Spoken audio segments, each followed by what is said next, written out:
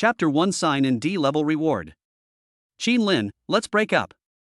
At the Binhai University rookie station, a busy figure suddenly stopped and stared at the cold mobile phone screen with empty eyes. A piercing pain swept over from the depths of his heart, stinging Qin Lin's fragile nerves. My hands were shaking and I couldn't hold back my tears. 2 years and 6 months. That was Qin Lin's girlfriend Lu Yingying, who he had been dating for 2 years and 6 months. Just now, Qin Lin saw her get into an Audi. Qin Lin thought he was dazzled, but he didn't expect. Why? Qin Lin pressed the send button after editing the text, but what he received was an exclamation mark. You have been blacklisted by the other party. Ah. A slight cramp. At that moment, Qin Lin felt like his heart was broken, and he instantly fainted, as if he had lost the most important thing in his life. Lu Yingying didn't give Qin Lin any room to maneuver. This breakup was so decisive. For her, abandoning Qin Lin was like throwing away a piece of worthless garbage. However, Qin Lin gave almost everything for her. Am I really that despicable? Why do you treat me like this? Tears wet the screen of the mobile phone. Qin Lin was hiding in the corner, twitching alone. No one saw this scene. It calmed down for a while. When I opened her moments, the cached information did not disappear immediately, and I saw a paragraph displayed on it. This is the first time I've received such a good gift. I love you, Yuan Wenhao. The accompanying picture shows 99 roses and a designer bag in an Audi car. Yuan Wenhao. Qin Lin felt a little uncomfortable. Yes, in the 2 years they had been together, Qin Lin had never given her a very good gift, but every time, Qin Lin tried his best to give her the best. Qin Lin had no money, but he worked very hard to give her a mobile phone. He delivered express during the day and takeout at night.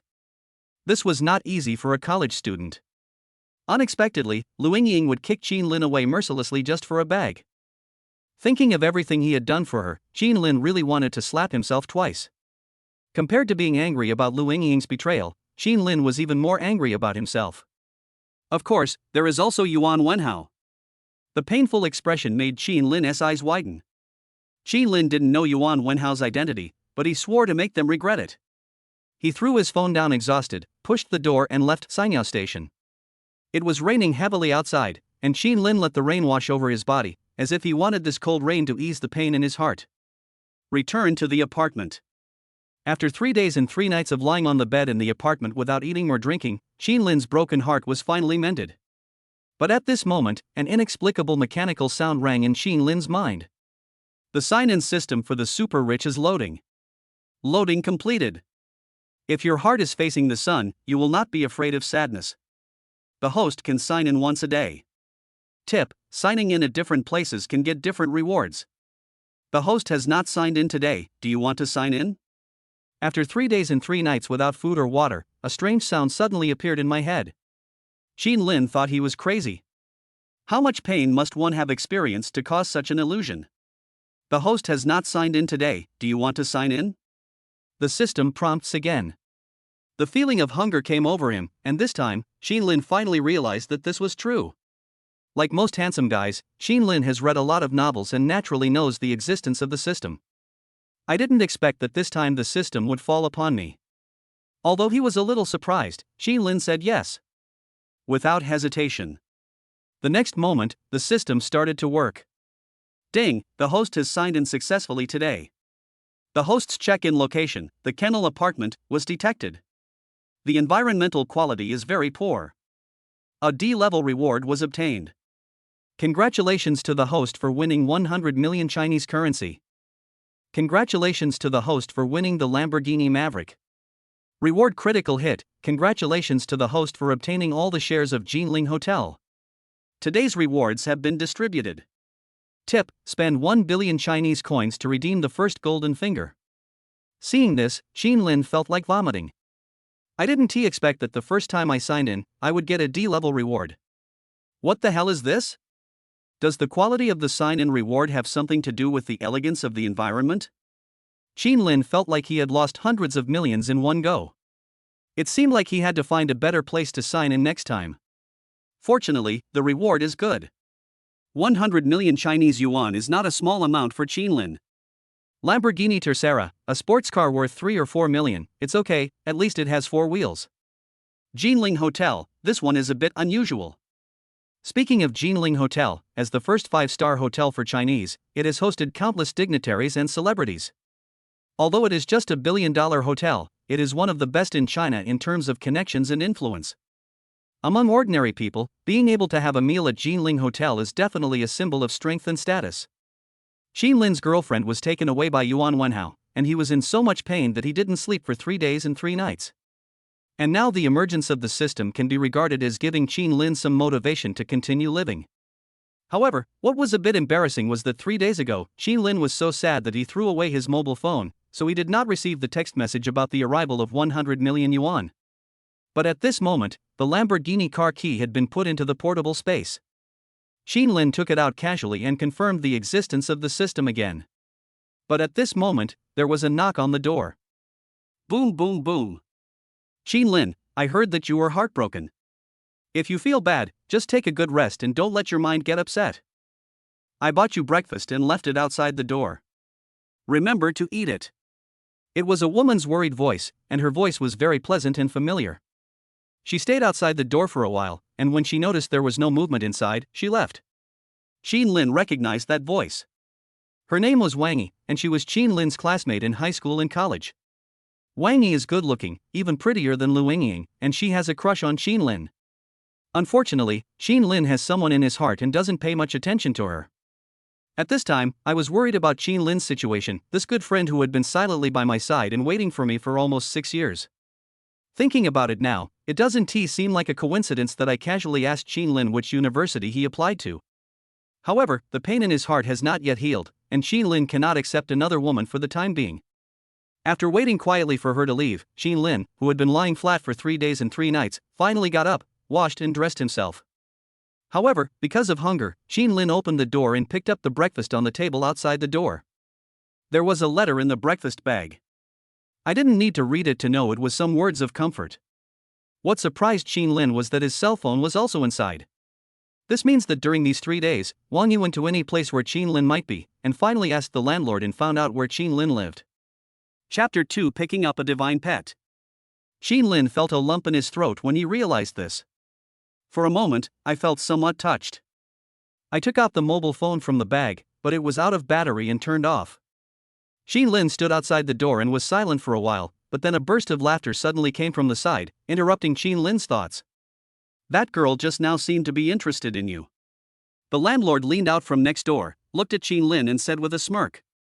The landlord also heard what Wang Yi said just now. Xin Lin was heartbroken and didn't leave his room for 3 days and 3 nights, all of which was seen by the landlord.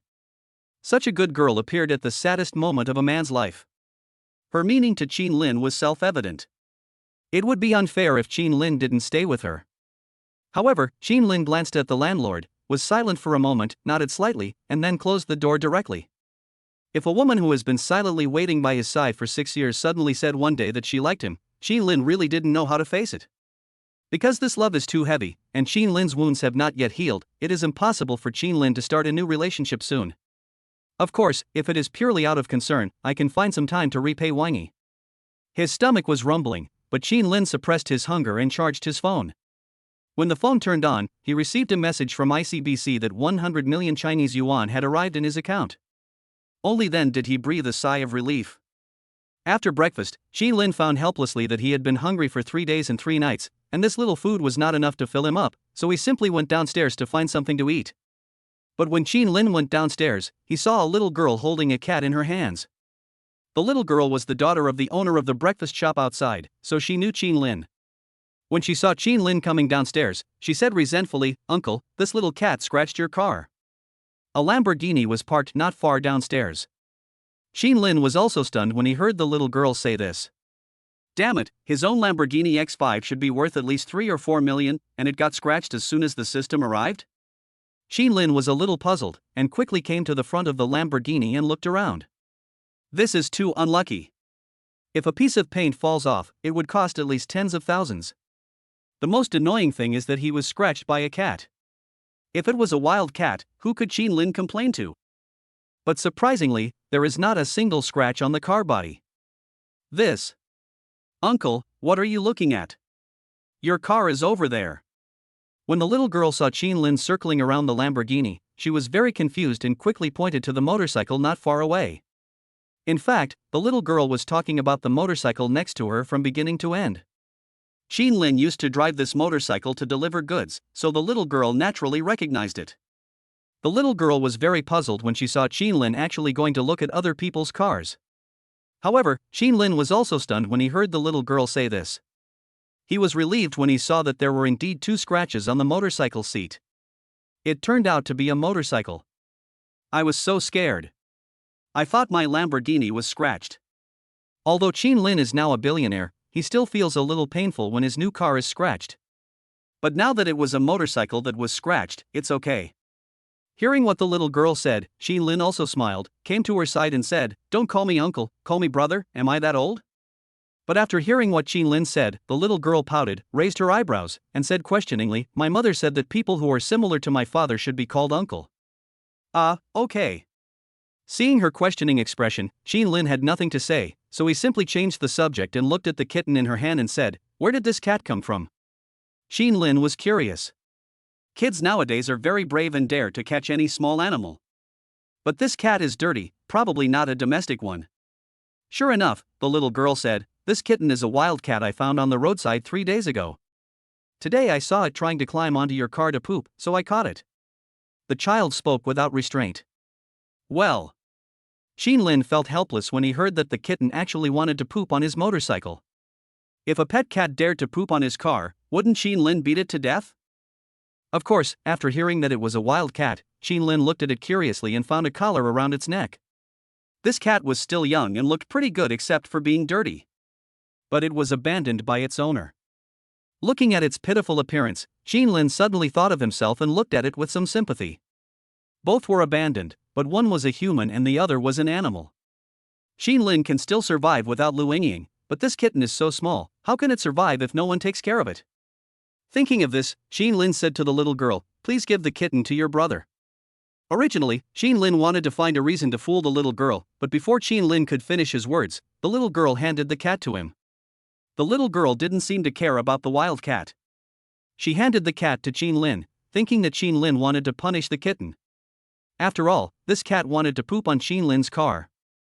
Qin Lin also accepted it with pleasure, took the kitten and packed it in a school bag. "I thought, since I was going to adopt it, I would find time to go to the pet hospital, give it a bath, and have someone identify what kind of cat it is." After sending the little girl away, Qin Lin finally had the leisure to look at his Lamborghini XXL. He took out his car keys, looked around to see if there was anyone around, beeped twice, and got into the car. Qin Lin had never experienced the feeling of riding in a sports car before. Although this car was only a Lamborghini Maverick worth 3 or 4 million, Qin Lin was still very excited at this moment. This man just got some money in his pocket, so it was normal that his temperament couldn't keep up. Fortunately, there was no one around, so Qin Lin just looked around the car. Then, Qin Lin drove to the roadside to buy breakfast and some cat food for the kitten, and then planned to drive the Lamborghini directly into the school. Qin Lin stopped pretending and stepped on the accelerator, rushing into the school without the security guards being able to stop him. Once upon a time, Lu Yingying could abandon Qin Lin for a man driving an Audi, but now Qin Lin drove directly in a Lamborghini, making her regret it. No matter what Yuan Wenhao's identity is, now, he is definitely not more prestigious than Qin Lin. He took out his cell phone out of habit to check the time, and found that the wallpaper on his cell phone was still a cool photo of Lu Yingying. Qin Lin almost threw the phone out of the window. Qin Lin endured the pain and decisively changed Lu Yingying's wallpaper. Since we have broken up, there is nothing to be nostalgic about. After all, Qin Lin is the one who was hurt. Playing music to relax himself, Qin Lin drove directly to the girls' dormitory. Chapter 3, One Step on the Accelerator. Perhaps because it was the weekend, there were still quite a lot of people downstairs in the dormitory. Many men and women snuggled together, forming a beautiful landscape. Seeing this, Qin Lin felt a little distressed, as if he remembered the scenes when he was with Lu Yingying. But now, Qin Lin has no women around him except for the sports car. Of course, when Qin Lin drove the Lamborghini to the bottom of the girls' dormitory, the impact was no joke. Many men and women looked at him in surprise, and some even surrounded him. Qin Lin ignored all this, sat in the car, took a deep breath, took out his cell phone, and wanted to give Lu Yingying a heavy blow. Qin Lin dialed the phone and remembered the familiar number by heart. But then, a voice came from the other end of the phone. Beep, sorry, the number you dialed is invalid, Sarué. Qin Lin had dialed the number countless times during this day and night, but this time, Qin Lin could no longer get through. Qin Lin knew that his phone had been blocked by Lu Yingying again. This heartless woman, if she changed her man, she wouldn't want to have anything to do with Qin Lin at all. In Lu Yingying's opinion, this relationship is worthless? For a moment, Qin Lin felt that his 2 years of youth were really wasted. Qin Lin deleted the call uncomfortably. Since she had deleted him, there was no point in keeping her number in his phone. But at this time, several girls came to the Lamborghini. They are from the art academy, and their figures and looks are much better than Lu Yingying's. One of them tapped lightly on the car window with her fingers and bent down slightly to let Qin Lin see her most perfect side. Qin Lin was stunned for a moment, because he recognized this person. She was Jiang Wenyue, one of the campus beauties of Binhai University, who had appeared in many cultural performances.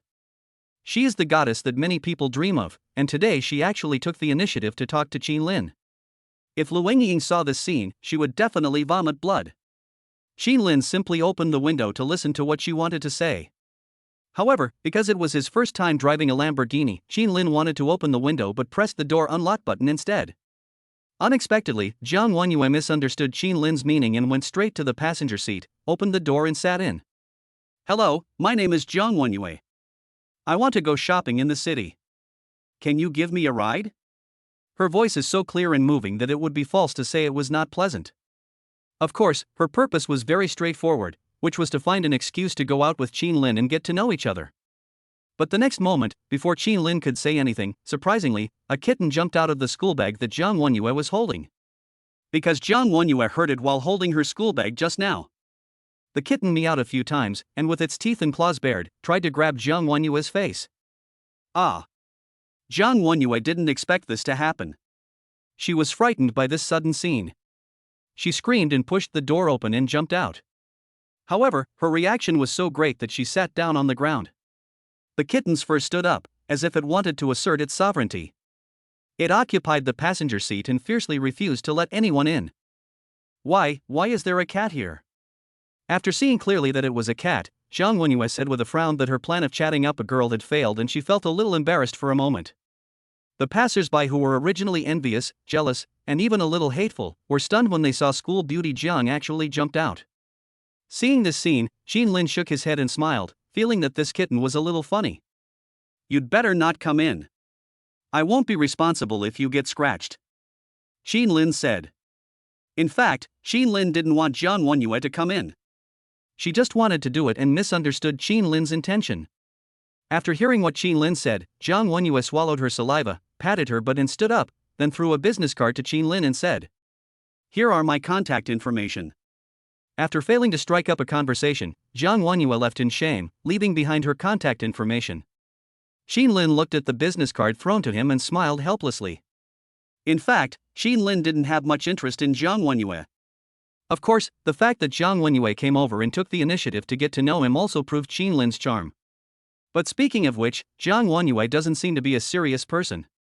She may have done many things like flirting with rich second generations. Qin Lin threw her business card aside without taking it seriously.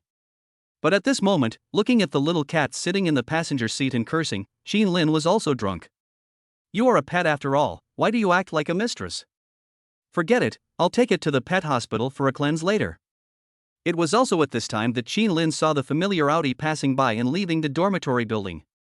For a moment, Qin Lin remembered Yuan Wenhao's name. Qin Lin originally wanted to chase after it, but at this time there were a lot of people surrounding the Lamborghini, and the Audi disappeared in a flash, so Qin Lin had to give up. Unfortunately, another opportunity was missed. I think it's morning now, Yuan Wenhao should be here to pick up Lu Yingying for a date, right? Damn it. Qin Lin felt a little uncomfortable. He tried to pretend to be cool but was abused instead.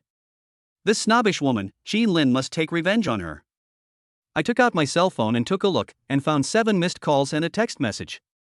2 of them were from Wang Yi, and 5 were actually from the manager of the Cainiao Express station. I have only been out of work for 3 days. Does this store manager really care about his employees that much? However, when Qin Lin saw the text message sent by the store manager, he was speechless. It said, Qin Lin. You bastard, don't you want to work anymore? If you don't come for 3 days, it will be your turn. Do you know that? If you don't come for one day, I will deduct 3 days' salary from you. The store manager was cursing, and Lin knew that if he called him back at this time, he would definitely be scolded by him. Lin naturally wouldn't ask for trouble. As for work, this is just a part-time job on campus.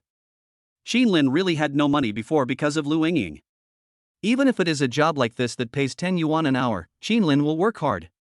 But now, Lin no longer devotes himself to Lu Yingying, so he naturally doesn't want to be a cheap laborer.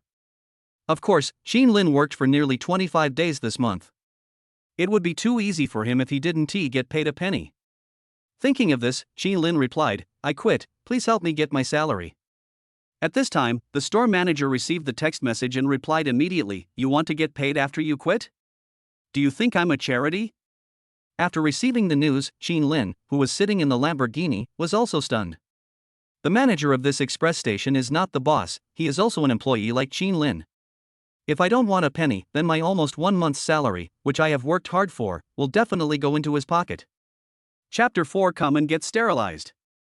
Thinking of this, Lin became a little annoyed, so he simply stepped on the accelerator and drove his Lamborghini to the Cainiao station. Since the store manager was deliberately making things difficult for Lin, he asked him for an explanation in person. On the other hand, the University Express station is very large. For a place that serves tens of thousands of people, Cainiao station will always arrange at least 4 people to be on duty at the same time. It was exactly 10 o'clock in the morning, and the store manager was sitting at the cash register slacking off. When he received the text message from Lin, he was so angry that he even ignored his girlfriend and directly replied to Lin, you don't want to work but still want a salary? Do you think I'm a charity? Lin hasn't come for the past 3 days, so the express station is 1 person short. He has been scolded by his boss many times, so naturally he took out his anger on Lin at this time. But what was surprising was that the next moment, the roar of a sports car was heard, accompanied by a commotion among the crowd outside, which immediately attracted the attention of the store manager. Fuck, it's a Lamborghini. That's so cool. The school is so small, but you have to drive a sports car just to pick up a package. That's awesome. Everyone was talking about it, and the store manager and others walked out of the express station to take a look. Amid the envious gazes of the crowd, Lin got out of the car in a simple and unpretentious manner. At that moment, several colleagues at the express station who knew Lin were stunned. This is Lin. Wow, we haven't seen each other for 3 days. What on earth happened? Several colleagues expressed their surprise and could not believe Lin's situation. The store manager at the side couldn't help but swallow his saliva when he heard his subordinate say this. But then, Lin walked directly to the store manager and said, I worked 25 days this month, an average of more than 9 hours a day as a part-time worker. Store manager, do you not want to pay me or what? Lin walked straight up to the store manager and said without any fanfare. The store manager was overweight and felt the pressure from Lin, and sweat began to appear on his forehead. Damn it, I haven't seen Lin for 3 days. Could it be that he went home to inherit the family property? In fact, the store manager didn't expect Lin to have such an identity. If he had known it earlier, he probably wouldn't have dared to say anything bad about Lin, right? Thinking of this, the store manager swallowed hard, showed a far-fetched smile, and said, well, I wasn't just saying that in anger, I just care about you and want to see you sooner. In fact, the store manager also heard about Lin's broken heart, but he didn't take it seriously at the time. But now that he was being suppressed by Lin, he naturally wanted to find a way out for himself. Since you're quitting, I'll pay you your monthly salary, not a cent less, okay? The store manager said with a somewhat euphemistic expression. After all, with Lin's current status, he can't afford to offend him. If Lin reported this to his boss, he would be in trouble. That's what you said. After hearing what he said, Lin didn't waste any words and got in the car and left. The movements were smooth and there was no delay at all. Lin is not an unreasonable person. Since the goal has been achieved, there is no point in staying any longer. He's just a clown. There's no need for Lin to waste time on him. Seeing Lin leave, the store manager also breathed a sigh of relief. Such a shocking scene just now really scared him. Fortunately, Lin did not pursue the matter, otherwise he would have been very upset. On the other side, Lin had already driven out of the school. Looking at the kitten sleeping beside him, Lin smiled and wanted to take it to the pet hospital while there was still time. Lin was driving. Just at this moment, an unfamiliar phone call came in. Looking at the call reminder on the car display, which showed the words Jinling Hotel, I answered the call casually. Hello? Is this Mr. Lin? I am Jin Jiong, the vice chairman of the Jinling headquarters. After answering the phone, Jin Jiong swallowed and said. When he heard that the company's boss had been replaced, he felt very nervous. Director Chin, we would like to meet you at Binhai Jinling Hotel at 12 noon today. Is that okay? It's mainly to discuss the handover of the company and have a meal together. In front of a big shot like Chin Lin, Jin Jiong didn't waste any words and spoke directly. Of course, the meeting and handover, in addition to being a formality, was also to get to know Chin Lin. When Chin Lin heard it, he realized that it was the vice chairman of Jinling Hotel who called personally. This was quite impressive. After all, in Jinling Hotel now, apart from the chairman Chin Lin, the highest position is the vice chairman. No problem, you guys can arrange it. Chin Lin replied casually. Following the navigation, I soon arrived at a pet hospital with a relatively good reputation. He stopped the car and walked in carrying the kitten. A nurse in pink clothes was sitting at the front desk of the hospital. She was looking at the computer screen with her squinting eyes and writing something in her hands. Come here for sterilization, fill out the form, and then line up over there. When she saw Chin Lin come in, she just glanced at him with a perfunctory attitude. Hearing this, Chin Lin was puzzled. What the hell, my cat is so small and you sterilized it. Have you ever considered the cat's feelings? Sorry, I just came over to give it a bath and take care of it. Chin Lin said directly. There is nothing wrong with the kitten now, except that it is a little dirty. Of course, whether or not the kitten has any disease is another matter, so Chin Lin's purpose today is to give the kitten a full body checkup. As for sterilization, there is no need for that. Hearing this, the nurse looked at Chin Lin again and said, You're new here, right? You still have to fill out a form and queue up to take a shower. Hearing her say this, Chin Lin was speechless. Only then did he realize that this nurse was probably just there to fill out forms for people. This hospital has a good reputation on Meituan, so why does the front desk have such an attitude? Chin Lin had no choice but to pick up a form, tick the boxes for pet bathing and physical examination, and then go to the side to queue up. There are many customers in the pet hospital today, but there are only 2 doctors. Chin Lin was a little puzzled. He should have gone to a big hospital earlier. But since you're here, just stay for a while. The doctor in the room was very fast. Several pets were fine when they went in, but became eunuchs when they came out. Chin Lin was quickly ranked among the top 5. Several more guests came later. At this time, a man with a crew cut, holding a pug in his arms, came to Chin Lin and took out 200 yuan. Go to the back. I'm in a hurry. Let's switch seats.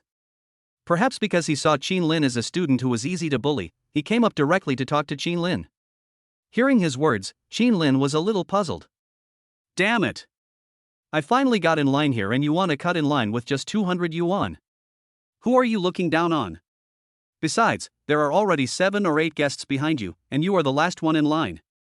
I have nothing better to do than to switch seats with you? Chin Lin just glanced at him, then shook his head and said, No, I'm in a hurry too. At this moment, the man frowned when he heard Chin Lin say this. Chapter 5, Strange Cat Body. Hey! You are shameless, aren't you? The man was a little annoyed. He didn't expect that the poor student in front of him would be so tough. I gave you 200 yuan because I think highly of you.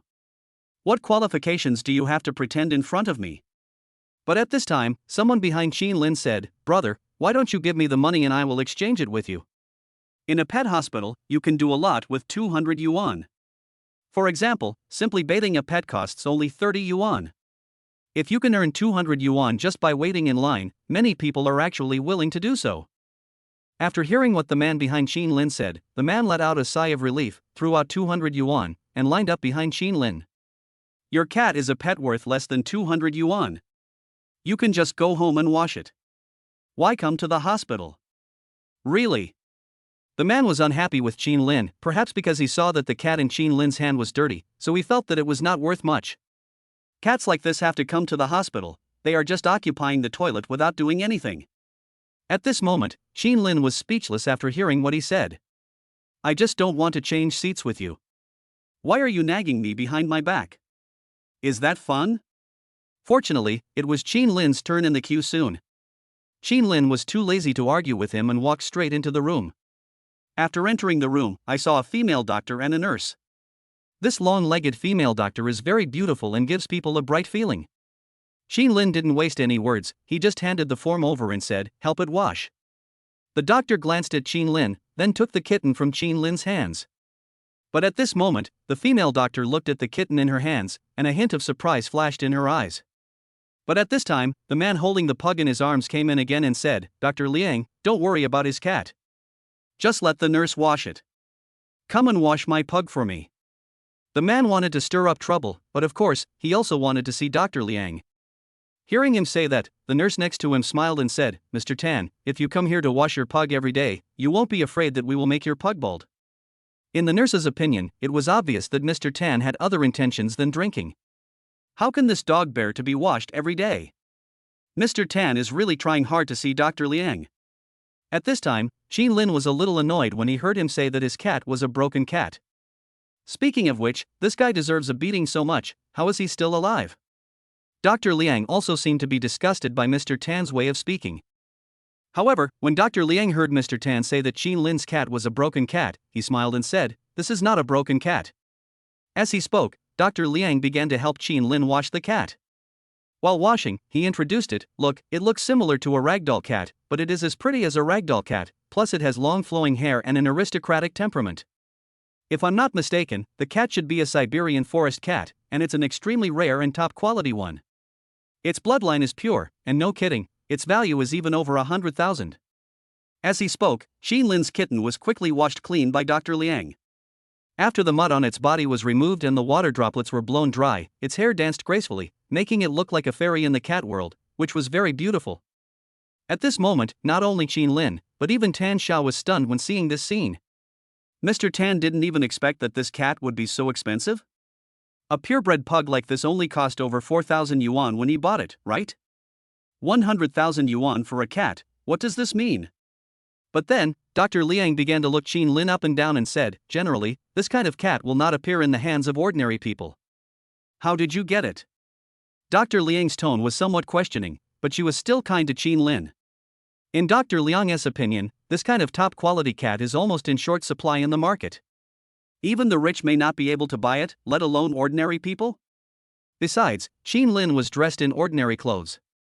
Although they were acceptable, he was just an ordinary student and had nothing to do with being a rich man.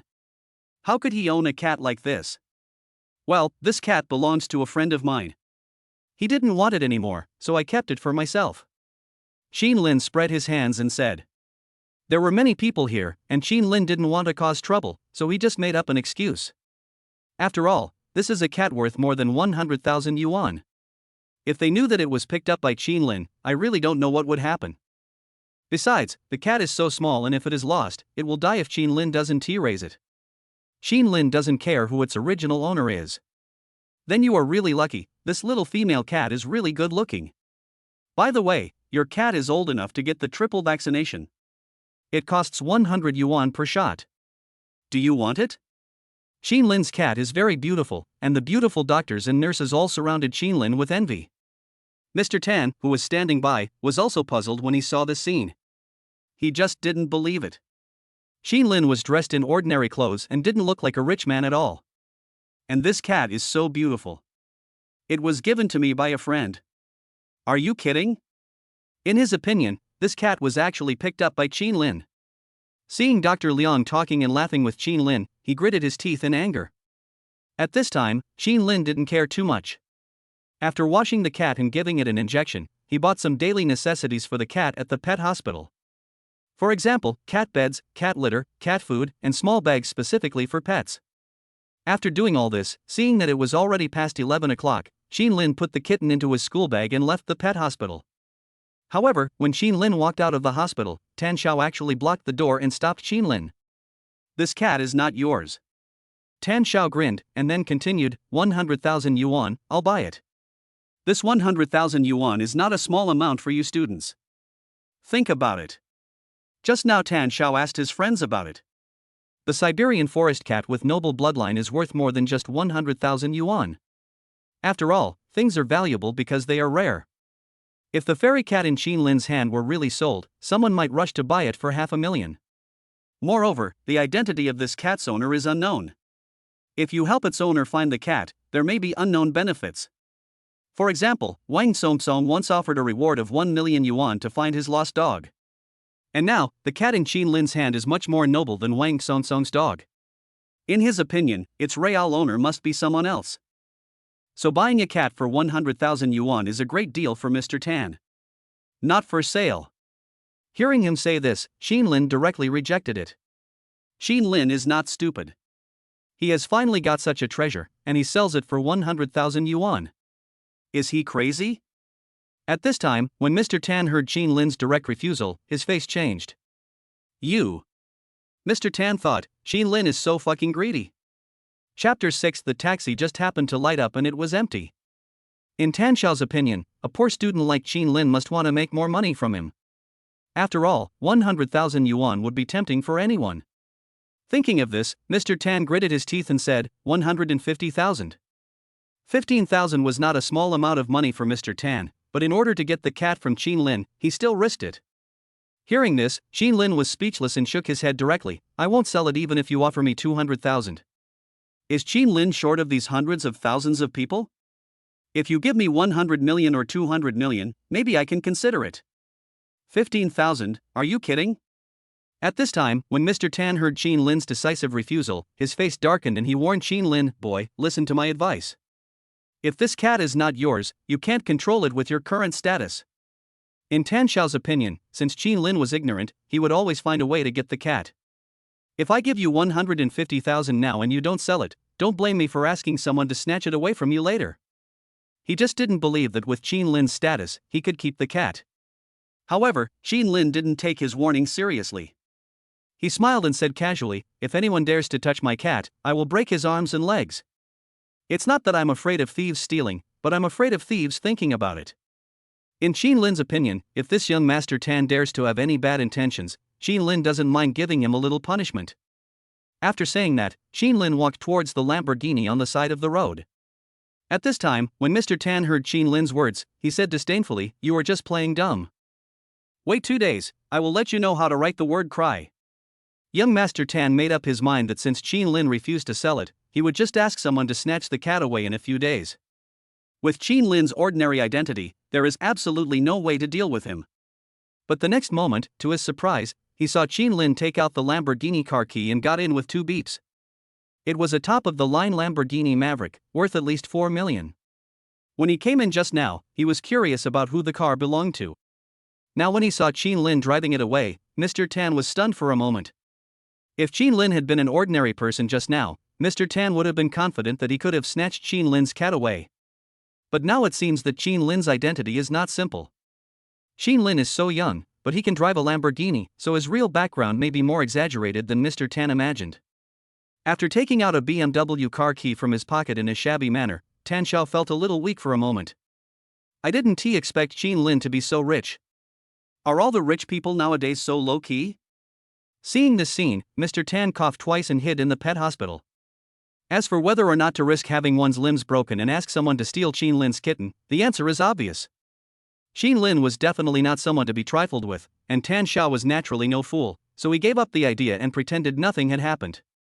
On the other side, Qin Lin got into the car and drove directly to the Binhai Jinling Hotel. Looking at the time, it was too late to go back to the apartment, so I just put the cat in the car and went to complete the simple handover of the company with Jin Jiyong. Although the Binhai Jinling Hotel is not the hotel's headquarters, it is also a 5-star hotel. The hotel was decorated very luxuriously. As soon as Qin Lin arrived, a parking attendant came to him politely, took the car keys, and helped Qin Lin park the car. The parking service of ordinary hotels is basically unavailable unless you have a car worth millions.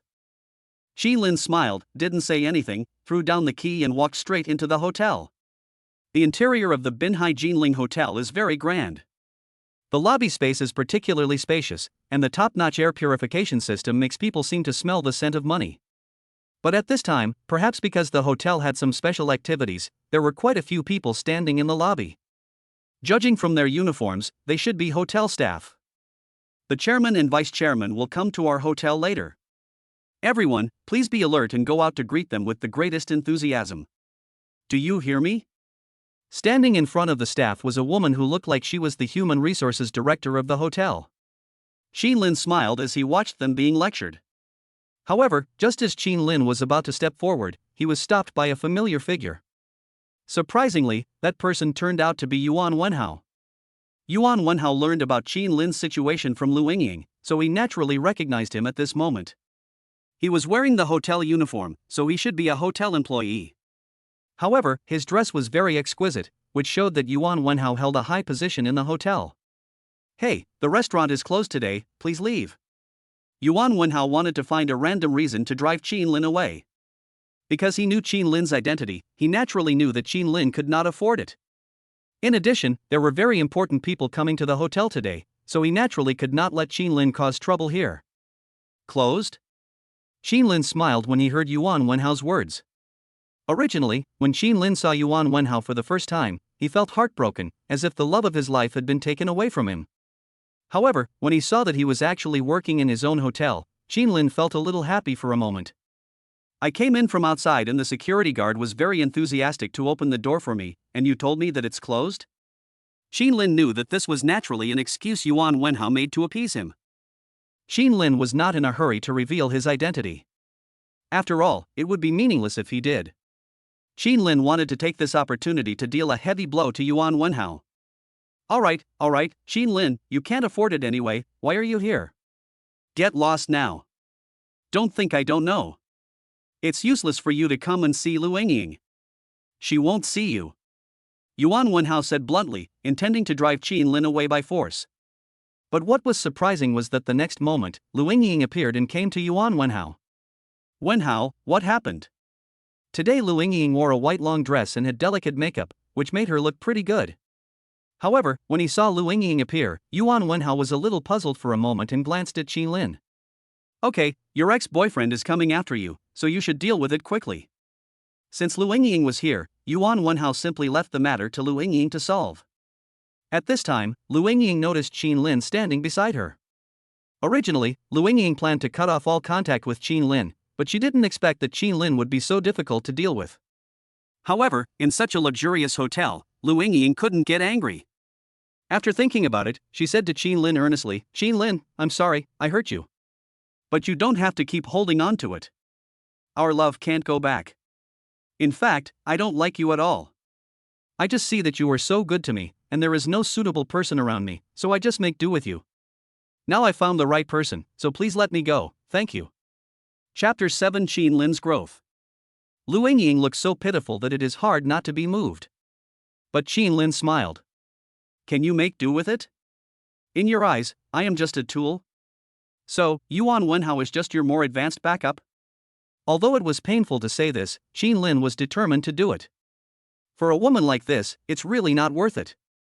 But now, Qin is no longer the same as before, and it doesn't matter anymore, because in the future, Qin will definitely live a better life than her. What the hell are you talking about? Keep your mouth shut. When Yuan Wenhao heard Qin actually call him a high-level spare tire, he was so angry that he cursed. If this wasn't an important occasion, he would even want to beat Qin up. When Lu Yingying saw Qin's nonchalant look and what he said, her expression changed. Because Qin was right, she did treat Yuan Wenhao as a tool, and she didn't expect Qin to say it so bluntly. Where's the security guard? Get him out. The two men had no way to deal with Qin, so they simply called two security guards and wanted to kick Qin out. But at this time, Qin smiled. Looking at the angry expressions on their faces, Qin felt that it was about time to reveal his identity. Thinking about it, Qin said directly, Wait, I am not here to look for you today, nor to find you, call your general manager out. Qin glanced at the two of them and said with a cold face. However, at this time, hearing that Qin actually wanted to call the general manager, Yuan Wenhao once again confirmed that Qin wanted to cause trouble. Fuck you, the general manager is my dad, do you know that? My father is in charge of this hotel. Get out of here right now, you hear me? Security. Get him away. Yuan Wenhao was speechless. He still wanted to call the general manager? It would be useless even if he called the chairman. For a moment, Qin was also stunned. Qin really didn't expect that Yuan Wenhao actually had such a background. In Binhai City, the general manager of a 5-star hotel earns at least 30,000 to 40,000 yuan a month. If you add in the year-end bonus and dividends, the annual income is quite high. No wonder Yuan Wenhao is so arrogant. It turns out he has a very capable father. But unfortunately, in front of Qin Lin, his father is nothing. Of course, Qin Lin was a little embarrassed knowing that the general manager of this hotel was Yuan Wenhao's father, because for a while, if Jin Ziyong didn't come, Qin Lin would have no chance to reveal his identity. However, what no one expected was that when Yuan Wenhao and others took Qin Lin away, the parking attendant outside the door actually ran in. The valet came in to return the car keys to Qin Lin, but when he saw Qin Lin being pushed away by someone, the valet was confused. This. Mr. Yuan, what's going on? The parking attendant asked in confusion. What are you doing here? Yuan Wenhao was a little puzzled when he saw the parking attendant blocking the road. I'm kicking out the troublemakers, can't you see? Yuan Wenhao was very angry when he saw the scene. A small parking attendant dared to come and block the road. Doesn't he want to continue his career? When the parking attendant heard Yuan Wenhao's words, he also smiled bitterly and said, "No, I'm here to return the car keys." This guest is a big boss, how could he come here to cause trouble? As the valet said this, he handed the Lamborghini key in his hand to Qin Lin. For a moment, not only Yuan Wenhao, but even Lu Yingying beside him was stunned, looking at the car keys in Qin Lin's hand in disbelief. Hey, I've already told you that I didn't come to the hotel to look for you, why don't you believe me? Taking back the car keys, Qin Lin smiled and said. The valet arrived just in time, arriving just when I was about to be kicked out. Qin Lin, how come you have a Lamborghini? When Lu Yingying saw this scene, she couldn't help but swallow her saliva. She even reached out and grabbed Qin Lin. She never expected that Qin Lin actually had a hidden identity. If she knew that Qin Lin was a hidden rich second generation, she would never break up with Qin Lin. For a moment, Lu Yingying felt a little regretful. After all, Lamborghini is several levels more expensive than Yuan Wenhao's Audi. If she were asked to choose, she would naturally choose Lamborghini without hesitation. Qin Lin saw this scene and smiled coldly. If I had known this would happen, why did I do it in the first place? You ruthlessly threw me away. There's no point in saying anything now. Qin Lin didn't explain and put the glittering Lamborghini car key into his pocket. No, Qin Lin, listen to my explanation. For a moment, Lu Yingying began to try hard to make up excuses to keep Qin Lin. However, Yuan Wenhao, who was standing by, was very annoyed when he saw Lu Yingying drooling at Qin Lin. Damn, I didn't expect Lu Yingying to be so snobbish. Damn Qin Lin. Of course, as a man, for the sake of his face, he couldn't watch his woman being taken away by Qin Lin.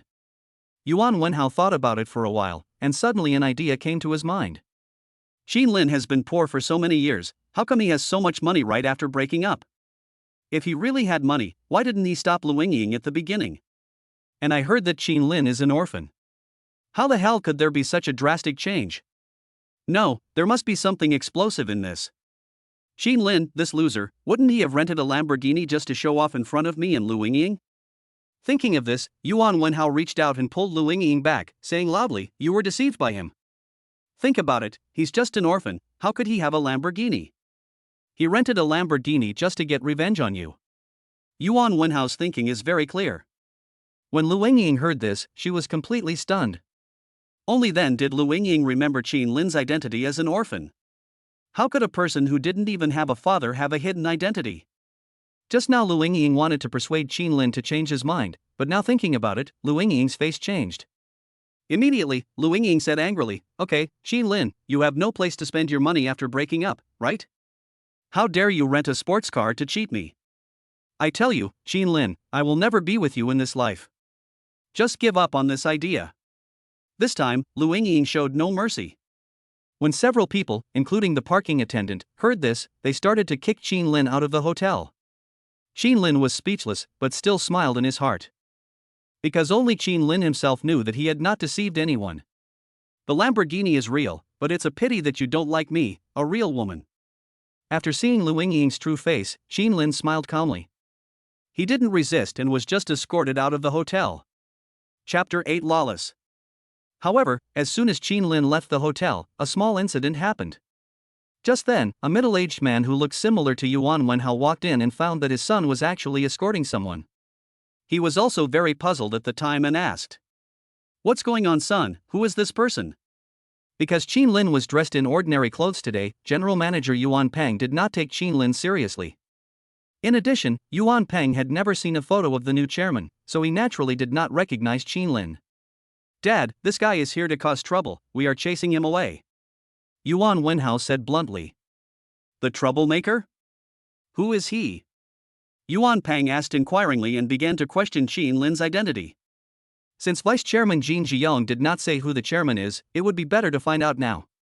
Seeing his father getting a little nervous, Yuan Wenhao waved his hands and said, "What kind of status does this kid have?" "It's my girlfriend's ex-boyfriend. He goes to the same school as me and came here to cause trouble. Besides, he is just an orphan, a poor loser. What kind of identity can he have?" Yuan Wenhao did not try to hide it and almost told Qin Lin about renting a sports car to his face. When Yuan Peng heard this, he frowned, but nodded directly and said, "Well, tell the security guard at the door to watch. There is something important today, don't let anyone in." As Yuan Peng spoke, he glanced at Qin Lin, implying that he wanted them to watch and not let Qin Lin in. "The chairman and vice chairman of the group will be here today." As the person in charge of the Binhai Jinling Hotel, he naturally cannot tolerate any mistakes. "Yes. General Manager." The security guards around him responded and secretly exerted force to grab Qin Lin. Qin Lin wanted to laugh when he saw this scene, but considering that the general manager was Yuan Wenhao's father, Qin Lin didn't say much. At this time, Yuan Wenhao seemed to have thought of something and said to Yuan Peng in person, "Dad, my salary as an administrative supervisor is too low, how about you promote me to a manager?" You know, love requires money everywhere nowadays. Yuan Wenhao was not afraid of being seen by Qin Lin.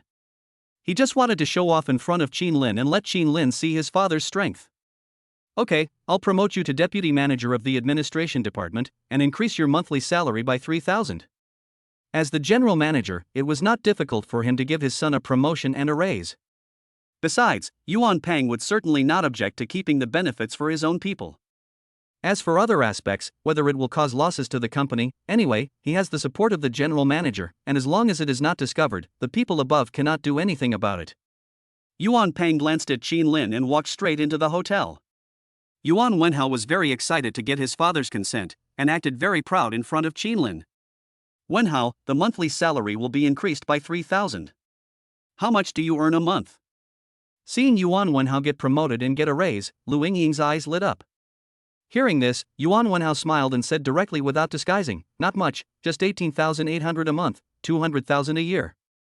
As he spoke, Yuan Wenhao glanced at Qin Lin intentionally. "You loser, even if you work hard, you will never reach my level in 10 or 20 years. So just give up on this idea. Yingying will only be happy if she follows me, okay?" Yuan Wenhao looked at Qin Lin with great pride. Indeed, for an ordinary college student, if he does not have any special skills, the monthly salary is likely to be 3 to 4,000 yuan. Unlike Yuan Wenhao, who can surpass others' years of hard work just by saying a few words to his father. Qin Lin heard their conversation and smiled without explaining. "Now the entire Jinling Hotel belongs to Qin Lin. You keep pretending in front of me and you can raise my salary as much as you want. You will be finished if I decide not to open the door. Go quickly. Jinling Hotel is not a place for people like you to come, you know that? The general manager has ordered that all of you keep an eye on him and don't let him in again, got it?" When they got outside the door, Yuan Wenhao didn't hesitate to drive Qin Lin out. The hotel gate is about 50 meters away from the downstairs of the hotel. Qin Lin didn't care about being kicked out. He just waited. "You even dared to kick out the company's chairman. I want to see how you will end up." About 5 minutes later, a Rolls-Royce drove in, and sitting in it was the vice chairman of Jinling Hotel, Jin Jiang.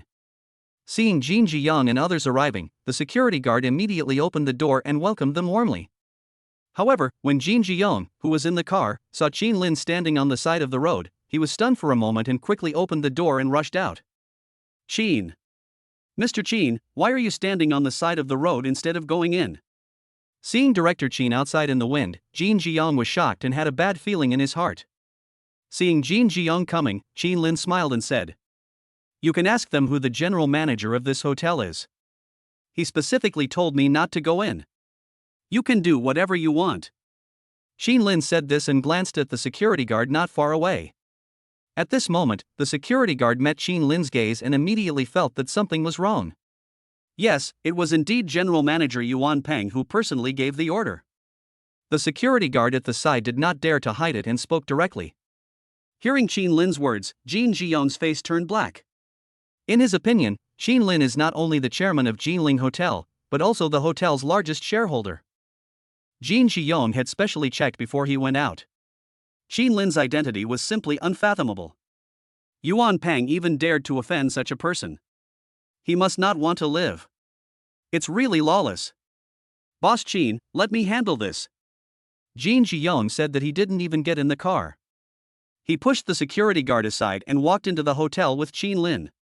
In the hotel lobby, upon receiving the news of the chairman's arrival, people inside immediately lined up and held a welcoming ceremony. Experienced Jinling with great care and passion. Welcome Chairman to the hotel. They shouted slogans, and then warm applause broke out, demonstrating the employees' passionate state. The welcome ceremony was perfect and Yuan Peng, standing in the front row, was very satisfied. However, when he noticed Qin Lin next to the group's vice president Jin Jiyong, he was stunned for a moment and pulled his son Yuan Wenhao over. What's wrong with that kid? Didn't I tell you to chase him away? How did he sneak in? Yuan Peng said, a little annoyed. You can't even do such a small thing, you are such a waste. At this time, Yuan Wenhao was also very puzzled when he saw Qin Lin staying next to Vice President Jin Jiyong. Damn it, that guy must have taken the opportunity to wait for the chairman to come over and say bad things about us. Yuan Wenhao analyzed and thought that Qin Lin must be very angry, so he was waiting at the door, and he happened to meet the chairman. Damn it, if I had known I should have beaten him up and thrown him out. Yuan Wenhao became angrier and angrier as he thought about it, wondering how he would go about causing trouble for Qin Lin after the event was over. Chapter 9 opened for me. The two of them stared at Qin Lin standing beside Jin Jiyong, but Qin Lin smiled at them and even at Lu Yingying who was sitting next to them. At this moment, Lu Yingying was actually a little confused. The welcoming ceremony was over, but Jin Jiyong's expression was very stiff, even a little angry. Mr. Jin, are you satisfied with this welcome ceremony? Who is the chairman? Yuan Peng, despite the embarrassment, came to Jin Jiyong and asked in a low voice. In fact, at that moment, he was very afraid that Qin Lin would say something bad to Jin Jiyong, like saying he was giving his son a backdoor. So when he walked over, he used his eyes to warn Qin Lin. What he didn't expect was that when he took the initiative to come over, he bumped into Jin Jiyong's gun. Jin Jiyong slapped Yuan Peng on the spot and said angrily, "How dare you mention the chairman to me? The chairman is the one in front of you, Chairman Qin Lin Qin. Why didn't you let Mr. Qin in when he came over just now? Do you know that Mr. Qin is the real boss of our Jinling Hotel?" Jin Jiyong cursed Yuan Peng in front of all the employees. At that time, both Yuan Wenhao and Lu Yingying who was standing beside him were stunned. Qin Lin is actually their chairman? How is this possible? They couldn't believe it. At this moment, Yuan Peng's heart skipped a beat when he heard Jin Jiyong's words. Qin Lin is actually their chairman. So, didn't Qin Lin see everything when his son Yuan Wenhao just asked Qin Lin for a promotion and salary increase? Discussing how to use the company as an ATM in front of your boss. Thinking of this, Yuan Peng's face darkened and he couldn't help but take 2 steps back. Mr. Jin. Mr. Jin, I have no idea about this. Yuan Peng wanted to explain. In fact, he really didn't know Qin Lin's identity. If he knew Qin Lin's identity, he would never allow his son to drive Qin Lin out. But Jin Jiyong didn't give him the chance at all and said directly, "It's too late to say anything now. We have such a big hotel, and you actually personally gave instructions to turn your own boss away? I think you don't need to be the general manager anymore. For a small general manager who offended the boss, being fired is the lightest punishment." At this time, Yuan Wenhao heard that his father was going to be suspended. He was a little anxious and hurriedly stepped forward and said, "No, it's all my fault. I was the one who kicked Mr. Qin out. Mr. Jin, this matter really has nothing to do with my dad." In Yuan Wenhao's opinion, if his father was suspended from work, his entire family income would be affected. So this time Yuan Wenhao also wanted to come forward to block the knife for his father. However, Qin Lin on the side smiled. "What a joke. This company belongs to me. You and your son have done so many things that have harmed the interests of the company. Do you think I will keep you here? I can ignore you stealing my girlfriend, but I can't tolerate you treating my company as your own ATM. Suspend them from their posts and investigate them. The relevant people and their connections should be fired if necessary. Qin Lin said decisively without any hesitation. Yes, Mr. Qin. After hearing Qin Lin's instructions, Jin Jiyong immediately took action. He called people from the headquarters and went deep into Binhai Finance to investigate Yuan Peng. Upon hearing Qin Lin's decision, Yuan Peng on the opposite side collapsed to the ground. He didn't even expect that all these years of hard work would be wasted today. Qin Lin, don't do it. Mr. Qin. I can return Lu Yingying to you, but please don't fire my dad, okay? This time, Yuan Wenhao collapsed. His father did embezzle a lot of money when he was the general manager of the company. If the case is really investigated, he might have to go to jail. Just now Yuan Wenhao was showing off his annual salary of 200,000 to Qin Lin, but now he even wanted to kneel down to Qin Lin. Seeing this, Qin Lin gave him a meaningful look, then waved his hand and said, "Where are the security guards? Take them away and throw them out. Qin Lin will return double what Yuan Wenhao had done to Qin Lin just now." Qin Lin had no need to sympathize with these people, and no matter how they struggled, Qin Lin would not care. After it was over, Jin Jiyong began to motivate the employees, and then led everyone to the banquet hall to start dining. But at this moment, Lu Yingying, who was watching this scene from the side, rushed over and hugged Qin Lin from behind. Her soft body awakened Qin Lin's memories of many years. How many times have they hugged each other like this? Qin Lin, I know I was wrong. Please don't abandon me, okay? I will be obedient in the future. You will be the only one in my heart from now on, okay? Lu Yingying is actually quite good looking, especially her charming appearance, which is a great plus. Hearing her whispering in his ear, Qin Lin's heart was actually somewhat touched at that time. Qin Lin was indeed reluctant to let her go, but thinking about how she had ruthlessly abandoned him, Qin Lin smiled and pushed her hands apart. What did you say 10 minutes ago? Have you forgotten? You said you could never be with me, forever, but in your world, it's only 10 minutes? Stop joking around. 3 days ago, you left me alone in the rain, suffering pain. You've already lost me. This woman is not worth it. Qin Lin even feels that Zhang Wenyue is better than her. At least Zhang Wenyue cannot compare to Lu Yingying in terms of figure or appearance. Seeing Lu Yingying regretting, Qin Lin sneered, ignored her, and directly asked the security guard to take her away. The banquet hall is very large and the soft carpet underfoot is very comfortable. After having a meal with Jin Jiyong and completing the handover, and then observing together in the hotel for a while, Qin Lin went straight home. The 5-star hotel has nice decoration and layout, but Qin Lin can't get used to it. And there was a kitten in the car, so Qin Lin returned to the doghouse apartment. Although the apartment environment is a bit bad, it is where Qin Lin has lived for many years after all.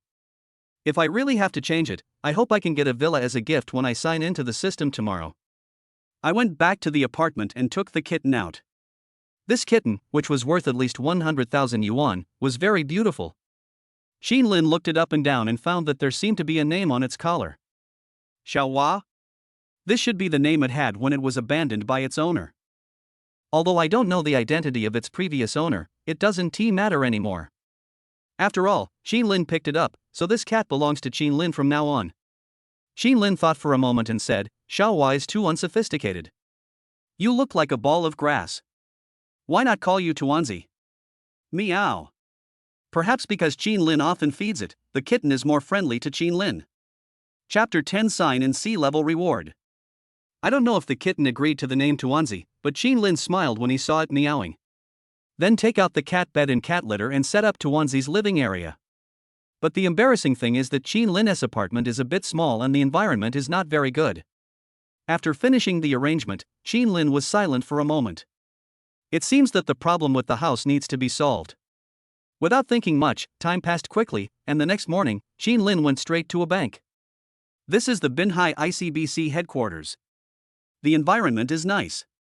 Qin Lin walked in, thinking that if he signed in here, the reward he would get should be good, right? Hello, sir. What can I do for you? Perhaps because there were not many people in the morning, as soon as Qin Lin entered the bank, the staff inside came over to greet him warmly. However, Qin Lin came here to sign in, and looking at the enthusiastic lady, he felt a little at a loss. It seems that it is not appropriate to say that I am here for a stroll, as it makes people feel like I am here to rob a bank. Well, can you help me check the balance? Because he didn't know what to do, Qin Lin simply handed the bank card to the staff. At this time, the staff member felt a little embarrassed when she heard that this person came here early in the morning just to check the balance. Of course, such trivial matters still fall within the scope of a bank's work. Okay, please wait a moment. The lady took Qin Lin's bank card and arranged for another staff member to bring Qin Lin a glass of lemonade. Qin Lin was not polite either. He sat on the sofa in the bank and said silently in his heart, "Sign in."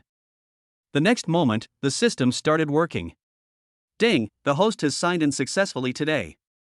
The host's check-in location, ICBC building, is detected. The environment is elegant and a C-level reward is obtained. Rewards are being distributed. Congratulations to the host for winning 500 million Chinese currency. Congratulations to the host for winning a set of Marina Arc de Triomphe Sky Villa worth 280 million. Congratulations to the host for winning 300 million Chinese currency. Seeing this scene, Qin Lin felt a little excited. Finally, it's not a D-level reward. Although there is no critical hit, the basic reward is not at the same level as the first time. Sure enough, you can only sign good things in elegant places. But then again, banks are a place with a lot of money, with 800 million at your fingertips. It's really a good place. As for the 280 million Arc de Triomphe Sky Villa, even Qin Lin did not expect that there would be such a villa in Binhai City that is more expensive than Thomson First Class. Qin Lin was a little bit unbelieving and thought, why not just take Tuanzi and move there after class today? At this time, the girl who was helping Qin Lin check his balance was also stunned when she saw Qin Lin's balance. In fact, at the beginning, Qin Lin gave her just a very ordinary debit card. However, when she inserted it into the machine, it actually showed 900,03620, a total of 900 million yuan in assets. She was stunned at the time. How come this guy has so much money? Qin Lin drank a sip of lemonade, smiled faintly, and asked, "How is it? How much is in the card?" The staff around him didn't take it seriously at the time, but the girl who helped Qin Lin check his balance came to Qin Lin nervously, swallowed her saliva and said, "Your balance is 903,620. Hearing this, the passers-by around were stunned and looked at Qin Lin in disbelief. Is this the life of the rich? To check your balance, you have to go to the bank in person? Hearing her words, Qin Lin was very satisfied and took back his bank card. But at this time, the girl said, "Well, sir, I see that you are using our ICBC's most common debit card. I can help you upgrade it to a special membership card. Do you need it? And you already have the qualifications to apply for ICBC Black Card, which means you can enjoy the bank's VIP treatment. Do you want to apply for it?" The girl said excitedly. Okay, you can do whatever you want. Qin Lin didn't care after hearing her words. Sometimes a bank card is also a symbol of status. In fact, Qin Lin is quite looking forward to seeing what the so-called black card looks like. Soon, the bank staff called the bank manager and processed 2 cards for Qin Lin. One is an upgraded savings card with a transfer limit of 100 million yuan each time.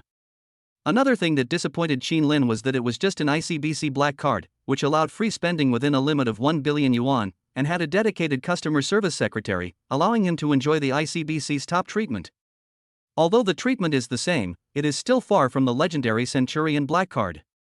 Of course, Qin Lin has such strength, so it is not bad that he can get an ordinary black card. Be content with what you have. According to Qin Lin's current check-in speed, it is only a matter of time before he obtains the global Centurion Black Card. After leaving the bank, Qin Lin drove his Lamborghini back to school. Although today is Sunday, I still have a class in the morning. Qin Lin also took the opportunity to meet Wang Yi. This girl is so nice to him, Qin Lin naturally wants to thank her in person. However, while on the way, Qin Lin suddenly remembered the system's prompt. By spending 1 billion, he could get the first golden finger? Qin Lin's balance has now reached 900 million, with only 100 million left. Thinking of this, Qin Lin did not hesitate and directly called Jin Jiong to ask him to transfer 300 million yuan from the company. 300 million is just a small problem for the Jinling Hotel, which is worth tens of billions. After the money arrived, Qin Lin asked directly, "System, help me open the first golden finger." Because he was not sure whether the consumption mentioned by the system required Qin Lin to spend 1 billion yuan or to deduct it directly from the balance, Qin Lin also tried to say it. The next moment, the system started to work. Ding, successfully consumed 1 billion, congratulations to the host for obtaining the first golden finger. Open the character attribute system. Character, Qin Lin. Gender, male. Strength, 7. Constitution, 6. Speed, 8. Wisdom, 5. Charisma, 8. Tip: the maximum attribute value for a normal person is 10 points. Guide to the use of the character attribute system. For every 100 million Chinese coins consumed by the host, 1 free allocation point can be obtained. The host consumes 10 billion Chinese coins to open the second golden finger. Please continue to work hard. After the system finished speaking, Qin Lin received a text message about 1 billion deductions on his phone. Depend on. Seeing this scene, Qin Lin cursed inwardly, what a deceptive system. According to it, Qin Lin has to pay money to the system, 100 million to get 1 attribute point. This means that Qin Lin has to spend money like crazy to become stronger. Damn it, you might as well give me a gene optimization liquid. Of course, since it has already been opened, Qin Lin can't do anything about it. Seeing that there was still 200 million in the card, Qin Lin tried to spend 100 million to increase his charm from 8 to 9. Chapter 11 Charm Enhancement. The peak of mortal charm is 10 points, which is an existence that is unique among billions. Because ordinary people have more or less flaws, which cannot be covered up even with the most sophisticated makeup techniques. So even for the top stars, their charm and appearance are only around 9 at most. At this time, Qin Lin directly increased his charm to 9, and the effect was self-evident. While driving, Qin Lin felt a little itchy on his face. When he scratched it, he rubbed out a bit of mud. Qin Lin stopped the car immediately, took out a bottle of mineral water, rinsed his face, took out a mirror and took a look, and found that he was indeed a little more handsome. The current situation is that Qin Lin's charm and appearance are totally incompatible with this cheap set of clothes. If he could change into better clothes, Qin Lin would be more charming. Yes, this attribute system is indeed a good thing, but it is a bit expensive. Without saying much, Qin Lin drove the car into the school, found a parking space and parked, went to the classroom, and called Wang Yi out directly. Since Wang Yi was Qin Lin's high school classmate and they were now in the same class in college, Qin Lin was not shy and called her out directly. Well, thank you for bringing me breakfast. How do you know that I like to eat at that 6:30 breakfast shop? While expressing his gratitude, Qin Lin started to talk to her. In fact, there are many breakfast shops outside, but Qin Lin only likes to eat at the 6:31, not for any other reason, but because it is really cheap and Qin Lin can't afford the others. But then again, the breakfast shop is in a bad location, and if Wang Yi came here, there is no way he would pass by there.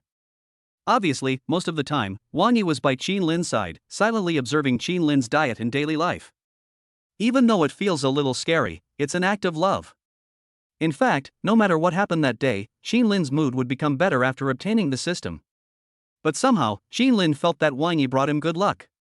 Why didn't the system activate for 3 days after the breakup, but activated when Wang Yi came? Of course, it could just be a coincidence. But at this moment, Wang Yi, hearing Qin Lin's words, seemed to blush a little, and said, "You're welcome. I was passing by, and bought something." Wang Yi smiled. In fact, she knew that it was impossible for her to pass by that breakfast shop on the way to the apartment, but she didn't have any other excuse, so she just said it directly to Qin Lin.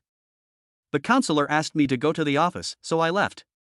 Wang Yi is a person who expresses love with her actions, but in her heart she chooses to escape. Perhaps because Qin Lin had just broken up, she was afraid that Qin Lin would regard her as a substitute for Lu Yingying, so she wanted to get close to Qin Lin while also wanting to keep her distance, which was very contradictory. Wang Yi didn't say much, and turned around to avoid embarrassment. Why? But at this time, Qin Lin grabbed her wrist directly. This was the first time Qin Lin had come into contact with her. Her wrist felt very soft.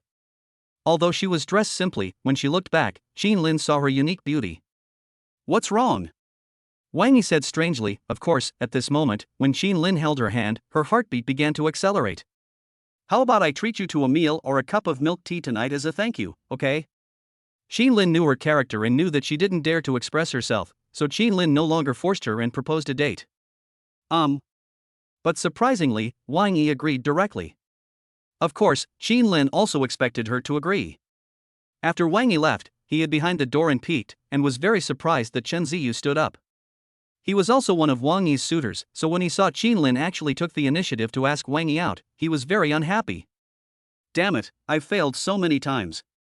What the hell do you want to do? Qin Lin, let me tell you, I have been pursuing Wang Yi since my freshman year. I advise you not to cause trouble, otherwise I will never let you go. Look at your status, are you worthy of Wang Yi? She is our class beauty and student council member. Don't be so greedy as to try to eat swan meat. Although my family is not very rich, we still have several million, which can at least give Wang Yi the happiness she wants. Xin Lin, listen to me. Hey! Xin Lin. Seeing Chen Ziyu smacking his lips non-stop, Xin Lin was speechless. He pushed him away, went into the classroom and found a seat to sit down. Chen Ziyu's family owns a company worth several million, and he is considered a wealthy man in Binhai. However, he is a chatterbox and loves to show off, so Xin Lin doesn't like him. Seeing that Xin Lin ignored him, Chen Ziyu gritted his teeth. Damn it, you are just an orphan, how can you compete with me? During this class, two cold gazes were always shining on Xin Lin, but Xin Lin didn't mind. He just listened to the class silently and ignored Chen Ziyu's resentful eyes.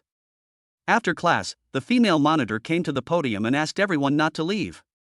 She said, "The counselor just said that we should organize a class activity. Where do you want to go? Please express your opinions." Student counselor, what do you think? The monitor asked Wang Yi to start first to give everyone a reference. When Wang Yi heard this, he glanced at Xin Lin and said, "Why don't we go to the park for a picnic and barbecue?"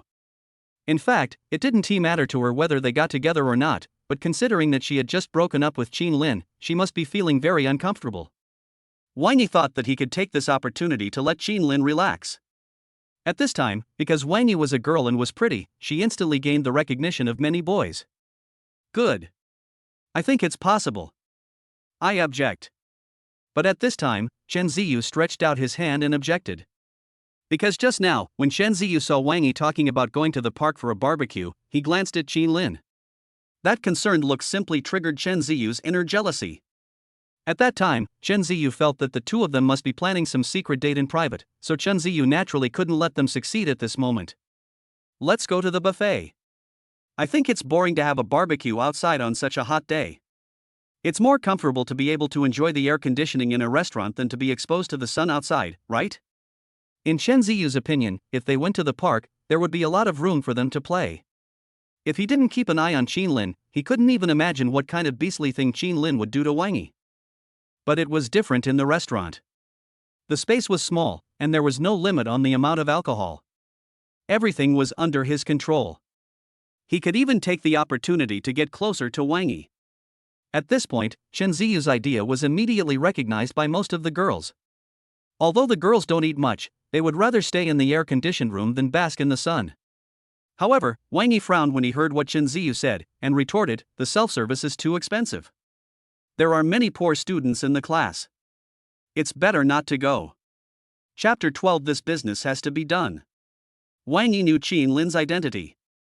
Although Xin Lin earned a lot of money working at school, Wang Yi still cared about Xin Lin. Besides, what she said was right. Compared with outdoor barbecues, the consumption level in Binhai City was such that even the most ordinary buffet would cost 70 or 80 people. For the students in the class who receive poverty subsidies, it is simply a luxury. As soon as Wang Yi said this, she won the approval of most boys. These rough guys are not picky, as long as the girls like them. Besides, you can save a lot of money if you go to the park for a picnic. However, when Chen Ziyu heard this, he smiled and said, "Ha, are you worried that Xin Lin and his gang can't afford it? Don't worry, I, Chen Ziyu, will be the host today, and I will pay for the expenses of those poor students. A buffet meal costs only 70 or 80 yuan. Including Xin Lin, there are only 4 poor students in the class. 200 or 300 yuan is just a small amount for Chen Ziyu." In Chen Ziyu's opinion, isn't Wang Yi just after Xin Lin? In order to prevent their plan from succeeding, he didn't mind shedding a little blood. At this time, when they heard that Chen Ziyu was treating them to a meal, everyone started to flatter him. "Mr. Chen is so powerful." "That's right. There are so many mosquitoes this season. Why would you want to be bitten by mosquitoes outside when you can enjoy the air conditioning and drink Coke in a restaurant?" Student council, what are you still worried about? Young Master Chen has already said that he will pay for the poor students. Everyone was talking about it. Chen Ziyu, please say less. When the female squad leader saw Chen Ziyu calling Xin Lin's name directly, she also came out to dissuade him. After all, it is not a good behavior to name Xin Lin and say that he is a poor student and put a negative label on him. Chen Ziyu ignored the monitor and confronted Wang Yi. At this time, Wang Yi felt a little embarrassed after hearing what everyone said. After all, she suggested going to the park so that Qin Lin could relax. But if there are too many people who oppose it, there is nothing she can do. But at this time, Qin Lin smiled and said, "Since everyone wants to eat buffet, shouldn't we choose a better place?" "Yes. We have to choose a good place." After hearing Qin Lin's proposal, many people who supported self-help agreed. "How about Jinling Hotel? I think the buffet there is good." Hearing their words, Qin Lin smiled and said, "Although everyone is in the same class, most people are not very friendly to Qin Lin.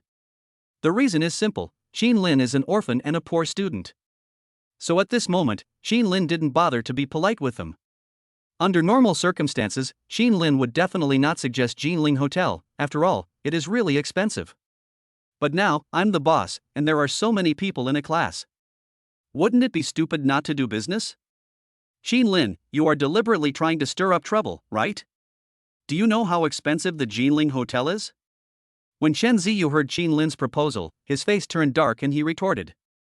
"In Chen Ziyu's opinion, I want to treat you with good intentions, but you actually want to go to a restaurant that costs only 200 yuan per person?"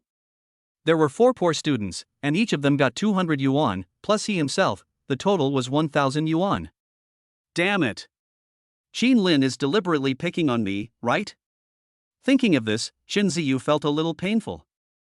Although he could afford the meal given his family's financial situation, he didn't want to be ripped off by Qin Lin for no reason.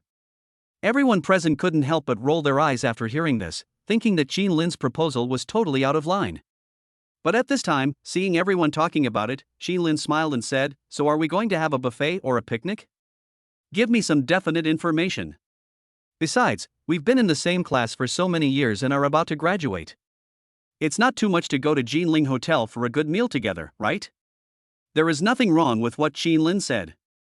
If it is treated as a graduation dinner and a good meal is served, 200 yuan per person is not unacceptable. So at this moment many people began to hesitate, feeling that Qin Lin's proposal was barely acceptable. After all, they all come from all corners of the world and go to Binhai to study at university. Some of them may never come back again in their lifetime, so it doesn't matter if they can get together with everyone and have a good meal. Seeing that no one was talking, Chen Ziyu snorted coldly and said, "If you say that, I won't cover the expenses of the poor students. You're deliberately provoking me, but I won't be the one who takes advantage of you." Chen Ziyu stopped pretending and said frankly that he couldn't afford it. Hearing this, Qin Lin smiled and said, "Okay, since everyone has nothing to say, let's go to Jinling Hotel. As for the expenses of poor students, I will cover it." "Well, that's what you said." Hearing Qin Lin's words, Chen Ziyu spoke directly, gritting his teeth. Qin Lin is alone and has to support 3 people. If Qin Lin insists on going, then Chen Ziyu doesn't mind. Anyway, it's not him who is losing money. Since Qin Lin wants to show off, he wants to see how Qin Lin will feel when he has to pay the money. It's only 200 yuan, brothers, let's go to Jinling Hotel for this gathering. Even a poor guy like Qin Lin can hire 3 people. We can't let ourselves down. After hearing what Chen Ziyu said, everyone stopped objecting. The squad leader had no choice but to make the decision. However, when seeing this scene, Qin Lin was laughing secretly. In addition to Qin Lin himself, there were 3 poor students, so it was only about 600 yuan. Besides, there are 60 or 70 people in a class. If all of them go, the introduction fee would be more than 600 yuan, right? At that time, Qin Lin felt that he was a real sales genius. He closed so many orders for his company at once. It would be a pity not to be a salesperson. Looking at the people who didn't know the truth, Qin Lin smiled faintly. But at this time, Wang Yi came to Qin Lin and said with some concern, "Qin Lin, do you really want to invite those poor students?" Wang Yi knew Qin Lin's situation inside out. It was not easy for Qin Lin to make money working part-time at school, and now he had another burden. Wang Yi was very worried. "Oh, that's not the case." Qin Lin smiled when he saw her coming. Qin Lin naturally knew her worries, but now Qin Lin had no excuse. After all, if Qin Lin said that he was the owner of Jinling Hotel, she would definitely not believe it. Seeing her worried, Qin Lin thought for a moment and then made up an excuse. "Don't worry, I introduced so many people. The hotel gave me some referral fees. Not only can I afford it, but I can also make some money." After hearing Qin Lin's words, Wang Yi was suddenly stunned. She never expected that Qin Lin would have such an idea. Chapter 13 Big Loss. Without further ado, the group took a bus to Jinling Hotel after school at noon. Jinling Hotel is a long-established top hotel in mainland China. Many people visit it for the first time, so when they enter the magnificent lobby, they can't help but let out exclamations of surprise. Wow! This hotel is too luxurious. As the boss, Jinlin smiled when he saw their expressions of surprise. However, at this time, the hotel staff saw a large group of people walking in and thought they were causing trouble. Even the security guard standing at the door became more alert. Of course, they were relieved when they saw that the leader was actually their chairman Jinlin. Jinlin didn't waste any time and directly called a few staff members and walked towards the coffee shop on the third floor. Jinling Cafe's seafood buffet is 228 yuan per person. Students, cash or scan code? The staff at the cafe were also very excited to see that there were so many foreign guests today. When he heard the price of 228 yuan, Chen Ziyu gritted his teeth, paid the money and walked in first.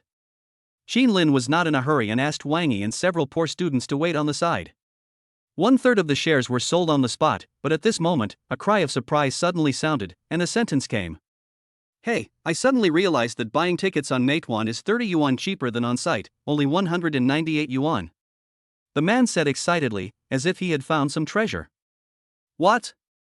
Let me see. Fuck, it's true. After hearing what that person said, everyone took out their mobile phones and started ordering tickets from Meituan.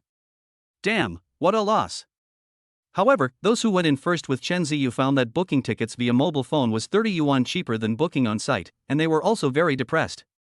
It's really a bummer. But there was nothing they could do, they had already paid, so they could only watch from the sidelines.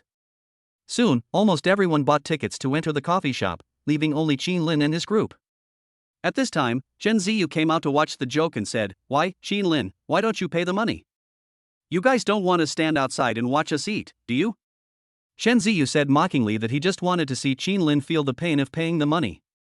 However, when Jinlin heard Chen Ziyu's words, he smiled. Without further ado, he said to the waiter beside him, "These 4 are my people, let them in." After hearing Jinlin's words, Chen Ziyu on the side was a little confused. He had no idea what Jinlin was doing. "Okay, boss." However, what surprised Chen Ziyu was that the next moment, the waitress guarding the door actually let Jinlin and others pass without asking for a penny. When Chen Ziyu saw this scene, he was completely stunned.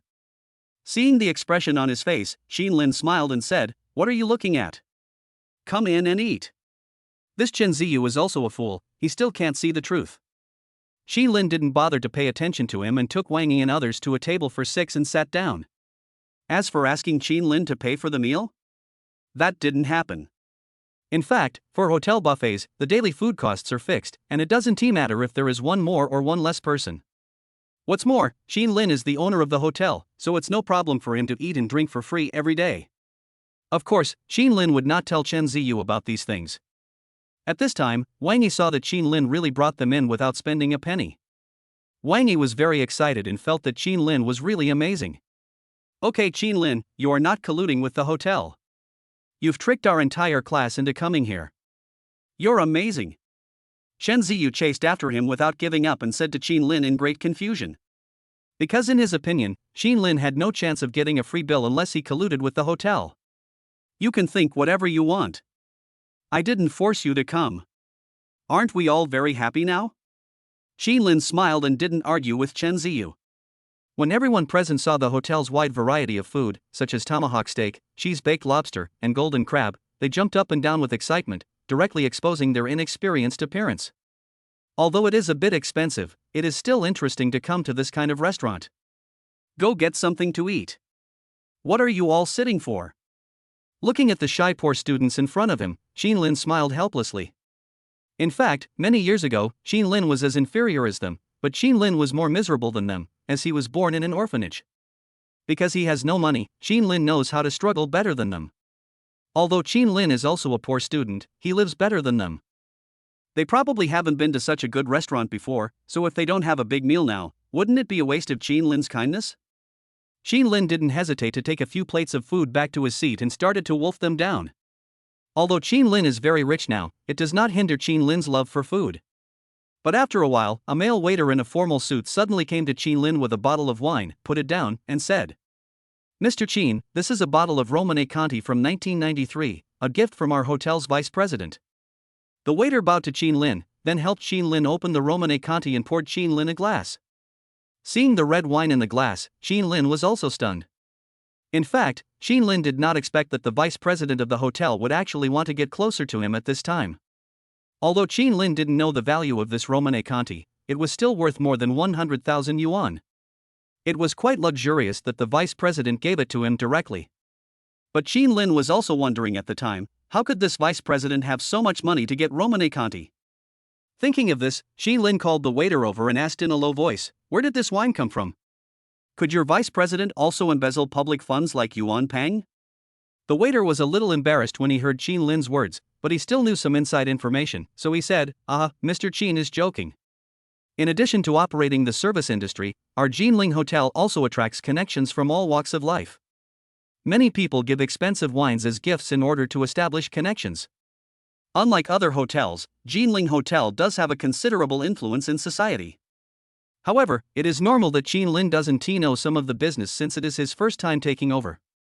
Hearing him say this, Chin Lin nodded calmly, "Very good, go down."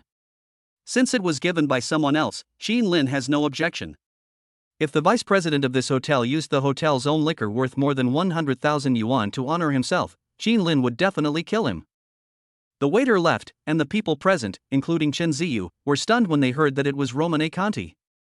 The poor student didn't know what kind of wine this was, but he knew it was definitely high-end. Chapter 14, Sharing a Hammer.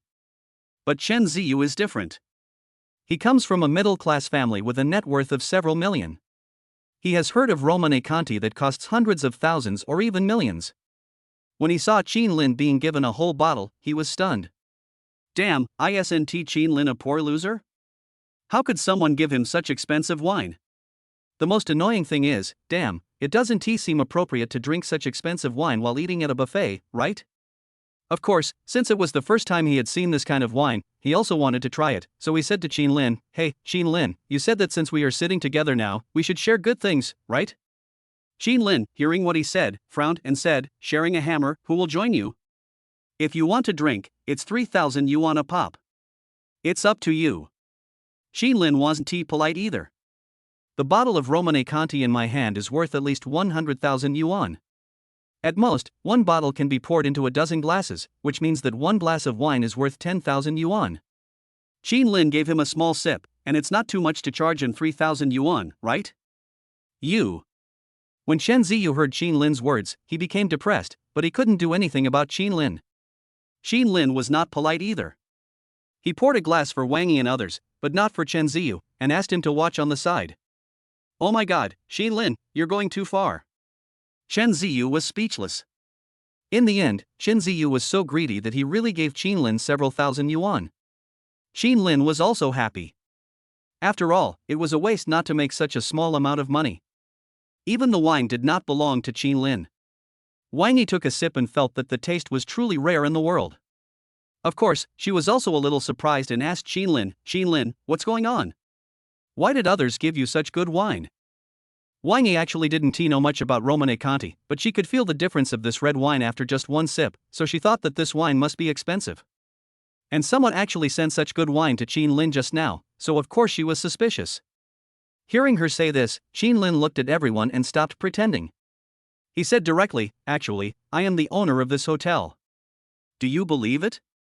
Chin Lin knew that they would definitely not believe it, but Chin Lin did not hide himself. However, when Chen Ziyu heard Chin Lin say that he was the owner of Jinling Hotel, he almost spit out the wine he had drunk. But Chen Ziyu felt really bad about losing the 3,000 yuan, so he had to force himself to cover his mouth. To be honest, he was the first one who did not believe Chin Lin's identity. Jinling Hotel is a hotel group worth tens of billions. Chen Ziyu naturally would not believe that Chin Lin is the owner of this hotel. But then again, the vice president of this hotel even gave him Romane Conti, which means Chin Lin's true identity must be extraordinary. At that time, Chen Ziyu was also a little confused, thinking that Chin Lin might have some hidden identity. If this is true, then there is no point for him to pursue Wang Yi when there is such a strong competitor. Wang Yi found it difficult to understand Chin Lin's words, but nodded anyway. After all, she didn't know the market value of Jinling Hotel, so she didn't think too much about it. After eating and drinking, Qin Lin brought Wang Yi to the hotel entrance, intending to take the hotel's special car back to school. Firstly, Qin Lin did not drive a Lamborghini here. Secondly, Qin Lin is the owner of this hotel, and the hotel's special car is equivalent to Qin Lin's car, so instead of squeezing on the bus back to school at this moment, it is better to call one directly. The private car was not very high-end, just a Mercedes-Benz S-Class, worth about 2 million. While waiting for the bus, a waiter came up and complimented him, "Mr. Qin, you are so tall. With so many customers coming to us at once, we're going to make a lot of money today." Hearing the waiter's whisper, Qin Lin smiled faintly and said, "Keep a low profile." This scene was also seen by Chen Ziyu and others. The waiter addressed him as Mr. Qin, which directly proved Qin Lin's identity. Qin Lin is actually the chairman of Jinling Hotel, oh my god. At that time, Chen Ziyu couldn't help swallowing his saliva. After a while, a Mercedes-Benz S-Class drove over, which surprised everyone again. Especially at this time, many students in the class had already come down, and when they saw the Mercedes-Benz S-Class, they couldn't help but widen their eyes, revealing their innocence. But the next moment, what surprised them even more was that they saw Qin Lin actually taking Wang Yi into the Mercedes-Benz. "Everyone, let's go first."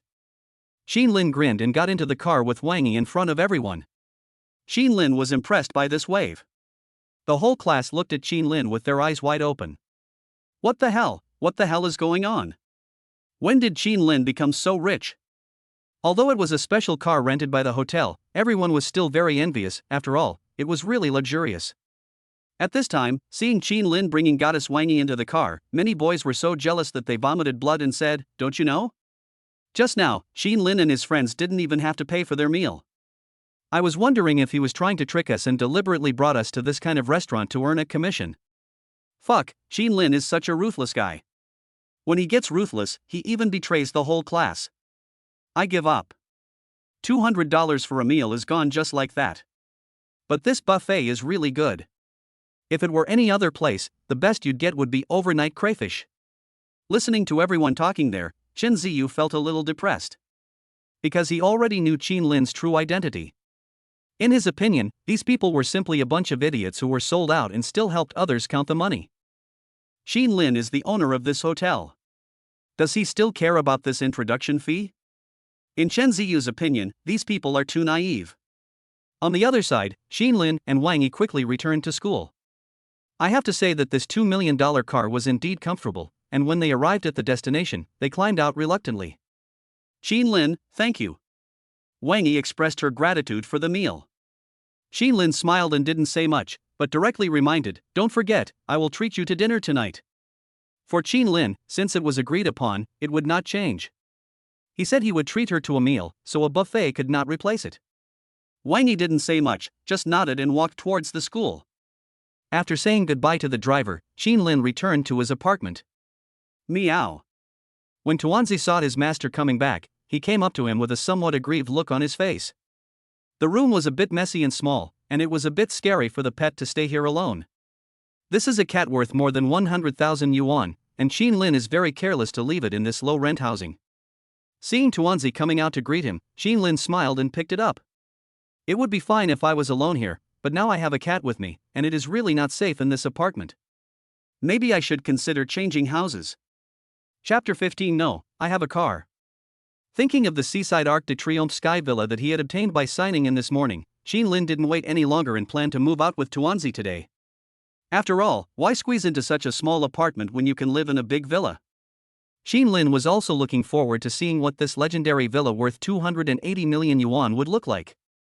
In the afternoon, Qin Lin directly contacted a nearby moving company. Qin Lin didn't have much luggage, but if he moved it all by himself, he would have to make 2 or 3 trips back and forth, which was also troublesome. Soon, the moving company's truck arrived downstairs. There were 2 people sitting in the car, a middle-aged man and a young man. When the young man saw that they had come to such a dirty and messy apartment next to the school, he immediately frowned. "Why did you come to a place like this? It's so messy." The young man looked out the window with disdain. The scene looked like a slum, which was a true portrayal of the residences around the university town. Around the university town, many buildings are self-built by locals, which is somewhat different from the well-organized layout of the city. The 2 people in the car at that time were not optimistic about Qin Lin's family background. At this time, Qin Lin received the news that the moving company had arrived downstairs, and he also went downstairs and came to them. However, what puzzled Qin Lin was that the two masters were too lazy to even open the car door, as if they were afraid of stepping on the dirty concrete road with their shoes. "Master, number 309, please help me get something down." Qin Lin didn't mind and said as he came to the front of the car. To be honest, if Qin Lin were to move it by himself, he would have to go up and down the stairs several times. But at this time, the young man in the car said, "We have opened the car, you can carry it up yourself. If you need us to run upstairs to help, it will be 100 yuan each." The young man said this casually, not trying to hide his disdain. Although they do physical work, there is no elevator in your apartment and they are unwilling to climb stairs. Qin Lin was a little puzzled when he heard what he said. What the hell, I called a moving company, but they refused to help with the move. I might as well just call Hualala. At least Lalamove is much cheaper than a moving company. But since people were already here, Qin Lin didn't want to waste time. Besides, 200 yuan was just a small problem for Qin Lin. Thinking of this, Qin Lin said unceremoniously, "Okay, you guys move first, and I'll settle the wages after you're done, okay?"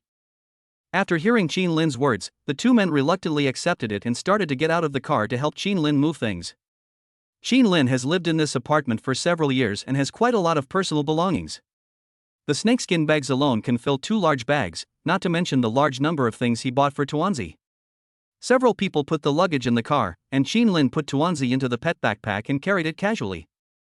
After all, Qin Lin was not comfortable leaving this cat worth hundreds of thousands of dollars on the truck. The two of them got on the bus for a long time before they snorted at Qin Lin, "Little brother, we don't have enough space in the bus. If you want to come with us, you'll have to sit in the car. How about you give us an address and we'll wait for you there?" In their opinion, if it is an ordinary guest, or a female guest, they will take the initiative to give up the front passenger seat and let the guest sit. However, for someone like Qin Lin, who lived in this doghouse apartment and was obviously a person of low status, they were not polite. Qin Lin, upon hearing what they said, sneered and said, "Don't bother, I have a car, you just follow behind." Originally, Qin Lin hadn't thought about riding in their car. After all, he had a Lamborghini. Wouldn't it be uncomfortable for him to drive himself? When the two people in the car heard this, they accidentally glanced at the shabby motorcycle downstairs and thought that the broken electric donkey was the car Qin Lin was talking about. The young man was speechless for a moment and said, "Okay, you lead the way." Since Qin Lin has a car, they don't have to cram people into the car. However, the only disadvantage of riding a motorcycle on the road is that it drives slowly. Qin Lin ignored their speculations and walked directly to the corner. He beeped twice and drove out his Lamborghini. When Lamborghini appears, the momentum is completely different. The two people, who originally had some prejudice against Qin Lin, were stunned for a moment. How could Qin Lin afford a Lamborghini when he lived in such a cheap apartment? At that time, they opened their eyes wide in disbelief, revealing a look of surprise. Damn, this is too rich. Are all rich people so low-key nowadays and live in a place like this? At that time, the young man couldn't help but swallow his saliva and asked the middle-aged man nearby weakly, "Brother, how much does this sports car cost?" The young man had no idea what Lamborghini was, but he knew in his heart that this car was definitely very expensive. The middle-aged man was also a little shocked and replied, "Lamborghini Neo, about 3 or 4 million. At that time, the middle-aged man couldn't believe that Qin Lin, who looked unprepossessing, was actually so awesome. Seeing the two people in the car were stunned, Qin Lin smiled and said, "What are you standing there for? Let's go." Qin Lin didn't waste any words and drove out of the apartment directly. The two of them secretly groaned in their hearts and followed with trembling hearts. After a while, Qin Lin brought the two of them to their destination, the Arc de Triomphe Villa area located in the most prosperous area of the city center, facing the river. There are 5 buildings in the Binhai Arc de Triomphe Villa district, and the tallest one is the top-notch property in Binhai. Qin Lin did not hide it and directly took the two of them into the villa area. The two people behind him at that time kept swallowing their saliva. It was their first time entering the top wealthy area in Binhai. They were so nervous that they were almost as scared as little mice. The Arc de Triomphe on the coast can almost be said to be a landmark building on the coast. The villa above is sold floor by floor with reference to Tangchenipin. The price increases from low to high. On average, the price increases by 20,000 per square meter for each higher floor. The top floor sky villa of the building is priced at 280 million yuan, which is a sky-high price in the coastal city. At that time, they thought that since Qin Lin could live here, his status must be extraordinary. But looking at Qin Lin, who is dressed in ordinary clothes and drives a Lamborghini Aventador worth 4 million, he is still a long way from being a real top rich man. So in their opinion, although Qin Lin could own a property here, he could only live on the ground floor at most.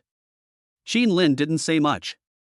He asked the two of them to push the small trailer and move the luggage at the back, while he went into the building number 3 in the middle first.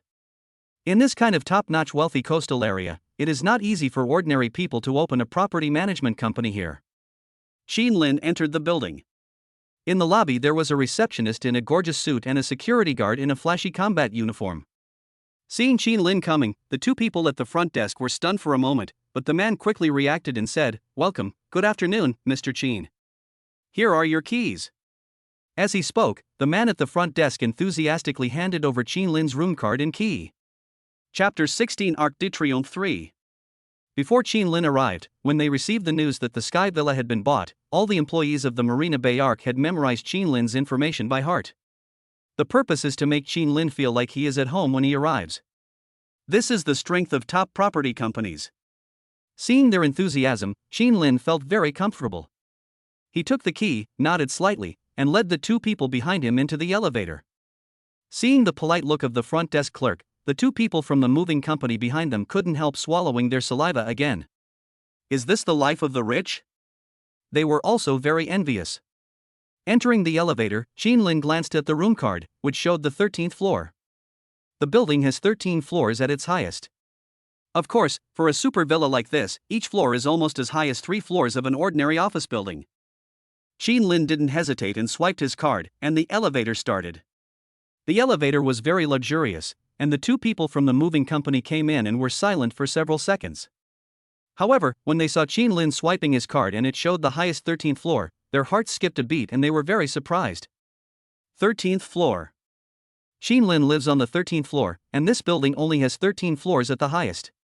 What does this mean? Building 3 is the top building of the Arc de Triomphe, right? Its top-level Sky Villa is on the 13th floor of this building. No way, is this kid so arrogant? The two of them misjudged each other again and couldn't help but look at each other awkwardly. All the way from the slums, their attitude towards Qin Lin gradually changed and reached its peak at this time. That inhumane experience made them feel scared, and they even showed a trace of fear towards Qin Lin unconsciously in their hearts. Unfortunately, it was too late to regret. Qin Lin ignored the small movements of the two people behind him. In fact, it was also Qin Lin's first time to come to such a high-end and luxurious place. Not to mention anything else, just looking at the spotless elevator environment, you can tell how attentive the staff of this building are. Qin Lin was very satisfied with this Sky Villa in the city and was very patient. The elevator quickly reached the top floor, and what came into view was a plain door with gold edges. The noble patterns on it showed that it was of great value.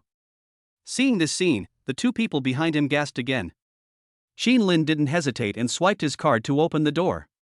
There are many ways to open the door of this villa, but the first time I came in, since I didn't enter my fingerprint and didn't activate facial recognition, it was more convenient to swipe my card. However, as soon as Qin Lin opened the door, a magical scene in the room scared the two people behind him. The moment Qin Lin entered the room, the lights automatically came on and the curtains began to slowly open, revealing a nearly 270-degree panoramic floor-to-ceiling window. Qin Lin's Sky Villa offers a panoramic view of the most prosperous night view of the entire coastal area.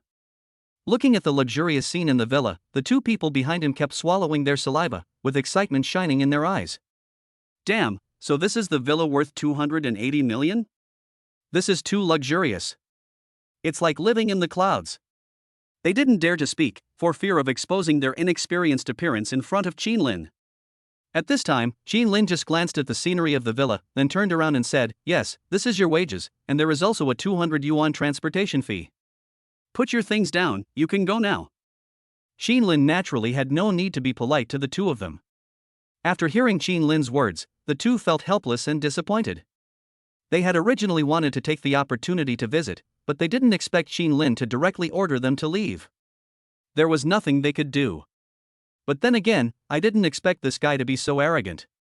$200 for the moving fee is too low. Of course, with their service attitude, it was a good thing that Qin Lin didn't go to the moving company to complain to them. After all, with Qin Lin's status, it would only take a few minutes to fire the two little rascals. They didn't argue anymore, and reluctantly put down Qin Lin's luggage, pushing the cart in their hands and leaving the villa. After closing the door, the villa suddenly became quiet. Qin Lin liked this atmosphere very much. This sky villa is divided into a 3-story duplex structure, with 9 rooms, 3 balconies, and an open-air garden. It can be said that this villa has all the functions you need. The interior decoration is all made of the world's top-grade materials, so Qin Lin does not need any additional decoration and can move in directly with his luggage. From this moment on, Qin Lin can be said to be almost the most luxurious person in the Marina Arc de Triomphe villa area. When the little ball was let out, the cat was very excited and ran around everywhere meowing. Qin Lin didn't care about all that. He smiled, started looking around, and finally chose the best master bedroom as his new residence. Qin Lin's master bedroom has a 270-degree arc-shaped ultra-wide fully transparent floor-to-ceiling window. When you open the curtains, you can see the most prosperous riverside scenery in Binhai. If it were in the past, Qin Lin would never have believed that he would one day be able to live in such a beautiful place. Lying on the soft big bed, enjoying the good time, Qin Lin suddenly felt a little lonely. Indeed, it is too monotonous for Qin Lin to live alone in such a nice villa. It would be nice if there was a woman. Without saying much, Qin Lin adapted for a while, put his personal belongings away, and finally felt like home here. Because Qin Lin is an orphan, as long as there is a place to live, it can be called Qin Lin's home. Seeing that there was still 100 million in the card, Qin Lin didn't know how to spend it for a moment. Maybe this is the trouble of rich people. However, thinking about meeting Wang Yi tonight, Qin Lin thought about dressing up. But when Qin Lin came to the mirror, he felt distressed when he saw his messy hairstyle. Qin Lin's hair hasn't been cut for 2 months, and it hasn't been taken care of for 3 days, so it does look a bit ugly. It seems I have to find time to get a haircut. As for clothes, many of Qin Lin's clothes are clothes he has worn for several years. Some of them were worn by Qin Lin from the orphanage, and some were bought later when he worked part-time at school. Although he looks ordinary and not poor, Qin Lin's situation is actually a bit miserable. Now that Qin Lin has money now, he naturally has to take care of himself and get some clothes that suit his status and temperament. Tuanzi, stay at home. I'm going to go out for a while.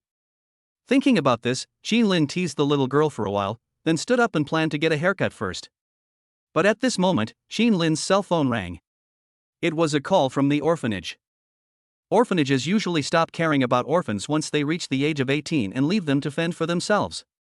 Qin Lin hadn't received a call from the hospital for a long time, so he felt a little surprised at this moment. Chapter 17 The Dean Calls. Hello? Qin Lin answered the phone. However, an impatient voice said on the other end of the phone, Qin Lin, a group of people said that their family abandoned a baby boy at the door of the orphanage 20 years ago, so the hospital plans to do a paternity test on the people who entered the hospital 20 years ago. The time is in 3 days. Please come back when you have time. Do you hear me? This may be your only hope of finding your biological parents. One more thing, they are from a very prominent background. I hope you will value this opportunity. The person on the other end of the phone finished speaking. Qin Lin fell silent when he heard this. For 20 years, Qin Lin has never experienced the feelings of his family. Because he was an abandoned baby and no one was willing to adopt him, Qin Lin was always looked down upon in the orphanage until he grew up and went to school. A person endured all this silently until this moment when they appeared. Qin Linhen, why did you come now? He felt conflicted and even a little resistant, but Qin Lin still wanted to meet his parents and ask them why they abandoned him in the first place. Looking at the 100 million in the card and then at his luxurious villa, Qin Lin took a deep breath and calmed himself down. As expected, the only way to relieve worries is to get rich quickly. In the past, Qin Lin would have cried heart-wrenchingly if he had heard that he could find the parents who had abandoned him for 20 years. But now, his status is different. Qin Lin is indifferent to the wealth and fortune he has. Good. Qin Lin replied to the person on the other end of the phone, then hung up, pushed the door and left the villa. Good afternoon, Mr. Qin. When he came downstairs, the man at the front desk recognized Qin Lin and greeted him warmly. Hearing his words, Qin Lin just nodded slightly and planned to leave immediately. But Qin Lin thought of something else, so he went over and asked, "Is there a barber nearby, the best kind?" Qin Lin's identity is different now, so he naturally can't just walk into a barber shop on the roadside as he did before. Qin Lin now naturally wants the highest level of experience. At this time, the receptionist, upon hearing Qin Lin's words, smiled amiably and replied, "Mr. Qin, there is one in our Arc de Triomphe Villa district. In order to provide the best hair styling services to the owners of the villa area, we signed a contract with Mr. Tony, the top hair artist in Binhai, and set up the store in Ximen." As he spoke, the man at the front desk took out a map and showed it to Qin Lin. However, Qin Lin was speechless after hearing him say this. In the barbering industry, do all the awesome people have to add the word Tony to their names? Of course, after hearing that he was the top hair artist in Binhai, and since Qin Lin was too lazy to look for other shops, he headed towards the West Gate based on the principle of proximity. When we arrived at the West Gate, we saw a barber shop called 30 Million Hairs of Troubles. The shop was plain and simple, and inside stood a man with long middle-parted hair, looking very much like an artist. However, just as Qin Lin arrived at the store door, a girl who was dressed exquisitely and of the same age as Qin Lin happened to walk over and met Qin Lin. She looks good and lives in this kind of villa area. She is definitely a rich and beautiful woman. Qin Lin looked a little dazed. The girl noticed Qin Lin's gaze, smiled awkwardly and responded politely. Qin Lin was stunned for a moment, but without thinking much, he walked into the barber shop. But the girl also followed in, obviously she was there to get her hair done. Who's going to cut it, you two? When Tony saw the two people come in, he slowly put down the newspaper in his hand, stood up and said. At the time, Tony thought the two were a couple. You go first. Boys with short hair can be cut faster. Qin Lin didn't say anything, but the girl spoke instead. She has a nice voice. Hearing her words, Qin Lin didn't hesitate and walked over first. How do you want your hair cut? No dyeing or perming? After washing his hair, Tony arranged Qin Lin to sit down and said. Qin Lin was silent for a moment after hearing his words. Speaking of a top hairstylist like Tony, for Qin Lin, it doesn't seem to be cost-effective to just cut his hair short without doing a hairstyle.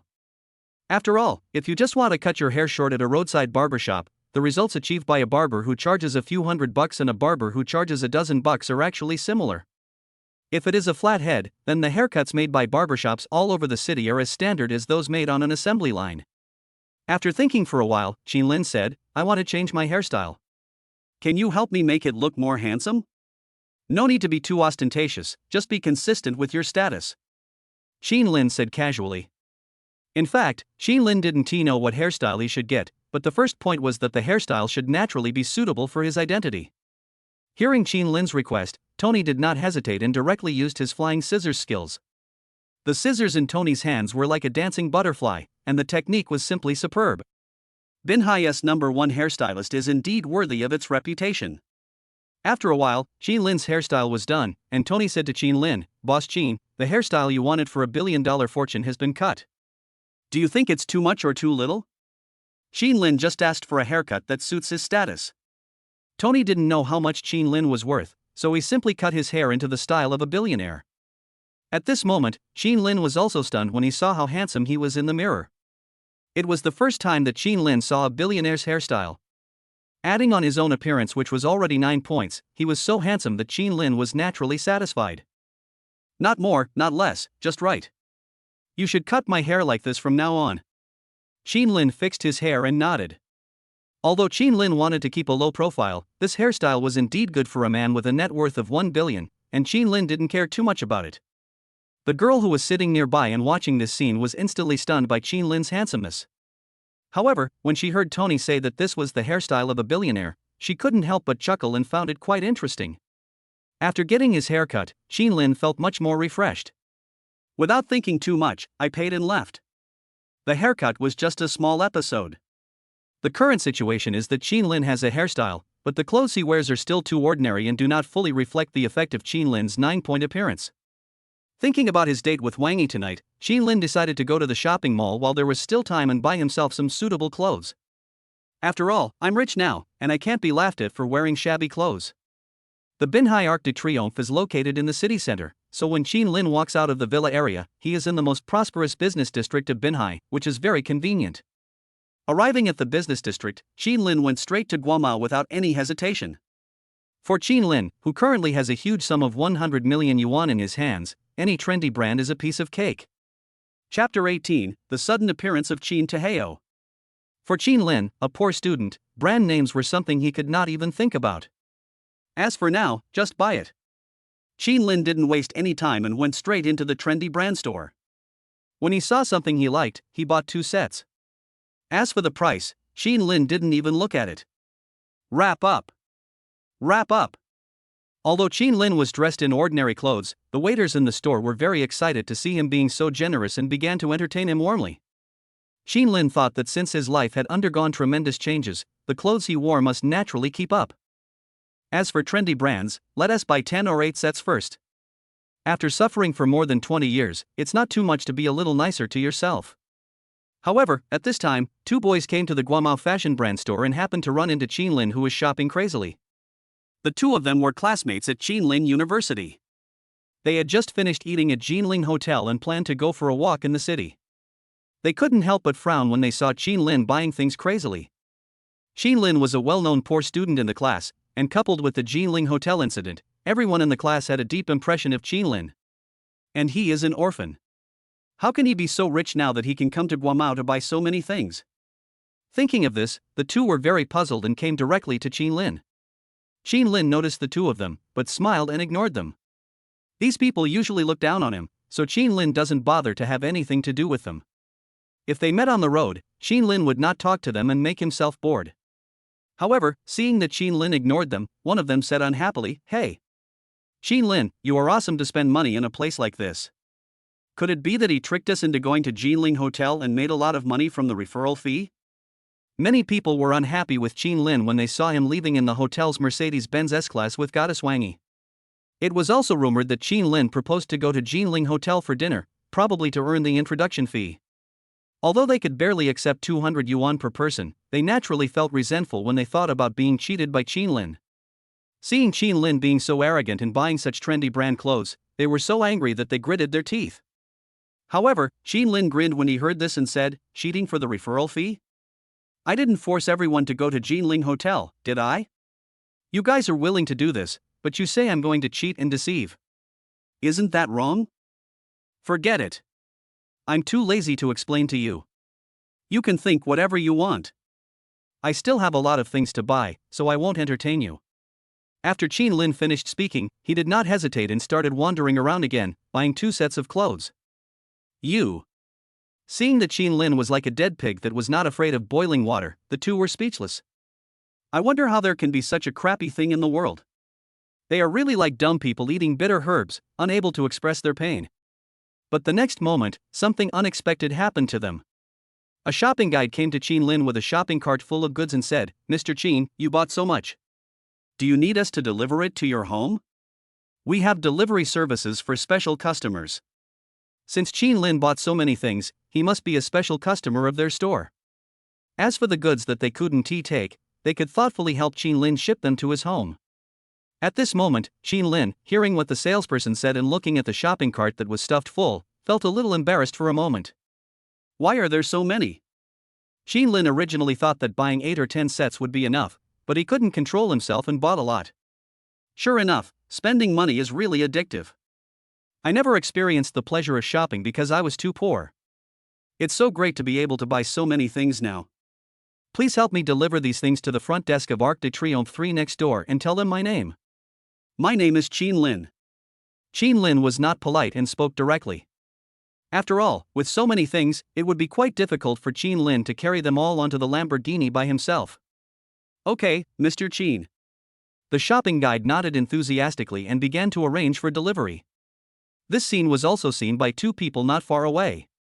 At that time, they were also shocked when they saw the shopping guide pushing a full shopping cart to Qin Lin and saying that these were Qin Lin's things.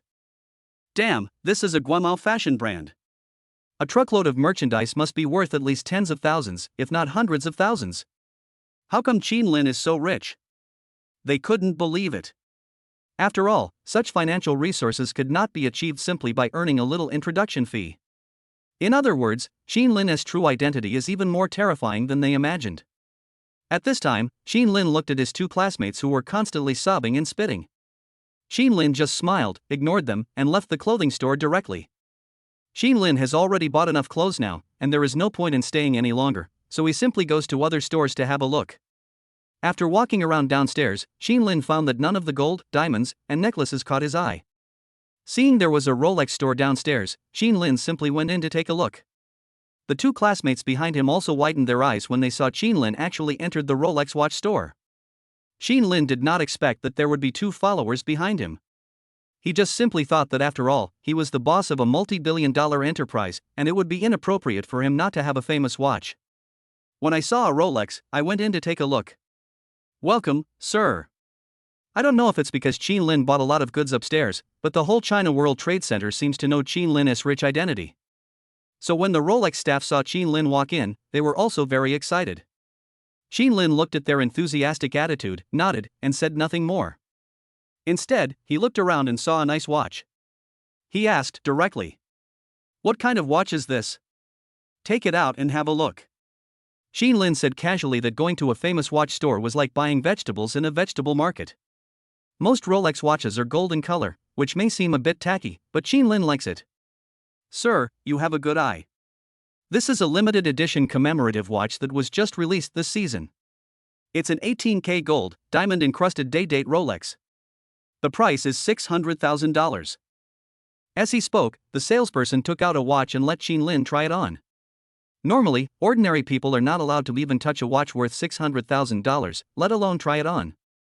This shows the status of Qin Lin in the shopping guide's heart. Qin Lin felt good wearing it, nodded and said, "Okay, I'll buy it." Although this watch is not the most expensive, it is a limited edition, so Qin Lin does not care about its value and just buys one for show. The shopping guide was also very excited to hear that Qin Lin bought it so casually without hesitation. Chapter 19. Please allow me to pretend silently. They also admired Qin Lin, a rich man who bought a watch within 5 minutes of entering the store. This kind of person who can spend hundreds of thousands of dollars without blinking an eye is simply the object of their worship. It's a pity that they are men. If they were women, they would even want to marry Qin Lin, a handsome and rich man. "Okay. I'll wrap it up for you right away, sir." The shopping guide was afraid that Qin Lin would go back on his word, so he quickly helped Qin Lin complete all the procedures. Qin Lin didn't care and walked out of the watch store with his Rolex. However, as soon as Qin Lin went out, he ran into those two followers. Qin Lin went into the Rolex store and bought a 600,000 yuan watch. The whole scene was seen by the two men. They couldn't help swallowing their saliva at Qin Lin's casual figure, who looked like he was entering a vegetable market. Damn, is this still the Qin Lin I know? This is too generous. Thinking of this, the two of them couldn't help but ask Qin Lin for the secret of success. "Qin Lin, how did you do this? This is a Rolex worth 600,000. How can you be so rich that you can buy it just like that?" They just couldn't understand it. It's okay that Qin Lin just bought a car full of clothes worth tens of thousands of dollars, but he can't buy a watch worth hundreds of thousands of dollars even if he borrows money from a loan shark, right? Besides, you are a man, no one will lend you money to take nude photos, right? At this time, Qin Lin, hearing their words, shook his head helplessly and said, "Why should I, Qin Lin, explain to you what I have done in my life? Besides, I already have money. Am I the kind of person who would take advantage of you and cheat you out of your referral fee?" Qin Lin didn't explain much and just left. There's no point arguing too much with these people. There were too many people who disliked me and looked down upon me. If I could kill people, it could be described as a sea of blood and mountains of corpses. So instead of worrying about it now, it is better to walk away early, out of sight, out of mind. They can't do anything to themselves anyway. Seeing that Qin Lin actually left directly, the two of them swallowed their saliva. They really can't figure it out. Is Qin Lin really an orphan?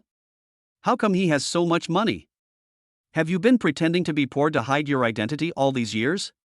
Because they really couldn't figure it out, the two of them followed Qin Lin without hesitation. Qin Lin soon came out of the Huawei mobile phone store and changed his phone to a new one, a Huawei Porsche. Since this phone is made in China, it is not expensive, only about 10,000 or 20,000 yuan. Qin Lin has the obligation to support domestic products. Then Qin Lin went to buy a few pairs of shoes, and even had time to go to the eyewear store to buy a pair of handsome sunglasses. The two people behind him were filled with envy, jealousy, and hatred. "Hey, are you guys so free? Why are you following me all the time?" Qin Lin felt speechless when he realized that two people were following him, and turned around and said, "These two guys, have they never seen rich people or something? They follow me wherever I buy things." The two of them felt a little embarrassed when they heard Qin Lin's words. They were really curious about Qin Lin's situation. Forget it. There's no point in talking to you. I've already bought everything I need to buy, so I should go home. But Qin Lin didn't even wait for them to say anything, and simply left the World Trade Center with a few shopping bags. The two were about to explain, but after hearing what Qin Lin said, they held back the words that were about to come out of their mouths. However, after leaving Guamao, they were somewhat surprised that after hearing two beeps, Qin Lin actually drove away in a Lamborghini right under their noses. Even though they didn't know what a Lamborghini was, they could tell that Qin Lin was driving a cool sports car. The value of it is naturally not cheap. Now the two of them were completely choked up. Damn, why is Qin Lin so generous? For ordinary people, being able to drive a sports car at such a young age like Qin Lin is simply enviable and jealous. It was just a minor incident, and Qin Lin didn't think much about it and drove directly back to the villa area. When Qin Lin came out before, he was afraid that the things he bought were too many and he couldn't carry them all by himself, so he drove out. Although it only took a few steps, it still helped Qin Lin a lot.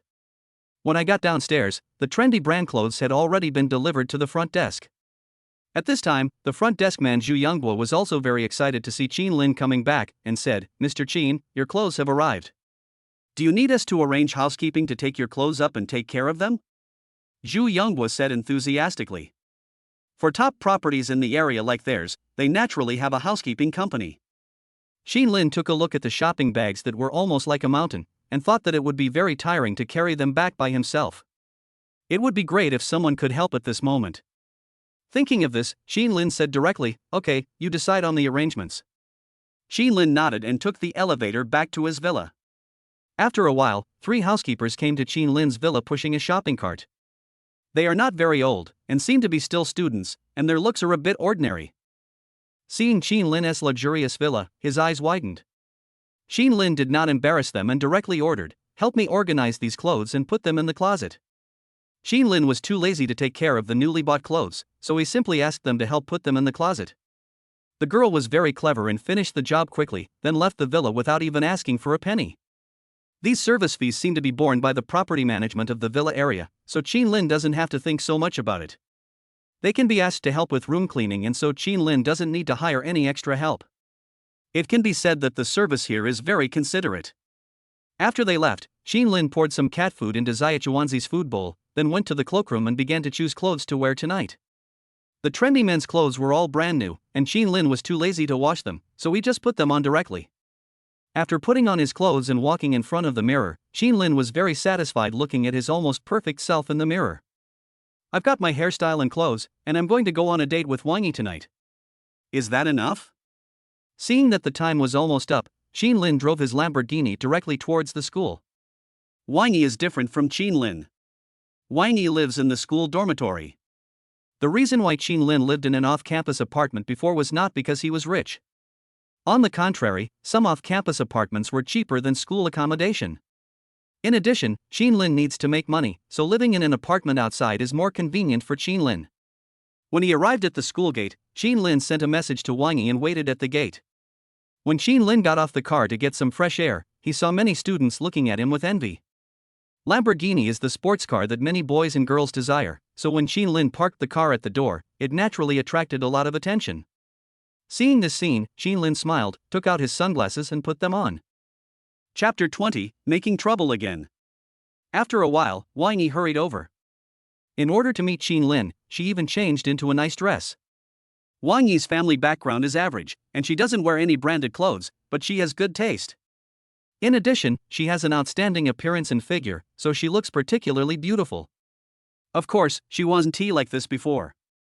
When she was in high school, she hadn't fully developed yet, so she wasn't as pretty as she is now. Girls really change a lot when they grow up. Even Qin Lin was a little surprised.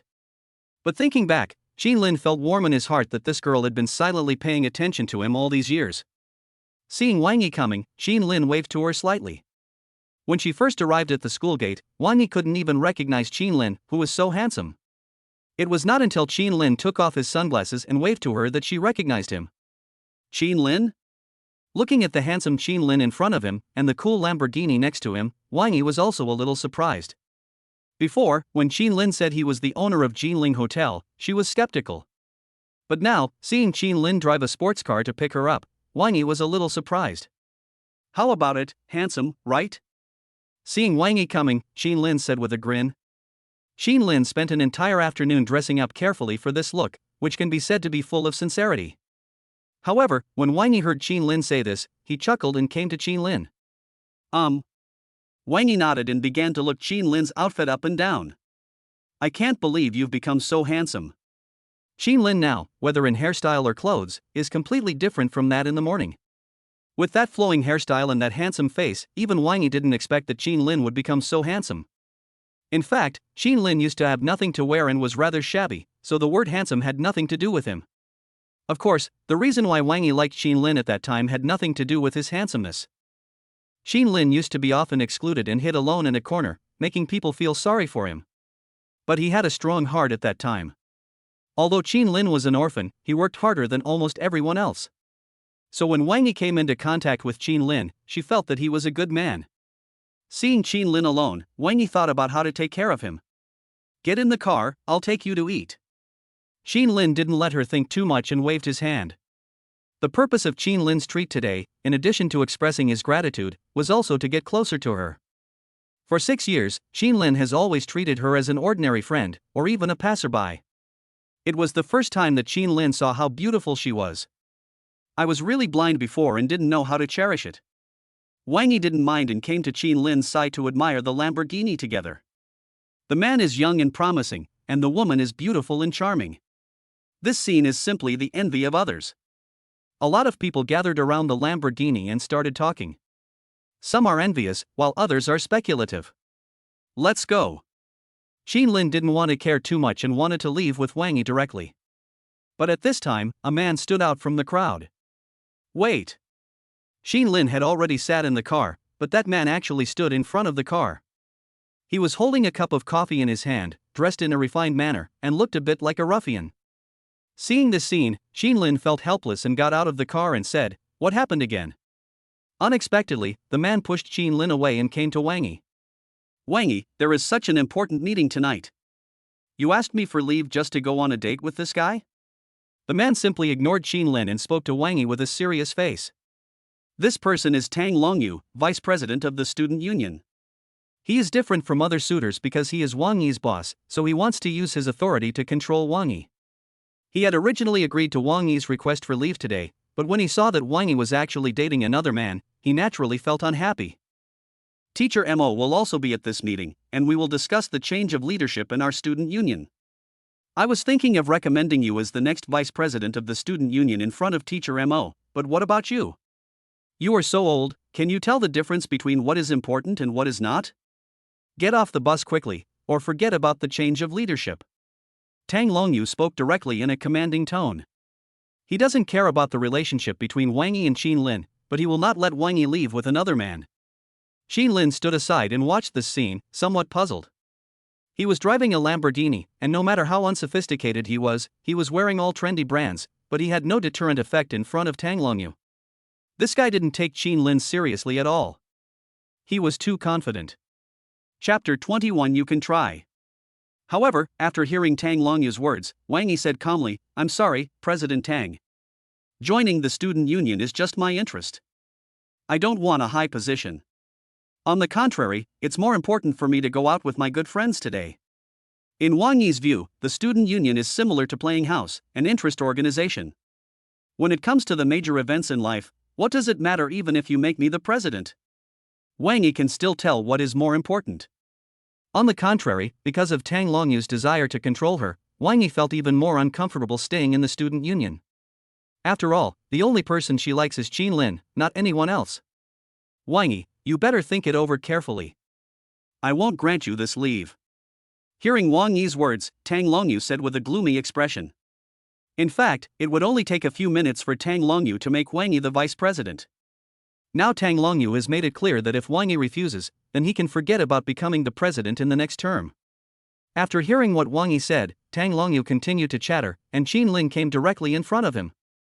President Tang, right? My Wang Yi has already said that she doesn't care about the position of president. Please don't keep pestering me. Xin Lin came in front of Tang Longyu and said bluntly. In Xin Lin's opinion, being the president of a student union would at most bring him some honors. Besides, for someone like Tang Longyu to become the guild president by using his connections, the meaning of this has completely changed. Besides, it's the weekend now, people can do whatever they want, why do they have to put student union matters first? Regardless of whether this person came here out of jealousy or not, Qin Lin didn't like the existence of someone who used his power to oppress others. We have something else to do, so we won't accompany you. After Qin Lin finished speaking, he got into the car. The vice president of the student union, relying on his position, looks down on others. Qin Lin didn't bother to be polite with him and planned to leave directly, out of sight, out of mind. You. Tang Longyu looked grim as he watched Qin Lin start the Lamborghini. The current situation is that Wang Yi doesn't care about the student union at all. If she continues to be forced, Wang Yi may quit the student union on the spot. Tang Longyu also couldn't figure it out, is it worth it for Wang Yi to be with this man? Seeing that they were about to leave, Tang Longyu simply tore off his temper and said to Qin Lin, "Kid, don't think you're awesome just because you drive a Lamborghini. I'm telling you the truth now. You can't take Wang Yi away today. Otherwise, I will make you regret it." Tang Longyu spoke quickly and in a cold tone. He wasn't kidding. He has always admired Wang Yi, but he is not in a hurry to take action. He was very angry because he didn't expect that Qin Lin, that bastard, would get there first.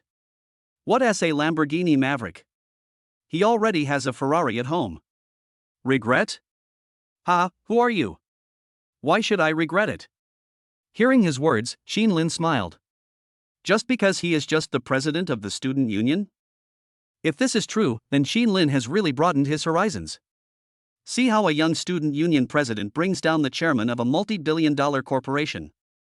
Just now, Tang Longyu didn't take him seriously, so there was no need for Qin Lin to take him seriously now. Why? When Tang Longyu heard Qin Lin's words, he sneered and said, "Just because my father is the chairman of Shengtang Group. If you dare to take her away today, I will break one of your legs tomorrow, believe it or not." Tang Longyu said this without any concealment. Shengtang Group operates a number of great places such as bars, entertainment cities, KTVs, etc. in Binhai City. Although it does business openly, it has considerable power behind the scenes. When Tang Longyu wanted to play with women outside, no one dared to resist him. Now Qin Lin actually wants to take away the woman he likes, so Tang Longyu is naturally not joking. Qin Lin was just driving a Lamborghini, so he probably didn't have a high status. If Tang Longyu wanted to kill Qin Lin, it would be as easy as killing an ant. Shengtang Group? Hearing him say this, Qin Lin smiled helplessly. Qin Lin had just heard about this group before, and its market value was only about 700 to 800 million. I am the chairman of Jinling. Are you kidding me if you want to break my legs? You can try. Qin Lin said to him expressionlessly, closed the car window, stepped on the accelerator, and left the school directly, not giving him a chance to continue speaking. If he dared to touch him, Qin Lin would let him see how dangerous society was. But in the car, Wang Yi began to worry about Qin Lin and said, "Qin Lin, why don't we go back? That Shengtang Group is not simple." Tang Longyu used his background to threaten Teacher Mo and became the vice president. If he really wants to embarrass you, then it will be troublesome. It's really not worth it for you to offend them because of me, Wang Yi said worriedly. She was really afraid that something might happen to Qin Lin. However, when Qin Lin heard her words, he sighed and said, "Is it really worth it for you to give up the opportunity to become the vice president of the student union for me? This is different." As soon as Qin Lin finished speaking, Wang Yi immediately refuted. In Wang Yi's opinion, the position of student union president is dispensable and she doesn't care, but if she loses the opportunity to develop further with Qin Lin, that would not be acceptable. Because she has always put Qin Lin first. Okay, trust me. If Tang Longyu dares to touch me, I will uproot his Shengtang Group, don't worry. Qin Lin said comfortingly that he didn't take the small Shengtang Group seriously. Real? Wang Yi said with some doubt. After going through all this, her understanding of Qin Lin became more and more confused. Is Qin Lin still the helpless boy she once knew? Seeing her reaction, Qin Lin smiled, didn't explain, and started taking her to find a restaurant. Because he was relatively poor in the past, Qin Lin had rarely been to the city to eat, so he didn't know where there were good food. However, Qin Lin heard that there was a very famous hot pot restaurant near the university town, so he thought of taking Wang Yi there to try it. This hot pot restaurant is near the university town. Usually there are not many people here, but there are many people who come here because of its reputation. It can be said to be an internet celebrity restaurant. Xin Lin brought Wang Yi to the store and parked the Lamborghini outside the door. When the waiter in the store saw the rich man coming, he immediately gave him a warm welcome. "You too, please go upstairs," the waitress said. The first floor of this store is a small tea room, which usually sells drinks, and the second floor is where you can eat hot pot. Go up the stairs and there is a large flat with a nice view. You can see the busy traffic on the roadside from the window. The waiter handed Xin Lin an hourglass and said that if the dishes had not been served when the hourglass ran out, he would be given 2 side dishes for free. Chapter 22 exploded. Do you like it? This is a nice atmosphere. Looking at the elegant environment around him, Xin Lin smiled. Wang Yi nodded and played with the hourglass in his hand, wondering how to make it flow faster. What would you two like to eat? The waiter inquired. Xin Lin took the menu, glanced at it, and without looking at it carefully, he said directly, "I'll have one of everything on the menu." Whenever Xin Lin came to eat hot pot, he would always be very careful with his money and only buy the cheapest ones within his budget. But it's different now, after all, we have plenty of money. Since you are at this internet-famous restaurant, in order to have a better experience, you naturally have to try everything to know which one tastes better. Can I have one portion of each soup base? The waiter was a little embarrassed. When eating hot pot, each soup base is different. Xin Lin said that it would be difficult for them to serve all of them. After hearing what the waiter said, Xin Lin glanced at him. Do people nowadays like to stir up trouble so much? But then again, it really isn't appropriate to order one serving of every type of soup base when eating hot pot. After thinking about it, Xin Lin corrected himself and said, "Let's have a shabu shabu pot." After Xin Lin finished speaking, he threw the menu back. The waiter then left with satisfaction. Seeing Xin Lin being so arrogant, Wang Yi, who was standing by, also found it funny. It was the first time she saw Xin Lin so cute. "Thank you for bringing me here," Wang Yi said. She was very satisfied with today's surprise. Hearing this, Xin Lin smiled and responded, "Actually, I should thank you." "Forget it, let's not talk about this anymore, let's eat." After a while, the waiter brought up a few plates of cold dishes. The hot pot soup base needs to be prepared, but some cold dishes, such as braised chicken wings, chicken feet, duck wings, etc., can be served first. For Xin Lin, let the past be the past. Xin Lin doesn't want to care about so many things. The most important thing at the moment is to eat. Soon the hot pot was served and the two began to eat the tripe. Xin Lin smiled slightly as he watched Wang Yi eat with gusto. The other side. Tang Longyu's face turned pale as he watched Xin Lin close the car window and drive away with Wang Yi. In his opinion, Xin Lin really didn't give him any face at all. Shangtang Group is well known in Binhai. I have already introduced myself, and you still dare to be so arrogant. You've never died, right? Dare to snatch the woman from me. Okay, since you asked me to try, I'll show you. Thinking of this, Tang Longyu sneered and took out his phone from his pocket. Time passed quickly. The two of them ate for almost an hour before they stood up, satisfied. It's getting late, I'll take you back. As night falls, it is already 8 o'clock. Although Xin Lin really wanted to have some follow-up stories with Wang Yi, for safety reasons, he would stop here today. Good. Wang Yi did not object, nodded, and went downstairs to pay the bill with Xin Lin. Boom. However, just as Xin Lin paid the bill, there was an explosion outside the store, and passers-by around him hid in the roadside shops in panic. Xin Lin was a little puzzled, and walked out with Wang Yi, only to find that his Lamborghini, for some unknown reason, had been blown into a pile of scrap metal. The smell of gasoline filled the air, as if someone had deliberately poured gasoline on the body of the car. This is a Lamborghini Aventador. Although it is not very expensive, it costs at least 3 or 4 million. Normally on the road, ordinary people wouldn't even dare to touch it, but now it exploded for no reason? Xin Lin looked at the burning Lamborghini with a serious expression, feeling a little distressed. Who did this? Xin Lin, this. Wang Yi also recognized Xin Lin's Lamborghini, so he spoke with some concern at this time. Although no one knows who Xin Lin offended, this method can be said to be extremely cruel. Seeing that Wang Yi was a little worried, Xin Lin snorted coldly and simply held her wrist to comfort her. Xin Lin had never offended anyone in his life, and the only person who had ever said harsh words to him was Tang Longyu. Xin Lin didn't expect that Tang Longyu's revenge would come so quickly. Their Shangtang Group is really not afraid of trouble. They even dare to blow up Qin Lin's Lamborghini worth 3 or 4 million yuan.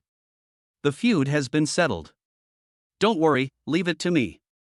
Qin comforted Wang Yi and took out his cell phone to call Jin Jiyoung. Jinling Hotel has many connections in society, and its power is unmatched by Shangtang Group.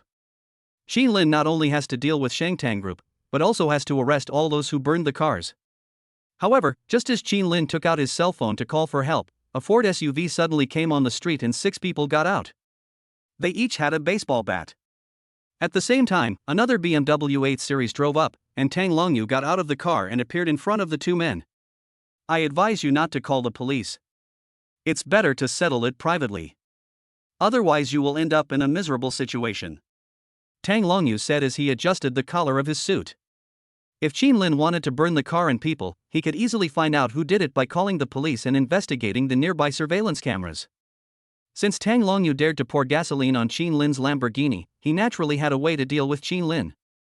If Qin is willing to settle the matter privately and regrets it, then today's matter will be concluded.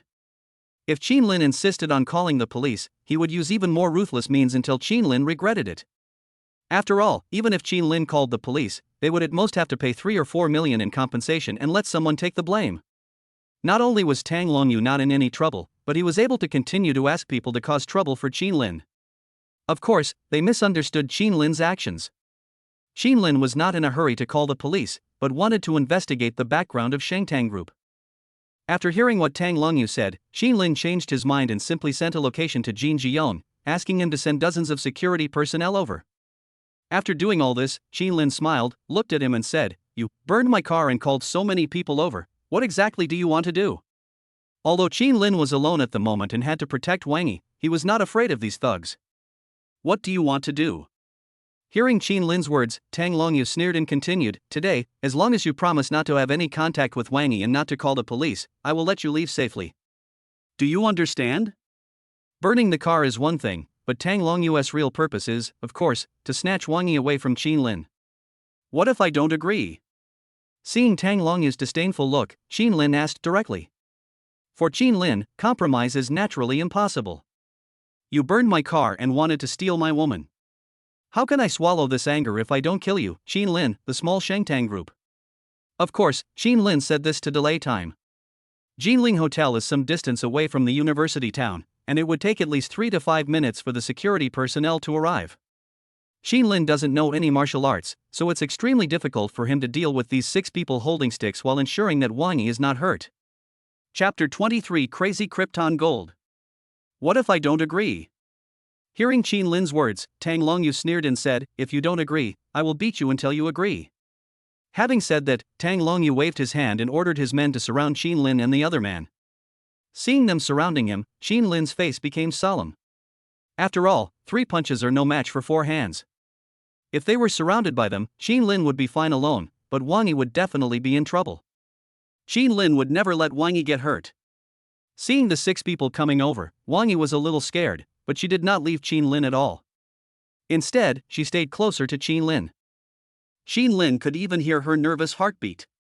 "Wait. This is a matter between men, let Wang Yi leave first." Looking at the time, less than half a minute had passed, and Qin became a little nervous. It was the first time that Qin realized that time passed so slowly. The battle lasted only a moment, and it was difficult for Qin to hold on until reinforcements arrived. At this point, we can only get Wang Yi out safely first. But what surprised Qin was that Tang Longyu didn't take Qin's words seriously, but directly said, "Why waste your words? You guys, go and bring the woman over here, and the rest of you take the man to the car, and we'll talk about this somewhere else." The fire was fierce and there were many people watching nearby. The fire truck would be here soon. Tang Longyu didn't want to get into conflict in such a place. He thought about taking Qin to an abandoned warehouse with no one in it first to see if he was afraid. At that time, if Qin does not agree, he has plenty of ways to torture Qin bit by bit. Seeing that the other party was unmoved by his words and even walked towards him quickly, Qin's face became solemn. It was okay that I was taken away, but if Wang Yi was taken away by Tang Longyu, the outcome would be unpredictable. Thinking of this, Qin couldn't wait any longer. Even without external aid, Qin can't let him succeed. Thinking of this, Qin directly awakened the system in his mind and said, "System, open the character attribute panel, quickly." As he spoke, the system started to operate immediately. Character attributes loading. Character, Qin Lin. Gender, male. Strength, 7. Constitution, 6. Speed, 8. Wisdom, 5. Charisma, 9. Tip: the maximum attribute value for a normal person is 10 points. Guide to the use of the character attribute system. For every 100 million Chinese coins consumed by the host, 1 free allocation point can be obtained. Qin Lin now has a balance of more than 90 million, which is less than 100 million.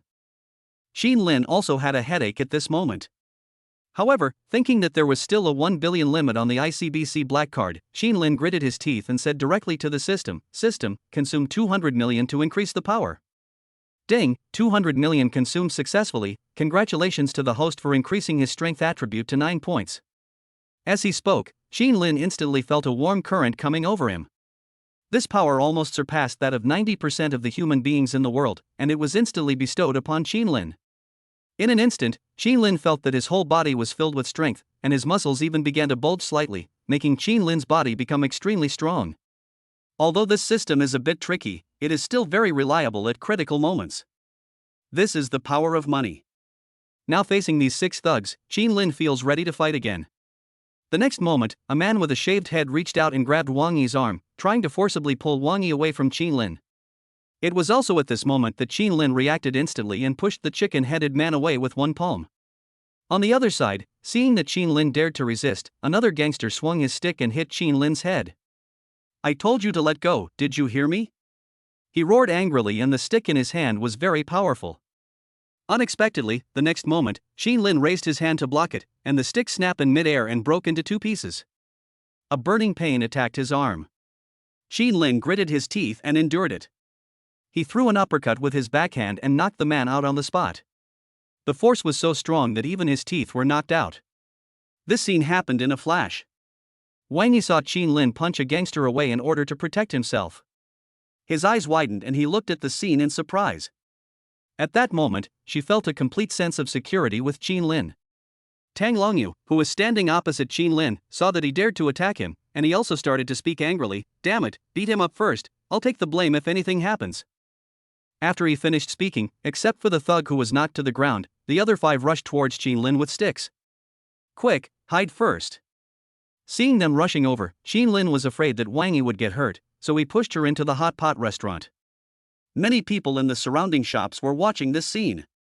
I believe they would not act recklessly before Qin Lin was dealt with.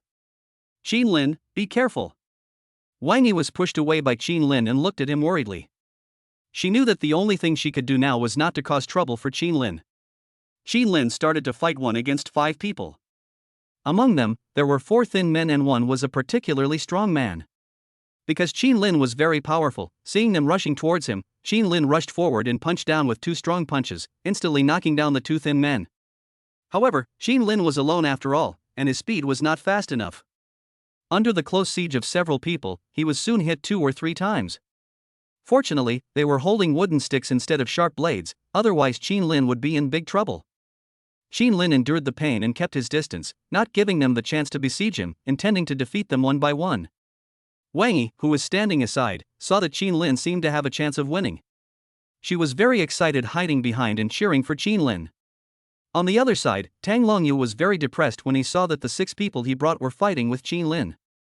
"Fuck it, beat him to death, didn't you eat?" Sure enough, the thugs were just thugs, and they had weak fighting ability, which made Tang Longyu very anxious. Qin Lin was also confident of victory thanks to his extraordinary strength.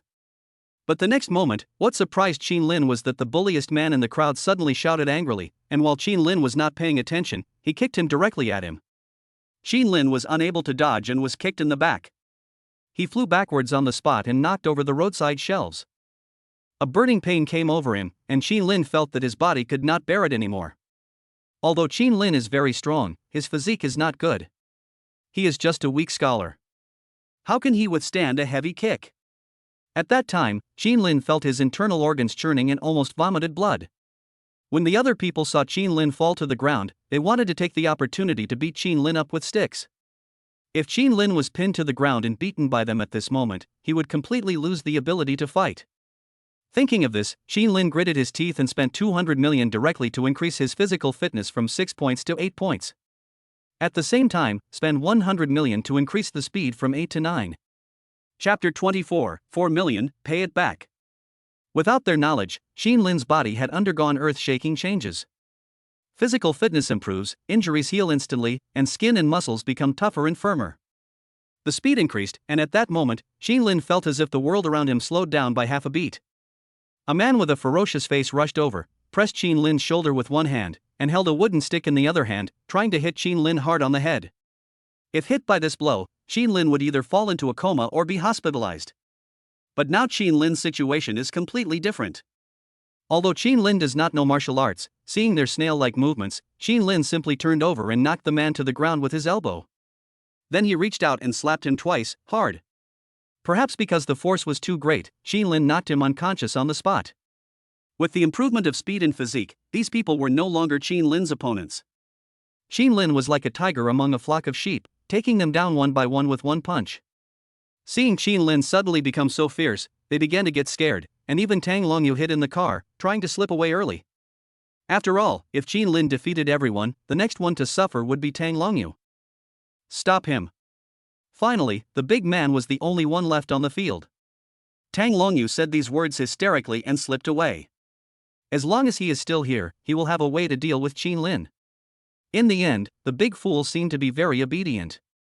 He shouted angrily and punched, trying to knock Qin Lin away again. But this time, seeing his fist coming, Qin Lin grinned, confronted him head-on, condensed his strongest punch, and collided with him. Snap! The next moment, the sound of bones dislocating was heard. But what was surprising was that the relatively thin Qin Lin was not hurt at all, while the big man was actually covering his red and swollen wrist and screaming. Seeing that their strongest one was dealt with by Qin Lin, the first one who was knocked to the ground and pretended to be dead felt a chill in his heart and planned to take the opportunity to escape. But at this moment, several black cars drove up, and nearly 30 big men in black got out and directly surrounded the entire street. Qin Lin recognized the man in the lead. He was the security captain of Binhai Jinling. The matter was over, but it was a pity that Tang Longyu ran away. Catch all 6 of them. Qin Lin didn't hesitate and spoke directly, while taking out his cell phone to call the police. Yes, Mr. Qin. The presence of these 30 people was quite a sight, and the passers-by present, even Wang Yi, were all frightened. At that time, they thought that Qin Lin had offended some force, but later the plot took a turn and it turned out that Qin Lin was the most powerful one. Passers-by were talking about it. Wang Yi saw that it was safe, so he returned to Qin Lin and said with concern, "Qin Lin, are you okay? Does it hurt?" Wang Yi also saw the scene where Qin Lin was kicked away just now. No matter whether Qin Lin was in pain or not, she felt very distressed. It's okay. It's all over. This Tang Longyu is a dog who looks down on others. I will not let him have a good time next time, don't worry. Qin Lin said comfortingly. Although Qin Lin was beaten up just now, he actually didn't feel any pain at all now.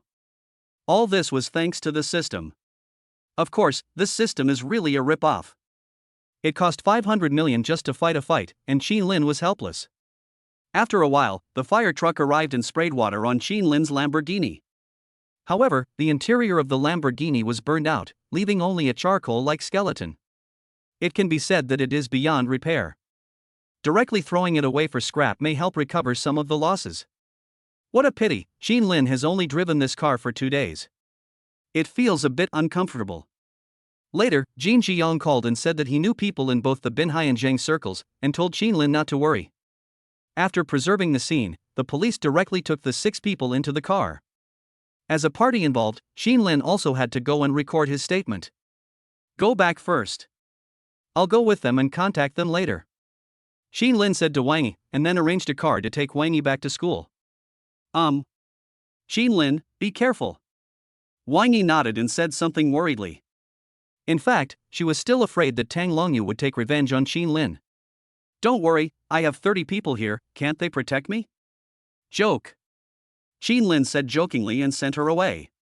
Qin Lin didn't have any bodyguards before, but now that so many people have come, will Qin Lin still be afraid that he will come and take revenge? After getting on the police car and arriving at the police station, Qin Lin took a statement and the 6 people were detained directly. What surprised Qin Lin was that, except himself, no one else gave Tang Longyu away. They actually planned to take the blame for Tang Longyu. Of course, things can't end so easily. After Qin Lin finished taking the statement, Binhai Jinling's deputy general manager Du Li, on behalf of Jin Jiong, came to Qin Lin with a man. Boss Qin, this is Yao Qinan, a subordinate of committee member Tan of Binhai City. Captain Yao. Du Li said. Jinling knows a lot of big shots, and Qin Lin is a billionaire, so they naturally have to give him face. Boss Qin, due to special reasons, committee member Tan cannot come to meet you in person. Please forgive me. But please rest assured, if something like this happens to you on our territory, we will definitely take full responsibility. When Yao Qinan heard Du Li's introduction, he nodded quickly. Because of the pressure from above, Captain Yao was very polite to Qin Lin at this moment. Okay then. Hearing his words, Qin Lin didn't hesitate and went straight to the 6 people. They would never have thought that Qin Lin actually had a white-collar background. At this time, the parents of the 6 young men had been called over. Qin Lin was not polite and said directly to them. You burned my Lamborghini Neo, which cost 4 million yuan. Since you said that it was done by the 6 of you, then each of you should pay 660,000 yuan in compensation. It's up to you. Qin Lin was not polite either. Since they wanted to take the responsibility for Tang Longyu, the money would naturally have to come from them. However, when their parents heard Qin Lin's words, they collapsed on the spot. 660,000 is not a small amount of money for an ordinary family in Binhai. Some families may even go bankrupt and cannot afford to pay it. Many of their parents were still selling vegetables on the street, and their faces dropped when they heard Qin Lin's words. Boss Qin, please forgive me and let my son go. Boss Qin, please. One by one, the parents began to beg Qin Lin for mercy. But at this time, the people who were locked up inside said angrily, Mom, you don't have to beg him. It's only 660,000 yuan. Someone will redeem us in a few days. Why are you kneeling to him? They had very firm beliefs, and even when they were locked up they still believed that as long as they took the blame for Tang Longyu would definitely come to rescue them. Chapter 25 Bugatti Veyron. At this time, several parents were so upset that they could not even cry when they heard their locked-up sons still speaking in a sarcastic manner. Seeing this scene, Qin Lin sneered. People like them are like this. You don't have to plead for them. It's useless. Ignorant and fearless, these uneducated people have no idea how dangerous society is. Since you can't teach them well, I will help you educate them. You can't pay it back, right? It's that simple. I don't want the money. The sentence is calculated at 30,000 yuan a year. You owe 660,000 yuan. You will be locked up for 20 years first. Captain Yao, this is a reasonable approach. Qin Lin not only told them the punishment results in person, but also specifically asked the most authoritative Captain Yao who was standing nearby. Can. Captain Yao nodded directly. It is not uncommon for people to pay off their debts and go to jail to pay off their debts if they cannot pay. Besides, with Qin Lin's status, as long as committee member Tan nods, he can be imprisoned for 30 years, if not 20 years. After all, their crimes are not just about damaging other people's property and requiring compensation, but also about causing trouble, fighting, and kidnapping billionaires. If Qin Lin really wants to pursue the matter, they will suffer a lot. After hearing that their children would be imprisoned for 20 years, many parents who could not afford the tuition began to think about practicing trumpet. Instead of spending all his money to get this prodigal son out of jail, it would be better to have another child. Wu Zijuan, if you still don't admit your mistake, I will pretend that you are not my son today. Some people even severed the father-son relationship on the spot. Dad, don't listen to him, who the hell is he? Young Master Long will send someone to redeem us in a few days, and then I will cripple one of his legs. The big fool named Wu Zijuan roared. In his opinion, Qin Lin was just an ordinary rich second generation. How could he compare with Tang Longyu? The Shengtang group has such a great influence in Binhai, he doesn't believe that Tang Longyu has no way to deal with Qin Lin. This guy is not very smart, but he is very loyal. He still believes that Tang Longyu will not abandon them. When Wu Zijuan's father heard that his son was going to break someone's legs, he vomited blood and almost fainted on the spot. Qin Lin found his words funny and said, "Silly guy, you don't seem to understand the situation."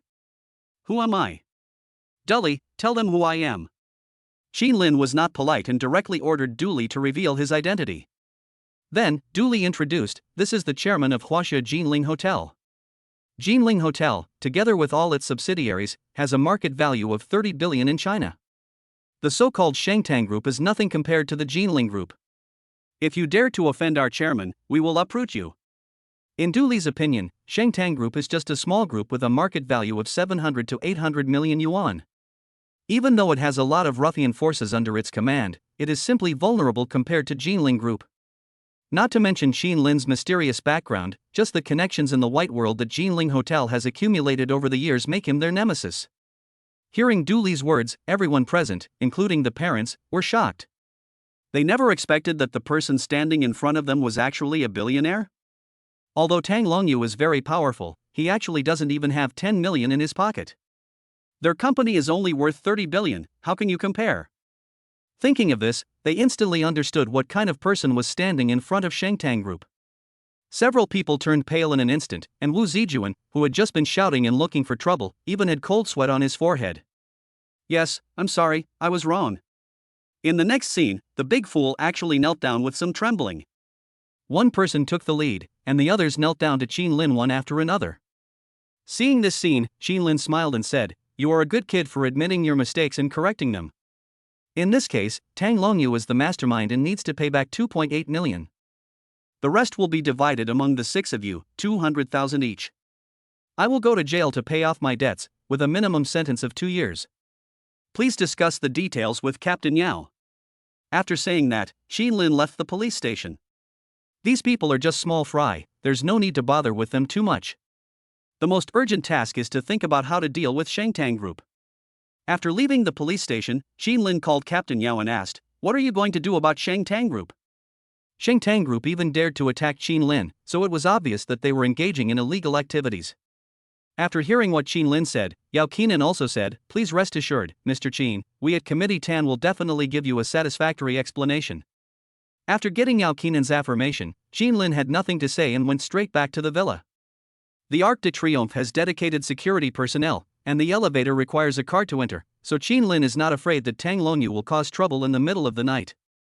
After waking up the next day, Qin Lin washed up, got dressed, and sat in the living room to prepare to sign in. This is one of the best super villas on the seaside. The rewards for signing in here should be extraordinary, right? Thinking of this, Qin Lin also had some anticipation, and silently said in his heart, "System, sign in." Ding, the host has signed in successfully today. The host's check-in location, the Arc de Triomphe Sky Villa, is detected. The environment is luxurious and a sea-level reward is obtained. Congratulations to the host for winning 300 million Chinese currency. Congratulations to the host for winning the Bugatti Veyron worth 45 million, a special commemorative Hermes model. Reward critical hit, congratulations to the host for winning a Binhai Katy building worth 3.9 billion. When Qin Lin heard about the sea-level reward, he was a little confused. Qin Lin had no idea what was going on. The Sky Villa can be said to be one of the top villas in Binhai, but it only received a sea-level reward. Qin Lin didn't understand it at all. Of course, this also made Qin Lin have greater expectations for higher-level rewards. However, when Qin Lin heard the word Bugatti Veyron, he was stunned for a moment. Sure enough, the old must go before the new can come, and Qin Lin finally signed a top-of-the-line sports car. Speaking of the Bugatti Veyron, although the price is only 45 million, it is very scarce and has been sold at a sky-high price of 70 million in mainland China. Qin Lin's special commemorative Hermes is worth a lot just by listening to its name. The Hermes of sports cars must cost at least 80 or 90 million. Not bad. It can barely make up for Qin Lin's pain of losing his Lamborghini Neo. But Qin Lin never expected the Katy building. Because this building is standing right in front of Qin Lin at this moment. Qin Lin opened the curtains. Facing the Arc de Triomphe, the tallest building across the river was the Katy building.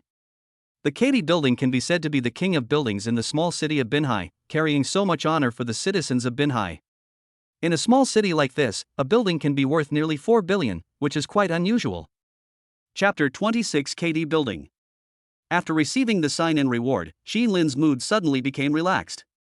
I couldn't wait to go downstairs and see my Bugatti Veyron. But at this time, Yao Qinan called and said, "Boss Qin, we brought Tang Longyu here at 3 a.m. last night. But he paid 2.8 million and left." Captain Yao stated. Tang Longyu was only charged with damaging other people's property. As long as he paid compensation, the police wouldn't be able to do anything to him. Only 2.8 million? Yeah, okay, I got it. Xin Lin said with a sneer. As expected, Tang Longyu would not save anyone. A lackey is a lackey, and his fate is to be betrayed. Xin Lin didn't care about all that. As for Shang Tang Group, he just waited for instructions from Committee Tan. It's only a matter of time to deal with Tang Longyu. But what is puzzling now is that Xin Lin spent 500 million yuan of the black card limit yesterday, and now he only has 390 million yuan on him. Although the black card credit limit is paid annually, Xin Lin still feels uncomfortable with the debt. Xin Lin thought that he had to find a way to get more money. At Jinling Hotel, the month-end revenue has not yet been settled, so perhaps Xin Lin should go to Katie Building to take a look. But at this time, Xin Lin happened to receive a call from Katie Building. Hello? Director Qin, I'm Liang Xiaowei, the person in charge of Katie Building Management Company. The previous owner's lease contract with the landlord has expired. Are you free to come over? Liang Xiaowei said excitedly. According to gossip, Xin Lin is the owner of Jinling Hotel, and now he has bought the most luxurious building in Binhai, Katie Building. He was very nervous when dealing with such a powerful and mysterious figure. Now Xin Lin is the owner of Katie Building. As the person in charge of the building, Liang Xiaowei is naturally Xin Lin's subordinate. Can. Hearing him say this, Xin Lin responded directly. It was a coincidence that Xin Lin acquired the Katie Building at the right time, as it was the day for the contract renewal. After that, Xin Lin added Liang Xiaowei on WeChat, and the address he sent was the management company's meeting room on the top floor of Katie Building. Xin Lin did not hesitate and went downstairs directly to the garage and found his Bugatti Veyron. Beep. Xin Lin pressed the car key and saw the car lights flashing not far away. The cool car body shape immediately appeared in front of Xin Lin. In Binhai City, such top-level sports cars are not common. Even in top-level villa areas like Arc de Triomphe, the most expensive one Xin Lin has ever seen is a Pagani worth more than 20 million. It's a pity that no one saw Xin Lin picking up the car, otherwise he would have attracted many little fans. Without thinking much, Xin Lin got into the car. The Bugatti Veyron, especially this special Hermès commemorative model, has interior features that are simply the ceiling in the sports car world. The level of comfort is totally incomparable to that of the former Lamborghini Maverick. Xin Lin got in the car, turned on the music, stepped on the accelerator, and rushed out of the basement. When the Bugatti Veyron rushed out of the villa area and entered the business district, it immediately attracted a lot of people's attention. The Katie Building, in particular, is a landmark building in the city center of Binhai, so there are many people visiting nearby. Seeing the cool Bugatti, many people took out their mobile phones to record videos and uploaded them to platforms such as Douyin and Kuaishou, which immediately attracted a lot of attention in the city. Looking at the scenery outside the window, Xin Lin smiled and didn't care about anything else. He drove the car directly into the garage of Katie Building. The Katie Building was built almost 10 years ago, but it is still relatively young for a commercial building with a 50-year property right. So the configuration of the garage barely keeps up with the trend. After getting off the car, Xin Lin went straight to the top floor of the building. It is 10 o'clock in the morning. Logically, we have missed the working hours and few people would use the elevator. However, just as Xin Lin came up from the underground parking lot, someone on the first floor pressed the elevator. The girl who came in was good-looking, even a little sexy. Surprisingly, she was carrying 2 boxes of coffee, about 20 cups. She almost bumped into Xin Lin when she came in. Oh, sorry. Seeing that there were other people in the elevator, she smiled awkwardly and spoke in a pleasant voice. She carried it carefully, afraid that the coffee would spill. Do you need help? Seeing that the 2 boxes blocked half of her body, she seemed to be a little overwhelmed, so Xin Lin said casually. Help me press it, the top layer. The girl thought Xin Lin wanted to help press the elevator button, so she said that. However, when Xin Lin heard her words, his brows twitched slightly. Because I am also going to the top floor. I think this girl should be one of my employees. Those guys from Katie Management Company, it's really outrageous for a girl to carry so many things. Thinking of this, Xin Lin said, "It's just on the way, I'll help you carry some." This is really embarrassing. The girl felt a little embarrassed when she heard Xin Lin's words. After all, this is a company matter, and it is not convenient for outsiders to interfere. It's okay. It only takes 2 minutes to get on the elevator. Xin Lin didn't mind and took a box from her. After taking over, Jean Lin found that the coffee was still hot and it was Starbucks. The price was not cheap in a location like the center of Binhai City. When the girl saw that Jean Lin had already taken a box for her, she had no choice but to stand next to Jean Lin. Of course, she was relieved to have Jean Lin's help. However, to the surprise of the two, someone pressed the elevator button on each floor, and one or two middle-aged men came up on each floor. They should be the bosses of each floor, and they happened to go up to discuss the contract with Jean Lin. Looking at Jean Lin and two other people carrying boxes in the corner, they thought they were ordinary employees and did not take Jean Lin seriously. Of course, they naturally couldn't believe that the owner of the Imperial Katy building in the Seaside building was right next to them at this moment. It took nearly 10 minutes for the two to reach the top floor. If this girl had been asked to carry two large boxes by herself and stand in the elevator for 10 minutes, she would probably have found it difficult to bear. So she was also very grateful to Jean Lin, who was standing beside her. Jean Lin didn't care. When they reached the top floor, he followed everyone into the top floor conference room. "Hey, welcome, bosses, please take a seat." There was a slightly plump man in front who gave people a cunning and smiling face, and was warmly entertaining us. He was Jean Lin's subordinate, the head of Katy Management Company, Liang Xiaowei. Jean Lin and the other person were walking at the back, so Liang Xiaowei did not see Jean Lin at first. Only after he had entertained all the bosses did he discover Jean Lin.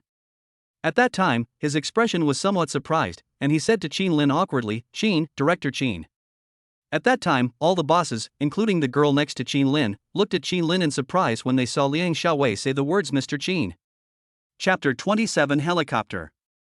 Those bosses never imagined that the person standing in the corner in the elevator just now was actually the owner of this building? Almost everyone was shocked at that time, and some of the people sitting in their seats even stood up and greeted him warmly. There was no way Jean Lin was the owner of this building, which meant he was their creditor. They signed the contract, and all the rent, venue fees, and so on had to be handed over to Jean Lin, so they had to be enthusiastic. "It's okay, sit down." Seeing this scene, Jean Lin waved his hand. Guests are welcome, so Jean Lin doesn't need to be so particular. After arranging the boss, Jean Lin called Liang Xiaowei directly. "Whoever ordered the coffee, ask them to come and pick it up. These employees are really proud of themselves by asking their boss to help them buy coffee." Jean Lin wanted to see who they were. Only the two people beside him heard this. However, when Liang Xiaowei heard Jean Lin's words, he said awkwardly, "Boss Jean, I'm sorry, this is what I asked Xiao Yuan to prepare for all the bosses, and you are also included in it. Starbucks employees don't have that luxury, so these things are naturally prepared for the bosses." Hearing him say this, Jean Lin raised his eyebrows, coughed lightly, and looked at Xiao Yuan beside him. Xiao Yuan didn't expect that Jean Lin was actually her boss.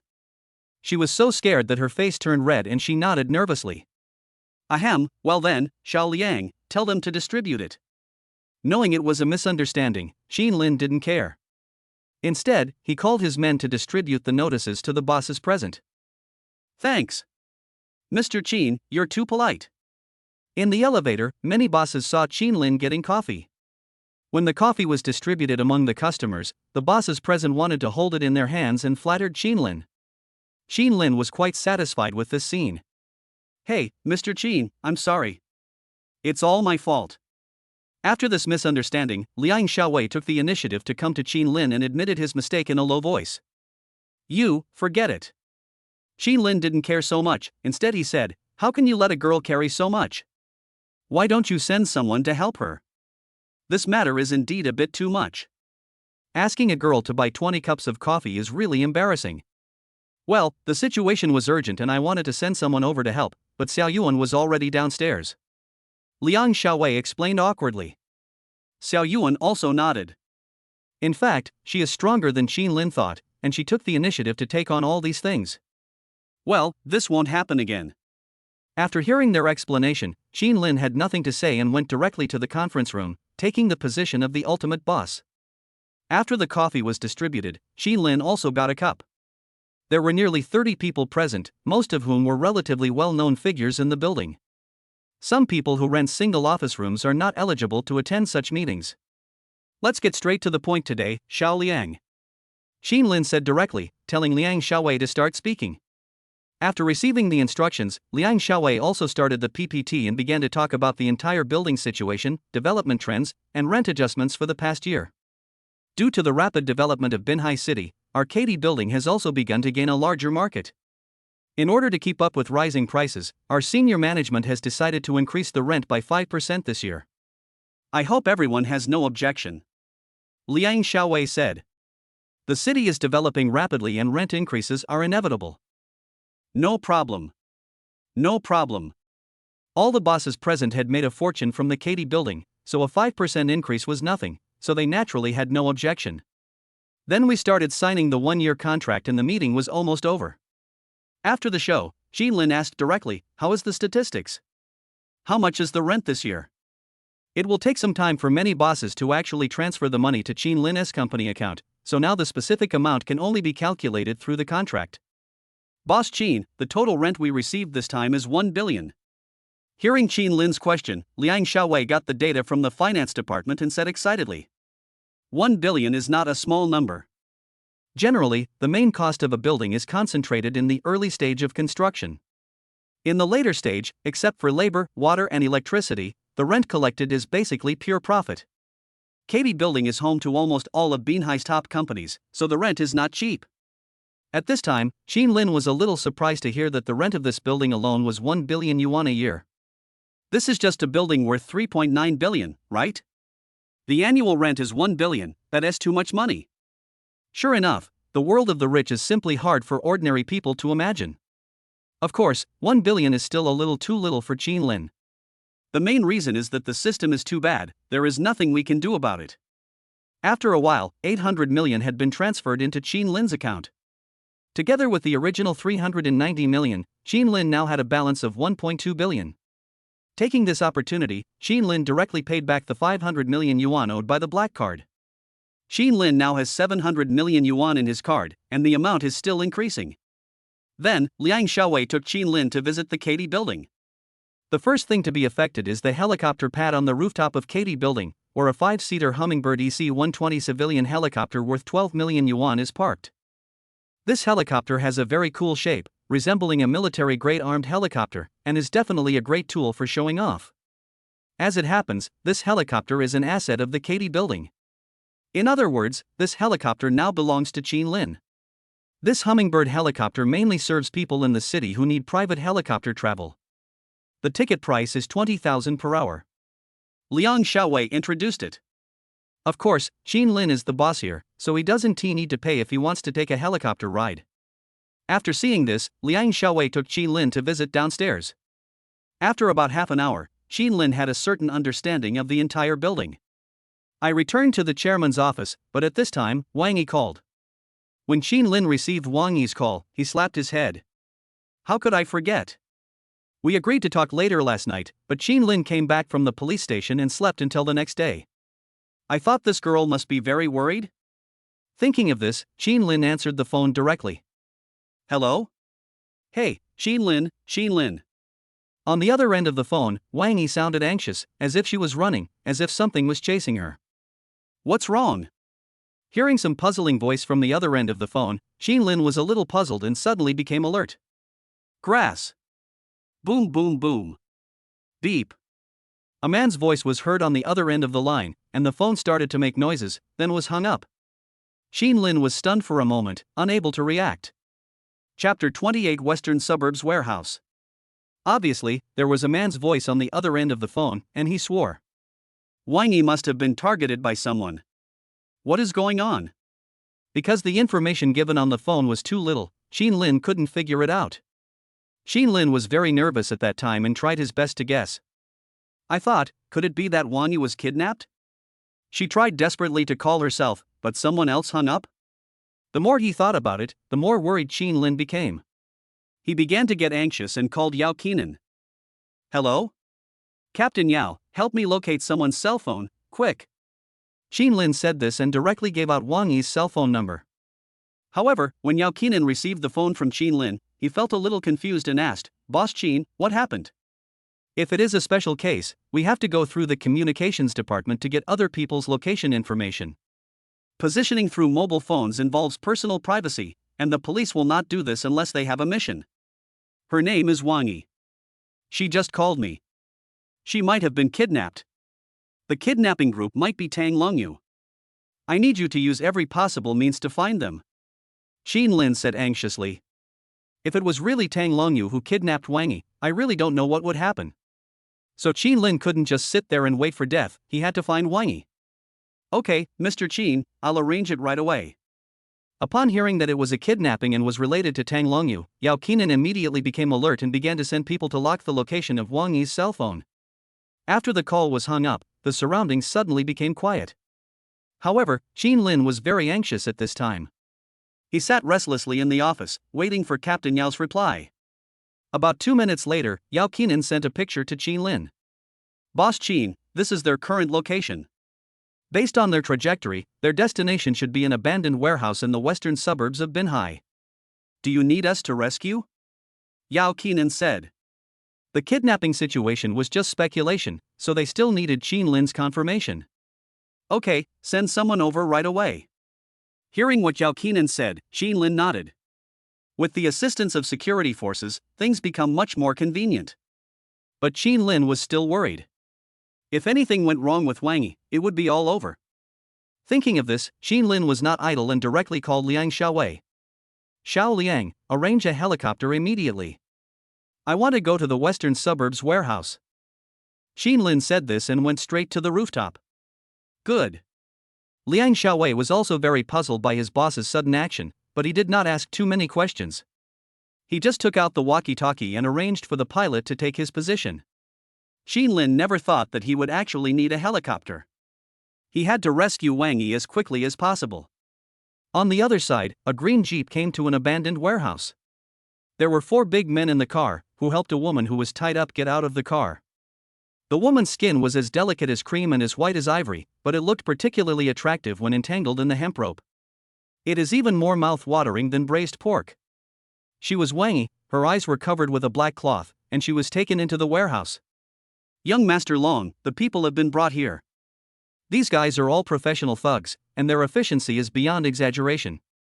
From kidnapping someone to sending them to the destination, it takes no more than 15 minutes. A large bed was prepared in the middle of the abandoned warehouse. At this moment, Tang Longyu was sitting on it with a smirk on his face. When he saw Wang Yi being brought in, he licked his lips. Well done. TSK, little beauty, you didn't expect that. As he said that, Tang Longyu came to Wang Yi, pulled her over and threw her on the big bed. Ah. When Wang Yi heard that it was Tang Longyu's voice, he felt a little creepy and his back went cold. Being kidnapped by Tang Longyu, you don't have to guess what will happen next. Oh, don't be afraid, we are not strangers. As he spoke, Tang Longyu began to stroke the hemp rope, untying Wang Yi bit by bit. Wang Yi was speechless and could only watch the scene with trepidation. The ropes were untied, handcuffs were put on, and her limbs were fixed directly to the foot of the bed, making it impossible for her to resist. Originally, I just wanted to teach Qin Lin a lesson. I didn't expect that guy to be so stubborn and call the police, which caused me to lose 2.8 million yuan. Forget it. I don't like to argue. As long as you are willing to pay it off for him, the debt will be written off. How about that? Tang Longyu said to himself. Of course, he would never give Wang Yi a chance to speak. Because no matter whether Wang Yi agrees or not, he will have sex with Wang Yi today. If in the future, let Qin Lin know everything that happened today. TSK, I think he will regret it. Tang Longyu gave a wicked smile, his heart was twisted. He thought that the best way to take revenge on Qin Lin was not to cause any physical harm to Qin Lin, but to ruin his favorite woman. Only in this way can Qin Lin completely regret his actions. He just wanted to do all this secretly and then see how Qin Lin would react. When Wang Yi heard his plan, she began to struggle painfully. But her hands and feet were locked, so she couldn't resist at all and could only shed stubborn tears. Go ahead and yell. This place is desolate and no one will hear your cry for help except my people. Scream. The more you struggle, the more excited I get. Seeing Wang Yi struggling, Tang Longyu started to attack Wang Yi, his face flushed with excitement. He. He didn't even care about the looks of his men around him and started performing right away. As long as he can completely possess Wang Yi, Qin Lin will completely regret it. This is what happens when you go against me. Rip. The clothes were torn, and Tang Longyu's face was full of excitement. Everything is about to succeed. Boom. But at this moment, there was a loud noise and the metal door of the warehouse was kicked away by someone. The person coming was Qin Lin. Xin Lin was extremely angry at this time, and directly increased his strength to 10 points, reaching the highest level of human beings. Even the thick metal door could not withstand Xin Lin's full strength attack. Tang Longyu's interest was interrupted by this noise and he looked towards the door angrily. Xin Lin. When Tang Longyu saw Xin Lin, his heart was filled with anger. I was thinking about when Xin Lin would come, but he came at this time to ruin my plans. How fucked up. How the hell did you let him keep up? Less than 5 minutes after Wang Yi was tied up in the warehouse, someone came even before he took off his clothes. Tang Longyu couldn't figure out what was going on, so he began to blame his men. In my opinion, Tang Longyu, with such a perfect plan, someone must have exposed their whereabouts. At this time, several subordinates saw someone breaking in and they looked at each other in bewilderment. Chapter 29, One Stick at a Time. Because only they knew that the abandoned warehouse in the western suburbs was at least 5 kilometers away from the university town. Moreover, the whole way is desolate, like the scenery in a rural area. When they drove over, they didn't see anyone following them. How did this guy follow me here from the university town? Damn it. Tang Longyu gritted his teeth. His clothes were torn, and he could have fixed it all in just 5 more minutes. I didn't expect Xin Lin to arrive at this time. However, seeing that Xin Lin was alone, he smiled playfully. The people Tang Longyu brought this time were different from the last time. There were 8 people in the warehouse, all of them were professional thugs over 1.8 meters tall. He just didn't believe that he couldn't deal with Xin Lin alone? Ha, Xin Lin, I admire you for daring to go to the meeting alone. Since you are here, I will let you know what happened here. Yes, I was the one who kidnapped Wang Yi. I'm going to show you now how I humiliate her in front of you. Tang Longyu had a wicked smile on his face. Since Xin Lin is here, it doesn't matter. I'll just do it in front of him. This is exciting. You guys, control him. I want him to watch enough of the next performance. As he spoke, Tang Longyu became excited, but he lowered his head and continued with what he was doing. Rip. The sound of a t-shirt being torn apart was heard, and Tang Longyu's clothes burst open on the spot. Stop. Seeing that Tang Longyu was about to do something bad to Wang Yi, Xin Lin shouted loudly. Now that he was already there, how could Xin Lin tolerate Tang Longyu acting so presumptuous in front of him? So what if there are 8 people? I can still beat them all. Come on. Seeing Xin Lin talking, Tang Longyu directly ordered his men. After receiving the order, several thugs at hand smiled coldly, picked up a steel pipe in the warehouse, and slowly approached Xin Lin. It was also at this time that Xin Lin directly activated the system and spent another 100 million to increase his speed to 10 points, the maximum speed for mortals. A man approached and hit Xin Lin with the steel pipe in his hand. Xin Lin didn't dodge or evade, but punched the steel pipe directly. Then something unexpected happened. Xin Lin's fist, which had reached the limit of human strength, bent the steel pipe with one punch. Bang! The thug only felt a numbness in his hand, looked at the bent steel pipe, and looked at Xin Lin in disbelief. How is this possible? The thug knew that it would be difficult to bend a steel pipe made of this material even if he tried his best. At this moment, Xin Lin punched the steel pipe so hard that it was completely deformed. How powerful was this force? Xin Lin ignored the thug who was standing there in a daze and punched him directly in the abdomen, causing him to fall to the ground in pain. Then he slowly walked towards the remaining 7 people in front of him. Xin Lin was not in a hurry, because at this moment, Xin Lin was like the god of death to them. Although Xin Lin does not know martial arts, his strength and speed have reached the limits of human beings. In this world, there is almost no normal human being who is faster, stronger, and tougher than Xin Lin. Seeing Xin Lin approaching, these thugs were stunned.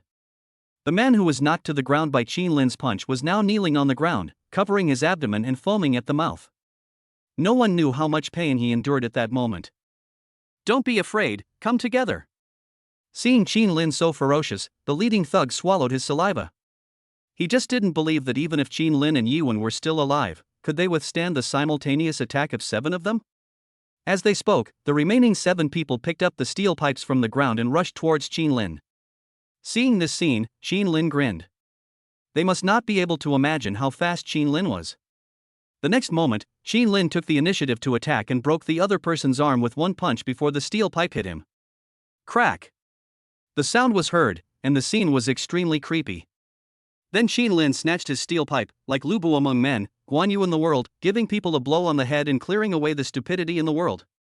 Although the steel pipe did not weigh as much as the green dragon crescent blade, it was able to hit other people's weapons with Qin Lin's full force, causing sparks to fly directly. The scene can be said to be very exciting. Qin Lin hit each of them with his stick, and all 7 of them were unable to resist. This group of tall and strong amateur thugs were quickly dealt with by Qin Lin alone. Gulp. This scene lasted only 2 minutes. Seeing this, Tang Longyu on the side couldn't help swallowing his saliva. Before he even had the chance to issue an order, all his men were lying on the ground. Qin Lin threw the steel pipe away and showed a hint of ruthlessness towards Tang Longyu. What are you going to do? Seeing the strange expression on Qin Lin's face and approaching him step by step, Tang Longyu felt a little scared. The 8 people he brought this time have all been dealt with by Qin Lin, and he can now be said to be a turtle in Qin Lin's jar. What? Ha, I told you not to ruin a woman, so I'll punish you a little. As he said that, Qin Lin went up and gave him a kick that broke his balls, knocking him up on the spot. Oh. In the next scene, Tang Longyu fell to the ground, wailing in pain, holding his balls and twitching in agony. After doing all this, Qin Lin ignored him and went straight to Wang Yi. At this time, Wang Yi's hands and feet were handcuffed. Qin Lin didn't have the key, so he simply broke the handcuffs with one hand and rescued Wang Yi. Are you okay? Qin Lin pulled Wang Yi up. Woo woo. At this moment, Wang Yi felt relieved and started crying while hugging Qin Lin. For Wang Yi, Qin Lin is simply her savior. After what happened today and being bullied by Tang Longyu, she thought she was hopeless, but she didn't expect Qin Lin to show up at such a critical moment. At this moment, Qin Lin's full sense of dependence was exactly what she needed. Qin Lin didn't care. This was the first time he hugged her, so Qin Lin enjoyed it very much. But at this moment, Qin Lin felt something flash by and instinctively looked out of the warehouse window. But there was nothing there. Qin Lin was a little puzzled. This was the first time he experienced such dizziness. Because Qin Lin's speed has reached the limit of human beings, there should be no details that can escape Qin Lin's eyes. Without thinking too much, Qin Lin continued to comfort Wang Yi in his arms. It's okay. I'm with you. It's okay. Let's go. Qin Lin said. At this time, although Wang Yi's clothes were torn, she was not harmed. Everyone present had fallen to the ground and it was time for Qin Lin to take Wang Yi away. Qin Lin. But at this time, surprisingly, Tang Longyu stood up stubbornly and shouted angrily. Bang! The next second, surprisingly, Tang Longyu took out a pistol from his pocket and fired a shot into the sky. This scene was something that not only Wang Yi but also Qin Lin had never expected. Chapter 30, Life and Death. He had a pistol, which Qin Lin never expected. Tang Longyu took out his pistol, roared at the 2 men and said, "Don't leave, don't leave." He covered his balls and endured the pain, speaking to the 2 of them while pointing the gun directly at Wang Yi. Qin Lin, aren't you amazing? I want to see who is faster, you or my gun. If you dare to move, Wang Yi will die in front of you. Ha ha ha. Tang Longyu laughed wildly and spat a lot. Damn it. You didn't expect that. Tang Longyu said to himself. This gun is a banned item in mainland China, and he will not take it out unless it is absolutely necessary. But after being hit by Qin Lin just now, he really couldn't bear it anymore. He will now let Qin Lin see the price of provoking me. Qin Lin, kneel down. Or I'll make your girlfriend's head explode. Tang Longyu said viciously. He showed his trump card. He was not afraid of Qin Lin. As long as he waited for his thugs to recover, he could continue to abuse Wang Yi and continue what he had not completed just now. He was proud and believed that Qin Lin had never expected that things would turn out like this. Seeing this scene, Qin Lin frowned. Although Qin Lin was fast, he couldn't dodge the bullet. At this time, Tang Longyu's pistol was not aimed at Qin Lin, let alone Qin Lin catching the bullet with his bare hands. As long as Tang Longyu fired, one of them might really die. So Qin Lin couldn't take any risks in this situation. Qin Lin. Wang Yi was afraid, but unwilling. She didn't want Qin Lin to kneel down for her because of this matter. Kneel down. 3, 2. However, Tang Longyu did not give the 2 people time to think and directly scolded them. Good. Being threatened by him, Qin Lin had no choice but to do as he asked and kneel down. Qin Lin had the ability to take the gun from Tang Longyu, but was unwilling to take the risk of Wang Yi being killed. Even if Qin Lin is worth a fortune, if kneeling down can buy a little time for the person he loves to survive, then Qin Lin is willing to do it. Ha, I didn't expect you to end up like this. You were so awesome just now, keep pretending. Tang Longyu said proudly. This is the feeling of being able to dominate other people's lives and do whatever you want. After a while, several thugs recovered and began to control Qin Lin and the other man. This time, Wang Yi's hands and feet were not tied up. Tang Longyu said to Wang Yi directly, Wang Yi, you should be aware of the current situation. If you want Qin Lin to leave alive, you should know what to do for me. Compared with the previous bondage, Tang Longyu prefers someone to take the initiative. But Tang Longyu thought about it and realized that he had just been kicked by Qin Lin and it took him a long time to recover, so he became a little furious. Thinking of this, he actually pointed the gun at Qin Lin, intending to shoot and break Qin Lin's leg to avenge the kick just now. Don't want. Wang Yi seemed to realize that Tang Longyu wanted to shoot, and quickly spoke out to stop him. At that time, Qin Lin also frowned, and the feeling of facing death came over him. But it was too late. Tang Longyu's thinking was incomprehensible to ordinary people. He didn't even wait for persuasion and directly pulled the trigger. He is just so cruel. Bang! The bullet flew out of the gun, and Qin Lin concentrated his mind and tried to dodge it. But the next moment, something unexpected happened. Qin Lin was fine, but Tang Longyu's hand holding the gun was blown to pieces on the spot. Ah! Tang Longyu widened his eyes, feeling the sharp pain in his hand, and couldn't believe what he was seeing. Because at the moment he fired, a sniper bullet went straight through his palm, blowing his hand holding the gun into a bloody mess. The scene was very horrifying. Qin Lin and Wang Yi were unable to react, and the thugs around them were also stunned. But the next moment, a group of people in combat uniforms rushed in, each holding a rifle. Don't move! Yao Qinan led the team to the scene and immediately cordoned off the scene. Seeing this scene, Qin Lin finally breathed a sigh of relief. Speaking of which, these people arrived really slowly. If Qin Lin hadn't been afraid that something might happen to Wang Yi, he would have come here earlier. Their team was delayed for 5 minutes. I'm afraid Wang Yi has been assaulted by Tang Longyu? As for Tang Longyu, they couldn't help but tremble when they saw so many special police officers. Especially Tang Longyu, he had no idea why Qin Lin could call so many policemen in such a short time. Everything was about to end, so why did it end up like this? He was unwilling to accept it. Boss Qin, are you okay? Seeing Qin Lin being pressed to the ground, Yao Qinan's forehead was covered with sweat. Ahem. Catch them all. Seeing them coming, Qin Lin pushed away the 2 thugs beside him and stood up awkwardly. Qin Lin. After being rescued, Wang Yi threw herself into Qin Lin's arms without any hesitation. Although the two have not confirmed their relationship, they have become very subtle with each other. After the matter was over, Qin Lin took Wang Yi away directly. When Wang Yi walked out of the warehouse, he was a little surprised to see a helicopter parked not far away. Qin Lin drove a helicopter just to save her, and she was very touched at the time. After the matter was over, Qin Lin took Wang Yi back to Katie Building. After settling her down, he went to the police station. Tang Longyu had been arrested, and after his severed hand was treated, he was sent to jail. If Qin Lin had not shown up at that time, Tang Longyu's plan would have been perfect. But now he is completely screwed. Kidnapping, gang involvement, gun possession, attempted rape, these crimes are enough to get him imprisoned for 10 or 20 years. Yao Qinan said as he stood beside Qin Lin. Qin Lin smiled and looked at the unconscious Tang Longyu in front of him without saying a word. A broken hand and more than 10 or 20 years of prison reform were enough for him to bear. But at this time, a man with a slicked back hair came hurriedly with several men. He was Tang Longyu's father, Tang Shengming.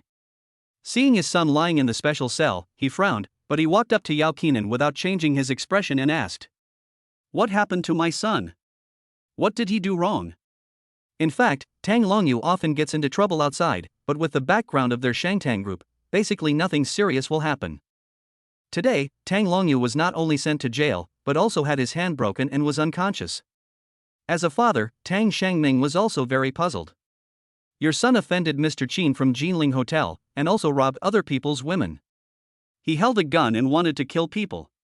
This is a serious crime. Yao Qinan said bluntly. Tang Longyu's father is not unrelated to the fact that he could do these things. It has been a long time since he took advantage of his background to bully others. If Tang Shengming had not spoiled him and there were no underground forces, his son would not have ended up like this. Chapter 31, The Fall of Shangtang Group. Hearing what Yao Qinan said, Tang Shengming frowned. He didn't expect that his son would get into such a big trouble this time. But it doesn't matter. After all, he is a gangster. As long as the other party doesn't care and is flexible, he can be exempted from responsibility for kidnapping and rape, and he can be held in possession of a gun for less than 3 years. These are easy to deal with. Thinking of this, Tang Shengming came directly to Qin Lin and said, "Little brother, I know you are the boss of Jinling Hotel. I'm Tang Shengming, the boss of Shengtang Group. Can you please give me some face and treat it as a friend and not care about what my son did?" Although our Shengtang Group is not the top one in Binhai, it still has a lot of influence. From now on, as long as you need this favor, I, Tang, can do anything for you," Tang Shengming said. In his opinion, Shengtang Group has a good reputation, and no one in Binhai dares not to give face to him, Tang Shengming. As long as Qin Lin agrees to withdraw the appeal, he will not care about the beating of his son today. Oh? Hearing him say this, Qin Lin smiled.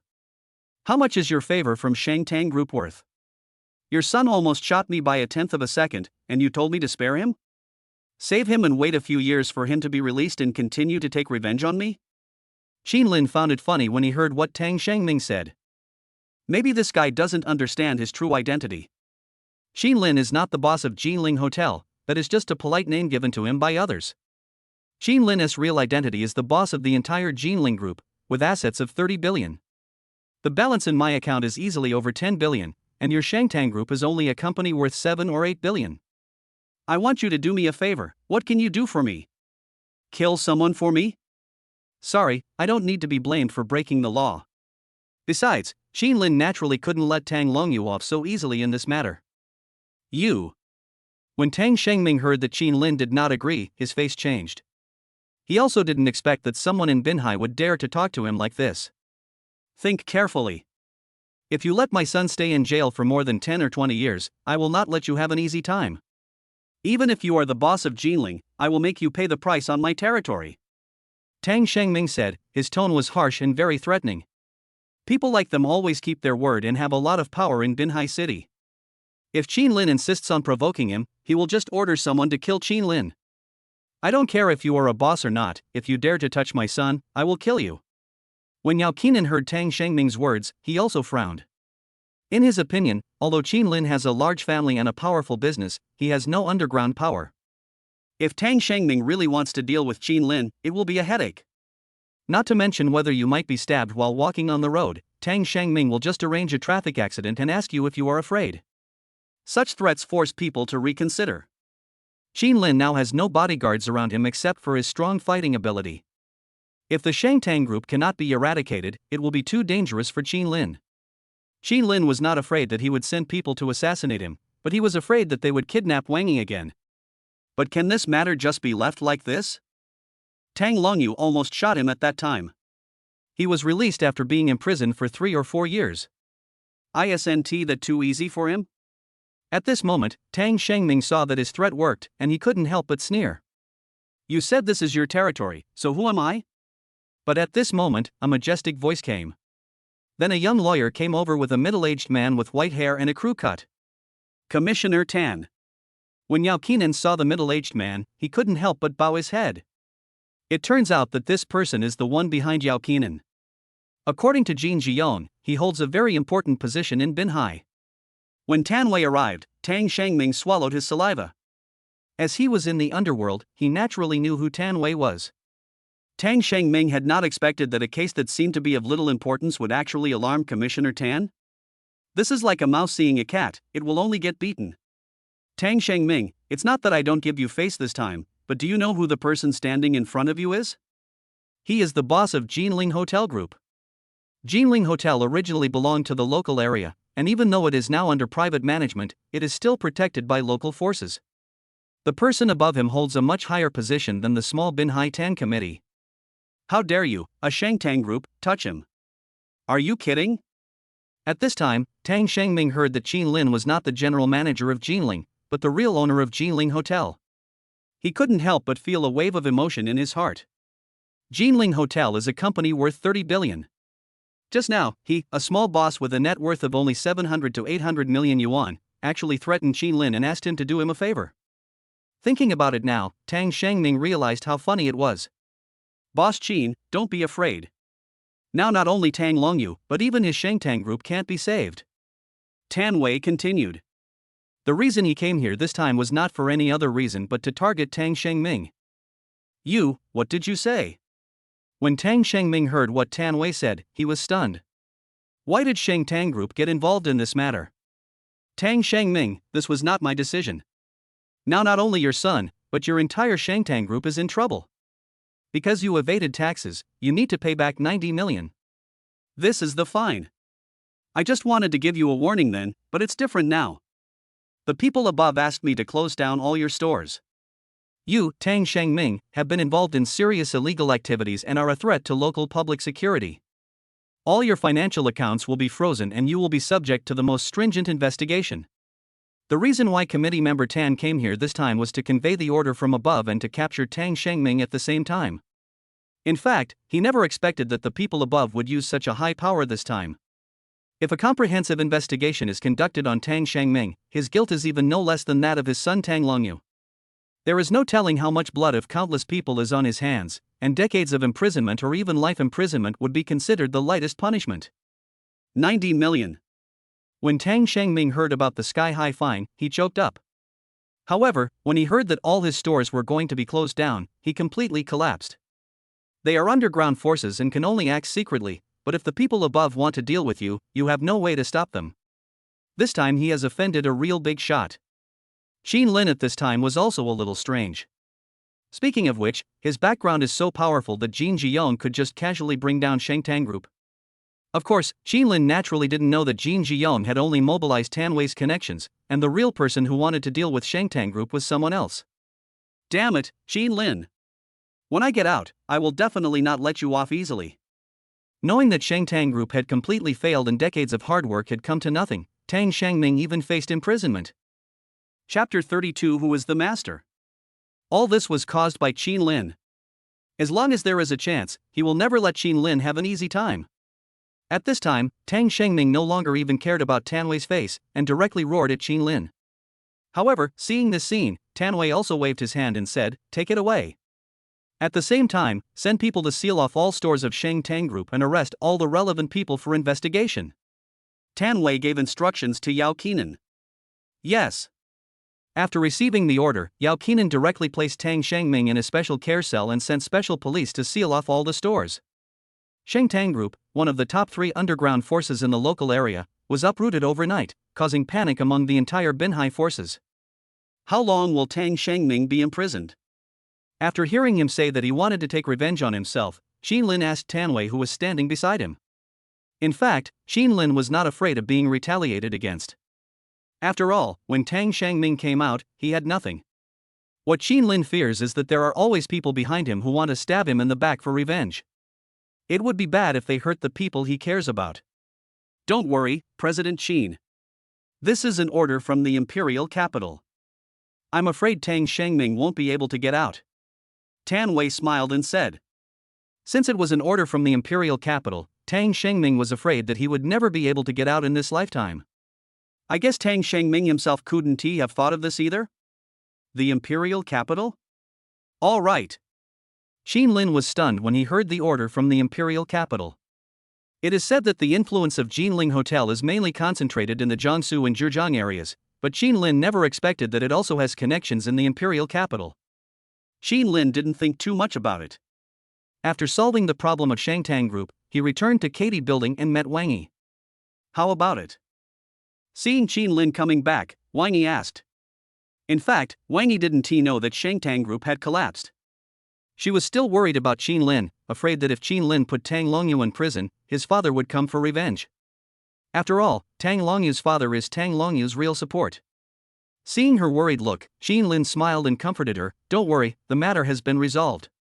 I'm afraid Tang Longyu will be imprisoned for more than 10 years this time. Xin Lin explained what happened. Oh, that's great. Wang Yi was relieved to hear that these people had received the punishment they deserved. Wang Yi still remembers vividly the harm that Tang Longyu had caused her at that time. It was the fear of being blindfolded and tied into the car, not knowing anything about what was about to happen, and the helplessness she felt when Tang Longyu lewdly ripped off her clothes. Now that she heard Xin Lin's words, she felt much better. In addition to love and dependence, her feelings towards Qin Lin now also included a sense of gratitude. Come on, I'll take you back to school.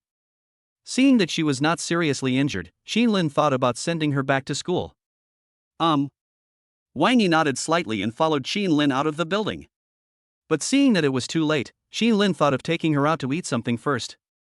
When Qin Lin brought Wang Yi to the underground garage, she was also surprised to see Qin Lin's Bugatti Veyron. Wow! This car! Wang Yi said in surprise that this car is even cooler than the Lamborghini Qin Lin had last time. However, when she thought of Qin Lin's Lamborghini Maverick being burned, she felt a little guilty. After all, if Qin Lin had not had a conflict with Tang Longyu that day, Qin Lin's car would not have been destroyed, right? Alas, the old must go before the new can come. Come on up. Qin Lin didn't care about it. He just took her into the car and drove out. As soon as Qin Lin's Bugatti came out of the basement and arrived in the city center, it immediately became the focus of everyone's attention. Let's go have a meal. I'm going home to change my clothes first, Qin Lin said as he looked at his clothes, which were a little dirty.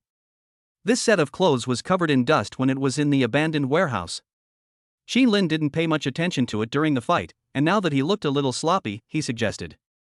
Wang Yi did not object and followed Qin Lin back to the villa. Good evening, Mr. Qin. Zhu Yonghua, the front desk clerk downstairs, greeted Qin Lin. Qin Lin nodded, took Wang Yi directly into the elevator and returned to the villa. It was Wang Yi's first time to be in such a high-end place, and her eyes widened at that moment. She couldn't believe that Qin Lin, who had lived in a rental apartment outside the school a few days ago, now lived in such a top-notch villa. Come. Qin Lin took her into the villa and let her visit it freely.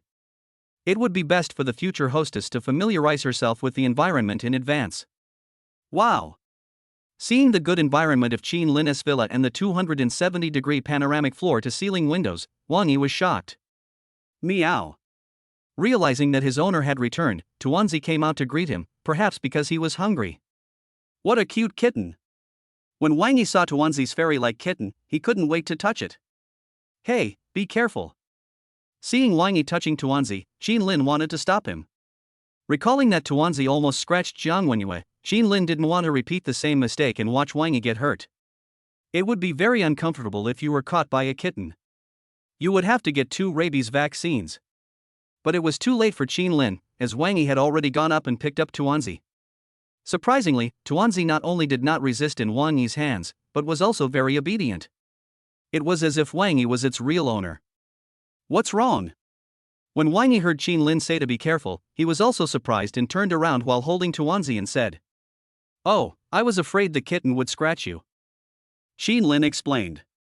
Generally, kittens will be wary of unfamiliar people, and if you get close to them, they are likely to attack you.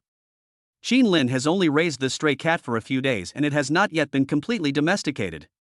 The kitten was so well behaved in Wang Yi's arms at this time, which surprised Qin Lin. Oh, maybe it's because I get along well with it. I always feel like I've seen it somewhere. Wang Yi smiled and touched Tuanzi's head. Its name is Tuanzi, and there is its favorite cat food over there. After hearing Wang Yi's words, Qin Lin didn't think much about it. He pointed to the location of the cat food and told her Tuanzi's name. Wang Yi started teasing him, and Qin Lin took the opportunity to change his clothes. After that, I took her to eat something and sent her back to school. The day ended perfectly. After waking up the next day, Qin Lin went straight to Katy Building. Katy Building is considered to be the top commercial building in Binhai. If you sign in here, will you get a higher level reward? With such expectations, Qin Lin came to his chairman's office. Good morning, Chairman. When the employees saw Qin Lin coming, they all greeted him. Qin smiled and enjoyed the atmosphere. Chapter 33, Reward Critical hit 30 billion. Arriving at the office, Qin Lin closed the door and woke up the system in his mind, saying, "System, sign in." Ding, the host has signed in successfully today. The host's sign-in location, Binhai Katy Building, is detected. The atmosphere is prosperous and a C-level reward is obtained.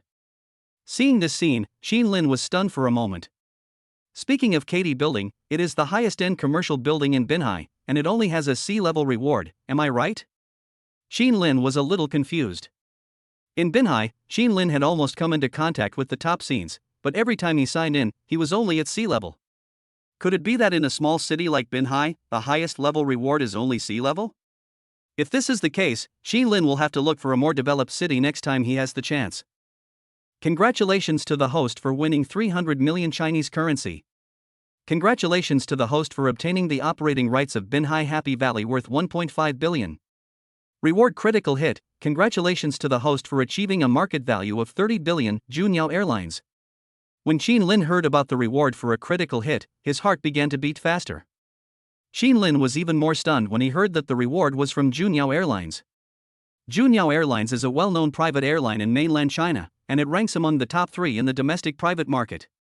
Xin Lin was also surprised that this sea-level reward critical hit could actually get a company worth 30 billion. As for the operating rights of Binhai Happy Valley worth 1.5 billion.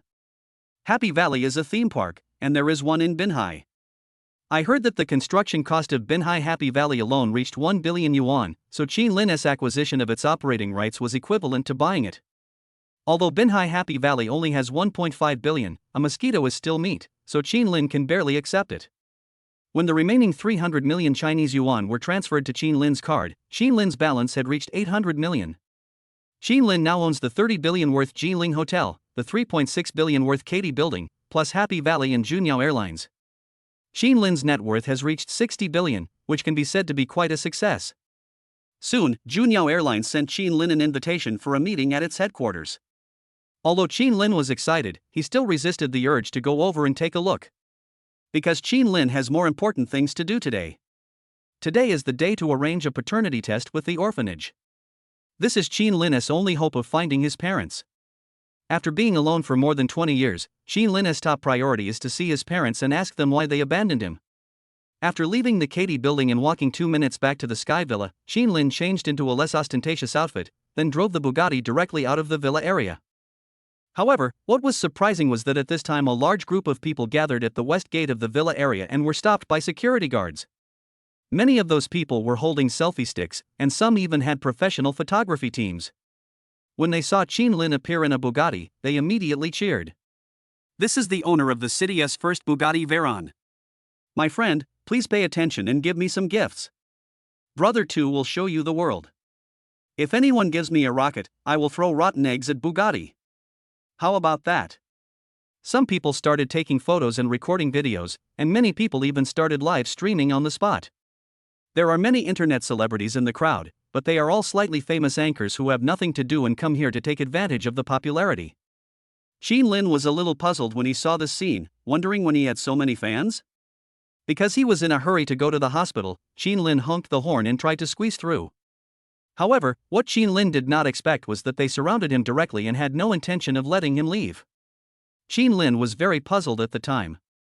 After all, he was a billionaire, so why did he become a background board for others to take pictures? These internet celebrities are simply unscrupulous in their pursuit of popularity. Some people even started knocking on Xin Lin's car windows, trying to talk to him. At that time, Xin Lin felt that in such an environment, it was really a headache for celebrities to have no bodyguards. Gentlemen, I am the person in charge of the Binhai Internet Celebrity Egg-Laying Base Agency. Your Bugatti Veyron was a big hit in the local area yesterday. How about we sign a contract with you to broadcast your wealthy life live? A gentleman said as he stuffed a business card directly into the gap of the Bugatti's window. Hearing him say this, Xin Lin also thought of the internet celebrities on Douyin who drove Lamborghinis and acted low-key and pretentious everywhere. This is indeed a way to make money. But the question is Xin Lin short of money? Why does he want to be an internet celebrity? Xin Lin is now worth 60 billion yuan. As the boss of several companies, there is nothing wrong with his brain for him to work for you as an internet celebrity. Sorry, I don't need it. Xin Lin rejected the person in charge of the agency on the spot and ordered the security guards in the villa area to clear the way, and then he left the villa area smoothly. Because the villa area is so close to the city center, it is not surprising for these paparazzi-like figures to know that the Bugatti owner lives here. Xin Lin also had a headache. Without thinking too much, Xin Lin left the city, came to an agreed hospital, and parked the car in the garage. When we arrived at the hospital entrance, we saw a person in charge of the orphanage and 2 other people waiting for something. The person in charge is a middle-aged man, a bit timid and honest. Because he doesn't want to cause trouble, he is polite to everyone. Xin Lin has been treated well over the past decade. However, the two people around him were orphans who were admitted to the hospital in the same year as Qin Lin. One of them was called Lin Yu. Because he entered the hospital earlier than Qin Lin, he knew many people in the hospital. When Qin Lin first came to the orphanage, he was often bullied by him and his people. Hey, isn't this Qin Lin? Why are you here? I didn't expect that you, kid, would be one of the candidates. He. Lin Yu smiled, still showing some disdain towards Qin Lin as always. Before, Qin Lin was bullied because he couldn't fit into the circle. The situation only improved after Lin Yu was adopted. Of course, Lin Yu was adopted by a wealthy family at that time, which also became his capital for showing off when he often came back. Qin Lin had experienced these cold looks for more than 10 years and had become indifferent to them, so he didn't care about what he said. After all, Qin Lin came here this time just to find his biological parents. Seeing that Qin Lin ignored him, Lin Yu sneered and continued, "We are here to do a paternity test this time, and it is very likely that we can find our biological parents. But, the dean said that I have the greatest chance, so you don't have to think about it. I'm just here to serve as a foil and go through the process." Lin Yu is determined to pass this paternity test. Why? After hearing Lin Yu's words, another person retorted that he did not understand Lin Yu's intention at all. This man's name is Huang Xiheng. He used to be Lin Yu's little follower, but he has his own ideas as he grows up. This was simply not something he could joke about with his biological parents. Chapter 34 Lin Family Story. Why? Hearing Huang Xiheng's words, Lin Yu sneered and continued, "You may not know yet, the family that came to do the paternity test is named Lin. I found out through my connections that they are a large family in Shanghai City. If any of you can become the person they are looking for, you will surely enjoy endless wealth and glory in the future. And my last name is Lin." Lin Yu said proudly. Before doing the paternity test, he not only consulted the dean, but also specifically investigated the family's information. I heard that they were looking for their long-lost direct descendants, which is even more incredible. Shanghai City, as the largest metropolis in China, is known as the Magic City. If a large family like theirs is recognized as their descendant, it would be like attaining immortality for ordinary people. Because his last name was Lin, Lin Yu was more certain than any of them that the person the family was looking for was him. Wow, I see. After hearing Lin Yu's analysis, Huang Xiheng nodded, feeling very envious. However, Qin Lin, who was standing by, sighed and felt a little disappointed when he heard this. Sure enough, finding one's biological parents is not that easy. As for wealth and glory, Qin Lin doesn't want to rely on adopting a father to change his fate. But since I'm here, I might as well accompany them and make an assessment. After all, no one can say for sure. Several people were waiting outside the door, and soon a group of men in black suits came. They drove a Maybach directly to the hospital entrance. It wasn't a big scene, but it was hard to ignore. However, the leader was stunned when he saw Qin Lin for the first time after getting off the car. He stood there for 3 seconds before he reacted and came over to the group.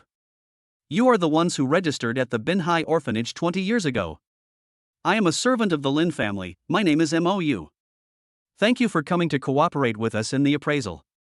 Whether it is successful or not, we will give you a reward of 100,000 yuan. Mou said. There were no members of the Lin family who came with them this time. All of them were bodyguards and the like. Some of them were holding metal boxes, which probably contained blood samples for identification. Seeing this scene, Lin Yu was very proud. He patted Qin Lin and Huang Xiheng on the shoulders and said, "See? This is what a big family is. They can easily give 100,000 per person. You two guys got a great bargain." In Lin Yu's opinion, people like Qin Lin and Huang Xiheng might not be able to earn so much money in 3 years. Seeing that they were taking advantage of him, Lin Yu looked at them with a hint of contempt. "Hey, thanks, Brother Lin." "No, Master Lin. When young Master Lin becomes successful in the future, don't forget me, your little brother." Huang Xiheng accepted Lin Yu's contempt calmly. If Lin Yu could become a member of the Lin family and have such a strong support, everything he did would be worth it. However, Qin Lin ignored all this at this time, because during their conversation, Qin Lin could vaguely feel Mou's gaze. Without giving it much thought, everyone was directly arranged to go to the hospital for a paternity test. This hospital is considered a regular hospital in Binhai City, but its specifications are average. Perhaps they didn't want to make a big deal and attract too much attention, so they chose this remote place. Qin Lin and others were drawing blood samples, while Lin Yu seemed very proud. But at this time, Qin Lin, who had extraordinary hearing, vaguely heard the conversation outside the door. Boss Missouri, do you think that Qin Lin looks a lot like our second master? One person said. It's not very similar, it's exactly the same. Who would have thought, Mou emphasized. Yes, he is just as handsome. But his last name is Qin, not Lin. The man continued.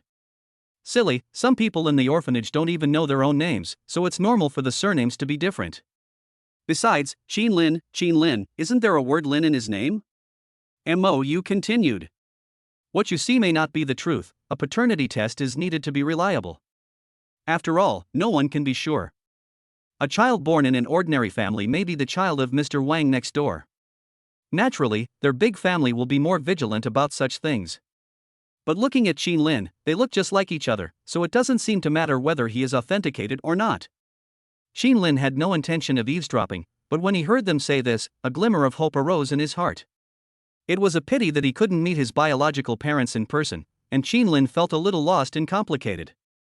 Your paternity test will take at least 3 days to be expedited. Please come over in 3 days.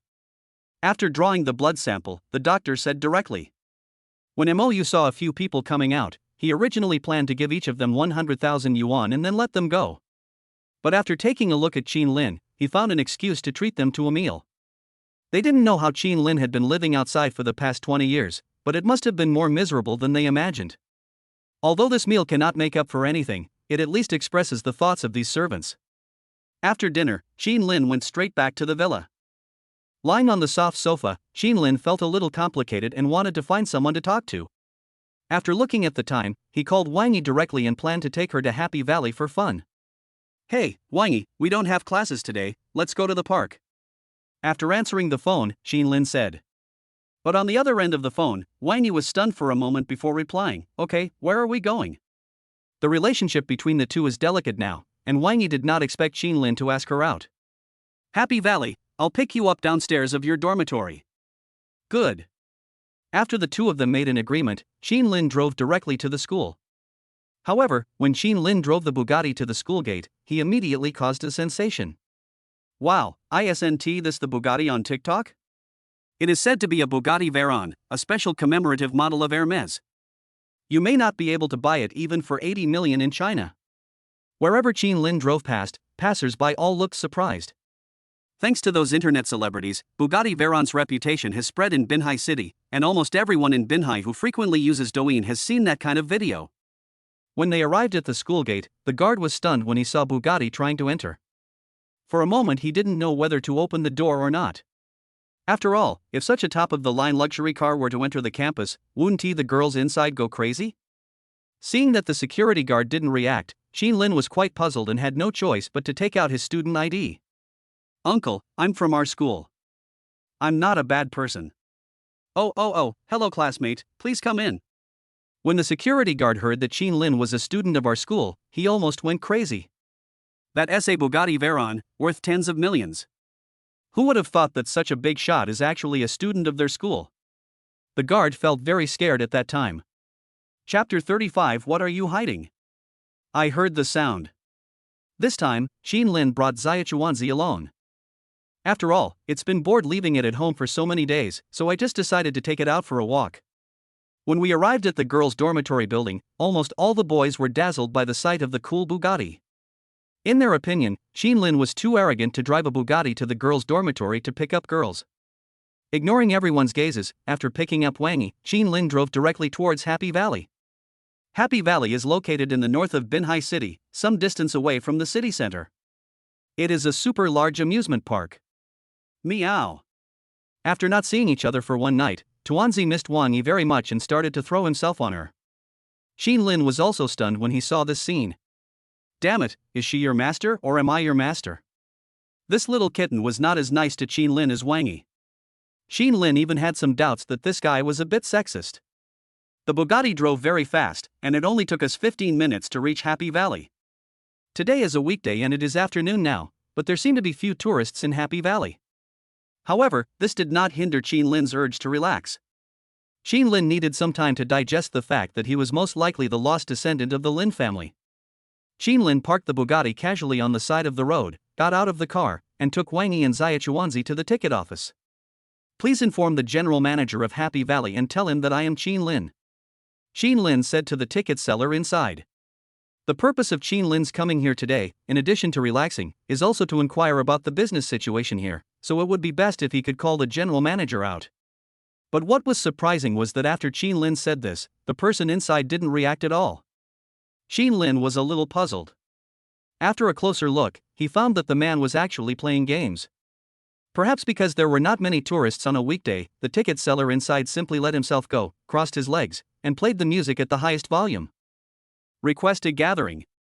Launch the attack. Attack the enemy Luban number 7.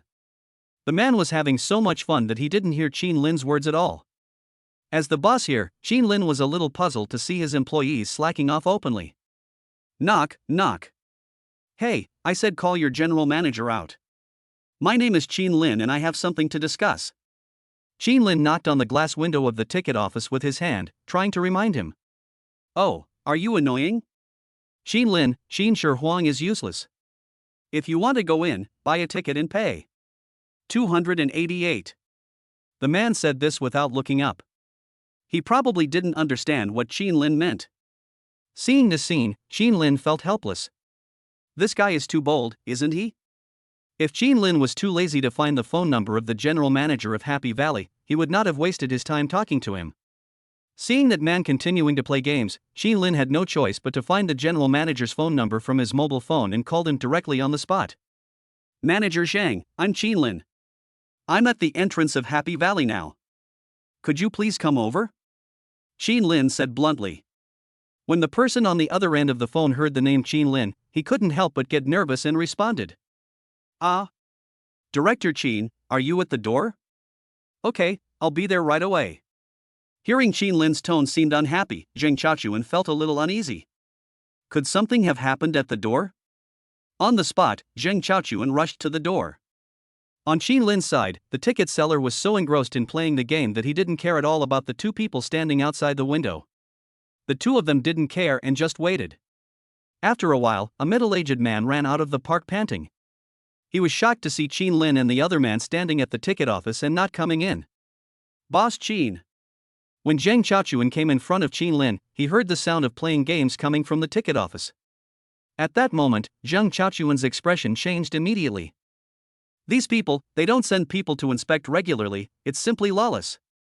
It's fine if you're just slacking off while being paid, but you actually leave the boss hanging when he comes? You don't want to do this anymore, right? Ahem. Zheng Chaochuan coughed twice harshly. The man in the ticket office looked up, got so scared that he put his phone back in his pocket. What are you hiding? I heard the sound. Looking at the timid look of the ticket seller, Zheng Chaochuan spoke sternly. If Mr. Qin hadn't come today, he might not have known about this. Mr. Zhang, there aren't many people here today, so I'll just play some games to relax. Please forgive me this time. Hearing that he had been discovered, the man no longer concealed his identity and spoke tactfully. After all, in his opinion, the amusement park is extremely busy when it is busy and extremely idle when it is idle. On a weekday like this when there aren't many people around, it's not shameful for employees to play with their phones when they have nothing to do. So in his opinion, the punishment should not be too severe. Forgive you? Zheng Chaochuan was furious when he heard him still saying this. I don't care about the game. Now that guests are here, what do you mean by not entertaining them and leaving them alone? It would be fine if he was an ordinary customer, but the problem is that he is the boss here. How can I explain to you how you left him alone? Well, they didn't pay, so of course I can't let them in. Don't worry, President Zhang. I will definitely guard the door. This guy said it with confidence. Because he didn't pay any attention to what Qin Lin said just now, so he didn't know who Qin Lin was. Qin Lin, who was standing by, was also speechless after hearing his words. At that time, Qin Lin didn't say he wanted to go in, but just asked him to help contact manager Zhang. It turned out that this guy didn't hear what Qin Lin said just now. What's even more infuriating is that Qin Lin said it twice. Such a work attitude is simply enough to make people shake their heads. I asked you to come here to be a ticket seller, not a security guard. Get out of here now. Seeing that this man was really outrageous, Zheng Chaochuan spoke directly. Manager, that's not the case. I was just playing with my phone. Just be more careful next time. The man said, unconvinced. There won't be a next time. No need to explain. Zhang Chaochuan said this angrily and called someone to replace the ticket seller. What's the big deal? If I don't want to do it, then I won't do it. At worst, I'll go to work in the factory. This guy is really awesome. When he heard that he was going to be fired, he didn't hide it. He just took out his mobile phone to continue playing games while leaving the ticket office. Xin Lin found it funny when he saw this scene. There is something about young people today. Manager Zhang, who was standing by, was also very annoyed when he saw the man leave like a big shot. But in order to calm Xin Lin down, he still politely came to Xin Lin and said, "Boss Xin, I'm sorry. This happened because of my poor management." Chapter 36, Even the smallest sesame seed is still neat. In the future, I will definitely strengthen management to put an end to this phenomenon of slacking off at work. Manager Zhang said nervously. After all, Xin Lin is the boss of Binhai Happy Valley. If Xin Lin is not satisfied with the handling of the ticket office today, he can forget about his job as general manager. Alright, I don't want to hear any more nonsense. Seeing that Manager Zhang was about to say a lot of flattering words, Xin Lin interrupted him directly. After all, Xin Lin's main purpose of coming here this time was to play and understand the business situation. Those flattering words were meaningless to Xin Lin. Go in first and show us around. Xin Lin said directly, and took Wang Yi into the park first. Xin Lin didn't want to hear those spoiling things today. Okay, Mr. Qin. Manager Zhang followed behind somewhat awkwardly. This is Xin Lin's first time in Happy Valley. This kind of theme park where tickets cost 300 yuan was definitely a luxury for Xin Lin in the past. Boss Qin, our Binhai Happy Valley is built on a 1-to-1 basis with Shenzhen Happy Valley, and it has 9 theme parks. Manager Zhang began to introduce Xin Lin. This park is divided into 9 venues and is extremely large. It will take half an hour to visit all of them. There are water parks, sunny beaches, jungle battles, and ice and snow worlds. Common attractions such as the Ferris wheel, roller coaster, and carousel are no big deal. In this hot summer, creating a huge Harbin snow world indoors is truly jaw-dropping. Wow! I want to play this. When they arrived at the park, Wang Yi was very excited and curious to experience it all with Xin Lin. Seeing how happy she was, Xin Lin naturally wouldn't refuse. Instead, he handed his phone to Manager Zhang and said, "Here, take a picture for us." Okay, Mr. Qin. Manager Zhang was a little embarrassed when he heard Xin Lin's words, but he still took Xin Lin's phone. He didn't want to be a light bulb, but the other person was his boss and there was nothing he could do. But when he saw Xin Lin's mobile phone, Huawei Porsche, worth more than 20,000 yuan, his hands couldn't help but tremble. When he took pictures of Xin Lin and others, he was very careful, for fear that they would be broken. The two of them played around for nearly an hour, and when they were tired they went to eat something. During this time, Xin Lin also chatted with Manager Zhang about business matters. "Xiao Zhang, let's talk about something serious. How is the business of our park going?" Xin Lin asked, sitting on a chair in the open-air restaurant. Xin Lin didn't know much about amusement parks, but places like this that make money by collecting admission tickets should have huge profits. Sure enough, Manager Zhang said, "Boss Qin, as the domestic market has improved, our Binhai Happy Valley has achieved an annual revenue of 800 million, of which the net profit can reach 300 million. The consumption level in Binhai is still quite high. In addition to tickets, this kind of theme park also sells some venue props, souvenirs, etc., which can be said to be very profitable. Of course, being able to make so much money is inseparable from the hard work of these staff members and their operations and maintenance." Good. Hearing his words, Xin Lin nodded. Although it is only 300 million yuan a year, mung beans are still beans no matter how small they are, so Qin Liang can barely accept it. After all, the total investment of this theme park is only 1.5 billion yuan, and it is already good to make back 300 million yuan a year. After eating something, the two continued to play. But when they arrived at the carousel, Wang Yi asked sadly, "Xin Lin, you have changed a lot in the past few days." All this. Wang Yi couldn't understand why Xin Lin suddenly became so rich. After all, she and Xin Lin have been together for 6 years, and she knows Xin Lin best. In the past few days, so many changes suddenly happened to Xin Lin that she really couldn't understand it. Of course, when Wang Yi heard Manager Zhang say that Xin Lin's South theme park could earn 300 million yuan a year, she began to fear that she was not worthy of him. When Xin Lin heard her question, he took her to a seat and said, "Actually, I can't believe it either. But there is one thing I can tell you, my parents found it. The secret that Qin Lin had been hiding in his heart, the person he most wanted to share it with at this moment was Wang Yi. At this moment, Qin Lin directly told Wang Yi all the possibilities in his mind that he was a member of the Lin family. When Wang Yi heard that Qin Lin was actually from a big family in Shanghai City, she became even more depressed. After all, she is just a girl from an ordinary family, how can she be worthy of the high and mighty Qin Lin? Then I'm afraid I'm not worthy of it. Wang Yi wanted to express what was in his mind. I don't mind. But at this time, Qin Lin didn't wait for her to continue speaking. He directly took her hand and took her to ride the carousel. You liked me when everyone else hated me. Even when I am admired by everyone, I will not abandon you.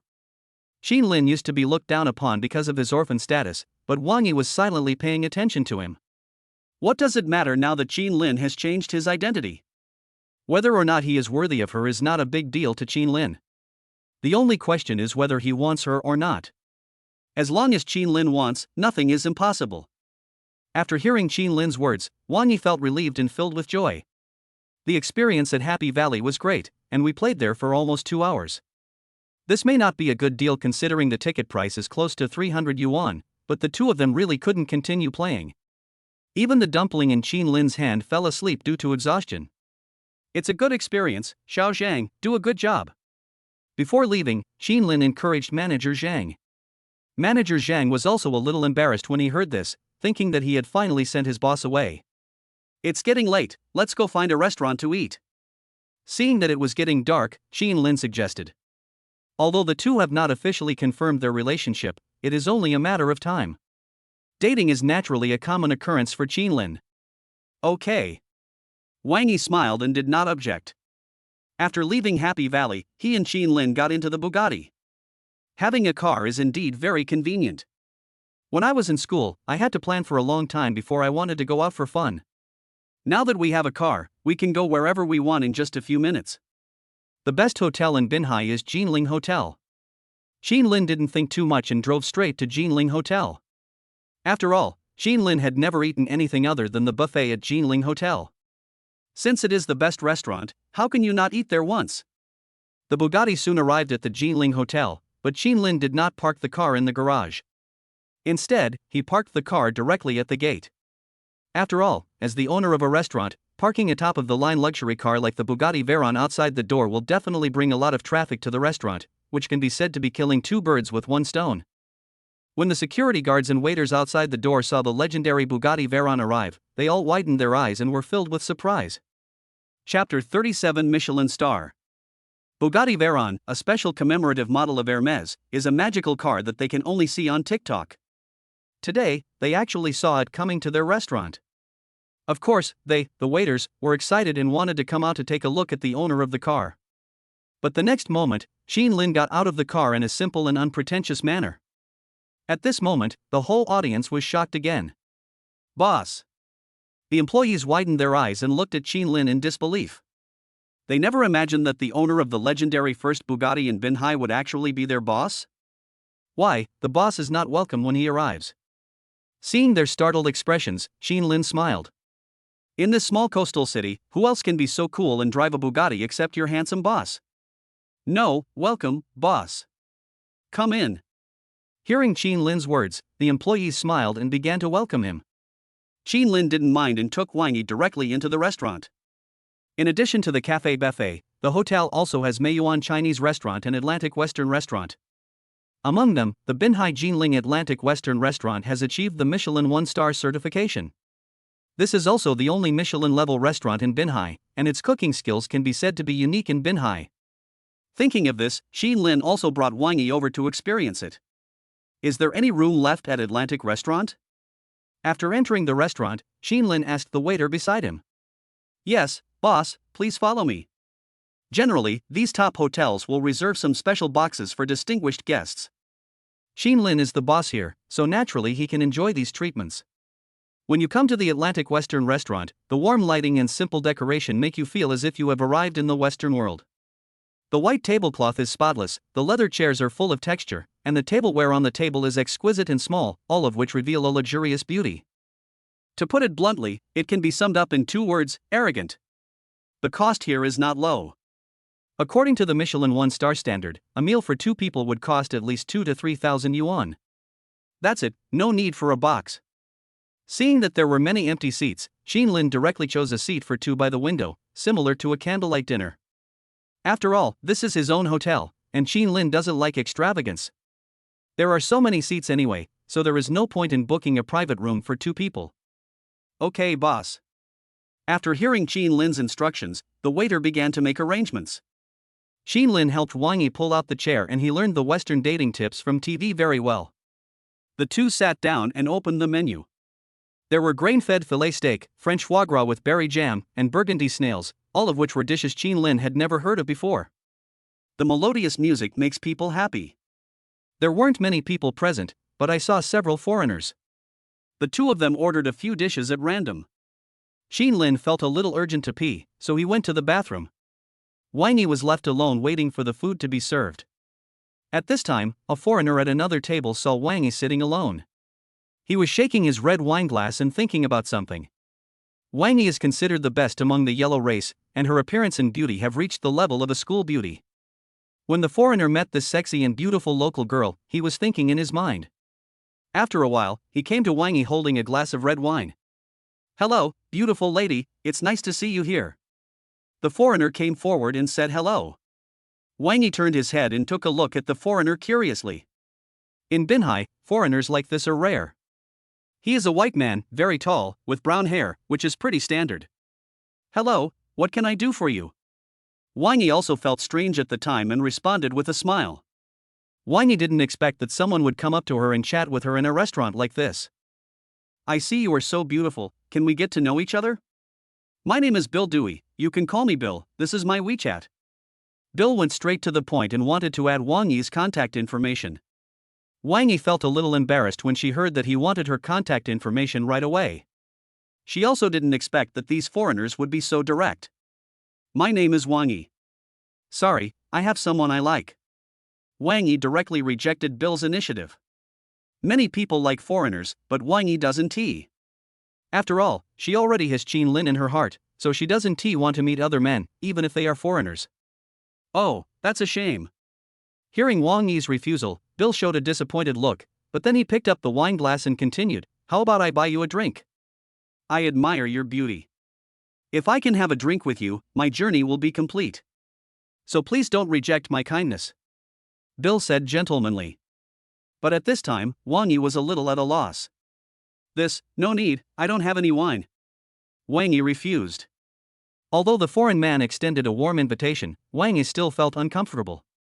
Generally speaking, those who can eat at such top-notch restaurants are not ordinary people, they are either rich or noble.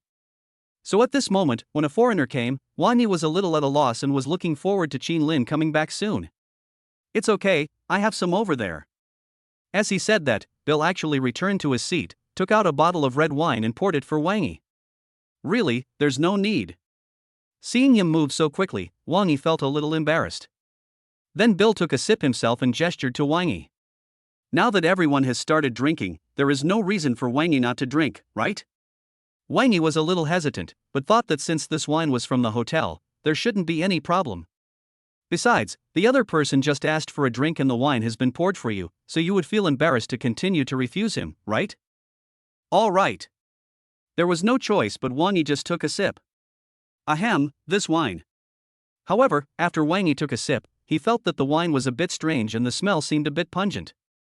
Then she felt dizzy, put down the wine glass, and fell on the table in a daze. When the foreigner Bill saw this scene, he gave a wicked smile. In fact, as early as when he set his sights on Wang Yi, he had already put drugs in the red wine. This tactic has always worked. How many Chinese girls were drugged by him? Then he helped Wang Yi up and called a few foreigners at the same table to take Wang Yi away together.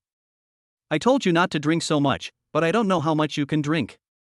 "Are you drunk? I'll take you back to your room," Bill said in a pretentious manner as he passed by the restaurant waiter. Lin. Wang Yi was confused but still conscious. Watching himself being taken into the elevator, Wang Yi anxiously called Lin's name for help, but his voice was so weak that it was of no use. Chapter 38. Who will come first? The restaurant waiter did not notice anything unusual, and Wang Yi was taken into the elevator by them. They were a gang and Bill was their leader. After entering the elevator, the foreigners looked at each other and smiled, revealing a long-lost look. Obviously, this is not the first time they have done this. Having captured such a stunning beauty this time, they naturally took turns to ravage her. Of course, there are surveillance cameras in the elevator, so they can't reveal anything. It would be much more convenient if we just bring the person to the room. As long as it is taken afterwards, this poison can make people forget what happened within a day or two. As long as they handle it properly, the woman will definitely not find out what happened. By the time she discovered something, the gang had already fled to another city. On the other side, Lin came back from the toilet and found that Wang Yi was missing.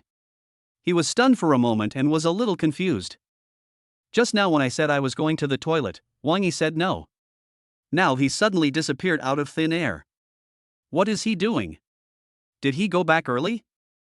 Lin came to his seat and found a red wine glass on the table. Lin was a little puzzled. After all, his dishes had not arrived yet, so how could there be red wine? Thinking about it, Lin took it and smelled it. The stimulating smell in the cup made Lin dizzy. Fortunately, it was just a sniff and Lin was not seriously injured. What's going on? Lin was surprised when he noticed this. He looked around and found that the foreigners who were nearby were gone, and there were still many uneaten foods on their plates. Lin became alert at the time and quickly took out his cell phone to call Wang Yi. Beep. Beep. Boom. Unexpectedly, Lin's call was hung up before he had even been connected for 3 seconds. Boss, this is an appetizer, foie gras wrapped in prosciutto. At this time, the waiter brought the food. At that time, Lin grabbed her hand and asked, "Where is the person I brought with me? Where did you see her go?" Lin became anxious after not seeing anyone for a long time. Lin thought that Wang Yi's disappearance must be related to the glass of red wine on the table.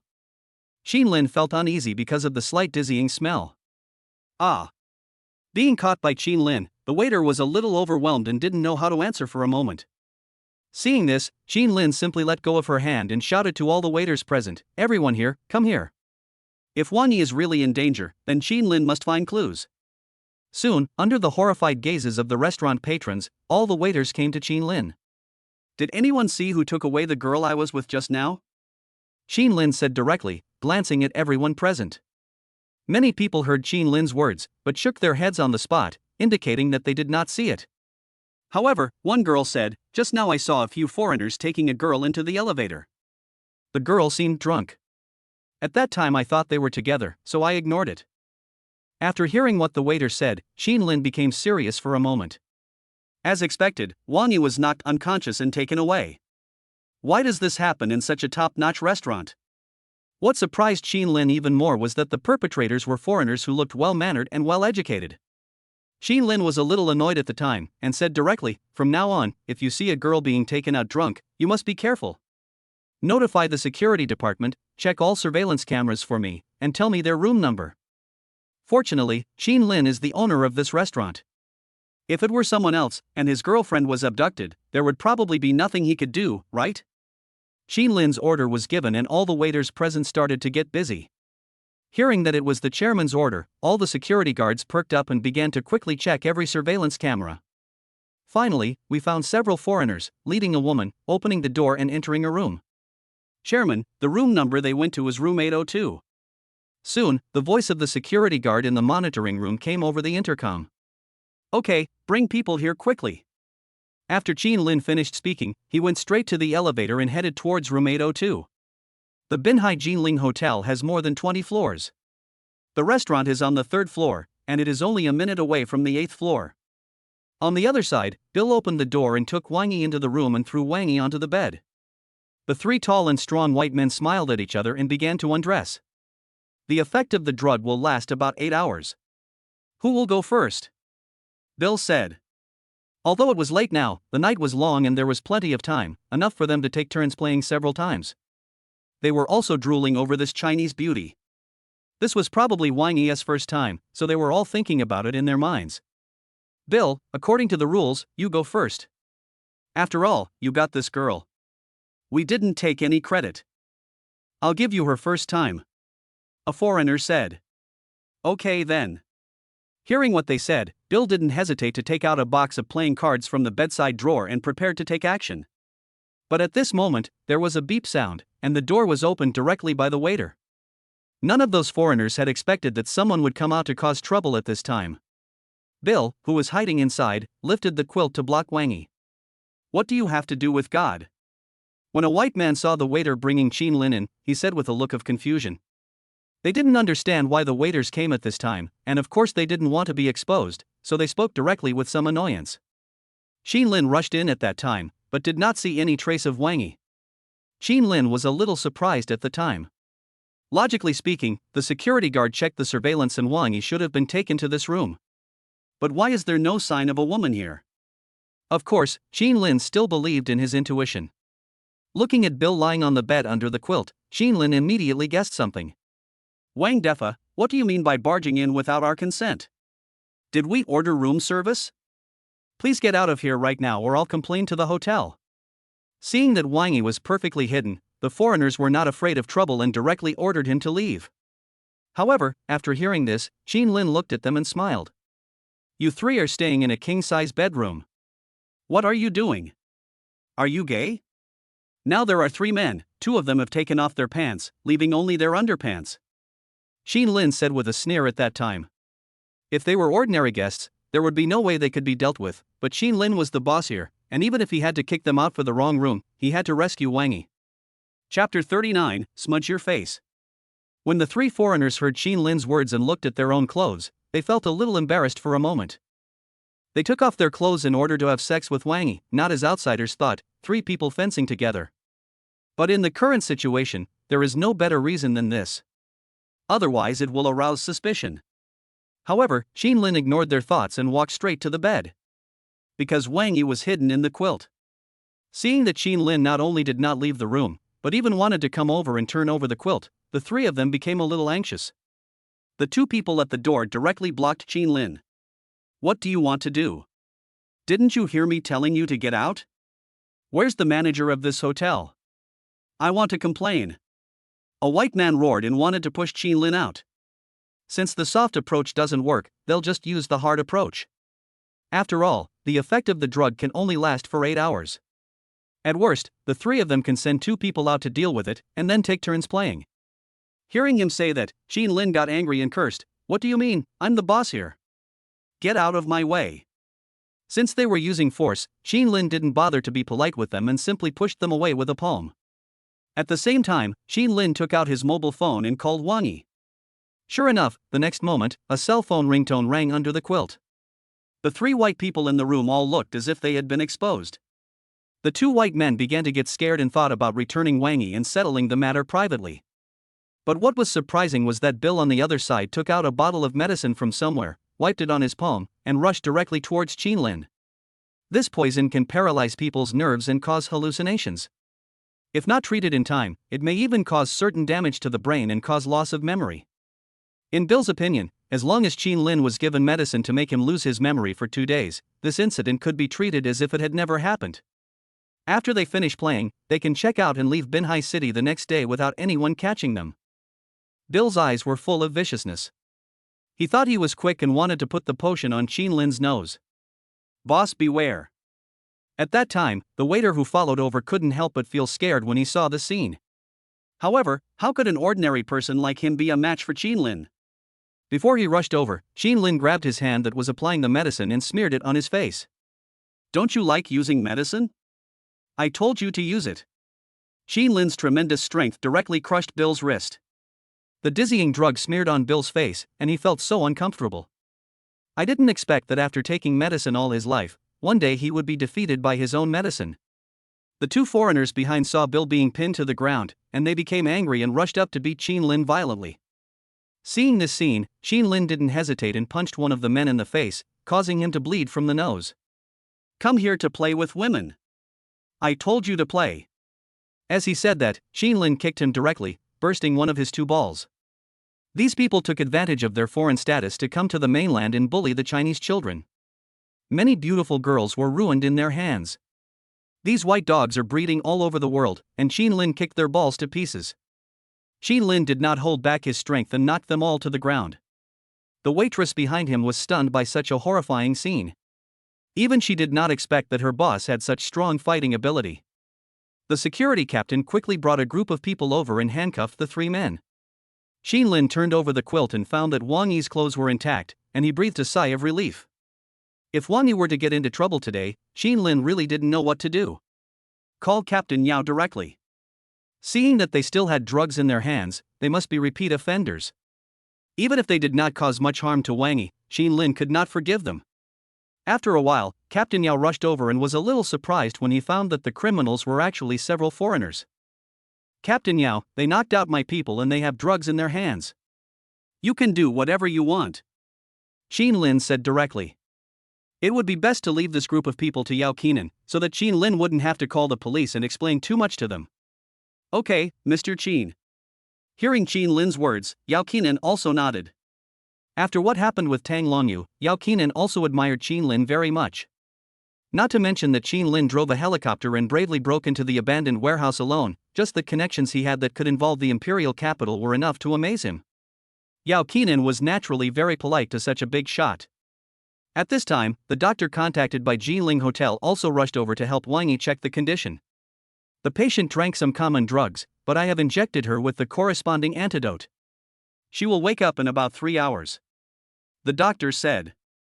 Are there any sequelae? Xin Lin asked. Generally speaking, when someone drinks drugs, it will have a certain impact on the brain, and Xin Lin doesn't want Wang Yi to experience such a thing. Please rest assured, Mr. Qin.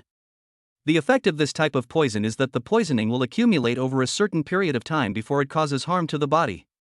And I have now detoxified her, so apart from being in a coma, there won't be any residual side effects. The doctor went on to explain. All right. Xin Lin heaved a sigh of relief when he heard this. After all, the two of them had many good memories in the past 2 days, and Xin Lin didn't want her to forget them so easily. After a while, Yao Qinan found about 30 bottles of medicine from the suitcase of one of them, which was enough to be used nearly 10,000 times. With such a large dose, it is hard to imagine how many young girls have been persecuted by them. Then, someone found several external hard drives in their suitcases, which contained several terabytes of videos, all of which were evidence of their gang's crimes. How will you deal with these people? Xin Lin asked Yao Qinan, who was standing beside him. Although Xin Lin discovered and ended this kind of thing, how to deal with it was beyond Xin Lin's cognition. Then I heard Yao Qinan say, what these people have done is beyond our ability to handle.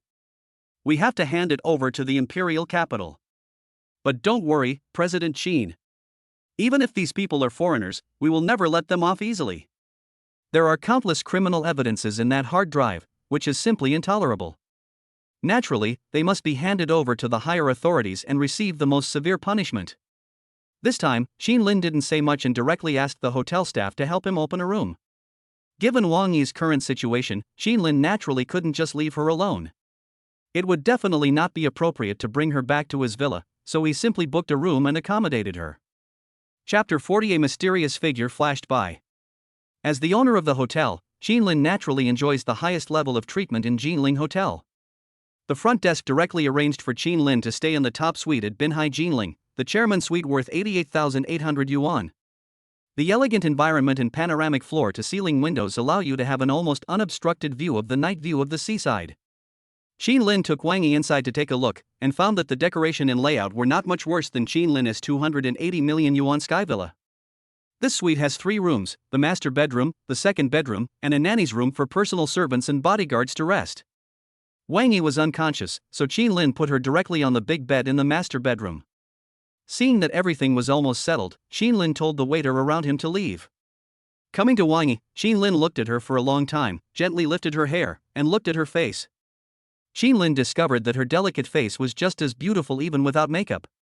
Fortunately, she was fine, otherwise those foreigners would have gotten away with it. Xin Lin smiled and got a glass of water. However, seeing that she was lying down with so many clothes on, Xin Lin thought that it might be uncomfortable for her to sleep, so he thought about helping her take off a few pieces. After all, our relationship has reached a very close level, so it's not too much to help her take off her clothes, right?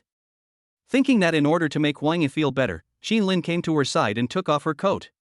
However, as soon as Xin Lin unzipped her clothes, her seductive figure immediately appeared in front of Xin Lin. Wang Yi's figure is well proportioned and sexy, which can be said to be quite perfect. Coupled with her very fair skin, well-proportioned body and faint fragrance, it is simply irresistible for a passionate young man. Halfway through solving the puzzle, Lin froze, because he couldn't imagine what would happen if he continued solving it. Although Wang Yi is fine, he is now in a coma. Is Lin the kind of person who would take advantage of someone in distress?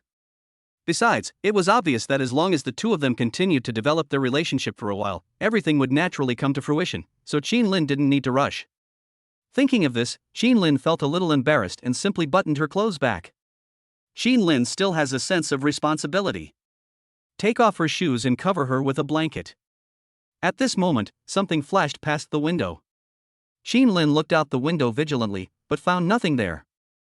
Lin was a little puzzled because this kind of hallucination had occurred for the second time. Without thinking too much, Lin sat on the sofa beside her and watched her sleep quietly. Meow. Little Dumpling suddenly jumped in at some point and stayed by Wang Yi's side. After nearly an hour, Lin couldn't stand it anymore and walked out of the bedroom. There is a beautiful riverside view by the hall window, and Lin can even see his own sky villa from the opposite building. It was getting late and Lin felt a little sleepy. But if she went back now, she would probably feel very uncomfortable if Wang Yi woke up and didn't know what happened. So Lin decided to stay here with her tonight. Of course, it was impossible for the two of them to sleep in the same bed, so Lin chose to sleep in the second bedroom next door. Ah. It was almost 2 o'clock in the morning when Wang Yi woke up and looked around in panic. Because in her memory, the last scene was the scene of being taken into the elevator by several foreigners. So at this moment, Wang Yi looked at her body very nervously, fearing that something would happen that would make her regret for the rest of her life. Of course, looking at the cozy hotel room with her clothes still on, she was also stunned. What's going on? Why am I here? Many questions arose in Wang Yi's mind. Because the first time she opened her eyes and saw the hotel room, she thought she had been played with. It didn't. Meow. But at this moment, Tuanzi's voice sounded, bringing her back to reality. When the kitten saw Wang Yi wake up, it happily snuggled up to Wang Yi. Little Dumpling. The moment she saw the little dumpling, Wang Yi's eyes were also filled with tears. She didn't understand what was going on, but the little dumpling was by her side, which at least proved that she was safe now. On the other side, after hearing the noise, Lin rushed over immediately to check on Wang Yi's condition. Are you okay? Are you feeling unwell? Because Wang Yi was drugged and was afraid of sequelae, Lin naturally had to ask. Lin. When Wang Yi saw Lin appear, she was so excited that she burst into tears and threw herself into Lin's arms. Wang Yi, who had suffered so much danger, needed comfort and a sense of security so much at that moment. Lin was stunned for a moment when he saw her coming up and hugging him. Lin couldn't remember how many times the two had hugged each other, but he felt that Wang Yi was hugging him particularly hard this time, as if she was afraid of losing him. Lin didn't say anything and just let her hold him like that. After a long time, Lin let go and looked at her crying and snotting. He smiled and got her some tissues. Don't worry, it's over. I saved you again. You are such a fool. From now on, you are not allowed to eat anything given by others except mine. Do you hear me? Lin said in an admonishing manner. This girl is really a worry to me. After going through all this, the relationship between the two became closer again. Wang Yi sniffed and nodded obediently. Go to bed, it's getting late, and it's safe here. Lin said, trying to comfort her to sleep. Lin was a little tired after a busy day today and having his blood drawn by the doctor. I'm hungry. But at this time, Wang Yi smiled awkwardly at Lin. Hearing her words, Lin was speechless. What can I feed you in the middle of the night? Of course, Lin felt distressed to see his woman being tortured like this. Okay, sit down and I'll find it for you. Having said that, Lin began to search in the room. It is impossible to ask the restaurant chef to cook something in the middle of the night. Lin was too lazy to go downstairs, but fortunately there was a lot of food to eat in this suite worth 88,000 yuan a night. There is a fruit plate on the table in the living room, with grapes, apples, and bananas on it. Next to it are 3 large bags of potato chips, bread, red wine, and various snacks. There is also a special kind of cola in the refrigerator. Lin took some at random, came to the bedside and shared it with Wang Yi. It was the first time for both of them to forage for food late at night. Meow. Time passed quickly, and a night passed. It was not until the little dumpling ran to Lin's bed and shouted that Lin reacted. It is already 10 o'clock in the morning. Little dumpling must be very hungry, so he came here on his own initiative. Qin Lin saw this scene, smiled, called the waiter to get some cat food, and then went downstairs with Wang Yi to have breakfast. How was it? Did you feel good last night? Qin Lin said in the elevator. This suite, which costs 88,000 per night, is really comfortable. However, when Wang Yi heard Qin Lin's words, her face turned red. Chapter 41 asked Principal Wang to come over for a drink.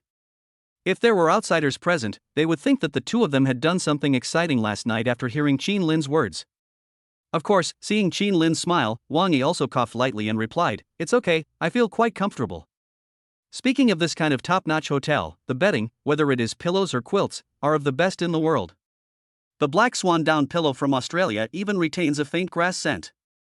I wonder if someone specially fills the pillows for this kind of suite, which has fresh air from the grassland. Although Wang Yi woke up once in the early morning, he did not feel any discomfort when he got up in the morning. This shows how good the sleep quality is. That's good. Hearing her words, Qin Lin nodded with satisfaction. In fact, what Qin Lin was worried about was whether she would have a nightmare after what happened yesterday. It would be best if she was fine. After having some breakfast, Qin Lin thought about taking Wang Yi back to school. However, a man and a woman came to his Bugatti. The man was wearing a cosplay armor similar to Iron Man, which made him look a little funny. Beep. Qin Lin took out the key to unlock the car, the Bugatti's lights came on, and the two men came towards Qin Lin. "Hey, brother, I think your Bugatti is pretty good. Do you want to sell it for 90 million? The guy in armor came up and directly offered 90 million to buy Qin Lin's car. He looked casual, as if 90 million was just a small sum of money to him. Qin Lin was a little confused when he heard someone say this early in the morning. It's not that Qin Lin didn't realize his identity as a billionaire, but Qin Lin had only driven this car for 2 days and someone came to buy it. What a joke! Besides, although this car is worth 80 million, it is still a special commemorative model of Bugatti. Bugatti, this is the dream of every man. Qin Lin once wanted to own one. The car Qin Lin owns now is a special commemorative model, so it naturally cannot be sold casually. After all, Qin Lin hasn't had enough fun. Who are you? Qin Lin was a little puzzled at this moment and began to ask about his identity. There are not many people in Binhai who can easily come up with 90 million, so Qin Lin was also a little curious. Oh, me. Have you heard of Qin Fun? I'm his friend. My name is Qi Ziyu, and I'm in the Sanhai City Circle. Recently I saw on TikTok that there was a Bugatti Hermes in Binhai, so I came to take a look and see if I could get it from you to play with. Qi Ziyu smiled and said. What he said was not a lie. He was considered a well-known figure in the circle of rich second generations in Sanhai City, but he was not as famous as Qin Fun and others. There are only a few of this special commemorative model of Bugatti Hermes in the world, and it is almost impossible to buy it in China. So when Qi Ziyu heard that this magical car appeared in Binhai, he thought about coming over to take a look. After hearing his introduction, Qin Lin roughly understood his identity. Qin Lin has no interest in the circle of rich second generations in Sanhai City. As for Qin Fun and others, am I, Qin Lin, worse than him? As for the car, Qin Lin hadn't even gotten used to it yet, so it was impossible for him to sell it. Thinking of this, Qin Lin said, "This is not a question of money. I won't sell this car." Having said that, Qin Lin took Wang Yi into the car. Seeing that Qin Lin was about to leave, Qi Ziyu became anxious. After all, if he let Qin Lin leave now, it would not be easy to find them next time. "Hey! Don't leave so quickly, we can discuss something. If 90 million is not enough, I will give you an additional 30 million Rolls-Royce Phantom." As he spoke, Qi Ziyu took out a Rolls-Royce car key, and saw a pink Rolls-Royce light up not far away. It was a sexy pink, specially customized Rolls-Royce with a two-dimensional cartoon character on the body of the car. As long as you pressed a certain key, the character on the screen inside the car would dance with a twisting waist. It can be said that this Rolls-Royce Phantom is very sexy and cool. In Qi Ziyu's opinion, there is nothing in this world that he cannot handle. If there is, it must be that there is not enough money.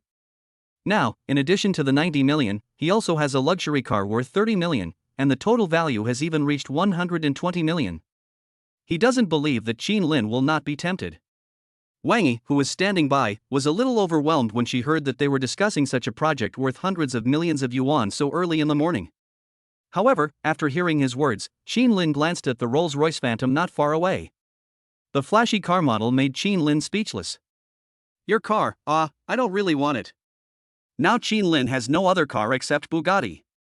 If Qin Lin were to drive a Rolls Royce like this, he would definitely have to arrange a driver, bodyguards, etc. Otherwise, how could a boss drive a Rolls Royce himself? Then Qin Lin becomes the driver, right? Besides, this bright pink color is so sexy, it would be fine if a girl sat in it.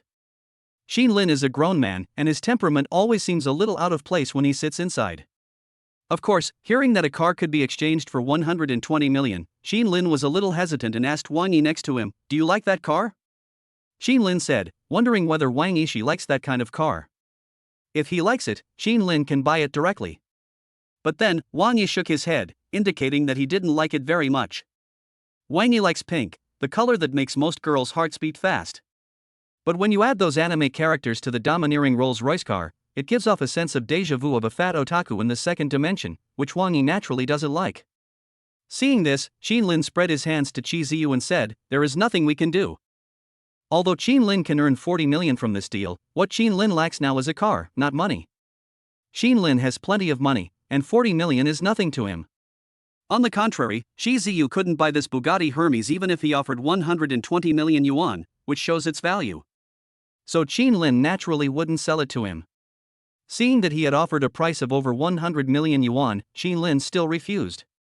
Qi Ziyu was a little anxious at the time, fearing that Qin Lin would leave directly, so he continued, "Hey, brother. If you sell me the car, how about I bring you into the Sanhai circle? Qinfen, Principal Wang, whoever you want to meet, whoever you want to have a drink with, I'll help you get it done, how about that?" Qi Ziyu directly used his ultimate move. For someone of his level, being able to get Principal Wang to come and drink with him is something that not everyone can do. Who is Principal Wang? He is Wang Tsong, the son of the former richest man Wang Jiansen.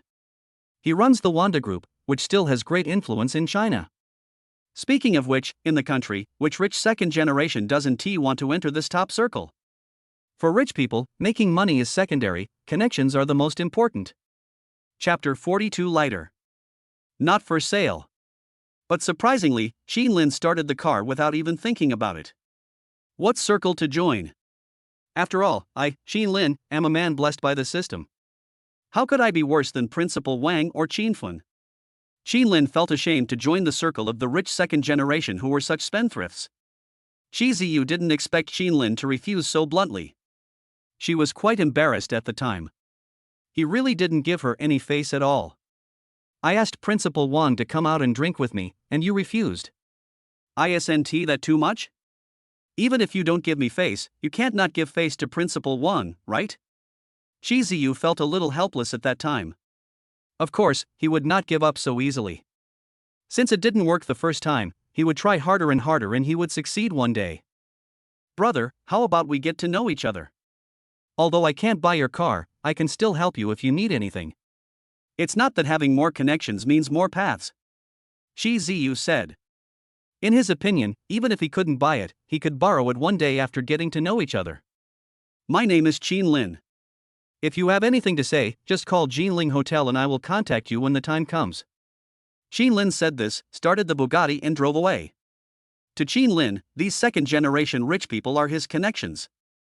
Qin Lin does not need help, and it is good enough that they do not come to him. Why? When Qi Ziyu saw that Qin Lin didn't even give her a call, she almost cried. But there was nothing he could do, he couldn't do anything to Qin Lin. There was still a class in the school in the morning, so Qin Lin and Wang Yi went straight back to the classroom.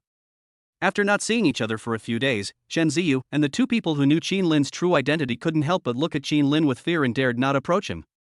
"Look, someone on the school forum said that the guy driving the Bugatti Veyron in Binhai is actually a student from our school." "Really? I don't believe it. Why would I lie to you? If you don't believe me, just look for yourself." At this time, the classmates in the class were discussing the matter of Binhai's Bugatti worth 80 million entering their school. The students present were all very envious after hearing this. I heard about it too. The security guard seemed to have seen his student ID card. His name was Qin something.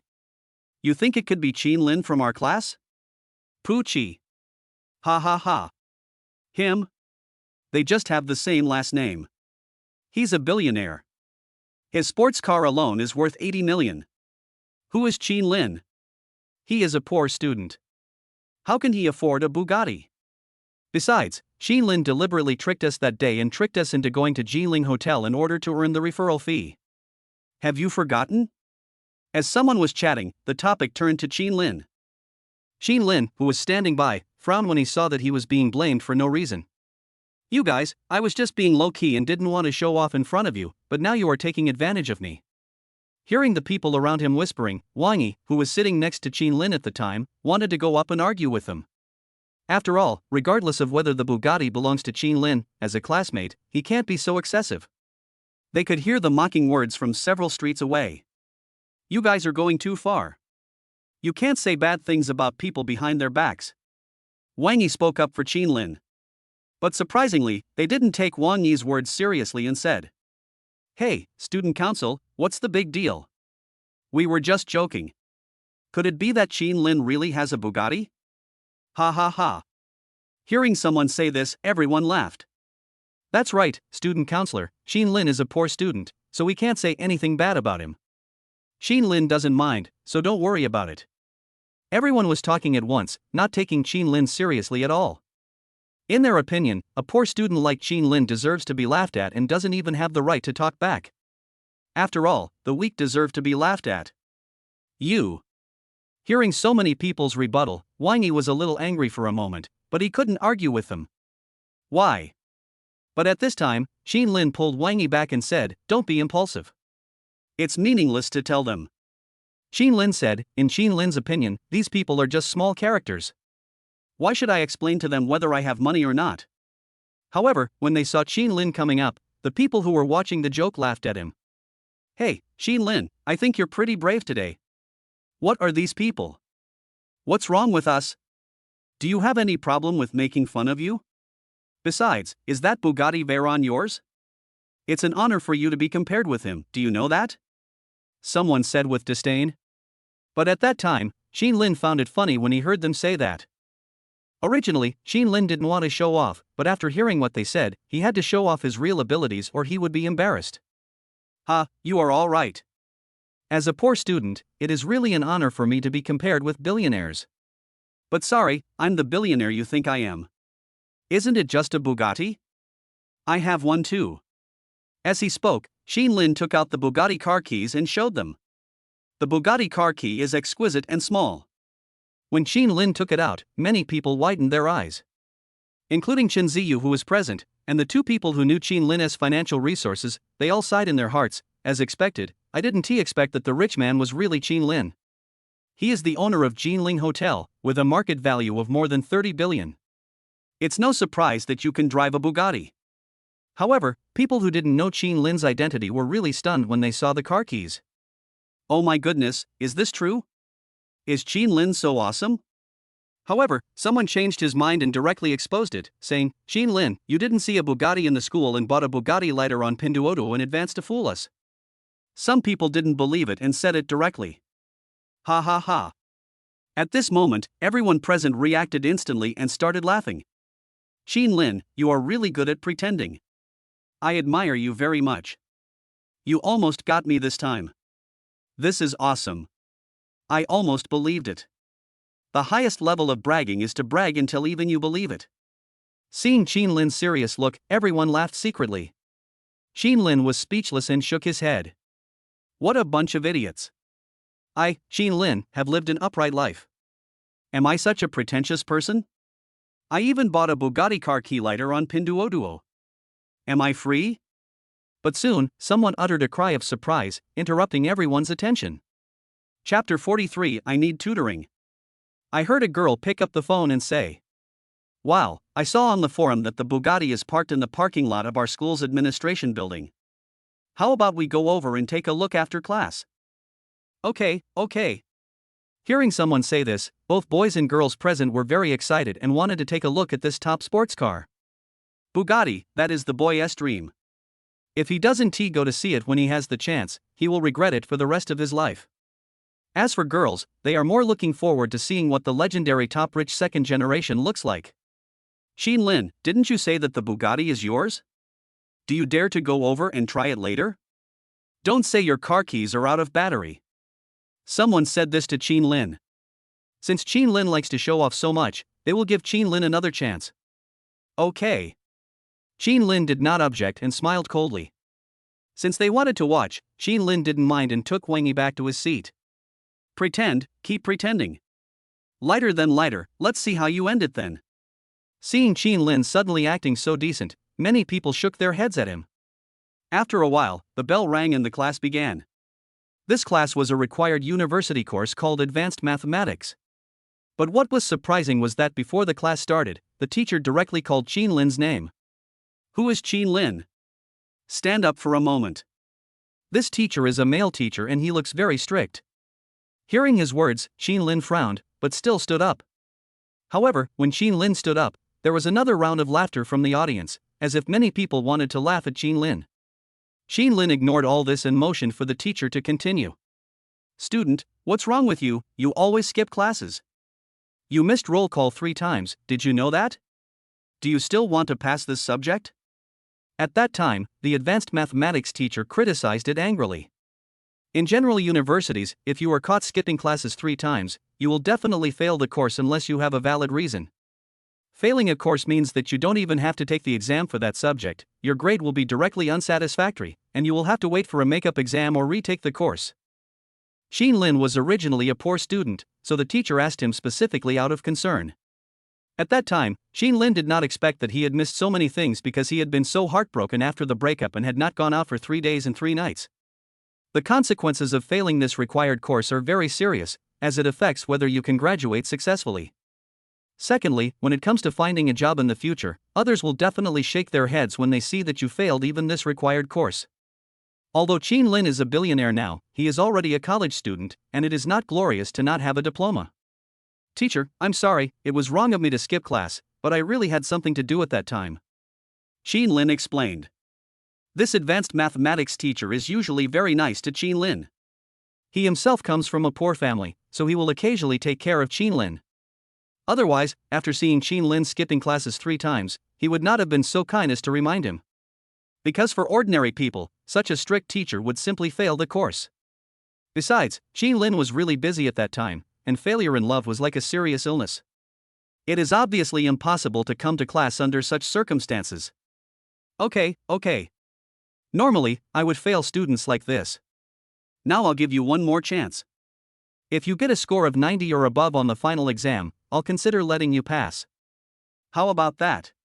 After hearing what Qin Lin said, the advanced mathematics teacher didn't want to listen to his further explanation and asked directly. However, when everyone present heard that the score on the paper had to be above 90 points, their eyes widened. Some even began to gloat over other people's misfortune. After all, advanced mathematics is not ordinary mathematics, and it is difficult for many people to pass it. This does not include the usual scores. The final score must reach 90 points. That is not just about being outstanding, it is simply the best in the school. Think about it, Qin Lin's academic performance is average, so isn't he doomed after this incident?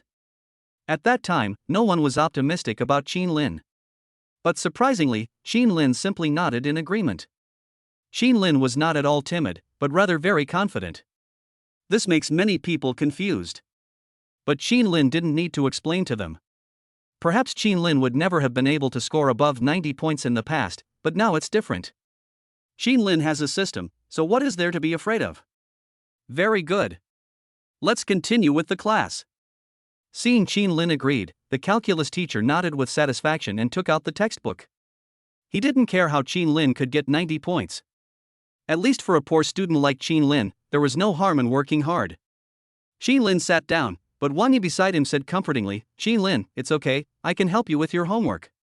Wang Yi is the study committee member and is a very good student. Although it is almost impossible for Qin Lin to get a high score. But in her opinion, if Qin Lin had her help, he would have a greater chance of getting 90 points.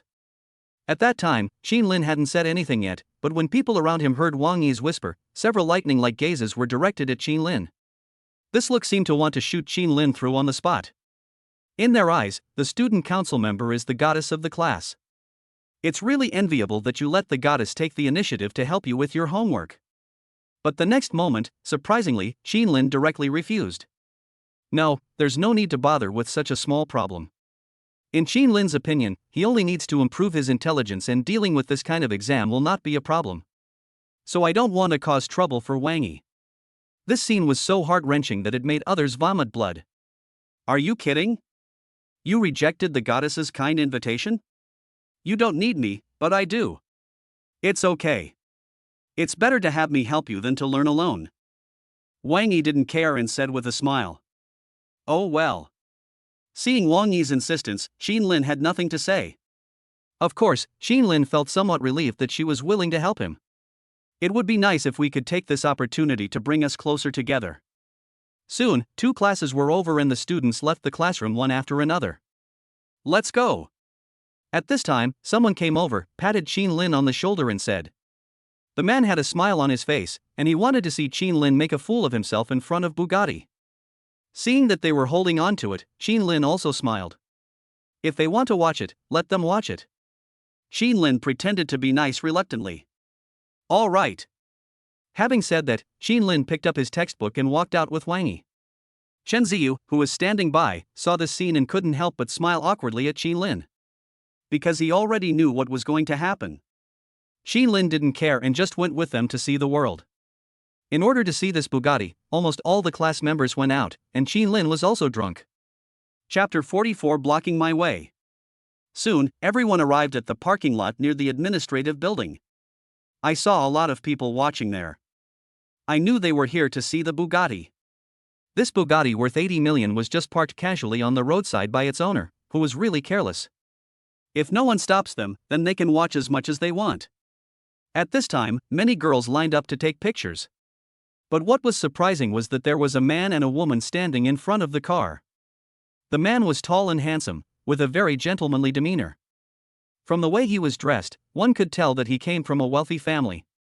Although the woman is pretty, she has a kind of femme fatale vibe and she dresses very sexily and ostentatiously. At this moment, they were standing in front of Bugatti, enjoying the envious gazes of everyone. Hey, Qin Lin, didn't you say that the Bugatti is yours? Then who are they? A classmate said jokingly. Of course, he also wanted to mock Qin Lin. That's right. Looking at that handsome man, I think he is the real owner of the car. A girl next to him said this, looking at the handsome man with envy in her eyes.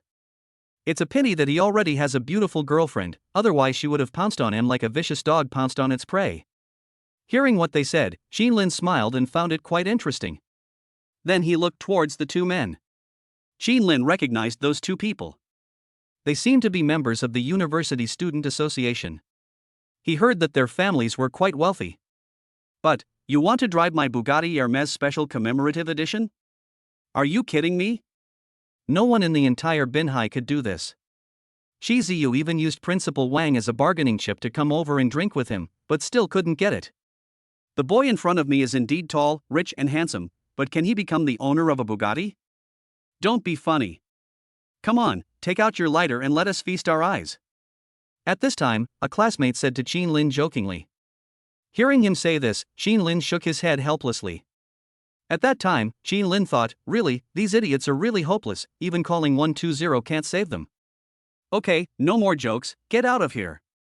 Hearing them say this, Qin Lin stopped pretending and took Wang Yi with him, pushed through the crowd and came to the man and woman. Have you had enough fun? Go away and don't waste my time. Qin Lin said bluntly. It was natural for the car owner to come and chase people away. They had been occupying the space, so Qin Lin naturally wouldn't be polite to them. It was these words that not only stunned the 2 people, but also everyone present was stunned. They couldn't believe that Qin Lin would actually say that. Originally they looked at the couple with envy, thinking that they were the owners of the Bugatti. The classmates present were stunned when they saw how awesome Qin Lin was. They also didn't expect that Qin Lin would dare to speak to the real owner of the car like this. He is a billionaire, you are pretending to be too much. However, when the boy heard Qin Lin chasing people away, he responded with some displeasure. You guys, when you come here to take pictures, you have to follow a first come, first served basis, right? Ask us to leave? Why? In the boy's opinion, Qin Lin brought a girl here just to take pictures. But they haven't had enough fun yet.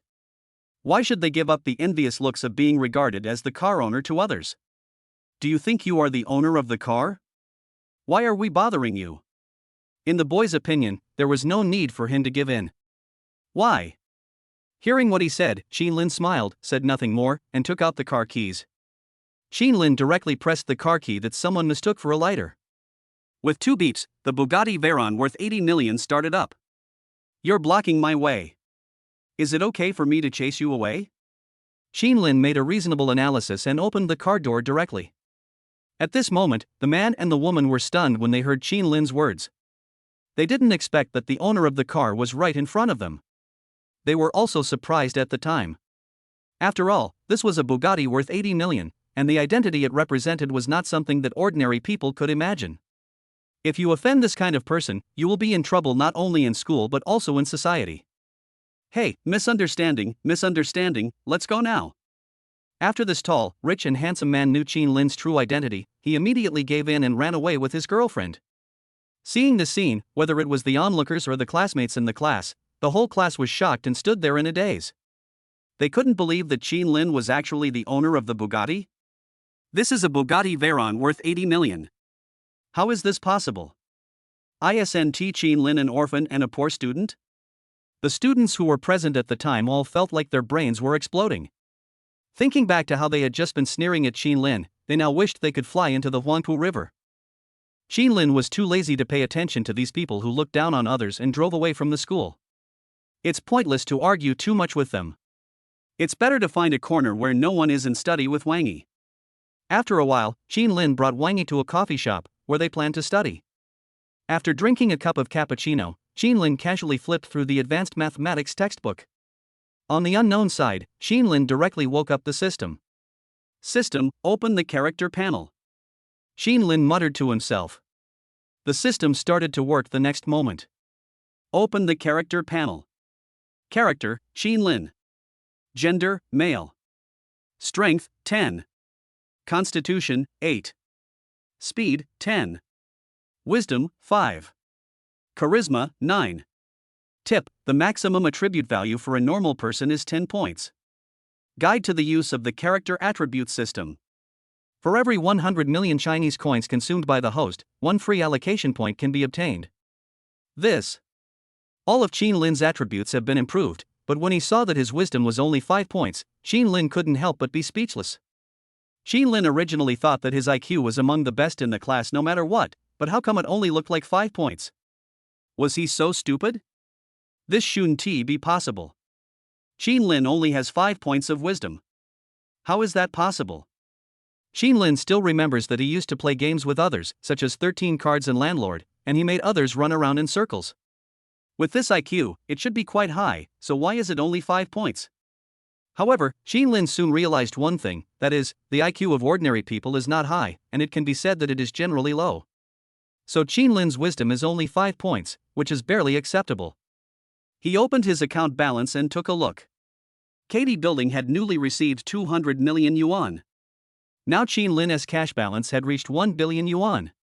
Seeing this, Qin didn't waste any more words and simply spent 500 million to raise his IQ to the highest level among humans. System, consume 500 million and increase wisdom to 10 points. Chapter 45 Speculation Results. As Qin spoke, he saw the system start to operate. Ding, 500 million Chinese coins have been consumed successfully.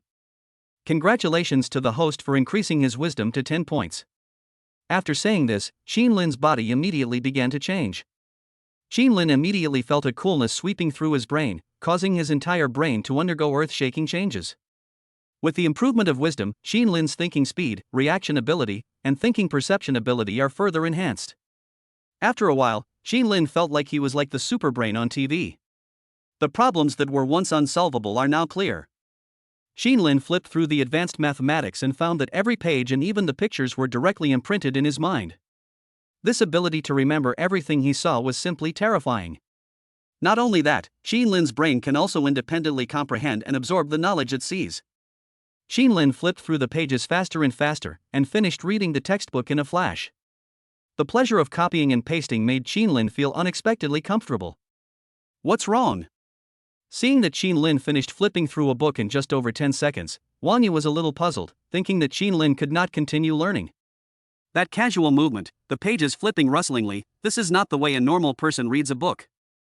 Well, Qin Lin didn't expect that Wang Yi would find out that he was reading like this, and he felt a little embarrassed for a moment. I think reading textbooks is a bit boring, why don't we do some exercises? Qin Lin changed the subject, took out his exercise book and wrote a test paper. Wang Yi did not object to this scene and urged Qin Lin from the side. To outsiders, this scene seems like the young couple is studying so hard while on a date. That couple is so talented and beautiful, they are really enviable. However, when Qin Lin picked up the test paper, he was embarrassed to find that each question took barely a second, and Qin Lin could get the answer without even using a draft book to calculate. Is this the peak power of human beings? Qin Lin glanced at Wang Yi awkwardly and found that she was not paying attention to the situation here. Qin Lin wrote down all the answers as quickly as possible. What was surprising was that Qin Lin's speed was even faster than copying the answers on the spot. In less than 2 minutes, Qin Lin had perfectly answered even the big questions that he originally couldn't answer.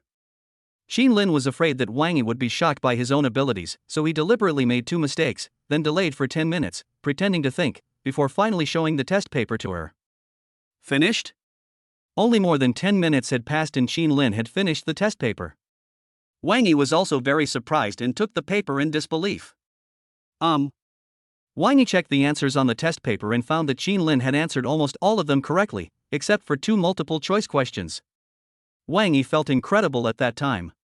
Because when she wrote this paper before, she couldn't reach Qin Lin's level.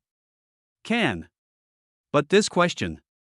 Wang Yi asked Qin Lin to come over and began to carefully explain the types of questions that he had gotten wrong. The two were so close that they were almost hugging each other.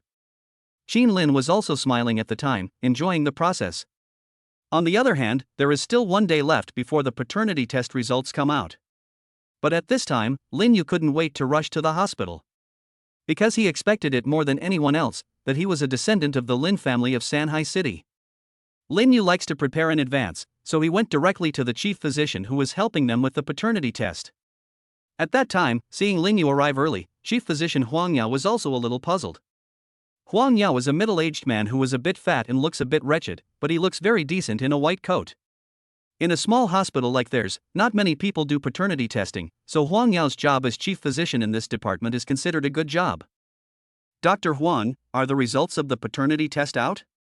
Arriving at the doctor's office, Lin Yu asked directly. Generally speaking, in this kind of hospital, as long as the process is accelerated, it actually does not take 3 days. Lin Yu just wanted to know the result as soon as possible. Huang Yao frowned when he heard Lin Yu's words and said directly, "Didn't I ask you to come tomorrow?" The results of the identification will not be available until tomorrow, so please go back. Huang Yao said bluntly. Although he has nothing to do now, he doesn't want to waste time serving these patients. But at this time, Lin Yu smiled when he heard the doctor's words. He doesn't mind, he can even use any means necessary to understand the situation. The next moment, he closed the office door and continued. Dr. Huang, since the results haven't come out yet, how about you give me a guess? I'm just anxious to know my background and who my parents are. Lin Yu smiled and spoke with an urgent and sincere expression. In Lin Yu's opinion, since the test results have not come out yet, their hospital has already spent a lot of time on this paternity test. Even if the results are not out yet, we should be able to infer something. Didn't I tell you that if you want to know the result, you have to wait until tomorrow? Dr. Huang said impatiently. In his opinion, no matter how urgent the patient is, he or she must go through the formal procedures, right? If everyone was like him and came early to ask about the results, wouldn't that be equivalent to increasing his workload as a doctor invisibly? So he was naturally unhappy with Lin Yu's request. However, Lin Yu did not give up easily. Instead, he took out an envelope and handed it to the doctor. Dr. Huang, I know your job is not easy either. Consider this as my consolation to you, please help me. If you ask someone to do something for you, you'll naturally have to spend some money. Lin Yu is already very familiar with building relationships. At this time, Huang Yao pinched the envelope, opened it and took a look. Although the envelope is not thick, it still contains at least 10 pages. Huang Yao was a little excited at that time. After all, helping Lin Yu make some predictions is not a difficult or bad thing. He can occasionally earn some extra money as a doctor. As long as it is not illegal, he can barely accept it. Okay, since you are so sincere, I will help you make a prediction. As he spoke, Huang Yao opened the backstage to check the current progress of the paternity test. Seeing Huang Yao agreed, Lin Yu was also very excited. In his opinion, it is definitely worth spending $1,000 to know his true identity in advance. He did this to ensure that nothing went wrong. Then Huang Yao speculated. I think, based on the current progress, the most likely person is. Huang Yao looked at the computer, touched his chin and put on a thinking gesture. Who is it? Hearing him reveal the result, Lin Yu swallowed nervously. It's Xin Lin. Then, Huang Yao spoke decisively. Many data indicate that Xin Lin is a descendant of the Lin family. Why? Why is it Xin Lin? Why not Lin Yu? When Lin Yu heard the doctor's speculation, he was stunned on the spot. Chapter 46, Too Much.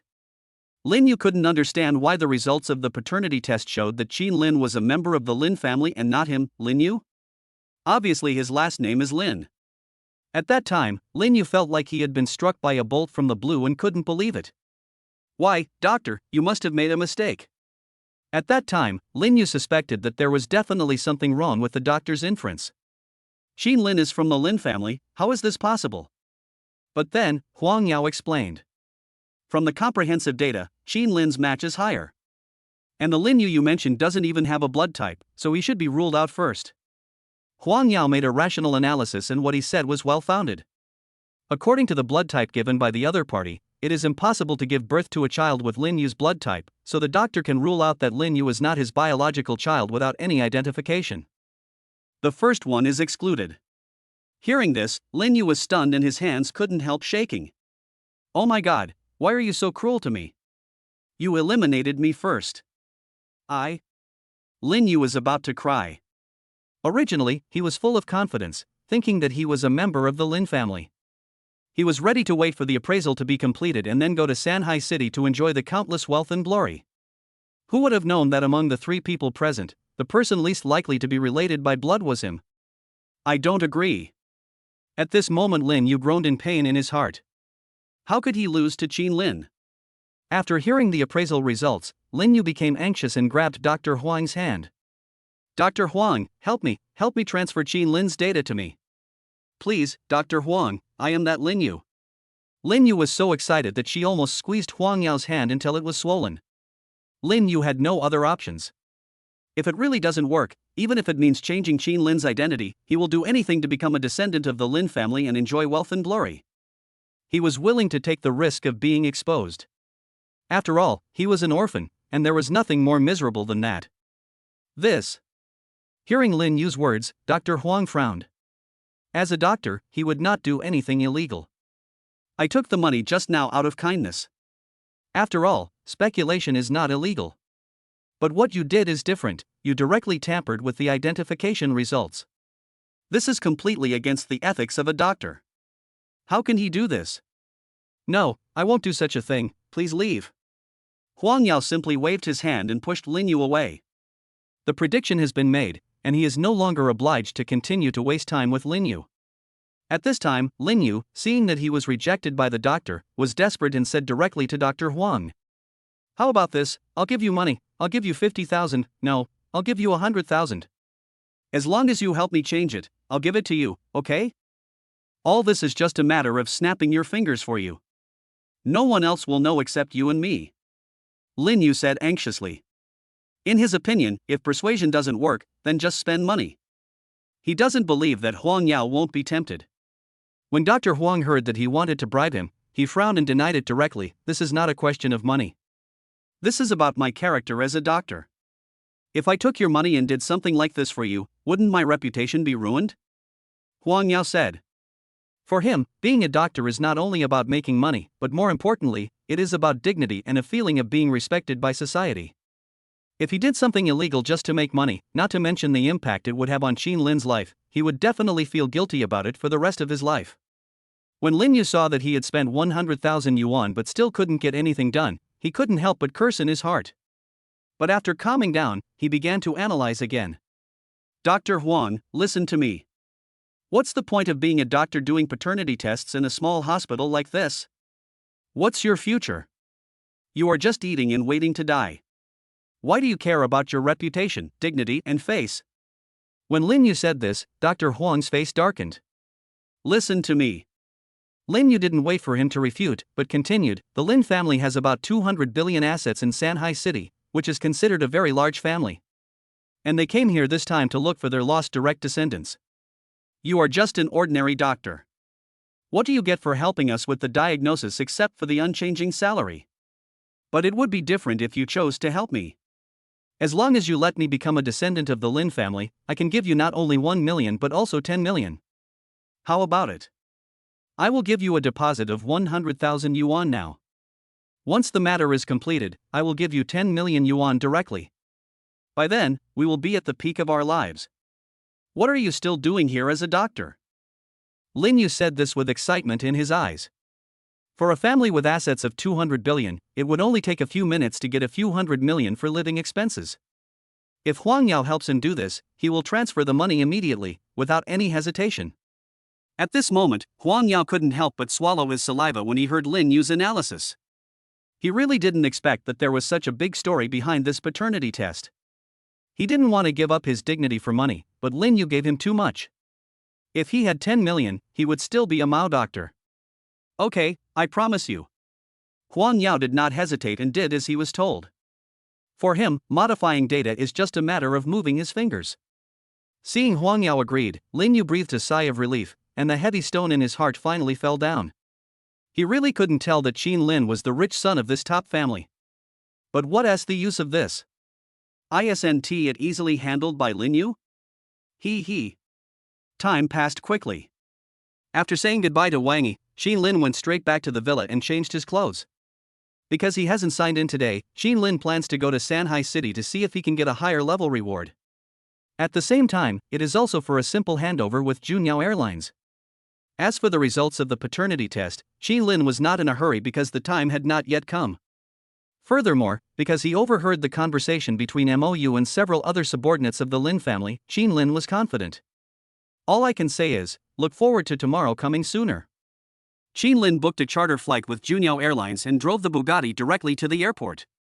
Binhai City is only 20 minutes away from Shanghai City by direct flight. However, due to the close distance and considering the economic benefits, there are no direct flights and the fastest transfer takes more than an hour. But Qin Lin's charter flight is different. There is no need to transfer or wait. When he arrived at the airport, Qin Lin stopped the Bugatti directly. As the boss of an airline, Qin Lin didn't even need to buy a ticket. Chapter 47 Cloud Sign In. However, as soon as Qin Lin arrived at the door, he met an acquaintance. Hey, isn't this Qin Lin? Why, where are you going? The man said with a grin. He was Qin Lin's high school classmate, but he didn't like Qin Lin very much. When they were in high school, the two even had some minor frictions. I didn't expect to meet you here. His name was Lu Wenwen, and he was Qin Lin's high school classmate, but he was expelled from school for fighting. I heard recently that he is doing great business outside.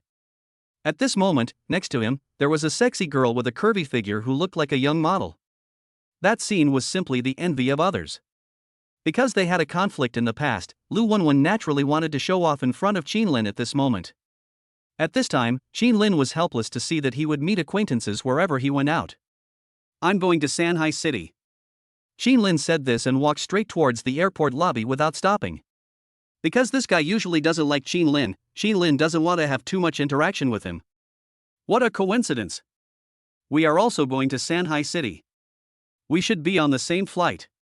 But I'm in first class, and you should be in economy class. Watching Qin Lin coming and going in a hurry, Lu Wenwen raised his eyebrows, but still smiled, hugged the girl and followed Qin Lin's footsteps. As he spoke, Lu Wenwen revealed a hint of mockery. In my previous understanding, Qin Lin was the poorest one in the class and he didn't even have parents. So in his opinion, Qin Lin would not be able to get a good plane ticket. It's a pity that we can't sit together. Actually, as old classmates, I still have a lot to share with you. But it doesn't matter. The flight is still in an hour. How about this? I have an airport VIP card. How about I take you to the VIP lounge? As Lu Wenwen spoke, there was a hint of boasting in his words. Not everyone can get an airport VIP card. You have to be a frequent flyer and a high net worth customer. When he said this, he implicitly showed off his powerful status in front of Qin Lin. So at this moment, Lu Wenwen was also very proud. But at this time, Xin Lin was also very puzzled when he heard his words. I didn't want to have any contact with him, but this guy insisted on coming up to me, so it's not Xin Lin's fault. Xin Lin didn't pretend and said directly, no need to sit down, I don't have time. Also, I wasn't sitting in economy class or first class, I was on a chartered flight. Please be more polite next time.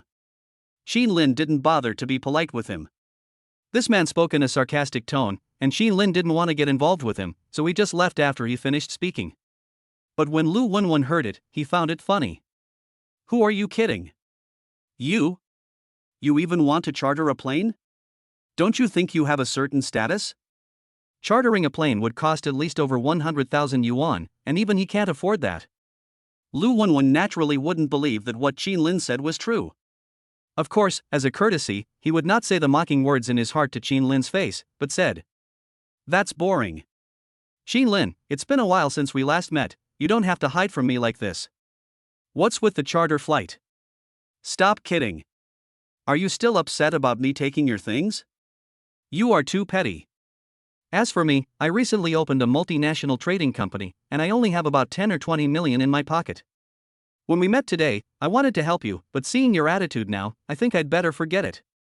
Lu Wenwen muttered to Xin Lin, wanting to show off his current successful situation all the time. In Lu Wenwen's opinion, Xin Lin is at most a college student now, and considering his status as an orphan, he is absolutely penniless. So in his opinion, Xin Lin's pretense was just an excuse to avoid him. When Xin Lin heard him say this, he sneered. This is fucking nonsense. It's just a company with only 10 or 20 million. Is it necessary to pretend? It's amazing to hold a young model in your arms. She has been slept with by someone many times, but you still touch her like a treasure. You don't mind her being dirty at all. Of course, Xin Lin was too lazy to talk to him so much and went straight into the hall. Just then, a beautiful stewardess saw Xin Lin and walked up to him. Hello? Excuse me, is this Xin Lin, Mr. Qin? The stewardess asked enthusiastically. Because she knew that Xin Lin was the boss of their airline, her attitude at this moment was extremely respectful. It's me. Looking at the flight attendant, Xin Lin nodded slightly. She should be the receptionist specially arranged by Junyao Airlines. I have to say, the flight attendant they specially arranged to entertain the boss is really good looking. At least she is much prettier than the young model next to Lu Wenwen. Well, Mr. Qin, please follow me. The flight attendant pointed the way, and a driver drove a field vehicle in and wanted to take Xin Lin to the charter plane outside. Xin Lin didn't hesitate and got into the car directly. Lu Wenwen, who was standing by, saw Xin Lin get into the special car under the guidance of the flight attendant. He was also stunned for a moment, a little confused. What the hell is Xin Lin up to? To be honest, he would never believe that Xin Lin had the ability to charter a plane. Because he didn't know what was going on, Lu Wenwen walked up and asked the flight attendants around him. What happened to that guy just now? Was he sent in directly without a plane ticket? Lu Wenwen was very puzzled. However, after hearing his words, the stewardess who was watching the excitement smiled and said, It is said that he is the boss of Junyao Airlines, so he doesn't need a ticket to fly. And their charter flights are free. The stewardess smiled awkwardly and left. When Lu Wenwen heard the word boss, his mind froze. What does it mean? Xin Lin is actually the boss of an airline. In other words, Xin Lin was not joking when he mentioned chartering a plane? Lu Wenwen casually checked on the internet and found that China Eastern Airlines has a market value of more than 30 billion yuan. At that time, Lu Wenwen felt his legs go weak. Xin Lin actually had such a high status. If Xin Lin were to make a fuss about what happened just now, wouldn't his small company worth only 10 or 20 million be ruined? Thinking of this, Lu Wenwen couldn't help but swallow his saliva. On the other side, Xin Lin boarded the chartered plane directly. Coming to the tarmac and walking onto the red carpet, he gave off the aura of a big shot. Xin Lin smiled and enjoyed this superlative experience. The interior of the plane is not like the traditional small charter planes that have seats everywhere. Instead, it is a high-end business class with spacious seats, giving people a luxurious and comfortable feeling. It is an experience that is better than first class. Flying above the clouds, the beautiful stewardess brought a bottle of champagne and poured it for Xin Lin. At that time, Xin Lin was wondering what would happen if he signed in the sky. Without further ado, let us get started. Xin Lin directly awakened the system in his mind and said, System, sign in. Chapter 48, Fun Flow in Seconds. The next moment, the system started up. Ding, the host has signed in successfully today. Detecting the host's check-in location Binhai Cloud, triggering special rewards. Congratulations to the host for winning 800 million Chinese currency. Congratulations to the host for obtaining the Shadow Guardian. Congratulations to the host for obtaining the ultra-precision lithography machine blueprint. Xin Lin was stunned when he heard that he had won a special reward without level this time. 800 million Chinese yuan, that definitely reaches the level of C-level reward. Adding the original 500 million in Xin Lin's account, the balance in Xin Lin's card has now reached 1.3 billion. Shadow Guard, a black figure appeared in Xin Lin's consciousness. It should be his own shadow. Xin Lin can be mobilized at any time, which is equivalent to a super personal bodyguard with the same combat power as Xin Lin. The stronger Xin Lin becomes, the stronger Shadow's combat power will be. This reward is somewhat unexpected, because summoning one's own shadow to fight cannot be explained by modern science. However, Xin Lin did not think too much about it, but instead set his sights on the last reward, the ultra-precision lithography machine blueprint. Lithography machine Xin Lin knew that the West had recently imposed economic and technological sanctions on the mainland, cutting off the supply of chips and so on. In order to break the impasse, China invested 100 billion yuan to develop a high-precision lithography machine. China's current technological level can only produce lithography machines with a precision of 90 nanometers, which is an unbridgeable gap in technology compared to the West's 5-nanometer lithography machines. After taking out the blueprint and taking a look at it, Xin Lin was surprised to find that his ultra-precision lithography machine could even achieve an accuracy of 1 nanometer. This is simply beyond the technological level of contemporary humans. However, after taking a look at the drawings, Xin Lin discovered with embarrassment that he actually understood nothing about the contents therein. That's right. Xin Lin has never read any books on the subject, so it's normal that he can't understand the drawings. The moment the drawing appeared in Xin Lin's hands, it was like a hot potato. Something worth 100 billion. Xin Lin had never received such a valuable reward. Of course, it will take some time for this thing to become monetized. After a while, the plane landed at Shanghai City Hangzhou Airport. A man with 3 men greeted them on the ground. They are all senior executives of Junyao Airlines. Hangzhou Airport is considered one of the top airports in China, and the headquarters of Junyao Airlines is located here. Welcome Mr. Qin to our headquarters. Seeing Xin Lin getting off the plane, the leader led everyone to welcome him. Hearing their words, Xin Lin nodded slightly. At this time, an extended Rolls-Royce sedan appeared and took Xin Lin and others in. At Hangzhou Airport, not everyone can experience being picked up by a Rolls-Royce. Director Qin, I am Zhao Xinliang, Vice Chairman of Junyao Airlines, and these are directors of our company. Zhao Xinliang introduced. Hello, Mr. Qin. Inside the car, several executives greeted Xin Lin one by one. There is also a woman among them. They have a strong demeanor and it is obvious that they are all capable people in the company. Seeing this scene, Xin Lin simply waved his hand, indicating that you're welcome. At the airport, the employees held a simple welcome ceremony for Xin Lin. Xin Lin went through the formalities and went straight to the conference room in the company building. What Xin Lin is more concerned about now is the company's operating conditions and whether it is making losses. Tell me about the current business situation of the company. This time Xin Lin went straight to the point. After hearing Xin Lin's instructions, Zhao Xinliang took out a document and said, Boss Qin, this is the document left by the previous boss Wang Junyao, asking you to sign it. Hearing his words, Xin Lin took it curiously and took a look. All that is included are some confirmations of equity transfer and letters of appointment of positions. Xin Lin was not vague and signed directly. At this time, watching Xin Lin sign, Zhao Xinliang began to introduce him and said, President Qin, our Junyao Airlines is considered the second largest private airline. The annual turnover is about 15 billion. Excluding domestic disasters, the net profit can be maintained at around 2 billion. Zhao Xinliang introduced. Some time ago, due to the downturn in the tourism industry, the airline's turnover declined.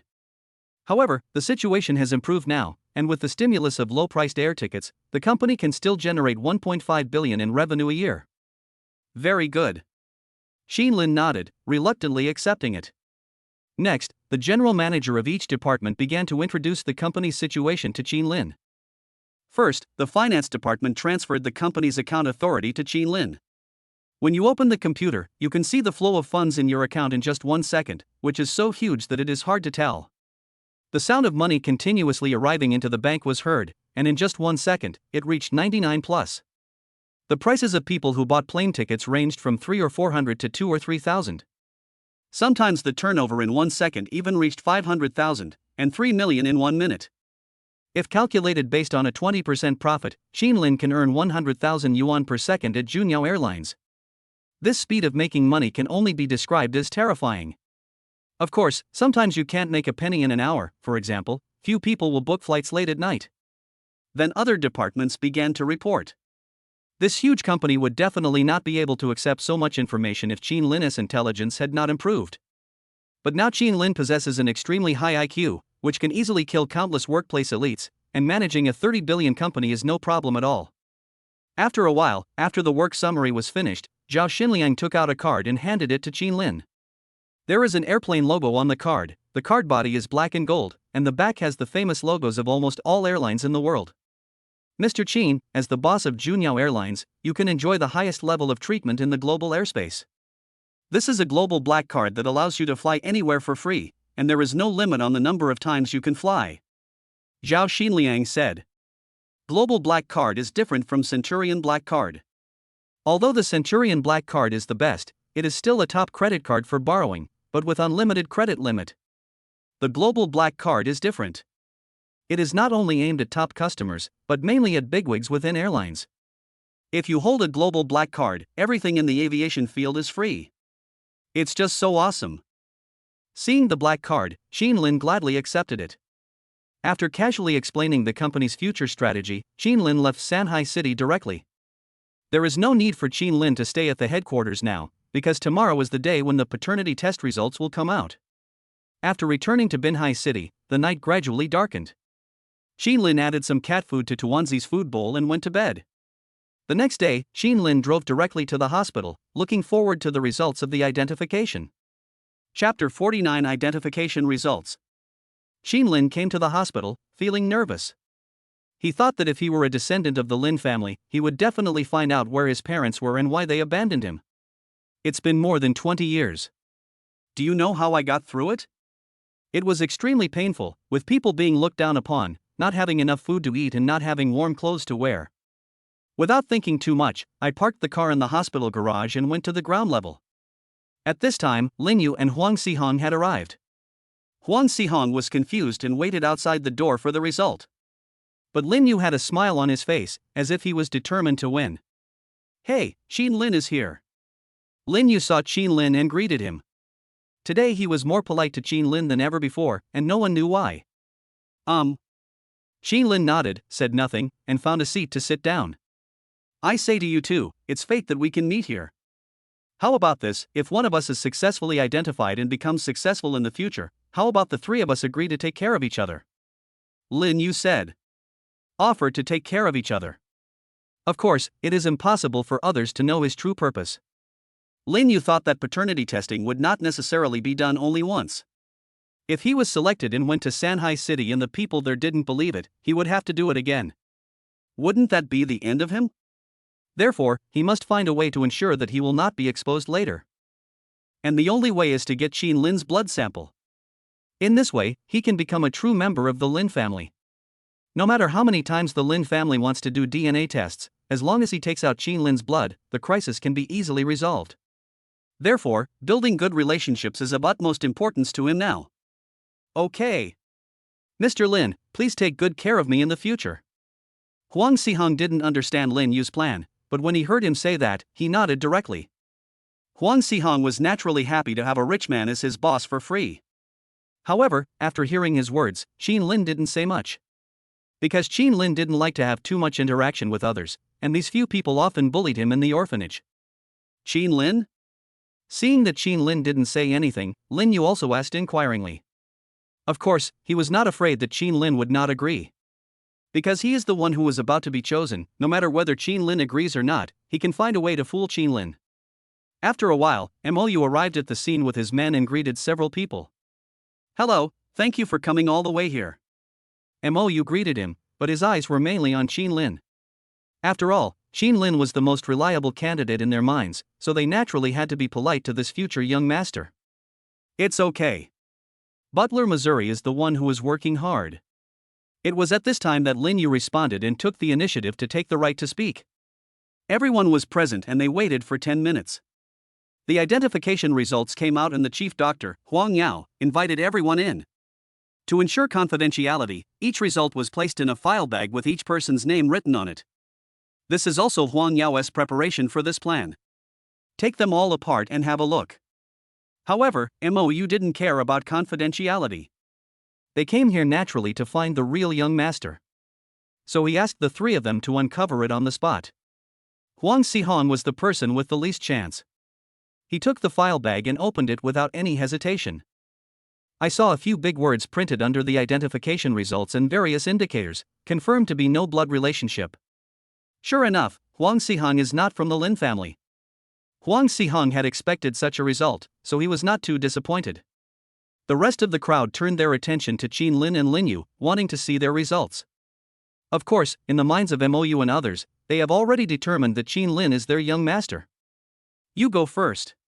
Lin Yu was not in a hurry at this time. He smiled and motioned Qin Lin to uncover it first. Of course, he also wanted to see Qin Lin's lost look. Qin Lin hesitated for a moment. Having overheard what MOU and the others had said before, Qin Lin felt very nervous at this moment. Because he knew that once the result was revealed, his life experience would change drastically. Of course, what is coming will eventually come. Qin Lin sighed and took out the identification results directly. Confirmed to be not related by blood. A few red words appeared in front of him, and Qin Lin was stunned. How is this possible? Qin Lin was a little confused. Isn't it said that the second patriarch of the Lin family and I look very similar? How is it possible that we are not related by blood? Of course, the most shocked person present was MOU. They couldn't believe that the most likely candidate, Qin Lin, had no blood relationship with their patriarch. All the men of the Lin family were stunned. That's impossible. Because looking at Qin Lin's appearance and comparing it with photos, he is exactly the same as their second master. How could they not be related by blood? They are clearly carved from the same mold, but the identification results have nothing to do with each other. This is impossible. They won't believe it even if you kill them. Seeing this, Lin Yu on the side smiled and silently opened his file bag. Confirmed blood relationship. The opposite words of the two people appeared. It turned out that Lin Yu was the young master of their Lin family. Lin Yu was very proud at that time and gave MOU a look to prove that he was a descendant of the Lin family. When MOU saw this scene, he also frowned. He never imagined that this monkey like Lin Yu was actually a descendant of their Lin family? Is this a distortion of human nature or a decline in morality? Even if it's a genetic mutation, it can't be so outrageous. But looking at the data above, the matching degree is surprisingly high. Are they not biological children or what? Those who were originally optimistic about Qin Lin all felt like they were having a myocardial infarction at that time. Some people were even impulsive and wanted to go up to Lin Yu to ask for clarification. However, at the critical moment, MOU still stopped his men. As a professional bodyguard for many years, he also saw many suspicious points in this incident. For example, after Lin Yu was successfully identified and found her biological parents, why didn't she cry bitterly, but instead looked so proud and showed off everywhere? To him, this was illogical. Take the people to a safe place first. I will send someone to investigate the matter.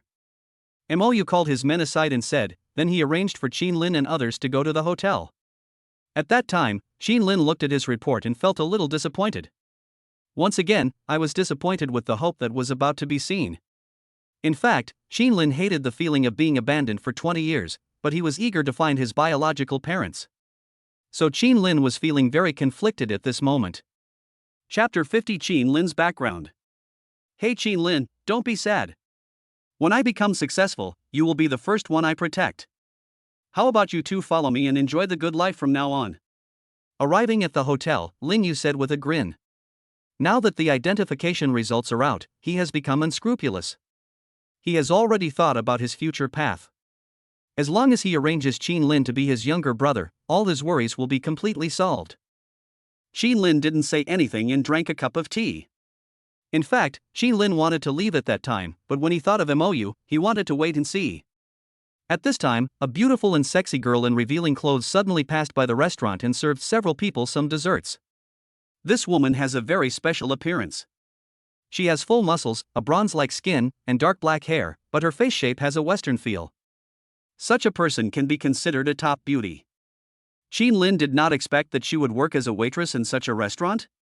She brought everyone a dessert and prepared to leave. However, at this time, because he had obtained the identity of the young master of the Lin family, Lin Yu began to act recklessly. Seeing such a beautiful girl, he became extremely beastly and pulled her over. Considering that his family is worth 200 billion, how could he not be a little extravagant? Beauty, tonight, do you understand? Lin Yu pulled her over, interlocked their fingers, and performed a Latin dance move. Surprisingly, the woman was very cooperative. She snuggled up to him and took out a business card. Only then did Lin Yu let her go. Lin Yu smiled and started eating the heart-shaped dessert on the table. Oh, once this person has money, won't he become more charming? Lin Yu was very proud of his success in flirting with the girl just now. Mr. Lin is so mighty. Seeing Lin Yu flirting with such a beautiful girl, Huang Xiheng exclaimed with envy. However, after seeing this scene, Qin Lin shook his head. In Qin Lin's first impression, he felt that the woman just now was a little dangerous. I didn't think too much about it and was looking forward to Mou's return. On the other side, after arranging Qin Lin and others, Mou called his family directly. Soon, someone conquered the hospital system. The defense system of the computer server of this small hospital was quite crude and was hacked silently. Mou didn't hesitate and took Huang Yao directly into the Maybach. The Maybachs that bodyguards like them ride and have a privacy function. All the window glasses are coated with a one-sided reflective material, so only those inside can see the outside environment. At this time, Huang Yao didn't know why Mou brought him out, so he had to cooperate obediently. Bosses, what do you want to do? Huang Yao said with some fear as he was taken into the car. After all, this is a civilized society. These people wouldn't want to do something unimaginable to him. However, Mou did not explain too much to him. Instead, he took out a photo and asked, "Do you know this person?" This photo is a bit old, but still clear. The next moment, Huang Yao took a nervous look, then nodded and said, "I know him. He must be Qin Lin. What's going on?" Huang Yao said in a panic. He had no idea what these people wanted to do to him. This man's name is Lin Li. Doesn't he look very similar to Qin Lin? Mou took back the photo and said with a smile. What he wanted to do now was to force out what Huang Yao knew, step by step. This. I don't know that. I really don't know. When Huang Yao heard their words, he felt a little scared. After all, even he didn't expect that the person who did the paternity test looked so similar to Qin Lin. Damn, even the photos are the same. If they are not biological children, then what could they be? Thinking about how he had taken the risk to help Lin Yu change the identification results, he now regretted it very much. I thought I could hide it from the world, but it turned out to be so unreliable. Tell me, what kind of deal do you have in private? Don't let my people hack into your hospital system. Explain what they find. Because by then it will be too late. Our Lin family is a 200 billion family after all. If you dare to cheat us, the consequences will not be as simple as throwing you into the Huangpu River to feed the fish. Mou said threateningly. When Huang Yao heard this, he almost peed his pants. He is just an ordinary doctor who failed to resist temptation. He doesn't need to be punished so severely. I'll tell you everything. Knowing that these people were not easy to deal with, in order to save his life, Huang Yao didn't care about Lin Yu or the 10 million, and directly told them the whole process. When Mou heard him say that Lin Yu asked about the results a day in advance and bribed the doctor, he nodded indifferently. This is the truth of the matter, that is to say, Lin Yu's identification results and all the information on them belong to Qin Lin. Now it can be fully inferred that Qin Lin is the real young master of their Lin family. Then, the hacker under his command provided the modified information of the hospital's backend, which was exactly the same as what Huang Yao said, and then he let Huang Yao go. I won't pursue the money issue. Just go and correct the appraisal results, then go to the hotel and admit your mistake, and we'll forgive you. Mou said. As for the money, that was the money given by Lin Yu personally, so they don't care. They just need to let the doctor correct the results and let Qin Lin accept the identity of the young master of the Lin family. On the other side, Lin Yu ate dessert and started chatting enthusiastically with the beautiful girl he just met. At the same time, he also used his mobile phone to check what tourist attractions around the world are suitable for traveling. He planned to travel to all parts of the world. Then he checked the prices of sports cars and yachts, and when he saw that one was priced at 20 or 30 million, he kept muttering to himself, not expensive. Really cheap. Add to cart first, hee. Compared with the Lin family's 200 billion yuan in assets, this amount of spending is nothing. So Lin Yu naturally couldn't be stingy. Xin Lin was also speechless watching this scene. After a while, Mou came over with a few people. One of them was Huang Yao. When Lin Yu saw that Huang Yao was actually invited, he was stunned for a moment and was a little confused. I'm sorry everyone, it's all my fault. I got the identification result number wrong. Xin Lin, this is your result. Lin Yu, this is yours. As he spoke, Huang Yao bowed deeply to the two men and then handed each of them a file bag. Xin Lin was also stunned when he saw this scene. This medical accident was a bit surprising. When Lin Yu saw Huang Yao present the new identification results, he was very confused. Hasn't the appraisal been completed? Why did you bring a new one? Huang Yao, what are you doing? Lin Yu said with some annoyance at that time. Chapter 51 Poisoning. Looking at the new identification results in his hand, Lin Yu was very annoyed. What the hell is this guy doing? Why do you have to do this for no reason? Are you trying to expose yourself? Don't you want 10 million anymore? Lin Yu was complaining crazily in his mind at the time, but Mo Yu and the others were around him, so he could only stare at Huang Yao. But what was surprising was that Huang Yao actually exposed the whole incident directly. I'm sorry Lin Yu, it's all my fault. I gave you Xin Lin's data. Please forgive me. Huang Yao said directly. When Lin Yu heard this, he wanted to vomit blood on the spot. When I opened the file bag, I saw some big red words, confirmed to be not related by blood. You, Huang Yao, are you crazy? Fuck you. Having lost his status as the young master of the Lin family, Lin Yu was about to go berserk on the spot. However, Mou's bodyguards quickly stopped him. Huang Xihong was confused. Xin Lin frowned when he heard their conversation and opened his file bag. Confirmed blood relationship. Xin Lin's hands were shaking when he saw the red words. After 20 years, the pain of loneliness is finally over. When Xin Lin learned that his biological parents were still alive, tears welled up in his eyes. Although Xin Lin hated them, he was looking forward to meeting them. Sorry. Huang Yao said a few more words of apology in front of Xin Lin and left in shame. When Mou saw Xin Lin crying, they were very moved and came to Xin Lin to celebrate. Second young master, I finally found you. In fact, our people have been looking for you for the past 20 years, searching almost every corner of the country. Mou explained. Although Xin Lin was abandoned at the beginning, he had no choice. After the incident was over, he naturally wanted to find him desperately. This vast sea of people, more than 1 billion people, is no joke. Where are my parents? Why didn't they come? Wiping away his tears, Xin Lin asked solemnly. Compared with paternity testing, Xin Lin was more eager to know where his parents were. This. Young master, it's a long story. It involves some family secrets. Please return to Sanhai City another day, and the head of the family will explain it to you in detail. As servants, they didn't know much and couldn't explain the details to Xin Lin. Hearing his words, Xin Lin didn't think too much and just nodded lightly. Grass. Seeing that Xin Lin had become a descendant of the Lin family, Lin Yu almost burst into tears. He didn't expect things to turn out like this. Damn Huang Yao, it's all that guy's fault. Damn Xin Lin. Lin Yu, who was just looking at sports cars and yachts, suddenly lost everything. He was in extreme pain. Seeing this scene, Xin Lin shook his head. Xin Lin had already guessed who this guy was. From Huang Yao's words, he knew that he must have tampered with the paternity test. Now he deserves this outcome. But the next moment, something happened that no one expected. Lin Yu suddenly convulsed and fell to the ground with foam at the mouth. Then, Huang Xihong next to him also developed the same symptoms. He rolled his eyes and was dying. What's going on? Xin Lin was puzzled.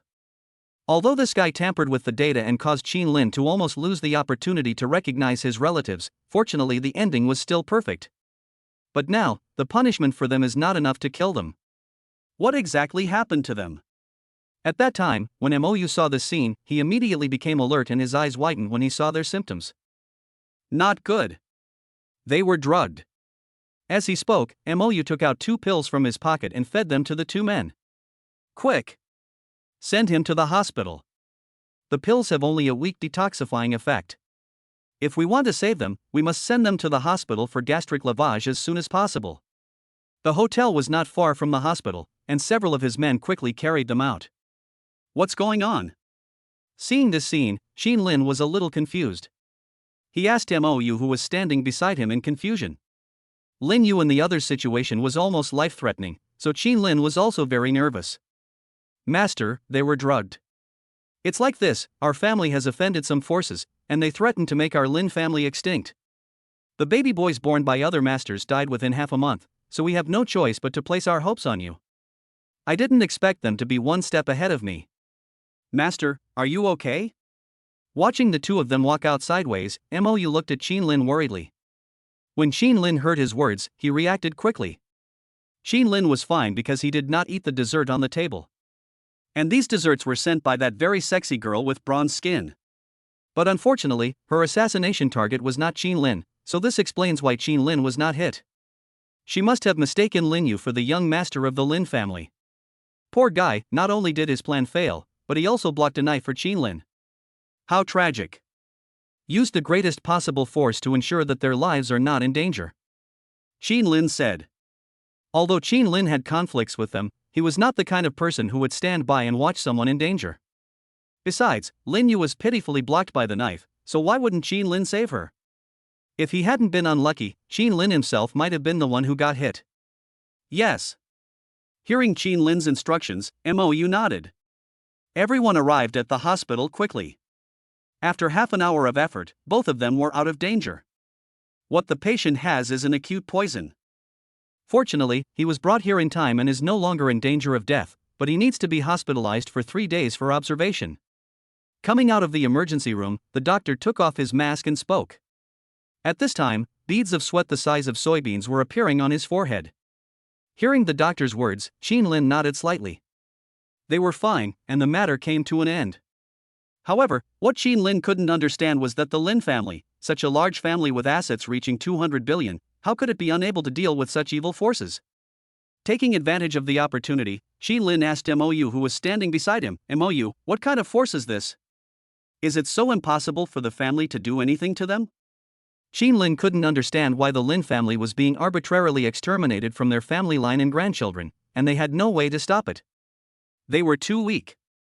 However, after hearing Qin Lin's words, Mou said somewhat awkwardly, Young master, you don't know that these forces have actually been eliminated by our Lin family. But what is unexpected is that the remaining forces have taken root outside the country. Chapter 52, Doing a Little Business. Although our Lin family is wealthy and powerful, we are mainly engaged in business. Without the support of the White Wei and military forces, it is simply impossible to eliminate these foreign forces. Mou explained. This fight has a long history. The Lin family destroyed their roots in the country, so they would naturally find ways to retaliate. The Lin family has nothing but money and some local power. Others have fled to Europe, America and Southeast Asia, and have formed an armed force abroad. Killing and robbing are commonplace for them, so the Lin family naturally can't do anything to them. After all, they have guns and armies. No matter how many thugs and underground forces you hire, you can never be their opponent, right? Hearing Mou's words, Qin Lin sighed. Foreign forces are indeed powerful. No matter how rich you are, you will never be able to eradicate these desperate people unless you send people to kill them completely. But now is not the time to think about those things. The most urgent task is to go to Sanhai City as soon as possible to meet Qin Lin's parents. In Qin Lin's heart, he would only give up when he knew they were still alive and knew why they abandoned him in the first place. Master, why don't we go back to Sanhai City now? Only when we get there will we be truly safe. Mou said. In his opinion, now that the matter here has been resolved, since Qin Lin's identity has been confirmed, it is naturally important to bring him back to Sanhai City as soon as possible. After all, the killer has appeared now, and he should have known that Qin Lin is the real young master of the Lin family. Therefore, the longer Qin Lin stays here, the more dangerous it becomes. However, after hearing what he said, Qin Lin, who was eager to return to Sanhai City, was silent for a moment. It would be great to be able to go back with them directly, but this also means giving up everything in Binhai, including Wang Yi and her studies. Academic studies are still secondary to Qin Lin. If he leaves with them now, it means he will not be able to meet Wang Yi for a long time in the future. This was something Qin Lin couldn't tolerate. Besides, how can I go back to the family directly without making some preparations and arrangements on my own? As for the killer's situation, Qin Lin was not worried. After all, Qin Lin has now reached the peak of human capabilities in terms of speed and strength, so it is not so easy for her to kill Qin Lin. I have some things to deal with in Binhai. You guys should tell the family first. I will be back in 2 days. Qin Lin said this and walked out of the hospital. However, after hearing Qin Lin's words, Mou became conflicted. Because of what happened today, he was indeed afraid that Qin Lin might have an accident. However, seeing Qin Lin's persistence, he did not say much, but said, "Okay, I will ask the family to send more bodyguards over." Since Qin Lin is going to stay here for a few days, it is necessary for them to arrange more people. Hearing him say this, Qin Lin did not refuse and nodded silently. By the way, second young master, we have a villa in Binhai as our base, why don't you live there with us? At that time, Mou thought that Qin Lin had remained an orphan for the past 20 years, which meant that his situation was extremely poor. Since Qin Lin is going to stay for a few days, it is necessary to change to a safe address. No, I have a room. However, after hearing his words, Qin Lin shook his head. After all, in Binhai City, there is hardly any other luxurious villa except his own Arc de Triomphe Sky Villa. Their so-called single-family villas in Binhai are only worth 10 or 20 million yuan. In addition, that kind of villa is located in the suburbs. If someone wants to attack you, you might be in greater danger because there are not many people in the suburbs. Hearing Qin Lin's words, Mou was stunned for a moment, unable to understand what Qin Lin wanted to express. After all, in their opinion, Qin Lin is still a student at this age, and if he lives in the school, they will have no way to protect him. However, Qin Lin insisted, and they had no choice but to say, "It's not a big deal, sir. I'll take you back. We brought a Maybach with us this time." Maybach is considered a relatively high-end sedan. Although they are used as bodyguard cars, they are still very valuable and can highlight a sense of noble status. But at this time, Qin Lin still refused and said, "No, I have a car." Qin Lin's Bugatti Veyron, an 80 million level sports car, isn't it more advanced than this 1 or 2 million level Maybach? At that time, Mou, who was only thinking about Qin Lin, felt a little embarrassed when he heard this. They were completely confused by Qin Lin's words. Qin Lin knew they were confused, so he said directly, "I have a place to live, just follow me and I will arrange it for you." Qin Lin said this and rushed straight to the hospital garage without caring about anything else. Since they are members of his own family, Qin Lin doesn't need to hide so much. After a while, Qin Lin drove out his Bugatti. As soon as the cool sports car appeared, it instantly attracted the attention of everyone present. At that time, Mou was wondering what car Qin Lin was driving, but when they saw that it was a Bugatti, the most popular car on Douyin recently, their eyes widened. How is this possible? Isn't this a sports car worth 80 million? Wasn't he the young master an orphan before? How come he has such a powerful identity? They were stunned. Seeing their expressions, Qin Lin smiled and said, "I recently started a small business." It's pretty cool, isn't it? Qin Lin didn't need to explain too much to them. After all, I have been an orphan for 20 years, and what happened outside is all unknown, which means everything is possible. Doing business and buying a sports car is not a crazy idea. At most, Qin Lin's situation is a little outrageous. When they heard Qin Lin actually talking about doing some small business, Mou and the others couldn't help but swallow their saliva. Are you sure this is just a small business? It's incredible that he can buy such a top-of-the-line sports car by running a small business. Don't just stand there, come home with me. Qin Lin said this and started the Bugatti and headed towards the Sky Villa. Qin Lin's Sky Villa was originally designed with several rooms specially designed for servants and bodyguards to live in, so it was not a problem to arrange for them to move in. Seeing this scene, Mou also accepted it calmly and started to follow in the car. But what surprised them was that after a while, Qin Lin actually drove the car into Binhai South Top Real Estate Complex, the Binhai Arc de Triomphe Top Villa area. Such a luxurious villa can be said to be the best in Binhai. At that time, Mou and others had doubts in their hearts. Are you sure you're just running a small business?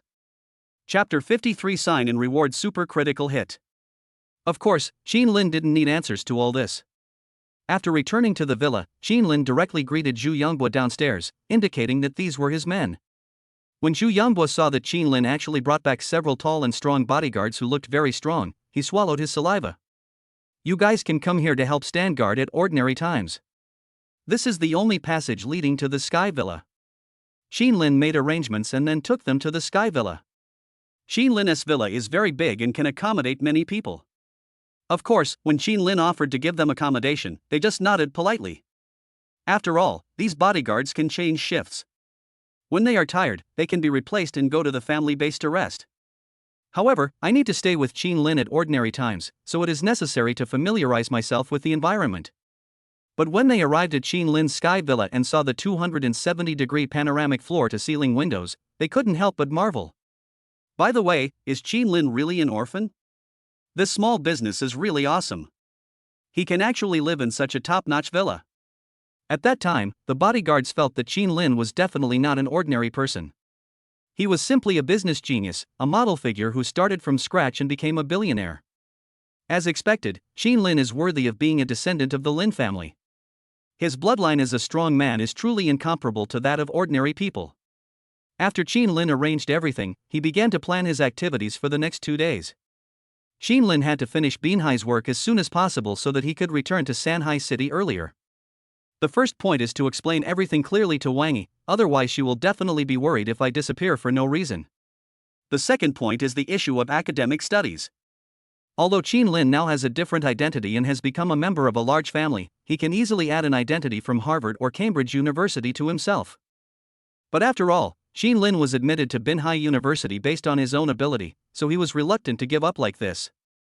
Fortunately, universities allow students to complete all courses in a semester by taking exams in advance. For Qin Lin, who has an incredible IQ, this is not a problem. Qin Lin took out his cell phone and made appointments with teachers of various subjects to take the exams in advance. It was getting late now. After completing the appointment, Qin Lin woke up the system when he saw that he had not signed in today. After all, at this time, it is too late to find a place to sign in. The highest level in Binhai can only get C-level rewards, so Qin Lin simply signed in at the villa. System, sign in. As Qin Lin was speaking, the next moment, the system started to operate. Ding, the host has signed in successfully today. The check-in location has been detected. The Marina Arc de Triomphe Sky Villa has been checked in once. Do you want to continue checking in? When Qin Lin saw this prompt pop up on the system, he was stunned and a little puzzled. Can't the system check in at the same place frequently?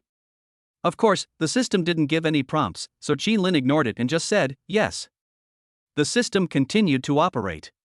Ding, the host signed in successfully today and received a C-level reward. Rewards are being distributed. Congratulations to the host for winning 300 million Chinese currency. Congratulations to the host for winning a Neiman Marcus Limited Edition Fighter motorcycle worth 350 million yuan, Neiman Marcus Limited Edition Fighter. Reward Super Critical Hit. Congratulations to the host for obtaining the GIA Blackwater Sirius International Bodyguard Mercenary Group. Tip: you can only sign in 3 times at each sign-in location. Currently, you have signed in twice at the Marina Arc de Triomphe Sky Villa. If you sign in more than 3 times, your reward level will be reduced. After reading this, Qin Lin was stunned for a moment. 300 million Chinese yuan is nothing new to Qin Lin. Adding to the original balance of 1.3 billion, Qin Lin now has a cash balance of 1.6 billion in his account. It can be said that Qin Lin's spare money now has accumulated to a very huge amount. The other reward, a Neiman Marcus Limited Edition motorcycle worth 350 million yuan, was somewhat unexpected to Qin Lin. A motorcycle is actually worth 350 million yuan, which is 4 or 5 times more expensive than his Bugatti Veyron Hermès Special Commemorative Edition. This is too incredible. It is said that in the motorcycle world, the most famous Ducati V4 is only worth 1.5 million. This motorcycle of yours costs 350 million, this is too good to be true. If someone touches it and a layer of paint falls off, losing everything would be the least of your worries. Qin Lin couldn't believe it and checked it online, but he didn't expect that this car really existed. The Neiman Marcus Warrior motorcycle is limited to 45 units worldwide. It is full of technology and can be said to be very cool. Of course, the motorcycle is another matter. What surprised Qin Lin the most was the last reward. What the hell, what's with the reward for super critical hits? GIA Blackwater Wolf, one of the most mysterious mercenary groups in the world, has 2,000 special forces soldiers and nearly 10,000 ordinary soldiers. The annual income can reach up to 30 billion US dollars, which means 210 billion Chinese yuan can be earned in 1 year. This is more profitable than the Junyao Airlines that Xin Lin signed up for the day before yesterday. Xin Lin couldn't believe it at the time. However, soon, a tactical tablet computer appeared in Xin Lin's personal space, containing the information of almost every soldier. Unlike ordinary amateur mercenaries, almost every one of them stands out from the killing and possesses very strong combat effectiveness. The leader among them was a Chinese. Xin Lin was very excited as he did not expect to obtain such a mercenary group. Xin Lin was originally a little overwhelmed by the threat from foreign forces. But now it seems that with the mercenary group, there is still a chance to deal with those foreign forces that threaten the Lin family. Serious international bodyguards, on the tactical tablet, are people from all over the world, both men and women. As the boss, Xin Lin can arrange them around him at will. Now facing this crisis, the killer must still be nearby, preparing to assassinate Xin Lin. Xin Lin thought, why not take this opportunity to arrest her and interrogate her clearly? After all, if he could solve this problem, it would also relieve the Lin family of their worries. Mou and his friends only know limited information, so at this moment, it would be best if they could catch the killer and interrogate him. Without further ado, Xin Lin directly sent several soldiers to Binhai. At the same time, he was planning how to lure out the killer. Thinking of this, Xin Lin decided to go downstairs. After all, only by going outside could the beautiful killer have a plan to take action. However, at this time, seeing Xin Lin wanted to go out, the bodyguard outside the door stopped Xin Lin. Master, it's getting late now. It's not safe outside. Because an assassination happened today, they were also concerned about Xin Lin. If something happens outside at this late hour, they cannot take the responsibility. Chapter 54 Fishing Plan. But after hearing what they said, Xin Lin waved his hand and said, "It's okay, just walk around the city, you can just follow me." Xin Lin said this and went downstairs directly. That's okay. When the two men heard what Xin Lin said, they had nothing to say and had to follow. As bodyguards of the Lin family, it is unacceptable that two of them cannot even protect Xin Lin. When he got downstairs, Xin Lin walked around and found a figure following him. If nothing unexpected happens, she should be the girl who assassinated Lin Yu today. She obviously already knew that Xin Lin was the young master of the Lin family and was looking for an opportunity to assassinate him. Seeing this scene, Xin Lin smiled. Isn't this the opportunity? Xin Lin is very fast and can observe the movements around him when ordinary people cannot react. What made Xin Lin feel helpless was that the killer had already caught up with him, but the two bodyguards around him didn't react at all. Of course, this cannot be blamed on them, as bodyguards like them are not that strong to begin with. After walking around, the girl kept following him, so Xin Lin was thinking about where to deal with her. But soon, Xin Lin remembered that there was a large gym nearby, which had a fighting club. Her strength is unknown, and she may even be hiding some deadly assassination methods. Moreover, his own serious mercenaries have not arrived yet. To be on the safe side, Xin Lin spent 100 million to increase his strength to 11 points. The maximum strength of an ordinary human is 10 points, but Xin Lin has increased his strength to 11 points, reaching a superhuman level. In this way, Xin Lin would be able to fight her even if he had to deal with her alone. Arriving at the gym, Xin Lin first tried his own strength. There was a guy next to me, a big, muscular guy, who was working out. Occasionally he would take out a bottle from his bag with the word protein powder on it and pour it into his mouth spoonful by spoonful. He was holding a 30 kilograms dumbbell in his hand and looked very tired. Xin Lin saw this scene and smiled. For a muscular man like this, his strength should be around 8 points, and a 30 kilograms dumbbell is almost equivalent to his strength. With a reference, Xin Lin directly took out the heaviest 50 kilograms dumbbell in the local gym from the shelf. However, what surprised Xin Lin was that this 50 kilograms dumbbell was as light as a toy in Xin Lin's hand. Only the 120 kilograms barbell next to him made Xin Lin barely feel some weight. Xin Lin easily lifted something with one hand that a muscular man could barely lift with both hands. This is simply unimaginable for ordinary people. Of course, Xin Lin did not let anyone else see this scene.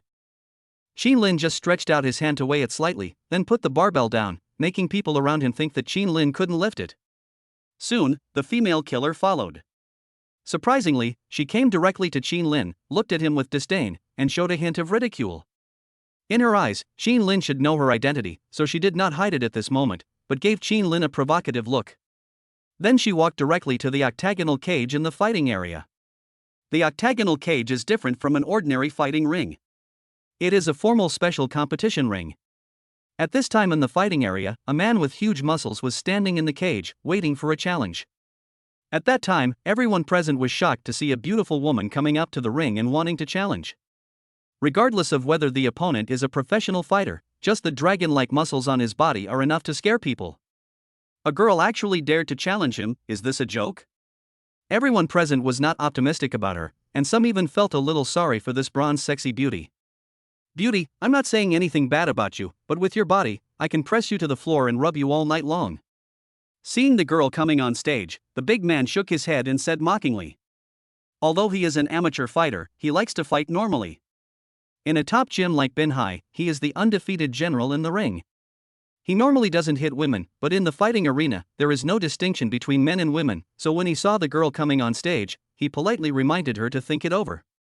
But at this moment, the girl looked at him coldly, not taking him seriously at all. She had experienced so many killings, and she must have killed at least 8 men like him, so naturally she wouldn't take him to heart. Okay then. Seeing the cold expression on the woman's face, the man also felt a little unhappy, so he put on his gloves and prepared to fight. In the first round, the man took the initiative and threw punches quickly. Unexpectedly, the girl's speed was even faster than Ty's. She kicked him in the lower body, causing his heavy body to fall directly to the ground. At that moment, everyone present was shocked. He was a master. Qin Lin analyzed her speed and it was at least 9 points. And to be able to knock down such a muscular man, she must be very strong. However, in the ring, the man fell to the ground, but quickly got up and launched a counterattack again. Being knocked down by a woman is a very humiliating thing for a man. So he was very annoyed at the moment, and he pounced forward, stretching out his hands, trying to capture the girl. But the next moment, an incredible scene happened. The woman immediately used a scissor kick, and her legs crossed to strangle the big man's neck. She turned over and threw him to the ground, forming a guillotine. Under the circumstances at that time, if the woman exerted a little force, the big man's neck would be broken on the spot, killing him instantly. This scene frightened everyone present. I didn't expect that this seemingly weak woman could be so cruel. The big man was completely defeated at the first encounter. Their strongest players had all failed, and for a moment, no one present dared to go up. At this time, the woman on the ring glanced at Qin Lin, her eyes full of provocation. Seeing this killer so arrogant, Qin Lin smiled and directly ordered his men to say, "Go and fight her. Let me see your strength." Qin Lin said that since someone had challenged him, he would let his bodyguards practice first. Qin Lin was not clear about the specific strength of the Lin family's bodyguards, so this was a good opportunity to see it for himself. Hearing Qin Lin's words, the bodyguard beside him felt a little embarrassed. Although they were confident that they were stronger than the big guy just now, they were a little afraid when they saw how ruthless the girl on the stage was. All right. But since it was the young master's request, they had no choice but to agree and go on stage to challenge. As the bodyguards of the Lin family, they have the strength of at least city-level boxing champions. In the bodyguard's opinion, dealing with a female fighter is no problem. The bodyguard beside Qin Lin didn't say much. He just put on boxing gloves, jumped onto the ring, and started confronting the killer. Chapter 55, The Real Master. Qin Lin knew her identity, which had been exposed as early as when she assassinated Lin Yu. So at this moment she didn't need to hide and directly knock down the big man on the ring, wanting to intimidate Qin Lin. She wanted to experience the thrill of hunting this fragile rich second generation and let the prey flee in panic when they see her. But the next moment, what surprised her was that Qin Lin actually arranged a bodyguard to fight with her. In her opinion, when a big shot like this knows that someone wants to assassinate him, he should want to leave in a hurry. She was also very surprised that Qin Lin not only did not leave, but actually ordered his men to fight against her. But it doesn't matter. Since that's the case, she will just eliminate one of Qin Lin's bodyguards first. At this time, the bodyguard did not know that the woman in front of him was a killer. He jumped onto the ring and bowed politely. Next, the two began to fight, and this time the woman took the initiative to attack, launching a fierce low kick. The bodyguard blocked calmly. However, what was surprising was that the lower kick was actually a feint. The woman suddenly changed her tactics and used her other foot like a whip to kick the bodyguard's head. When the bodyguard saw this scene, he frowned and quickly raised his hands to cover his head. There was a loud bang and the kick echoed throughout the stadium, showing how powerful it was. Everyone present was shocked by this kick. With this kind of force, if no one blocks it, an ordinary person's neck would probably be broken, right? The bodyguard's arm was numb from the shock, but he still endured the pain and fought with the woman. The bodyguard, who had the strength of a city-level boxing champion, launched a series of rapid attacks, but they were all blocked by the woman. The woman looked at him teasingly, as if she didn't take him seriously at all. In front of the young master, he couldn't even beat a woman. The bodyguard was also very anxious and wanted to end the fight quickly. The two sides fought fiercely, and everyone present was still optimistic about the bodyguard's ability. After all, most of the people present were boys, and naturally they didn't want to be pinned to the ground and rubbed by a woman. Soon the two sides fought for almost 2 minutes, but surprisingly, the bodyguard was defeated and was thrown to the ground by the woman, unable to move. Taking care of a bodyguard seemed easy for the killer.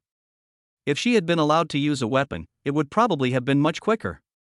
She pushed the bodyguard to the ground, and at that time she was thinking about breaking the bodyguard's arm directly, so that Qin Lin would lose some protection. In front of a killer of this level, it is obviously impossible for the bodyguards around Qin Lin to protect their master with their strength. Everyone couldn't help but sigh when they saw the woman on the stage knock someone down again. But at this moment, Qin Lin seemed to realize the killer's idea and shouted loudly, "Wait! Let me fight you!" Seeing that she wanted to cut off one of his men's arms, Qin Lin naturally would not agree. Having said that, he jumped directly onto the stage. Although the bodyguard's ability was a bit disappointing, he was a member of the Lin family after all, so Qin Lin would naturally not ignore him. "Master!" Seeing Qin Lin going on stage, another bodyguard in the audience worriedly dissuaded him. They didn't know Qin Lin's strength, but letting their master fight against others was a little unacceptable for them, the bodyguards. But Qin Lin ignored all this and went straight to the beautiful killer. At this time, the killer saw that Qin Lin was so brave and she smiled awkwardly. She didn't expect that the target she wanted to assassinate would come here to die so voluntarily, so she naturally couldn't be polite. Thinking of this, the killer let go of the bodyguard and took him out of the ring. "Are you sure? I see you don't seem to know any martial arts or fighting techniques." The killer smiled and said to Qin Lin. In her opinion, these second-generation rich people are generally weak and fragile. Qin Lin doesn't have any obvious muscle lines. Even his own burly bodyguard was defeated, what strength could he show to fight? So the killer was not optimistic about Qin Lin at that time. However, Qin Lin smiled when he heard what he said, and responded, "I really can't, but it doesn't matter." As he spoke, Qin Lin glanced at the audience and saw a thin man with glasses holding a book called Basic Teaching in Advanced Sanda. Seeing this, Qin Lin also smiled and said to the man off the stage, "Hey, little brother with glasses, please lend me the book in your hand." Everyone present was stunned when they heard that Qin Lin actually wanted to learn fighting on the spot. What the hell, the opponent is so strong, how can you play against him if you learn it on the spot? However, the guy with glasses was still very polite and threw the basic Sanda teaching materials in his hand up.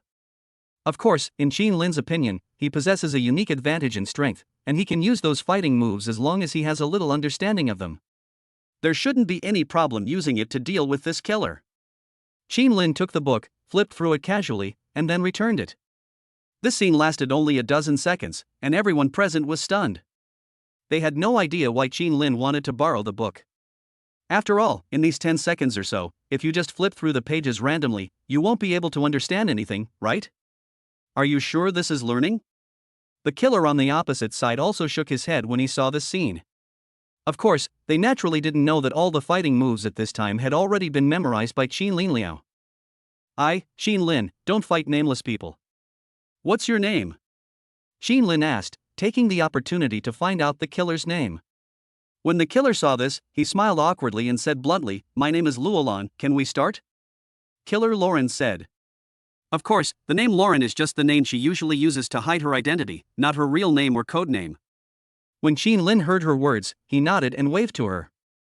Everyone present couldn't help but shake their heads when they saw Qin Lin, a half-baked fighter, and were not optimistic about this duel.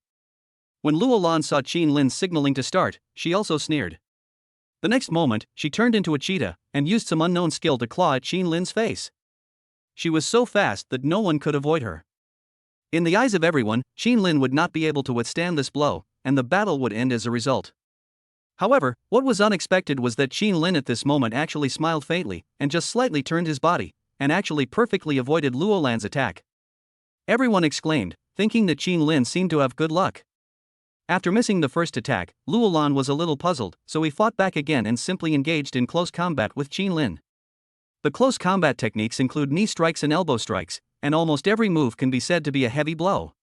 Once you are hit, you will suffer internal injuries even if you are not disabled.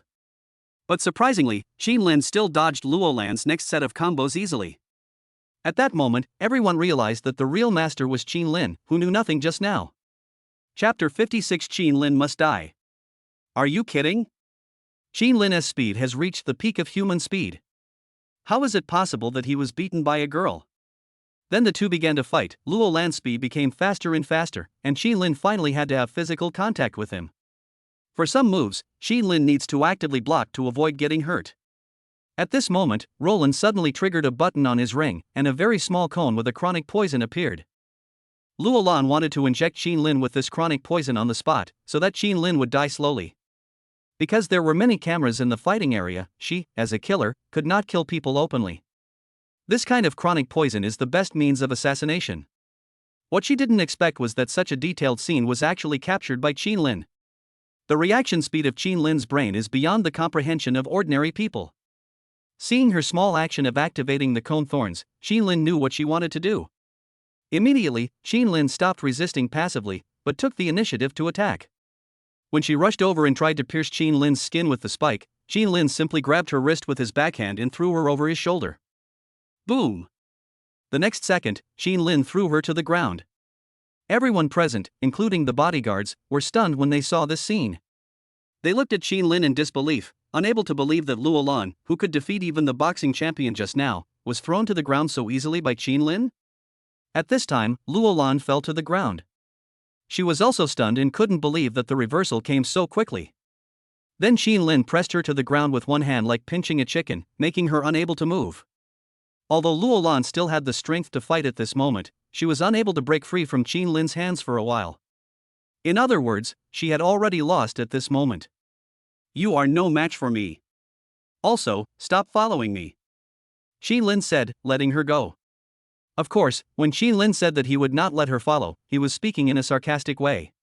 He believed that she would not accept being defeated by him. After all, Qin Lin's real purpose was to catch her. But now that everyone is watching, it is not appropriate for Qin Lin to take the person away directly. This time it can be considered as a small lesson for her. Having said that, Qin Lin jumped off the stage. The bodyguards around him were also very surprised when they saw Qin Lin actually beat Luo Lan. Some of them couldn't believe that their young master was even more powerful than them. After the battle, everyone in the gym looked at Qin Lin with admiration. Qin Lin ignored all this, left Luo Lan lying on the ring, and left with his men. Of course, Qin Lin walked very slowly and strolled on the street before preparing to return to the villa. Master, your skills are extraordinary. We both feel a little ashamed of ourselves. On the way, the two bodyguards said in admiration. Qin Lin's skills are even better than their city-level boxing champion, which is really unexpected. At that time, the bodyguards were all wondering, if they really encountered danger, should they protect Qin Lin or should they be protected by Qin Lin? Hearing their words, Qin Lin just smiled faintly and didn't explain. At this time, Luo Lan climbed up from the ring and she quickly followed. What Qin Lin said just now really angered her. For someone whose hands were stained with the blood of countless people, Qin Lin's words were simply a humiliation to her. Originally, she wanted to experience the feeling of hunting, but now it seems that she can't wait to kill Qin Lin tonight. On the other side, a figure appeared behind him, and Qin Lin knew that Luo Lan had followed. Qin Lin smiled at that time and chose a dark and quiet path to walk on. The streets in Binhai City are messy and there are still many dark alleys. Sure enough, the next moment, a figure appeared. However, before the two bodyguards could react, she shot out 3 iron chains, which were carrying violent electric currents. It was a special weapon similar to a stun gun. However, seeing this scene, Qin Lin's eyes focused and he dodged it easily. However, the two bodyguards beside Qin Lin were not so lucky. They were shot directly and knocked unconscious by electric shock. Sure enough, in front of a killer of this level, the two bodyguards had no power to protect him at all. But it doesn't matter. It's better not to let them know what happens next. After all, if a fight breaks out and one of them is killed by Roland, it would be difficult to explain. Luolan's figure slowly appeared, but this time she had changed her clothes and was fully equipped, just to kill Qin Lin. Seeing this scene, Qin Lin smiled and said, "I said, you are not my opponent, why bother?" The killer was unaware of Qin Lin's plan from beginning to end. But it's also true that they have investigated Qin Lin's identity thoroughly and know Qin Lin's capabilities and background.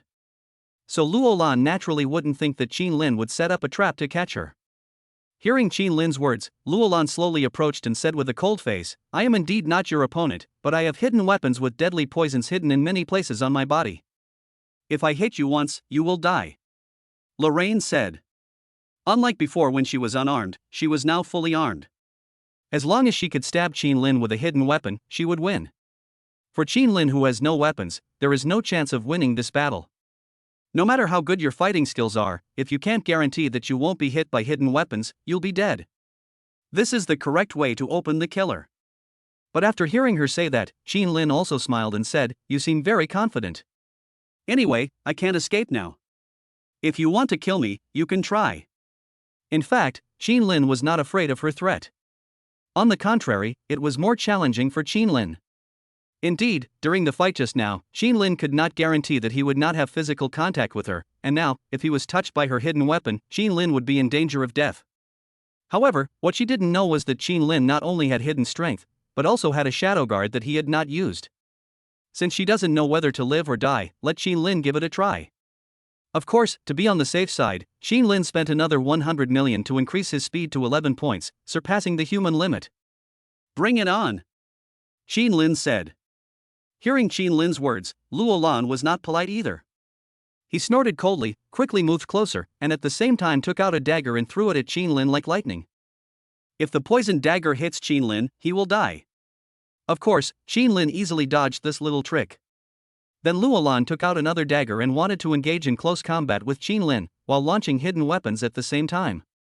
Qin Lin has no chance of winning against a girl whose body is full of hidden weapons. The next second, Qin Lin will die. Chapter 57: The Power of Shadow. Qin Lin didn't know where she had learned this evil trick, but now, Qin Lin didn't have time to play with her. Just now on the ring, Qin Lin just wanted to teach her a lesson, but now Qin Lin has only one goal, and that is to catch her.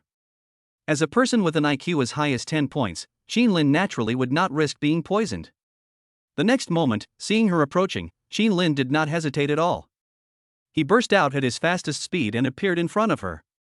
The next moment, Qin Lin condensed his strongest punch and hit her lower abdomen like thunder. Boom!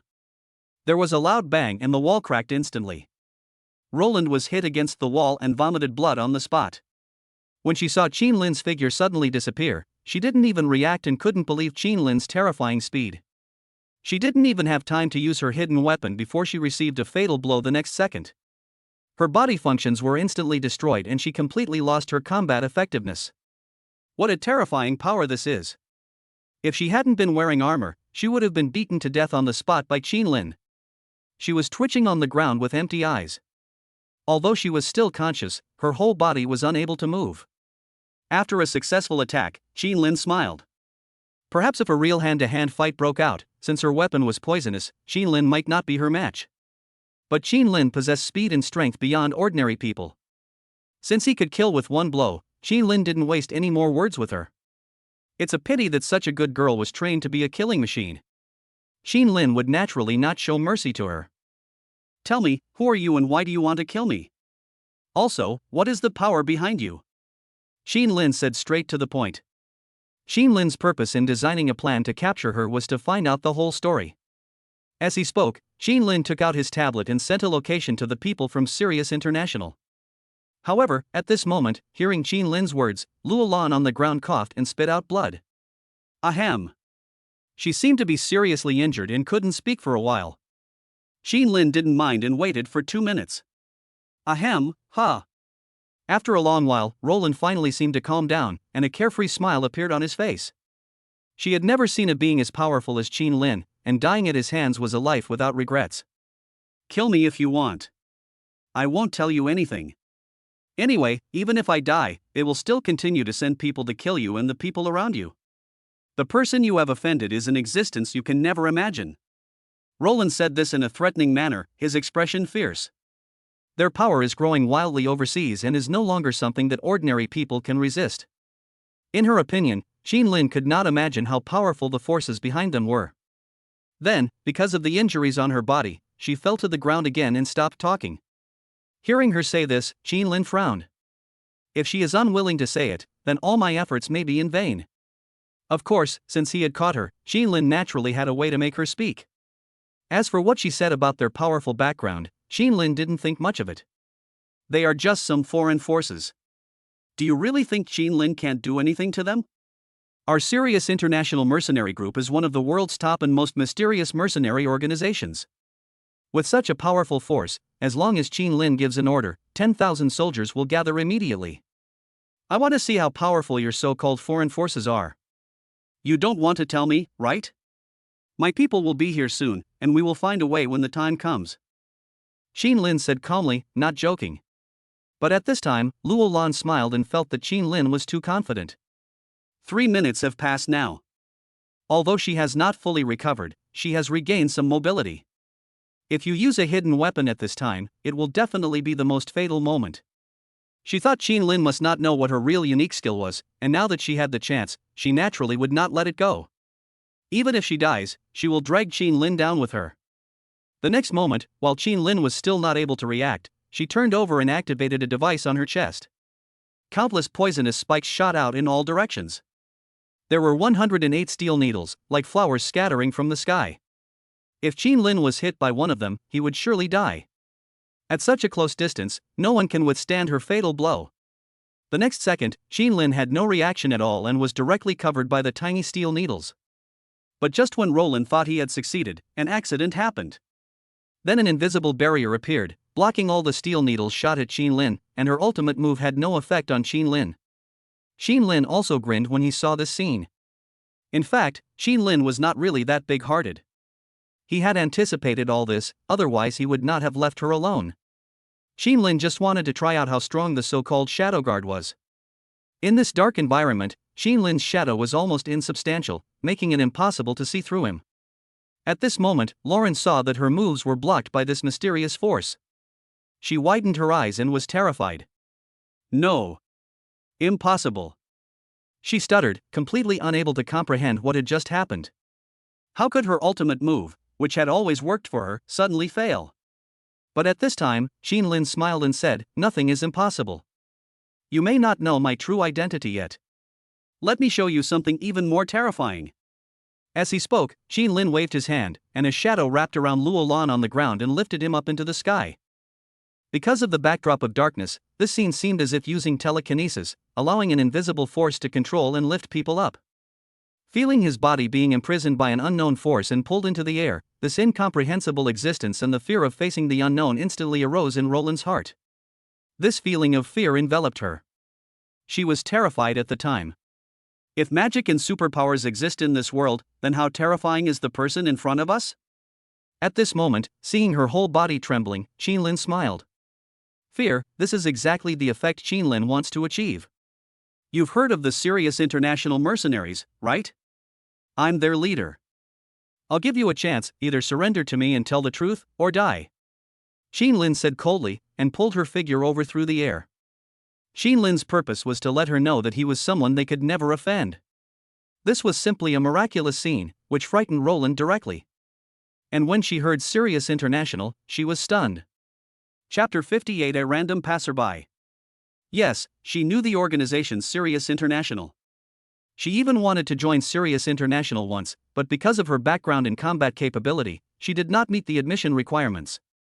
In Sirius International, there are 2,000 people who are more powerful than her. And the Qin Lin in front of him was actually their leader? This is simply unimaginable. When she heard Qin Lin's words, she couldn't help but swallow her saliva. Then, 2 devilish muscular men appeared, followed by a weak man with glasses. Boss, Sirius 1601 Lanyu, 1602 Steel Wolf, and 1603 Quilly report in. The man with glasses said, bowing slightly with the 2 of them. They have an extraordinary temperament, not noble and luxurious, but giving people a feeling of murderousness. Of course, when they came over and saw that their boss Qin Lin was actually hanging a person in the air, there was a hint of surprise in their eyes.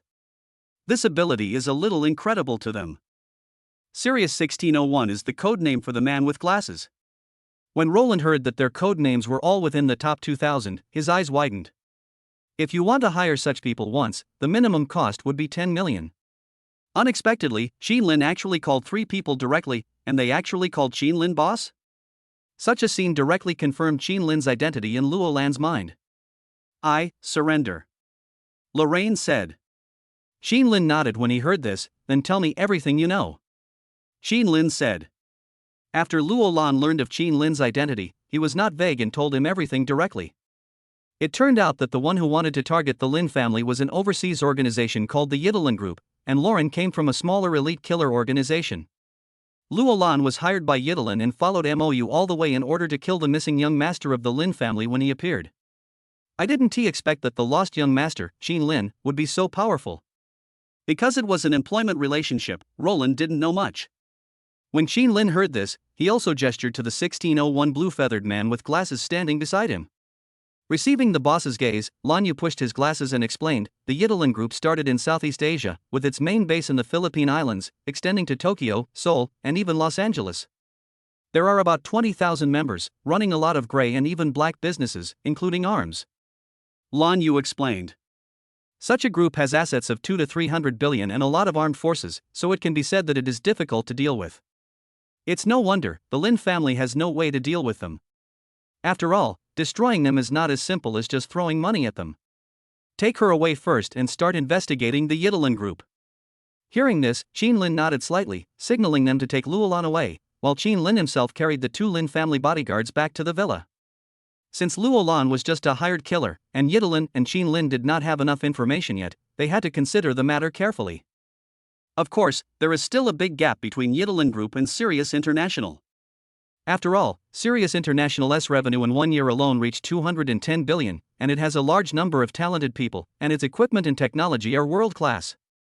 Although Lin has 20,000 people and bases in multiple countries, it is just a bit tricky for Sirius International. The matter was resolved, and Lin returned to the villa with his bodyguards.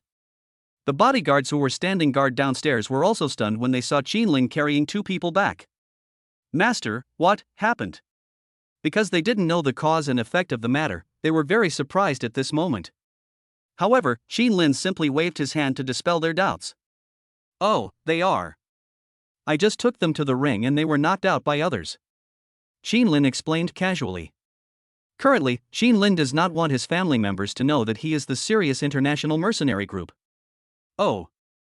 At this time, the bodyguards were also skeptical and confused after hearing Lin's explanation. Of course, they didn't dare to ask too much and could only tell them to pay more attention to safety. After Lin settled the 2 fallen bodyguards, he went straight back to the villa. At this time, Lin was the only one in the villa. Lin thought that if he could deal with the killer, Yidelin would not be able to send new killers in the short term. In other words, Lin is safe for the time being, and Wang Yi will not be implicated because of his own affairs. Lin thought that after saying goodbye to Wang Yi tomorrow, he would go directly to Sanhai City to meet his parents and so on. Time passed quickly, and when it was almost time to go to bed late at night, Lin received 2 text messages. The first message was from the family, which showed that the family had transferred 100 million Chinese yuan to Lin as pocket money. This 100 million is indeed a huge sum for Lin, a former orphan. But for Lin now, it is a drop in the bucket, just enough for Lin to increase his attribute points once, not worth mentioning. Of course, having something is better than having nothing, so Lin accepted the family's kindness. The second message was sent by Dooley, the vice president of Binhai Jinling Hotel. What surprised Lin was that Dooley was actually commissioned by Chiziyu to send the message to Lin. Chiziyu said that when Lin arrived in Sanhai City one day, he would bring Principal Wang with him to treat Lin to a drink. At the end of the message is his contact number. Seeing this, Lin smiled helplessly. Although Lin didn't want to join the circle of rich young men in Sanhai City, seeing how persistent he was, Lin wrote down his number first. Time passed quickly, and the next day, Lin directly asked Wang Yi to meet him at the track and field stadium. The Binhai University track and field stadium is next to Acacia Lake and has a nice environment. In order to conceal his tracks, Lin did not take Wang Yi out of the campus. Perhaps it was early in the morning, under the shining light, Wang Yi looked exceptionally beautiful. Before Lin arrived, she had been waiting on the track and field for a long time. Seeing her, Lin smiled, came to her side and said, "Want to go shopping?" "Good." After hearing Lin's words, Wang Yi simply nodded and started walking with Lin. Having been through so much together, the relationship between the two has become subtle and can be said to be tacit. However, after the two of them had been walking for a while, they saw a group of people on the track and field who seemed to be doing some kind of activity, and suddenly a handsome man walked towards them. He was dressed in Adi Wang and seemed to come from a well-off family. "Hey, senpai. We are playing truth or dare here. I lost and need to ask a random passerby to lie on the ground and let me do push-ups. Could you cooperate and help me? Chapter 59. You dare to play with me? Help me, senior sister. If you agree, how about I give you this $3,000 Apple Smart bracelet?" The boy said this, looking at Wang Yi eagerly. The passers-by around were envious when they saw this guy flirting with girls. After all, Wang Yi's beauty is there, she is simply a unique school beauty. If I could do a few push-ups in front of her, I would have definitely earned it in my life. Some girls were excited when they heard that this handsome guy was going to give them an Apple bracelet worth 3,000 yuan. Unfortunately, the handsome guy didn't choose them, which made the girls next to him feel a little disappointed. Of course, maybe truth or dare is just an excuse, and the real purpose is to pick up girls. This combination of coercion and inducement, plus the fact that he is quite handsome, few girls can resist it. As long as the girls accept his gifts and have so-called super close physical contact, they will step into the trap he designed step by step. At this time, Lin frowned when he heard his words. He didn't seem to take Lin seriously, and didn't even mind that Lin might be Wang Yi's boyfriend. Isn't it a bit too much to snatch a girl in front of her boyfriend? Lin really felt disgusted by the fact that he could steal other people's girlfriends just because his family had a little money. What the hell, a bracelet worth $3,000, this really doesn't take people seriously. No help. Lin immediately pushed him away, not wanting him to get even a step closer to Wang Yi. I don't know how many girls this kind of person has deceived. Letting such a person get close to her would be a real waste for Wang Yi. But surprisingly, after being pushed away, this guy had no intention of stopping. Instead, he said to Lin angrily, "Senior, this is not very honest. I am asking about my senior sister, not you. Are you her boyfriend or something? Besides, I just want someone to come over to cooperate with the event, that's all, you shouldn't do that." This man seemed to be good at talking, and from his tone, he was not afraid of Lin at all. In his opinion, love is something that both parties are willing to do, and as long as you can pick up a girl, that's a skill. No matter who you are, there have been many cases of poaching since ancient times. He is rich and has the capital to be so arrogant. At this time, Lin was speechless after hearing his words. Indeed, Lin cannot be considered Wang Yi's boyfriend now. After all, the two have not really confirmed their relationship. But after going through so much together, all this is just a break. At this time, Wang Yi saw that Lin cared about her so much, and she smiled and refused, saying, "Sorry, Junior, you should find someone else." Having said that, Wang Yi was about to leave with Lin. "It's okay, senior sister. It will only take 2 or 3 strokes. It will be quick." When the man heard Wang Yi's refusal, he didn't care and even reached out and grabbed Wang Yi's arm. In his opinion, Wang Yi should not lose face in front of the man. As long as he kept asking, Wang Yi would definitely feel embarrassed to refuse. After all, he used threats and inducements from the very beginning. As long as she paid a little, she could get a bargain of 3,000 yuan. Most girls would not miss such an opportunity. At this time, Lin frowned when he saw that he actually took action, and knocked his hand away on the spot. However, after thinking for a moment, Lin came up with a plan to deal with him. Looking at the fat girl who was trying hard to lose weight on the track and field, Lin smiled and said, "Well, didn't you say to pick a random passerby? You also want a girl, right? Fatty. Come here. Let's give her this opportunity, don't you mind?" Lin smiled and said. The junior student didn't know what Lin was up to, but when she heard what Lin said, the fat girl walked over in confusion. This girl actually looks good, but she is a little fat, and without makeup, she looks a little ugly. "What is it, brother?" The fat girl said in a baby voice, and came up to the 3 people with a bit of confusion. I have to say, although this girl is a little ugly without makeup, her voice is still very nice. Ahem, this junior said that if any random passerby lies on the ground and does a few push-ups for him, he will give him a $3,000 Apple bracelet. We are giving you this great opportunity now. Lin said to the girl. When the fat girl heard this, she immediately became excited. Really? Yes, brother, I do. The junior boy looked quite handsome, but I didn't expect him to have such a bad taste. The fat girl smiled very sweetly at that time. At this moment, when the junior fellow heard that Qin Lin actually used this trick, he almost vomited blood on the spot. Looking at the fat girl's appearance and her coquettish voice, it was enough to make his hair stand on end. Brother, come on. The junior student hadn't reacted yet. What was unexpected was that the fat girl was already lying on the lawn, waiting for him to do push-ups. At that time, the junior almost vomited when he saw this scene. Grass. How dare you play with me? You're the one who controls me when I pick up girls. Fuck you, do you know who I am? I'm from the University Student Association. I know a lot of guys in the student union. Believe it or not, I can just make a phone call and have the student union go to your dormitory every day to check on you and deduct points. I'll make your life miserable, believe it or not. When the junior saw this situation, he got angry. His original purpose was to find an opportunity to hook up with Wangi, and the truth or dare game was just an excuse. Now Qin Lin actually wanted him to do push-ups in front of the fat girl. He was very unhappy at that time. A rich second generation like him, if he uses his connections in school, can indeed cause considerable trouble to others. But when Qin Lin heard it, he thought he was a bit childish. What's the student union? The vice president Tang Longyu is now in jail. Besides, Qin Lin doesn't live in the school dormitory. If you dare to check on the dormitory at the Sky Villa at Arc de Triomphe on the coast, Qin Lin will welcome you at any time. Of course, after hearing what he said, Qin Lin was not polite and said directly, "Since you said so, I won't be polite either." Don't brag, but don't you dare tell me your name and what your father's company is called. Qin Lin said with a sneer.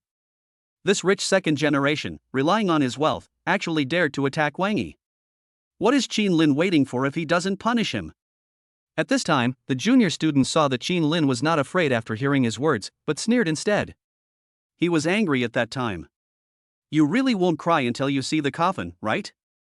My name is Lu Hong, and my father is the chairman of Binhai Hongguang Cable, and the company's market value is 200 million. If you dare to go against me, I will have someone take care of you in a minute, believe it or not. Lu Hong said angrily. For a company like theirs with a market value of over 100 million, it would only take a few minutes to find thugs as long as they paid the money. Chapter 60 I don't mind a beating. If Qin Lin insisted on going against him, he wouldn't mind finding someone to beat him up. Are you scared? Kneel down and apologize, and I will forgive you. Otherwise, when you step out the door, you might get hit on the head with a brick and you won't know what's going on. After telling his background, Lu Hong said arrogantly. Those whose families own companies worth 200 million are definitely considered the top second-generation rich people in school. If it were the old society, people would beat anyone they wanted and have sex with anyone they wanted. So naturally he would not take Qin Lin seriously at this moment. At this time, Qin Lin, hearing what he said, shook his head and smiled.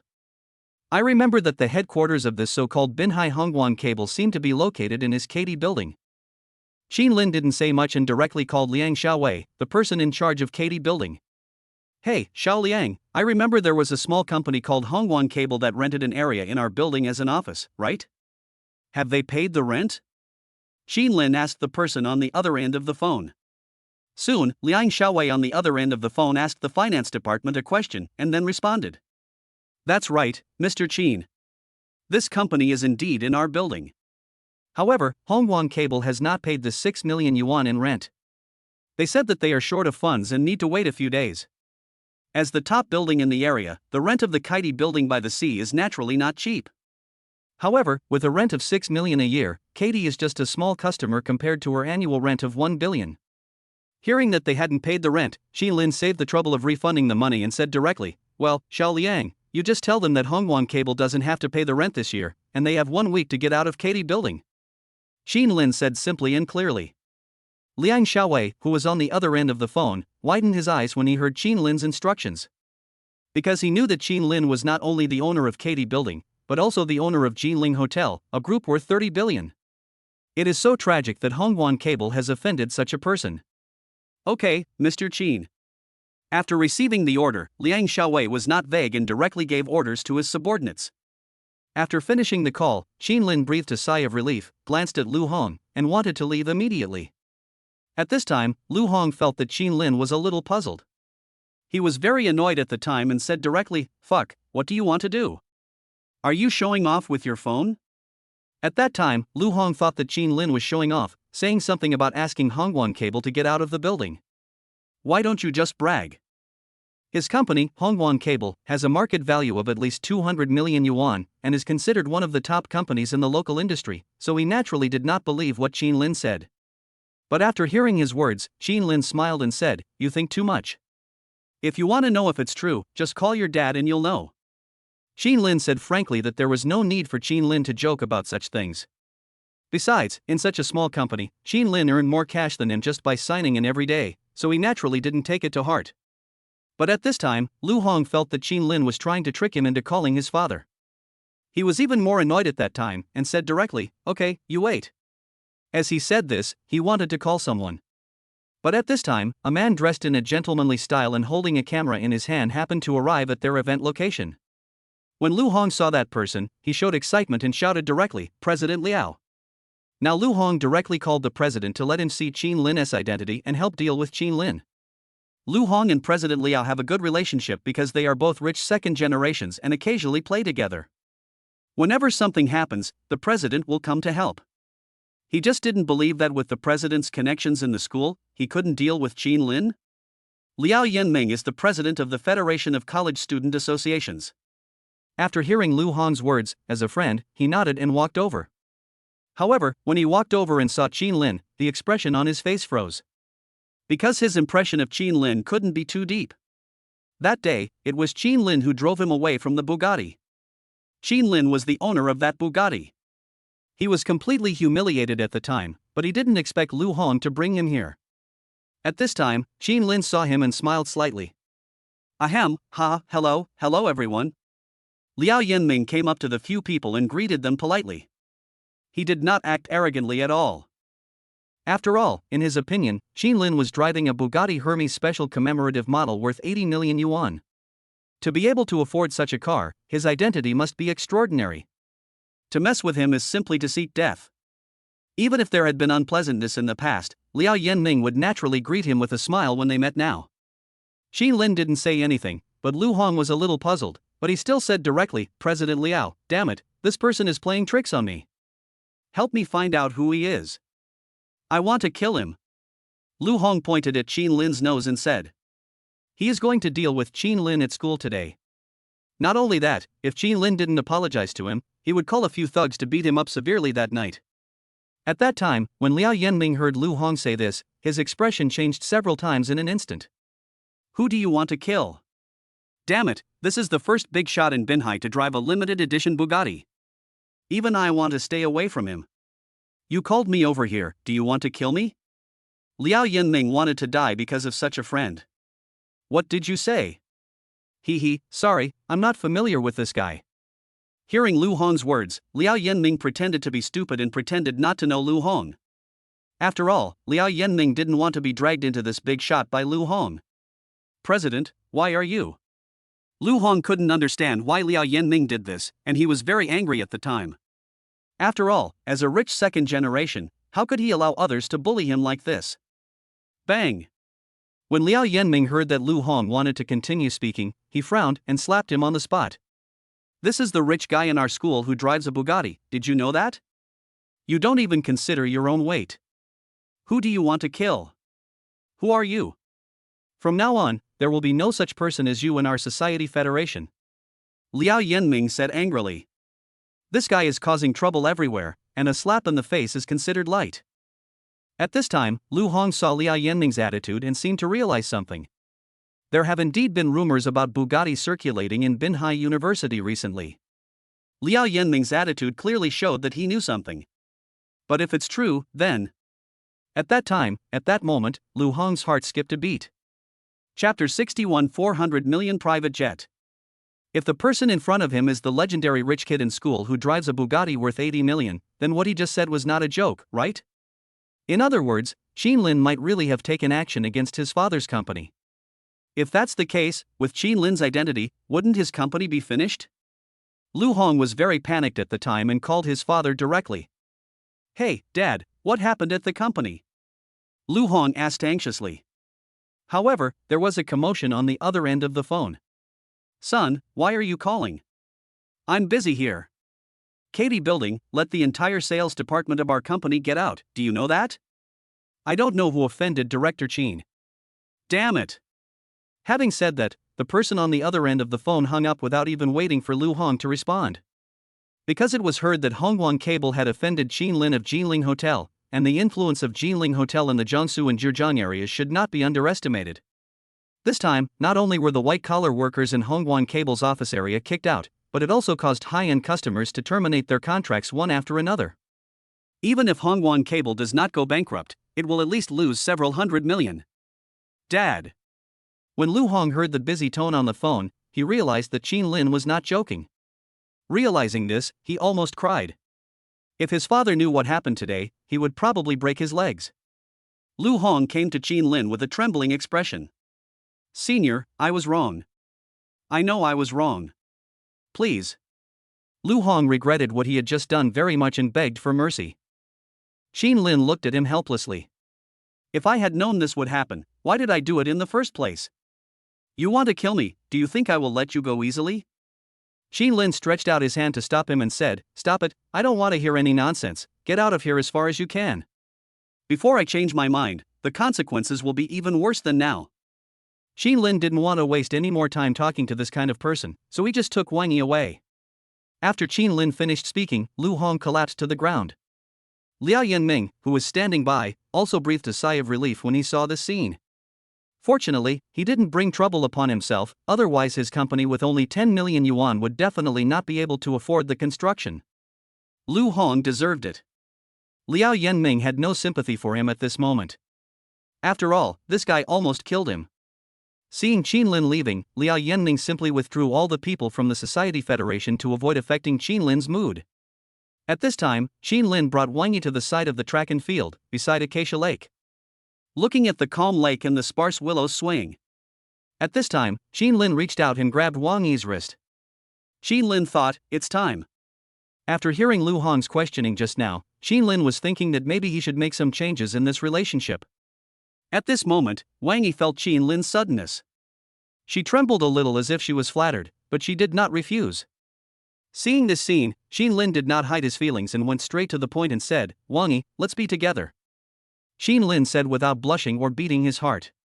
The two of them faced the lake, enjoying the gentle breeze, but there was no so-called romantic atmosphere at all. The incident was normal, but it was unexpected that Qin Lin would confess under such circumstances. When Wang Yi heard Qin Lin's words, a blush immediately appeared on her face. In fact, many times, she was fantasizing whether she would say these words to Qin Lin first. But this fantasy tormented her for 6 years. The two finally stayed together at this moment. "You didn't lie to me," Wang Yi said questioningly, his tone hesitant and somewhat nervous.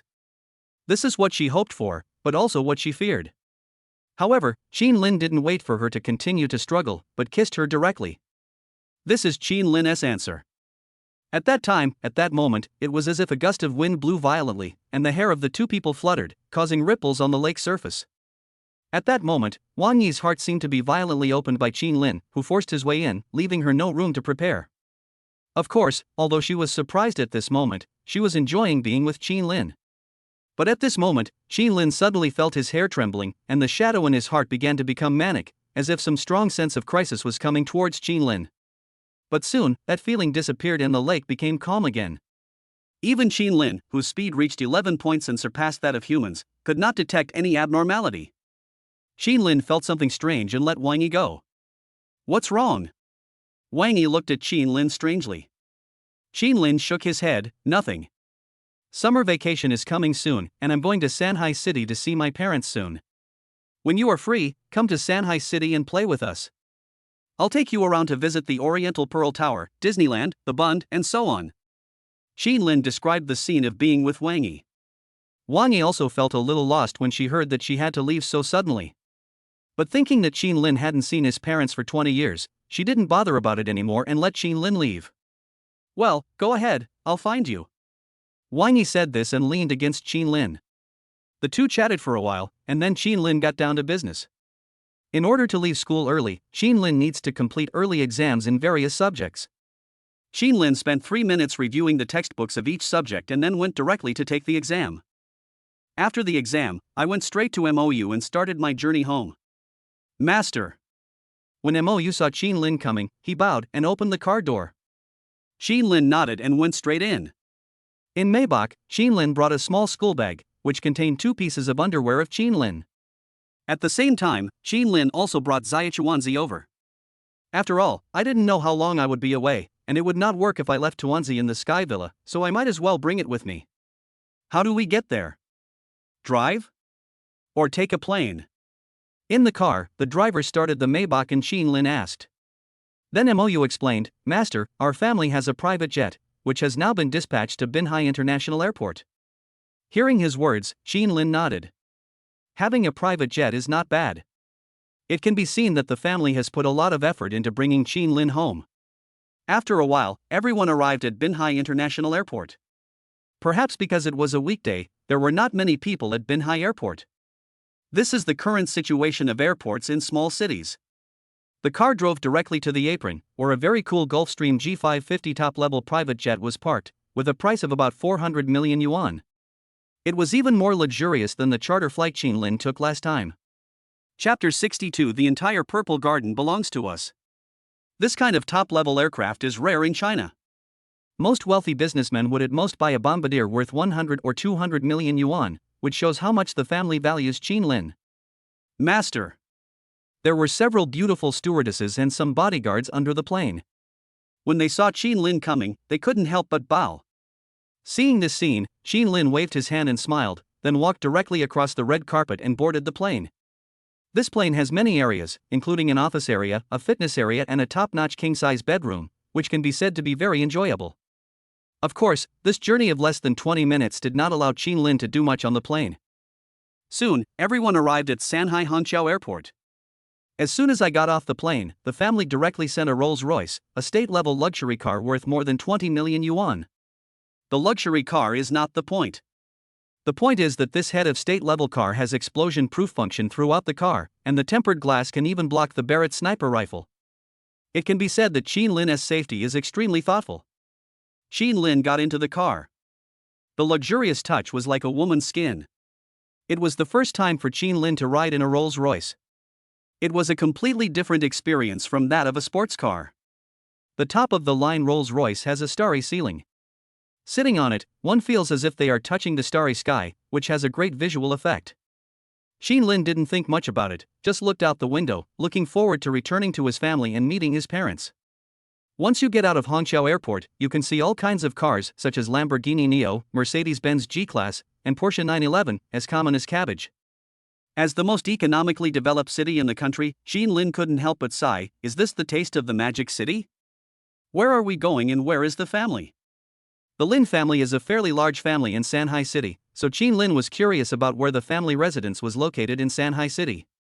Hearing Lin's words, MOU explained, Master, our family is also a famous family in Shanghai, and our base is located in Songjiang Ziyuan. The entire Purple Garden belongs to us. It's worth more than 40 billion. MOU said proudly. Hearing his words, Lin was also stunned for a moment. He didn't expect this. Lin knew that Shanghai Ziyuan was once considered the top villa area in the country, and Thompson Epine was nothing compared to it. The average price of a villa there is 100 million yuan. They are designed by hundreds of world-famous designers, and each villa has a different style. Legend has it that in Ziyuan, there live many low-key and invisible wealthy people, and the power they hold is unimaginable. What Lin didn't expect was that the entire Ziyuan, including the land, actually belonged to the Lin family. In Shanghai City, where every inch of land is valuable, owning a villa area would require an unimaginable amount of assets. Lin nodded, without thinking too much, and just sat in the car, looking forward to what the legendary Ziyuan would look like. However, at this moment, the car was halfway through the journey when there was a sudden traffic jam ahead. It seems that there was a traffic accident and all cars cannot pass. It was also at this time that passers-by around began to run forward in panic, with thick smoke and white fog covering the area. Lin was a little puzzled, so he took MOU out of the car and went to the front to take a look. What was unexpected was that at the traffic light intersection, a Tesla suddenly caught fire and passers-by around took out their fire extinguishers to help put out the fire. But using more than a dozen fire extinguishers at the scene was of no avail. There's someone else in the car. I don't know who shouted, and someone wanted to open the car door to save people, but the door was completely locked and couldn't be opened at all. The entire Tesla was on fire, and it seemed like it would explode in the next second. The people in the car were already dying from the thick smoke. Seeing this scene, Qin Lin also frowned. Although Qin Lin is not a hero, he will not stand by and watch someone die. He immediately stepped forward, picked up a fire extinguisher, broke the car window in an instant, and tore off the car door with his bare hands. At that time, Qin Lin's powerful strength directly stunned everyone present. Qin Lin looked ordinary, but he actually removed the entire car door with one hand. How did he do it? Ignoring everyone's surprise, Qin Lin reached out and pulled out the person who was already unconscious in the driver's seat. Surprisingly, that person turned out to be a girl. She has a good-looking, pure appearance. Although her looks are not top-notch, they are also top-notch. He was dressed nicely and seemed to come from a wealthy family. However, he seems to be several years younger than Qin Lin and has just reached adulthood. Ahem. With Qin Lin's support, she finally became more awake after taking in some fresh air. Seeing that she looked a little weak, Qin Lin took her aside. But the next second, surprisingly, air filled the Tesla car, and the entire car suddenly became uncontrollable, burning rapidly and directly turned into a huge fireball. The passers-by around also put down their fire extinguishers and gave up putting out the fire. Seeing the man being rescued by Qin Lin, passers-by around him couldn't help but sigh with relief. Thank you, thank you. Sitting on the side of the road, the girl forced a smile at Qin Lin and said with gratitude, "If it weren't for Qin Lin, she would probably have died in there by now." A Tesla accident is only a low probability event, but if she encounters one, it's like winning the lottery jackpot. Of course, the vehicle caught fire and the doors could not be opened, so there is still suspicion of human manipulation. It's just a simple favor. Be more careful next time. Qin Lin said this casually and didn't take the matter seriously. After a while, the fire truck arrived and put out the fire. The scrapped Tesla was towed away directly by a tow truck. What surprised Qin Lin was that at this moment, an acquaintance came and that person turned out to be Qi Ziyu. Qi Ziyu was also stunned when he saw Qin Lin and his sister together. Ah, this. He came up to the two of them and said with some confusion, "Brother, he just saved me." The girl was quite outspoken and spoke directly. Naturally, she wanted to repay her savior. Ahem, let me introduce you. This is my sister, Qi Shishir. Qin Lin, I didn't expect it to be such a coincidence that you came to Shanghai so soon. You saved my sister, my Qi family owes you a favor. Come, I'll take you for a drink. We won't be home until we're drunk tonight. After meeting Qin Lin, and seeing that Qin Lin actually saved his sister, Qi Ziyu's attitude towards Qin Lin became extremely kind. He insisted on taking Qin Lin out for a meal. However, after hearing what he said, Qin Lin shook his head, because there were more important things to do today. Qin Lin needs to return to his family and see his parents today. This stone that had been weighing on Qin Lin's heart for 20 years was something Qin Lin was very anxious to get rid of, so he naturally rejected Qi Ziyu's kindness. Let's do it another day. I have something important to do today. Chapter 63. Where are they? This. Qi Ziyu felt a little uncomfortable after hearing Qin Lin's words. But since Qin Lin said so, he didn't bother to argue and said directly, "Then remember, add me on WeChat, and I'll ask Qin Fun and Principal Wang to come over someday, and we'll have a toast." Although the Qi family is not a particularly large family in Shanghai City, their total assets are still around 80 to 90 billion. In addition, he likes to play and has met many rich young people, so he has a good network of contacts. Qin Lin didn't say much and just nodded in agreement. After the road was opened, Qin Lin got back into his Rolls-Royce and continued his journey. Ziyuan is not far from the city. After more than 10 minutes journey, everyone finally arrived. There are 2 5A-level wetland parks here, and the environment can be said to be quite good. Entering the villa area, you will see villas of different styles. It can be said that each one is a work of art. There is an artificial river in Ziyuan, which divides different areas into islands. Almost every villa has its own dock, where cool yachts and speedboats are parked. It can be said to be very luxurious. The Rolls-Royce drove across the artificial bridge and came directly to a single-family villa on a super-large island close to the center. This villa occupies an island all to itself, in stark contrast to the other villas. This kind of villa is the center of our family stronghold, the UN number 99 villa with a construction area of 5,000 square meters. 10 years ago, the asking price alone was 1 billion. According to the current housing prices in Shanghai City, this villa is worth at least 2.5 billion. MOU introduced. A villa worth 2.5 billion is simply unimaginable in the country. It is several times more expensive than a courtyard house in the imperial capital. The Lin family possesses such strength, which is simply too arrogant. Welcome home, master. Qin Lin got out of the car, and all the maids, servants, and housekeepers bowed directly to him. The gardens, green plants, singing birds, and fragrant flowers are like a paradise on earth. Master, I am the housekeeper Mo Wenbin. The master has been waiting in the house for a long time. Please follow me. An old man walked up to Qin Lin and spoke kindly, then led Qin Lin into the villa. This villa has a bit of a domineering air, and its architectural style is mainly palace-like. Although it lacks some of the beauty of modern technology, its royal luxury is still very shocking. The lobby downstairs is a huge council hall like a guild, magnificent, and every inch of its decoration is textured. An old man sat on the throne on the stage, and around him sat several middle-aged men, noble ladies, and some servants.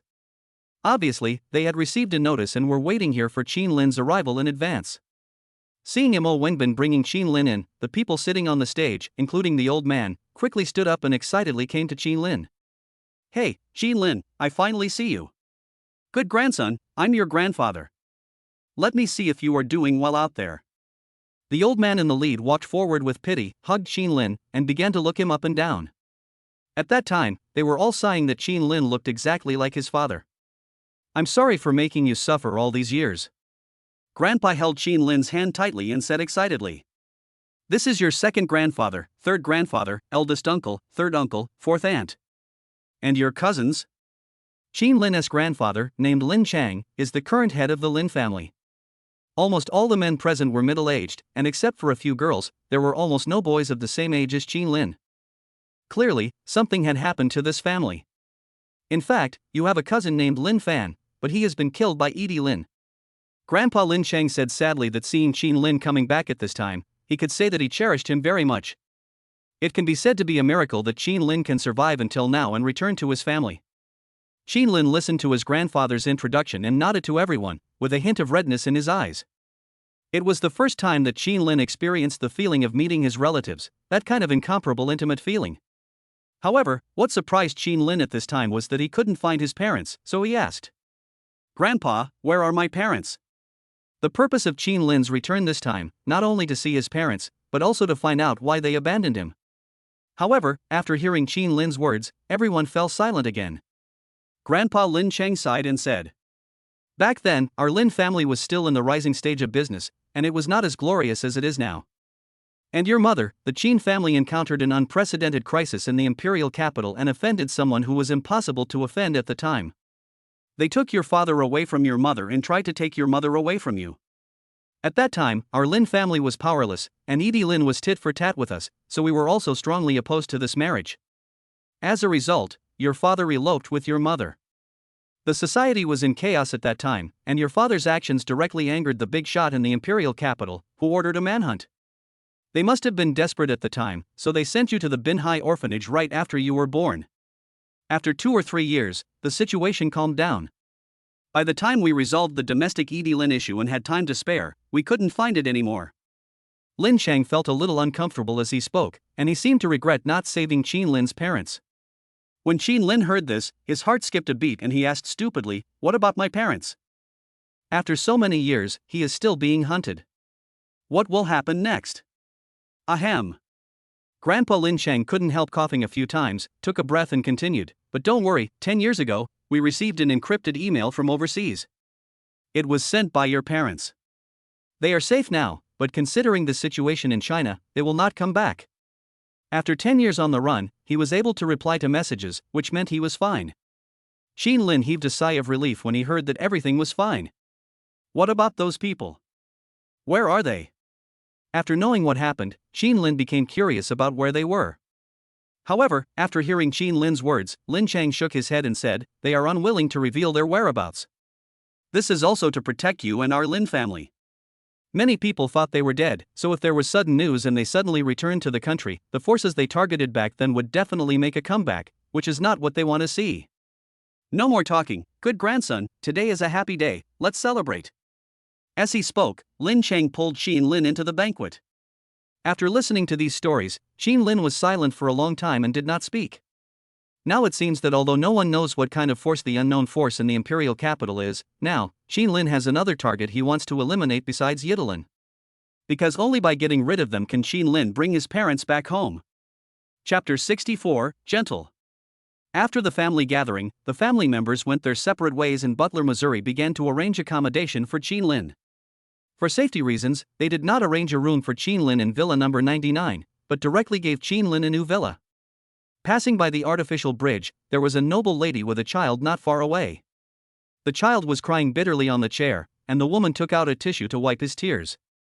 Looking at the slap marks on the child's face, it was obvious that he had just been punished. Study hard next time, you hear me? If you get a 0 on the 3rd grade test, I'll punish you when your dad comes back. The woman scolded the child while wiping his tears and throwing the paper ball on the ground. The cleaning lady from Ziyuan stood beside her, constantly cleaning and even sending the garbage shovel up, but the woman didn't take it seriously at all, and even took the opportunity to say, "If your father hadn't worked hard, with your grades like this, you would have to work as a servant in the future." Do you want to be a servant? The lady gave an example and made things difficult for the employee who was sweeping the floor, just to let her son see how humble the people at the bottom of society were. The cleaning lady didn't complain at all and just cleaned the garden silently. In such a top wealthy area, they can't afford to offend any owner. Even if there is a chain of contempt, they have to endure it silently. After all, someone with a net worth of over 100 million can easily bankrupt you. Until Butler, Missouri passed by with Xin Lin and others. As the steward of the Lin family, Mo Wenbin is quite well known in Ziyuan. When the woman saw Mo Wenbin and Xin Lin beside him, she ignored her child and greeted him, "Hey, housekeeper Mo, you are hiring another servant. Where did you hire this servant? He's so handsome." The woman actually looked at Xin Lin with an infatuated look on her face. She didn't know which rich man had a mistress here. Because her man usually doesn't come back and she feels lonely sometimes, she has a special liking for male models. Seeing Mo Wenbin bringing a young man over, she naturally thought that this should be the Lin family's new servant. But at this moment, Mo Wenbin's face darkened when he heard her words. This woman looked down on those working at the bottom of society from the bottom of her heart, and Mo Wenbin felt the same way. When he heard her say that Xin Lin was a servant here, Mo Wenbin's pent-up anger suddenly erupted, and he said angrily, "Mrs. Liu, please be respectful. This is the second young master of our Lin family. If you dare to offend my second young master, even if your lover comes, you will be in trouble, understand?" This time, Butler, Missouri spoke without any politeness at all. Although they are workers, they make money in an honest way and there is nothing to be ashamed of. But this lady, who is someone's mistress, still has the nerve to look down on others. If the young master hadn't been here today, he would have wanted to go up and slap her twice. Of course, when Mrs. Liu heard that Butler, Missouri was angry, she knew she was not a brainless person. When she heard that Xin Lin was actually the young master of the Lin family, she quickly apologized. "I'm sorry, Butler, Missouri, I'm sorry, second young master, it's all my fault, please don't take it personally." The woman smiled awkwardly. Not to mention Sanhai City, the Lin family's influence in the entire Ziyuan cannot be underestimated. So at this moment, in front of Xin Lin, she became the object of contempt at the bottom of the contempt chain. "Humph, pick up the trash with your hands." Butler, Missouri was too lazy to argue with this smooth-talking lady. The woman was sensible. She really squatted on the ground and picked up the paper balls one by one. After picking up the items, he bowed to the two of them sincerely. In the eyes of such people, money and capital can control everything. Even though she was so proud of her wealthy body, she had to prostrate herself in front of someone more noble than her. "Master, I'm sorry." Mo Wenbin apologized and explained the current situation. Xin Lin didn't take it seriously. He followed for 2 minutes and arrived at another Dokdo villa. This is Ziyuan number 8, which was once the most luxurious villa in Ziyuan, Sanhai, and even the whole of China. Mo Wenbin introduced. Ziyuan number 8 was once the most expensive villa in the country, and its current price still remains at around 1 billion yuan.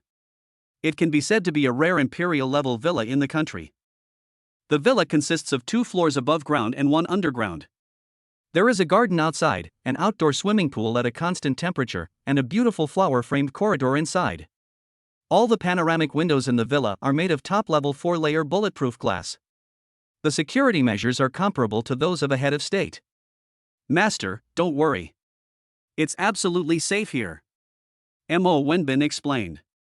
Hearing his words, Xin Lin nodded and said okay. Xin Lin had heard of number 8 Ziyuan before, but now he saw it and felt it was extraordinary.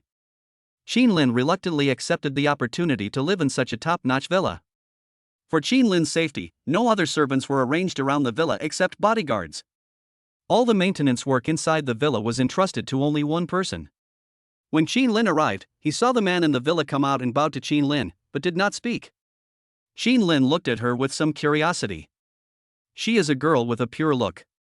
Not particularly pretty, but not bad either. She can only be said to be above average. However, she was thin, had no figure, and had a flat chest, which made people have no desire for her. This person is Wenya, the maid of villa number 8. She takes care of all the housework in the room. From now on, she will stay in the villa and serve the young master. Butler Missouri said as he arranged it. Wenya nodded, smiled at Xin Lin, and said nothing.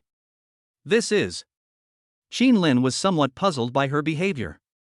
Oh, Wenya is the child we picked up that year. At first, the master sent people to look for you, young master, but they couldn't find you after 3 years. Instead, they found Wenya in a trash can. Out of kindness, the master said to keep her for now. However, Wenya has some speech impairment, so she can't speak and can only communicate in sign language. Of course, because she has been adopted by us for many years, the young master can be completely assured of her. Mo Wenbin introduced. For Xin Lin's safety, in addition to some bodyguards, they were not comfortable with letting some temporary servants serve Xin Lin. Therefore, at this moment, the housekeeping in the room can be safely left to Wenya. All right.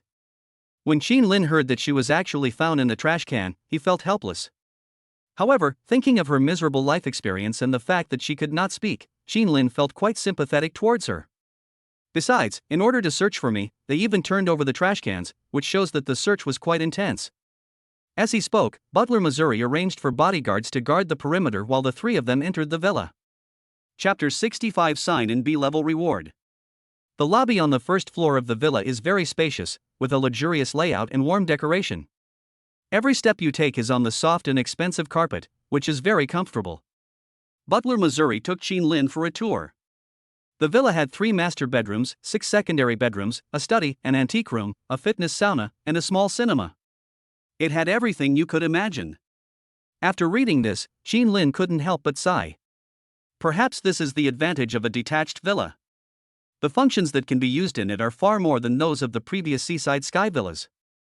Of course, for the Cloud Villa located in the most prosperous area of the city center and this super large villa in the suburbs, it can only be said that each has its own advantages. After Butler Missouri finished the introduction, he left. At this time, only Xin Lin and Wenya were left in the villa.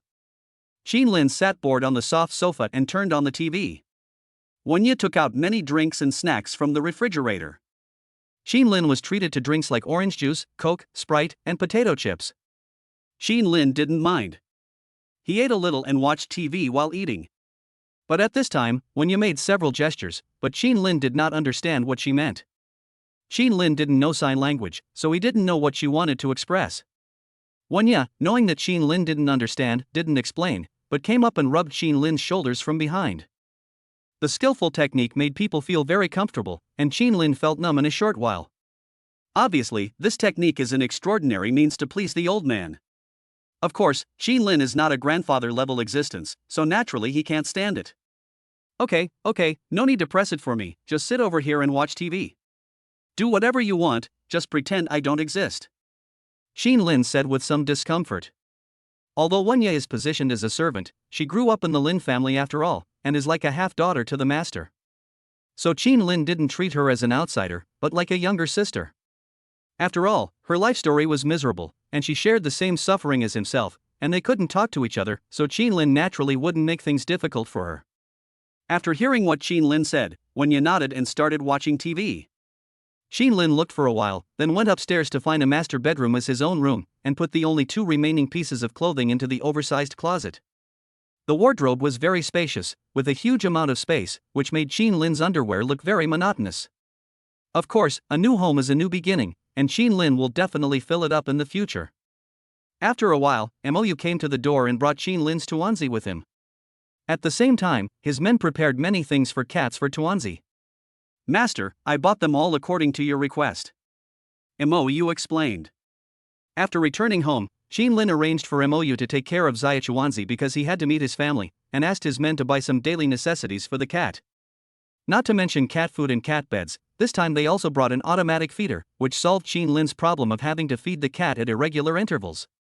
At this time, Wenye was so excited to see such a beautiful fairy cat that she saw stars and wanted to go up and hug her. Although this kind of fairy cat is not exclusive to macho men, it is very popular among girls. The adorable look, beautiful and cute appearance, and soft and elastic touch make people want to ravage this little kitten. But at this time, Mou reached out to stop Wenye and said, "This Siberian forest cat is quite wild and will be wary of strangers. If you want to hold it, you need to get familiar with it in advance, otherwise." As he spoke, seeing Wenye approaching, the little dumpling really showed its teeth and claws, waving its tiny claws like a mad demon. Seeing this, Wenye stopped and looked at the cute little kitten with pity. At that time, Qin Lin was also a little puzzled. Speaking of this little dumpling, he is as well behaved as if he saw his master in front of Wang Yi. Why does he look so fierce in front of other girls? Qin Lin couldn't understand. Of course, as long as you spend more time with this kind of cat and feed it regularly, you can still touch and hug it. Without thinking too much, I let Tuanzi out to let it get familiar with its new home. Seeing that there was not much time left today, Qin Lin thought that he had not signed in yet, so he woke up the system. System, sign in. Qin Lin thought, in such a top-level villa, he should be able to sign in and get higher-level rewards, right? Ding, the host has signed in successfully today. Host check-in location detected, number 8 ZUN, elegant environment, B-level reward obtained. When Qin Lin heard about the B-level reward, his eyes lit up and he was very excited. Finally reached the B-level reward. Qin Lin knew that some rewards could only be obtained in big cities. Congratulations to the host for winning 1 billion Chinese currency. Congratulations to the host for winning a Koenigsegg 1 worth 120 million yuan, 1 car. Reward critical hit, get the Shanghai IFC Guojinui Trade Center worth 50 billion. Rewards distribution completed. Seeing this, Qin Lin was a little surprised. He didn't expect that the B-level rewards would be so rich. The most basic one was 1 billion Chinese yuan. Qin Lin summed it up. Adding the original 1.4 billion, Qin Lin now has a balance of 2.4 billion, which can be said to be very arrogant. As for the Koenigsegg 1:1 sports car, although it only costs 120 million, this car is limited to only 6 units worldwide. To be able to get it, it is not just about having money, it also represents a certain identity and status, which can be said to be very rare. Qin Lin reluctantly accepted this top-of-the-line sports car, considering that he had no car to drive in Shanghai City. As for the last one, what is IFC International Financial Center? Qin Lin had never heard of it. I checked on my phone, and wow, this shopping mall is located in the best place in Lujiazui, and is the top shopping mall in Shanghai City. Having said that, I definitely made a lot of money by signing in this time. After a while, the car keys appeared, and at the same time, someone from the IFC sent a message to Qin Lin. The person above is from Sun Hung Kai Properties, and he wants to meet with Qin Lin to complete a property handover. Sun Hung Kai Properties has a market value of at least 260 billion Hong Kong dollars and total assets of up to 800 billion Hong Kong dollars. It can be said to be a top real estate company. If the real estate industry had not been in a downturn this year, they would not have sold the IFC Center worth 50 billion yuan. Qin Lin's current net worth is only over 70 billion yuan, and with the overseas mercenary groups, it is at most 400 billion yuan. Seeing that there is still a long way to go between himself and the top domestic groups, Qin Lin is also working hard secretly. Shi Ziyu agreed to go out with Qin Lin tomorrow, and the IFC Center just happened to be taking over. But what puzzled Qin Lin was that the Lin family was guarding him like a treasure, so what excuse could he find to go out? Looking at Winya, who was staring at TV blankly, Qin Lin felt a little annoyed. Chapter 66 Baji Lu Meng. The next day, Qin Lin wanted to find an excuse to go out and meet Shi Ziyu and others, and complete the handover of IFC Shopping Center. However, when Qin Lin went out, he was stopped by bodyguards. Master, it's not safe outside, please. What they meant was to let Qin Lin stay in the villa as much as possible, and they could help him with anything he needed. Until the family eliminates the Yidelin forces. Of course, with the strength of the Lin family, it would take a long time to deal with Lina. Although they were doing it for Qin Lin's own good, it didn't make much sense to Qin Lin. After all, with Qin Lin's strength, there is no problem in protecting himself. Qin Lin didn't say much, but directly said, "I have to go out for something." "How about this, I bring a few bodyguards with me, is that okay?" Qin Lin said this and directly called the people from Sirius International. However, the bodyguard was a little hesitant when he heard Qin Lin's words. They thought Qin Lin was going to take them with him, and they felt a little resistant at the time. After all, if they let the young master go out and they follow him, they will be held responsible if anything goes wrong. If the young master goes out and gets killed by someone, the head of the Lin family will get angry, and that will be no joke. "I didn't say take you, but them." Seeing their conflicted expressions, Qin Lin smiled and waved to the side, and saw Lan Yu coming with two devilish muscular men. They had been hiding in the surroundings before, and the bodyguards didn't even notice anything unusual. Seeing these three people suddenly appear, the bodyguards present were stunned for a moment. Looking at the terrifying muscles of the two devilish muscular men, they widened their eyes in disbelief. It's too horrible to train muscles to this extent. Is he still a human being? They are from the Sirius International Mercenary Group. If you don't believe they can protect me, you can fight them. Qin Lin has not yet truly witnessed the strength of the Tianlang Special Mercenaries, so this is a good opportunity to see it for himself. Qin Lin thought that their strength should be much stronger than Luolan. At this time, the Lin family's bodyguards hesitated after hearing Qin Lin's words. One of them took out the walkie-talkie and notified Butler, Missouri. At this time, the captain of the bodyguards guarding Villa Number 8 swallowed his saliva and expressed his willingness to give it a try. The Lin family's bodyguards are outstanding in the industry. They are at least as strong as city-level or even provincial-level boxing champions, and many of them have black belts, white belts, and gold belts. Naturally, they are not afraid of such mercenaries. "Come." The captain of the bodyguard said to one of the devilish muscle men, Quilly, and took a fighting stance, looking at the other party vigilantly. When Quilly saw this scene, he was not ambiguous. He nodded to Qin Lin for instructions and then made a direct move. The next moment, in a flash, something unexpected happened. Quilly used the tiger hug move, with his knees and even half of his body touching the ground. He jumped up in an instant, picked up the man, and threw the bodyguard captain to the ground. Such a fast speed makes it difficult for people to react. That difficult posture of lying on the ground is simply not something that ordinary people can do. He defeated the opponent with one move, and the bodyguards around him widened their eyes. The gap between them is obvious. Each of them is so terrifying alone. What will happen if the three of them join forces? The bodyguard captain was thrown to the ground with a face full of shame. If Quilly hadn't retained some strength, he might have been seriously injured at this moment. "I lost." The bodyguard captain admitted that he was inferior to him. However, at this time, several people came to the outside of Villa Number 8 and happened to see the duel. "Let me." Seeing the bodyguard captain being defeated, another person spoke bluntly. That man was Lin Chang, the personal bodyguard of the grandfather of Qin Lin, the head of the Lin family. He could be said to be the strongest bodyguard of the Lin family. He has a muscular body, although not as exaggerated as the devil muscle man, but the scars all over his body are also very hideous, which makes people feel scared. "Lu Meng, the descendant of Bajiquan Grandmaster, please teach me." As he said this, Lu Meng pretended to burst his clothes and assumed a fighting stance. When they heard the word Bajiquan, everyone present, including Quilly, couldn't help but frown. Baji, known as the god of boxing, is a martial art that has been practiced by Chinese people for generations. Every important figure in China has a Baji disciple as a bodyguard. And the Lin family actually has one, which shows that Mr. Lin is quite prestigious. To be able to hire such a person, one must not only have financial resources, but also have a huge background and power in the local area. Of course, for Sirius International, this super soldier who crawled out of the pile of dead bodies is naturally no match for them. When the duel started, Quilly attacked first, but Lu Meng's reaction was not at all inferior. The two sides soon engaged in a fight, and it could be seen that he was very powerful.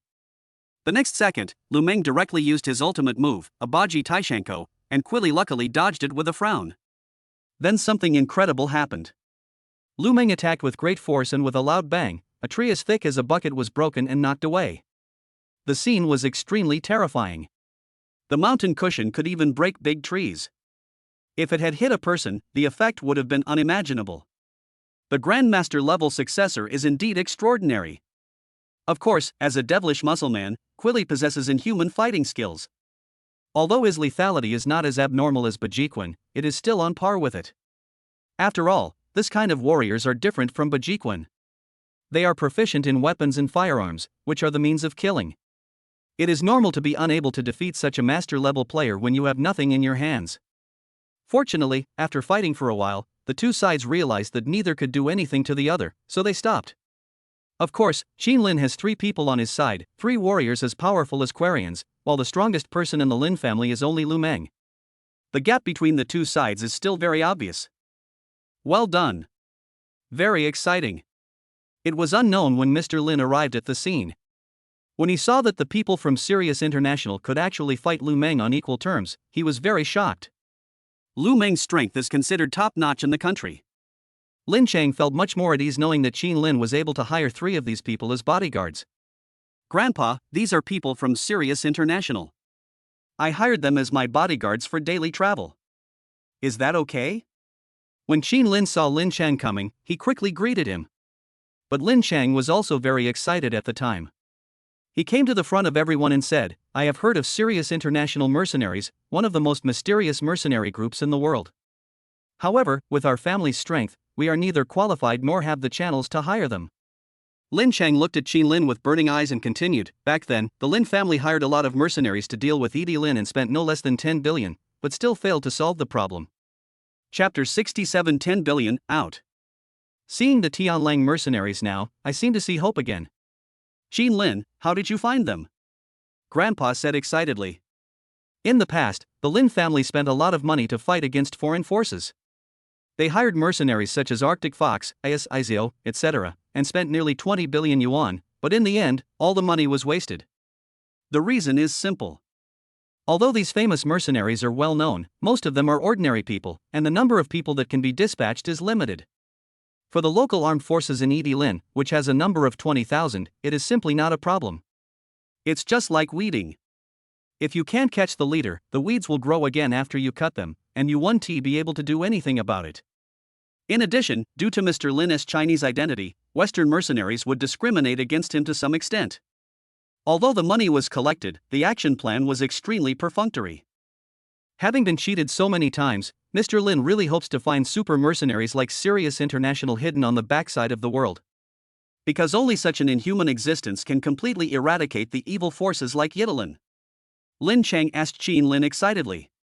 However, Lan Yu on the side answered for Qin Lin and said, "We happened to meet your young master when we were on a mission in Binhai City. Someone wanted to assassinate him at that time, and that assassin happened to be the target we wanted to capture. I heard about your Lin family. Since we are so predestined to meet, we came by to take a look. It would be best if we can take your order." Lan Yu pushed up his glasses and concealed Qin Lin's identity. Qin Lin is their boss, so Lan Yu naturally tries his best to consider the boss. Hearing Lan Yu's words, Qin Lin couldn't help but nodded. I think this kid's IQ is really extraordinary. At this time, Lin Chang was also very excited to hear Lan Yu's words and said, "That's great. Our Lin family just needs your help from Tianlang International. Please come to our family council hall and sit down." Having said that, Mr. Lin led everyone directly to the council hall of Villa number 99, and told them on the spot about the illness that had tortured him for nearly 20 years at the hands of Yidelin. Lan Yu didn't mind, because he had helped Qin Lin investigate Yidelin in the past few days and now was the time to summarize it for everyone. As he spoke, Lan Yu took out his computer, turned on the projector, and demonstrated to everyone. Yidelin's forces are spread across the Philippine Islands, Seoul, Tokyo, and even Los Angeles. If you don't have specific intelligence and can't determine the location of the leader, it will be difficult to completely eradicate them. Lan Yu said this and pointed out several locations on the projection. Lin Chang nodded after hearing this. The people they hired at the beginning did not know the exact location of Yidelin, so they just killed them one by one and pushed forward all the way, only to find that they could not kill them all. So before solving this problem, information and intelligence are important. Now I have obtained their specific information as follows: 9,000 people in the Philippine Islands, 5,000 people in Tokyo, 3,000 people in Seoul, 2,000 people in Los Angeles, and the rest are distributed in multiple countries. Among them, their leader Ez's current cell phone location is in Los Angeles. Lan Yu directly listed almost all the personnel distribution information of Yidelin. This kind of intelligence work can be specific to the number of people and even the location of individuals, which can be said to be terrifying. The strength of such a high-tech mercenary and killer organization is simply jaw-dropping. Everyone present couldn't help but swallow their saliva after seeing Lan Yu's analysis. Here is my customized solution. For the Philly Islands, I only need to send 10 Special Forces soldiers and 200 ordinary soldiers to cooperate with the B-21 ultra-long-range bomber to carry out intensive bombing on the entire island, and the problem can be solved completely. As for Tokyo, Seoul, and Los Angeles, we will send 50 Special Forces soldiers to each of them, customize a list of personnel, and kill all their leaders. Lan Yu's plan was simple and clear, and hit the nail on the head. Bomb the Yidelin headquarters and eliminate most of the people once and for all. As for other places, as long as the leader is killed, the rest will be nothing but headless flies, thugs with no one in command.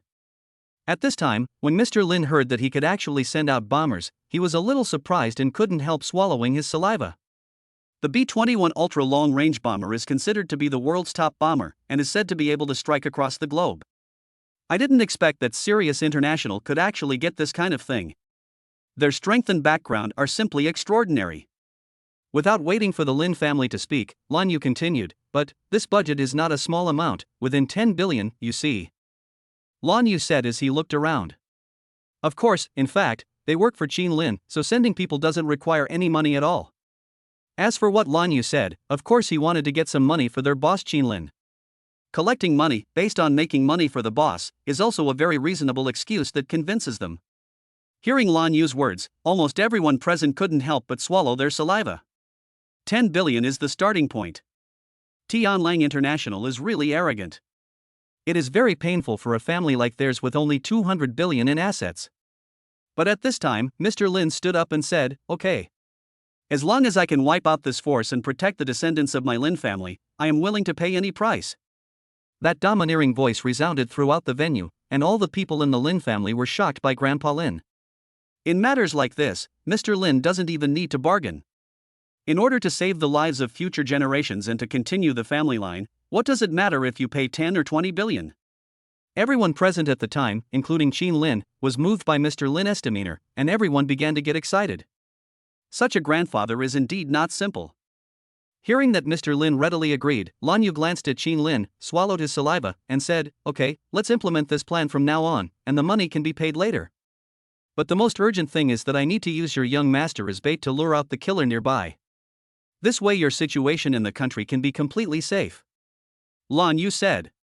Of course, he said this as an excuse to allow Qin Lin to enter and leave the Lin family freely. Qin Lin still has to meet with Qi Ziyu and others, and complete the handover of the IFC center. It would be too frustrating to be trapped in the family just after arriving in Shanghai. When everyone present heard that the only remaining child of the Lin family was needed as bait, they felt very conflicted. However, considering the terrifying fighting power of these people, safety should not be a problem, so they no longer objected. Just like that, Qin Lin had lunch and left the Lin family, preparing to meet Qi Ziyu and the so-called Principal Wang. Chapter 68 IFC International Financial Shopping Center. After leaving the Lin family, Qin Lin followed the system's instructions and found his Koenigsegg 11 in a parking space on the side of Ziyuan Road. In this top wealthy area, a Koenigsegg worth 120 million is a global limited edition and is extremely rare. Even billionaires with a net worth of over 100 million couldn't help but take a look. The reason is simple. Although this car is only worth 120 million, it is limited to 6 units worldwide. In Ziyuan, to be able to get such a car is not just about having money and status. Therefore, the appearance of this car directly alarmed many wealthy people in the Ziyuan circle. Qin Lin didn't care about the eyes of the people around him. After arranging Lan Yu and others, Qin Lin got in the car and headed straight for the city center. This is Qin Lin's first time in Shanghai City. For Qin Lin, who has a poor sense of direction, he has no idea which directions are east, south, west or north once he gets on the street. Fortunately, the navigation was very powerful and Qin Lin directly located the Lujiazui IFC shopping center. It was still early and there were still a few hours before the time agreed with Qi Ziyu. Qin Lin just happened to take care of the handover of Guojinhui on the way. IFC, the full name of Shanghai International Financial Center, is a place specially provided for international high-end brands to settle in. Such luxury brands as LV, Chanel, Gucci, Cartier, Dunhill, etc.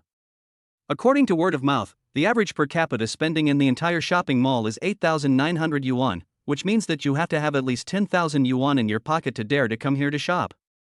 Even if you buy the cheapest ones, a pair of socks will cost you 1,350 yuan, and any hat will start at 3,000 yuan, which is equivalent to an average person's monthly salary. Not everyone can afford it. It can be said to be quite terrifying. Of course, Xin Lin is the boss here now, so it doesn't matter whether he consumes or not. It's just a pity that in a place like this where top high-end brands are located, there is hardly any domestically made stuff that the rich are flocking to, which is quite disheartening. Xin Lin's Koenigsegg one arrived and instantly attracted everyone's attention. In Shanghai City, those who were watching the fun in the crowd not only looked at Xin Lin with envy, some were even jealous and envious. In this kind of high-end shopping mall, everyone is rich and the competitive mentality is particularly serious.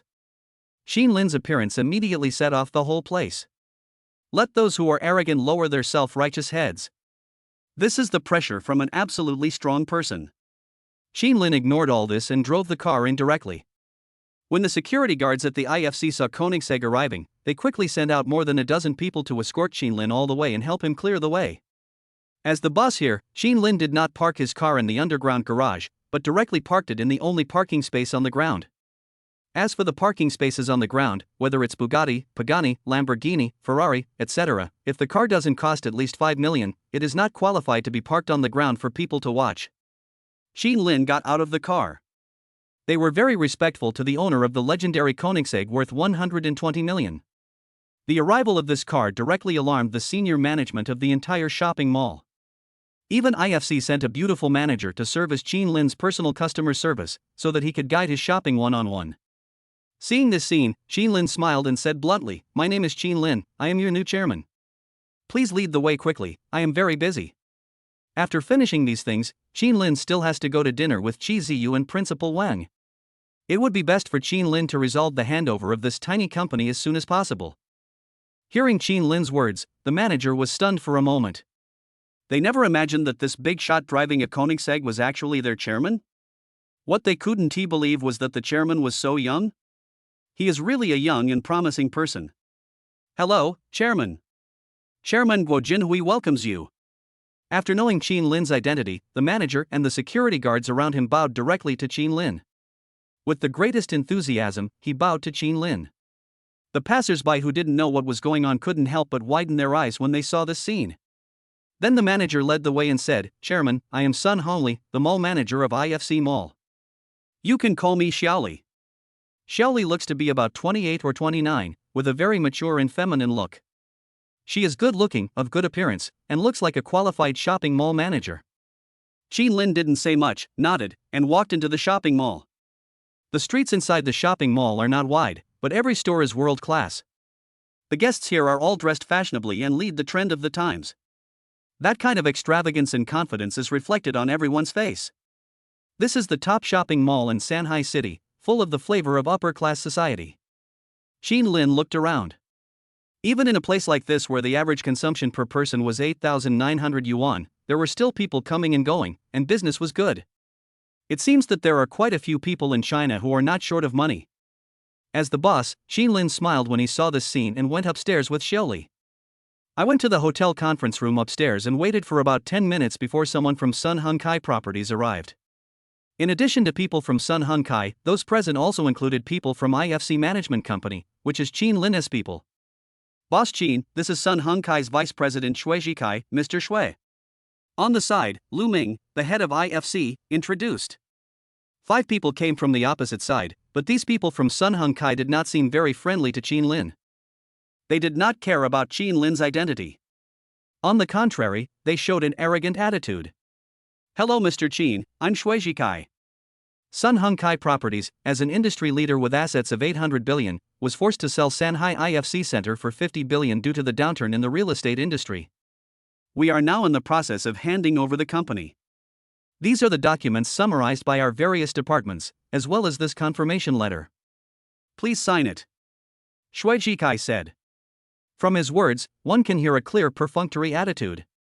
Obviously, they relied on their company's 800 billion assets and did not take Qin Lin seriously. Of course, seeing their attitude, Qin Lin just shook his head and smiled. Qin Lin's current assets are at most 400 billion, which is naturally not comparable to theirs. But what the hell, the real estate market is in a downturn now, and you, Sun Hung Kai, are bleeding to sell some of your properties, and you are so reluctant to do so. Qin Lin also found it funny. Of course, there is no reason for Qin Lin not to take a bite of this piece of fat meat, IFC Center. After listening to them, Qin Lin signed casually and threw the confirmation letter back to him. Is the matter settled? In that case, Mr. Shui, goodbye. Chapter 69, Little Vice President. Now Guojin and even the management company belong to Qin Lin and have nothing to do with their son Hung Kai. With their attitude, it was impossible for Qin Lin to keep them for dinner, so he naturally sent them away now, out of sight, out of mind. When Shui Jikai heard Qin Lin's words, he frowned and looked a little unhappy. After all, in his opinion, Qin Lin was just a small-time person with a little money who got a great deal from Sun Hung Kai. Now that Guojinui has just changed its owner, he can't wait to get out of here. As the vice president of a giant group worth 800 billion, how can he tolerate such injustice? Humph, the villain is successful. After receiving the order to expel them, they could do nothing about Qin Lin. They snorted coldly and tried to leave. When Qin Lin heard this, he found it a little funny, so he said, "Boss Shui, what did you say? A villain is getting ahead, right?" Qin Lin smiled and Shui Jikai also stopped. But before he could turn around and refute, Qin Lin continued. Xin Hongji, little vice president, are you the boss of the company? How dare you speak to me in this tone? I spent 50 billion to buy your IFC. You can look down on me. But do you know that my real identity is the only son of the Sanhai Lin family? The Lin family is considered a big family in Sanhai, with assets of more than 200 billion. You look down on the Lin family and say that we are taking advantage of you and that you are a villain who has succeeded. Isn't that too much? Now Sun Hung Kai has assets of 800 billion, but its debts are nearly 600 billion. As for you, I'm afraid that even if your boss comes, he won't dare to talk to our Lin family like this. Qin Lin said with a smile. Qin Lin didn't need to be polite to such a person. At this time, Shui Jikai heard that Qin Lin was the only son of the Lin family, had more than 200 billion yuan in his hands, and was also a prominent family in Sanhai City. With such a person, even the boss of Sun Hung Kai would not dare to offend him. In fact, before Shui Jikai came, he didn't expect that Qin Lin actually had such an identity. So when he heard it, his face instantly darkened. Indeed, he is just a vice president of a large group with an annual salary of 1 or 2 million, and he has no family behind him. What right does he have to say that others with a net worth of more than 200 billion are villains? At that time, cold sweat broke out on his forehead, and his body stood there uncontrollably, not daring to turn around and look at Qin Lin. Get lost now, it's annoying to watch. Qin Lin didn't bother with this kind of clown and just drove him away. He is just a mere vice president. He is not qualified for Qin Lin to take action against him. At that time, Shui Jikai's inner defenses had been completely broken by Qin Lin. After hearing Qin Lin's words, he felt as if he had been pardoned. With the help of his secretary, he quickly left IFC. The scene was extremely embarrassing, and Lu Ming and others present couldn't help but sigh. Qin Lin didn't think too much about it. He directly drew everyone's attention back and said, "Come on, let's get down to business. How is the company's recent business performance? How much is the annual rent for the entire shopping mall? Each department should report." Because of his previous experience at Katie Building, Qin Lin was familiar with the route this time. After receiving Qin Lin's instructions, Lu Ming began to introduce. "Mr. Qin, as the domestic economy picks up, our shopping center sales tripled in the last quarter of this year to 15 billion. We expect annual sales to reach 30 billion or even 40 billion. Our shopping center's annual rent has been steadily increasing by 5% each year, with total revenue reaching 8.35 billion, including a net profit of 7.5 billion. This is the annual report for the past few years. Please review it, Mr. Qin." As Lu Ming spoke, various departments began to report. Qin Lin took the annual report, took a look at it and nodded. Qin Lin doesn't have too many thoughts about the company. He only cares about how much rent he can receive in a year. Now it seems that for this 50 billion shopping mall, a profit of 7.5 billion a year is not bad, and the investment can be recovered in 6 or 7 years. For this kind of top-level shopping mall, the main expense is still the initial investment cost, but Qin Lin was given by the system, so there was no cost at all. In other words, the 7.5 billion can go directly into Qin Lin's pocket without any worries. Okay, keep up the good work. Qin Lin gave some encouragement and then left IFC directly. With a ready-made management team, Qin Lin doesn't have to worry too much. After going downstairs, Qin Lin received the location sent by Qi Ziyu. It says something like Tax Shanghai Bar. TAXX is considered one of the top bars in Shanghai City. It is said that celebrity Zheng Kai is one of the founders of this bar. Seeing this, Qin Lin also smiled. By the way, what kind of weird place did Qi Ziyu choose? Sure enough, few of the rich second generation in Shanghai City can sit idle, and all of them are little princes of nightclubs. Although Qin Lin doesn't like drinking, it doesn't hurt to go and see the world. As a very poor orphan who came to this megacity, even with a new identity, Qin Lin's heart is still full of curiosity about the world. When I went downstairs, as expected, there were still a lot of people gathered around my Koenigsegg. In addition to boys, there are also many tall girls with long legs.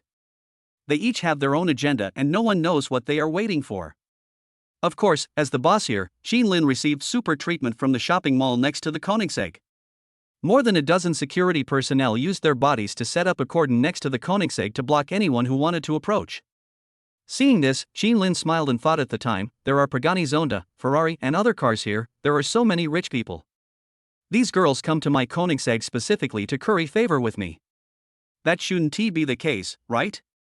Of course, because he was in a hurry, Qin Lin didn't think too much. He squeezed through the crowd, waved to the security guard, and got on the car.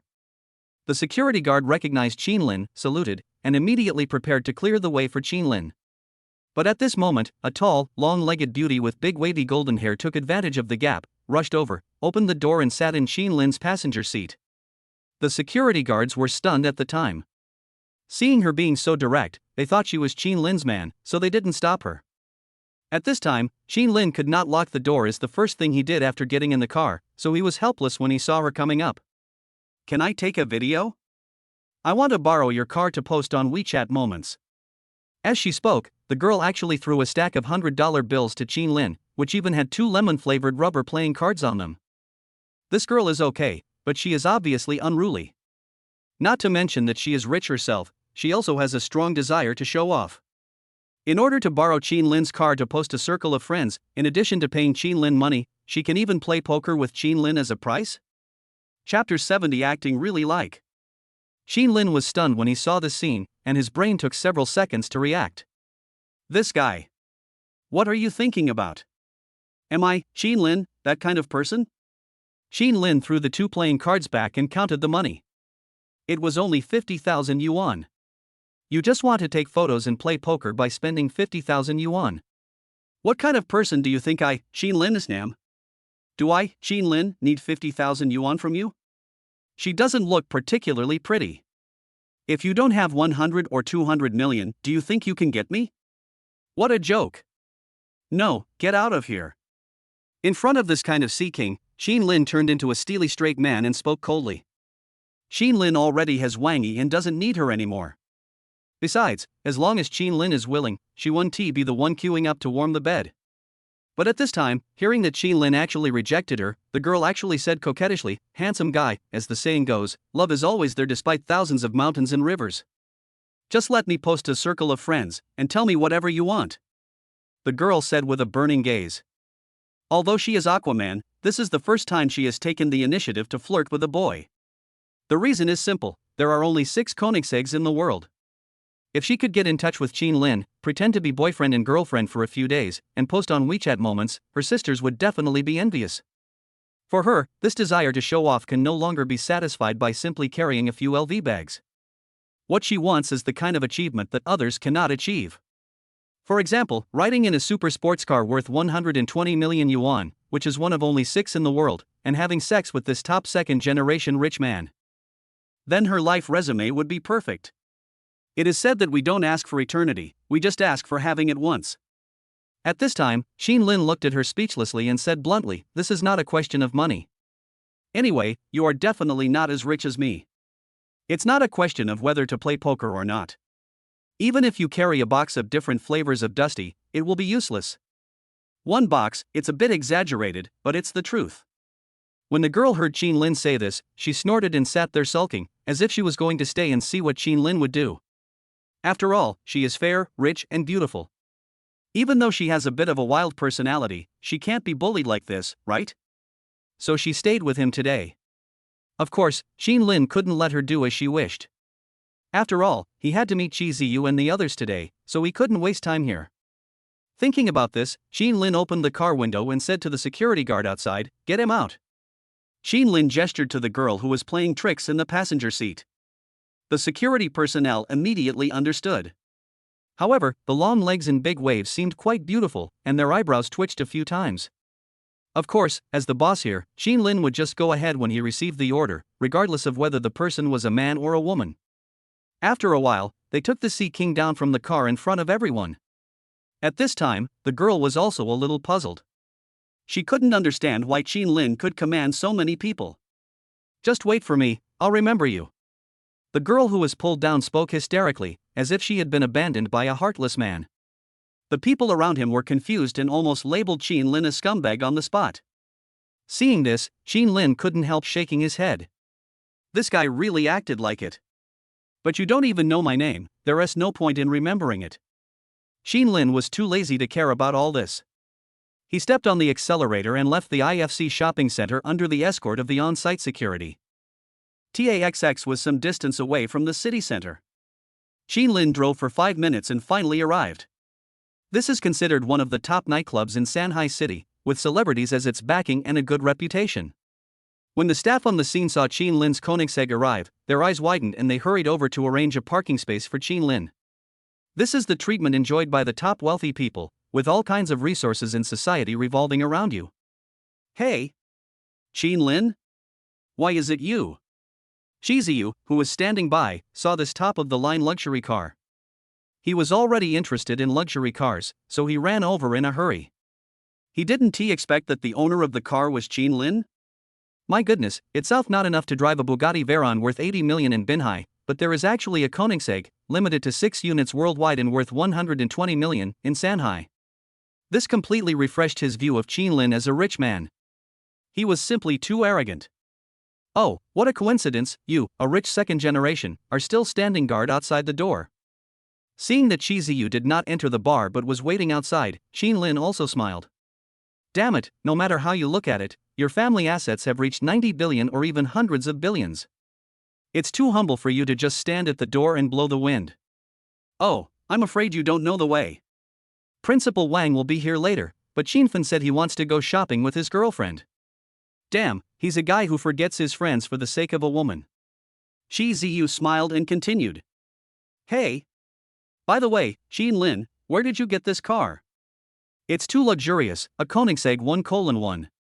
Even Principal Wang doesn't have one." Qi Ziyu looked at Qin Lin's Koenigsegg with great envy, and then compared it with his own Pagani worth 20 million, which seemed too shabby. "Where did you get it? Just buy it with money."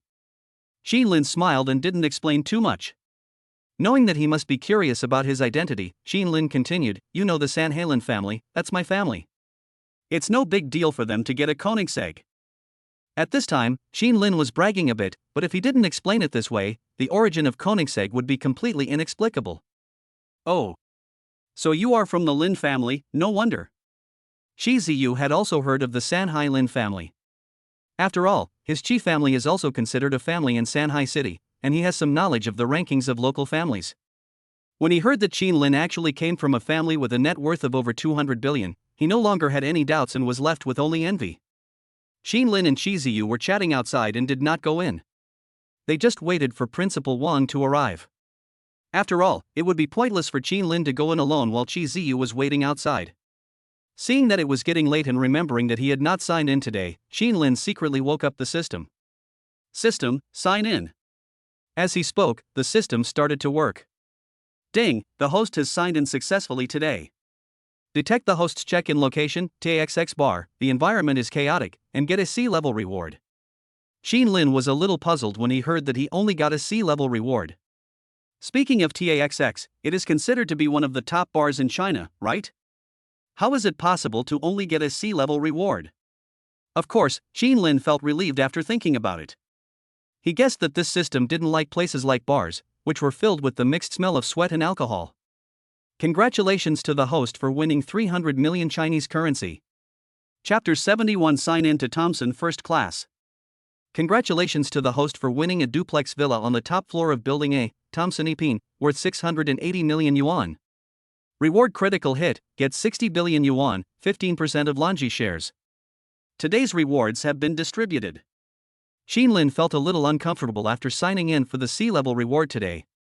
But when I saw it later, I saw something called Thompson Epine, which triggered a critical hit of 60 billion. This also barely soothed Lin's weak and fragile heart. I can only say that I accept it reluctantly. 300 million Chinese yuan, Lin now has a balance of 2.7 billion, which is not too luxurious for Shanghai City, but it is still acceptable. As for the 680 million Thompson Epine, although Lin already owns the Ziyuan No. 8 villa worth 1 billion, Tangchen Epine's advantage lies in its geographical location. Downstairs is Lujiazui, the top business district in Shanghai. It is still necessary for working, finding a place to rest occasionally, or creating a private space without family members. As for the last one, what is Longi Company? It is worth 60 billion and has a 15% stake. Lin checked the market value of Longi Green Energy Technology Company, limited at 418 billion yuan, which is quite terrifying. It is not bad to be able to obtain shares of such a large company. However, the largest shareholder holds 14.6% of the shares, 0.4% less than Lin. In other words, Lin has now become the largest shareholder of Longi Green Energy Technology Company, Limited. Although he was only a shareholder and did not have complete control over the entire company or become the chairman of a trillion-dollar group, Lin was already satisfied. After all, something is better than nothing. Shi Ziyu completed the sign-in without him noticing, and the two chatted for another 10 minutes before Principal Wang finally arrived. However, unlike in the past, the Prince of Wanda Group, Wang Songsong, drove an Emmet electric car worth 2 or 3,000 yuan today and brought a beautiful internet celebrity to the TAXX bar. Such a top-notch bar generally does not allow the parking of bicycles or electric vehicles, but when they saw that the owner of the car was Principal Wang, they accepted it. Principal Wang, you're finally here. Seeing Wang Songsong coming, Shi Ziyu spoke bluntly. Being able to talk to him like this, it was obvious that the two of them had a good relationship. When Wang Songsong heard Shi Ziyu's words, he rolled his eyes and said nothing. Anyway, I'm just giving you a look and you can experience it yourself. Shi Ziyu also smiled when he saw this scene, but seeing that he actually drove an electric donkey here today, he also asked curiously, "Why, Principal Wang, why did you drive this car here today?" Shi Ziyu was also a little confused. After all, this was not Wang Songsong's character. Coming to a nightclub like this, you, a top-rich second generation, why don't you just show off and drive a two-wheeled electric vehicle? Oh, green environmental protection is advocated recently. I want to experience the life of ordinary people now. Wang Songsong said this in a fresh and refined manner without explaining. Then he began to introduce the girl next to him, saying to everyone, "This is the internet celebrity Guachichi." Never mind, you must have never heard of her. She was from my previous Panda TV show. Wang Songsong waved his hand.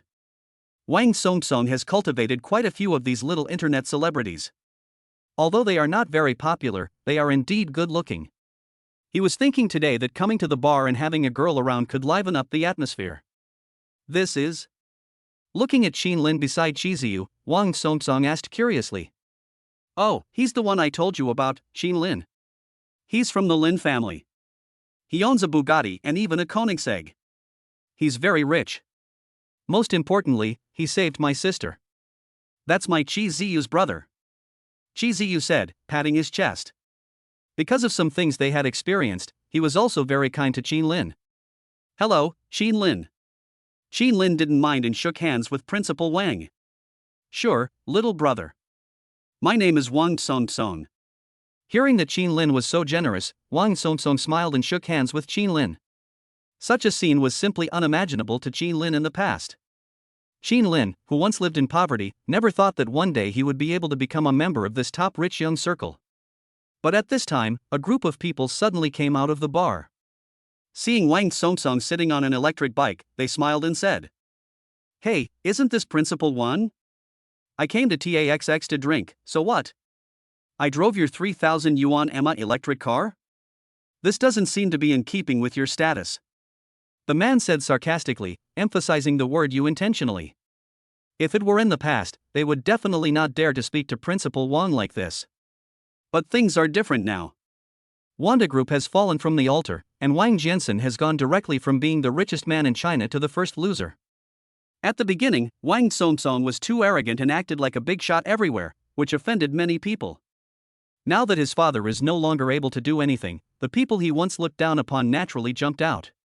CNMLGB, Li Xiaoyan, you are going against me every day now, right? If the real estate market wasn't in a downturn right now, I would have beaten you up with your father, Longi Green Energy Technology Company, Limited. Although Wanda's current situation is not very good, Wang Songsong did not back down at all and directly cursed at Li Xiaoyan.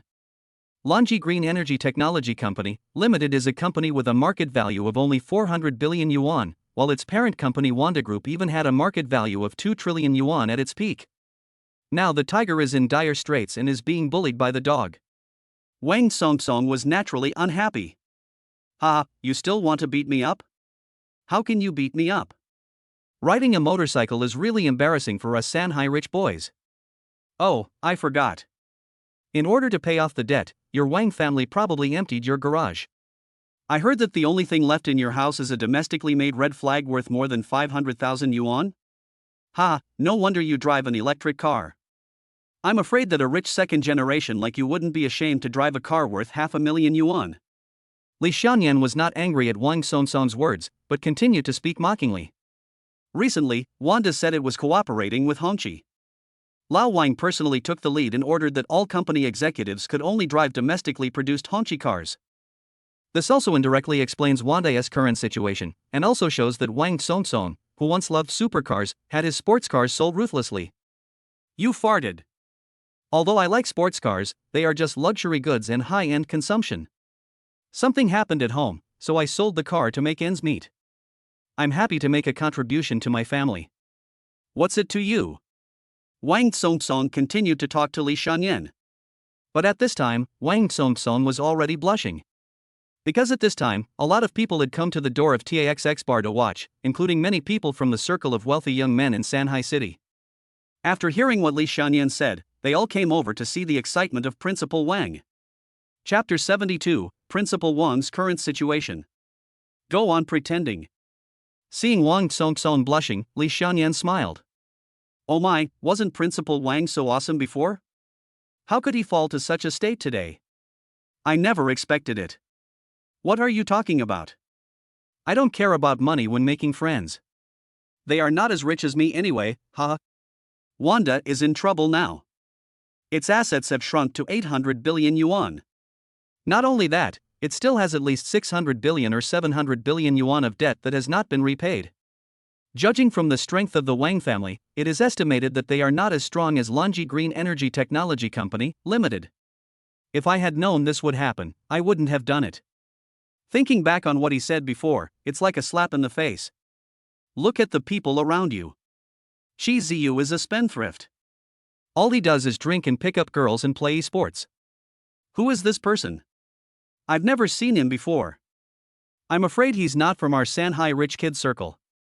Principal Wang, your threshold for making friends is really getting lower and lower. Li Xiaoyan was not done mocking Wang Songsong yet. He even told Chi Ziyu and Qin Lin who were beside him about it. Looking at Qin Lin, he was definitely not one of the rich young men in their circle, so he was particularly disgusted with him at that time. Although his Li family is not a particularly large family in Shanghai City, they own Longi Green Energy Technology Company, Limited and some small family companies, with a total value of nearly 150 billion. With his strength, facing a stray dog like Wang Songsong, Li Xiaoyan does have the ability to mock him. Fuck you, you can insult me, but you can't insult my friends. Wang Songsong felt very uncomfortable when he saw that all his friends around him suffered. His father was so glorious when he was the richest man, but now he has fallen from grace, and these bastards are out to add insult to injury. This makes Wang Songsong so angry that he wants to vomit blood. However, Li Xiaoyan was not angry but happy when he heard his words, and said, You, please don't bring your friends to TAXX anymore. It's embarrassing for us. Most of the people present were wealthy young men from good families. When they saw Wang Songsong being beaten, they couldn't help but sigh and watch the fun from the sidelines. But at this time, Qin Lin, who was standing by, frowned when he heard that he even dared to scold himself. Is Li Xianyan so arrogant just because his family owns a company called Longi Green Energy Technology Company, Limited? Hey, I say, your name is Li Xianyan, right? You said it was okay for Principal Wang, but you said it was too much for me, right? You said Principal Wang is okay. After all, I am not familiar with him. But you say me, do you know who I am? I play with you like I play with a monkey, Qin Lin said bluntly. However, at this time, hearing Qin Lin's rebuttal, Li Xianyan frowned and said, Who do you think you are? How dare you go against me? Do you know who I am?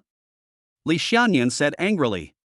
Although the Li family is not a particularly powerful family in Sanhai City, given their strength, people in ordinary circles dare not offend them. In Li Xianyan's opinion, this person who is not even in the circle dares to refute him, which is simply seeking death. However, when Qin Lin heard Li Xianyan's words, he sneered. In that case, Qin Lin didn't say much. He took out the car keys and locked the car with 2 beeps. The lights of Koenigsegg came on, and that scene stunned everyone present. That is a Koenigsegg worth 120 million, and being able to obtain it represents an outstanding status. Seeing that Qin Lin was so cool, Li Xianyan swallowed his saliva. Who are you? Although Li Xianyan was full of confidence in his family, the presence of Qin Lin, who drove a Koenigsegg, still made him doubt Qin Lin's identity. Who am I? Ha, I'm the largest shareholder of your Longi group. Even your father has to speak politely to me. Who do you think I am? Qin Lin said with a sneer. Qin Lin was not joking. After all, he was indeed the largest shareholder of Longi Group.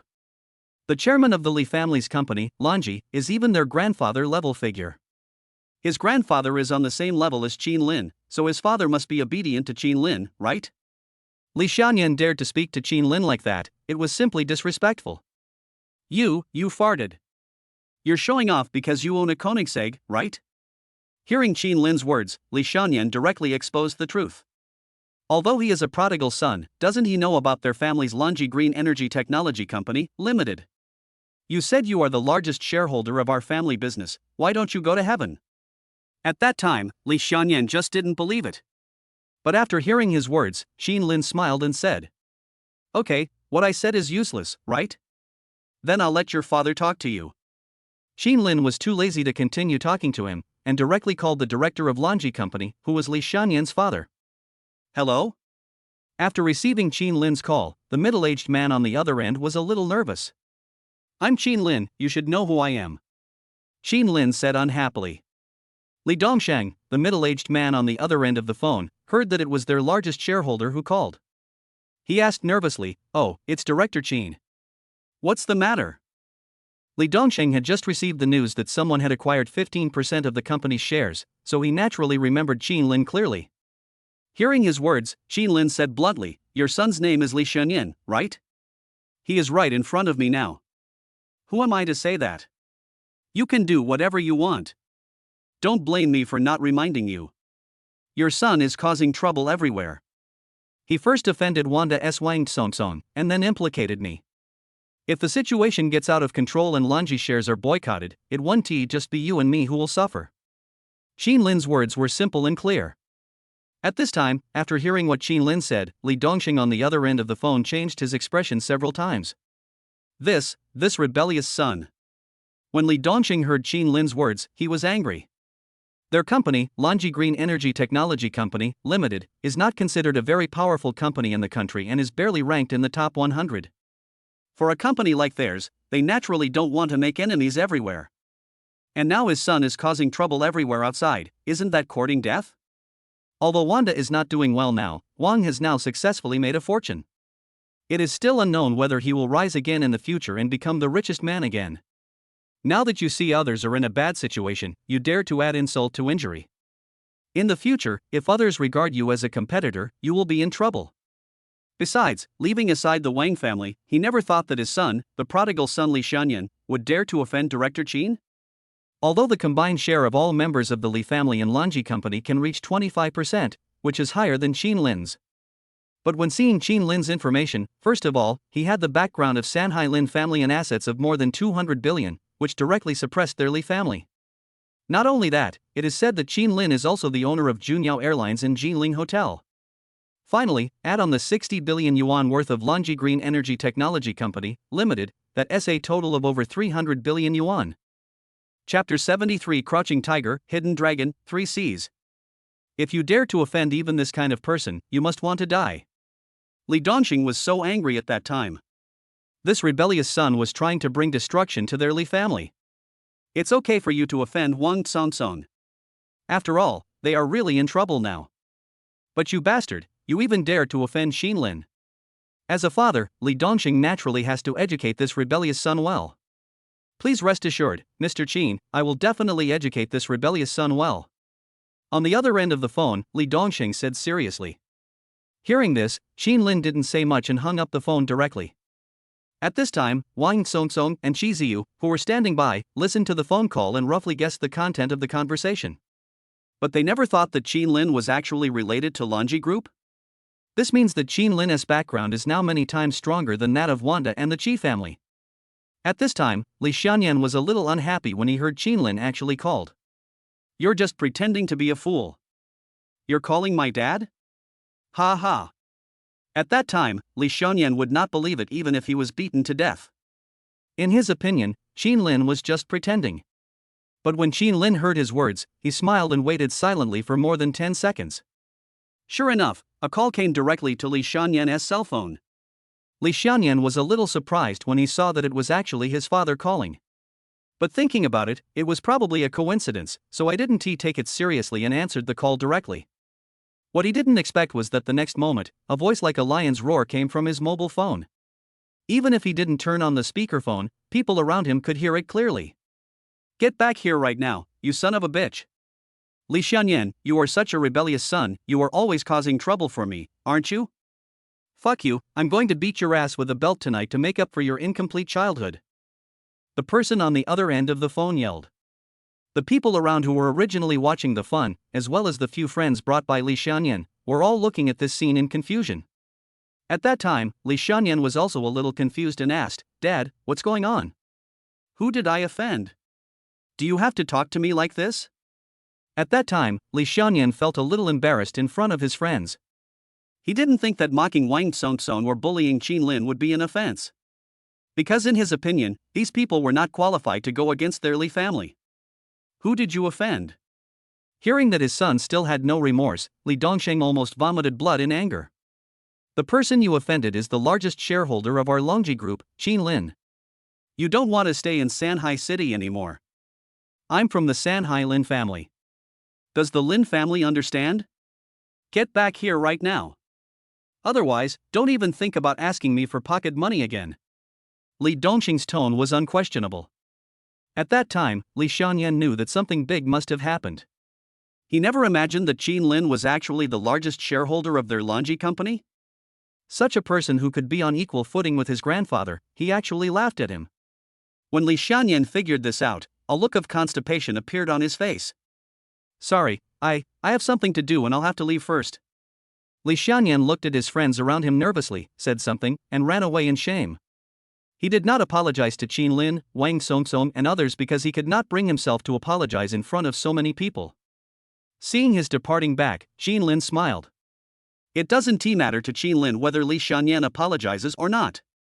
Anyway, he will definitely be severely beaten when he returns home. The people around were shocked to see how the incident ended. Those who wanted to see Principal Wang make a fool of himself just now found excuses to leave the scene to avoid being implicated. Xinlin, I didn't expect you to be so capable. Seeing that Xinlin actually managed to deal with Li Xianyan, Shi Ziyu came up and said jokingly. As for Li Xianyan, his Qi family really couldn't do anything to them, so he had been enduring when Li Xianyan mocked him just now. He didn't expect that Xinlin would actually get back the face for them. What the hell are you talking about? Hurry up and call me brother. Hearing his words, Xinlin grinned and said. This Li Xianyan is really annoying. He deserves to be beaten by his father when he gets home. When Shi Ziyu heard Xinlin's words, he smiled awkwardly and called him Brother Qin. At this time, Wang Songsong also came up and said, Brother Qin, thank you for helping us out just now. I, Wang Songsong, have nothing to repay you. I will toast you a glass when I go in later.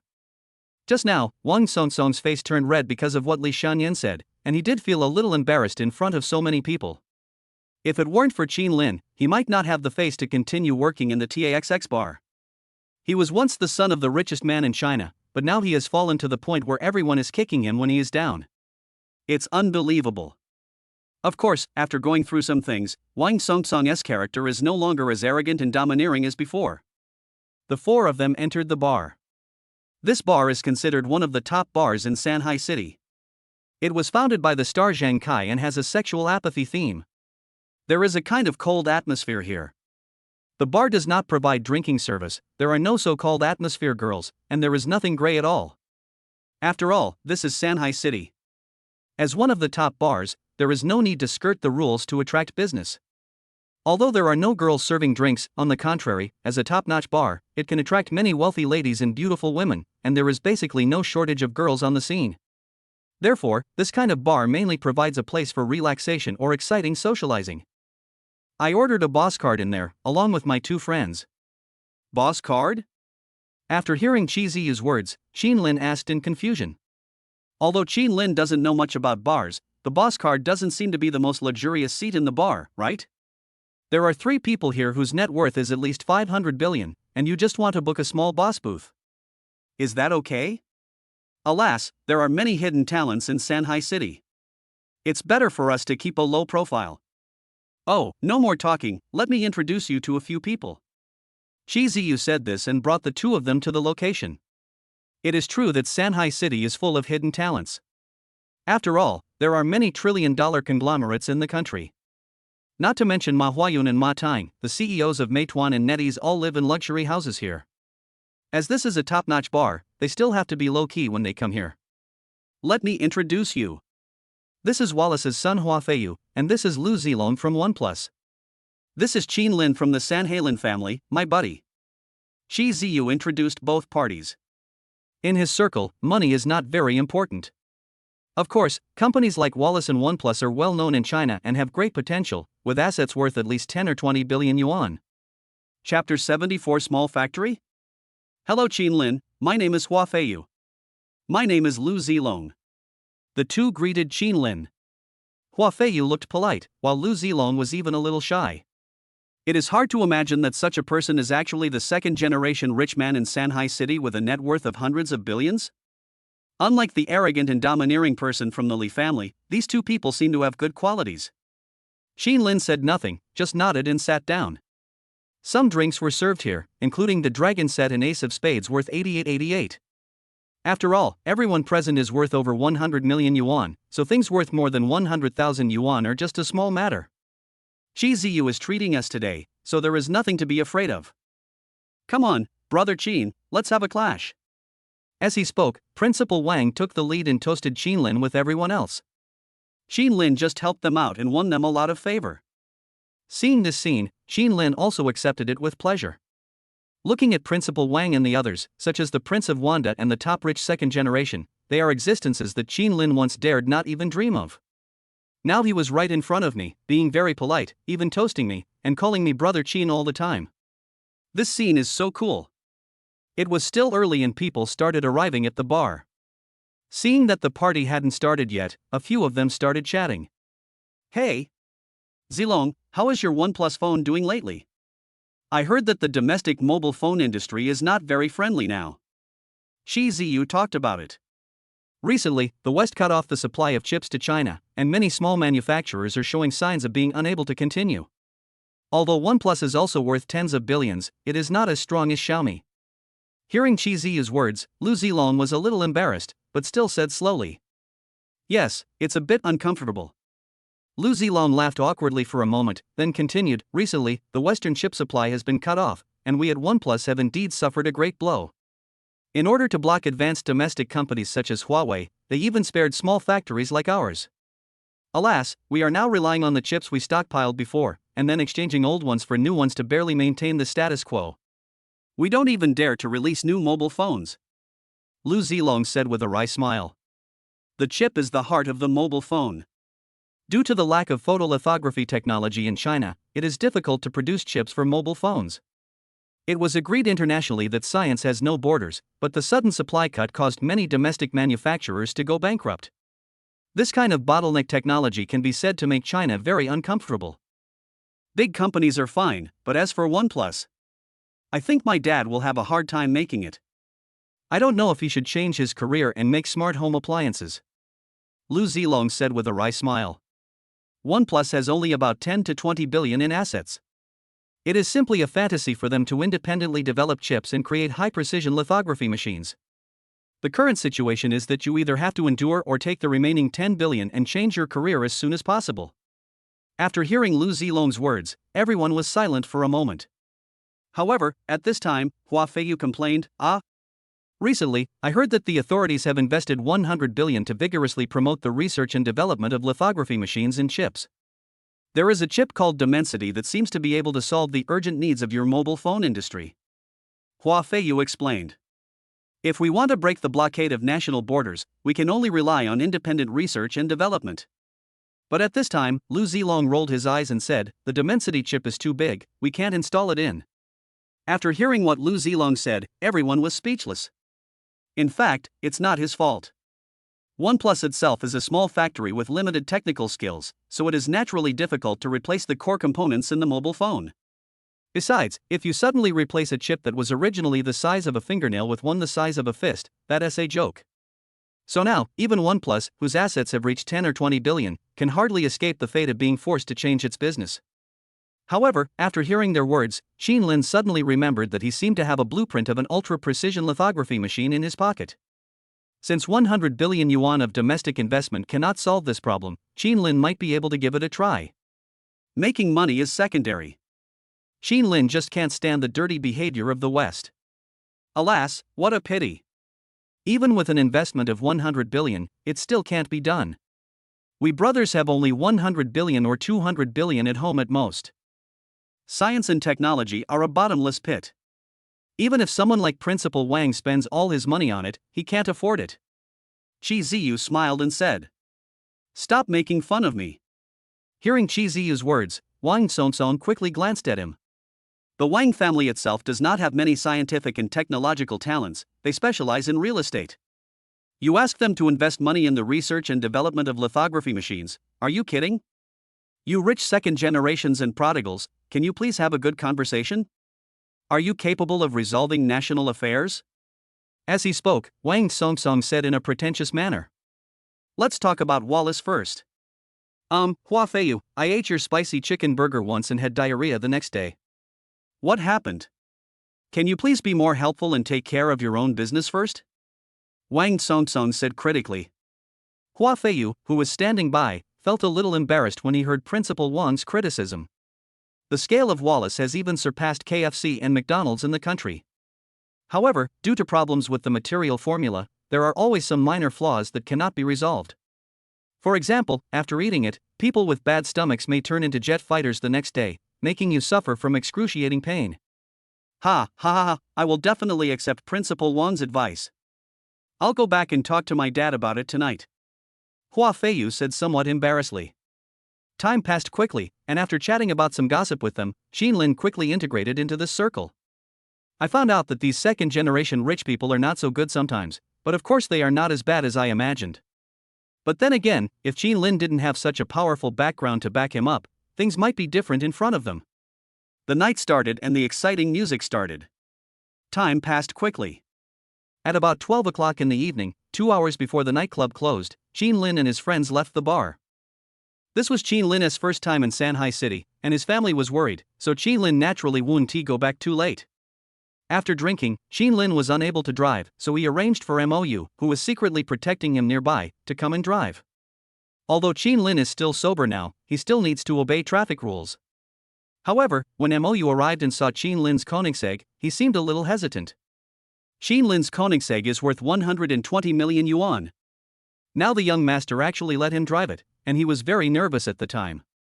Chapter 75, Determination to Eradicate. After all, this thing costs 120 million. If you touch it, you will lose everything. He was just a small bodyguard of the Lin family. Even though he had good driving skills, he was still a little afraid to drive this kind of car. Master, this. In front of Koenigsegg, Mou hesitated for a long time. I dare not. Mou smiled and said.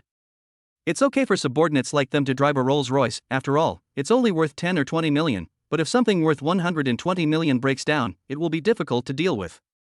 Hearing MOU's words, Qin Lin shook his head and said, "Open it as you like." You are one of our family members, so it's no big deal. Qin Lin said. In Qin Lin's opinion, Koenigsegg and 120 million are no big deal to him. Although there are only 6 of these cars in the world, this limited edition is produced every year. For example, if a Lamborghini 6th Element breaks down, you can just buy another one. Hearing Qin Lin's words, MOU swallowed his saliva, nodded in agreement, and started driving for Qin Lin. MOU was afraid of an accident, so he didn't drive very fast, and there was a Land Rover behind him for protection. It is now 12 o'clock in the morning, and many office buildings in Shanghai City are still brightly lit. But there are not many people on the road anymore. Ziyuan is quite a distance away from the city, and MOU drove for almost 20 minutes before he got out of the city. Although his procrastination was a bit annoying, Qin Lin didn't say anything considering his nervousness. But at this moment, an accident happened. Suddenly, at the intersection, a cement truck suddenly lost control and madly crashed into Qin Lin's Koenigsegg. The dump truck's headlights are on full blast, making people dizzy. The situation at the scene was critical. At MOU's current speed, he would definitely be hit. Although Qin Lin's Koenigsegg is worth 120 million yuan, the body of the car is still made of very fragile panel materials. If you get hit by this dump truck, you might be turned into a meat patty on the spot. Ah! At that time, MOU was hit by the high beam, and his eyes were blurred and he couldn't see the road ahead. Feeling nervous, I held the steering wheel tightly with both hands.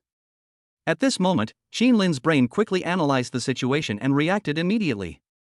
The rapid momentum of the dump truck is definitely not as simple as being out of control. Immediately, in order to avoid being hit, Qin Lin stretched his foot directly into the driving seat and stepped on the accelerator. In an instant, the entire Koenigsegg seemed to be sprayed with nitrogen, and its speed soared to 450 km/h in a few seconds. The body of the car was ejected on the spot and narrowly avoided the impact of the dump truck. Boom! The next second, the truck crashed directly into the guardrail on the side of the road, and a raging fire broke out on the front of the car. Qin Lin looked back in confusion, feeling that the driver just now was simply reckless and wanted to kill someone. Oh! The speed of Koenigsegg increased rapidly, and MOU's eyes widened as he experienced this extremely thrilling pleasure. This is a supercar, a feeling of weightlessness beyond the ordinary. Slow down, Qin Lin said. With Qin Lin's help, MOU slowly took control of the Koenigsegg and began to enjoy driving. However, when MOU wanted to stop and see what was going on with the vehicle behind him, 3 motorcycles suddenly rushed over from behind. It was a black six-eyed demon, a very ninja-style motorcycle. The family Land Rover responsible for escorting behind was stopped by a truck and could not arrive for a while. The 3 motorcycles quickly rushed to the vicinity of Koenigsegg, and they suddenly took out a mini silencer pistol from their holstered hands. Beep, beep. A faint sound was heard, and the rear window of the Koenigsegg was shot out on the spot. Not good. Qin Lin frowned at that time. He didn't expect that they actually had guns? There is no doubt that they were sent by Yidelin. I didn't expect them to react so quickly. They sent new people over just 2 days after Luolan lost his trace. This time they are armed, which makes things difficult. Hurry, keep speeding up. Looking at MOU who had slowed down, Qin Lin said loudly. The 2 of them currently have no long-range weapons at all. If they are caught up by them, they will be shot to death.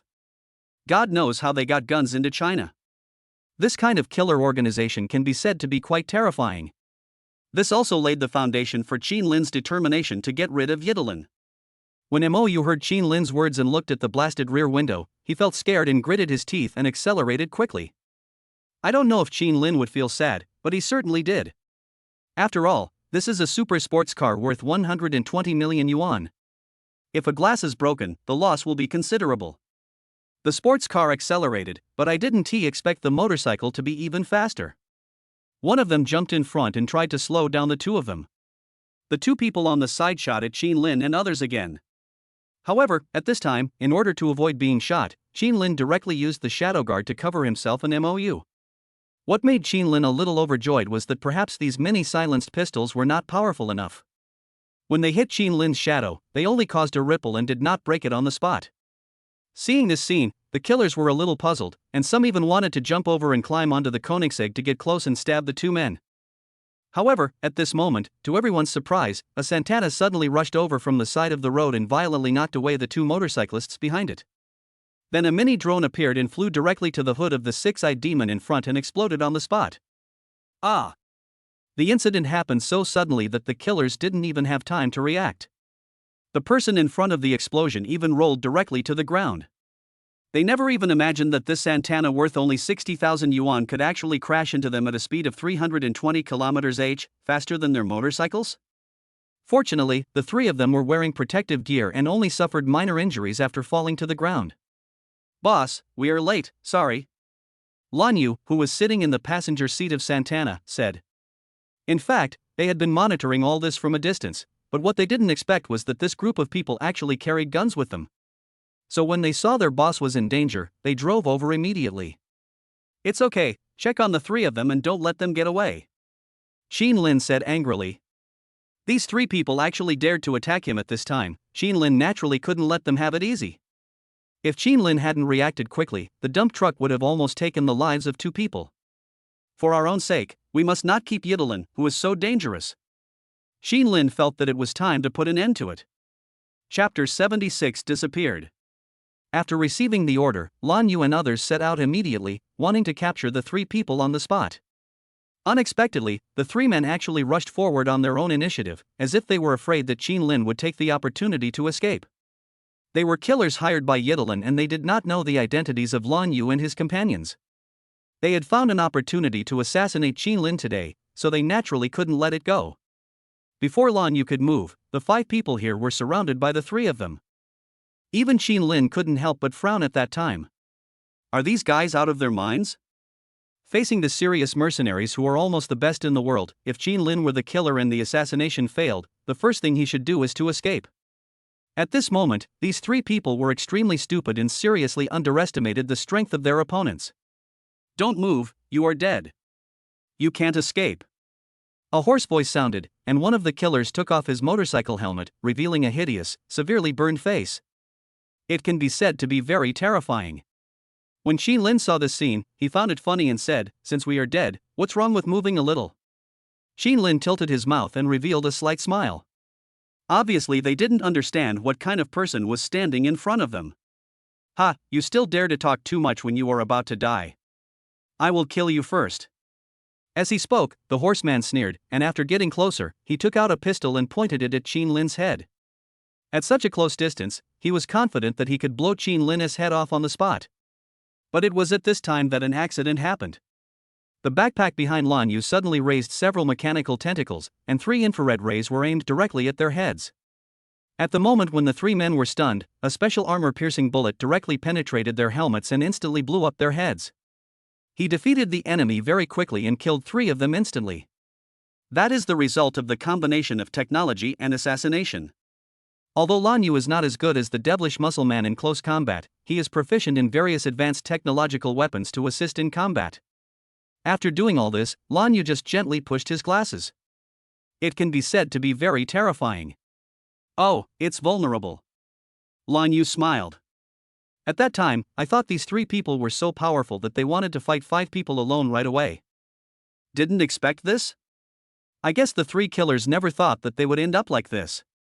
Seeing that the problem was resolved, Xin Lin and Mou also breathed a sigh of relief. At that time, Mou saw that the other party had a gun, and he couldn't come up with any solution. He thought he would be defeated here today, but he didn't expect that it would come so quickly. As for Lan Yu's ability to defeat the enemy, the Lin family's bodyguards feel inferior to him. Mou, contact the Lin family to clean up the accident scene. Seeing that the matter was almost resolved, Xin Lin said. After all, Sirius International is not a mainland organization. It would be rather tricky if their people were asked to come and clean up the mess. But the Lin family is different. As a local force, they have manpower, connections, and relationships. As long as they want, they can cover up the incident by simply smoothing things over. Xin Lin was making arrangements, but at this moment, surprisingly, the horseman suddenly disappeared. There were no obstacles around at all, and his body seemed to have disappeared out of thin air. Only Xin Lin, whose reaction speed surpassed that of humans, could notice this scene. Lan Yu had not even noticed anything unusual. Qin Lin was just about to remind everyone to be alert, but at this moment, 3 shurikens suddenly flew out, aiming directly at Qin Lin's head. Seeing this scene, Qin Lin frowned. If it weren't for my quick reaction, Qin Lin would have had a hard time avoiding this sudden scene, right? Immediately, in a flash, Qin Lin swung out his shadow and knocked down the 3 shurikens in the air. Shuriken is the weapon of Oriental ninja. No wonder he could disappear out of thin air after suffering a fatal blow from Lan Yu. It turned out that he was not injured at all, but dodged and lay on the ground pretending to be dead. He has such strength and his voice is so hoarse, it seems that he should be an Oriental and a master in the ninja world. Some ninja techniques can temporarily surpass human limits and reach speeds that ordinary people cannot imagine. This is why he disappeared out of thin air just now. With his speed being so fast, Lan Yu might not be able to do anything to him. But unfortunately, Qin Lin was also present, a person who was even more amazing than him. And Qin Lin really hates these Japanese people. No matter what kind of ninja or ninjutsu he has, it's just mediocre skills in front of Qin Lin. When they saw the Japanese, all the national hatred and family feuds instantly erupted, and Qin Lin was the first to attack him. Immediately, Qin Lin spent 200 million yuan to increase his speed from 11 to 13, reaching a level higher than his. He jumped out at the same time, and the moment he appeared, he shot out the shadow as a weapon. The horseman was also shocked when he saw Qin Lin suddenly burst out with such terrifying speed. He used the special footwork from ninjutsu to increase his speed to 12 points at the cost of tearing his leg muscles. And now Qin Lin, damn, was actually faster than him. He was unbelievable and confused at the time. Of course, when he saw the scene, he did not show any weakness and shot out the poison kunai in his hand on the spot. Kunai. Kunai is another kind of hidden weapon. In the hands of the Japanese, it can be used as a dagger or a dart. It can be said to be very practical. He. Seeing the scene, Qin Lin just sneered. Qin Lin's speed now was beyond the imagination of ordinary people. This seemingly swift kunai was caught by Qin Lin on the spot, and then Qin Lin controlled the shadow to entangle the horseman. The next moment, Qin Lin rushed forward and stabbed a dagger deep into his chest. You. He couldn't figure it out. In fact, when Qin Lin rushed forward just now, he clearly had a chance to dodge. But I don't know what happened at that time, my body seemed to be entangled by something and I couldn't move at all. The moment Qin Lin's dagger pierced his chest, he instantly used ninjutsu to move his heart from the left to the right. As a result, Qin Lin did not stab the left side, but directly stabbed the right side of the chest.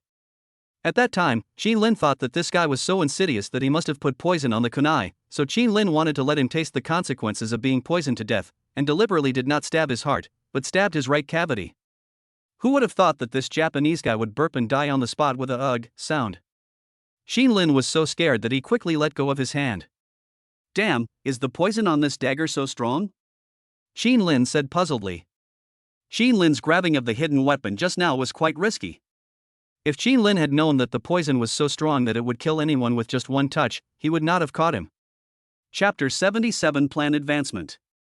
At that time, not only Mou, but also Lan Yu and others were stunned when they saw Qin Lin suddenly jump out and nail someone to death. They hadn't even reacted to the lightning-fast scene just now. When they turned around, they saw the Japanese man being nailed to death by Qin Lin.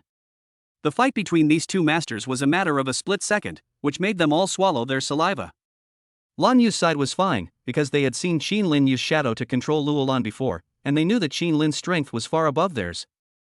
And Mou, the young master who was thought to be powerless, was facing an opponent that even he was not sure of dealing with. For Qin Lin to deal with him, it was as easy as pinching a chicken? This guy is quite capable, but he is a Japanese and a killer who specializes in assassinating Chinese people. He deserves to die. Qin Lin said. In fact, Qin Lin didn't hate the Japanese that much. At least, he didn't hate half of them. But this kind of person, knowing ninjutsu and being a killer would be fine, but he specifically kills Chinese people, he deserves to die. Hearing Qin Lin's words, Lan Yu nodded and began to clean up the scene. He used a scanner to perform facial and pupil recognition on them to determine their identity information. If nothing unexpected happens, they should also be from the same elite killer organization as Roland. And this Oriental ninja was expelled from the ninja world for some reason, which led him to start killing people. Qin Lin was too lazy to care about these and looked at the dump truck driver. It was discovered that there was an obvious bloodstain on his neck in the raging fire. It seems that he was killed when he lost control. It was obvious that these killers had carefully planned an accident for Qin Lin. If Qin Lin had been directly hit and killed by a dump truck at that time, they would have been able to get away perfectly without anyone finding any evidence. They take the lives of civilians as weapons at will, which can be said to be very shameless. From now on, immediately implement the plan against Yidelin. Thinking of this, Qin Lin said seriously. The plan has been finalized as early as today. As for when to implement it, Tianlang is currently deciding on the best time. However, seeing that innocent people had lost their lives, Qin Lin could no longer wait and planned to uproot Yidelin overnight. Yes, boss. Lan Yu had no objection to Qin Lin's decision. Because as the leader of the entire Tianlang, Qin Lin's orders are absolute. Since Qin Lin wants it, they will do it no matter what the cost. But it just so happened that while the east was falling into deep night, the west was preparing for dawn. The so-called Dead by Daylight, the undercurrent begins. Qin Lin left the matters here to MOU to finish. Qin Lin also went straight back to Villa number 8 and waited for news from tomorrow. Qin Lin returned to the villa. It was already 2 o'clock in the morning. Looking at Winya, who was sleeping on the sofa, waiting for him to come back, Qin Lin smiled. Of course, this was definitely not her special concern for herself, but a special instruction from the family butler. Qin Lin didn't care about anything else. He just threw a quilt to her and went back to his room. At this time, hearing the noise, the little ball jumped out, and when he saw Qin Lin, he meowed excitedly. Cats are nocturnal creatures and are particularly active at night, and Tuanzi is no exception. Qin Lin smiled, took it to the sofa in the room and played with it, then seeing that it was getting late, he took a shower and went to bed. That night, the Lin family's men were busy all night, and on the other side of the earth, unknown actions began. Qin Lin slept until 10 o'clock in the morning. When he got up, Wenya had already prepared breakfast for him. This girl has an average appearance and a flat chest. Although she lived with him, Qin Lin did not have much desire for her. On the contrary, Qin Lin was looking forward to the holiday and waiting for Wang Yi to come and live with him. After all, the two have confirmed their relationship, and it would be great if they could live together. Wenya's cooking skills are pretty good.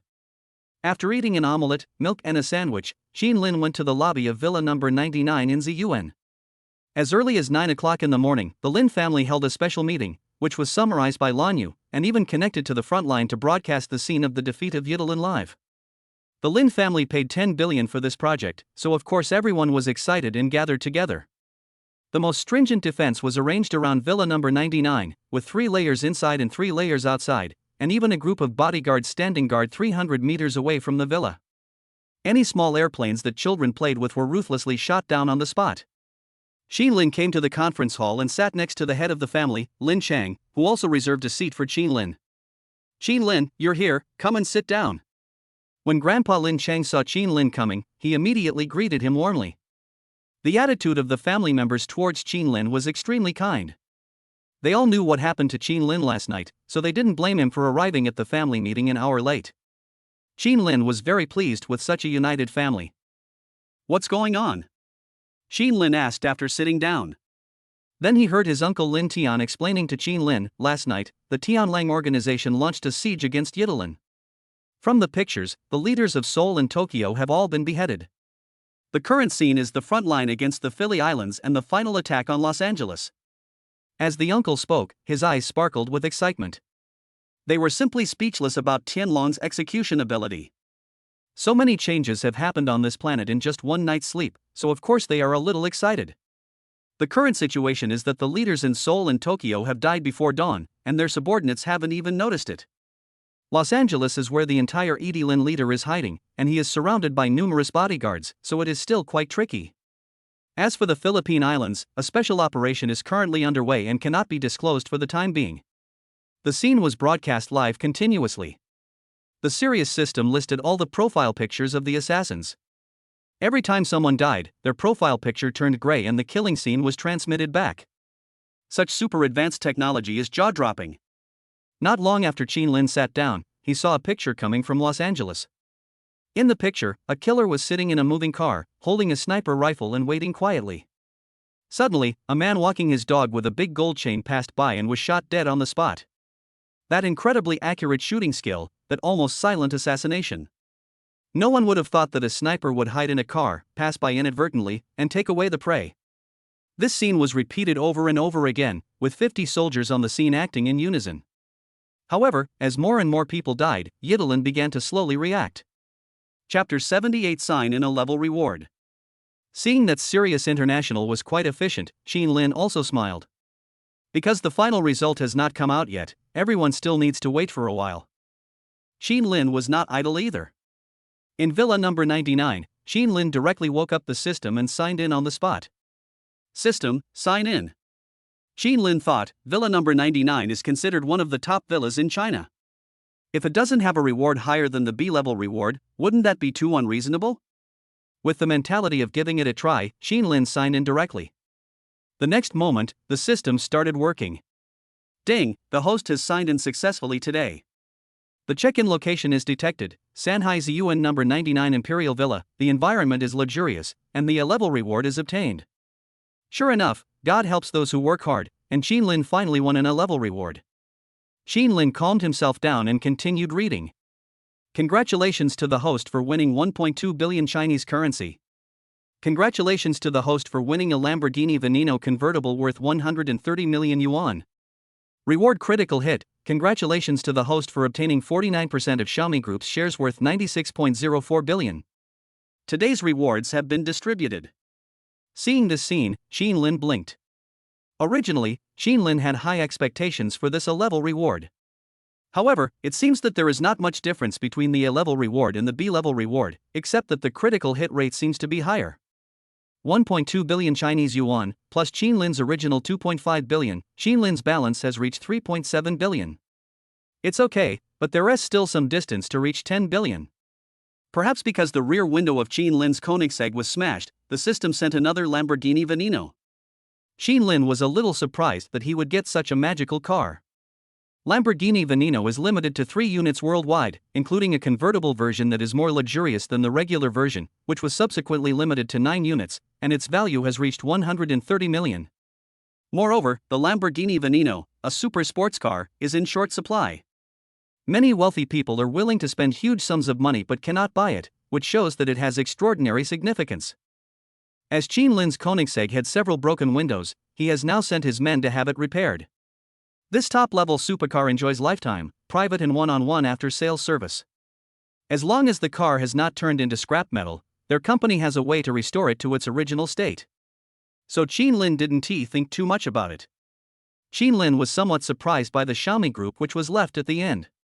Xiaomi Group is probably a household name among private enterprises, and its representative figure, Lei Jun, is the helmsman of Xiaomi. Lin never expected that he would become a shareholder of Xiaomi Group and hold 49% of the shares? Lin was very surprised and excited at that time. Speaking of Xiaomi Group, the entire group is worth 356 billion yuan, but due to the suppression of chips, its debt has reached 160 billion yuan. So now Xiaomi's net assets are only 196 billion, of which Lei Jun owns 50.5%, Lin owns 49%, and other founders only account for 0.5%. In other words, Lin is now the second largest shareholder of Xiaomi. In the company, he is second only to the first person. Not bad. After getting such a great reward, Lin planned to deal with Yidelin and then go find Lei Jun to have a good chat. The West imposed a technological blockade on the country, and Lin was worried that he had no way to display the lithography machine drawings.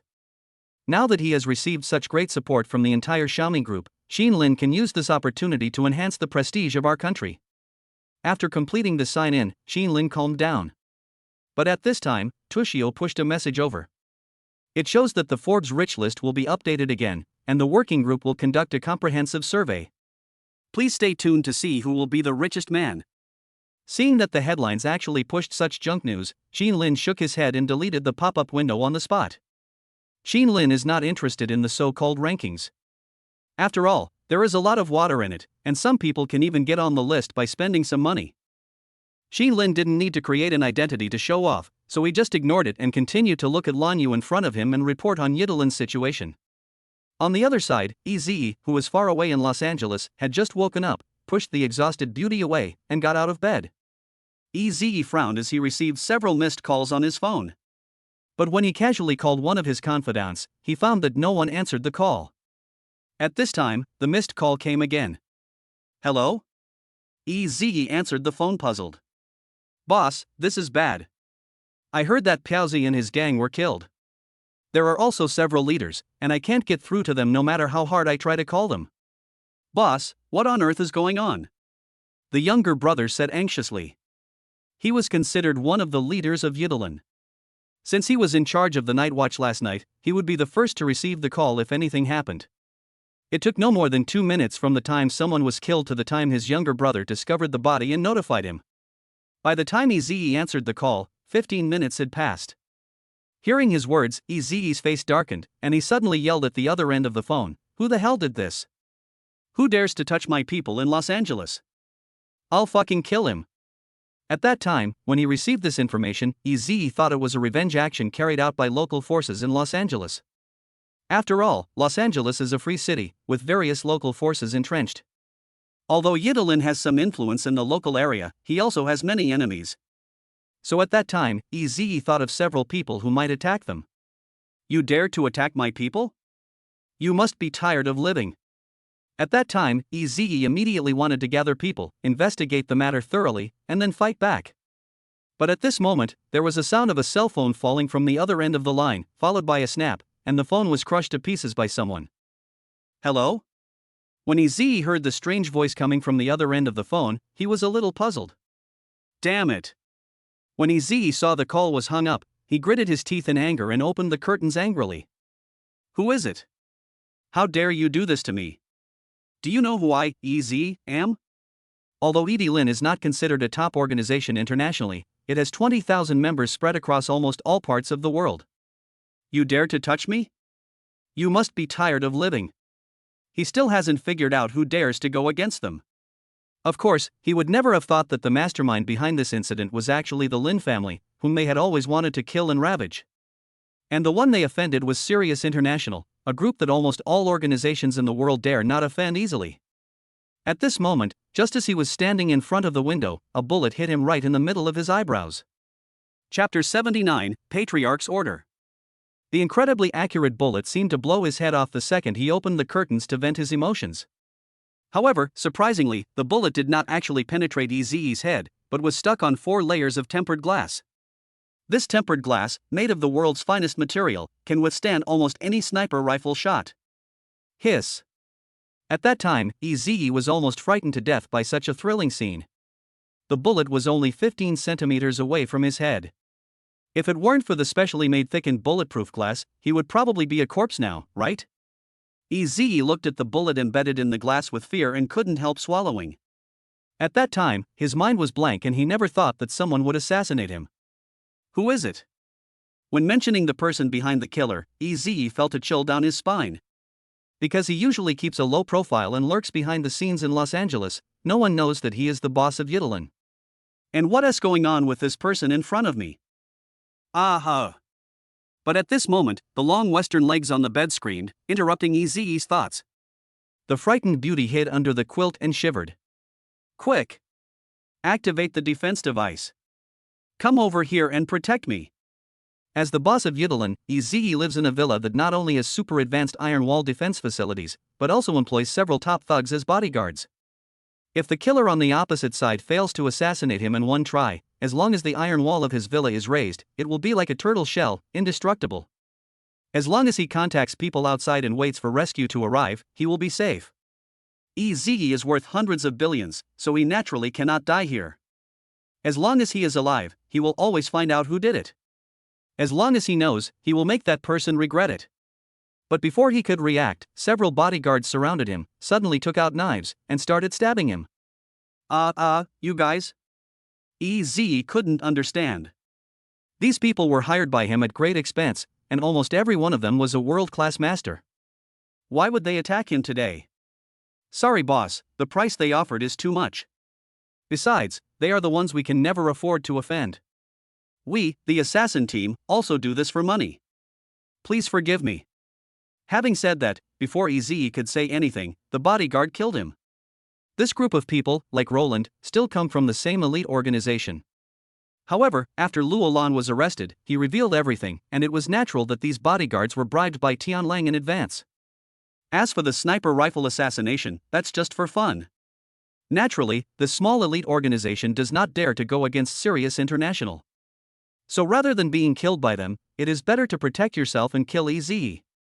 After all, EZE is an unforgivable criminal and is even an illegal resident in Los Angeles. If we kill him and get rid of this cancer, not only will the local forces not pursue the matter, they will also be eager to set off firecrackers to celebrate. They simply silenced the witnesses, burned down the villa, and left the scene. In the whole of Los Angeles, about 300 leaders were all eliminated. After seeing the video sent back, everyone in the Lin family, including Qin Lin, couldn't help but breathe a sigh of relief. Sirius, one of the most mysterious and top international mercenary groups, is indeed worthy of its reputation. The next program will be the latest information reported from the Philippine Islands. This kind of private island is located in a no-man's land, and the local armed forces are very strong. However, when a B-21 ultra-long-range bomber flew over, the entire island turned into a sea of fire. Then the drones were sent to patrol, and hundreds of soldiers went up and fired. In less than an hour, they were sure that there were no survivors and left. This kind of private armed force has weak air defense capabilities, and the destructive power of an intensive bombing is comparable to that of a nuclear bomb. Of course, the cost of such an operation would exceed 10 million Chinese yuan. Now is the high-tech age. Even if there are 10,000 people on the other side, armed with homemade guns and cannons, they are no match for a concentrated bombardment from the other side. However, at this time, the Philippine Islands urgently held a press conference, where some middle-aged personnel in combat uniforms explained. A series of intensive bombings took place on an uninhabited island near the Philippine Islands. Please do not worry, citizens. This is an anti-terrorist operation we are conducting. The main stronghold of the ED Lin forces has been completely captured and eliminated by us. Eradicating this cancer that has been entrenched for many years is a step forward in our fight against crime and evil in the Philippine Islands. The person inside spoke confidently. They clearly didn't contribute anything, but they said that they were the ones who got rid of Yidlin. At that time, everyone from the Lin family who was watching the live broadcast couldn't help but shake their heads at the people on Philly Island. Damn it, our Lin family spent 10 billion to eliminate this force, but in the end you guys took all the credit. How shameless. Of course, what the Philippine Islands did also shows the influence of Sirius International and its good relations with various places.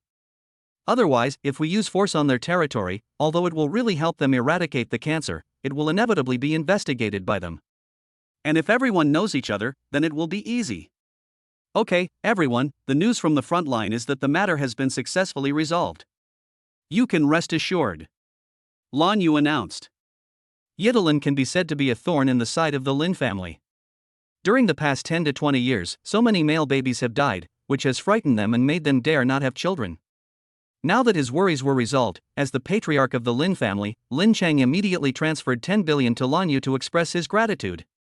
As for the Lin family, the eldest uncle and the third uncle burst into tears on the spot. Their child had once been killed by people sent by Yidlin, so when they saw the matter was resolved, the heavy stone in their hearts finally fell. As the mastermind behind this incident and the real owner of Sirius International, Qin Lin just smiled and watched it all silently. The Lin family began to celebrate, and the head of the family, Lin Chang, began to announce, "Big brother, third brother, and everyone else. Now that ED Lin has been dealt with, I will issue the patriarch order and order you all to work together to expand our Lin family from tonight and contribute to the country's 2-child and 3-child policy." Grandpa Lin Chang said excitedly.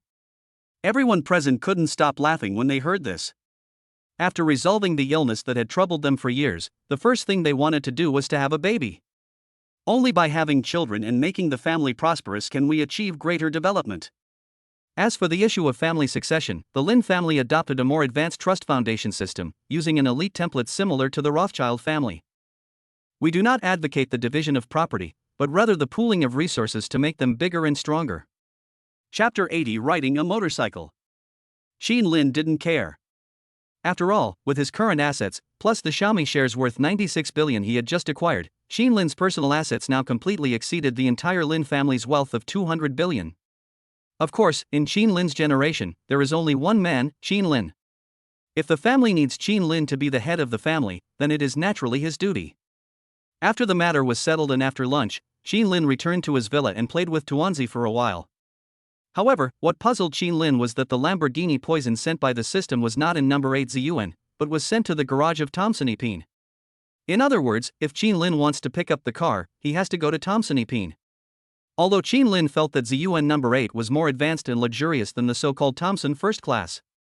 However, Tang Chenipin is well known after all, and now that Qin Lin has the chance, he might as well go and take a look. After Yitalin's problem was solved, the Lin family's security began to relax a little. As for Mou, he knew that Qin Lin possessed extremely terrifying strength, so he still respected Qin Lin's opinion. If Qin Lin was willing to let him follow, he would follow. But Qin Lin didn't need it, so he just stayed aside obediently. If there are no special hostile forces that want to kill people, the situation in the country is still very safe. So this time Qin Lin did not arrange for bodyguards to follow him, but went to Thompson Ipin and Lujiazui alone. Qin Lin took out the Neiman Marcus motorcycle worth 350 million yuan from his personal space, put on his helmet, and rushed towards the city. This Neiman Musk is full of technology. Although it is just a motorcycle, its shape is very cool. Riding it gives you a feeling of blood boiling.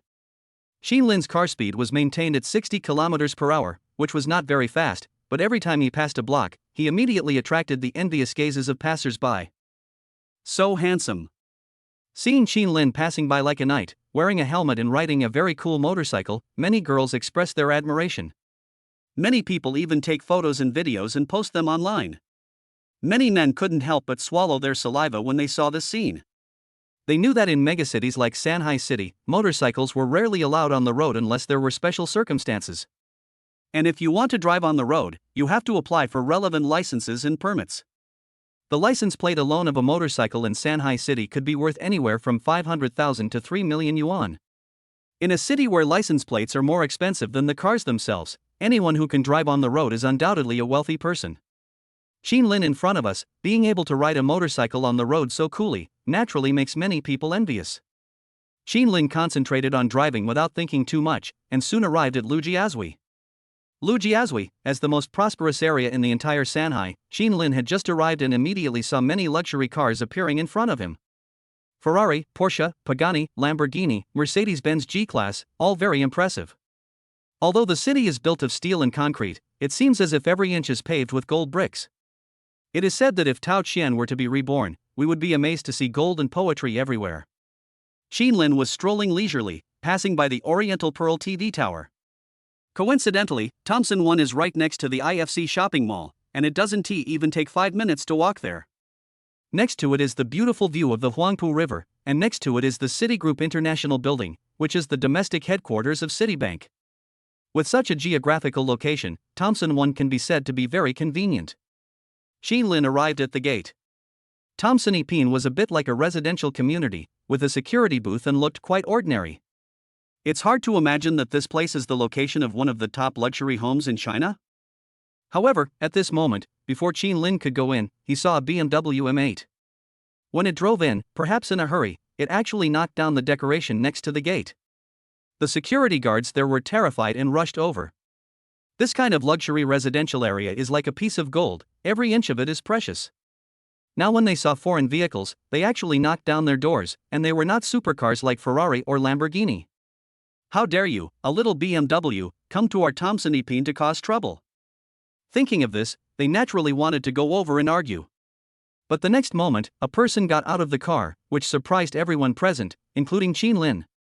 What was unexpected was that the person who got off the BMW M8, which was worth only 3 million yuan, was Hu Can. As a star, Hu Can bumped into someone else's door and he got out of the car somewhat embarrassedly. Excuse me, I came over to meet Director Zhang. I bumped into your door, you won't ask for compensation, will you? This was also Hu Can's first time visiting such a place. The famous director Zhang Yimou and many other celebrities lived in Thompson 1. He was just invited in to discuss something. It was his first time there, so he was a little nervous and damaged the decoration at the door. When the security guards saw that it was a celebrity, they stared at each other in surprise, not knowing what to say. At this time, Qin Lin happened to pass by, but because the car blocked the door, Qin Lin had no way to get in. Seeing that the man was actually Hu Chuan from TV, Qin Lin did not expect that he would actually meet the real person at such a close distance. After hearing what Hu Chuan said, they wondered if he would ask for compensation. Everyone around was amused at that time. Ahem, so old Hu is here to see Director Zhang. That's fine. These decorations at the door aren't worth much. But your car wasn't scratched, was it? In the eyes of these security guards, as long as they are not causing trouble and as long as they have a relationship with the owner, they will not make a fuss about these trivial matters. After all, for such an expensive property like Tangshanipin, the annual property management fee is not paid in vain. Oh, a little scratch is nothing. Hearing them say this, Hu Chuan also breathed a sigh of relief. Although his BMW is expensive, it can only be considered a nanny car in front of the huge Thompson First Hotel. Besides, it was he who caused this incident, so even if the car was scratched, he couldn't blame anyone else. Okay then, go in, we'll open the door for you, the security guard said, opening the gate. Thank you very much. Old Hu was a very low-key and polite person. After expressing his gratitude to several people, he got into the car and drove into Tangshanipin. However, when he drove in and saw the cool motorcycle driven by Qin Lin from the rearview mirror, his eyes lit up and he actually stopped his car, as if waiting for Qin Lin. When Qin Lin saw that the problem here was resolved, he wanted to take the opportunity to drive in. But at this moment, a security guard suddenly stopped Qin Lin. It is forbidden here. You uneducated bastard, open the door. But before the man could finish his words, a security captain knocked the young man's hand away and helped Qin Lin open the small door. Chapter 81 Eat a Melon. WY. The new subordinate said in confusion. No outside vehicles, especially two-wheelers, are allowed to enter. Even if it is a food delivery, it has to be handed over to the security department and let the security guard deliver it. This is also for the safety of the owners. They had never seen the motorcycle in front of them before, so they naturally treated it as an alien vehicle. The new security guard was very honest and simple, so he didn't understand what the captain meant. Can you please be a little more educated and read more popular science for people in our field? That's the legendary Neiman Marcus. It's worth 350 million, right? You're trying to stop him, are you looking for death? In the captain's opinion, Qin Lin could afford to drive a motorcycle worth nearly 400 million yuan, so his identity was definitely not simple. Let us not talk about anything else, just talking about Tangshanipin. Even if Qin Lin sold his motorcycle, he could easily buy 2 or 3 luxury houses in Tangshanipin. Naturally, they cannot offend such people. Hey, the new guy is ignorant, please come in, sir. The captain spoke politely to Qin Lin. Seeing this scene, Qin Lin didn't care about anything, nodded slightly, and then drove the car in. However, Qin Lin found that he didn't know the way, so he turned around and said, I am the owner of the top-floor duplex villa in Building A. I just bought the house a few days ago. Please notify the people above to come and receive me. Now Qin Lin not only doesn't have the room key, he doesn't even know where his house is, so naturally he needs a guide. At that time, these security guards heard that the person in front of them was actually Qin Lin, the owner of the duplex villa on the top floor of Building A. At that time, their faces turned pale, as if they were about to suffocate. That is the most expensive house in the entire Thompson 1, worth 600 to 700 million yuan. Who would have thought that Qin Lin is the person in front of him? At that time, they all couldn't help but swallow their saliva, feeling extremely horrified. The new security guard was glad that he did not offend Qin Lin, otherwise his career as a top security guard would be over. Being a security guard in a top-notch Tangshanipin hotel is not something anyone can do. Ahem, it's Mr. Qin. I'll call the reception center right away. Please wait. The security captain said this and quickly took out his cell phone to make a call. Because the person in front of him was the super customer of their entire Tangshanipin, so he didn't care about being polite when he called. It was simply an order, asking the people in the reception center to come over and greet him immediately. Mr. Qin, how about coming in for some tea? Or some melon? Someone is selling king-grade golden pumpkins nearby recently. They are so sweet. The security guards took the initiative to entertain us. As they are located near top business districts, they have gathered the best resources in the country. Even a watermelon is carefully selected by professional watermelon selectors and supplied exclusively to these rich people. However, after hearing their words, Qin Lin shook his head. Although Qin Lin had never tasted the emperor's golden pumpkin, he had just eaten it not long ago and did not have much desire for it. Where can you park the motorcycle? Please help me check. Qin Lin said. Because Qin Lin doesn't know where his house is yet, it would be best to find a place to park first.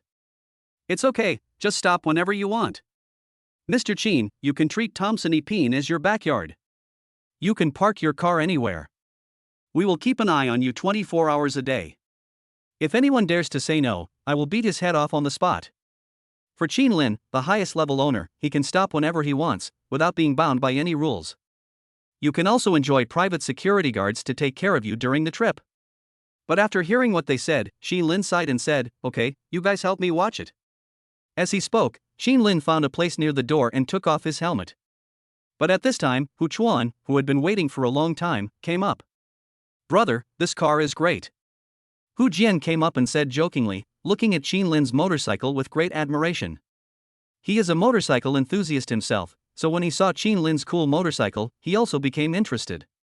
The motorcycle looked familiar to him, but he couldn't remember where he had seen it. Seeing Lao Hu coming, Qin Lin nodded slightly and responded, "Indeed, I think it's good too." "Are you kidding me? Qin Lin's car is worth at least 350 million yuan. How can it be as simple as just saying it's good?" Hearing Qin Lin's answer, Hu Jian nodded. "Hey, I'm Hu Jian, the one who played in the TV show The Legend of Sword and Fairy." "Do you know me?" Seeing that Qin Lin didn't seem surprised to see him, Hu Jian continued. "I don't know him."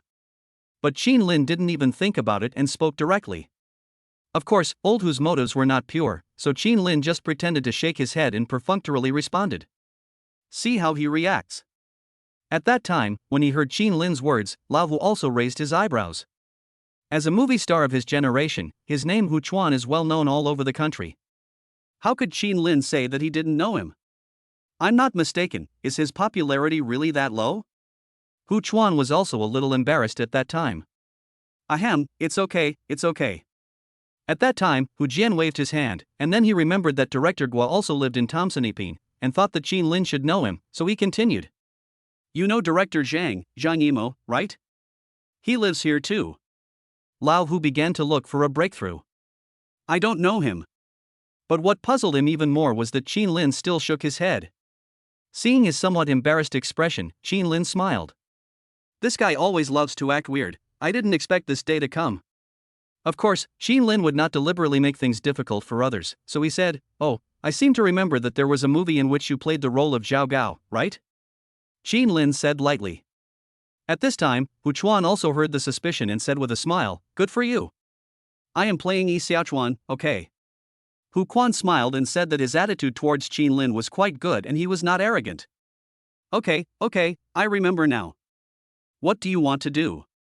Make a friend? Seeing him coming up to chat, his purpose is self-evident. Then I heard Lao Wu say, "I think your car is good, it looks familiar, I seem to have seen it somewhere." You know who I am now. Can you make friends with me and lend me out for a bit? Hu Quan looked at Qin Lin expectantly. Being able to be friends with celebrities is something many people dream of. But now the two of them are in an equal position. Okay, my name is Qin Lin, but you have to drive this car slowly, it's only for Neiman Marcus.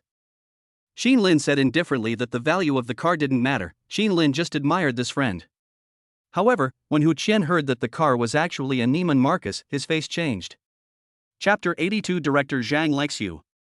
The last part of the previous chapter has been modified. Director Gua has been changed to Director Zhang. Hu Qian remembered that it was Neiman Marcus, a motorcycle worth 350 million yuan. He seemed to have seen it at an auction before, no wonder it looked so familiar.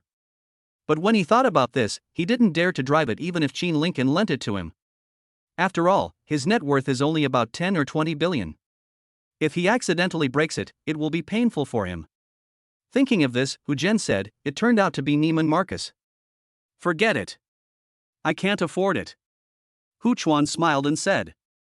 It seems that Qin Lin is very bold to drive this kind of work of art-level motorcycle on the road.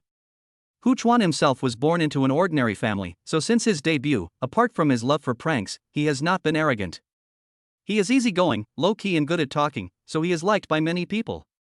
Qin Lin had no intention of showing off, but after hearing what he said, Qin Lin did not say anything, but changed the direction and said, Okay, we're friends now. But we won't have many chances to meet in the future. Since you like cars, I'll give you a chance to ravage them. If you want to take pictures, hurry up. I have something else to do later. Qin Lin said that since he liked it but didn't dare to drive it, it would be okay to take a picture of him. Sure, good brother. Hearing Qin Lin's words, Hu Qian nodded in admiration, showing a hint of recognition towards Qin Lin. Looking at the cool Neiman Marcus, his passion for motorcycles was instantly ignited. Of course, he just took a selfie and a photo with Qin Lin, but he didn't write on it. Hu Chuan, can you take a photo with me? Seeing the celebrity Lao Hu taking a photo with Qin Lin, the security guards nearby were very envious. Although they had met many celebrities in Thompson Epine, they were fortunate to meet Hu Can, and he was a very humble person, and they admired him very much. Sure, come over here. Hu Chuan did not seem to be disgusted with these ordinary people and took photos with them. Boss Qin, can you take a photo with me? I really admire you. At this time, a younger brother came over and wanted to take a photo with Qin Lin. Qin Lin was stunned at that time. What the hell, it's understandable that they take photos with celebrities, but why do you come here specifically to take a photo with me? Of course, Qin Lin's handsomeness is unquestionable, and standing next to Hu Can they are like brothers. This amazing appearance can make many little fans scream. The problem is that you are a man, why do you worship someone? I'm an honest man. It's my lifelong dream to be like you, to be able to drive a luxury car and live in a luxury house in Shanghai City. Boss Qin, I admire you. Can I take a photo with you? This guy explained. Ever since he saw Qin Lin's great success at a young age, he was inspired to strive for success and wanted to become Qin Lin's target.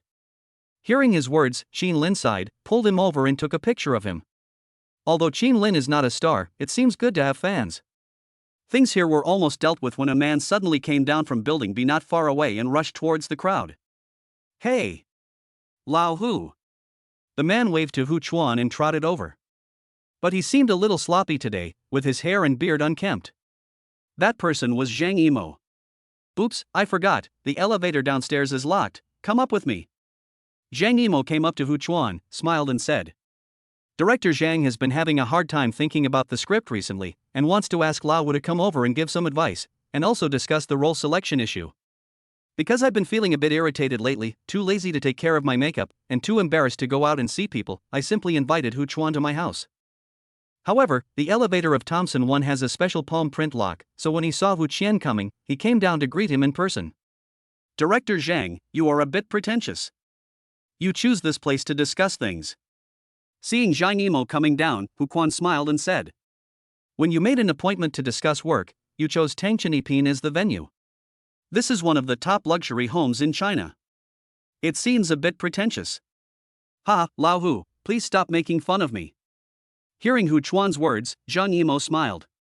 In fact, the house he bought in Tangchen Epine was just an ordinary standard room on the ground floor. Its main purpose, besides living, was to win over nearby connections and resources and to attract investment and sponsorship for filming. He was not as pretentious as Hu Can said. Of course, what they said was just a daily joke. The two men are equally wealthy, with no difference between them. The villas they live in are both worth tens of millions, but Thompson 1 is indeed famous.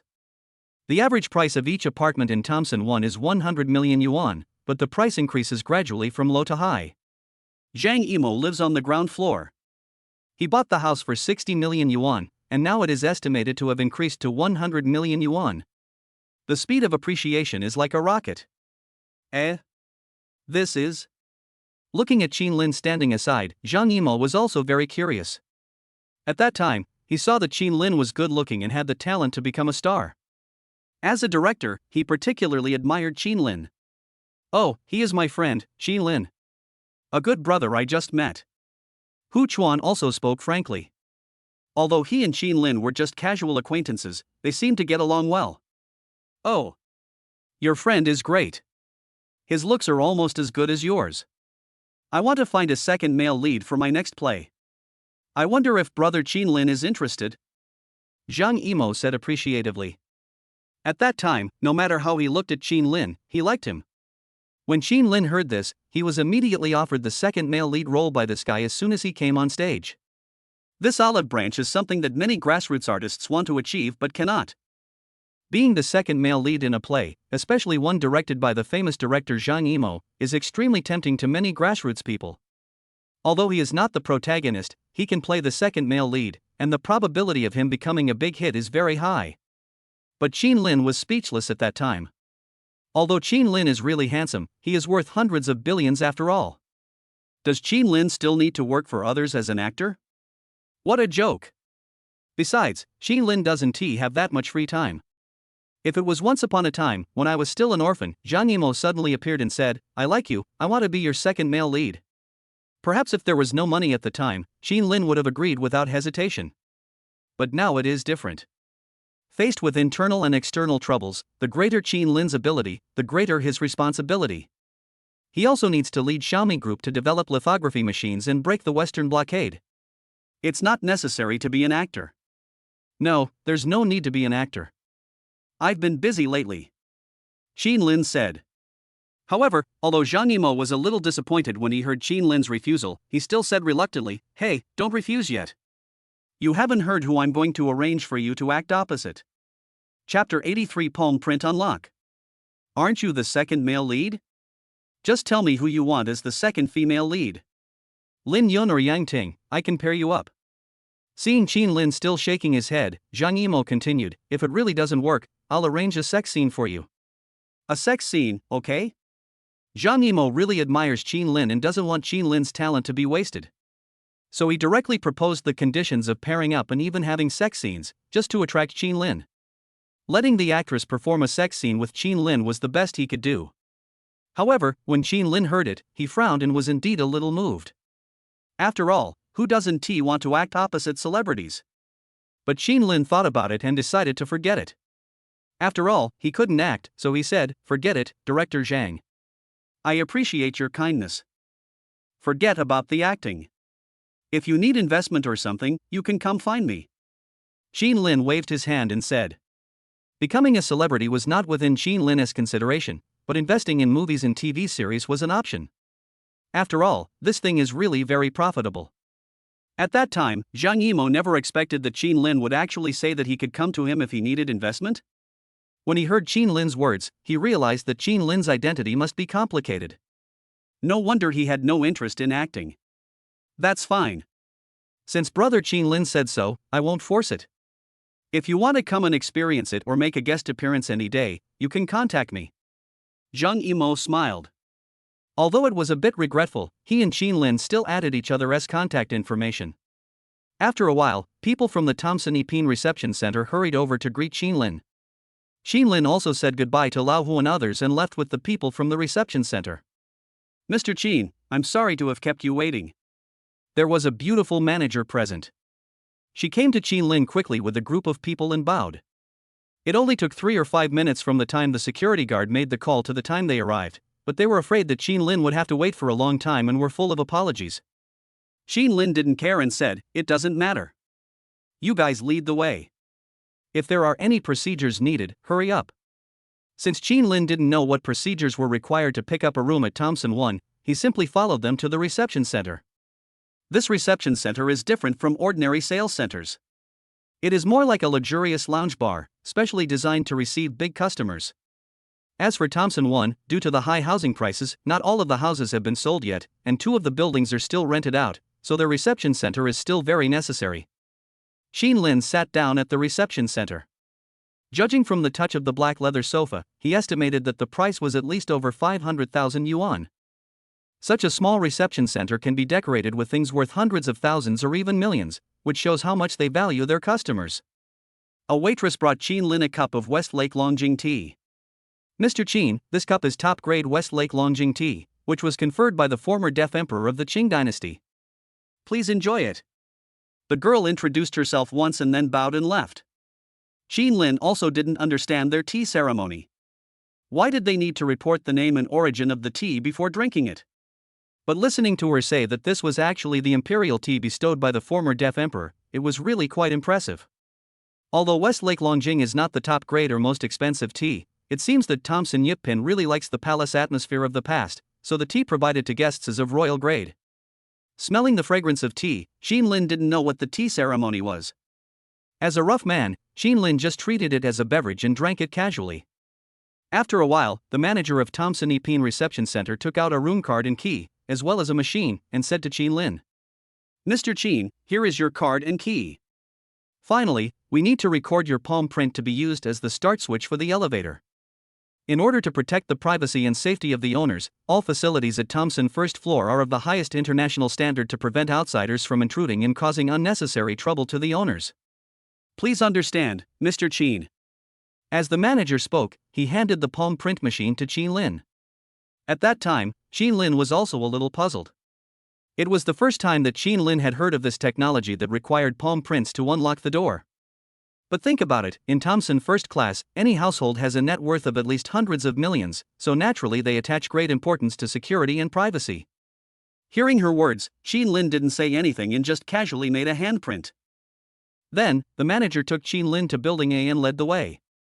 The greenery of Tangchenipin is nice, but the main scenery is still the Huangpu River, which has the best night view. After entering the elevator, Qin Lin stretched out his hand and faced forward according to the manager's instructions. With a beep, the elevator automatically recognized Qin Lin's identity information and selected the top floor for him. It seems very technological, the kind of thing that requires personal verification by a big shot before it can be activated. This trip home was full of a sense of ceremony. Qin Lin smiled at Thomson Yipin without saying much. By the way, Mr. Qin, if you need a maid or housekeeping, you can download our Thomson app, which has many service packages for you to choose from. In the elevator, the manager said. The manager looks okay, above average, a typical working lady. Qin Lin took a look and found that this app, which provided a wide variety of services for the rich, was quite interesting. There are servants of all ages here. In addition to housekeeping, they even provide one-on-one playmates and one-on-one fitness coaches. In short, there is nothing they can't do, unless you can think of it. Can. Qin Lin nodded in agreement. Of course, there are still some differences between Sanhai City and Binhai. Once in Binhai, in Qin Lin's Arc de Triomphe Sky Villa, he could ask someone to do any housework for free. In Sanhai City, a top-notch business district, everything you do requires money. The property fees of Thomson 1 alone are an astronomical figure for ordinary people. Just talking about Qin Lin's villa, the monthly property fee is 20,000 yuan, which is 240,000 yuan a year. People without some financial resources really dare not live here. The so-called high property fees in Sanhai City driving away the wealthy is not just talk. However, for a super rich man like Qin Lin, the daily check-in is at least 1 billion yuan, so the property fee of hundreds of thousands a year is nothing.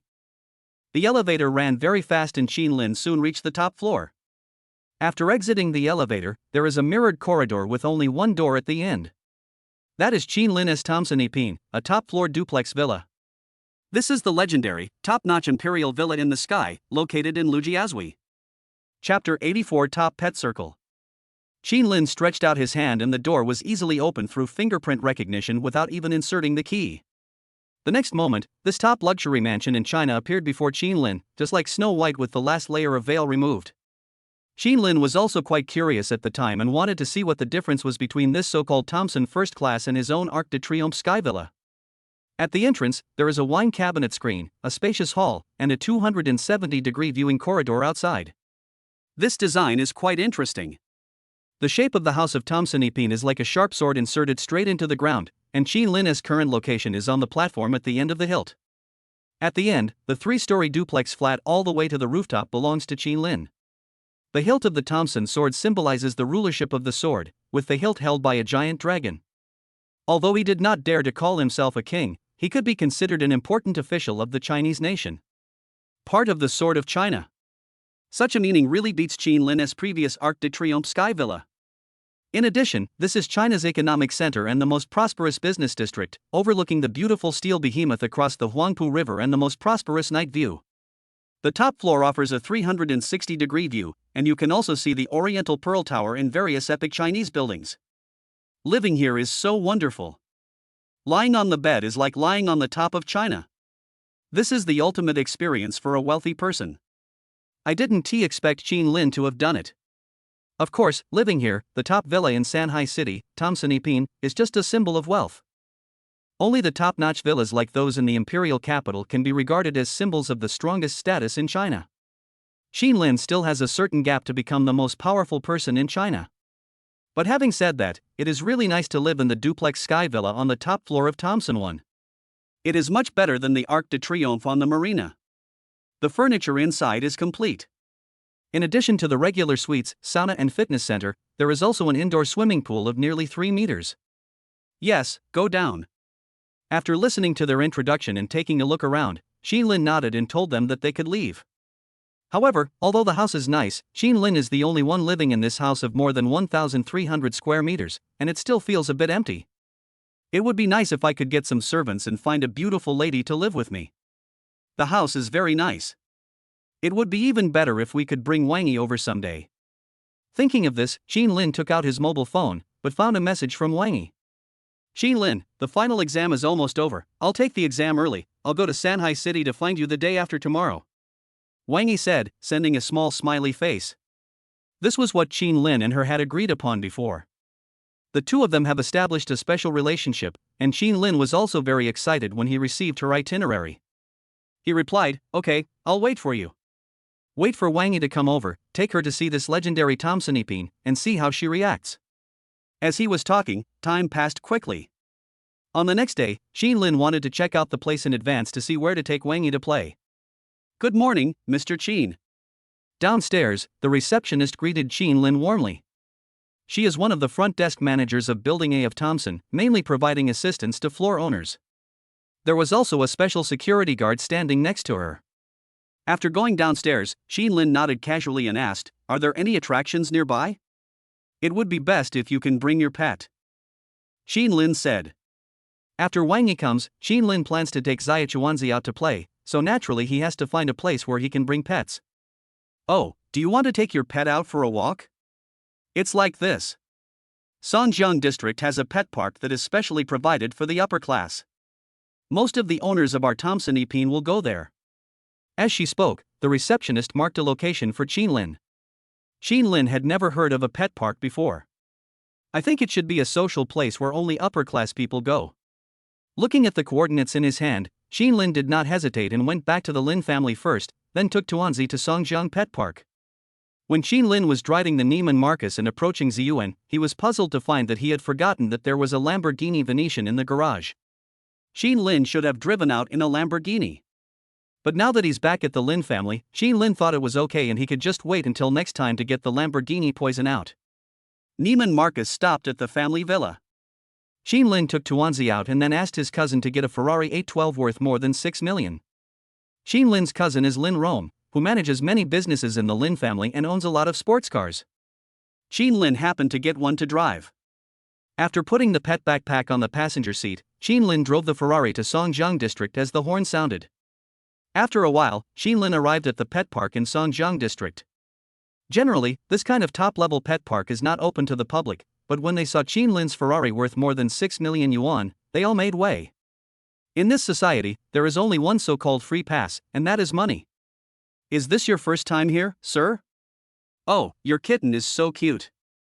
The person who greeted Jean Lin was a girl with a black mushroom-shaped head and a somewhat skinny appearance. Looking at her wearing Louis Vuitton clothes, you can tell that she is not an ordinary person, a definitely wealthy woman. She is the owner of this park and also a pet shop manager. Jean Lin was somewhat surprised that such a person would actually serve as the receptionist at the park. Hearing her words, Jean Lin nodded and replied, "Well, this is your first time here. Do you need to go through any formalities?" Jean Lin had never been to this kind of park, so he knew nothing about it. No need. I received a message. You are the owner of Thompson 1, right? We have a partnership with Thompson and can give you a membership card worth 100,000 yuan. However, our park only serves members, and the ticket price is 2,000 per time. I hope you are clear about this. The store manager introduced it. Unlike ordinary parks, this one specifically serves high net worth individuals, so the prices are naturally unusual. It is also quite surprising that the ticket price for a pet park can reach 2,000 yuan per visit. However, with Jean Lin's status, getting a membership card with a credit limit of 100,000 is equivalent to 50 free times, which is barely acceptable. All right. Jean Lin took the membership card and walked into the park. This park is different from ordinary parks for humans. This pet park is divided into 3 venues, including indoor, outdoor, and even a swimming pool. There are also zoning areas, including cat area, dog area, and mixed area. There are usually some toys for children indoors, such as cat climbing frames and slides. Chapter 85 Principal Wang's Golden Retriever. The outdoor area is much larger, with a very spacious lawn, rockery, an artificial river, a small forest, and a fence outside to prevent pets from leaving the area. This is the first time Jean Lin has been to such a place, and it looks pretty good. The map is large and there are many people, some gathered in twos and threes, sitting on lawn benches, watching their pets play and chatting together. This is definitely an upper-class social circle with pets as the background. This kind of place that charges 2,000 yuan per person and requires membership is not something that ordinary people can come to. Lin let Tuanzi out, put a rope on it, and started taking it for a walk on the lawn. Tuanzi was very excited when he came outdoors. He stared at the cats and dogs nearby with wide eyes. After a while, Lin found a man who looked a little melancholy sitting on a bench in the pet park, with a big golden retriever on a tie in his hand. Principal Wang? When Lin saw that it was Wang Songsong, he was stunned for a moment and just walked over. I didn't expect this guy was also walking his dog here. But it is also true that there is only one pet park in Shanghai, which specializes in serving high-end people like this. It is not uncommon to meet Principal Wang here. Aha, Lin? I didn't expect that we would meet again after not seeing each other for a few days. We are pretty compatible here. Seeing Lin coming, the originally melancholy Wang Songsong showed excitement. He looked at the cat in Lin's hand and said, "Your cat is quite pretty, where did you buy it?" When Wang Songsong saw Tuanzi for the first time, he was shocked by its fairy-like appearance. Lin heard his words and said directly, "I picked it up a long time ago. I saw it was lonely, so I picked it up and raised it." But when Wang Songsong heard this, he laughed like a pig and said, "Fuck, Lao Qin, you didn't just grab someone on the side of the road, put him in the car, and then run away?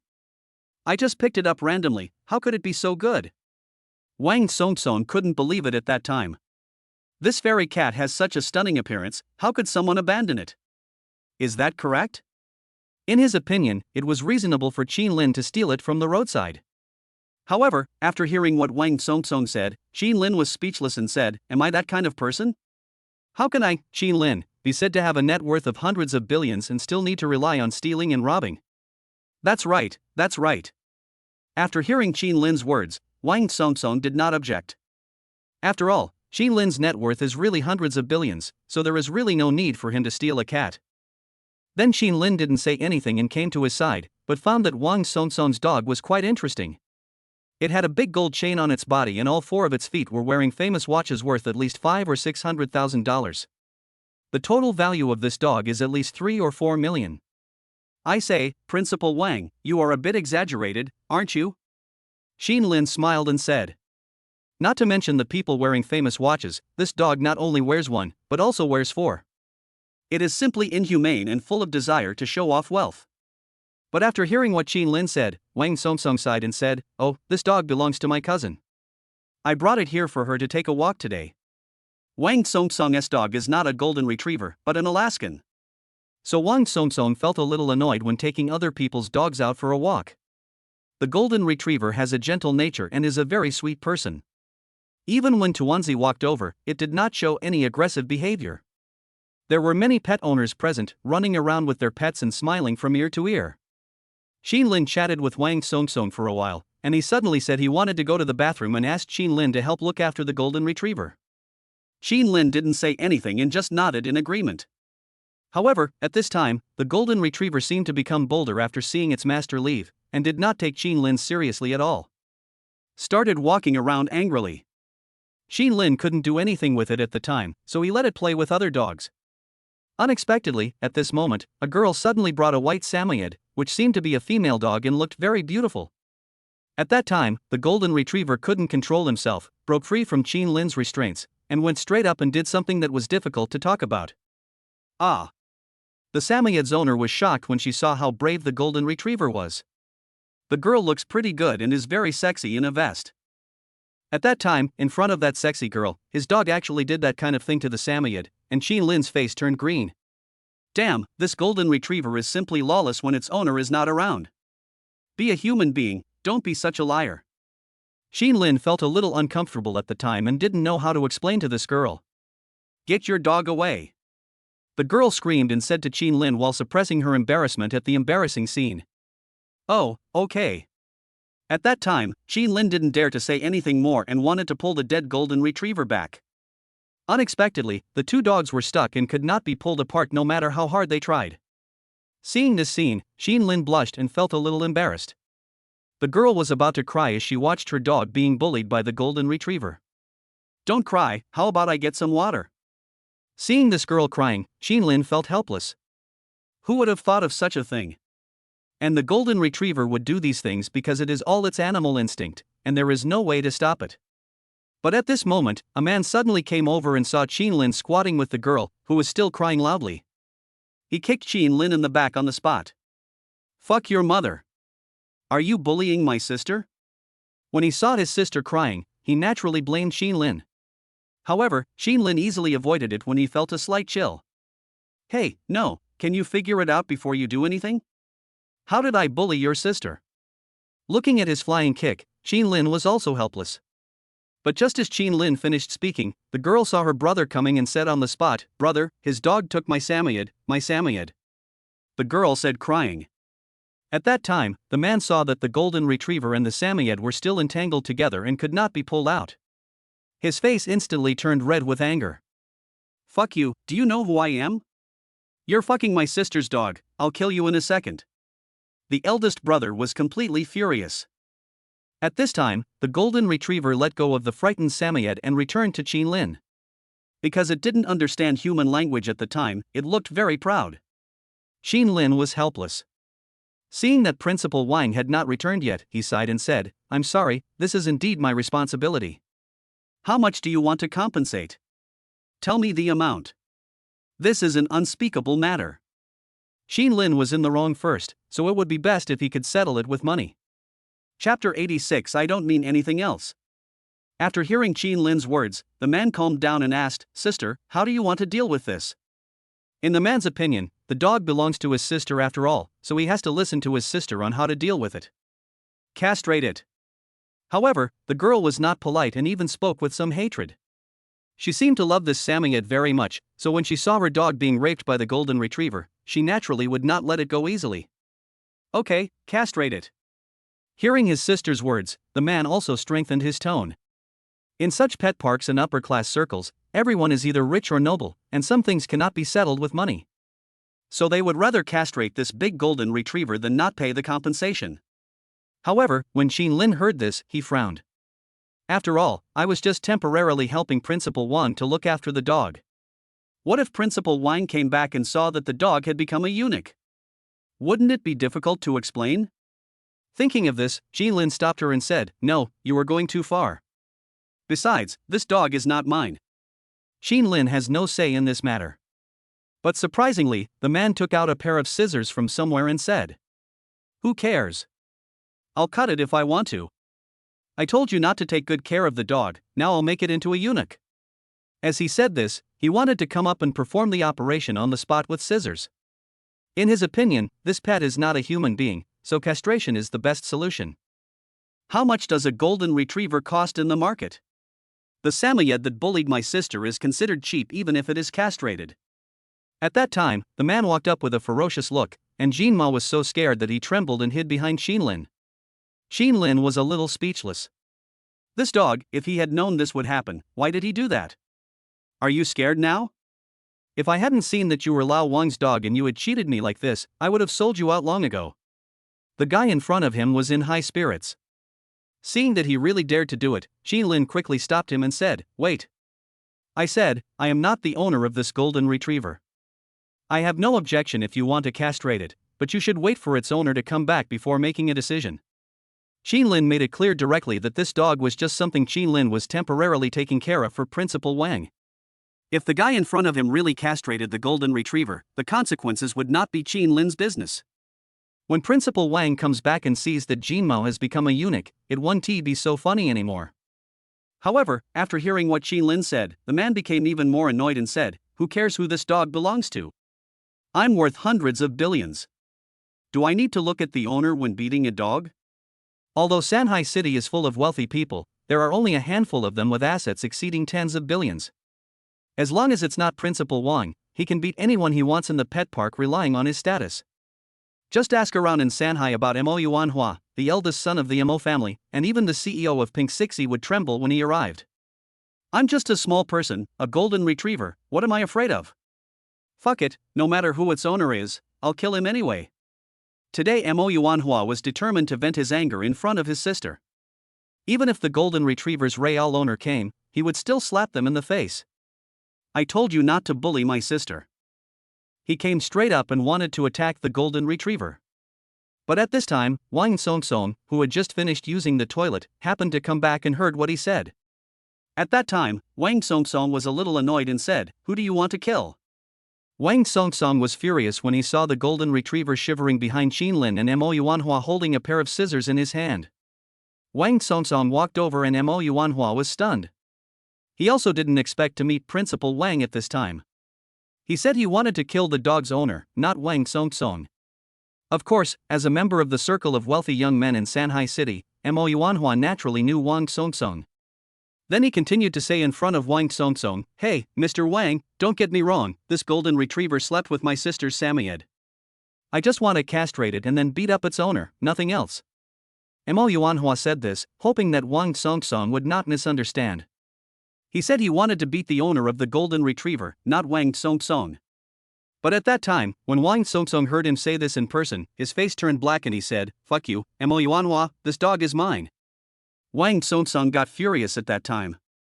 "It would be fine if you just wanted to castrate my dog, but you even want to beat me. Mo Yuanhua, you are quite brave.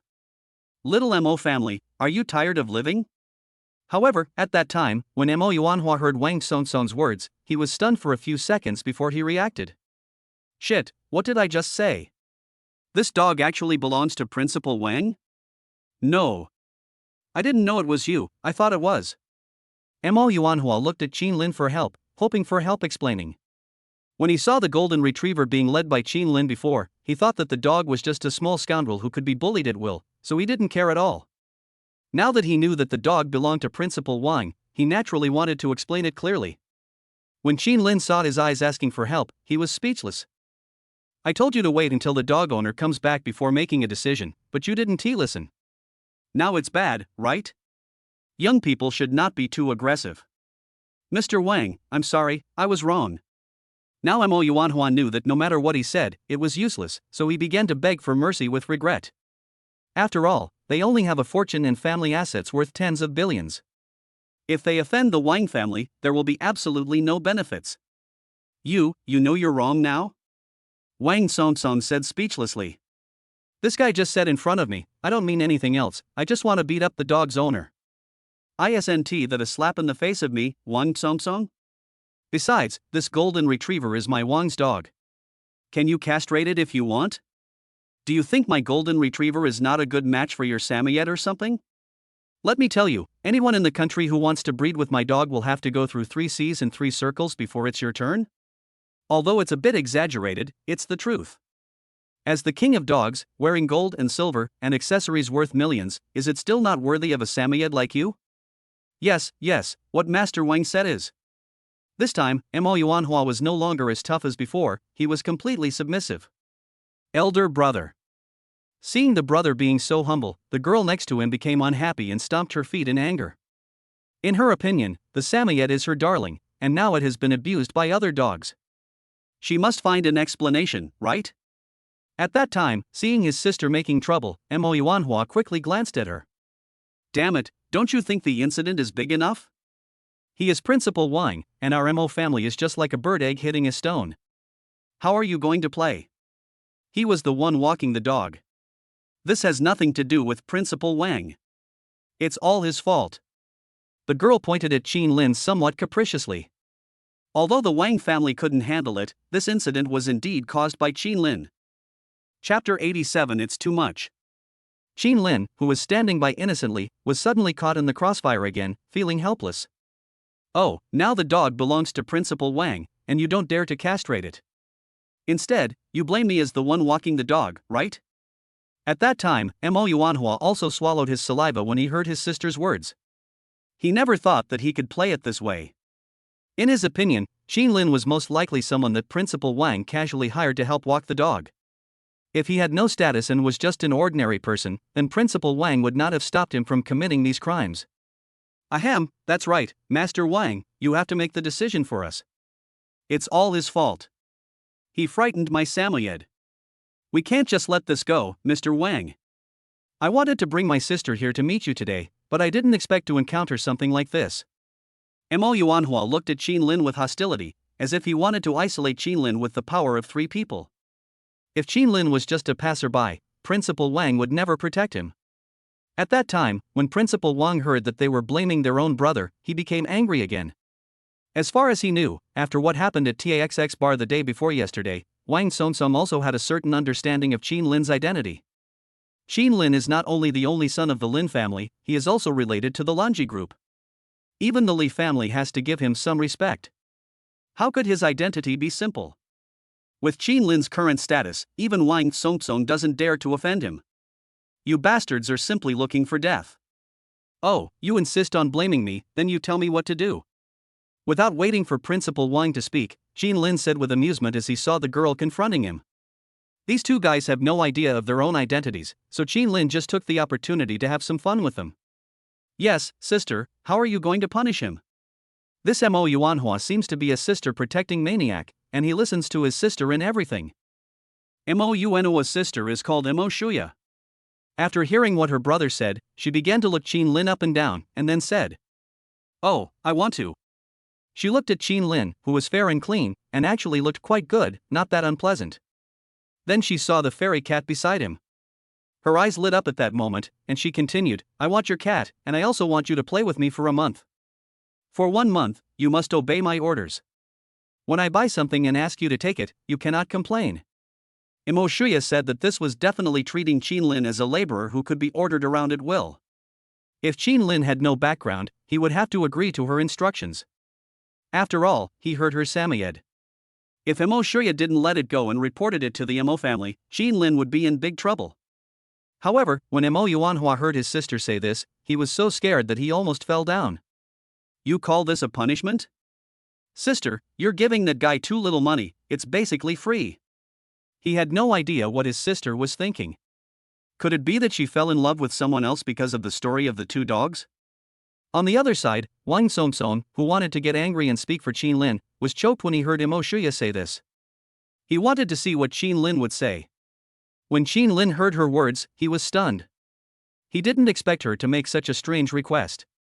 It's bad enough that you want to take my cat away, but you also want me to be your manservant for a month?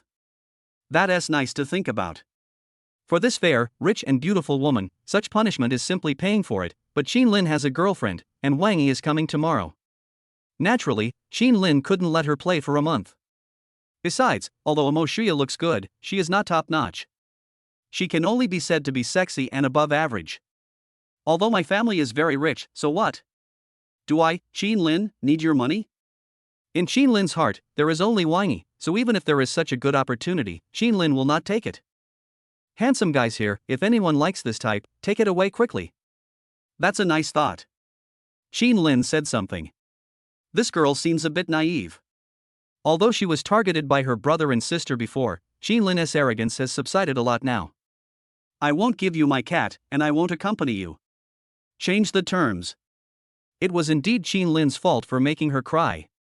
Qinlin was in the wrong in this matter and didn't want to argue too much with them. However, when Mo Yuanhua, his brother, heard that Qinlin actually refused, he could no longer sit still. Oh, I say, you are tired of living, you even dare to reject my sister. Do you know who I am? Do you know who our Mo family is? My sister said that because she thinks highly of you. What the hell are you qualified to refuse? Who are you? If you don't agree, I'll have someone do something to you. In Mo Yuanhua's opinion, Qinlin's behavior was simply incomprehensible. Damn it, my sister gave it to you for free and you still refused. You don't give me face, right? Where can you find such a rich girl? They have cars, houses, and gold bars in Shanghai City. Young man, you can save 3,000 years of hard work, do you know? At that time, Wang Songsong did not dare to express his opinion on such a good thing. Elder brother. After hearing what her brother said, Mo Shuya became unhappy again. She really just wanted to punish Qinlin and make him suffer for a month, and she was not really tempted by his looks. She could guarantee that. For a moment, the situation was at a stalemate. But Mo Shuya said, "Boy, with your status, you are not qualified to refuse me. You should understand your position. You brought someone else's dog and got my Samoyed pregnant. You must take full responsibility. If you are unwilling to take responsibility, then I will teach you a lesson." If you want to fight against our MO family, even Jesus can't protect you. The girl said confidently that relying on her family background, she didn't believe Qinlin would disobey. At that time, Qinlin was speechless. Damn, you've met a female hooligan. Even though I'm really handsome, your conditions are too good. Besides, it was the golden retriever that made the Samoyed pregnant. I'm just a dog walker, why should I be responsible? Qinlin couldn't understand her train of thought at all, which could only be described as weird. Who am I? Why can't I refuse? Oh, you two don't take me seriously, right? Lao Wang, tell them who I am. Qinlin said directly. In Qinlin's opinion, these two people didn't seem to take him seriously at all and were just thinking about how to take advantage of him. Qinlin didn't say he wouldn't accept compensation. These two bastards are still using their background to talk. They are picking on the weak, right? Ordinary people are not qualified to refuse, but I, Qinlin, am worth hundreds of billions. I don't want this bargain. Do you want to force yourself on me? After hearing Qinlin's words, Wang Songsong on the side also coughed twice and said. Chapter 88 Cry quickly. After hearing Qinlin's words, they were also stunned for a moment. They couldn't believe it. What did Qinlin call Principal Wang just now? Lao Wang? Mo Yuanhua was stunned at the time. When facing Wang Songsong, they in the Mo family had to be polite and call in young Master Wang. And how dare you call someone Lao Wang directly? The two of them widened their eyes and looked at Principal Wang's reaction. But surprisingly, Wang Songsong didn't seem to mind, and he heard him say, he is the Sanhailin family, Qinlin, Qin Shao. Wang Songsong spoke bluntly and in a very polite tone. It is obvious that Qinlin's status is no lower than that of Principal Wang. When Mo Yuanhua heard Qinlin's true identity, that he was a member of the Lin family, he was stunned. How is this possible? Who are the Lin family? They are one of the top 5 in the 3 Cs. The family's net worth has reached 200 billion yuan, and even the famous Zheng family Chow Tai Fook Jewelry, with assets of 155 billion yuan, dare not offend them. Their Mo family is just a small family with a worth of 60 billion. Wouldn't it be courting death if they went against Qinlin? No wonder Wang Songsong has to respect Qinlin. It turns out his identity is really not simple. When Mo Yuanhua knew Qinlin's identity, he was like constipated and dared not say a word. Thinking that he actually wanted to kick Qinlin just now, he really wanted to find a hole in the ground to crawl into. At that time, when Mo Shuya heard Qinlin's identity, her face turned red. She had never expected Qinlin's identity. If she had known this earlier, she wouldn't have been so willful before, right? Ha, Miss Mo, now you know my identity, right? I want to know how you can make me look good. Watching their facial expressions change, Qinlin also smiled slightly. What do you mean I have no right to refuse your request? My family has 200 billion. Don't I have the right? Qinlin just wanted to see how this little girl could make herself look good. I can let you two brothers and sisters go without pursuing the matter of castrating my golden retriever, but if you want to mess with my brother, you can do whatever you want. At this time, Wang Songsong also added fuel to the fire. He could ignore Jin Mao's affairs. After all, Jin Mao did not really become a eunuch, but they treated Qinlin like that just now, so he had to give an explanation, right? Hearing what Wang Songsong said, Mo Yuanhua felt a little uncomfortable. Looking at his sister, he gritted his teeth, stood up and said, Hey! Mr. Qin, I'm sorry. It's all my fault for not taking good care of my sister. You can ask for any punishment you want, and I will agree to it. This guy is quite sincere. However, Qinlin ignored him and waited for Mo Shuya's reaction. After all, it was this girl who made Qinlin the scapegoat. I admit that I didn't walk the golden retriever well, so your Samoyed got fertilized. Miss Mo, tell me, how do you want to deal with this matter? Qinlin said again, looking at Mo Shuya. It was indeed Qinlin who was in the wrong in this matter, but since things had developed to this point, Qinlin also wanted to see how she wanted to end it. Then, after hearing Qinlin's words, Mo Shuya finally couldn't hold it anymore and said, Qinlin, I'm sorry. You said you don't want to play with me for a month, then don't accompany me. Mo Shuya said aggrievedly. Given Qinlin's current identity, they really couldn't do anything to Qinlin. Therefore, all the previous requests, such as asking Qinlin to let her play with him for a month, naturally did not count. Is that all? I got your little bitch pregnant while walking my golden retriever. I am willing to take responsibility. What compensation do you want? Go on. Seeing her hesitating, Lin wanted to laugh. Now I'm scared. If I hadn't revealed my identity, I might have been beaten up by you two siblings.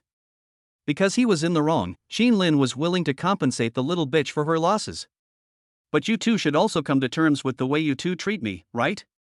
At this time, Mo Shuya naturally knew how powerful the Lin family was. Now that she knew Lin's identity, how could she dare to ask for compensation? Besides, Golden Retriever belongs to Principal Wang, so they can't afford to offend anyone. Lin. Mo Shuya felt embarrassed at this moment. She smiled uncomfortably and then continued, Lin, I'm sorry. I shouldn't have spoken to you in that tone just now. I won't pursue the matter of the Golden Retriever, and I don't want compensation.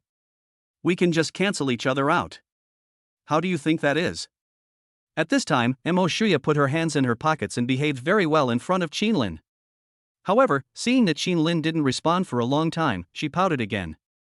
If you don't agree, I'll cry in front of you, Mo Shuya said, and she meant it seriously. However, after hearing her words, Lin was speechless. What is this? Playing rogue, right? I cry at the slightest provocation. Who did you learn this from? Maybe you've watched too many TV dramas. Well, you won't let me cry, and you're still unhappy. How about I compensate you? I'll play with you for a month. Except for private matters, I can satisfy all your requests. Mo Shuya suddenly thought of something, her eyes lit up, and she said with a smile. Having offended Lin, if the matter cannot be made up for by offsetting it, she doesn't mind compensating Lin something.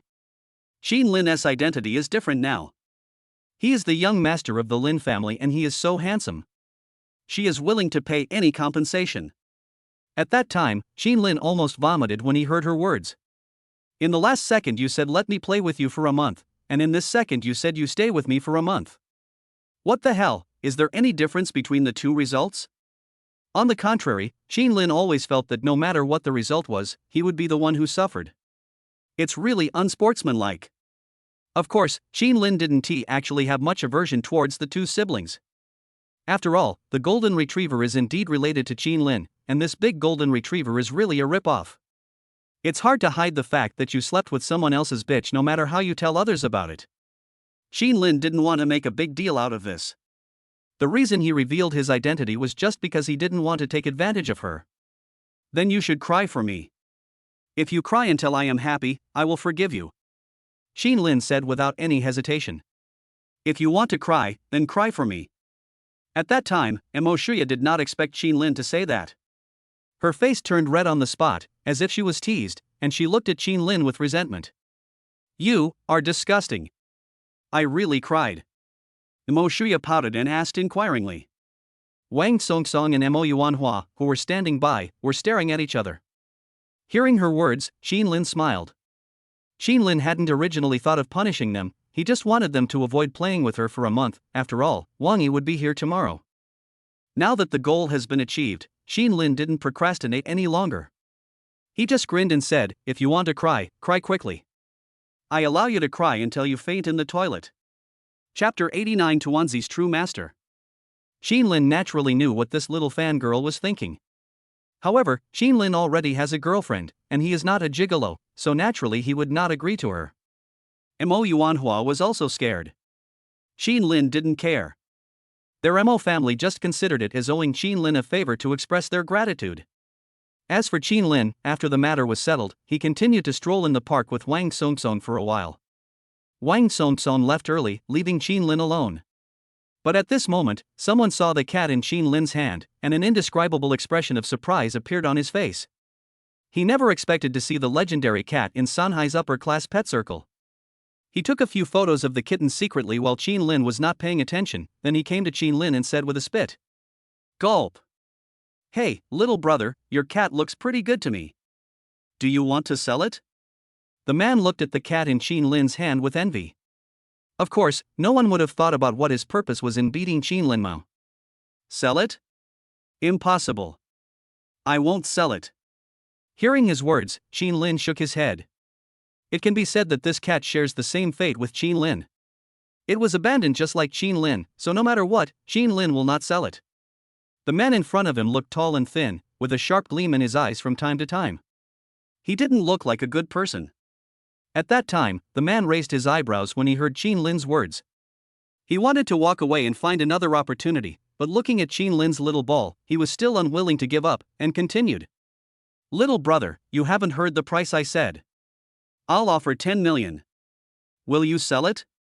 The man said decisively. It's hard to imagine spending 10 million just to buy a cat. I'm afraid even Wang Song's Alaskan or Golden Retriever are not so expensive, right? When Qin Lin heard him say this, he was stunned for a moment, feeling a little bit unbelievable. Looking at the man in front of me, he doesn't look like a rich man. At most, he is just a small coal boss. Offer 10 million to buy my cat, are you sure? Are the rich people nowadays so willful? They ask for 10 million right away. My goodness. Qin Lin was indeed a little moved at that time, and that was really the loser mentality at work. But so what, can dumplings be measured by money? If it were in the past, and a cat could be sold for 10 million, Qin Lin would definitely agree without hesitation. But now, what is 10 million to Qin Lin? Is Qin Lin the one who is short of those 10 million? Ha, you don't have to say anything more. I like this cat. This is not a question of money. No matter how much money you give me, it will be useless. Qin Lin said. Tuanzi is his first pet. No matter what Qin Lin says, he will never sell it to anyone else, even if he raises it until it dies. Don't waste your time. If you like cats, go find one yourself. Having said that, Qin Lin wanted to leave immediately. After having enough fun in the park, Qin Lin thought it was time to do some serious work. For example, in the afternoon, I went to Xiaomi Group to discuss the photolithography machine with Lei Jun. But what was surprising was that the next moment, the man grabbed Qin Lin's hand very hard. His hands were even sweaty with excitement, and he just held Qin Lin's hand wetly. His eyes were filled with excitement, and he said, Little brother, I am saving you, you know. I guess you picked up this cat. I advise you not to take responsibility for this kind of thing. I'm willing to offer 100 million. If you're willing to sell it to me, I can take over from you and bear what's next. If you don't want to, believe me, you will be in big trouble soon. The man said solemnly, without a trace of falsehood in his eyes. He looked kind of scary. However, Qin Lin found it somewhat confusing. He must be sick. It's not certain who will be unlucky. However, when Qin Lin heard that he actually offered 100 million yuan directly, he felt that he was not joking. Qin Lin seemed to feel a sense of déjà vu regarding his threat. Thinking of this, Qin Lin said directly, What do you want? Find someone to mess with me? You can try. Qin Lin said with a sneer. If it were when he was in Binhai City, Qin Lin might have needed to keep a low profile. But now, even Principal Wang has to bow and scrape to me. How can you deal with me? Looking at this man, whose net worth was estimated to be barely over 100 million, yet he was so arrogant, Qin Lin found it funny. However, after hearing Qin Lin's words, he let go of Qin Lin's hand, smiled, and said, Young man, there are some things you probably haven't heard of. To tell you the truth, it's not me who wants to mess with you, but the cat's owner. Its owner is a being that neither you nor I can afford to offend. Do you understand? If you sell it to me, it means I'm helping you in disguise.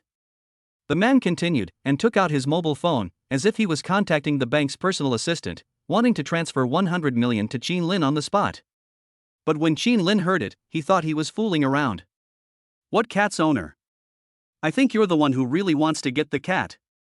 No matter who its owner is, it's mine now and I will never abandon it. Qin Lin said solemnly. Besides, even if its real owner comes, what qualifications does he have to compete with me? He abandoned the cat, and a few months later, he now wants to take it back. I ask you, does he deserve it? Qin Lin doesn't care about that.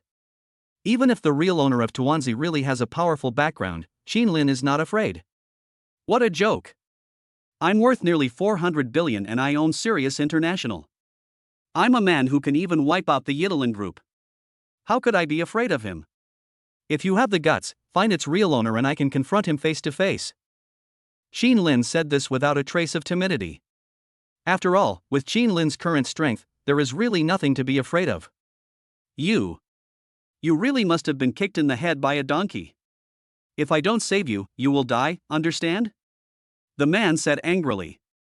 In his opinion, although Qin Lin was rich, he was nothing compared to that person.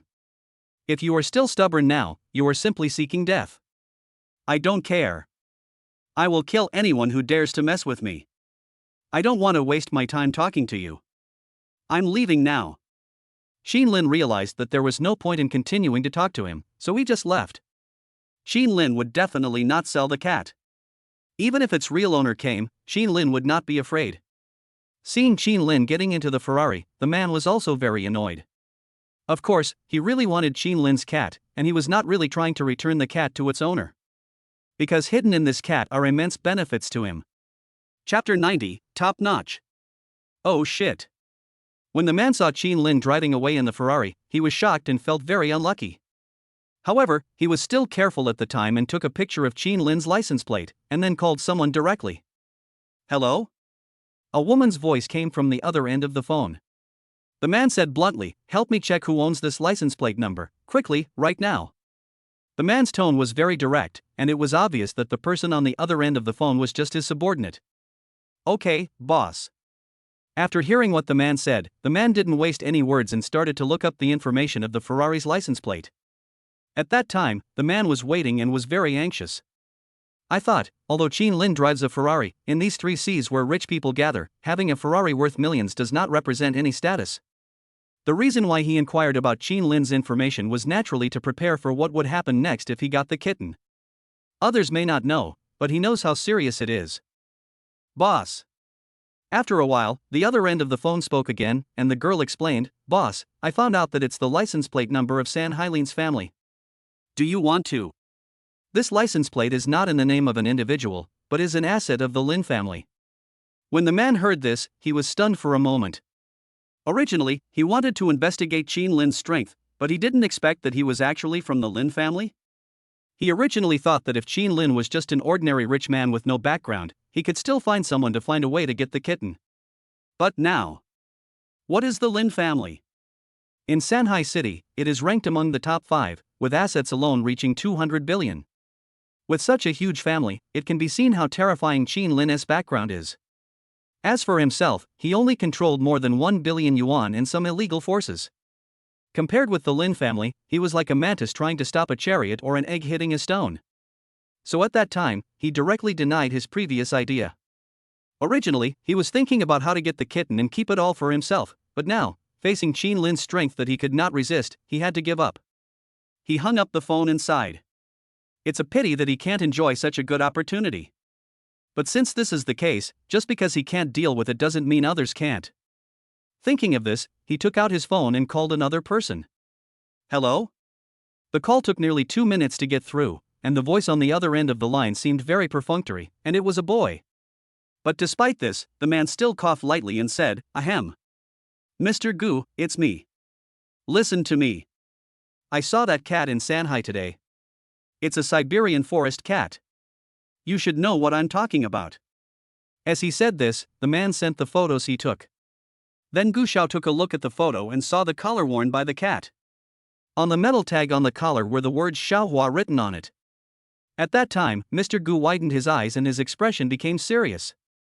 He couldn't believe that he would see the cat again. "Master Gu, you saw it, it's absolutely true. I have the specific information of its current owner." That's an opportunity for your Gu family to become a top-notch family. At this point, a smile appeared on the man's face. Although he could not enjoy the fruits of his labor alone, he did not mind selling the information to others. "What do you want?" When Gu Shao heard something else in his words, he frowned and asked. "I only want 500 million. The man said nervously and began to try to bid. 500 million is not a small amount for someone like him whose net worth is only over 1 billion. He was also very nervous at the time, hoping that Mr. Gu would agree. At that time, when he heard that he actually offered 500 million, Gu Shao remained silent for a moment. But it was only for a moment, and he nodded directly. "Okay, I have transferred the money to you, please send the message over." For Gu Shao, who was eager to find the kitten, since he could get the ready-made information by spending 500 million yuan, he was too lazy to send people to investigate. The two completed the information exchange, and soon, 500 million yuan arrived in the account, and the man was very excited. As for what happened next, he would forget it completely. On the other side, Lin felt like he had met an idiot. He returned home speechless and let the little girl out. "One ya. One ya? Xin Lin returned home and saw that the maid was not at home. He frowned and called out twice. But at this time, Wenya ran out shyly and embarrassedly. Obviously, she did not expect Xin Lin to come back at this time. She was wearing a sailor suit at the moment, the kind of JK-like clothing, with a bit of a cosplay feel. I didn't expect she had this hobby. But looking at her small flat chest and her decent looks, Xin Lin also smiled. I have to go out for a while, please help me take care of Tuanzi. Xin Lin said. Xin Lin had no other intentions towards Wenya. He released the kitten, gave her a few instructions and left. Under Wenya's care, Xin Lin was not worried about anything going wrong. Although some people might plot against Tuanzi, this is the Lin family's territory after all, and there are bodyguards patrolling around, so nothing should go wrong. Xin Lin didn't believe that there would really be someone bold enough to come and steal. If anyone dared to steal, Xin Lin would twist his hands into a knot. Wenya nodded, said nothing, and began to take care of Tuanzi. Xin Lin left the Lin family and drove his Ferrari all the way to the airport. Xiaomi Group's headquarters is in the imperial capital, so Xin Lin still has to take a flight. However, with the identity of the CEO of Junyao Aerospace and a global black card in hand, taking a plane is as easy as drinking water. When he arrived at Hongqiao Airport, Xin Lin originally wanted to charter a plane to fly there directly, but after taking a look at the timetable, he found that there was a direct flight, so Xin Lin did not bother with it. Because charter flights usually need to be booked in advance, which will take some time, and direct flights are actually about the same speed as charter flights, so Xin Lin was too lazy to go through so many procedures. I just showed my black card and booked a first-class ticket. When the global black card appeared, the service lady working on the scene was shocked on the spot. She accompanied Xin Lin directly and guided him to the plane. Holders of this global black card are top VIPs of airlines around the world. Not only can you fly for free, but you can also enjoy the best treatment. With someone leading the way, it was convenient for Xin Lin. He just followed the guide to the boarding gate, walked through the green channel reserved for VIPs, and boarded the plane. This is Xin Lin's first time sitting in a first-class cabin. It is said to be very comfortable and spacious, but I don't know if it is true. Walking along the green channel, Xin Lin grinned at those people queuing up with envious eyes. Chapter 91 First Class. Mr. Qin, this way please. The flight attendant politely pointed out the boarding location. She had a smile on her face and was very enthusiastic. Xin Lin nodded, didn't say much, and followed him into the plane and into the first-class cabin. Perhaps it was because Xin Lin arrived a little early, there were not many people on the plane. There was no one in the first-class cabin at that time. The flight attendant arranged the best seat in the first-class cabin for Xin Lin and asked, Mr. Qin, what would you like to drink? You can enjoy special services in first class, and the drinks are naturally different from those in economy class. But after hearing her words, Xin Lin didn't bother to think too much and just said, give me a glass of Sprite. Generally speaking, if you are in first class and don't open a bottle of wine, you will seem a bit low class. But it doesn't matter. Xin Lin's flight is free anyway. Although Sprite only costs a few dollars, Xin Lin can drink whatever he wants. At that time, when the flight attendant heard Xin Lin say that he only wanted a glass of Sprite, she was stunned for a moment and smiled awkwardly. Indeed, the world of the rich is really hard for people like them to imagine. After the flight attendant left, Xin Lin looked around. There is still a big difference between first class in China and first class abroad. There are no big beds here, nor any so-called private rooms. However, everyone has a very high-tech seat that can lie flat and is very comfortable. There is also a small table in the front for office use. There are 8 seats in the first-class cabin of this plane, but Xin Lin is the only one there now. Xin Lin was also lying there feeling very lonely, looking at the view of the tarmac outside the window. Mr. Qin, your Sprite. After a while, the flight attendant brought the Sprite. Xin Lin nodded and took a small sip. It takes about 2 hours to get from Shanghai to the imperial capital. There is still time, so there is no need to rush. After the flight attendant left, several other first-class passengers also boarded the plane. However, someone came to Xin Lin and frowned when he saw Xin Lin. At that time, he didn't seem to have thought that there would be other people in the first-class cabin. Xin Lin took a casual glance and found that the man looked familiar. He is none other than the one who was very popular recently, idol producer, Su Saikuan. What can he do? Singing, dancing, rap, and basketball. Xin Lin was naturally impressed by this kind of traffic star. I didn't expect to see him here. Of course, Xin Lin was not his fan, so he didn't care too much and continued looking out the window. At this time, Soo Sae-kwon seemed a little unhappy when he saw Chin-lin. He called his assistant and said, "Look, what you have done. I told you to book the whole place, book the whole place, book the first-class cabin. What's wrong with this guy? Don't you know that I still need to attend Weibo night tonight and I need to rest? I can't let outsiders disturb me? If an outsider like this comes to ask for my autograph and watches me for 2 hours, how can I rest? Will I have any privacy at all?" Soo Sae-kwon did not say anything to Chin-lin directly, but called his assistant over and gave him a scolding. Generally, when these stars go to attend some events, they either charter a plane or book a first-class seat. However, what happened today seemed to make Soo Sae-kwon somewhat unhappy. I'm sorry, Kwon, I was wrong. I don't know what's going on.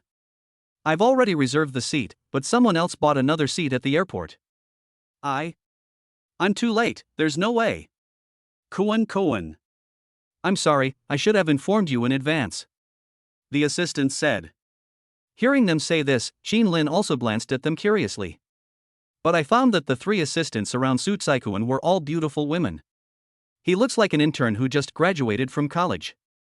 It is really hard to imagine that someone with absolutely no experience would work as an assistant to a star, the female assistant said with great apology. Next to them was a male agent, and there were 5 people in total. What's the point of apologizing? Just go and solve it. At that time, Soo Sae-kwon was not polite at all. He directly ordered these beautiful assistants around. He turned around and pointed in Chin-lin's direction. The assistant who had just been scolded felt very uncomfortable at the time, but after receiving instructions from Soo Sae-kwon, she still gritted her teeth and came to Chin-lin. I'm sorry, sir. We have booked this first-class cabin. I'm sorry. I can compensate you for the loss caused to you. Please change to the next flight. The girl said this without daring to look up at Chin-lin, and directly took out about 5,000 yuan from her own pocket. These 5,000 yuan are the price of a first-class ticket from Shanghai to the capital.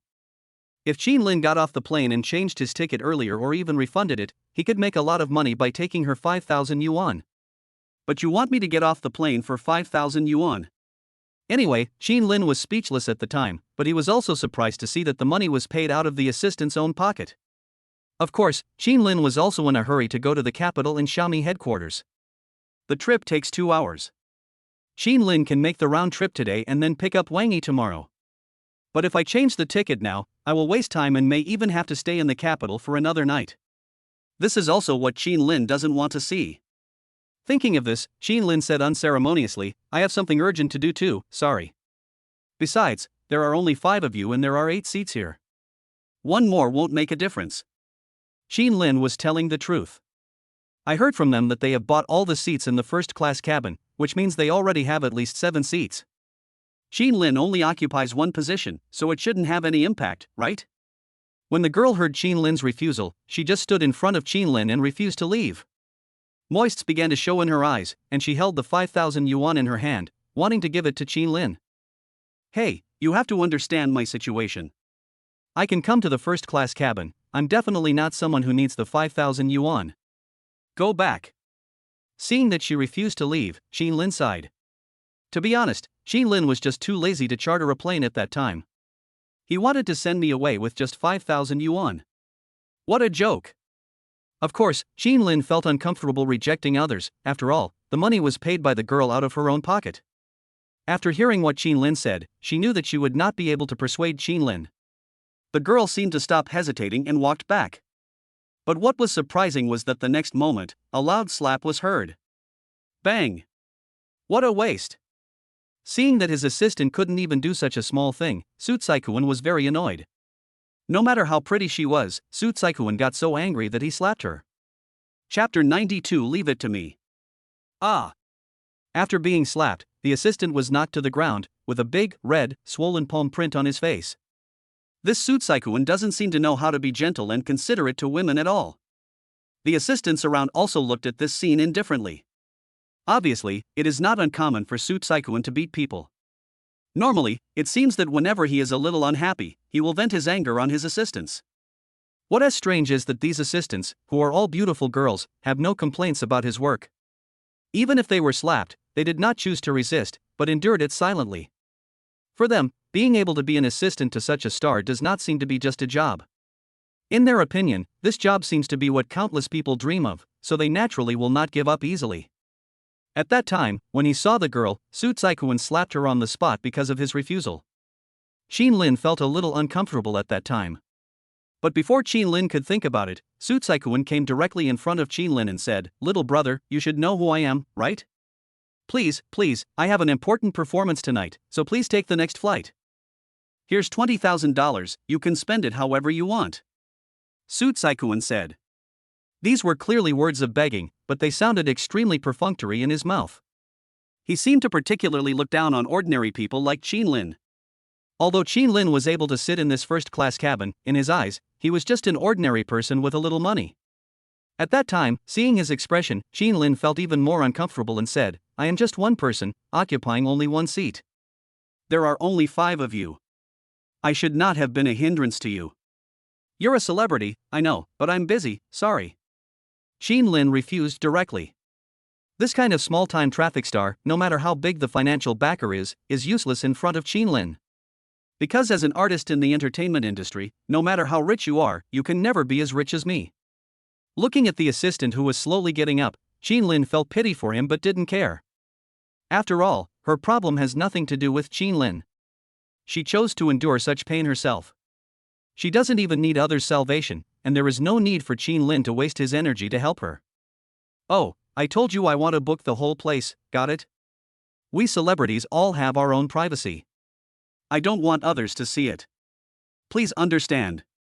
Su Tsaikuan said. His words were polite but his tone was very impatient. He wanted to kick Qin Lin off the plane, and it wasn't just a privacy issue. Qin Lin's presence has prevented him from doing many things on the plane. Especially things that cannot be seen by outsiders. When Qin Lin heard his words, he was also a little puzzled. These people are two-faced. They speak politely but have a very bad attitude in their hearts. Qin Lin doesn't know how they are made. Although he looked like he wanted to eat someone, his words were slow and well chosen. At that time, Qin Lin felt quite disgusting. "Hey, you want to kick me off the plane? 2 men and 3 women, are you planning to do something shameful on the plane? Otherwise, there are so many places here, why would they bother with a passerby like me?" Qin Lin said speechlessly. "There are so many seats here, and they are very spacious. They don't affect each other at all. What good would it do you to kick me off the plane? Besides, I don't even have to pay for my flight, so giving me 20,000 yuan is nothing."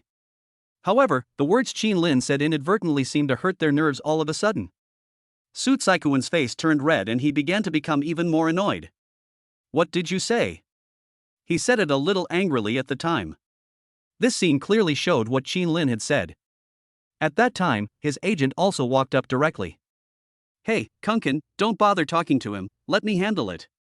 The agent noticed that Su Tsaikuan was out of control, so he came up, pulled Su Tsaikuan away, and then talked to Qin Lin. "My friend, please give me some face. The reason you were able to buy this seat is purely due to a loophole in the airport system, you know. Besides, what is your status and what is our status? If we start to argue about it, you, an ordinary person, will suffer a lot. We are being polite right now. Take the money and leave quickly. Otherwise, I will ask the staff here to ask you to leave later. Do you understand?" The agent straightened his collar and said with disdain. He seemed to look down on ordinary people like Qin Lin. So at that time he was just giving orders and didn't give Qin Lin any right to choose. Bang! At that time, Qin Lin slapped him in the face. This slap was for the tone of his voice. What qualifications does a lackey like this have to talk to Qin Lin like this? Qin Lin has been very polite by being tolerant. Qin Lin didn't expect that these guys would cause trouble again and again. Naturally, he couldn't tolerate it. "No matter who you are just a small agent, how dare you talk to me like this? I was originally very happy today, but you guys insisted on sending me away, right? Well, no matter who is the financial backer behind you, I ask you to get out now." Qin Lin said this, no longer being polite. "This is Hongqiao Airport, the headquarters of Junyao Airlines. As the boss here, is it reasonable for me to be kicked off the plane? There are still 10 minutes before takeoff." Qin Lin doesn't mind sending them all off to save himself the trouble. "You." I didn't expect Qin Lin to be so powerful. The agent was swollen in the face and his face was full of anger. Fuck you, you dare to hit my Uncle Jean? Seeing that Qin Lin actually beat his agent, Su Tsaikuan became furious again. No matter what he said today, Qin Lin must give an explanation. Why? But at this time, the agent stopped him again, defending Su Tsaikuan's image, and then sneered, saying, "Boy, you won't cry until you see the coffin, right? You are in big trouble." The man had a gloomy expression on his face, and he immediately called the flight attendant on the plane and said, "Where is your person in charge? Help me get this guy off the plane." Although Qin Lin had just said that he wanted to drive them away, he didn't care. Qin Lin is just a small figure, but they are big stars, and even the airline has to give them face. You want to drive us away? Are you kidding me? On the contrary, they can not only drive Qin Lin away, but also make him pay the price. Why, sir? The flight attendant was a little confused. It was the first time such a thing had happened. Why? We have already booked the first-class cabin, but you still sold the tickets to others. This is a loophole in your airport system. Chapter 93 Qin Lin's Identity. Get rid of them quickly. Otherwise, if you delay our time, we will investigate and you will be in trouble. The agent said solemnly, in a very impolite tone. At this time, the flight attendant looked at Qin Lin and then at Su Tsaikuan. She didn't know Qin Lin, but she recognized Su Tsaikuan. Because of Su Tsaikuan's presence, she realized the seriousness of the matter at that time and quickly ran to call for help. After all, for such a popular star, if their airline really made a mistake, it would be difficult to be held accountable. Please wait a moment. The flight attendant said this and quickly ran to call for help. And the person she called happened to be the flight attendant who led Qin Lin. Now Jia, they said there was a loophole in the system. They should have chartered a plane this time, but there was an extra passerby on this flight. They want us to chase that passerby away. Sister Meow, what do you think we should do? Generally speaking, in this situation, if it is really a system loophole, they will definitely ask Qin Lin to get off the plane according to the principle of minority obeying the majority. But Miao Jia was cautious at the time and asked, "What are the identities of those you are talking about?" The flight attendant was not sure, but she knew that there was a black card user on this flight. She absolutely cannot offend such a top VIP. The other person is Su Tsaikuan, the popular celebrity who has been very popular recently. The flight attendant explained as the two of them just happened to come in front of Su Tsaikuan and the others. Kid, just wait. Not only will I kick you off the plane, but once I find out your identity, your job and career will all be ruined. I'm telling you. The agent smiled grimly at that time. He was slapped hard by Qin Lin, so he couldn't let go of the slap so easily. It was at this time that the flight attendant arrived and saw the 5 people including Su Tsaikuan confronting Qin Lin. Miao Jia knew what was happening at that time. "Gentlemen, what do you need?" At that time, although she knew the cause and effect of the matter, Miao Jia still said something politely. "I say, where is your person in charge? Get this person out right away. Isn't what I said clear enough?" Seeing that there was another flight attendant, the agent said impatiently. But at that time, when she heard his words, Miao Jia's face darkened, and she said unceremoniously, "I'm sorry, sir. First of all, you only bought 7 seats on this flight, so there is no such thing as a system loophole. Secondly, this person is a global black card user, a top VIP user of our global United Airlines. You are not qualified to kick him out." This time, the flight attendant changed her previous attitude. No matter what kind of crappy star this person was, she was not polite at all. At that time, when they heard that Qin Lin actually held a global black card, they were also stunned. Anyone who possesses a black card is definitely not an ordinary person. At that time, not only the agent, but even the girls following behind them couldn't help but look at Qin Lin. This was the first time they had seen such a mysterious existence. But at this time, Su Tsaikuan on the side laughed and said, "Isn't it just a black card user? I have one too." As he spoke, Su Tsaikuan directly showed his airline black card, which instantly attracted everyone's attention again. These girls didn't expect that their Koan also has a black card? Not only that, I, Su Tsaikuan, and my Sanhai Blue Shadow Group have at least tens of billions of assets. How can he compare with me? Don't blame me for not reminding you if your airline doesn't handle this matter. You can't bear this responsibility, Su Tsaikuan said with a sneer. Their Blue Shadow Group is no joke. The reason why Su Tsaikuan became so popular was inseparable from the huge capital of the financial backers behind him. If the people from the airlines and the flight attendants dare to disobey him today, he doesn't mind using his connections to fire them all. However, when Miao Jia saw the black card in Su Saikuan's hand, she couldn't help but smile. But, Mr. Su, the black card in your hand is a China Guangfa Bank co-branded airline black card. to put it bluntly, it's a credit card given to you by the bank. And Mr. Chin's black card, there are no more than 20 of them in the world. It is the top black card jointly issued by the World Aviation Group. How do you compare to him? There are only a few famous airlines in the world, and every boss holds one.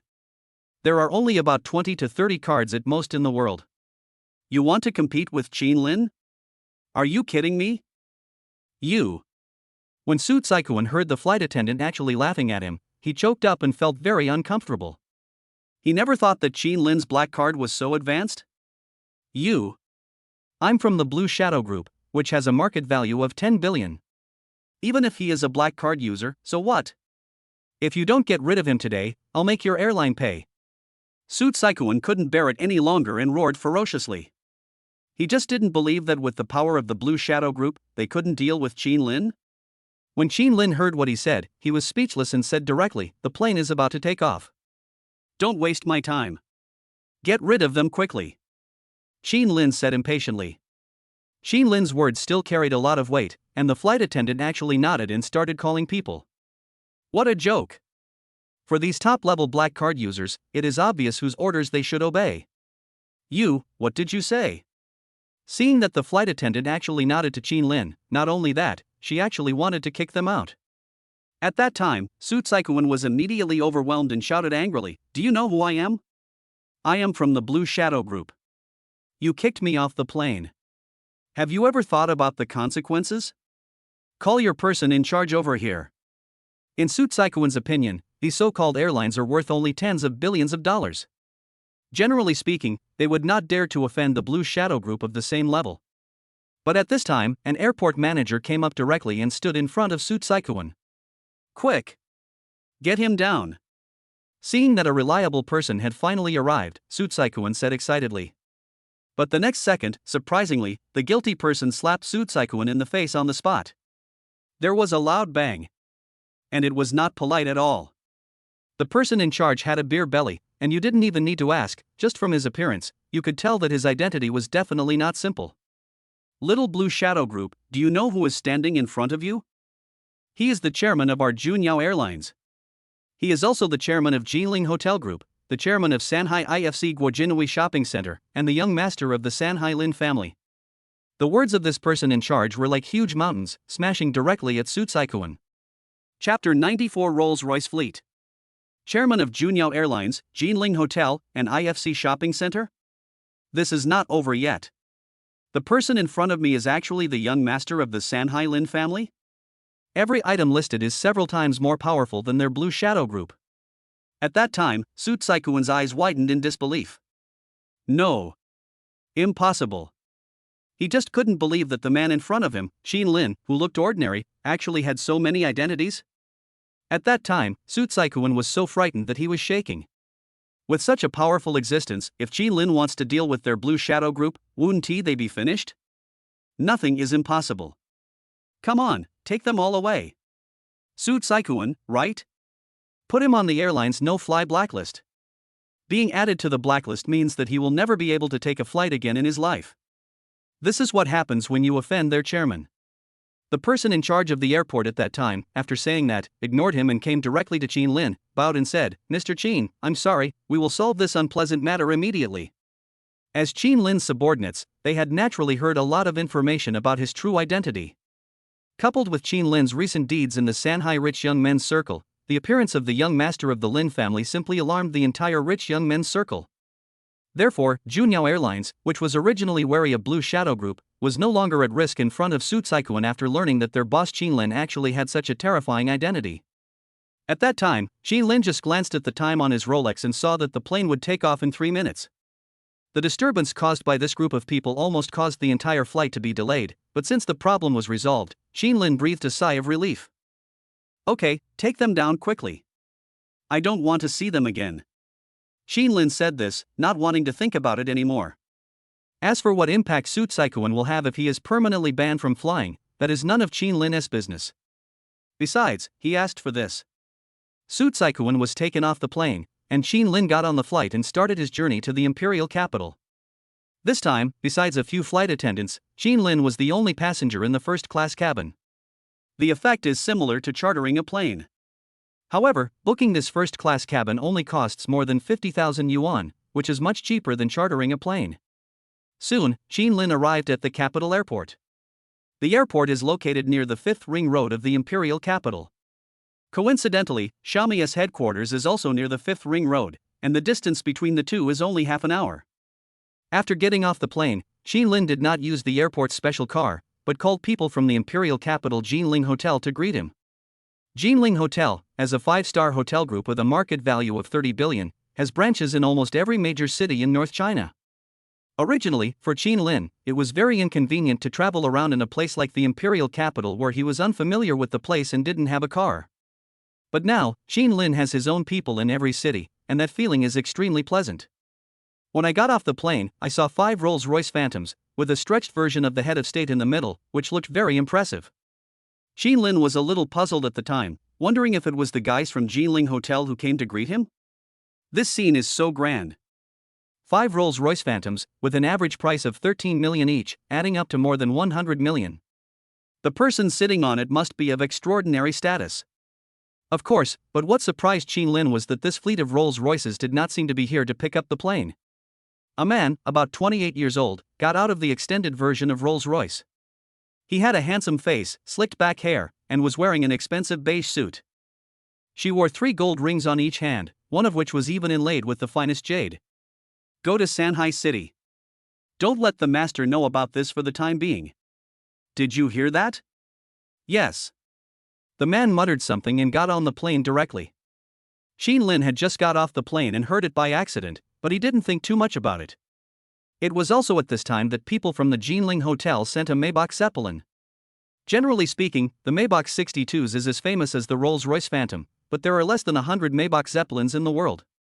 Although its price is comparable to that of a Rolls-Royce Fantasy, its significance far exceeds that of an ordinary Rolls-Royce because it is a limited edition, and there are only a few of them in China.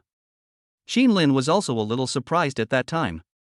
Although there was only one plain Zeppelin and it was not as impressive as the fleet of Rolls-Royces just now, Qin Lin still reluctantly accepted it. No matter what, Qin Lin just wanted to find a means of transportation, there was no need for any fuss. Boss Qin. When the bodyguard saw Qin Lin for the first time, he opened the back door for him and bowed. Qin Lin nodded, got in the car, and started heading to Xiaomi headquarters. Because Lei Jun is a very special existence in the technology world, Xiaomi's headquarters has also become a check-in destination for many technology enthusiasts. Qin Lin quickly arrived in front of the headquarters building. Looking at the symbolic Xiaomi logo, Qin Lin smiled. At this time, a person came to Qin Lin.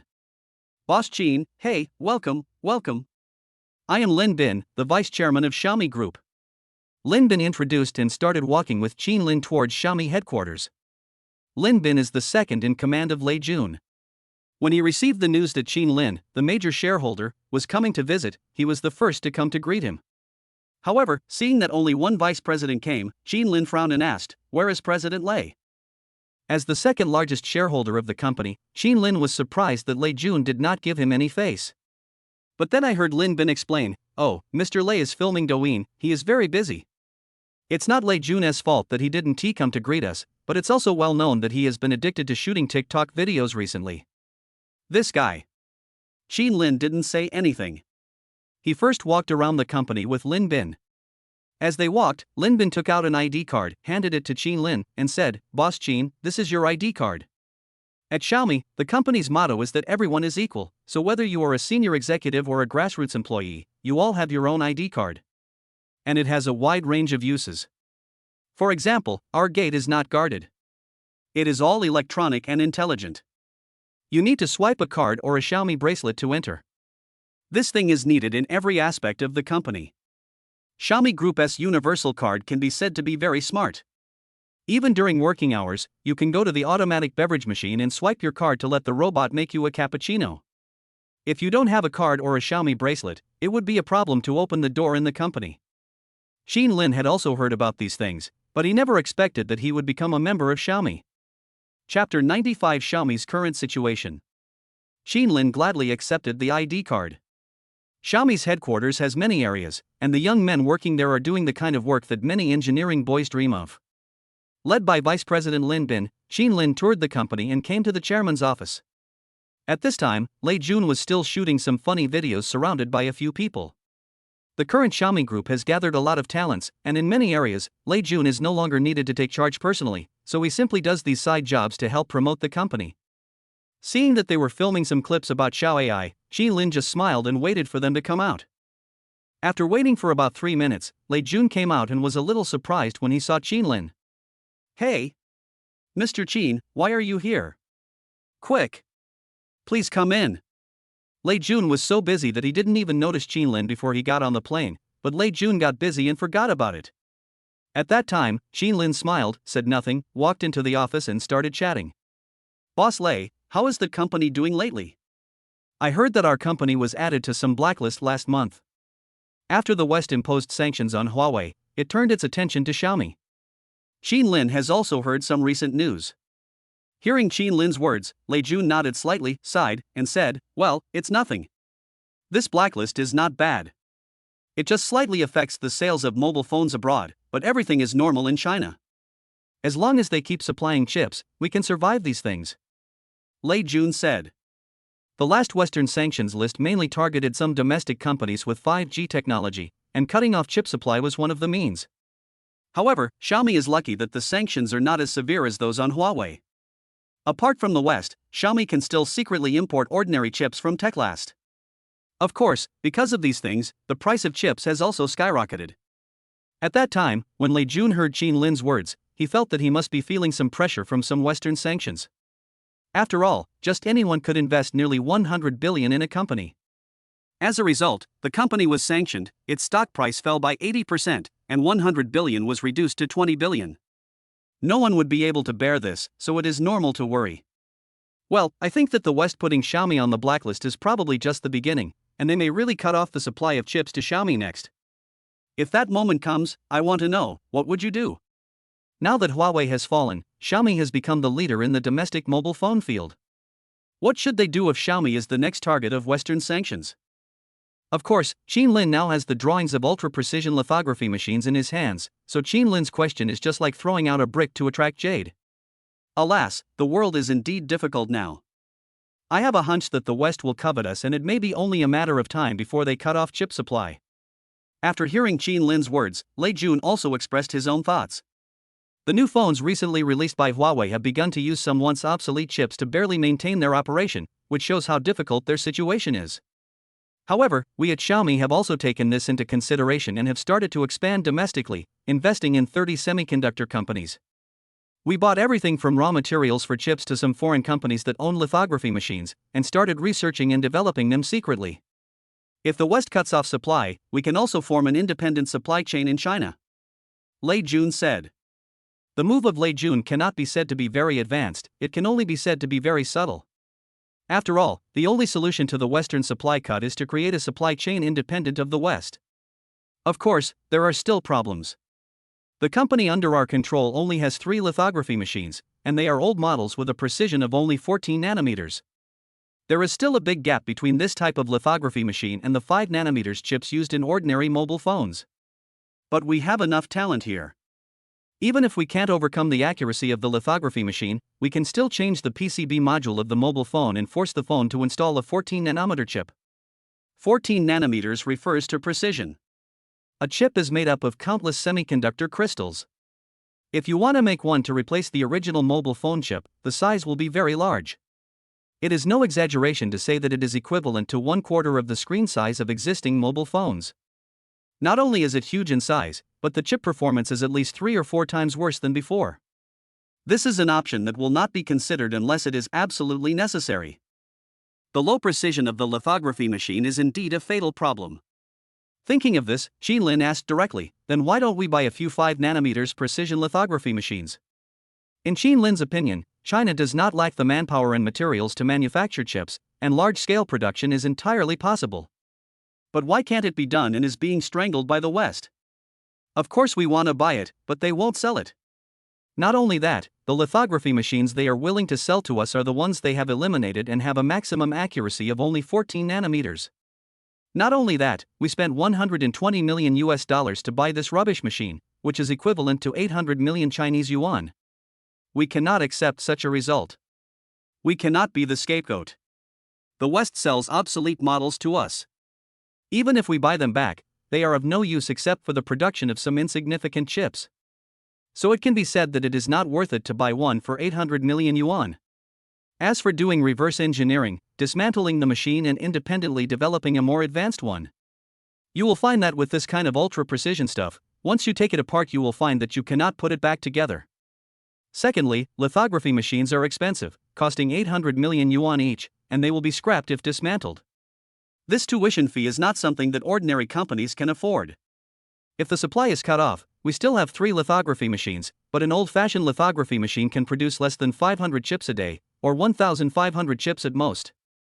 We produce and sell 1,500 Xiaomi phones a day, each costing 2,000 yuan, so we only make 3 million yuan a day, or 1 billion yuan a year. This is definitely a huge impact on us. Lei Jun went on to explain. However, Qin Lin was a little curious after hearing his words, and asked, "So, how much is our annual turnover in the smartphone business now?" Hearing Qin Lin's question, Lei Jun did not hesitate and said directly, "Last year, 152.2 billion, 146 million units were sold." With an annual turnover of 150 billion, Xiaomi phones are still pretty good. However, once the supply was cut off, Xiaomi's sales volume dropped directly to 1 billion yuan a year, which is a 100-fold drop. For such a large group as Xiaomi, this can be said to be a fatal blow. Chapter 96 Lei Zong is risking his life. In comparison, we can foresee how difficult Huawei's current situation is. That would really be a situation where a chip is more expensive than a mobile phone. The mobile phone market has grown rapidly recently, and the speed of updates and replacements is so fast that once the chip supply is cut off, there is no doubt that it will be directly restored to its original state. Of course, Xiaomi's situation is not bad. As a large group with assets reaching 400 billion, it not only sells mobile phones, but also develops some smart homes. Xiaomi's price-performance ratio is quite good compared to similar products. If we are really subject to international sanctions, we can still develop with the help of our layout in other fields. That's true, but Mr. Lei, those 3 lithography machines alone are definitely not enough. Do you have any other solutions? Qin Lin continued. Now Xiaomi Group has become a unicorn in the domestic mobile phone industry. In time, if Huawei falls, Xiaomi will become the leader. When the time comes, the West's heavy blow will not be groundless. However, after hearing what Qin Lin said, Lei Jun shook his head and said, "There is no other way. Apart from independent research and development, we can only stockpile chips in large quantities. Now that chip prices have skyrocketed, we have to buy them." In Lei Jun's opinion, the research and development progress is slow, and there is no other way except to stockpile more chips. Stockpiling chips does not mean buying tens or hundreds of thousands at a time. According to the sales volume of Xiaomi mobile phones last year, 146 million units were sold in a year. In order to maintain the stable development of Xiaomi in the next few years, it is reasonable to purchase hundreds of millions of chips at a time. Now that chip prices have risen, domestic mobile phone manufacturers are buying them like crazy. The West is really making a fortune behind the scenes. Occasionally, some companies are added to the sanctions list just to scare you and force you to stock up in large quantities. It really feels bad to have someone strangle you. Even Xiaomi, the second largest mobile phone manufacturer in China, cannot solve the problems of chips and lithography machines, which shows how important the technology involved is. However, after hearing what he said, Qin Lin simply said, "As the second largest manufacturer, Xiaomi has now been added to the foreign sales blacklist, and it may only be a matter of time before the chip supply is cut off." Boss Lei, I have a method. Do you dare to try it? As the second largest shareholder of the company, Qin Lin owns half of the company. So it is natural for Qin Lin to give Xiaomi advice at this moment. Oh? Mr. Qin, please go ahead. Hearing Qin Lin's idea, Lei Jun also listened attentively. Then, Qin Lin took out some lithography machine drawings, handed them to everyone and said, "My people have obtained some cutting-edge lithography machine drawings overseas. Here, let's take a gamble and make this latest lithography machine." Qin Lin thought that it was time to use the resources of Xiaomi Group to develop the lithography machine. As for why we say it is a gamble, it is because Qin Lin, once the West knows that we are researching the latest lithography machine, we will definitely be subject to crazy sanctions from them. If it is successfully produced, not only Xiaomi, but all manufacturers in China will be able to hold their heads high and no longer be constrained by the West. The end result is that Xiaomi will suffer a severe blow from the West, so I asked Mr. Lei if he is willing to give it a try. At that time, Qin Lin took out 1/6 of the drawings, intending to see if anyone in the group could understand it and find a way to figure it out. If they succeed in their research, Qin Lin will give them the subsequent drawings. After all, the drawings of this ultra-precision lithography machine are of great significance. If Qin Lin leaks them too early, it may not be a good thing. As for why Qin Lin said that the drawings were obtained from overseas. Firstly, Qin Lin also wanted to increase credibility and make them believe it. Secondly, it can conceal the existence of the system. Otherwise, why would Qin Lin take out these drawings that surpassed the world level for no reason? This would be impossible to explain to them. Lei Jun took the drawing, his eyes filled with shock. When he heard that the drawings were actually obtained from overseas by Qin Lin, he was shocked. Because such super advanced drawings are simply impossible for ordinary research institutions to disclose to outsiders. Qin Lin not only had it, but also got it. It can be seen that Qin Lin's background is really not simple, even Lei Jun can't see through it. He took a look at the drawing and found that it could be interpreted. But after all, his major was not manufacturing, so he could only see the basics. Of course, when he saw what was described on the drawing, he could sense that this was definitely the real lithography machine drawing. Sure. Xiaomi is sanctioned anyway, so I will die anyway. I will manufacture the lithography machine even if I have to risk everything. Lei Jun said excitedly at that time. The lithography machine is not only of great significance to a technology company, but also to the entire country. So even if he can no longer make Xiaomi mobile phones, he still wants to develop the lithography machine. Only by doing it can we ensure the survival of the domestic market. Otherwise, if Huawei and Xiaomi collapse, the remaining manufacturers will be suppressed, and then Apple will be the only dominant player. As a big country, China cannot even produce its own mobile phone. It is really a disgrace to the country. Well, I'll leave this to you. If you can figure out some tricks, I'll get the blueprints to you one by one. Hearing that Lei Jun was willing to give it a try, Qin Lin had nothing to say and immediately made up his mind.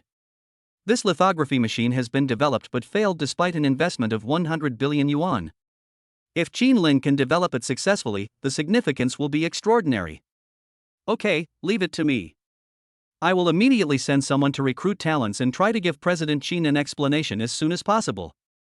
Lei Jun said this and started to arrange to set up a special R&D department within Xiaomi Group. All the big names in technology gathered together, and at the same time, they also recruited top talents in lithography machines from the society. They chatted for a long time until it got dark.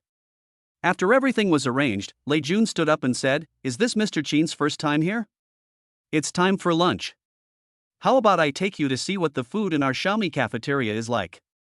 Lei Jun smiled and said he seemed to be very impressed with his company's cafeteria. As a top company, Xiaomi Canteen is also well known. If you want to keep your employees' hearts, you must first keep their stomachs. Mr. Lei has put a lot of effort into diet. It is said online that the configuration of Xiaomi Canteen is quite extraordinary, and Qin Lin happened to go and try it out today. Okay, then I have to thank Mr. Lei for the hospitality. Qin Lin smiled and started to follow Lei Jun and the others to Xiaomi Canteen. Chapter 97 Not Tasty.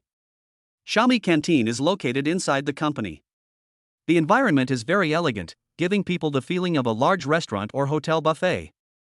There were all kinds of delicacies from all over the world. Qin Lin was very greedy when he passed by several windows. Boss Lei. Boss Lei? When passersby saw Lei Jun coming to the cafeteria, they greeted him enthusiastically. Lei Jun also responded politely. It seems that in the hearts of employees, Lei Jun's status is very high and respectable. Of course, it was normal that no one knew Qin Lin because it was his first time here. Qin Lin didn't say anything, but a few attentive little girls said hello to Qin Lin, leader. The dinner was simple. Qin Lin took a few simple dishes and returned to his seat. Perhaps Qin Lin will slowly get used to eating with a big shot like Lei Jun in the future. The layout of Xiaomi Canteen is really good, and the food is also well cooked. It seems that they are prepared by senior chefs like those in a hotel, and each dish is very exquisite. After all, it is a big company and is located within the fifth ring of the imperial capital, so there is no reason to cut corners on ingredients, and every dish must be of high quality.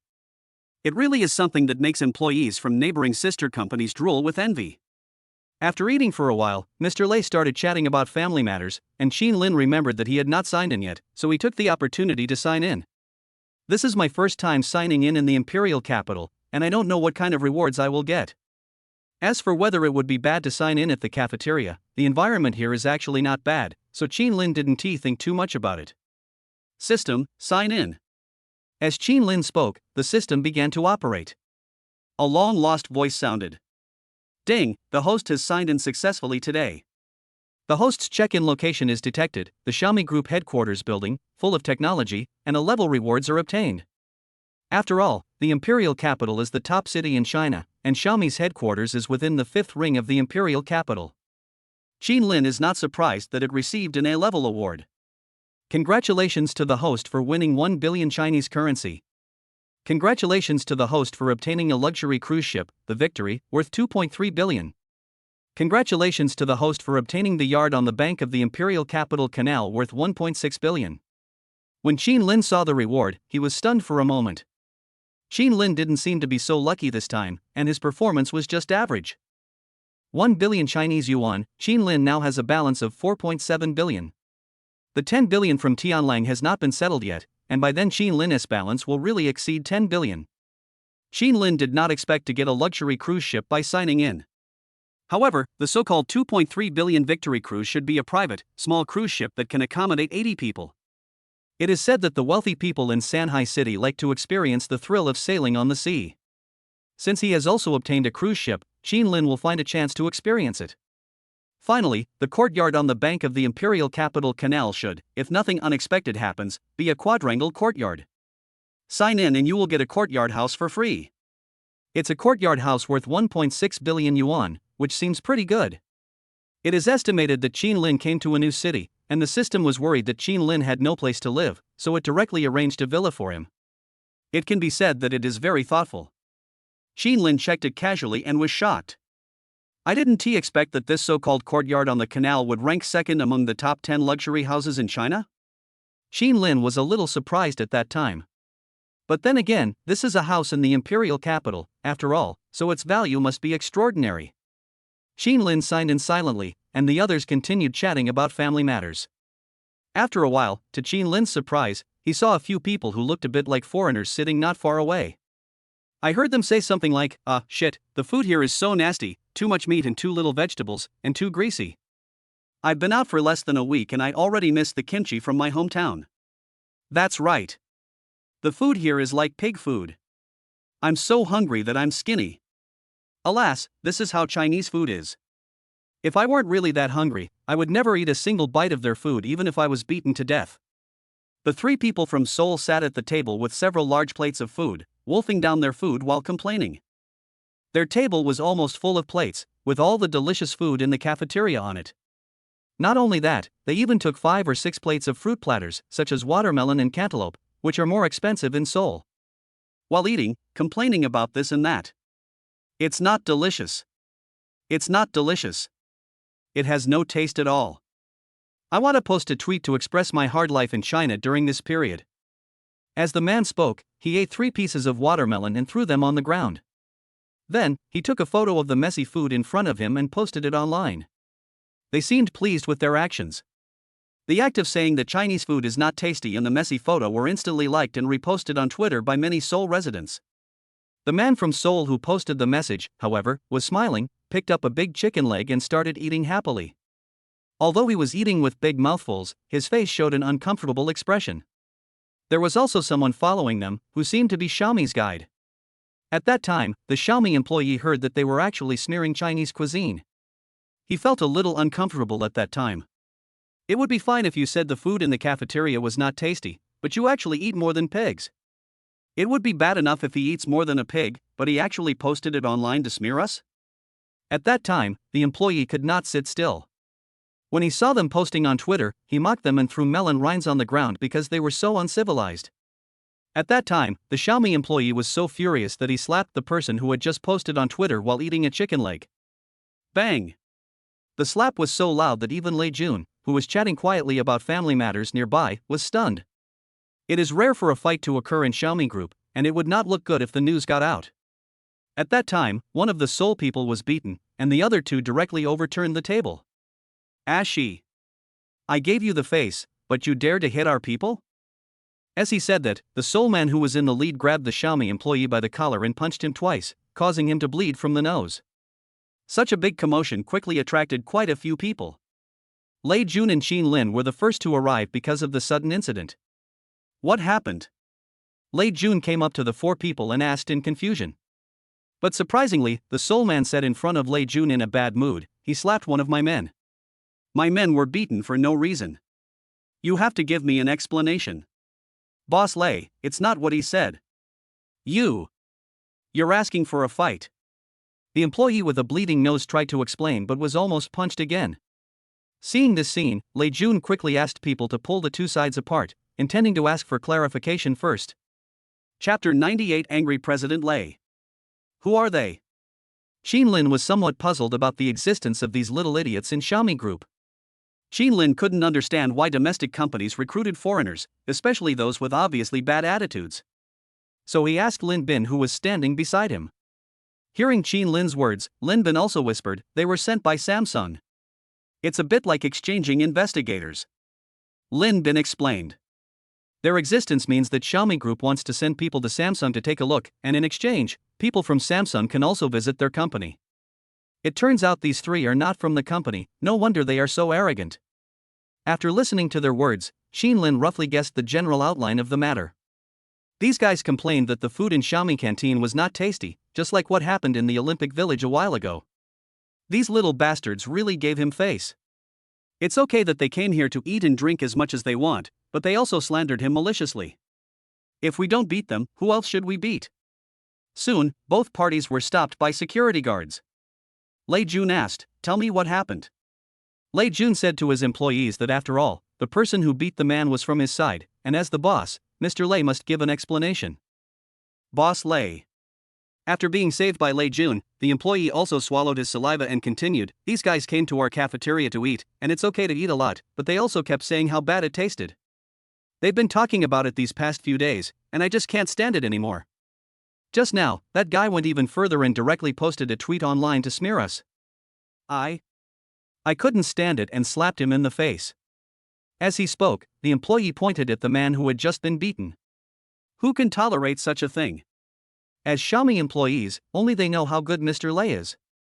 In order to allow employees to work with peace of mind, Mr. Lei has decorated the cafeteria to the level of a 5-star hotel. They not only said it was bad, but even posted it online. Who can stand that? Not to mention Xiaomi employees, as a Chinese, he felt at the time that this was simply a prejudice against their mainland cuisine. So when he saw them smearing him, he got so angry that he slapped them in the face. However, at this time, the Seoul man being mentioned looked innocent, as if he had suffered some serious harm. When their leader heard what the Xiaomi employee said, he sneered and said nonchalantly, what's the big deal? I also think the food here is not tasty. We are just complaining about the food. It's just a way for us to vent. It's our own choice. We have the right to complain, right, Mr. Lei? Besides, we are just giving you some suggestions. Do we bother you? I just think that your cafeteria should improve the food. Don't eat so greasy food every day. Eat more kimchi. As he spoke, the little Shiba who was leading the group even started pointing fingers in front of everyone. He directly stood on the moral high ground and started to complain wildly in front of everyone. After all, they are not Xiaomi employees, and they have the support of Samsung Group behind them, so they are not afraid at all.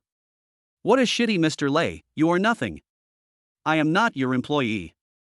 You have no right to interfere with what I say. Everyone from Xiaomi who was present at the time, including Lei Jun, turned pale when they heard what he said, and they didn't know what to say. Indeed, it is their freedom to complain. Can we really shut their mouths? However, Xin Lin felt very unhappy when he saw the smug look on the face of the Seoul man who was taking the lead at that time. You're just here for a visit. How dare you be so arrogant in front of us bosses? I'm afraid even if the CEO of Samsung came, he wouldn't dare to be so blatant, right? Listening to their unscrupulous sneering, Xin Lin couldn't stand it anymore and slapped him again. Bang! With a loud bang, Qin Lin used great force to slap him to the ground. This sudden scene scared everyone. The employees present, seeing the young man next to Lei Jun, began to speculate about Qin Lin's identity. "Ah, you!" The sole man who was beaten was stunned at the time. He covered his face and didn't know what to say. He didn't expect that even after he said that, he would still be beaten. "What qualifications do you have? What right do you have to hit me? Am I bothering you in any way? Boss Lei, your men beat me up. If you don't give me an explanation today, I will post it online and let you suffer." The sole man who was beaten at that time got up and roared, saying that he would make Qin Lin pay no matter what. They are employees of Samsung and are from Seoul. If something like this happened in China and it were to be spread back home, it would definitely cause a tsunami-like sensation. They represent all the people in Seoul. If they are beaten, who in the country can bear it? However, to his surprise, when Lei Jun heard his words, his face darkened, and he went up to him and slapped him in the face again, just like Qin Lin did. Bang! This time, the chairman of the group personally beat someone up, and everyone around was stunned. "This is the first time I've seen President Lei get so angry that he hit someone. We have no right to hit you, but I'm not happy with you and want to slap you. Is that not okay? Come on, all the executives present, go up and give him a slap."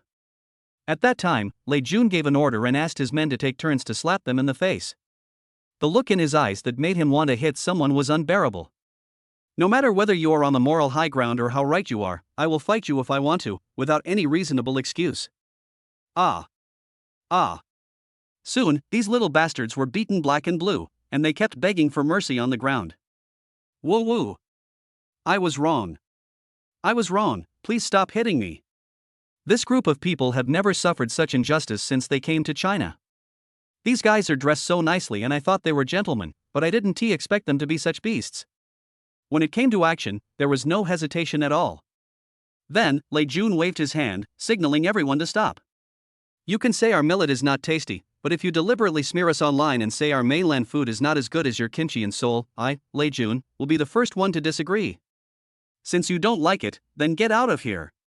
Lei Jun had nothing to say. Since the fight had already started, he had to get things done and just blast them out. "Since you don't like it here, then go back and enjoy eating your kimchi." Qin Lin, who was standing aside, originally wanted to say something, but seeing that Lei Jun was so brave and finished all his lines, Qin Lin had no choice but to smile. Chapter 99 Throw It Out.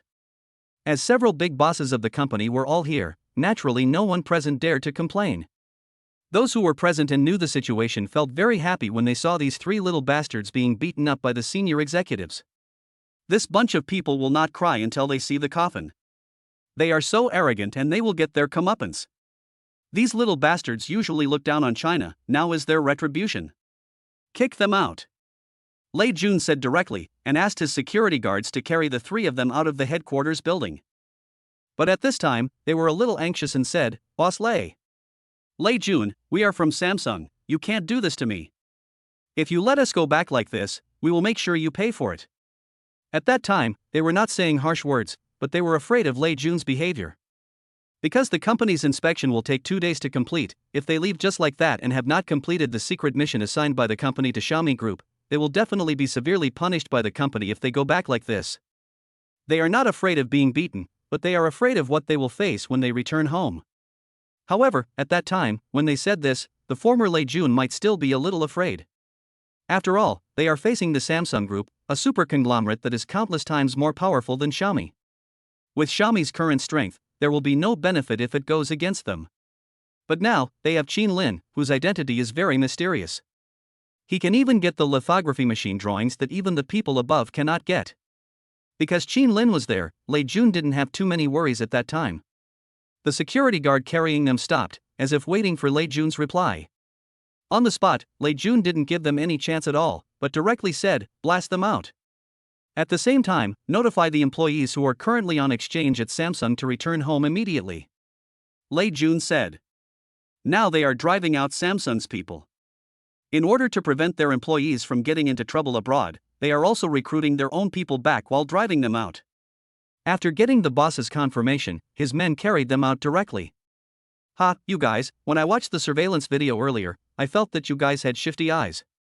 Could it be that you came to our company to do something bad? While carrying them out, a security captain laughed in their ears.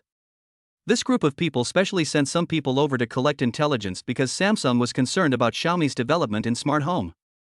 All of this cannot escape their eyes. However, considering that Xiaomi's people were also learning from Samsung's experience, their plan was not exposed. Although China was not the first country to develop smart home, Xiaomi has done the most perfect work in this field. Furniture is connected to the internet, and you can start any home appliance by just calling Xiao AI. Such technology can be said to be very advanced and leads the trend of the times. Samsung naturally took this opportunity to send people over to steal some intelligence. However, at that time, the three people from Seoul couldn't help but shudder when they heard the security guard say those words with a smirk. Of course, if they were caught stealing, they would naturally not admit it. Besides, they hadn't actually succeeded in stealing the property and now they were kicked out. They refused to admit the crime of theft. Ashabeo, shut up. You bunch of reckless Chinese, when we return to Samsung, we will make sure you guys are in trouble. They are already in a miserable situation now, and these people are still making sarcastic remarks, the leader said unhappily. It's really fucked up to go through these things in China. Thinking that they didn't finish the watermelon and didn't enjoy the cantaloupe to their heart's content, they felt that they had lost hundreds of millions. After all, these things are very expensive in Seoul, and they can only eat them once in a long time. Unexpectedly, the next second, several security guards heard them and threw them to the ground like sacks, and then closed the door of the headquarters. You dare to talk nonsense while being carried on my back? I'll throw you to death. It was no joke for a person weighing dozens of kilograms to fall to the ground. They couldn't help but cry out in pain. After the matter was resolved, Lin returned to the chairman's office. But at this time, a person who looked like a reporter was standing at the door of the office. She had a sign hanging on her body that read Forbes Working Group. Aren't those the people on the Forbes rich list? What are they doing here? Mr. Lei, can you accept our random interview? The girl said. They were conducting these interviews because, apparently, a new rich list was going to be released soon, and they wanted to interview some random rich people and ask them about any quotes that were on the list or something like that. At that time, Lin felt uninterested and wanted to leave, but Lei Jun tried to persuade him to leave, saying, "Hey, Mr. Qin, do you have a place to stay in the capital? How about I arrange it for you?" Today I heard that Lin came from Shanghai, but now he is leaving. As the boss of the company, I naturally have to take better care of Lin, the major shareholder. Their Xiaomi group does have some real estate in the imperial capital. If Lin doesn't mind, it can be arranged. However, hearing his good intentions to keep him, Lin smiled, waved his hand and said, "No need, I have something important to do tomorrow, so I won't stay. I plan to go back to Shanghai overnight." Although Lin has acquired a top-notch luxury house in the imperial capital, considering that Wang Yi will arrive tomorrow, Lin has no plans to spend the night in the imperial capital. It's still early now and we can still make it back to Shanghai. That's fine. Lei Jun nodded and didn't try to persuade him to stay. To him, Lin's identity was very mysterious and his background was unimaginable. Since Lin had his own arrangements, he didn't need to think about it so much. Lei Jun began to accept the interview, while Lin Bin sent Lin out of the company. The imperial capital is huge, but unfortunately Lin hasn't had the chance to wander around. After getting on the Maybach Zeppelin, Lin quickly arrived at the airport and transferred back to Shanghai City. Because Yitalin's issue was resolved, the Lin family did not have too much control over Lin.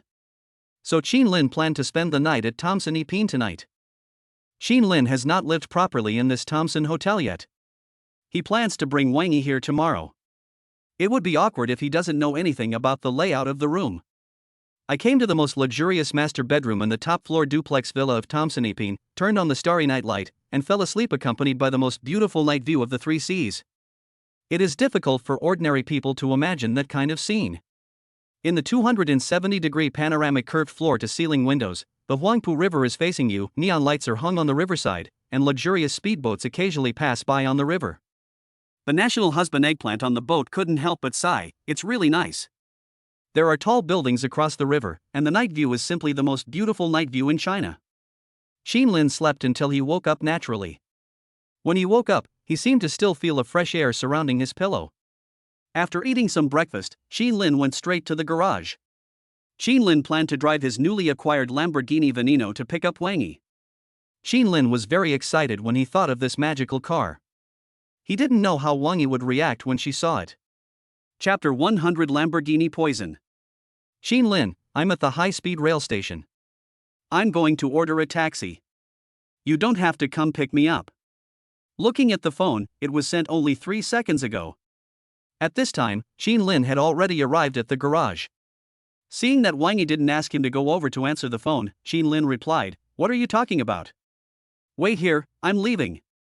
How could Qin Lin let his girlfriend take a taxi? It would be a shame to take a taxi instead of riding in this top-of-the-line Lamborghini Venezia after such a hard-earned visit to Shanghai. However, what surprised Qin Lin was that the other party had not replied to the message for a long time. I guess he just got off the high-speed train and is walking, so he has no time to look at his phone. Qin Lin was not idle either. He went down to the basement and saw the one-of-a-kind Lamborghini Veneno in one of his exclusive parking spaces. There are many top-of-the-line sports cars in the basement of Thompson 1. For example, Pagani, Bugatti, Porsche, and even Rolls-Royce Cullinan. When Qin Lin went down, just passing by felt like he was watching a car show. Almost all the rare luxury cars in the world are displayed here. Of course, in the basement, apart from the 24-hour lighting, there are very few passers-by. In this top wealthy area, this kind of garage cannot be open to the public at all. The only people who can visit here, apart from servants and drivers, are the rich themselves. In order to show off their financial strength, these wealthy people really put their top-of-the-line sports cars in the most conspicuous position to make people envious. Rich people like to do these things that make people compare with each other, and they even enjoy it. Looking at the various sports cars worth tens or even hundreds of millions all over the ground, Qin Lin didn't say anything and went straight to his Lamborghini Veneno. The price of this Lamborghini Veneno seems to have increased recently, from the original 80 million to the current 130 million. Sometimes, Qin Lin really doesn't understand the domestic market. It's obviously just a broken car, so what is the point of selling it at such a high price? Looking at the very cool sports car in front of him, Qin Lin sighed, took out the car keys, and after 2 beeps, he got in. That baby-like touch is so pleasant. Qin Lin started the engine, and saw the flowing lights in the car began to flow, which was very cool. Really, it's so flashy that Qin Lin feels annoyed just looking at it. Qin Lin turned on the navigation, and at this moment, Wang Yi sent a message, "Oh, you are already on the way. Okay, I'll wait for you." Originally Wang Yi was afraid of trouble, but seeing that Qin Lin had already left, she didn't say anything. Seeing this, Qin Lin smiled and didn't explain too much. He drove directly to the train station. Shanghai Railway Station is very close to the city center, and for Qin Lin, it only takes 5 minutes. So Qin Lin expected that when Wang Yi walked out of the station, he would be able to pick her up. There is a special passage in the basement. Qin Lin drove the Lamborghini Veneno directly, and drove out of the ground after the gates opened. In Thompson 1, luxury cars are common. However, when Qin Lin's Lamborghini Veneno appeared, it still caused quite a stir. The security guard at the door couldn't help but stick his head out. Fuck. It's Boss Qin. This is awesome. Boss Qin, you are my idol. The person standing guard today was the young man who took a photo with Qin Lin that day. When he saw that the person sitting in the Lamborghini Veneno was Qin Lin, his mood was extremely turbulent. Originally, Qin Lin was very enviable for being able to live in such a top-notch apartment and drive a Neiman Marcus. I didn't expect that Boss Qin actually has the legendary Lamborghini Venom. By the way, there are only a few of these cars in the world, right? At that time, the young man's eyes, when he looked at Qin Lin, were sparkling like stars. At this time, Qin Lin looked at his little fan's shocked expression and smiled. There is no way. In Qin Lin's basement, besides the Ferrari, there is only this Lamborghini. Low profile? That really means our strength does not allow it. Qin Lin nodded slightly to him. Such honest and simple people are rare in this society. With a happy mood, Qin Lin drove away into the distance. The Lamborghini Veneno, driving slowly in the city, was the focus of the whole scene. Shanghai is one of the top metropolises in the country, and the feeling of being the center of attention makes Qin Lin very comfortable. Of course, Qin Lin didn't care about all that and drove straight to the train station. Wang Yi gave a location and Qin Lin arrived quickly. Not far away, I saw a fresh and innocent girl, standing in front of the platform, waiting for something. That person was Wang Yi, whom Qin Lin missed. Perhaps it was because the Lamborghini had a relatively low chassis, but when Qin Lin looked at her, he felt that she was quite tall and very pretty. Because they were about the same height, Qin Lin had never looked at her from this perspective. Now it seems that she really has a curvy figure, which is the type Qin Lin likes. Qin Lin wanted to drive up directly, but at the spot where Wang Yi was waiting, a black car actually drove in and occupied the spot where Qin Lin wanted to park. "Hey beauty. Want a taxi? We are official, absolutely official, come on up. Come, I'll help you with your luggage." As he spoke, a middle-aged man with a wretched look actually got out of the car and wanted to help Wang Yi carry the suitcase and put it in his trunk. There are these soliciting customers in almost every city, so it's nothing strange. However, some of those who solicit passengers are not from the taxi companies, nor are they contracted drivers of Didi. Although they are all for soliciting passengers, it is really dangerous if you get on a black car that is not protected by any platform. Especially for pretty girls, even if they don't take a taxi, calling a regular Didi on the taxi app is better than taking an illegal taxi. Seeing Wang Yi's innocent appearance and coming to such a big city alone, the black car driver couldn't help but feel agitated. "No thanks, my boyfriend will be here to pick me up soon." Seeing that he actually wanted to take his luggage, Wang Yi took a few steps back and kept a distance from him. She had promised Qin Lin, so no matter what, she would not get into anyone else's car. But at this time, the wretched man felt that Wang Yi was just shirking responsibility, so he continued to move forward and said, "It's okay, I'll definitely be cheap." Old drivers know that the road in Shanghai is not easy to travel, with many twists and turns. Little girl, if you don't have an acquaintance to lead you, you won't know how others will cheat you. In Shanghai, taxi fares are not cheap. If you encounter a traffic jam, it is no joke to spend 1 or 200 yuan just to pass a traffic light. If someone wants to kill you in this strange city, you will really feel helpless and unable to express your pain. "No, I really have someone to answer the phone. Please find someone else." Chapter 101 Pretend, Keep Pretending. Wang Yi protected her luggage. When she encountered this kind of forced solicitation, Wang Yi felt really uncomfortable and was looking forward to Qin Lin's arrival as soon as possible. But what was surprising was that after hearing this, the black car driver, for some reason, became a little annoyed and went straight up to grab Wang Yi's luggage. He thought that as long as he could get his hands on Wang Yi's luggage and use it as a threat, there would be no reason for her to disobey him. For them, such shameless tactics as snatching luggage seemed to be commonplace. But at this time, a taxi driver nearby saw it and leaned out to yell, "Hey!" The girl said someone picked her up. "Why are you trying to steal her luggage? There are so many of us watching. Believe it or not, I will call the police to arrest you." The local taxi drivers are very unhappy with this kind of illegal taxis. Although we know that these illegal taxis often cause trouble in the local area and specifically target outsiders, they still continue to do so despite repeated bans. After all, near the train station, everyone parks their car and waits for people, so it is really impossible to control these illegal taxis. Hiss. However, when the black car driver heard someone meddling in other people's business, he became a little annoyed. "I said, it's none of your business. Just drive your taxi and don't meddle in other people's business. Do you understand?" As he spoke, the man flexed his arm muscles and showed off the tattoos on his hands. "I didn't realize that he looks thin, but I didn't expect he has quite a lot of muscles." The ferocious tattoo showed that he was not an ordinary person. Seeing this, the kind taxi driver was afraid of causing trouble and stopped talking. You can call the police to arrest this kind of person, but if you go against him and he simply smashes your car window and runs away, that's really not worth it. At that time, Wang Yi was also frightened when he saw the momentum of the black car driver. It was obvious that the man in front of him was definitely not a decent driver. If he got into his car, the consequences would be unimaginable. Wang Yi often sees in the news that there are illegal taxi drivers who specifically give drinks to female passengers, which contain some kind of drug.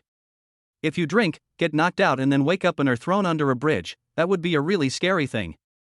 So at this moment, Wang Yi didn't dare to get close no matter what. "Bring your luggage here, I'll take you home, hurry up." This time, the black car driver seemed to think that Wang Yi was easy to bully, so he was not polite and gave orders directly.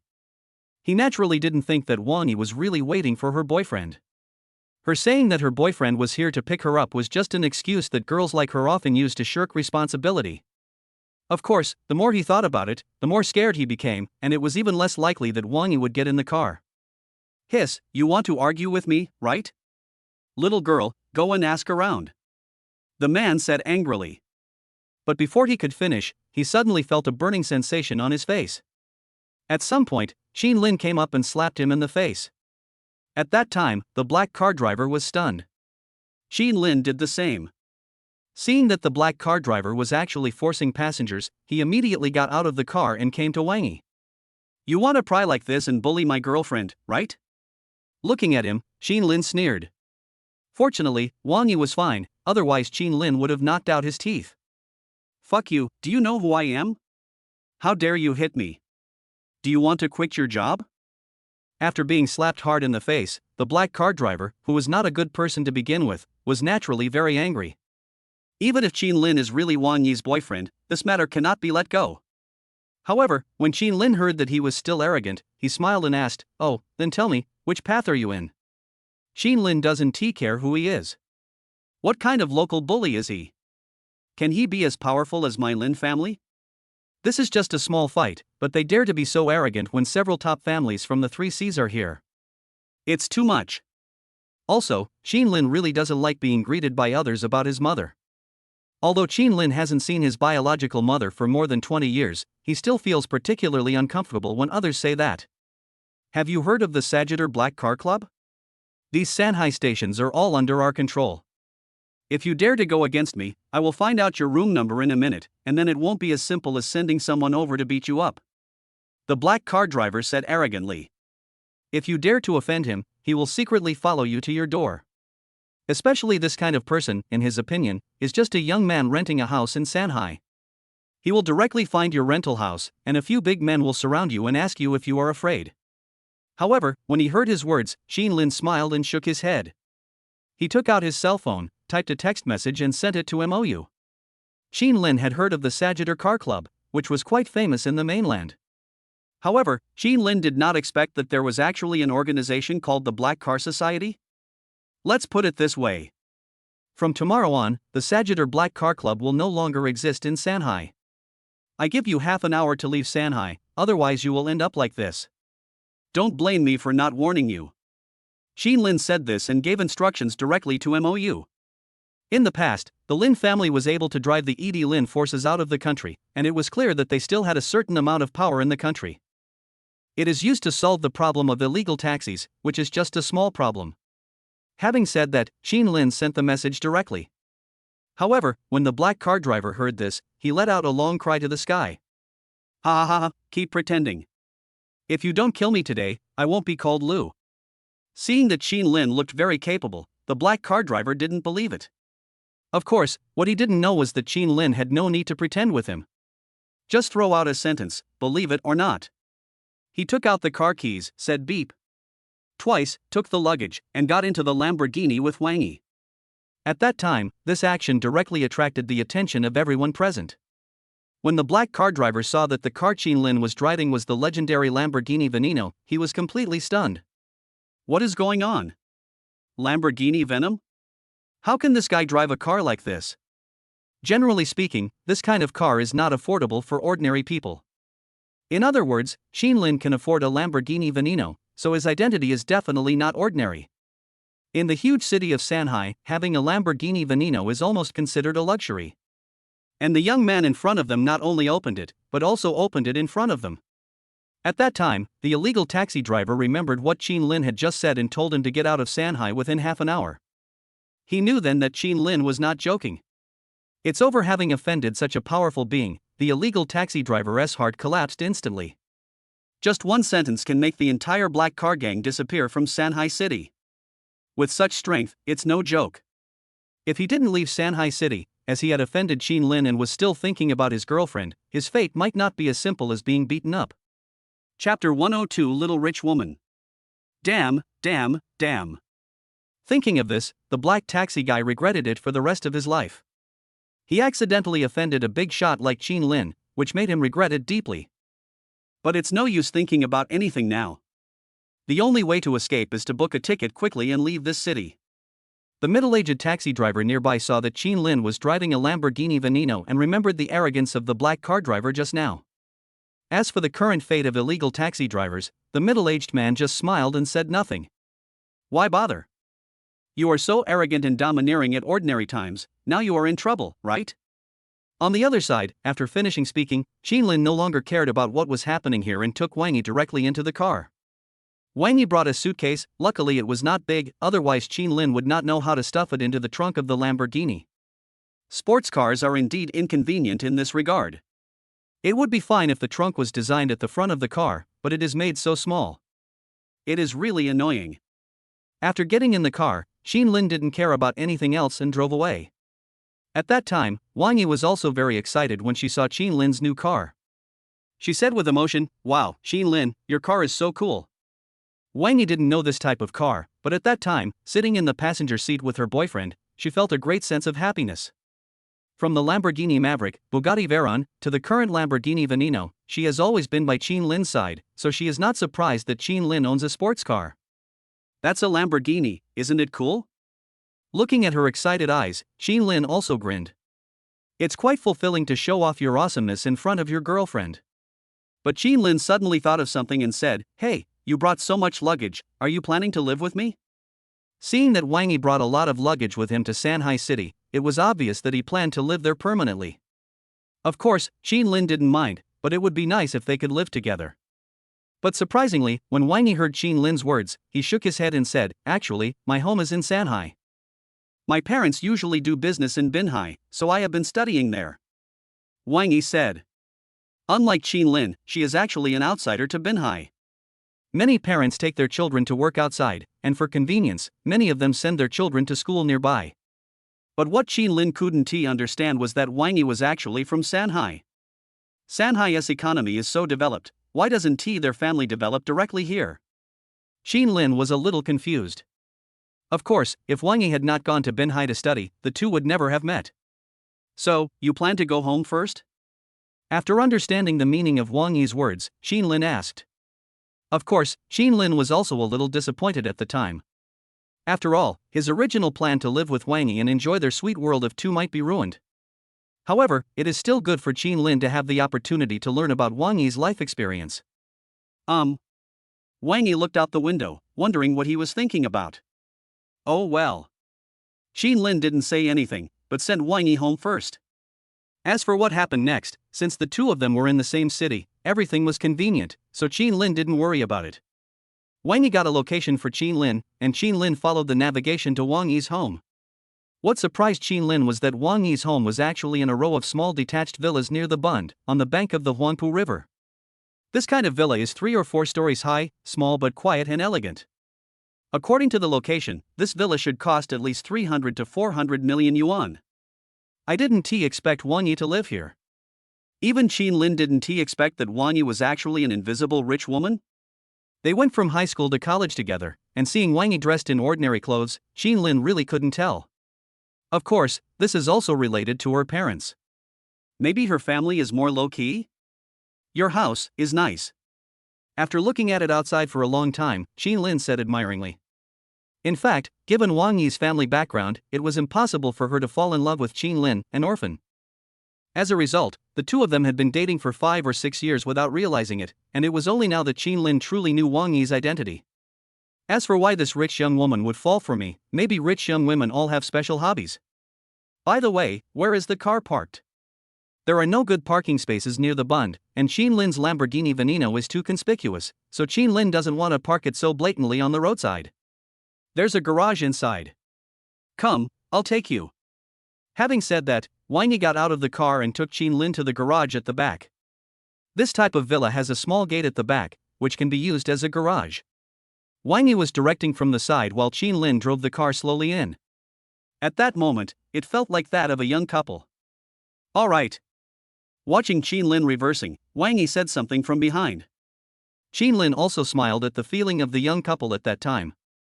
After stopping the car, Lin opened the trunk, took out the luggage, and walked into the villa with her. By the way, are your parents home? Suddenly I thought of a very critical question.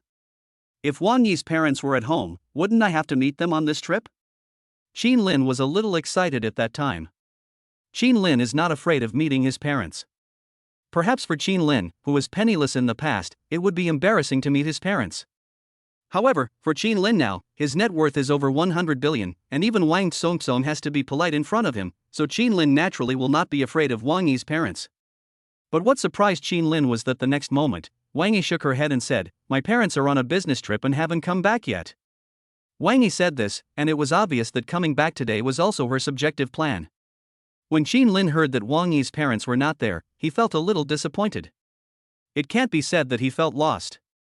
Considering that Wang Yi's parents were not around, Qin Lin felt a sense of secret happiness despite his loss. After all, if Wang Yi's parents were at home, many things would be difficult for the two of them to do. Entering the villa, although Wang Yi's house is not located in the most luxurious area of Shanghai, the decoration is very nice. Of course, relatively speaking, compared to most luxury homes, it can only be said to be mediocre. The hall is very spacious. When you enter the door, the living room is on the left, and there is a staircase leading to the upstairs in front. The hall was very spacious. Qin Lin brought his luggage in and asked, "Where should I put it?" Qin Lin didn't know much about Wang Yi's home, so he asked anyway. At this time, Wang Yi was not too afraid because Qin Lin was already her boyfriend. After thinking for a moment, she said, "Let's go to my room." Chapter 103. Is this intentional? At that time, Wang Yi thought that she would just go home and throw her luggage aside. But considering that I was at home, I just packed my luggage in one go. In this way, Wang Yi began to take Qin Lin up the stairs and came to her boudoir.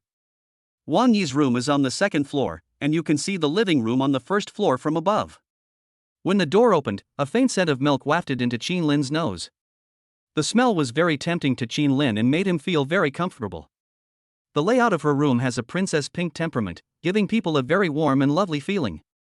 Qin Lin couldn't believe it at the time. Looking at the dolls on the bedside, Qin Lin jokingly said to her, "Childish." Yes, her room is like a child's. At that time, when Wang Yi heard Qin Lin's words, she pouted and said nothing. He brought Qin Lin into the room, opened the suitcase, and started putting clothes into the closet. Wang Yi doesn't have many clothes, basically just the ones she wears at school. But she does have a lot of clothes in her wardrobe, and many of them are international brands. Those famous brands seem to be bought by her parents, but for some reason, she didn't seem to like wearing those clothes. "These clothes are nice, why don't I usually see you wearing them?" Qin Lin also felt strange at the time, seeing that those clothes were almost spotless, just like brand new. But Wang Yi said sincerely at the time, "There are not many rich people in Binhai class. I don't want to dress too different. Besides, you were quite poor at the time. If I dressed too well, I was afraid you would be even more afraid to look at me." Wang Yi said with a chuckle at that time. In that era, no one had much, so if you dressed too well, you would really attract attention. However, after hearing Wang Yi's reasons, Qin Lin found it funny. "What do you mean? Because I'm poor, I don't want to dress too nicely. This girl seems to be too attentive." Of course, the sad thing is that Qin Lin didn't even realize at that time that there was someone who cared about him silently by his side. If Qin Lin had known this earlier, there might have been a different outcome. Of course, it is not too late for them to achieve success now. After sorting out clothes for a while, Wang Yi wanted to put the suitcase on top of the wardrobe. Qin Lin was afraid of danger, so he said, "Let me do it, it's too high." But to Qin Lin's surprise, Wang Yi actually refused and said, "No need, I usually do it, it's okay." As he spoke, Wang Yi fetched a stool, climbed up on tiptoe, and put the suitcase on top of the closet. She took off her shoes, revealing her slender feet, which looked very classy. Qin Lin was afraid that she would fall, so he protected her from behind. "Be careful," Qin Lin said as he helped her hold the stool. However, when she heard Qin Lin's words, her body trembled. She turned around to listen to what Qin Lin wanted to say, but she didn't expect that as soon as she put the luggage on, her body suddenly became unstable, her feet slipped and she fell directly from it. Ah! At that time, Wang Yi screamed and turned over to avoid injury. At that time, seeing this scene, Qin Lin frowned and wanted to hug her. Who would have thought that the next moment, although Qin Lin hugged her, because of his unstable center of gravity, Qin Lin fell backwards with her. Fortunately, there was a soft big bed behind them, and they fell into each other tenderly. At that time, the two people were very close, their hearts were almost touching each other. At this moment, the two people were facing each other, and each other's breathing was almost clearly visible. At that time, Wang Yi felt Qin Lin's embrace and looked at the face so close to her. She couldn't help but blush and felt shy and a little at a loss. At that time, Qin Lin was stunned for a moment, being pressed down by her dozens of kilograms. Qin Lin smiled and said teasingly, "Okay, Wang Yi, you did it on purpose, you want to take advantage of me, right?" Qin Lin's words broke the ambiguity and awkwardness at the time. Seeing Qin Lin's evil smile, Wang Yi snorted and said, "No. No, I did it on purpose. No, I was careless. Hate." At that time, Wang Yi shyly hit Qin Lin's chest. For a virgin girl, Wang Yi had never been in such close contact with a man, so she was of course a little embarrassed at the time. However, the feeling of collision made her heart beat fast towards Qin Lin. For the relationship between men and women, that kind of unknown fantasy emerges. Qin Lin didn't move either. He just lay there and watched what she wanted to do. At that time, when she looked at Qin Lin's face, which looked as if he had left his life to fate, Wang Yi still wanted to laugh. Of course, such a coincidence was simply a divine intervention from God, and the two of them would naturally not miss it. At that time, Wang Yi smiled wickedly, pursed his lips, and wanted to do something to Qin Lin. Then, their lips moved closer and closer until they finally touched each other. However, just as Qin Lin was about to reach out and do something, there was a sudden noise outside the door.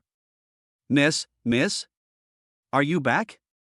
I heard an anxious voice coming from downstairs, followed by the sound of someone coming upstairs.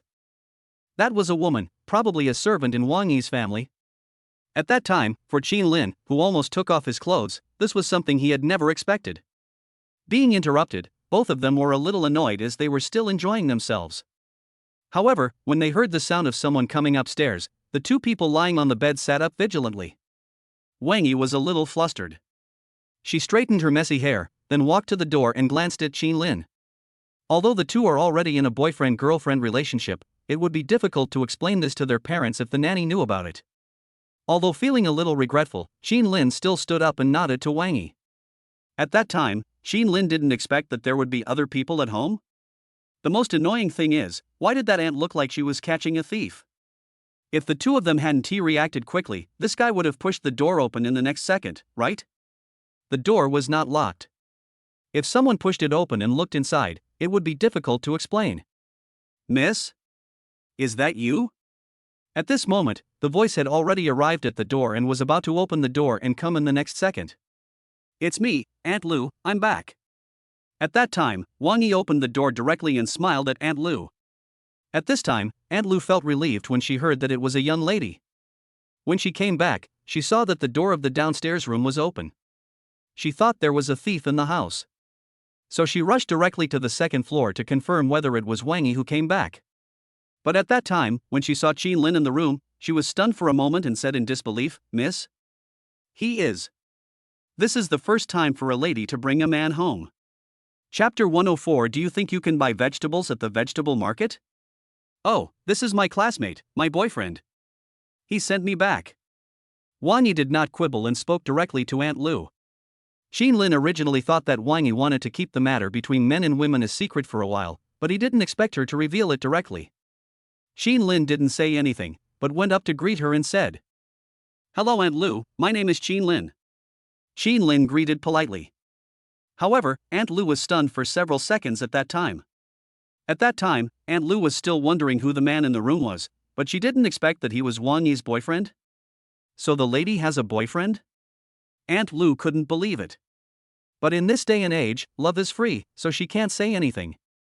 After hearing Wang Yi's explanation, she also dispelled her doubts about Qin Lin.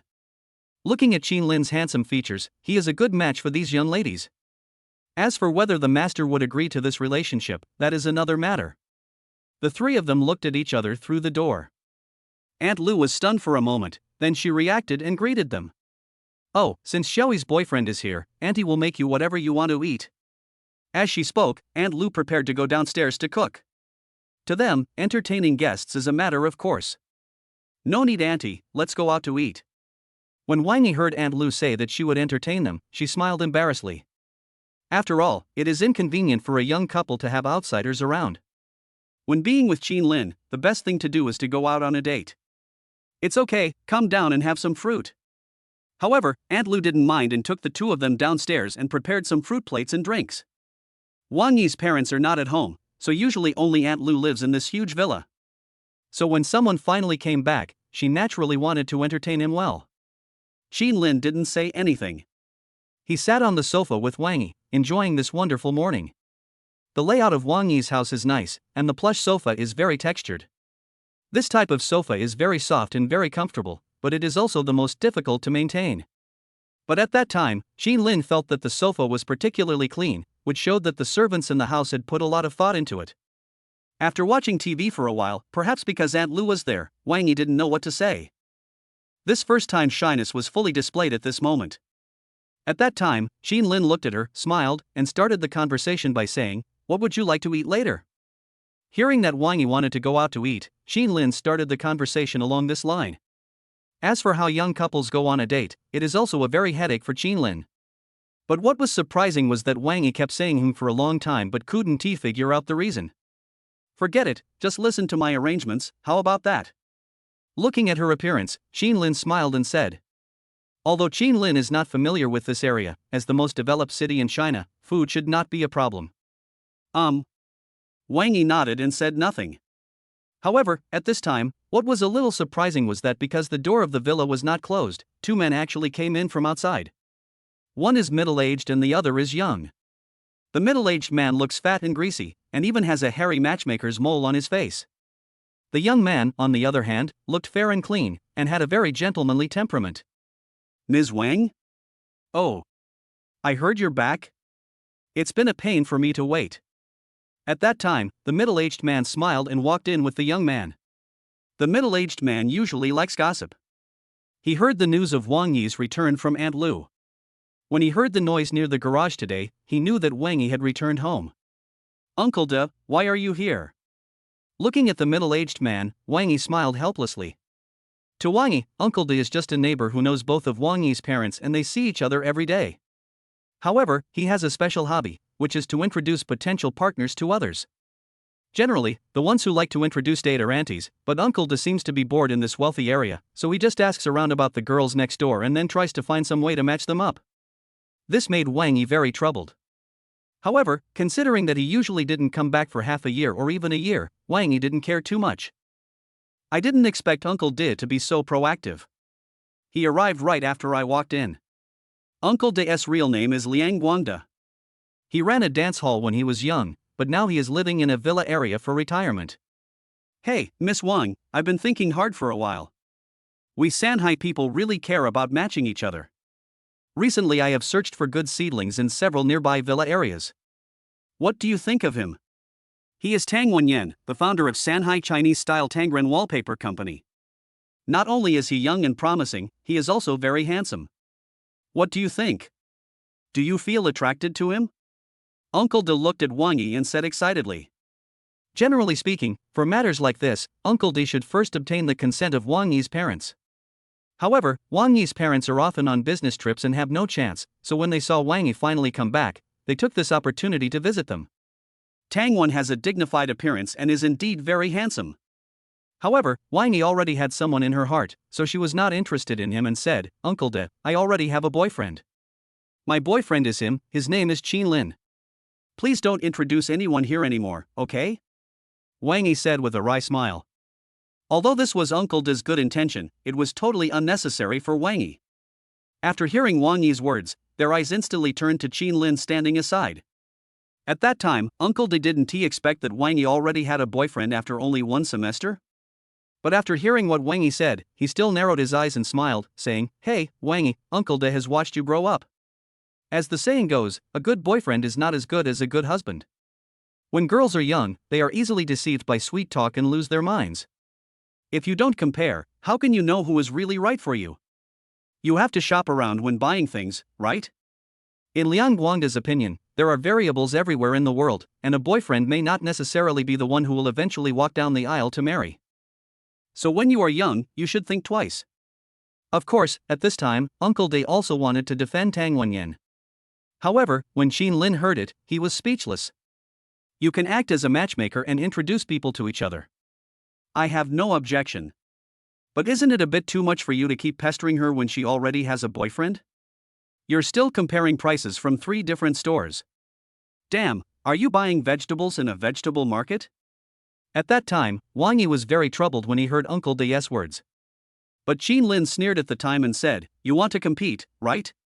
Sure, I'll give you a fair chance to compete." Chapter 105 Not Qualified. It didn't matter to Qin Lin. He had never heard of the founder of the Chinese Tangren Wallpaper Company. If you want to compete with me, let alone how much assets Qin Lin has now, just his identity as the young master of the Lin family is enough to crush 99% of the company founders in the country. At this time, Uncle De raised his eyebrows, looking a little unbelievable, when he heard that Qin Lin was so confident. He looked at Qin Lin.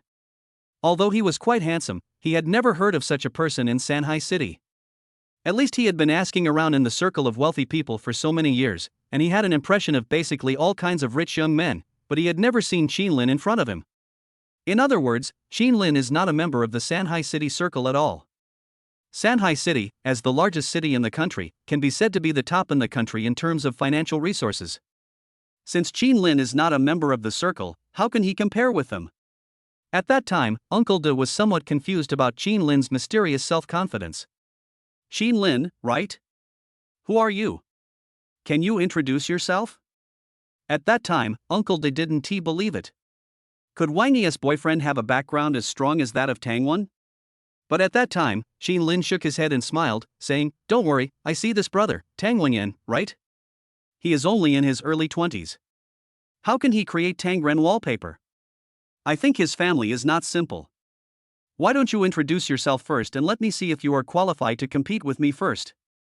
Seeing that it was Uncle De who was talking the whole time, Qin Lin had no chance to find out the identity of Tang Wenyan. Besides, Qin Lin's Lin family is one of the top 5 big families in Shanghai City. If Tang Wenyan's family assets were not worth 100 billion, then he really wouldn't even be qualified to be compared with Qin Lin. Okay, Yan, tell him your identity. Uncle De didn't mind at the time and said it directly.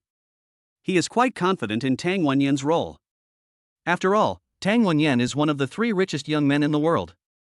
In addition to running his own company, his family background is really extraordinary.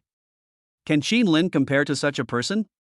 When Tang Wenyan heard Uncle De's words, he sneered. In fact, he was not very serious about this blind date. He just wanted to have fun and look for girls. However, when he saw Wang Yi's stunning beauty, he felt deeply touched. In this big city with all its lights and nights, it is rare to find someone as pure and beautiful as Wang Yi. Oh, I just opened a small company, with only about 500 or 600 million yuan, all thanks to my father's support. Tang Wenyan smiled with a crooked mouth, not trying to hide it. The founder of the Chinese Ji Tangren wallpaper was just given a few hundred million by his family to create it for fun. Because of his absolute status advantage, Tang Wenyan was too lazy to hide his identity as a second-generation master. A rich young man like him who is wealthy and handsome can be a popular figure on the street even if he is a prodigal son. For a person from a wealthy family like Wang Yi, he doesn't care about anything except her looks. You should have heard of the Shanghai Tang family. They are not a particularly powerful family in Shanghai City. Their assets are probably only about 30 to 40 billion. Uncle De added casually. Although a family with a net worth of 30 to 400 billion is not ranked high in Shanghai City, its strength should not be underestimated. At least compared with Wang Yi's family, it is really nothing. Uncle De is very confident about the comparison between himself and Qin Lin. After all, if the identity of the Tang family is revealed, their wealth of 3 or 400 billion yuan would be enough to scare ordinary people to death. But when Qin Lin heard it, he almost burst out laughing. What's Shanghai Tang family? Their assets are only about 30 to 40 billion, right? Even this can't even reach 100 billion. You want to compete with me? You must be kidding. Qin Lin smiled at that time and said, all right, stop it, no need to say more. What's Shanghai Tang family? It's okay, it's pretty good, but compared to me, it's still far behind. Don't you say you should shop around? With this kind of stuff, you can't even help me carry my shoes. Qin Lin said this, and the two of them frowned when they heard Qin Lin's words. You're not even worthy of carrying my shoes. What a joke. Do you think the Tang family grew up eating free meals? This kid is not even ranked among the rich kids in Shanghai, how dare he say such big words? I'm serious. I'm not bragging to you. At that time, Tang Wenyan said to Qin Lin with a bit of disdain. Don't be so fancy. Tell us who you are. If you don't, how can we know the difference between your performance and Tang Wen's? At that time, Uncle De couldn't help but complain.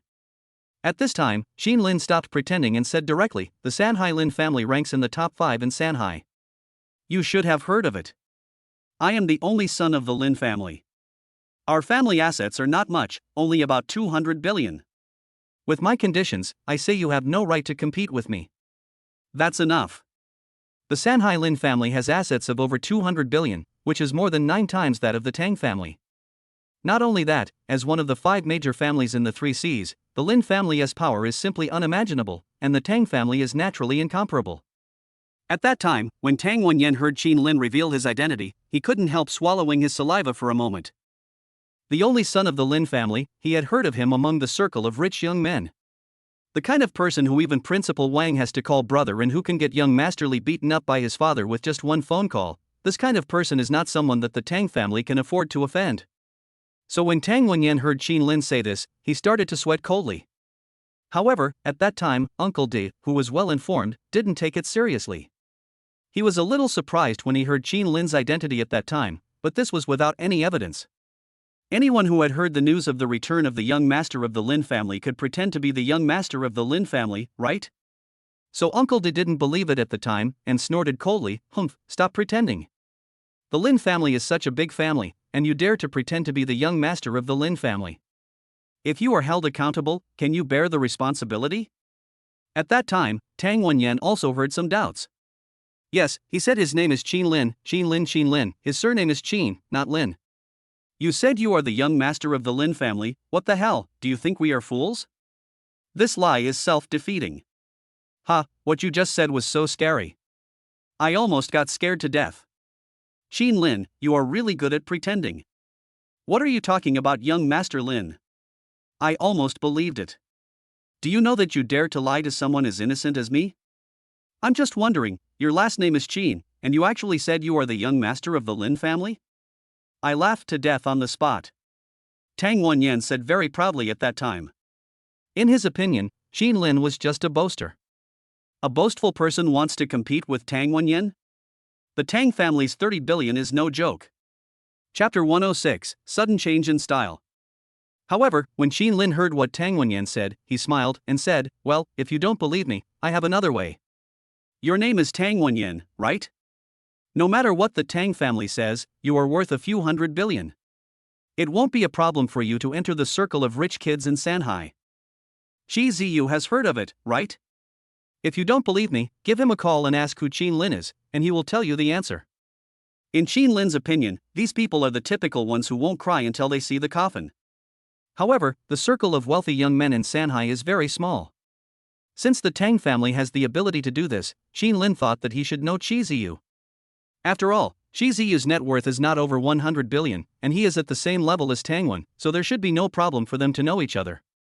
At that time, when Tang Wenyan heard Qin Lin actually said Shi Ziyu's name, he was also stunned. Outsiders rarely know what goes on in the circle of rich young men, so how did Qin Lin know Shi Ziyu's name? Because of his relationship with Principal Wang, Shi Ziyu is quite famous in the circle. But in fact, Tang Wenyan is not familiar with Shi Ziyu, because he usually looks like a sloppy and prodigal son, and he is naturally not likable in this state, so he is not the same kind of person as Shi Ziyu, Principal Wang, and the like. Of course, there is still a phone number for Shi Ziyu. Hearing Qin Lin's words, Tang Wenyan did not hesitate at that time. He took out his phone and said something to Qin Lin. If what you said is a lie and Shi Ziyu doesn't know you, I'm going to kill you, you bastard. Tang Wenyan said this with a solemn vow. Because he is not familiar with Shi Ziyu, he usually doesn't call him. If Qin Lin was not who he said he was, and Tang Wenyan offended Shi Ziyu by making a phone call, then he must kill Qin Lin. At that time, Qin Lin smiled when he heard his words and responded, "Okay, if Shi Ziyu proves that I am the young master of the Lin family, you kneel down and call me dad, how about that?" Qin Lin didn't expect too much. He just needed to kneel down and call him daddy. He had to kneel down anyway. Humph, you are still so proud of yourself. Just wait and see, you will die soon. Having said that, Tang Wenyan angrily dialed Shi Ziyu's number. When Shi Ziyu received the call from Tang Wenyan, he was a little impatient and said, "Hello, who are you? Tell me what you want to say." At that time, Shi Ziyu was still watching a movie with his girlfriend. "Oh, brother Qi, I'm Tang Wenyan, don't you remember? It's like this, there's a guy called Qin Lin, do you know him? He said he is the young master of the Lin family. Tell me, if he is not, I will wait to deal with him." At that time, Tang Wenyan spoke very politely. Obviously Shi Ziyu's status in the circle is much higher than his. However, at that time, when Shi Ziyu heard the name Qin Lin and heard Tang Wen's speech about dealing with him, he was stunned. "What did you say? Who are you going to mess with?" "Fuck it, Qin Lin is my brother, Tang Wenyan, you don't want to live anymore." When Shi Ziyu heard that Tang Wenyan was going to deal with Qin Lin, she was so angry that she wanted to crawl out from the other end of the phone and slap Tang Wenyan twice. Forehead. At that time, Tang Wenyan, who was on the other end of the phone, was stunned when he heard Chi Ziyu's rage. He lowered his voice a few decibels and said, "Brother Chi, it's not what you think." Is Qin Lin really the young master of the Lin family that has been circulating recently? At that time, Tang Wenyan asked without giving up. Nonsense, Qin Lin is the young master of the Lin family. If you dare to touch him, do you know what will happen? Chi Ziyu said angrily. Even he can't afford to offend Qin Lin given his status. What kind of joke is this small Tang family? Ahem, Brother Chi, I get it. I didn't intend to mess with him. I was just joking. At that time, Tang Wenyan smiled awkwardly. Stupid. At that time, after hearing what Tang Wenyan said, Chi Ziyu was speechless. He cursed and hung up the phone.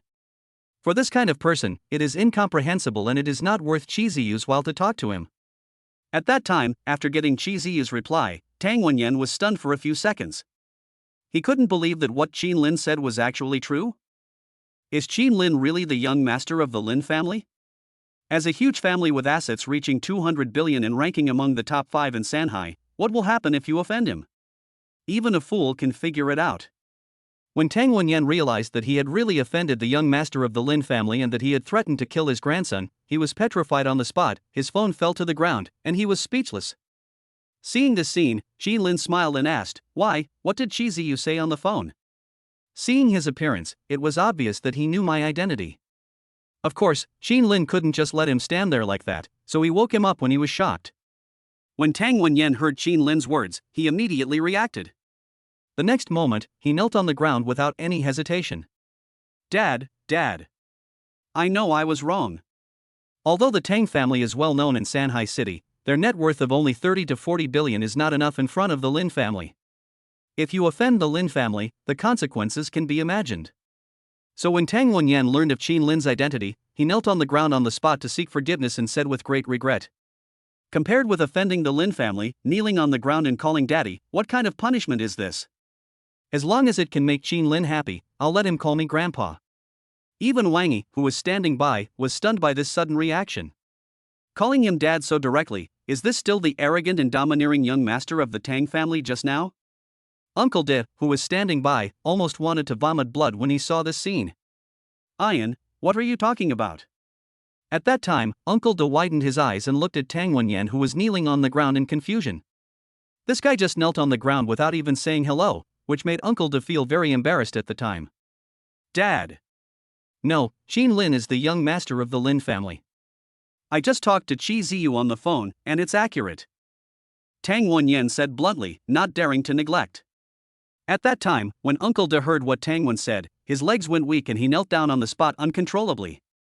Qin. Young Master Qin, I'm sorry, I'm really blind, please forgive me. As he said this, Uncle De even kowtowed to Qin Lin 3 times. At that time, seeing this scene, Qin Lin also wanted to laugh. Ha, now you know who I am, right?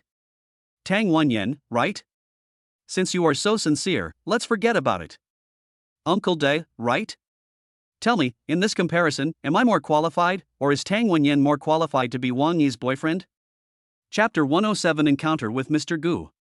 Didn't Uncle De say he wanted to compete? Now that his identity has been confirmed, let us see what he says. Mr. Qin. Uncle De knelt on the ground and said with great discomfort, "Oh, I am old and confused. Young Master Qin is so handsome and dashing. He and Miss Wang are a perfect match made in heaven. It was all my fault. I will never introduce anyone to Miss Wang again. To Uncle De, he is just an ordinary rich man without a background as strong as the Tang family. In other words, he is just an ordinary person in front of Qin Lin. If Qin Lin wanted to deal with him, it would be easy. So he regretted it very much at that time. Now you know you're wrong? Since you're Wang Yi's neighbor, I'll forgive you for now. But don't be foolish again in the future and don't introduce anyone to disturb the lives of Wang Yi and me. Also, be clear about what you should say in front of Wang Yi's parents." Qin Lin said. Qin Lin was too lazy to punish such a person. However, it is possible to recruit him and ask him to say a few good words in front of Wang Yi's parents. For Wang Yi's parents, although Qin Lin is now worth hundreds of billions, it is still an unknown matter and he cannot just rely on guesswork to win the approval of Wang Yi's parents. However, if there is someone to help assist him now, Qin Lin's chances of success in front of Wang Yi's parents will be greater. Okay. I understand, Mr. Qin. Hearing Qin Lin's words, Uncle Din nodded excitedly. At this time, Tang Wenyan couldn't help but breathe a sigh of relief. But at this time, Aunt Lu made some snacks and brought them to the two of them. And when she saw the two people kneeling on the ground, she was also stunned. Hey, Lao Liang, why are you here? Why are you kneeling on the ground? Get up quickly. At that time, Aunt Lu was very confused. What happened to Liang Guangda? As soon as he arrived at the house, he showed such a great gift to the young lady's boyfriend. Aunt Lu naturally didn't understand it at the time. Ahem, our waists hurt a bit from standing, so it's good to kneel down once in a while. Uncle De smiled awkwardly at that time. Of course, without Qin Lin's order, they naturally didn't dare to get up. He was too embarrassed to tell Aunt Lu the truth. Oh, I see. I'll go get you a glass of water. At that time, Aunt Lu was also half believing and half doubting, and went to the kitchen again. At that time, the two of them looked at Qin Lin very embarrassedly, as if waiting for Qin Lin's instructions. At that time, looking at the two obedient people, Qin Lin smiled and said, "Okay, let's go quickly and don't disturb me and Wang Yi anymore. It's better to out of sight and out of mind for these two guys." Staying as guests only makes Qin Lin more annoyed.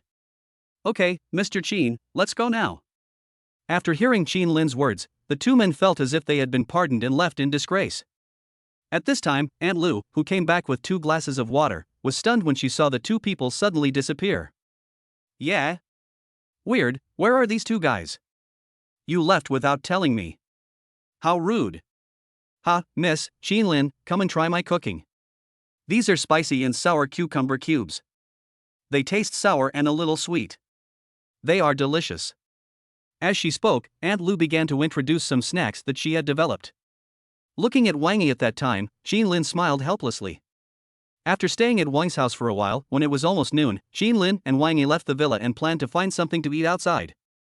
Although it was more convenient to stay at Wang's house, the two of them couldn't relax because Aunt Lu was around. We went out for lunch at noon, and after lunch we went out to play some activities that only 2 people can experience. Qin Lin drove a Lamborghini and did not go into the city. Instead, he strolled along the Huangpu River first, and then came to a very high-end restaurant called Beach No. 5. This restaurant is located in a small corner by the river. It is secretive and elegant and is considered one of the top restaurants in Shanghai. Qin Lin took Wang Yi into the restaurant, chose a seat and started ordering food. The waiter brought 2 glasses of lemonade. Qin Lin took a look at the menu and found that the average price of each dish was around 2,000 yuan. At 2,000 yuan per serving, it is obvious that this restaurant has been positioned from the very beginning to target the highest-end customer groups. And looking at the pictures of the dishes, the portions are small, but they make it look like the average person can't afford them. It is said that Principal Wang spent more than 400,000 yuan to treat people to a meal at this restaurant. Today Qin Lin can see how delicious the food in this restaurant is. As for the price, it is a small problem for Qin Lin, whose current balance alone has reached 4.7 billion. The two ordered some delicious food first, and then Qin Lin found an opportunity to go to the bathroom. At this time, on the other side, not far from Qin Lin's table, Gu, wearing a beige suit and with his hair combed back, was looking at the information in his hand. On the mobile phone was some information about Qin Lin. Now the cat is in Qin Lin's hands. At that time, Gu was thinking about what excuse he could use to approach him and then get the cat. He knew that Qin Lin was now the young master of the Lin family, and it would be of no benefit to him if he confronted him head-on. Feeling troubled, he rubbed his temples, turned his head to look to the side, and just happened to see the direction of Wang Yi. When he saw Wang Yi, he was stunned for a moment. For a pure beauty like Wang Yi, few men can resist her after she puts on a little bit of makeup. Of course, the reason why Gu was stunned for a moment was not because of Wang Yi's peerless beauty. After all, for him, as one of the richest men in the imperial capital, there are too many stunning beauties around him, so he naturally won't be easily shaken by one person's appearance. What surprised him was that he seemed to feel a sense of déjà vu from Wang Yi. I seem to have seen it somewhere, but I have completely forgotten. Seeing that there was no one around, Gu wanted to go up and say hello. Unexpectedly, the next second, Qin Lin came back from washing his hands and sat back in his original seat. It was also at that time, when Gu saw Qin Lin, he was even more stunned. How could he be the Qin Lin?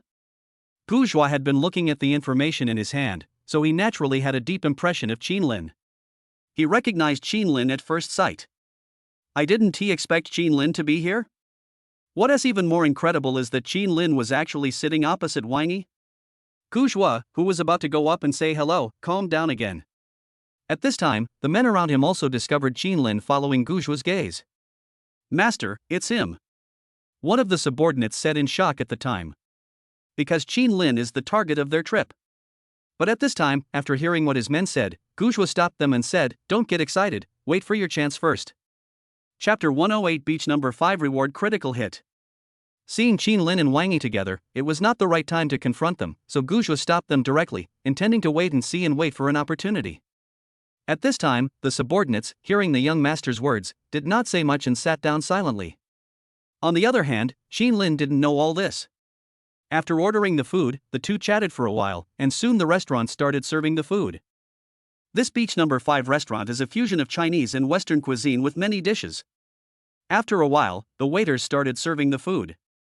This is braised pork with black truffle and abalone. It uses our top quality ingredients: Italian black truffle, Iberian black pig, and 3 fresh abalones. Please enjoy it slowly.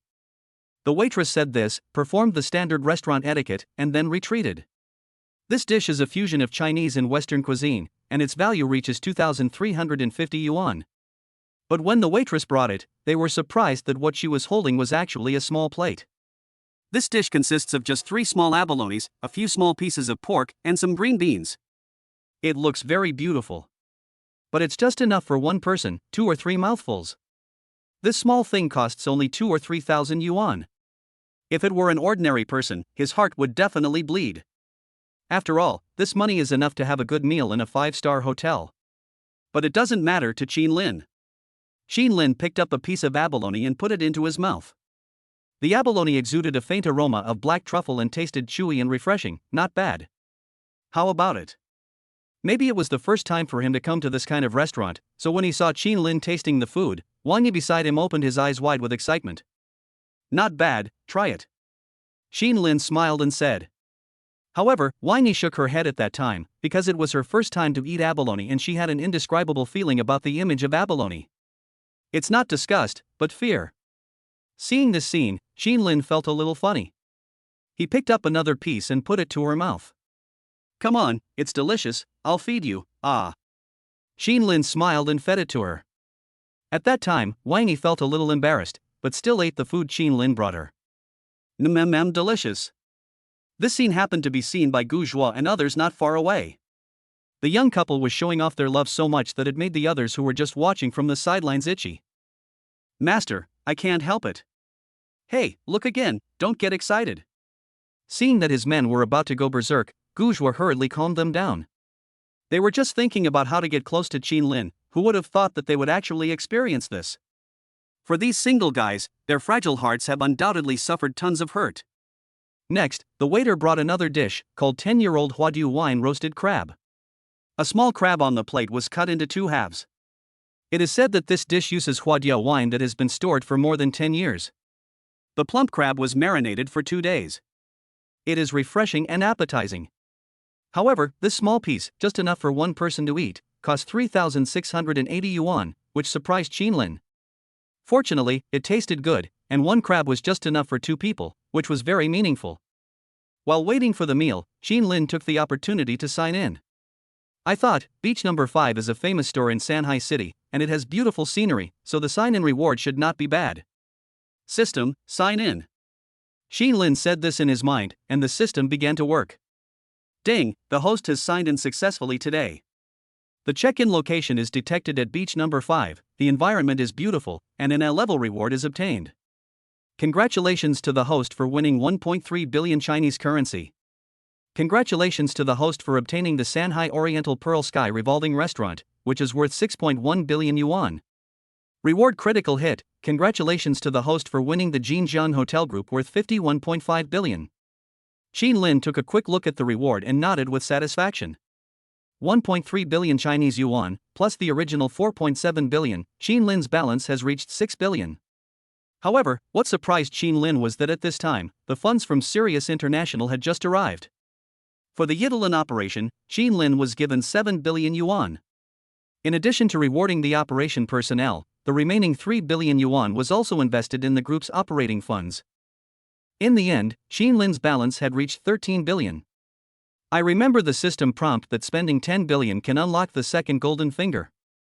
However, considering the current situation, Qin Lin was not in a hurry to activate it. The next item was the acquisition of the Oriental Pearl Tower's revolving restaurant worth 6.1 billion yuan, which Qin Lin had not expected. Because that restaurant is actually the top restaurant on the Oriental Pearl Tower. Qin Lin had heard of it before. It was the tallest revolving restaurant in Asia and the second tallest in the world. From a height of 200 or 300 floors above, you can even have a panoramic view of the entire three seas, which is quite impressive. A small restaurant can be worth 6.1 billion yuan, which shows that its value is not simple. As for the last Jinjiang Hotel Group, it is one of the oldest hotel brands in China. Its Jinjiang Star is well known throughout the country, and its market value is even higher than Qin Lin's previous Jinling Hotel. But now that Qin Lin has acquired the Jinjiang Hotel Group, in order to facilitate management, Qin Lin will simply use the Jinling Hotel to incorporate it. Qin Lin thought that he now owns Xiaomi Group worth 96 billion, Jinling Hotel worth 30 billion, Katy Building worth 3.9 billion, Happy Valley worth 1.5 billion, Junyao Airlines worth 30 billion, Shanghai IFC Shopping Center worth 50 billion, and Longi Green Energy Technology Company, Limited worth 60 billion. In addition, Qin Lin has now acquired the Jinjiang Hotel worth 51.5 billion and the Oriental Pearl revolving restaurant worth 6.1 billion. Qin Lin's assets in China have reached 329 billion, which is a terrifying level. If one adds Sirius International and the entire Lin family's 200 billion, it is possible for him to become the richest man in the country. He didn't pay much attention to rankings before, but now that he thinks about it, Qin Lin is looking forward to the announcement of the so-called new Forbes Rich List as soon as possible. Maybe your name is really on it. Then, Qin Lin didn't think much about it. After eating about a dozen dishes, the two of them left beach number 5 satisfied. It was just afternoon now, and Qin Lin thought about going back to Ziyuan to pick up Tuanzi first, and then continuing to go shopping with Wang Yi. It was Wang Yi's first time to come to Ziyuan, this super wealthy area, and he was looking out the window excitedly. Ziyuan is located in Songjiang Yushan Scenic Area. The environment is very beautiful. Throughout the entire park, there is a feeling of fairy air floating in purple mist rising in the sky. This kind of villa which costs 100 million yuan is very different from Wang Yi's previous villa which cost 30 or 40 million yuan.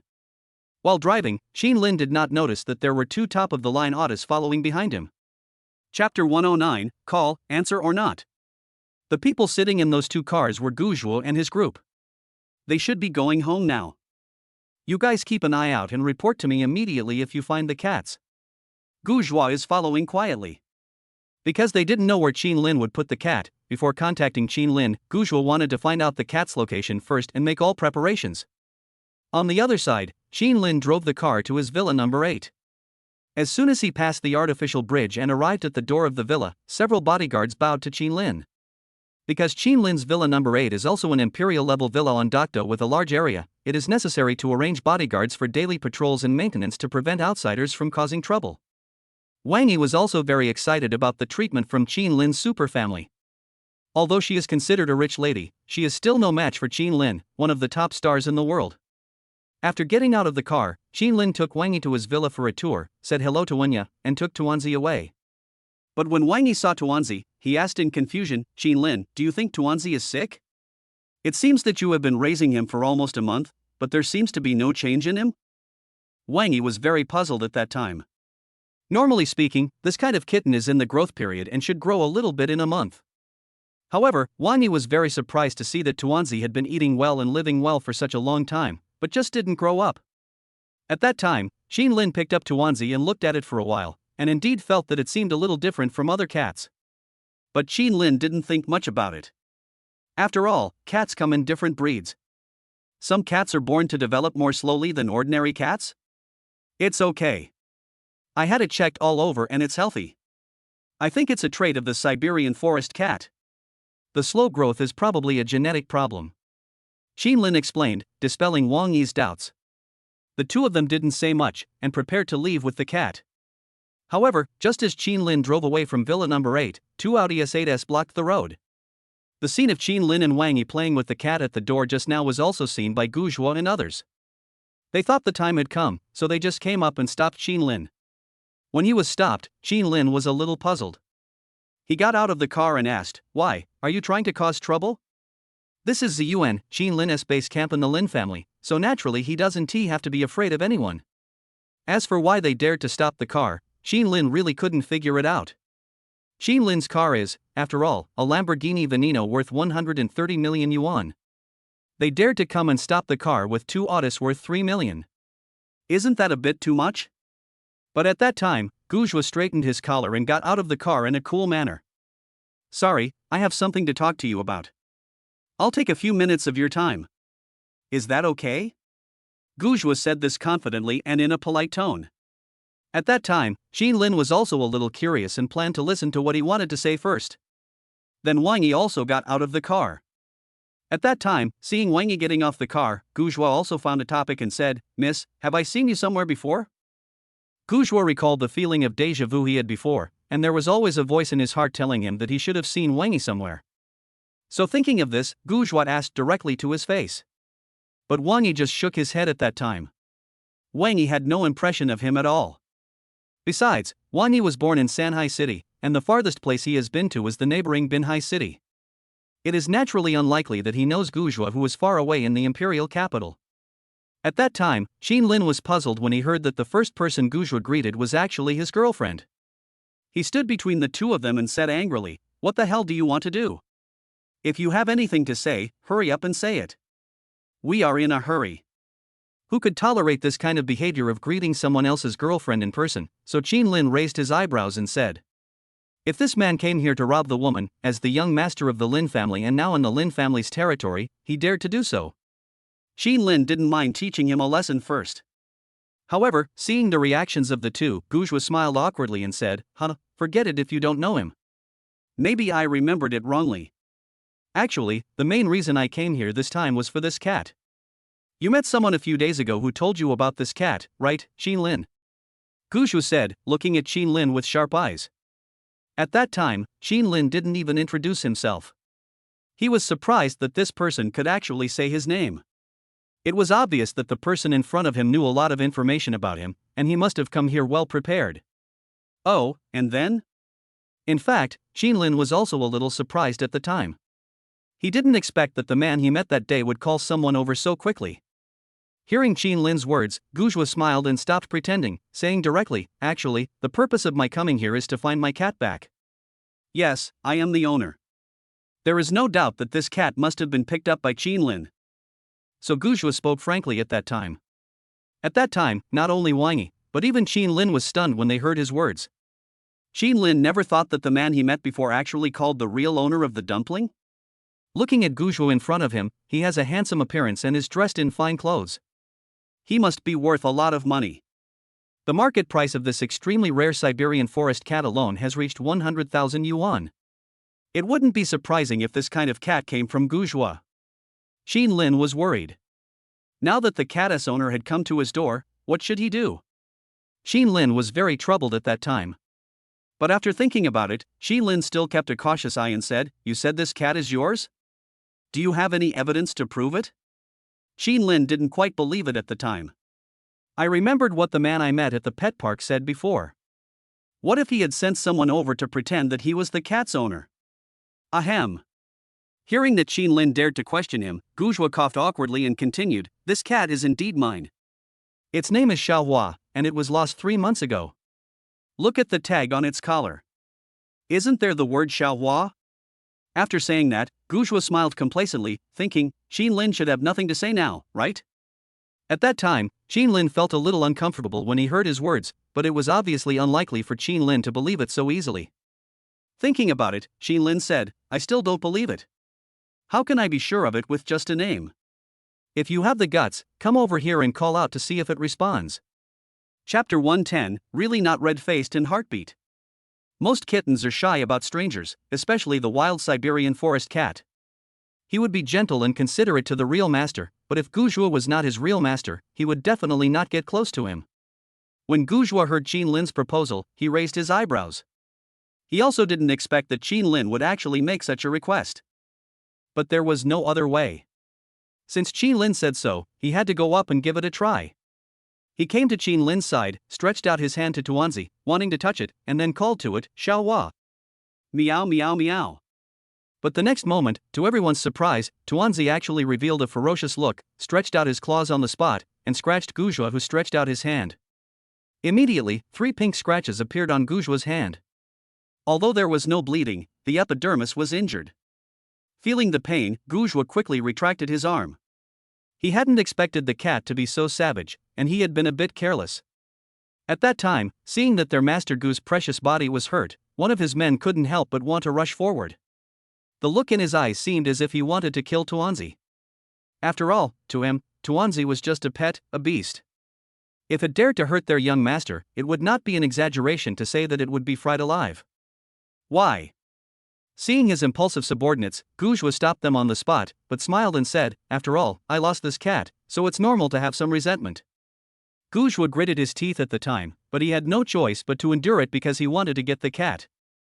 However, when Qin Lin heard him say this without blushing or beating his heart, he was also stunned for a moment. Is this even possible? If a cat scratches someone, it means that it is resentful and angry about being abandoned by its previous owner. This is such a reasonable explanation. If Qin Lin's IQ wasn't as high as 10 points, he would almost believe it. At that time, Qin Lin was actually speechless. However, looking at Tuanzi's performance, it is obvious that Guzhua is not Tuanzi's real owner. Since he is not the real owner of Tuanzi, what is his purpose in coming here? This guy is so cunning, it seems he is not an ordinary person. That's not right. I don't think this cat knows you at all. Are you trying to trick me? Qin Lin directly pointed out his doubts. I was certain in my heart that this person was definitely not the owner of the dumpling. Sure enough, after Qin Lin finished speaking, Guzhua's eyebrows twitched slightly. Obviously Qin Lin hit the nail on the head. But at that time he said in a very concealing way, Xiao Hua, you have no conscience. I raised you with my own hard work, and now you don't recognize me, right? For a pet, it has only been lost for a few months and yet the original owner doesn't even recognize it. That is really heartless. Of course, Guzhua did this to show Qin Lin, so that Qin Lin would feel that Xiao Hua was his. But at that time, Qin Lin directly reached out to stop him, gave the dumpling to Wang Yi, and said, okay, stop it. You can't be sure whether this cat is yours now, right? Besides, even if this cat is really yours, you left it outside for so many months. If it weren't for me, it would have starved to death long ago. I don't think you deserve to own a cat as small as this if you can lose it. Anyway, I'm keeping him now. As for you, just go back to where you came from. Qin Lin naturally couldn't be polite to this guy. After all, from his words and actions, Qin Lin could guess that this cat was definitely not his. Since the cat was not his, he actually came over and pretended to want it back. Qin Lin naturally couldn't be polite to him. Boy, do you know who you are talking to? When the people behind heard Qin Lin's words, they could no longer sit still and spoke directly to Qin Lin in front of Guzhua. To him, Qin Lin actually dared to speak to their master Gu like that. He was simply asking for his life. But after hearing his words, Qin Lin sneered and said, I don't care who you are. Do you know where this place is? This is the Lin family's territory. You are serious if you want to touch me. Qin Lin was not afraid either. No matter who they are, this is Zun. As the local boss, how can the Lin family be bullied by outsiders? At that time, when Guzhua heard Qin Lin's words, his eyes froze, but he calmly said to his subordinates, don't be impulsive. Then he turned to Qin Lin and said, well, since what you said makes sense and I can't do anything to you, then make an offer. 500 million or 1 billion is up to you. Just consider it as your alimony for the next few months. Guzhua was not polite and planned to directly talk about money. In Guzhua's opinion, Qin Lin is just a young master of the Lin family. No matter how rich the family is, it is not his. 500 million should be a lot for them. After all, a cat can be exchanged for so much money, even a fool would know what to choose. At that time, Wang Yi, who was standing by, heard that Guzhua actually wanted to spend hundreds of millions to buy the cat from Qin Lin. She was stunned at the time and kept sobbing. Damn, how could this cat be so valuable? When Wang Yi was holding Tuanzi at that time, she felt that what she was holding was not a cat, but something like gold and diamonds. However, when Qin Lin heard Guzhua say this, he frowned. Qin Lin was already shocked when he heard someone bid 10 million. He didn't expect that someone would bid 1 billion? Is this still a cat? At that time, there were countless grass mud horses running through Qin Lin's mind, with countless questions running through it. Of course, since Qin Lin knew that Guzhuo in front of him was not the real owner of Tuanzi, it was impossible for him to sell it to him. Even 1 billion is impossible. After all, for Qin Lin, Tuanzi has been by his side for such a long time that he has developed feelings for her, so it is impossible for him to sell it for just 10 billion yuan. Don't give me that crap. This is not about money. Do you think I'm someone who needs your 1 billion? For Qin Lin now, just signing in a day can earn him at least 10 billion in rewards. It is obvious that he can get money without doing anything. What's the point of selling the cat just for that little money? Besides, along the way, there were too many people who wanted to buy the dumplings with money, and Qin Lin was annoyed just listening to them. So naturally Qin Lin couldn't sell it to him now. At that time, when Guzhuo heard that Qin Lin was not going to sell it, he was speechless for a moment. In his opinion, this cat doesn't belong to Qin Lin. If you don't want to change it even if I give you 1 billion, aren't you stupid? Of course, Guzhuo couldn't do anything to Qin Lin at the time. After thinking it over, he said frankly, Qin Lin, don't be ungrateful. I'm giving you enough face now. If I don't want to give you face, it would only take me a few minutes to get rid of a cat, you know? Chapter 111, Origin and Reunion. For Guzhuo, there was actually no need for him to talk too much with Qin Lin. The reason why I chose to talk to Qin Lin was that I didn't want to make a big deal out of it. With the strength of the Gu family and their many talented people, it would only take a few minutes to get a cat. So in Guzhuo's opinion, Qin Lin now really doesn't know what is good for him.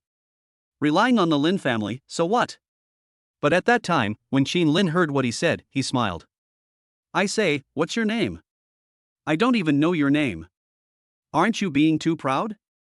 I am the young master of the Lin family after all. Do I need to act according to your mood?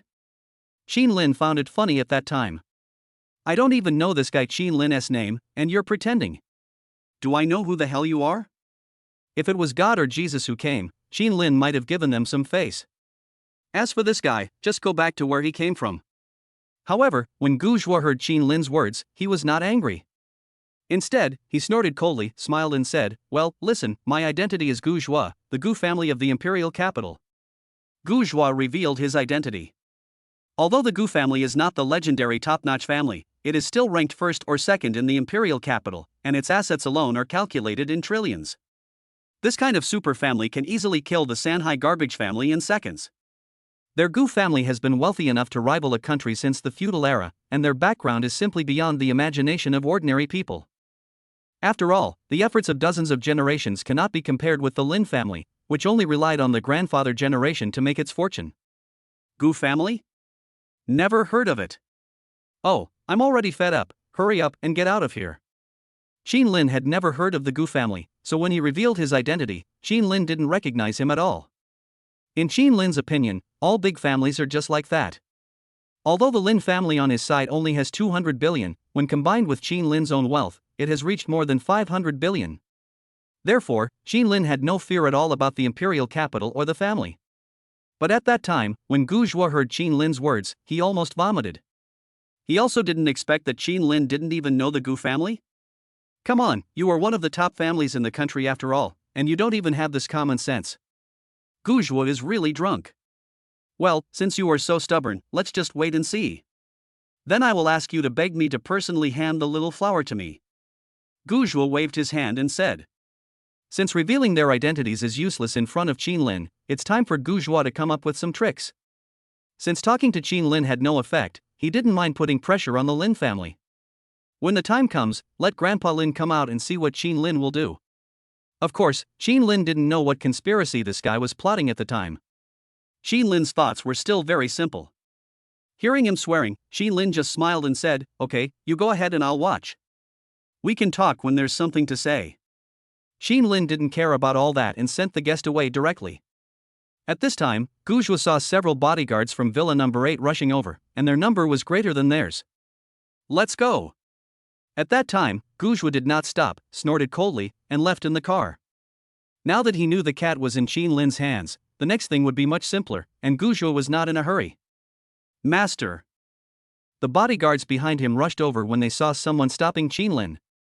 However, Guzhuo had already left at that time, so Qin Lin waved his hand and said, it's okay, you guys go down first. In Qin Lin's opinion, these people only came for the dumplings in his hands, and it had little to do with the family. So Qin Lin was not in a hurry to use the power of his family at that time.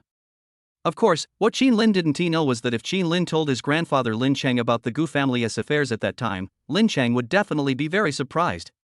After this little episode, Qin Lin didn't think much about it. He first called the Oriental Pearl Towers revolving restaurant to reserve a table for dinner, and then took Wang Yi to the city. The afternoon was long, so Qin Lin took Wang Yi for a walk in the pet park. Maybe this is Wang Yi's first time to come to such a place. Playing with Tuanzi, both of them were very happy. However, Qin Lin did not meet any acquaintances this time. The two played until it was getting dark and then left the park. Oriental Pearl Radio, this was Qin Lin's first time there. Of course, since Qin Lin is the owner of the aerial revolving restaurant, he doesn't have to worry so much. Taking advantage of the night when the lights of the bustling streets came on, Qin Lin took Wang Yi directly to the city, stopped at the Oriental Pearl Tower, took the elevator, and rushed up more than 200 floors. From this height of 100 meters, overlooking the entire Dasanhai, the atmosphere is absolutely romantic. After a while, Qin Lin and the others arrived at the revolving restaurant in the sky. Here, inside the big sphere at the top of the Oriental Pearl Tower, it is very technological. The revolving restaurant in the sky rotates once every 2 hours on average. Just by sitting in your seat, you can enjoy the 360-degree beautiful scenery of the three seas without even walking. However, what surprised the two was that there was no customer in the restaurant except the waiter. "Hello, boss." Seeing Qin Lin coming, the beautiful waitress at the door quickly recognized him and began to greet him. "What's going on today? Why is there no one here?" Qin Lin was also very surprised at the time. After all, it would be an embarrassing situation for this sky restaurant worth 6.1 billion yuan if there were no guests. "No boss, today many seats have been booked, so it's normal that there are almost no people here." "Boss, this is your seat."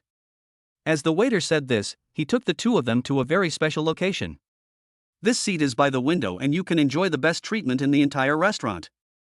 Not only that, even the entire table and chairs are carved with gold-edged patterns, and the tableware on the table is even made of pure silver, which highlights a noble temperament.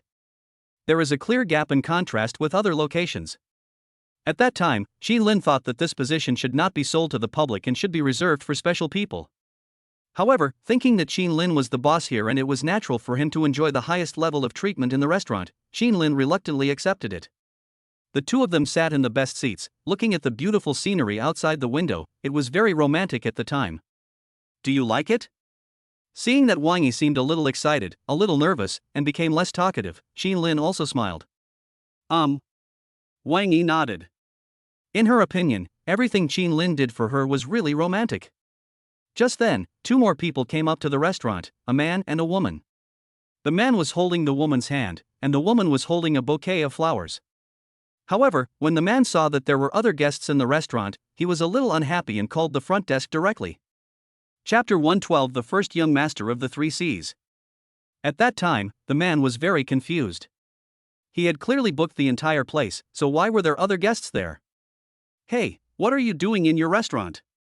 You don't want to do it anymore, right? Didn't you know that I reserved the place today? Why did you bring other people in?" The man was very unhappy at that time. I thought to myself, damn, am I someone who needs this money?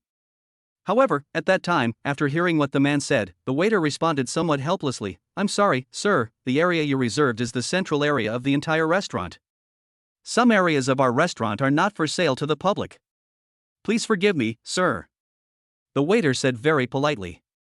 Generally, top restaurants and hotels will reserve some special locations. As one of the top restaurants in Shanghai and the highest revolving restaurant in Asia, would it be reasonable not to reserve some seats for important people? At that time, the man was speechless after experiencing all these things with his girlfriend. He waved his hand and ignored the waiters, but walked towards Qin Lin. At that time, Qin Lin was chatting with Wang Yi. In the beautiful scenery, they were discussing what to eat later. But at this time, the man came up and said, "Hey, brother, I want to book this place. I want to give my girlfriend a surprise today and don't want outsiders to see it. Please give me some face and eat somewhere else." The man was not polite and spoke bluntly. He booked this restaurant today in order to propose to his girlfriend. As a revolving restaurant in the sky worth 6.1 billion, it is not cheap for him to book it for a whole night. This shows how powerful his identity is. However, at that time, when Qin Lin heard someone trying to cause trouble, he frowned. However, when Qin Lin saw the man's face clearly, he was stunned. Damn it, isn't this Qin Fun? Although the two had never met, Qin Lin had seen many photos of this guy on the internet before. Seeing his wretched appearance, Qin Lin naturally recognized him at a glance. At that time, Qin Fan saw that Qin Lin was unmoved and coughed. What was unexpected was that he actually took out a stack of banknotes from his pocket. I'm not unreasonable. As compensation, I'll give you all this money. Having said that, Qin Fan pushed the money over. This is the rhythm of spending money. Qin Lin took a rough look and saw that there were probably tens or even millions of them. To Qin Lin, perhaps 1 million is nothing. But if ordinary people eating in a restaurant can earn $1 million just by giving up their seat, it is still worth it. However, before Qin Lin could say anything, the waiter behind him saw what was happening and rushed over and said, "Sir, I'm sorry, this is the owner of our restaurant." For these waiters, they did not expect that Qin Fan would actually cause trouble for their boss. As the owner of a restaurant, is it acceptable to be kicked out by an outsider? At that time, when Qin Fan heard what the waitress said, he was stunned for several seconds. He never imagined that the person sitting in front of him was actually the owner of this revolving restaurant worth 6.1 billion? Being able to open a restaurant on a building like the Oriental Pearl Tower requires more than just money, which shows how extraordinary their boss is. So Qin Fan was extremely embarrassed at that time. But seeing this scene, Qin Lin smiled and said, "Boy, you are Qin Fan, right?" My name is Qin Lin. I just met Principal Wang recently. Have you heard of Qin Lin? Come to think of it, you are Wang Sonson's good friend, so we are friends too. In Qin Lin's opinion, since everyone is Wang Sonson's friend, then they are not considered outsiders when they meet. This legendary Shanghai King Qin Fan is really not as good as seeing him in person. Apart from being a bit luxurious, he looks just like a piece of shit. Of course, it may also be that he is getting older and has become more restrained. Well, Qin Fan was stunned when he heard Qin Lin's identity. As a good friend, Wang Sonsong had indeed asked him about it before. After all, Qin Lin's surname was Qin, so Wang Sonsong curiously asked Qin Fan if they were brothers or something like that. Of course, Qin Lin later became the young master of the Lin family, so he naturally had no blood relationship with Qin Fan. Recalling what Wang Sonsong mentioned before, Qin Fan finally reacted. Oh, it's brother Qin Lin. Damn it, you didn't tell me earlier when you saw me. As Qin Fan was speaking, unexpectedly, he actually swept the money on the table back into his backpack. Since we are all brothers, there is no need to talk about money, right? Since you are not a stranger, let's spend the night together. At that time, Qin Fan thought that since Qin Lin was not an outsider, it would not matter if he kept them. After all, in his opinion, Qin Lin was the owner of this restaurant, and also Wang Sonsong's friend, so he naturally felt embarrassed to drive him away. Seeing that Qin Lin also brought his girlfriend, the two of them seemed to get along quite well. Qin Lin didn't care. He sat down and ate something, then watched Qin Fan start to propose. A band from some restaurant came on stage, and then fireworks filled the sky near the Sanhai Huapu River. Wow! Looking at the cool fireworks, the two girls couldn't help but scream. It can be said that Qin Fan's move was very romantic. He booked all the fireworks in the city, which was worth a lot of money. Qin Lin and Wang Yi were watching at the side at the time. Seeing Wang Yi's excited expression, Qin Lin smiled and said, "Believe me, if others have it, we will have it too." Qin Lin secretly made up his mind to give Wang Yi a different kind of romance. At that time, Wang Yi nodded slightly, feeling expectant, but said nothing. She believed Qin Lin could do it. After the show ended, Qin Fan came to Qin Lin's table and started chatting. As the former #1 young master in the 3 Cs, who had been through many flowers without getting hurt, he actually proposed to her today. Qin Lin felt a little surprised. The times are changing a little fast, and Qin Lin even can't keep up with the pace. Alas, before I knew it, I've reached the age where I'm tired of sports cars. At that time, Qin Fan suddenly sighed. But when Qin Lin heard it, he smiled and said, "I feel like you are showing off, what should I do?" Damn it, everyone knows that Qin Fan's family has a lot of sports cars, just like toys piled up like a mountain. This guy actually said he was tired of it. He was definitely just pretending. At that time, Qin Fan just smiled awkwardly and did not explain. Hey! By the way, Qin Fan, what does your father do? There are rumors all over the place, and it seems like you haven't clarified them yet. Suddenly thinking of some interesting topics, Qin Lin asked in front of Qin Fan. Chapter 113 Activating the System. There are many different opinions about the background of Qin Fun, a super rich second generation. Some said he was the descendant of a general, some said he was the son of the president of China Merchants Bank, but Qin Fun never gave a positive answer. Perhaps only the person involved, that is, the protagonist in front of Qin Lin, knows the answers to these mysteries. At this time, Qin Fun laughed and said, "What kind of identity do I have? It's all just nonsense from netizens." Of course, Qin Fun started to show off again. He wanted to keep a low profile, but the sports cars, yachts and even private jets in his home were all real. However, his background has never been revealed over the years, which shows that his family is indeed quite powerful. Really? I don't believe it. When Qin Lin saw Qin Fun showing off, he smiled and said, "Although the outside world has expressed Qin Fun as the emperor of Shanghai and the youngest of the 3 seas, there must be some water in it. After all, there are always people who are better than you. There are still many low-key families in Shanghai, and it is rare to see someone like Qin Fun who is so arrogant and domineering when he is young." Since brother Qin Lin is so interested, let me explain. First of all, I can't possibly have a red background. After all, there is no doubt that I am so arrogant. If my father is found out, won't he be imprisoned for life? As for the legend that the CEO of China Merchants Bank is my father, first of all, China Merchants Bank now has state-owned capital, and secondly, the current CEO does not have many shares in China Merchants Bank, which is obviously unlikely. You said my father has a connection with David Group, that's true.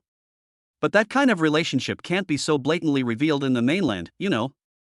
Qin Fun said directly at that time. Among these 3, only the David Group that opened the Beezer field has the possibility. Only the dirt field can support Qin Fun's arrogance until now.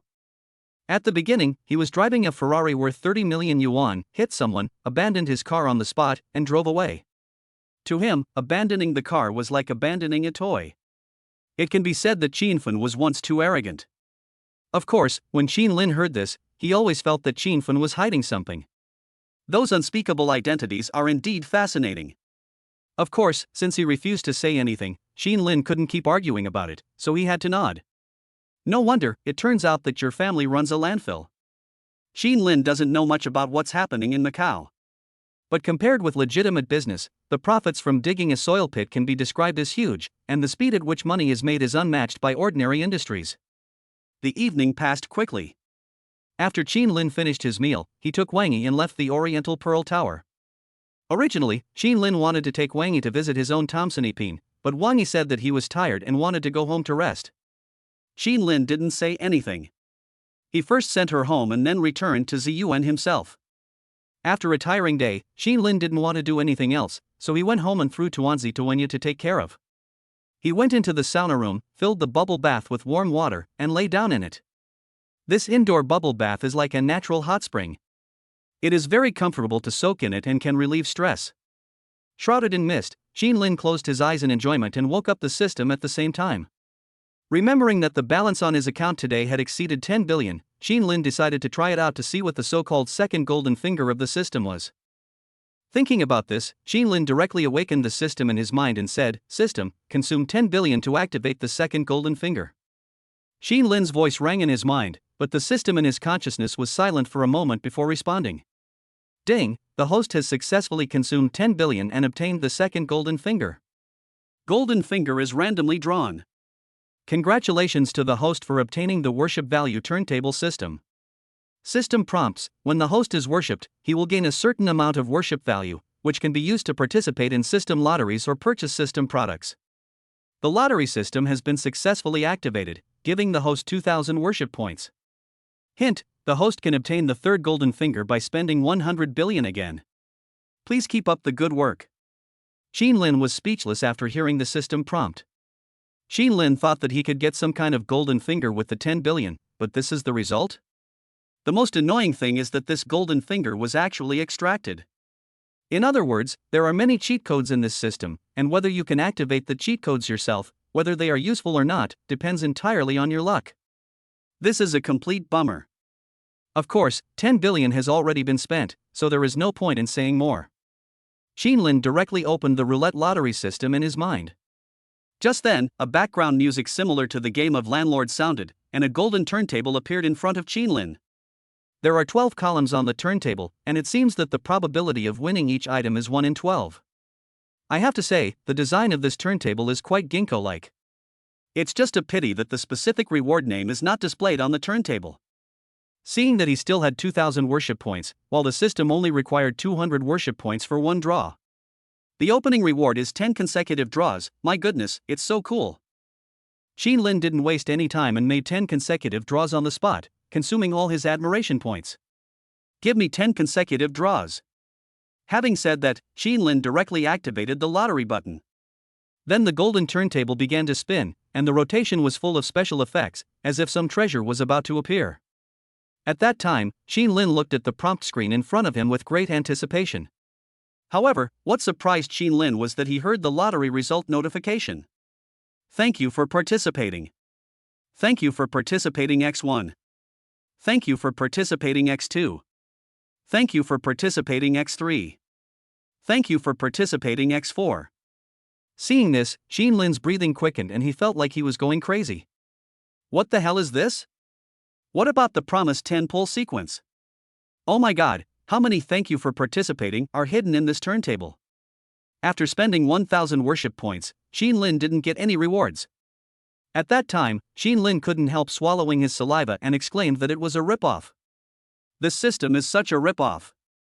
Of course, after drawing 5 times in a row, Qin Lin's luck began to turn and the first reward appeared. Get attribute fruit +1. Obtain attribute fruit +3. Thank you for participating. Get 100x rebate coupon +1. Thank you for participating. Qin Lin looked at the scene in front of him in a daze. Qin Lin was a little confused about the so-called attribute fruit, and then he saw a golden light penetrate into the portable space in Qin Lin's sea of consciousness, and 4 strange-looking fruits and a lottery ticket appeared in it. Qin Lin was stunned for a moment, took out the attribute fruit, and found that it was actually a real object. Chapter 114: The Magical Uses of Fruits. If nothing goes wrong, this fruit should be able to improve its properties. Qin Lin didn't waste any words and ate the fruit directly. The attribute fruit tasted sweet. When Qin Lin ate it, he found that his physical fitness in the attribute column had slightly jumped from 8 to 9.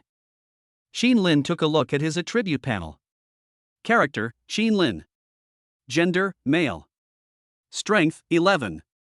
Constitution: 9. Speed: 13. Wisdom: 10. Charm: 9. Qin Lin was quite puzzled when he saw that his attributes would be randomly improved after he ate a fruit. What the hell, I spent 10 billion to get a lottery system, and this is the reward? Isn't this too much of a ripoff? By the way, if Qin Lin did not choose to activate the golden finger, 10 billion would be enough for Qin Lin to improve many attribute points, right? Come to think of it, Qin Lin felt at a disadvantage at that time. However, looking at the attribute fruit in his hand, Qin Lin had another bold idea. Taking advantage of the fact that no one was in the villa, Qin Lin covered his body slightly with a bath towel and left the hot spring. When Ya had returned to her room at this time, Qin Lin took the opportunity to take out a fruit, came to Tuanzi and fed it. After all, this kind of fruit was given away in a lottery, and there were only 3 left, so Qin Lin didn't want to be so stingy and just wanted to see what effect would happen if he let Tuanzi eat it. At first, Qin Lin fed Tuanzi vegetarian food, but Tuanzi was very resistant. However, the fruit gave off a faint fragrance, which slowly attracted Tuanzi, and he ate the fruit bite by bite. The fruit had no kernel, so Tuanzi ate it up quickly. The next moment, the cat seemed to become much more energetic.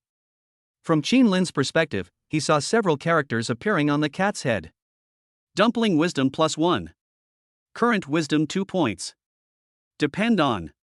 Is it really possible? When Qin Lin saw this scene, his eyes widened. It turns out that this kind of fruit can really be given to others to use? In this way, it can improve the strength of others. Wouldn't such a golden finger be against the will of heaven? Seeing Tuanzi become a little smarter after eating the fruit, Qin Lin was also very excited. The fact that the fruit can be given to others to use at least shows that the 10 billion is not too much of a loss. Qin Lin reluctantly accepted this result. After all, the system lottery consumes admiration points without spending extra money, which is very humane. However, something unexpected happened next. After Tuanzi's intelligence increased, some characters appeared on Tuanzi's head from Qin Lin's perspective. Admiration value from Tuanzi +1. Admiration value from Tuanzi +1. Admiration value from Tuanzi +1. Qin Lin was stunned when he saw the endless stream of admiration points coming from a pet. Damn, isn't this a bit too outrageous? This golden finger can actually gain admiration points even from pets? At that time, Qin Lin didn't expect that Tuanzi admired him so much. For a pet, perhaps because of the improvement of intelligence, it has gained some spiritual intelligence, so a very anthropomorphic scene appears. Seeing this, Qin Lin smiled, sent Tuanzi back to the cat's nest, and returned to the sauna room. There were 2 attribute fruits left, but Qin Lin was not in a hurry to eat them. Instead, he looked at the remaining 100x consumption rebate coupons in his personal space. Qin Lin couldn't explain this thing, but he probably thought it had something to do with the godly rich system. Qin Lin didn't think much about it. Seeing that it was getting late, he went back to his room and went to sleep. There was nothing to do in Shanghai these days, which made Qin Lin feel bored. Xiaomi Group has not received any news yet, and it is estimated that the drawings are still under study. After making an appointment with Wang Yi, Qin Lin drove to Wang Yi's house.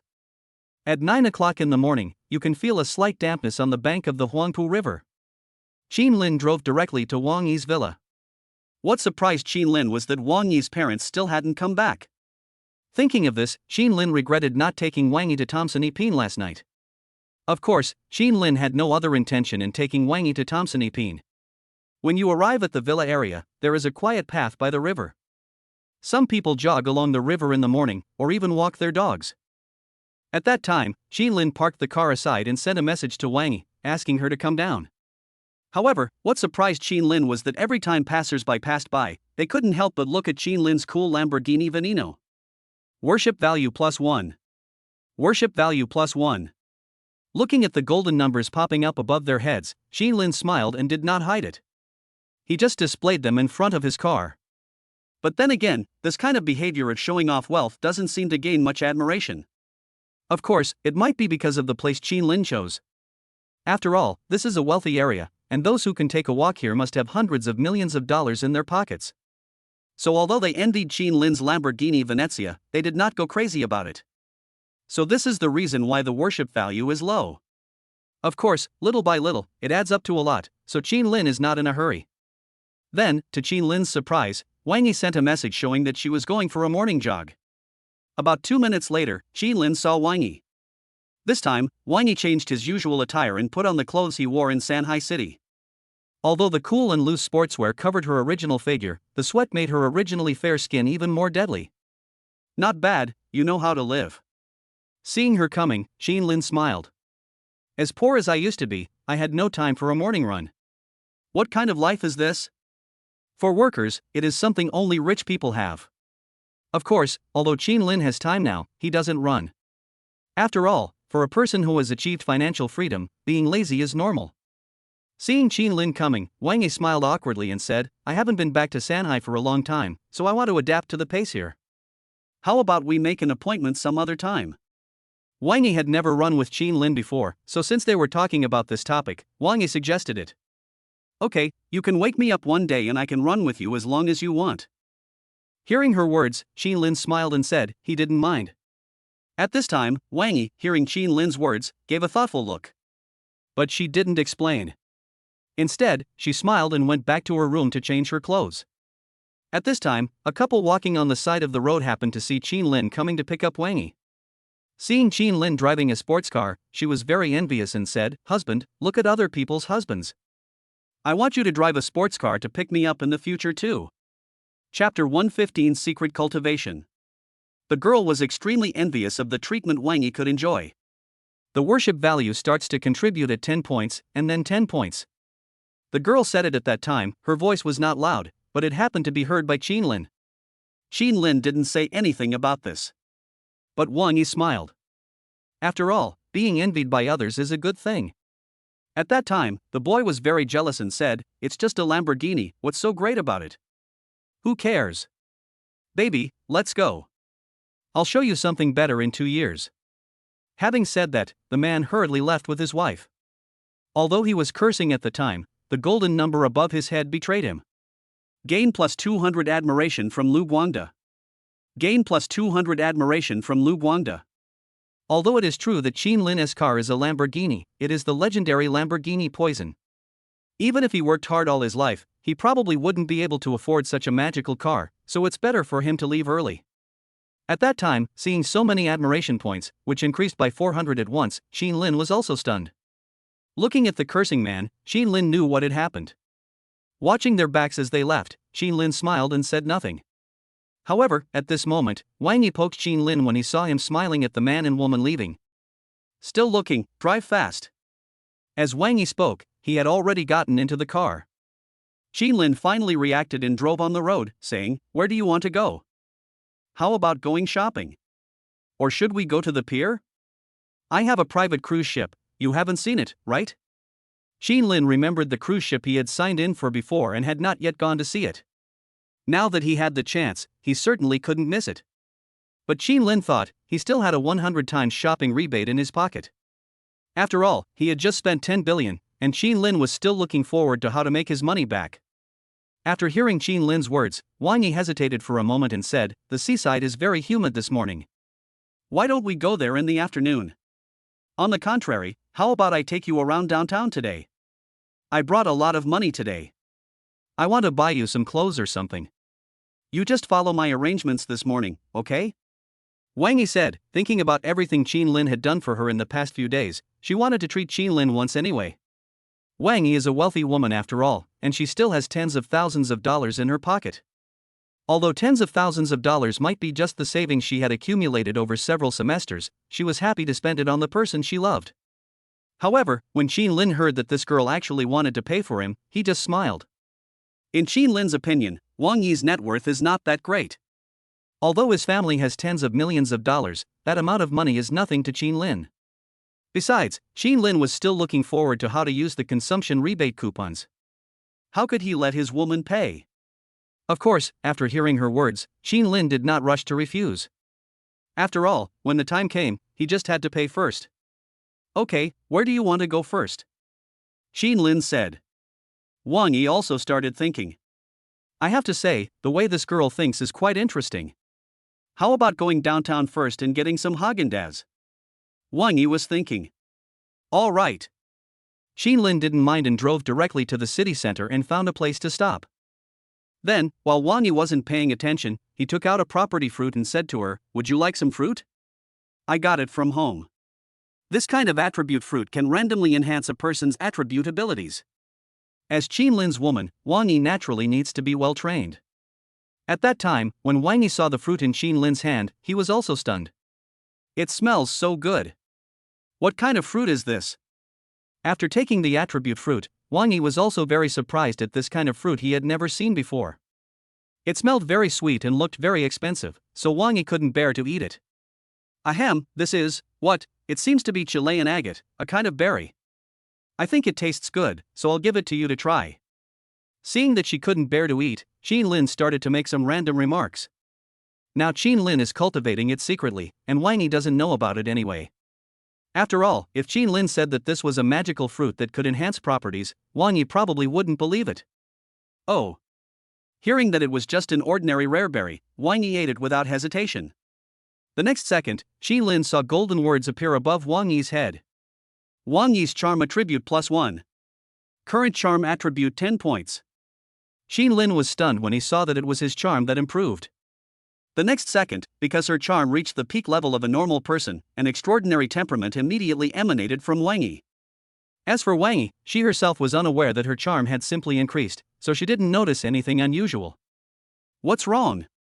Seeing Xin Lin stunned for a moment, Wang Yi felt a little strange. But after hearing her words, Xin Lin quickly reacted, smiled and said, "Wang Yi, why do I find that you seem to have become more beautiful again?" Xin Lin took the opportunity to let Wang Yi adapt to his current situation. "Is there?" When Wang Yi heard Xin Lin's praise, her face turned slightly red and she was very happy. She didn't know why Xin Lin said that, but she really liked his words. Xin Lin smiled and didn't say much. He took her hand and walked into a Häagen-Dazs. The decoration and layout of the Sanhai Lujiazui Häagen-Dazs store were pretty good. At that time, Wang Yi wanted to pay for Xin Lin, so she asked Xin Lin to find a seat and she went to queue up to pay the bill. Xin Lin didn't mind. After all, there was no point in him rushing to pay for such a small item worth only a few dozen dollars. In this way, Qin Lin sat in the leisure area while Wang Yi went inside to queue up to pay the bill. However, what Qin Lin did not expect at that time was that Gu Zhuo and others were also inside. Seeing Wang Yi coming to pay the bill, he greeted her and said, "Wang Yi, right, Qin Lin is your boyfriend?" "We were waiting in line," Gu Zhuo said jokingly. After returning yesterday, Gu Zhuo not only sorted out the information about Qin Lin, but also found out that Qin Lin's girlfriend was called Wang Yi. Gu Zhuo was naturally interested in this feeling, which made him feel a bit familiar. "I met her by chance today and found that Wang Yi had become even more beautiful. If Gu Zhuo hadn't been busy at the time, he would have been attracted to her." At that time, Wang Yi was very puzzled when he saw Gu Zhuo kept chattering after receiving the Haagen-Dazs. Chapter 116 Loyalty. Wang Yi naturally knew Gu Zhuo. After all, the two had just met yesterday.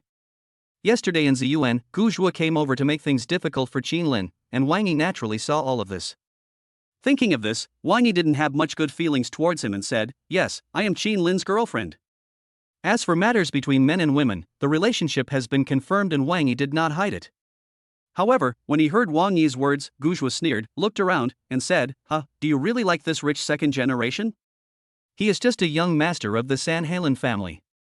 He has no special abilities. Unlike me, I am from the Gu family in the imperial capital. Since we seem to have known each other before, if you follow me, you will enjoy endless wealth and glory. How about that?" At that time, in front of Wang Yi, Gu Zhuo squinted and smiled. As the young master of the Gu family in the imperial capital, he would naturally not let go of such a stunning beauty. In Gu Zhuo's eyes at that time, his girlfriend was nothing but money bought by Qin Lin. As the saying goes, behind every beautiful appearance lies a dirty heart. Maybe this woman was attracted by Qin Lin's identity?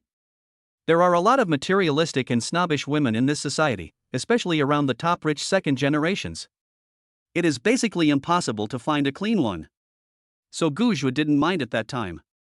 Seeing that he had some feelings for Wang Yi, he planned to flirt with her. Of course, he is not worried about whether Wang Yi will be loyal in the future. So he tried to find out now. However, when Wang Yi heard Gu Zhuo's words, his face changed and he looked at him with some annoyance. For Wang Yi, she has always liked Qin Lin for 6 years. In fact, she doesn't care whether Qin Lin is an orphan or a rich young man. She just wanted to be with Qin Lin, nothing more. She was certainly not the kind of snobbish woman that Gu Zhuo imagined. Besides, she is a wealthy woman herself, so threats and inducements are nothing but a joke to her. "I'm sorry, I don't understand what you are saying. I am Qin Lin's woman. I will only love him in this life. It has nothing to do with other things." That feeling transcends the world, as if it was destined. Hearing Wang Yi's words, Gu Zhuo's eyes twitched slightly. He never expected that this would be the result. It seems that the relationship between her and Qin Lin is really not simple, and he was careless. At that time, there was an old man next to Gu Zhuo whom he had never met. When the old man saw Gu Zhuo flirting with Wang Yi, he whispered in Gu Zhuo's ear, "Master, important things are more important. Women will only affect your hegemony." This old man looked very professional. Needless to say, he must be the strategist of the Gu family. At that time, Gu Zhuo's eyes focused on Wang Yi. He snorted coldly and prepared to leave with his men. But at this time, Qin Lin, who had been waiting for a long time, also wanted to come and see what was happening here, and happened to meet Gu Zhuo, who wanted to leave. "Gu Zhuo? What are you doing here?"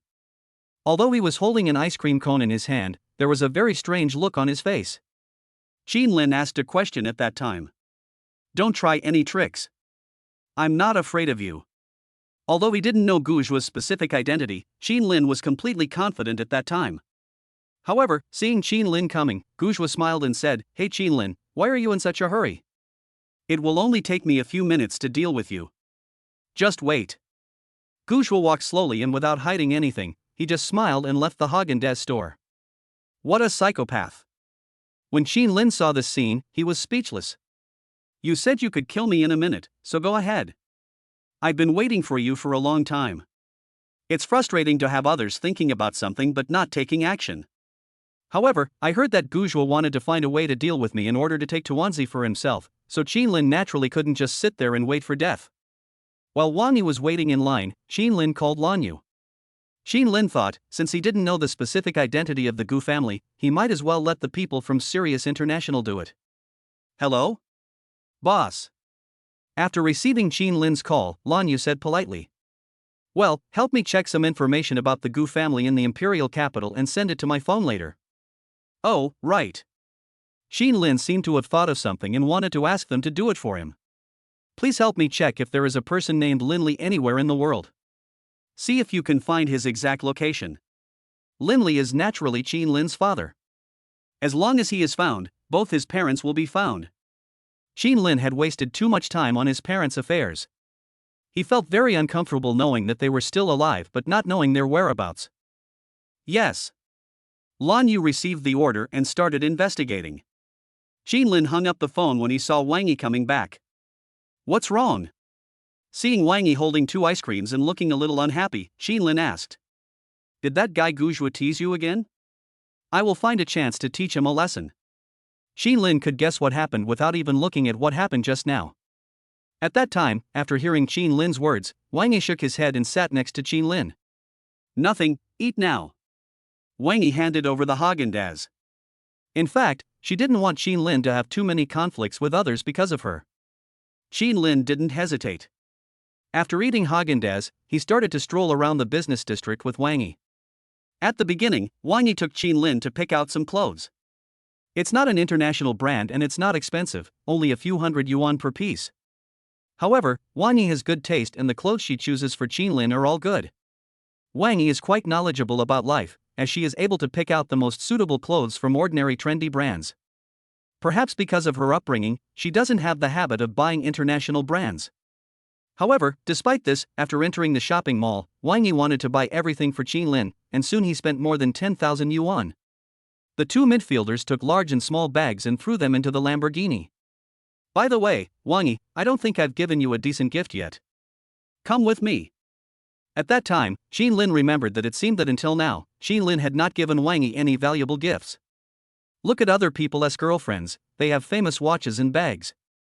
Lin, as a super rich second generation, doesn't he even have these things? Isn't he too incompetent? Thinking of this, Lin directly took Wang Yi's hand and walked towards IFC shopping center. Oh, it's too expensive. Wang Yi blushed as Lin held her hand. However, thinking of the prices of goods in IFC shopping center, Wang Yi couldn't help but say to Lin. Chapter 117 Consumer Rebate. Guojin Shopping Center can almost be regarded as the most expensive business district in Shanghai City. If she went there to buy things, her little treasury would definitely not be able to support her. But Lin didn't care. He held her with one hand and took out a 100-fold consumption rebate coupon with the other hand. This kind of golden rebate coupon is only valid for 10 minutes. Lin didn't bother to care about it and used it directly. However, what made Lin depressed was that he met an old classmate just after entering IFC. She was a relatively young woman in her 20s named Lu Man, who had once been Lin's deskmate. She has wheat-colored skin and now looks a little strange-looking. She can be considered a beautiful woman with decent looks. But at this moment, she was holding the arm of a man in his 40s with a big belly and who looked like a boss.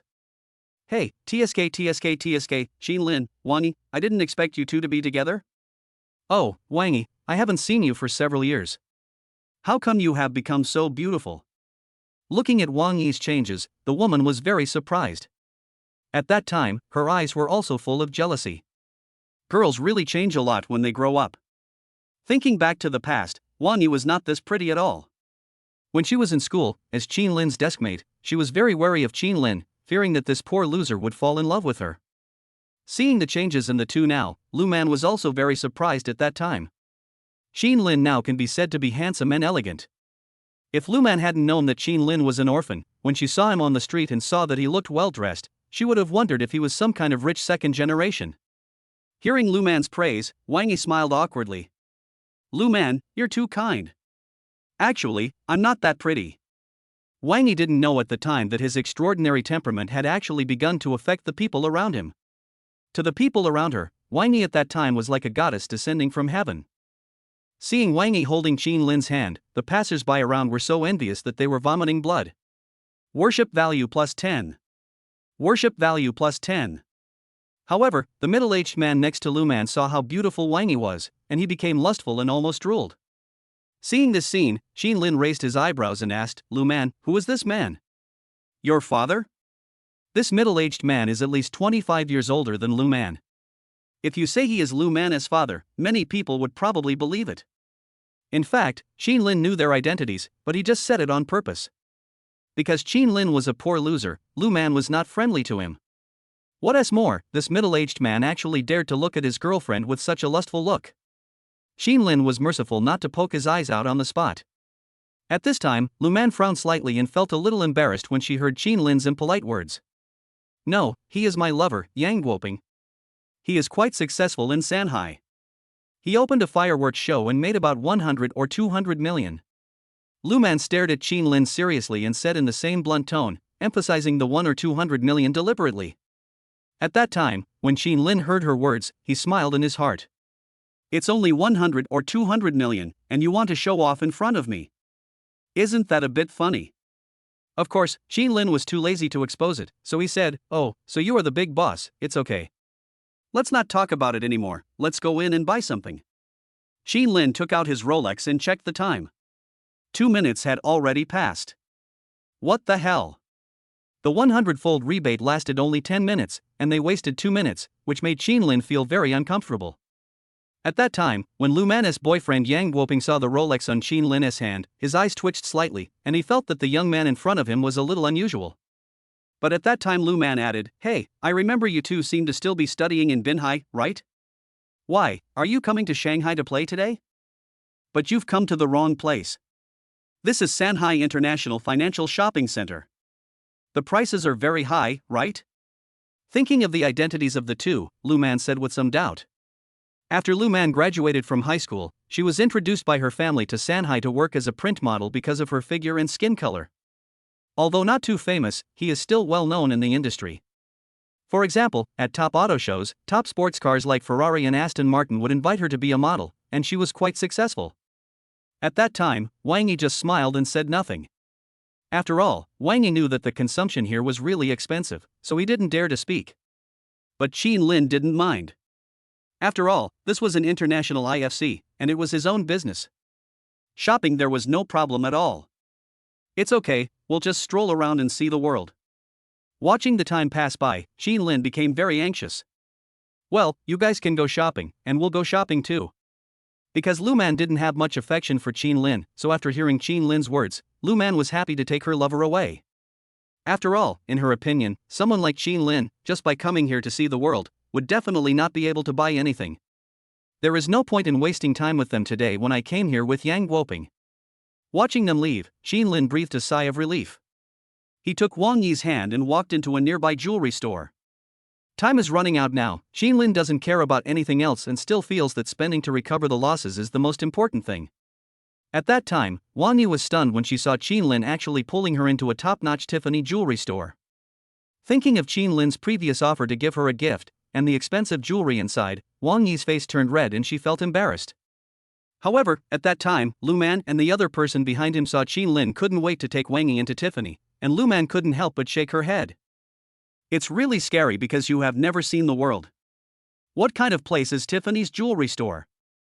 It is an international brand, and the prices of its jewelry are usually tens of thousands or even hundreds of thousands. Looking at Qin Lin's figure who seemed to be rushing in to grab the food, Lu Man rolled her eyes on the spot. Hubby, let's go and ignore them. Lu Man didn't think much about it. She just took Yang Guoping's arm and walked inside with a proud attitude like a noble lady. However, Yang Guoping was cautious at the time and asked, "Hey, wife, what is the identity of that Qin Lin you mentioned?" Recalling that Qin Lin had just shown him his special commemorative Rolex, Yang Guoping could tell at a glance that it was definitely a genuine watch and was worth nearly 1 million. Qin Lin is so young, but he has such financial resources. His identity is definitely extraordinary. Chapter 118 Kill Back. But at that time, Lu Man gave Yang Guoping a cold look and said, "What kind of identity does he have? He's just a poor loser. I sat next to him in high school, and I heard he was an orphan, so it was no big deal," Lu Man said with a sneer at that time. However, after hearing her words, Yang Guoping was a little confused. Since Qin Lin is an orphan, how did he get the Rolex? Thinking of this, Yang Guoping couldn't help but ask, "That's not right. I just saw that he seemed to be wearing a limited edition Rolex watch on his hand. How could he be an orphan?" Yang Guoping is very sensitive to the rich people in Shanghai City. Even though he runs a fireworks company worth 1 or 200 million, in fact, his company has only grown to where it is today thanks to donations from wealthy people all over the world. For example, yesterday, the Shanghai Emperor Qin Fan directly contracted all the fireworks in his factory. This deal made him earn nearly 10 million. Yang Guoping usually feels bad for spending $5. If it weren't for the recent boom in sales, he wouldn't have dared to bring Lu Man to such a high consumption place like IFC shopping mall. When Lu Man heard that Qin Lin was actually wearing a Rolex, her eyebrows twitched slightly. In her opinion, Qin Lin should have been studying all these years and had no chance to make money. How could he own a Rolex worth nearly 1 million? But after thinking about it, Lu Man felt relieved and responded, "Oh, this guy likes to show off all the time. Maybe he just spent 3 or 500 yuan to buy a high-end imitation on Pink 60?" Lu Man didn't care too much. After all, in his opinion, it was almost impossible for someone like Qin Lin to get rich overnight, and it was not his turn to win the lottery. "No. With my many years of experience, that watch doesn't look fake to me. Baby, let's go back and take a look, okay?" In Shanghai, connections are very important, and it is not easy for Yang Guoping to get to where he is today. He is not surprised by this kind of invisible rich second generation. So he had to go back and find out. Lu Man was also very troubled when she heard what Yang Guoping said, but she still followed his wishes and went back to Tiffany Jewelry to take a look. It was just that something happened that shocked them. On the other side, seeing that the rebate coupon would expire in 7 minutes, Qin Lin was also very anxious and took Wang Yi directly into the store. "Sir, madam, what do you need to see? We have the latest Tiffany hardware chain necklace for only 20,800. As she spoke, the beautiful shopping guide directly recommended a new necklace from Shaoqing to the two of them. In her opinion, young people nowadays like this kind of necklaces, and for her, cheap necklaces are easier to sell. However, Qin Lin took a look and found that it was just an iron chain, but it was sold for more than 20,000 yuan. Qin Lin was also convinced. Of course, because of the 100-fold rebate, Qin Lin didn't care so much and said directly, "Pack all the necklaces worth more than 1 million here." In Qin Lin's opinion, it doesn't matter whether the necklace is good or not, as long as it is expensive, and the more expensive the better. As long as each item reaches 1 million, plus a 100-fold rebate, Qin Lin can make back a full 100 million. After activating the golden finger, Qin Lin lost 10 billion yuan. Now he must make a comeback, right? At that time, when the shopping guide heard Qin Lin's domineering words, everyone present was stunned. "What? Package all the items above 1 million?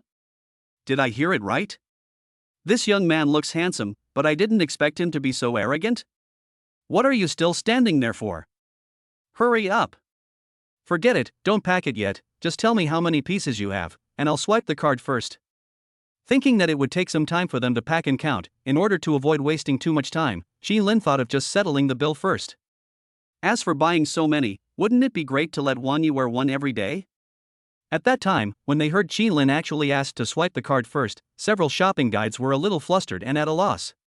However, after realizing that Qin Lin was not joking, the salesperson on duty was filled with excitement and even blushed as she said, "Sisters, stop everything you are doing and help the boss pack up all the necklaces worth more than 1 million. As they spoke, the 5 shopping guides began to get busy. "I'm sorry, sir, but a big customer has come to our store. We won't sell this necklace anymore." Some even stopped entertaining the guests who had come in before and started helping Qin Lin. Then the foreman came to Qin Lin, took out a tablet, and explained to Qin Lin, "I'm sorry, sir, we only have 20 necklaces worth over 1 million, such as the T-Series 18K white gold diamond necklace, the V-Series platinum diamond vine necklace. The most expensive one is a ruby necklace worth 13 million. I hope you know that." The foreman showed Qin Lin the pictures of each necklace, and even swallowed his saliva during the demonstration. However, Qin Lin was a little puzzled when he took a look at it. There were only 20 of them, not enough to fill his teeth. However, Qin Lin was a little surprised to find that there was a necklace worth tens of millions inside.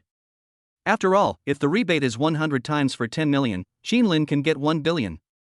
This wave is really wonderful. Okay, calculate the amount and swipe the card first. Seeing that 2 minutes had passed and there were only 4 minutes left for the rebate, Qin Lin said anxiously, "By the way, take out that ruby necklace first." Qin Lin was so crazy about killing that he almost forgot that the purpose of his visit was to buy a gift for Wang Yi. After getting the ruby necklace, Qin Lin directly put it on Wang Yi. At that time, Wang Yi was stunned for several seconds and did not react to the scene before him. "This. Qin Lin, it's too expensive, it's not good. Wang Yi was a little embarrassed at that time. When she heard that Qin Lin actually bought all the necklaces worth more than 1 million in the store for her, she was very touched. This was the first time that Wang Yi experienced Qin Lin's arrogance. However, seeing Wang Yi's resistance, Qin Lin said indifferently, "Well, millions or tens of millions are like buying vegetables to me. These are all for you. From now on, you should change one every day and dress yourself up beautifully." Got it? Qin Lin didn't know how to comfort her, it was just that simple and rough. The ruby necklace on her neck made her look extremely radiant at that moment. Seeing the good effect, Qin Lin also smiled. At least the things I bought with the 13 million were not a loss. Chapter 119 Swipe card directly. Wang Yi, on the other hand, was initially somewhat resistant. After all, she wanted to take Qin Lin around today, and she would cover all the expenses today to repay Qin Lin.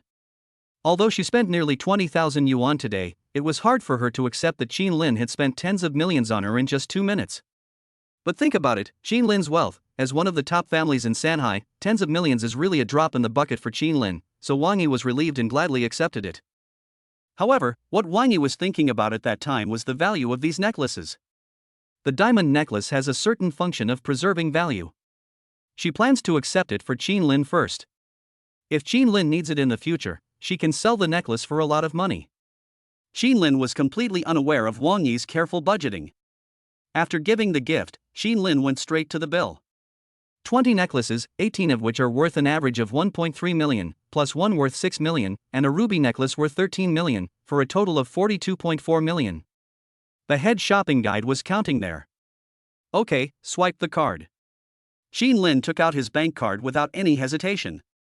As a person with an ICBC black card, there is almost no upper limit for daily transfers, so Qin Lin did not need any additional procedures to pay the 40 million. At that time, several young girls present were also shocked by Qin Lin's actions.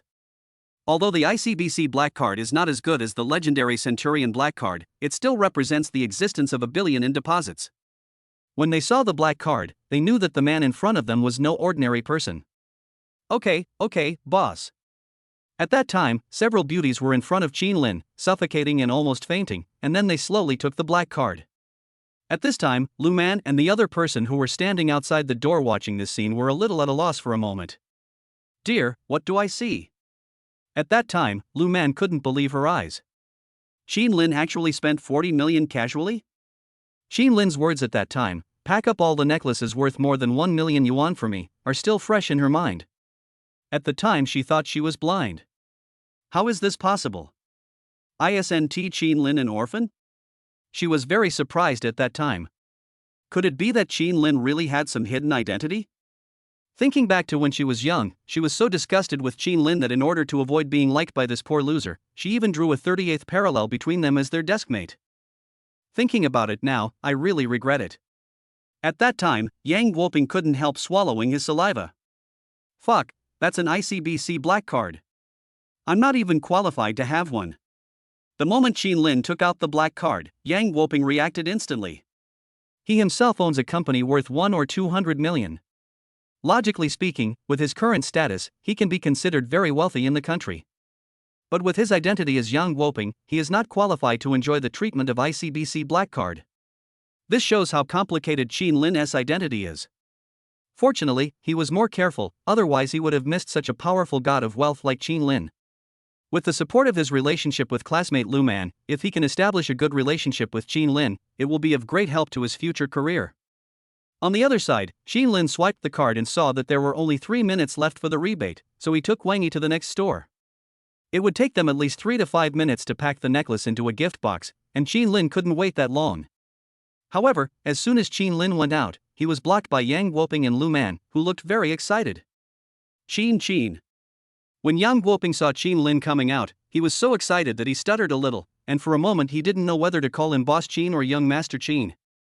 However, when he saw them and looked at the 3 minutes left, Qin Lin frowned and pushed them away without thinking anything else. Get out of the way. I'm in a hurry. The 100-fold rebate period was almost over, so Qin Lin naturally couldn't waste too much time talking to them. However, at this time, to the surprise of several people, a venue manager of IFC Guo Jinhui came over. She recognized Qin Lin, so she wanted to come over to entertain him and see if he needed any help. Mr. Qin, welcome. If you need any help, please let me know. My name is Xiaosui. The girl said very politely. But at that time, Xin Lin didn't even look at her. At that time, Xin Lin was looking around to see if there were any stores selling products at a more expensive price. As a result, when you look around, you can see that Louis Vuitton, Hermes and Patek Philippe are all on the list. Xin Lin was very conflicted at the time. He certainly couldn't do a lot in 3 minutes, so he can only choose one. He was very conflicted. But time waits for no one. Seeing Xiaosui coming, Xin Lin suddenly came up with an idea. Xiaosui, right? Tell them to take out the 3 most expensive items from Hermes, Louis Vuitton, and Patek Philippe within 1 minute. Forget it, just ask them to take out the card machine and swipe the card first. At that time, Xin Lin was afraid that they would take too long and miss 3 minutes, so Xin Lin planned to pay first. Oh, okay, I'll do it right away. After hearing the boss's order, Xiaosui set off immediately and called a few of his men to go to the 3 stores and call out the persons in charge. At that time, Lu Man and the other person who were following Xin Lin were stunned. What was the name of the venue manager just now, Xin Lin? Mr. Qin? Shit, what the hell just happened? Although they don't know the value of IFC, but as the top international shopping mall in Shanghai, what would happen if Xin Lin was the chairman of the board? However, they didn't wait to be surprised for too long. 30 seconds later, several of his men came to Xin Lin with the managers of 3 stores. Xiaosui introduced them directly. This is the boss of our IFC Guojinui. It is your honor to receive him. Our boss wants the 3 most expensive items in your respective stores now. Just pay by credit card. Who's going first? Xiaosui said. She is a capable woman and is quite efficient in her work. However, after hearing her words, several store managers present were stunned. The boss of IFC Guojinui, they looked at Xin Lin in disbelief. I didn't expect that the boss of this top shopping district is so young and handsome? He looked at Wang Yi, who was like a fairy beside him. She was simply the kind of person that made people envious and jealous. Worship value plus 100. Worship value plus 100. Looking at the golden light coming out from above their heads, Xin Lin smiled as he did not expect to have an unexpected gain. Whoever comes first, hurry up, report the goods directly, and then swipe the card. Xin Lin's posture was even simpler and rougher than shopping in a supermarket, making everyone present swallow their saliva. Chapter 120. Hurry up, next one. Me first. When everyone was surprised, the person in charge of Patek Philippe was relatively calm. He came up and started to introduce, saying, "We have 2 couples super limited series watches, which add up to 29.8 million, and an 8 million super complex series exquisite watch." The Patek Philippe shopping guide began to introduce. Okay, that's 37.8 million, swipe the card. Next one. Xin Lin was not polite at all and took 20 seconds to complete the card swiping process. This scene was so smooth and flowing that all the shopping guides were stunned. More than 30 million without blinking an eye, such a rich man is too scary. Is this still buying luxury goods? It's even easier than buying vegetables at the market. Yang Guoping and Lu Man, who were standing behind him, were stunned when they saw this scene. Their Adam's apples moved slightly and they swallowed their saliva with great difficulty. Especially Lu Man, she didn't know what happened to Xin Lin, but he spent almost 100 million yuan casually, which directly refreshed her previous opinion of Xin Lin. Is he still the poor loser that he once despised? Thinking about the past and seeing Xin Lin making tens of millions at will, Lu Man felt a sense of regret. At least compared to the stingy Yang Guoping, Xin Lin is much stronger. At this time, seeing them stunned and looking at the rebate time, there were only 2 minutes left. Xin Lin was also very annoyed. Don't just stand there, hurry up and tell me what's expensive. Although Xin Lin has spent nearly 80 million now, since there is still time, Xin Lin will naturally not miss it. Hearing Xin Lin's voice, the 2 shopping guides in front of them finally reacted and said nervously, "Mr. Qin, this is our top quality Hermes bag, 12.3 million. These are our 3 limited edition bags for this season, worth 7.7 million in total." The 2 men spoke nervously almost in unison. Compared with Patek Philippe, Hermes and LV are much cheaper. The most expensive Hermes bag is only 12.3 million. And if you buy 3 limited edition bags from Louis Vuitton, it will only cost 7.7 million. This is equivalent to a LV bag costing 2 million. Xin Lin was also a little puzzled at the time. He wondered if it was because the 2 shopping guides were nervous and only contributed 20 million to Xin Lin. However, no matter how small a sesame seed is, it is still meat, so Qin Lin reluctantly accepted it. Okay, swipe the card. However, seeing that there was only a little over a minute left, Qin Lin didn't hesitate and swiped the card directly. Everyone was watching this scene excitedly at the time. When they saw Qin Lin swipe the card successfully, the three shopping guides almost jumped up with excitement. There were quite a few onlookers at the time, and shopping guides from some luxury stores also came running over when they saw Qin Lin's lavish spending. Boss Qin, we are Balenciaga. This set costs 300,000 per piece. Take a look. Boss Qin, this is us. 3, 2, 1. Seeing that 10 minutes had passed, Qin Lin breathed a sigh of relief. However, looking at the young ladies surrounding him, Qin Lin frowned. Damn it, he dared to bring up things worth hundreds of thousands of dollars. Looking at the Balenciaga clothes that were so ugly that it made them cry, Qin Lin was speechless. It's not that Qin Lin doesn't want to buy, but these clothes are too small in size. Even if he buys a bunch of them, it will only cost a few million. Besides, the rebate period had passed, so Qin Lin naturally didn't even look at it. Originally, Qin Lin wanted to buy a gift for Wang Yi, but he accidentally spent so much money, which was a bit excessive, so Qin Lin naturally couldn't continue. Qin Lin. That's enough, it's too much. Seeing that Qin Lin had already spent 100 million, Wang Yi felt extremely distressed. Her boyfriend spent so much on her in less than 10 minutes, she didn't know what to do. However, after hearing Wang Yi's words, it was quite in line with Qin Lin's thoughts. Okay, that's all for today, everyone can go home. You guys, pack up the things I bought just now. As he spoke, Qin Lin first instructed the shopping guides to pack up the items they had just bought, and then took Wang Yi aside. Qin Lin was waiting for the system to settle the account. Having spent so much money, although he still felt a little unsatisfied, Qin Lin wanted to see how much money he had earned. The next moment, the system began to settle. Ding, the rebate period has ended, the system is settling. The host's total consumption this time is 102 million yuan, and the rebate multiple is 100 times. Congratulations to the host for winning 10.02 billion. This reward distribution ends. After receiving the result, Qin Lin was also stunned. This wave was a bit sudden for Qin Lin. Qin Lin didn't even remember how he spent 100 million. No wonder Wang Yi felt distressed and embarrassed. She really spent too much and scared others. But it doesn't matter. Qin Lin was quite excited as he accidentally made 10 billion. He spent 10 billion last night and earned it back today, which was equivalent to picking up a golden finger for free. Qin Lin could barely accept the small consolation given by this crappy system. Seeing that his balance had returned to 13 billion, Qin Lin felt very relieved. At this time, the managers of several stores had already packed many goods, especially Tiffany, where Qin Lin bought 20 pieces. Now there were large and small packages, and they also gave some gifts. It was really too much for two people to carry. As for Patek Philippe, it's not so bad. I just wear 2 watches on my hands and put the extra one in my pocket. Qin Lin didn't even want the packaging box of the watch worth 8 million yuan and threw it into the trash can. His action was simply too arrogant. Holding Wang Yi's little hand, he put on her the couple's watch worth nearly 15 million yuan. Under the attention of everyone, it was a full sense of ceremony. Because the watch was so expensive, Wang Yi's palms couldn't help sweating. Qin Lin smiled and touched her little head.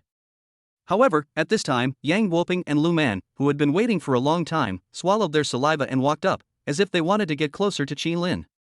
People like them, when they have nothing to do, think you are a poor loser and can't wait to step on you at any time. Now that I see you're so awesome, it's like a dogskin plaster, I wish I could stick it on you. Qin Lin, you are rich now? At that time, Lu Man was still a little bit unbelievable. Of course she knew that Qin Lin had become rich. After all, she had just seen Qin Lin spend 100 million yuan. But at this moment, she had no idea what words to use to approach Qin Lin. At this time, Qin Lin had dozens of gift bags on the ground, and he looked a little troubled. 100 million was exchanged for such a useless thing. If I tell others about it, no one will believe it. Chapter 121 Super Family. Hearing Lu Man's words, Qin Lin glanced at her and said, I guess so. You just realized that I'd become rich? Actually, I've always been very low-key. Looking at Lu Man's eyes, Qin Lin wanted to laugh at that time. Although Qin Lin had no feelings for her and she kept her distance from him, Qin Lin always felt the contempt and oppression from her. After all, as her deskmate, doesn't Qin Lin know her? She is a woman who is ambitious, despises the poor and loves the rich. Although she is simple and does not have many bad intentions, Qin Lin does not like her. Of course, Qin Lin was too lazy to explain too much to her. After all, Qin Lin was mainly out to play with Wang Yi today. At that time, Lu Man and the other person vaguely guessed something from Qin Lin's words. Qin Lin has always been very low-key. Has he been hiding his identity as a rich second generation for so many years? If this is not the case, then it would be completely inexplicable why he has billions of assets. This made the two of them feel a little unbelievable, and made Lu Man feel a little uncomfortable for a moment. If she had known that her deskmate was a super rich second generation, she should have cherished him. Otherwise, she wouldn't have fallen to the point of being a model and marrying a middle-aged man in his 40s. She regretted it very much, but it was meaningless now, because in front of her, the dazzling Wang Yi was the perfect match for Qin Lin. Wang Yi is far superior to her in terms of appearance and figure. She can never compare with her at all, and she can only accept this result. Of course, they approached Qin Lin, in addition to inquiring about Qin Lin's identity, mainly to build relationships with him. So that's how it is. Oh, by the way, Qin Lin, for the sake of our friendship, this is my lover, you have to take good care of him in the future. Thinking that Qin Lin is a super rich man, it would be great if he could help her lover Yang Guoping in business. In her opinion, after all, Yang Guoping had a good foundation and his net worth was barely over 100 million yuan, so it would be best if he could get Qin Lin's help. At that time, Qin Lin was also a little troubled by this kind of networking. But after thinking about it, Qin Lin said, okay, if it's a matter of interest, I'll help if I can. In fact, Qin Lin doesn't care much about this kind of small boss. Of course, as a businessman, if Yang Guoping can bring benefits to himself and it can be a win-win situation, Qin Lin will naturally be happy. If he has nothing and hasn't gained any benefit, then it is impossible for you to ask me to help him. Qin Lin nodded and stopped talking to them. Instead, he said to Xiaosui beside him, Xiaosui, there are too many things. Please help me send someone to pack them and send them to Building A of Thompson 1 next door. Okay. There were 23 Tiffany gift boxes, and the rest were 5 or 7 packaging bags of Hermes and LV. Qin Lin was too lazy to put so many on the Lamborghini. Just send them to your villa. The shopping mall has a door-to-door delivery service, and since they are their own employees, Qin Lin has no worries about these small items that are worth only $1 million. Okay, boss. When Xiaosui heard that Qin Lin actually lived in Thompson Ipin, which was only 200 meters away, she was stunned for a moment. Those who can live in those places are not ordinary people. As expected, their boss is really too arrogant. It would be a pleasure to let them take me there just a few steps away. At that time, when they heard that Qin Lin actually lived in Thompson Hotel, Yang Guoping and the other two swallowed their saliva. It is very uncomfortable for them to have such top rich people right next to them. Ignoring them, Qin Lin took Wang Yi and wanted to go somewhere else for a walk. But at this time, Qin Lin received a message from MOU. He said something happened in the family, so he called an emergency meeting and asked Qin Lin to go back early. Qin Lin was also a little puzzled at the time, so he first sent Wang Yi to his own Thompson Ipin, and then drove towards his family. However, on the way, Qin Lin received a message from Lan Yu, saying, Boss, we investigated the Gu family. They are the #1 supergiant family in the imperial capital. The Gu family not only runs a variety of businesses, but also has a net asset value of more than 3.8 trillion. The resources they control are inestimable, including overseas, and even reach a scale of 9 trillion. Boss, what should we do next? Lan Yu said that even Sirius International began to feel a little wary of this supergiant family. The Gu family may not run many businesses in the country, but their accumulated assets, and perhaps their deposits alone, have reached a level that ordinary people cannot even imagine. Qin Lin was also stunned when he saw Lan Yu's words. Net assets of 3.8 trillion, operating scale of 9 trillion. With such a huge scale, Qin Lin may not even be 1/10 of them. I didn't expect the Gu family to be so powerful. As the richest son of the Gu family, Gu's status is self-evident. This is not an easy thing to deal with. After all, the Lin family, as big as it is only worth 200 billion yuan, which is not enough to fill the gaps in other people's teeth. Qin Lin was a little confused. Even Tencent's market value in China was only 3.6 trillion at most. How did the Gu family achieve an operating scale of 9 trillion? But fortunately, the conflict between the Gu family and the Lin family was just caused by a cat, so it shouldn't be a big deal. Qin Lin didn't think too much about it and responded to Lan Yu, there are no other instructions here. By the way, how is Lin Li's investigation going? Thinking about asking Lanyu to investigate the situation regarding his father before, and now that the Gu family has already investigated it clearly, then the whereabouts of Lin Li should also be able to be found, right? Although Qin Lin's parents cannot return to China for the time being, it does not mean that Qin Lin cannot go out to see them. However, what surprised Qin Lin was that Lanyu continued. Boss, I'm sorry, we haven't found his information yet. We don't have coordinates or location. It may take some time. Lanyu knew that Qin Lin was from the Lin family, and Lin Li was also from the Lin family. The information they possessed should be sufficient. However, in this world, they were unable to find any clues for a while, which was also very surprising. Okay, no rush. Qin Lin said this, ending the conversation. Qin Lin knew that his parents must still be alive, they just didn't want to come out. He believed that as long as he persisted, he would be able to find them. Of course, Qin Lin did not expect that as a member of Sirius International, he could even lock the 24-hour location of Boss Yidelin clearly, but now he can't find a person, which makes Qin Lin feel a little surprised. Chapter 122, Master Lin Can Tear. Since they couldn't find it, Qin Lin had no choice but to wait. When Qin Lin returned to number 99 Ziyuan, he was a little surprised to see two autos parked outside. Qin Lin didn't think much about it and went straight into the villa. At that time, many members of the Lin family rushed to the scene, and sitting in the guest seats were Gu Zhuo and his companions. It was obvious that you didn't even need to look to know what their purpose was in coming here. In Qin Lin's opinion, Gu Zhuo must have been suppressing Qin Lin in front of everyone in the Lin family today because his attempt to reveal his identity last time was ineffective against him. Of course, Qin Lin was not the one chairing this meeting, so Qin Lin said nothing and just took his seat. Grandpa, what's going on now? Because he didn't know how the situation had developed, Qin Lin came to Lin Cheng and asked a question. But at that time, Lin Cheng thought Qin Lin knew nothing, so he explained, they are from the Gu family in the imperial capital, and they said they came to discuss something with us. But before Lin Cheng could elaborate, Gu Zhuo, upon seeing Qin Lin coming back, smiled, stood up, and said, since everyone is here, let's get started. Gu Zhuo said as he opened a PPT. Master Lin, I'm sorry.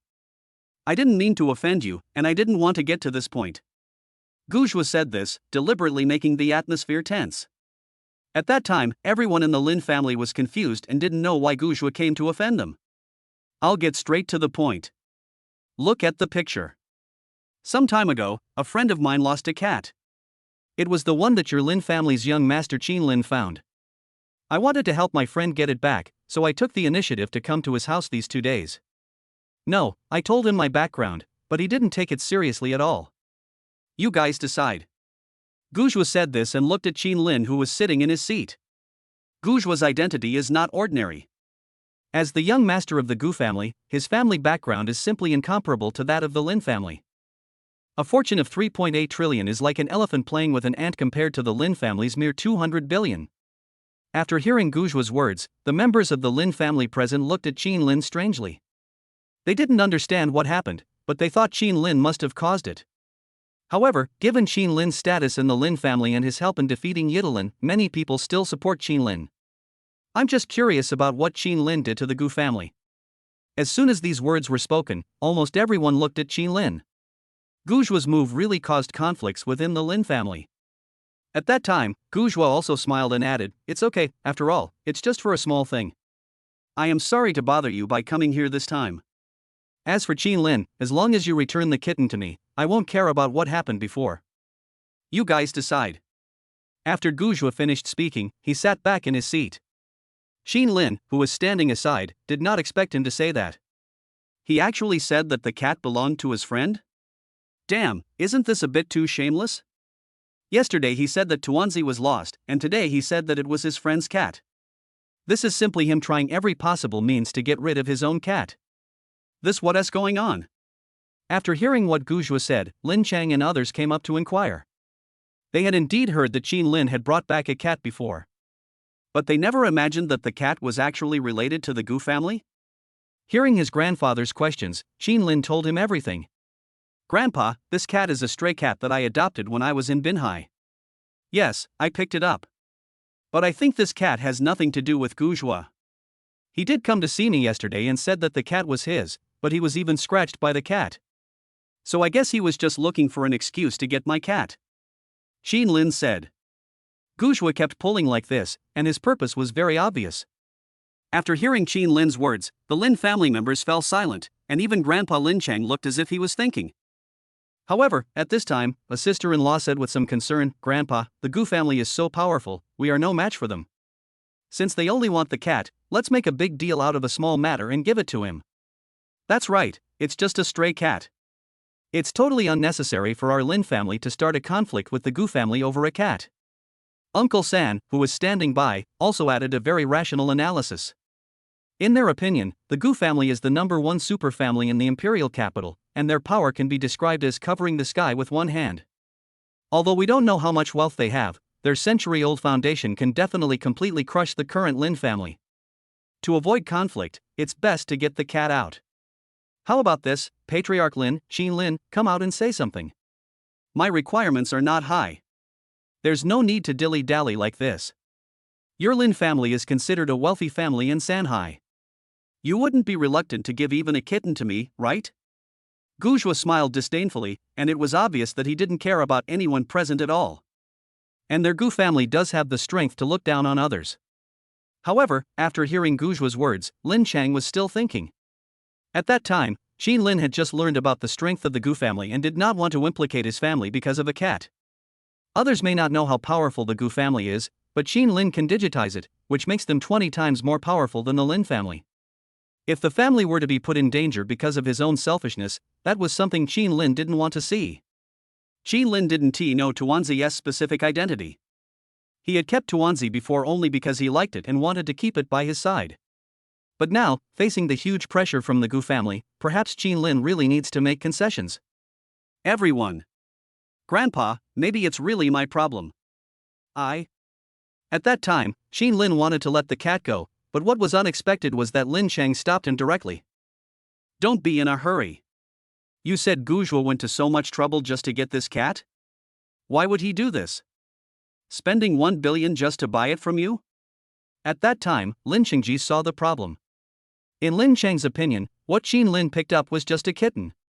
How could it be so valued by the Gu family? Obviously, this cat seems to be a little unusual. Leave this to me, you guys step back first. At that time, Lin Chang directly rejected everyone's opinions and stood up. Chapter 123. Is it worth it for a cat?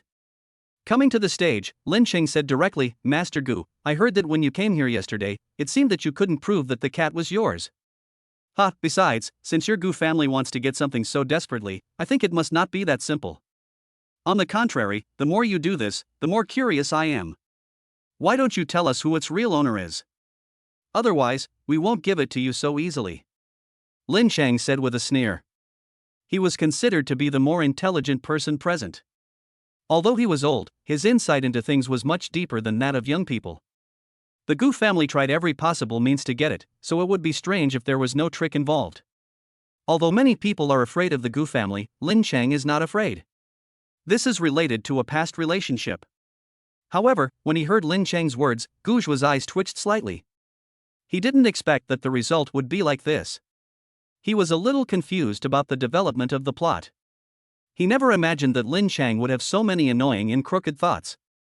Yes, he did hide something, and it was also because of a very important purpose. He had to get the cat. Now that Lin Chang had seen through him, the feeling of being caught made him feel a little uncomfortable. Gujua frowned slightly and said, since you know how powerful this is, why don't you give it to me? Aren't you, the small Lin family, afraid of being targeted by our Gu family? Gujua said angrily. In his opinion, it doesn't matter if Lin Chang knows. As long as he doesn't know the specific purpose of this cat, just guarding it is no different from an ordinary cat. If the Lin family does not agree, he doesn't mind using the power of the Gu family to give them a taste of their own medicine. On the Lin family's side, seeing that Gujua seemed a little angry, several members became a little timid. Dad, you must think twice. In their opinion, the Gu family can be described as a behemoth. If the Lin family really goes against them and is targeted, the outcome will definitely not be good. It's just for a kitten, is it that important? It would be foolish to fight against such a powerful enemy and destroy the foundation of the family just for a cat you picked up. Everyone tried to persuade him, but Qin Lin remained unmoved. Qin Lin, whose IQ is as high as 10 points, also felt that what his grandfather Lin Chang said made some sense. Is it really that serious? The Gu family is madly targeting a huge family worth 200 billion just for a little wildcat. This is a stupid coin. If the two families confront each other, the Lin family will not win, but the Gu family will also suffer great losses. If the Gu family is even willing to spend tens of billions or hundreds of billions, it is just to target the Lin family. Then it would be strange if there were no ghosts involved. It's just a kitten, but it makes you want to hit someone. That's too much. But who would have thought that after hearing what Gu said, Grandpa Lin Chang sneered and said, your Gu family only has those tricks of threatening people. Maybe others are afraid of you, but I'm not afraid of you. Thinking back to 20 years ago, your Gu family, in order to snatch my Lin family's future daughter-in-law, even issued a hunting order, causing my son to flee to other places. Xin Lin, they were the ones who exposed your parents' affairs. In the past, our Lin family didn't have the ability to endure this. But our Lin family is not as big as your Gu family, but it still encompasses huge resources at home and abroad, and is among the top families in the 3 Cs. If you, the Gu family, dare to fight us, then you must be prepared to have your teeth knocked out. Besides, if it was the head of the Gu family who came, I might still be a little afraid, but you, Gu are just a young master of the Gu family. What qualifications do you have to point fingers in our Lin family compound? Lin Chang was not polite either. In his opinion, if two families wanted to go to war, it was not something that he, a junior, could decide. Besides, the Lin family is not very weak now. Even if they can't win, they can still cause a bloody storm. If you want to target me, I'm really like a dead pig that is not afraid of boiling water. You can give it a try. Lin Chang is not at all inferior to the younger generation of the Gu family. The Lin family is a big family after all. How is it possible that they were frightened by just 2 or 3 words from him? Besides, the fact that Gu likes the cat so much shows that the cat must be very important to him. At that time, everyone in the Lin family was stunned when they heard Lin Chang's words. Although they were somewhat afraid of the Gu family, the feeling of their blood boiling made them feel very strange. The old man is so good at fighting that it really makes the younger generations feel ashamed of themselves. At this time, Xin Lin felt a little upset when he heard that it was the Gu family who made him an orphan for 20 years. Xin Lin knew how powerful the Gu family was and was indeed a little scared. But when I think about how the Gu family has caused me so much pain over the years, leaving me helpless and with everyone looking down on me. These things can never be let go like this. So what if they are a super giant family? So what if they have assets of 3.8 trillion? As long as time passes, Xin Lin will be able to join the ranks of trillionaires. Will he still be afraid of the small Gu family by then? At that time, Xin Lin made up his mind to fight the so-called Gu family to the end together with his grandfather. At this time, Gu felt very uncomfortable when he heard Lin Chang's words. Because of this action, he did not tell his family and did not want them to know anything. What he said about targeting was just bluffing. He didn't expect that he was not afraid of the Lin family at all. Not only was he not afraid, he also acted like a dead pig that was not afraid of boiling water, which made Gu very uncomfortable. Originally, the opportunity was conceived very well. It's just a cat. Just scare it, reveal your identity, and give it to it, and that's it. I didn't expect that the people from the Lin family would be so unreasonable. Well, you don't know whether to live or die, right? You said so. I'll give you 1 day to think about it. Tomorrow at this time, I'll bring people from the other 3 major families in Shanghai here to announce our plan against you. I will make you regret it by then. Don't blame me for not reminding you. Our Gu family has great influence. We don't even need to do it ourselves to deal with you. Wait. Gu snorted coldly and led his men away from villa number 99. Although it is not convenient for Gu to use the power of the Gu family, it does not mean that he cannot rely on the power of others. Just because the Lin family is not afraid of Gu doesn't mean that others won't be afraid. After all, the Gu family is a terrifying super family in China, so it is possible for them to command several Shanghai garbage families. When the time comes, several Shanghai families as powerful as the Lin family will come, and it will be a good show to watch. After Gu left, the Lin family compound became quiet. No one dared to speak and waited for Lin Chang's instructions. Chapter 124 Accumulating Strength. Everyone was relieved that Gu did not directly use the power of his family. At least there is some breathing time. However, when Lin Chang heard Gu words, it was what he had expected. He guessed that a younger generation like Gu was not a very prominent figure in the Gu family, and it would definitely not be easy for him to use the family's power. Okay, everyone go away and come back tomorrow. Seeing that everyone was silent, Lin Chang waved his hand and sent all the aunts and uncles away. However, there are still a few core members of the Lin family left, including Qin Lin. Grandpa, if Gu orders the major families of the 3 Cs to target us, what damage will it cause? Qin Lin asked. Since you have made up your mind to fight to the death with the Gu family, it is important to prepare yourself mentally in advance. Qin Lin didn't know the specific industries of the Lin family. Even though his assets now far exceeded those of his family, if his family was targeted, he would have no way to start. This is really a headache. The major families in Shanghai are almost the same as the Lin family, the only difference is in asset accumulation. However, if they unite to deal with the Lin family, it will be a bit difficult to deal with. This topic should be of concern to several key members present. After hearing what Qin Lin said, Lin Cheng thought for a moment and said, if Gu uses Shanghai's connections, I think it may actually cause more damage to us than if the Gu family did it themselves. After all, the major families have their own territories and influence in Shanghai, and they squeeze each other in the Chamber of Commerce. If they issue an order against us, our business in Shanghai will undoubtedly be greatly impacted. In Shanghai City, there are many wealthy families and some emerging wealthy people. However, as one of the old big families in Shanghai, if the entire Shanghai Chamber of Commerce directly ordered that no one could cooperate with the Lin family, it would naturally cause great damage to the Lin family in many trade areas. If it just relies on trade and needs cooperation from various small companies and suppliers, it will definitely fail. But then Lin Cheng continued. In fact, I had already laid the groundwork many years ago. It doesn't matter if they target us. The most we will lose is a few 100 million yuan. Our Lin family doesn't just have some cooperative trade. We also have well-established real estate, forestry, mining, and some products that can be produced and exported completely independently. Lin Cheng explained. In fact, for a family to have achieved this, the accumulation of 200 billion in assets is no joke.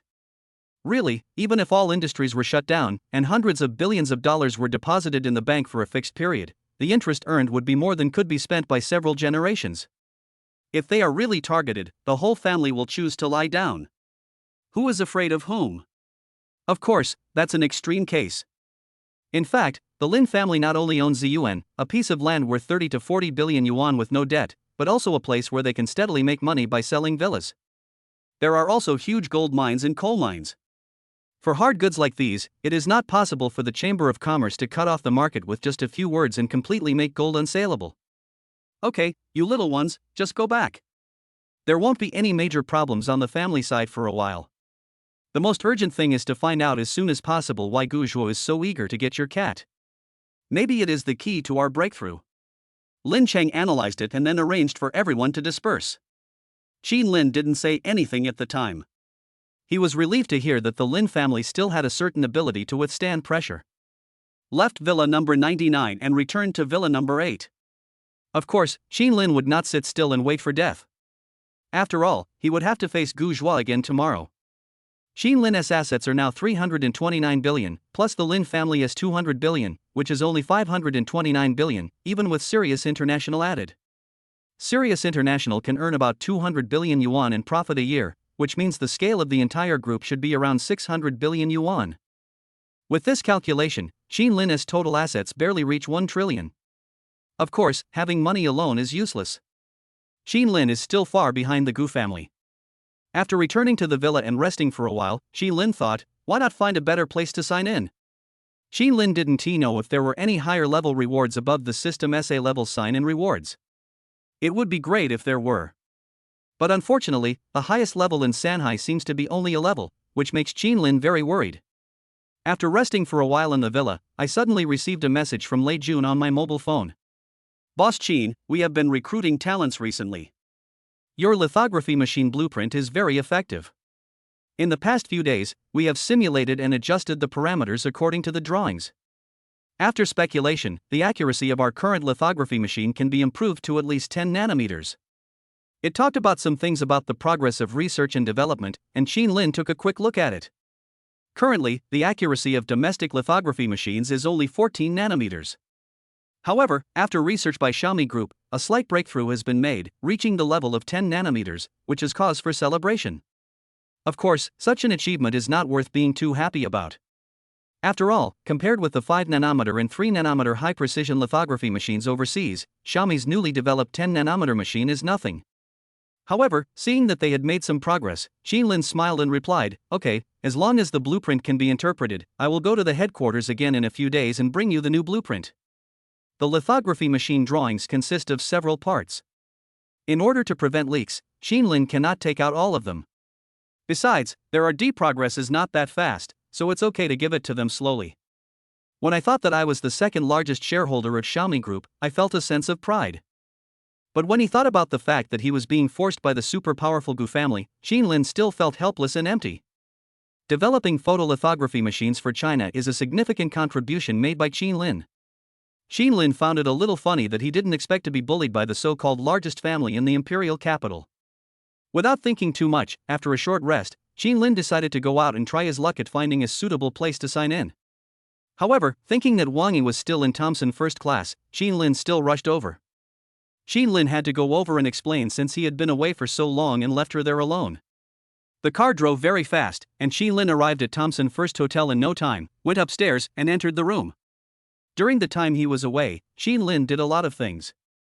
However, from Wang Yi's perspective, only more than an hour had passed. During this hour, she first helped Qinlin receive the packages sent from the shopping mall, then fed Tuanzi and took a look around the villa. Chapter 125: A Strange Family. This hour was not too long for Wang Yi. "Qinlin? You're back." Hearing the noise outside the door, Wang Yi was very excited and came to Qinlin. Seeing this scene, Qinlin also smiled and walked in. "How do you feel? This environment is pretty good, right?" Qinlin looked at her excited expression and smiled. Thompson Epin is Qinlin's residence in Shanghai City, excluding his family's. If nothing unexpected happens, given their relationship, they will live here from now on. It is really wonderful to enjoy the world of two people in this large and exquisite villa without being disturbed by anyone. "Well, Qinlin, your villa is too big. The scenery is so beautiful," Wang Yi said very simply, pulling Qinlin to the balcony and overlooking the beautiful scenery of the three seas. "Are you kidding? This is the very center of Shanghai City. We enjoy the best treatment and live in the imperial villa on the top floor. How can it not be beautiful?" Wang Yi took Qinlin for a walk around. There was a huge gap between this Thompson one and her original riverside mansion worth tens of millions. When she arrived at the master bedroom, Wang Yi had no intention of taking the jewelry she had bought home, so she placed the Tiffany necklace and LV bag in the special jewelry cabinet on the dressing table in the master bedroom. Qinlin also smiled at her thoughtful behavior. The place where only Qinlin slept originally finally had some of the hostess's things. Qinlin also put down the watch in his hand and placed it in the watch box unique to the male owner. Qinlin now has 3 watches, 1 Rolex and 2 Patek Philippe's. Although there are only 3 empty watches on the dial at this moment, the value of them is as high as 20 to 30 million. After taking a look, Qinlin finally chose to wear the Patek Philippe couple's limited edition watch he had just bought. "What would you like to eat tonight?" Seeing that it was already time for dinner, Qinlin asked. At this time, Wang Yi happily unpacked the 30 or so packages.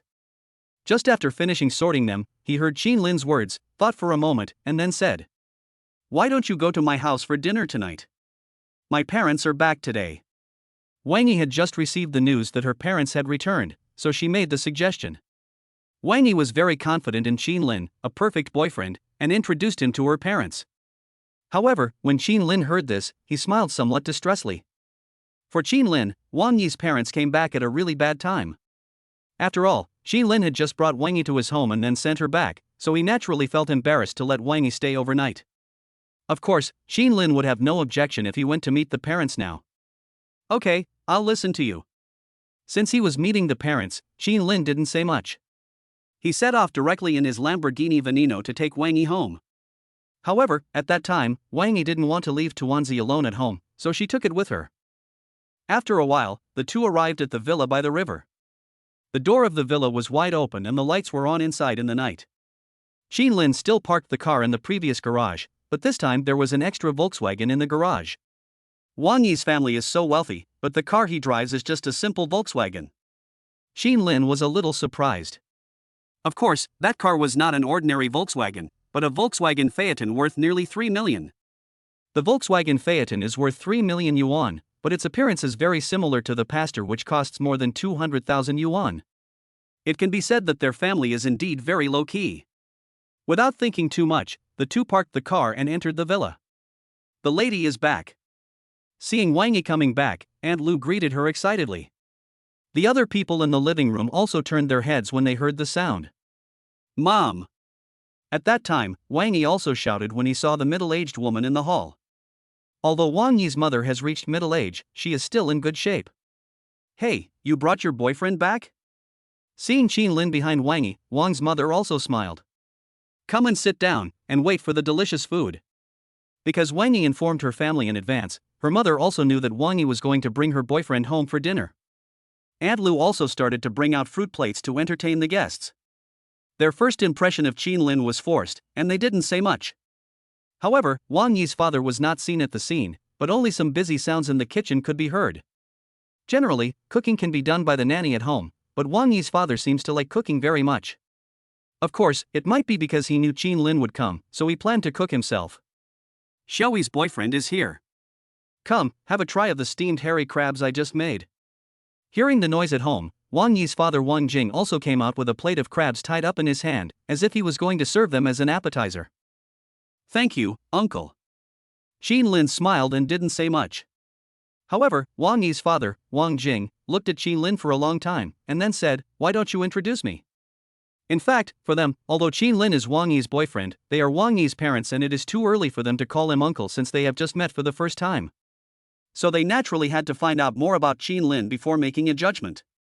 Qin Lin, upon hearing Wang Jing's words, did not hesitate to say, "Uncle and aunt, I am the classmate of Wang Yi from high school to college.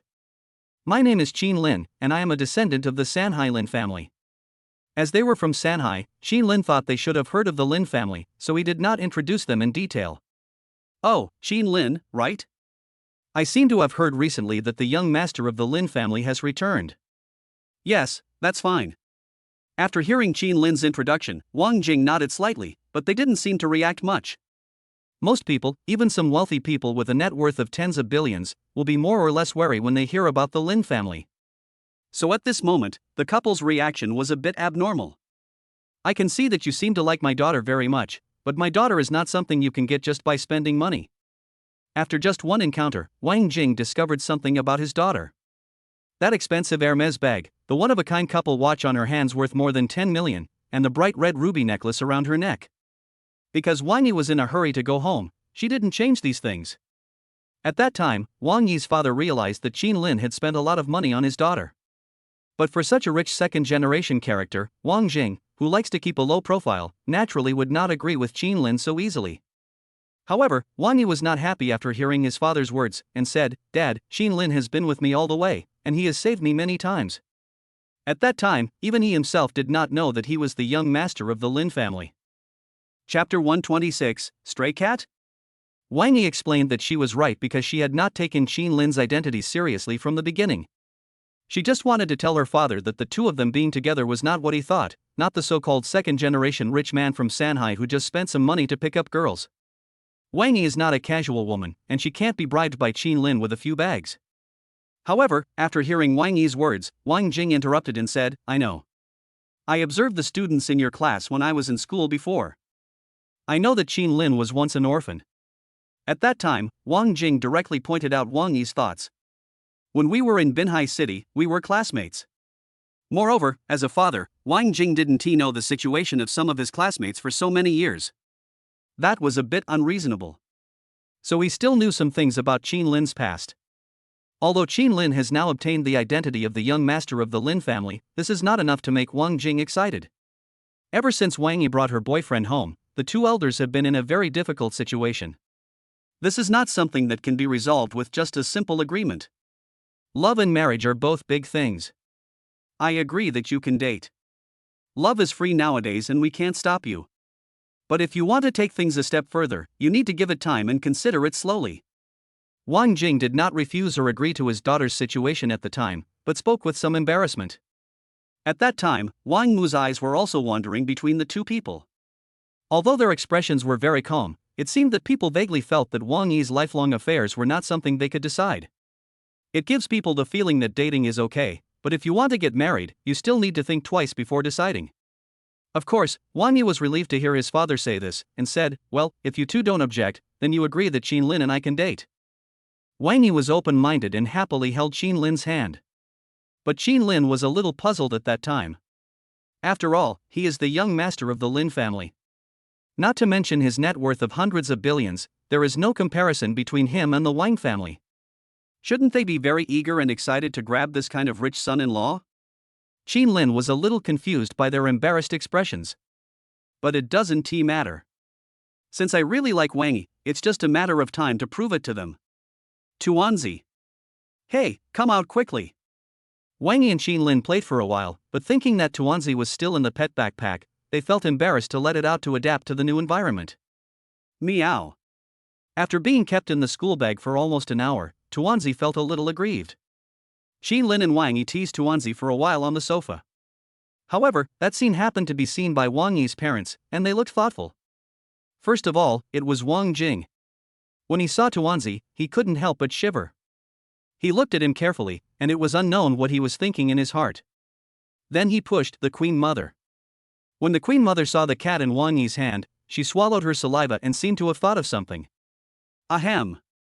Wang Yi, where did your cat come from? The Queen Mother was very surprised at the appearance of the cat. It's not that she doesn't like cats, but she seems to recognize this cat. Before Wang Yi could say anything more, Wang Mu had already picked up the cat. Surprisingly, Tuanzi did not show any aggression in front of Wang Mu, a stranger.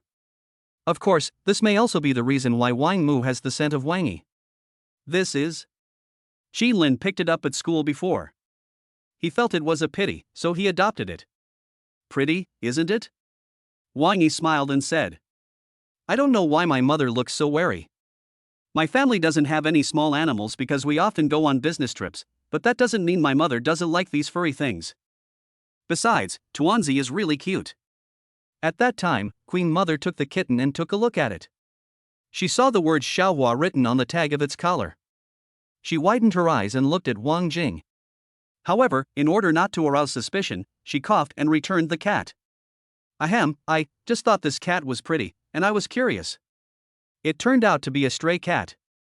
What a pity. At that time, the Queen Mother finally let go of the heavy stone in her heart.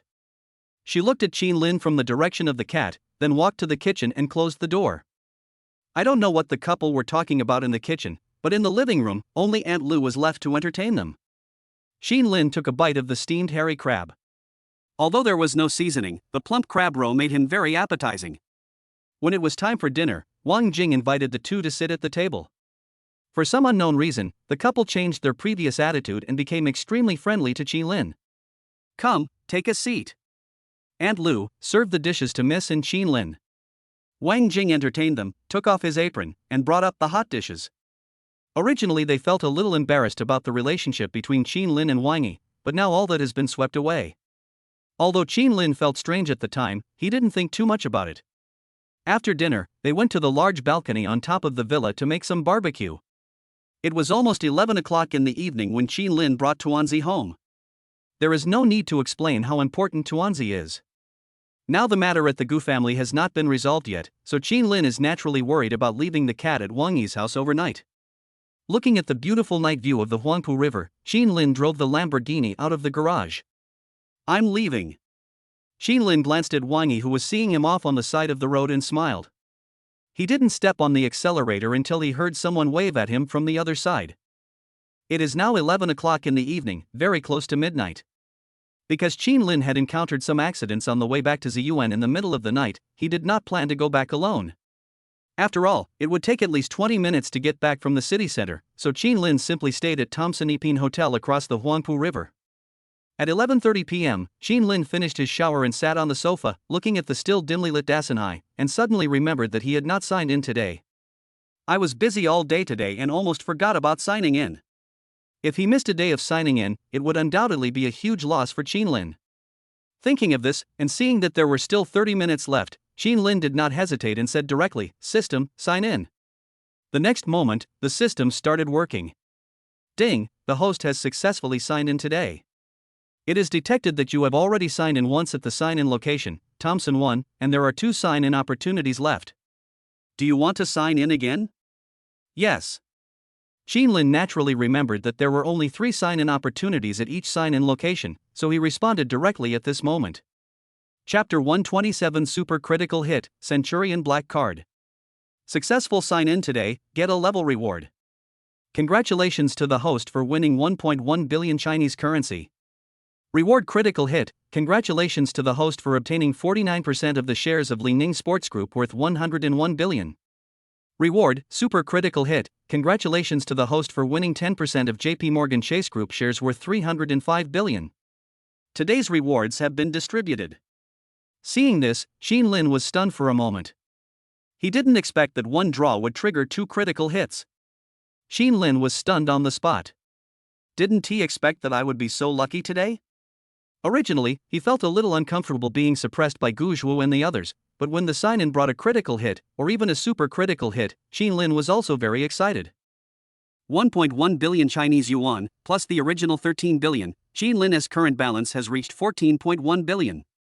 As for the Li Ning Group, it goes without saying that it is a well-known private enterprise in China, although its main business is selling clothes and sports equipment. But the market value of the entire group actually reached 202.1 billion, which surprised Lin. Now Lin owns 49% of Li Ning's shares, which means that Lin has officially become the second largest shareholder of Li Ning Group. What really surprised and astonished Lin in the end was that this super critical hit actually earned him 10% of the shares of JP Morgan Chase Group. This group cannot be found in China at all, because it is not a Chinese enterprise, but a company under the Morgan family in the West. Lin never expected that one day he would be able to deal with the Morgan family. For a moment, he was a little overwhelmed. JP Morgan Chase is only a part of the Morgan family's industry, but its market value alone has reached 3 trillion, which can be said to be very terrifying. Lin now has obtained a 10% stake. Although he does not have a position in the group, Lin is also considered a major shareholder of the group. This also qualifies you to establish connections with the so-called Super Morgan family in the West. The Morgans are a well-known and established family in the West, one of the top families in the world, and can be said to be extremely powerful. I don't know which one is stronger compared to the Gu family. With just one sign-in, Lin received a reward of more than 400 billion yuan, which was really a pleasant surprise. To sum up, adding the previous 329 billion assets, Lin's current net worth has reached 735 billion. Of course, JP Morgan Chase's shares may not be counted in China, so Lin's net worth is at least 430 billion in China. With such a net worth, he is comparable to the richest man in China. Watching the time pass by, Lin's excitement calmed down a little. Although the sign-in reward this time was beyond Lin's expectations, Lin knew that this amount of wealth was still incomparable to the Gu family. After all, the Gu family's deposits and assets alone now amount to 3.8 trillion, and Lin is far behind them. He took a deep breath and didn't think much about it. Seeing that it was getting late, Lin decided to go to sleep and prepare for what he would face tomorrow. But what was somewhat surprising was that after a while, Lin's cell phone rang. Lin picked up his phone and found that the time was exactly 12 o'clock midnight, not a second off. Lin felt a sense of horror at that time. Who the hell calls him at this time in the middle of the night? The lights in the room had been turned off, and it felt like I was watching The Ring. Of course, Lin naturally couldn't believe that there were ghosts in this world. Besides, even if there really is someone like Sadako, Lin can still summon his shadow guards to practice with her. So Lin was naturally not at a disadvantage at that time. Of course, things were not as shocking as Lin thought.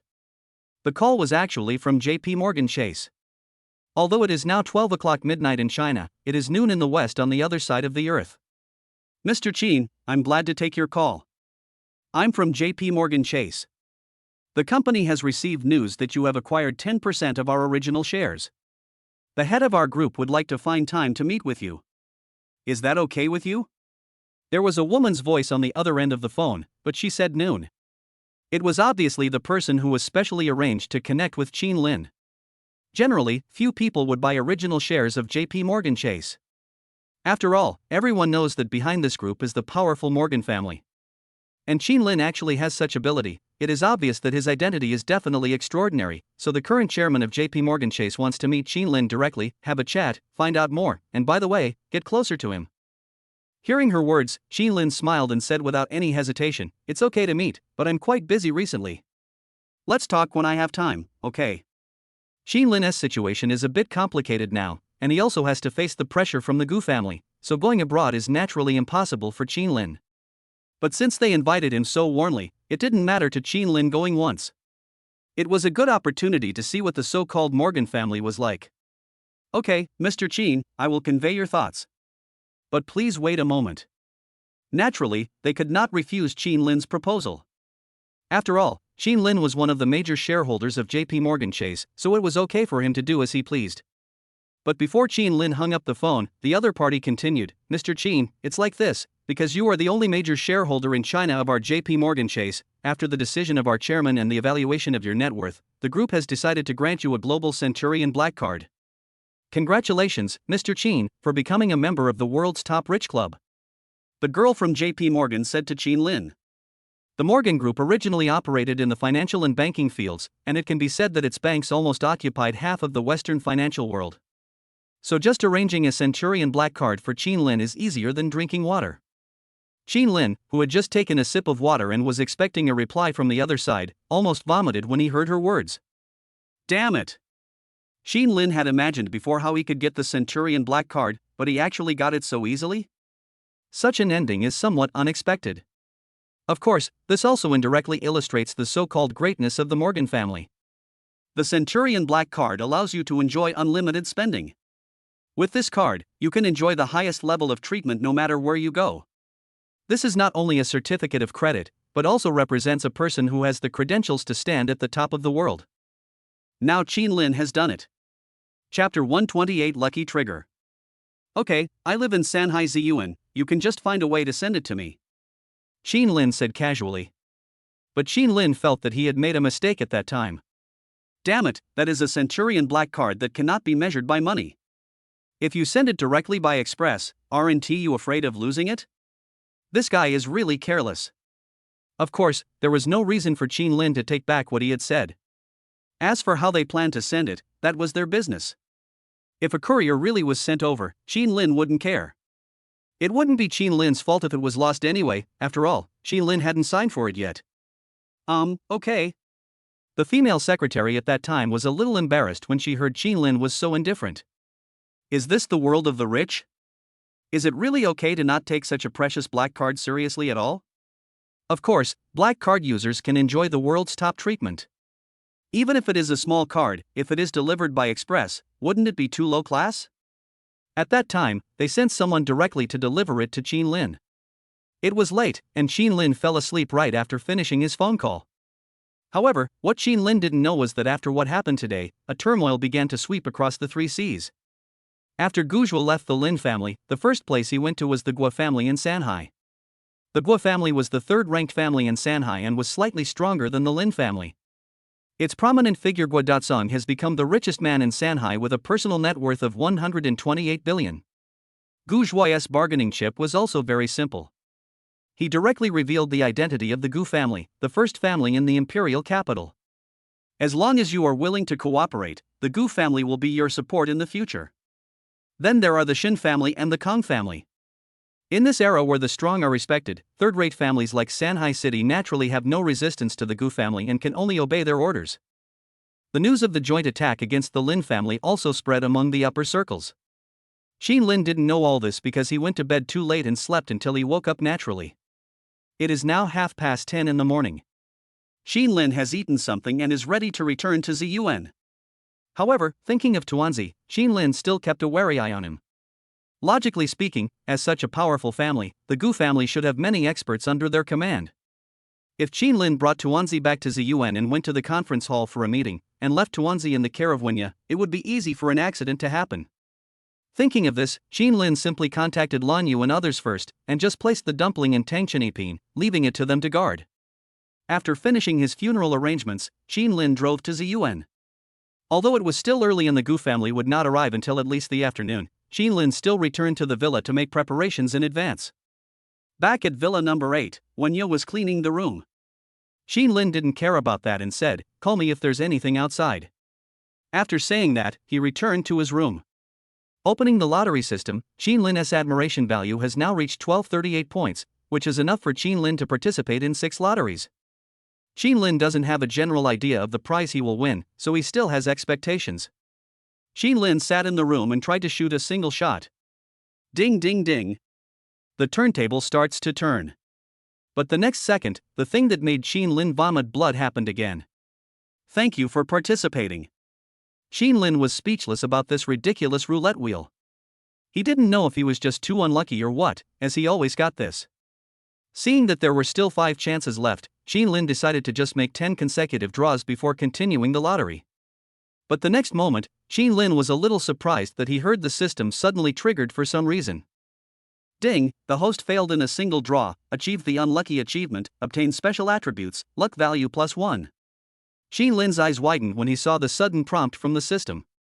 Oh my god, could it be that I am just too unlucky and the system can't stand it anymore? This luck value is +1. I have to say, it's quite comforting. Qin Lin gained some luck points, and at that time he was thinking, could it be that the lottery on the roulette wheel is related to the luck points? Character panel. After receiving the luck value, Qin Lin directly called out the character panel to check it. Then a golden light screen appeared. Character panel loading. Character, Qin Lin. Gender, male. Strength, 11. Constitution, 9. Speed, 13. Wisdom, 10. Charisma, 9. Luck, 1. Qin Lin was quite excited when he saw that the luck value was indeed part of the character's attributes. Think about it, as long as it is a character attribute, it can be improved by spending money.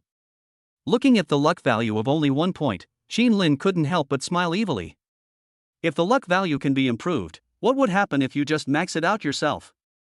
Thinking of this, Qin Lin tried to say, "System, consume 100 million and increase the luck value by 1 point." As Qin Lin spoke, the system started working again. However, something happened that made Qin Lin a little puzzled.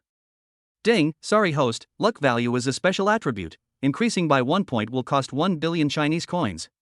Hearing this, Qin Lin almost vomited. Damn, why is it so expensive to increase luck? Thinking that it would take 1 billion to make a slight improvement, Qin Lin had to think about it. Qin Lin still doesn't understand this luck value. If it can only simply increase the chances of winning a lottery, then investing 1 billion yuan can be said to be very uneconomical. So Qin Lin asked at that time, "System, what can the luck value be used for? Or does it only take effect when the wheel is drawn? This is a very serious issue." But the next moment, I heard the system say, "Answer host, luck value is a personal attribute that can affect all events around you, not limited to the system lottery behavior. This means that this luck value not only affects the lottery, but also your daily sign-in and what happens in your life will be affected. In other words, if Qin Lin improves his luck value, his critical hit rate in future sign-ins will be improved." This seems a bit awesome. Thinking of this, Qin Lin didn't hesitate and said directly, "System, consume 10 billion and increase the luck value to 10. Since luck is so useful, if you don't fill it up now, when will you?" Having said that, Qin Lin directly filled up the tank and spent 10 billion without even blinking an eye. He was so generous. Ding, 10 billion consumed successfully. Congratulations to the host for increasing the luck value to 10 points, obtaining a 10% luck bonus, and achieving the achievement of the luckiest ordinary person. Reminder, the host is still 90 points away from true luck. Qin Lin was very excited at first, but when he heard what the system said, the smile on Qin Lin's face froze. Damn it! I spent 10 billion and it only increased my luck probability by 10%. Qin Lin felt like he was being tricked by the system again. Chapter 129: The Caravan Attacks. Qin Lin thought that 10 points of luck was the pinnacle of human beings, but he didn't expect it was only 10% of his. When tossing a coin, each side has a 50% probability. Although Qin Lin has 10% more, the effect is not obvious at all. This bonus is totally insignificant. Qin Lin was also confused. But the money had already been spent, so Qin Lin couldn't say much. However, what surprised Qin Lin was that this luck value actually had levels. As long as Qin Lin's luck value reaches 100 points, he can achieve real luck. Although he didn't know what the real effect of luck would be, Qin Lin still began to look forward to it. Time passed quickly and it was noon soon. Qin Lin and Wenya had a quick meal and took a short rest, then went to the council hall of Villa number 99 to start waiting. It is now the time agreed upon yesterday, but no one has shown up yet. The people from the Lin family are beginning to get anxious. These bastards from the Gu family are so slow in doing things, it really makes people speechless. Can't you just be more straightforward and do whatever you want to target me? Of course, as there was more time at that time, the Lin family was allowed to hold a small meeting. Dad, are you really sure you don't want to let the cat out? Yes, Grandpa, you have to think it through. Some uncles and sisters who were present at the time were still feeling uneasy. Thinking of the harsh words Guzhou said yesterday, he planned to ask the major families in the 3 Cs to unite to deal with the Lin family. This is no joke. After all, in their opinion, it was just a cat.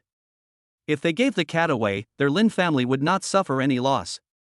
But at that time, Lin Cheng sighed and said, "You don't understand. Sooner or later, our Lin family will have a conflict with the Gu family. If this is an opportunity, if we don't seize it, then we will really lose. In fact, the Lin family has been hostile to the Gu family from the very beginning. Although they are now turning a blind eye to the development of the Lin family, that is because of the death of Qin Lin's parents and they no longer care about it.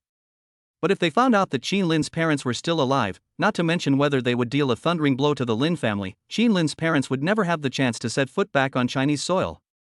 If that cat is really as important as Guzhou thinks, it might be an opportunity for their Lin family. Either you never succeed, or you give it a try." Qin Lin listened to their conversation but did not speak. After all, the Gu family involves one's parents. It is understandable that they don't want to get involved for the sake of their family, but given Qin Lin's situation, Guzhou naturally cannot be complacent for too long. Although Qin Lin's current strength is still completely unable to resist the entire Gu family, as his luck points increase, his critical hit rate increases, and he also gets to know the Morgan family. What if this incredible golden finger was seen by the Gu family? Although Qin Lin is the weakest now, the most panicked should be their Gu family. After all, it is only a matter of time before Qin Lin surpasses the Gu family. After a while, without anyone giving it much thought, Guzhou finally arrived. But at that time, there were only 2 Audi cars. "Mr. Gu has arrived." The servant who delivered the message outside shouted, alerting everyone in the meeting room. Qin Lin looked over and saw that Guzhou came alone, and no one from the Sanhai family was there. Qin Lin found it a little funny at the time and said jokingly, "Guzhou, where are the people you invited?" Yesterday he was clamoring to bring several big families here, but now he is 10 minutes late and there is no one in sight. "That's right, Guzhou, where are your people? I wonder if they don't dare to come." At that time, Qin Lin's uncle also came out to complain. No matter what, the Lin family has a certain influence in Sanhai. They are all big families of the same level and don't want to offend each other. After all, no one wants to encounter such a situation where both sides are in danger. Besides, it was you, Guzhou, who wanted the Lin family as things. The other families are innocent. Why are they coming here to meddle? However, after hearing what the 2 said, Guzhou smiled and said, "I'll ask them to arrive later to give you some time to discuss." Why, after a night, have you discussed it? Guzhou's main purpose was to get the cat. So all the major families were invited, whether it was bluffing or serious, the purpose was to put pressure on the Lin family. "We've discussed it. We won't give it to you." Seeing Guzhou coming, Lin Chang spoke directly. Although Lin Chang didn't know the value of this cat, since Guzhou valued it so much, he was willing to take a gamble. Hearing Lin Chang's impolite words, Guzhou's face darkened. "So, there's nothing to talk about, right? Fine then. Everyone from each family, come here." As he spoke, Guzhou spoke to a person next to him who was holding a walkie-talkie. As soon as Guzhou said this, it turned out that the people from the 3 major families were actually arranged by him to wait outside. At that time, everyone from the Lin family couldn't help but look gloomy. Soon after, several Rolls-Royce President-class cars, Maybach 62S extended version, Bentley Mulsanne, and some Lincoln customized special extended version drove out. The scene was so grand that even the wealthy people in Ziyuan were frightened. The gathering of the 3 major families of the 3 Cs was no joke. However, when Lin Chang saw this scene, he still sat there calmly. After all, for an elderly family head like him, he has seen all kinds of storms, from having a fortune of several million to hundreds of billions now. All the major families are old friends. People outside the venue got off the cars one after another, and after 10 minutes, everyone arrived at the huge conference hall in the Imperial Villa number 99. Lin Chang, long time no see. The first time he saw Lin Chang enter the door, the then head of the Kong family couldn't help but smile and greeted him. The Kong family once made their fortune in Hunan, and in the last century, they became as wealthy as the Gu family. However, due to a series of reasons such as war, their entire family was somewhat underdeveloped. Until Sanhai developed, they took advantage of the situation and came to Sanhai to settle down, and barely managed to increase their family assets to 519 billion. More than 500 billion, this is just the net assets, and the consortium of listed companies they control has also reached the trillion level. It can be said that the Kong family is the strongest family in the 3 Cs. Of course, they are still not good enough in front of the Gu family. Although their relationship with the Lin family is still good, as businessmen, profits come first, and now that several major families are working together, they can only say that they are sorry. When Lin Chang saw this scene, he smiled and nodded without saying anything more. On the other hand, the Lin family was very scared when they saw that the big shots from various major families were actually called by Guzhua. Chapter 130 Gathering Together. After all, not to mention the other 2 families, if the Kong family alone wanted to deal with the Lin family, that would be enough to make them uncomfortable. Master Lin. At this time, someone behind him greeted Lin Chang again. The one who came was the owner of the Shin family. The Shin family, unlike the Kong family, is a genuine Sanhai family. It can be said that it is the family with the most heritage in Sanhai. However, because there are too many descendants and the expenses are too high, not much money is left. So their entire family barely has an asset of 370 billion. Of course, the current Shin family can not only crush the Lin family, but is also the opposing party in business and is not very friendly to the Lin family. For example, the Lin family bought a piece of land in Shanghai and built Ziyuan, the first villa in China. When the Shin family saw this, they directly bought a piece of land on Hangqiao Road, built a villa area and named it Tan Palace, in an effort to seize the position of the so-called #1 luxury villa in Shanghai. The conflict between the Shin family and the Lin family is not small, but they are definitely not friendly. They must have come here today to see the excitement at the Lin family. The Gu family, which was the last to enter, was headed by Gu Datsong, who was much more low-key. He just nodded slightly and greeted everyone when he entered, then found a place to sit down casually. Although the Gu family has a prominent figure, Gu Datsong, who is the richest man in the 3 Cs, their total family assets are only 212 billion, only slightly more than the Lin family. So this time they came here, they were caught in the middle, and both sides had to give them face so as not to offend them. I didn't expect that several major families from the 3 Cs could gather together today. It's rare. I, Lin, will not treat you unfairly. Today, the drinks are unlimited. Come on. When Lin Chang saw that everyone was there, he waved his hand and asked the servants to push in the dining carts covered with red cloth.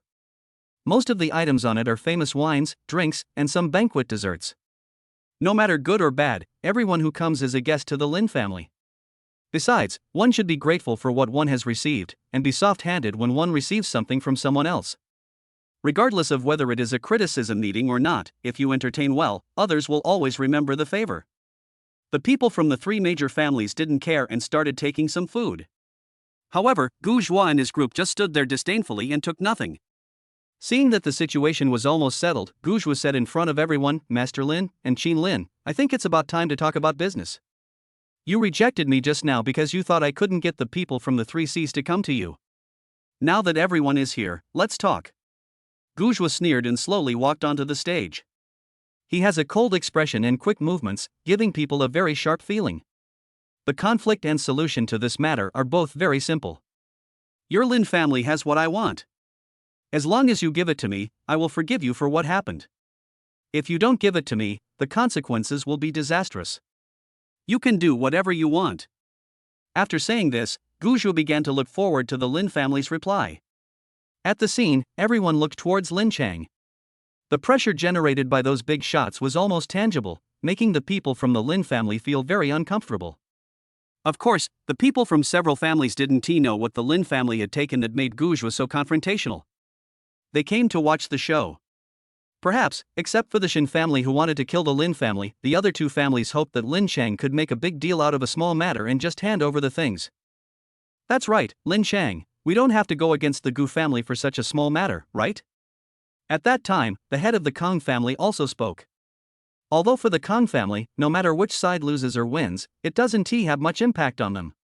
But he still didn't want his old friend to be targeted by the Gu family. But at that time, Lin Chang shook his head and smiled after hearing this, and said, I have made up my mind, my friends, please don't persuade me anymore.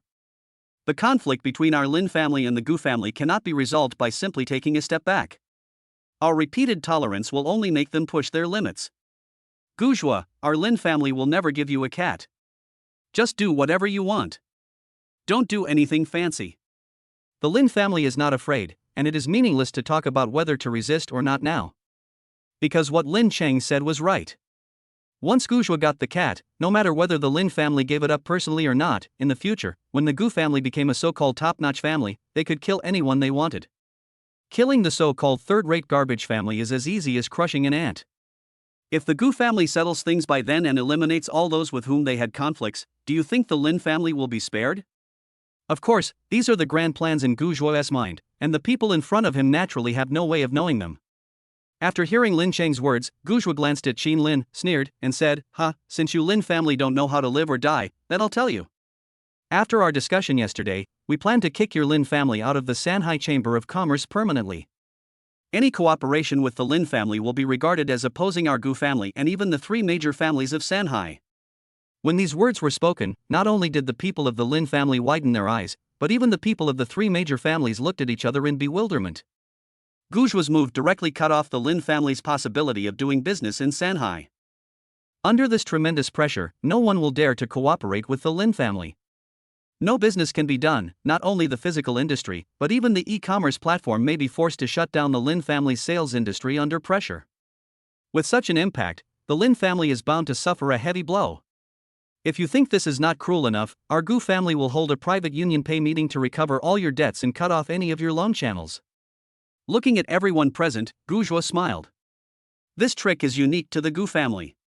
For the Gu family, as almost the largest family in China with countless assets, they are simply the top VIPs of major domestic banks, and even UnionPay has to give them some face.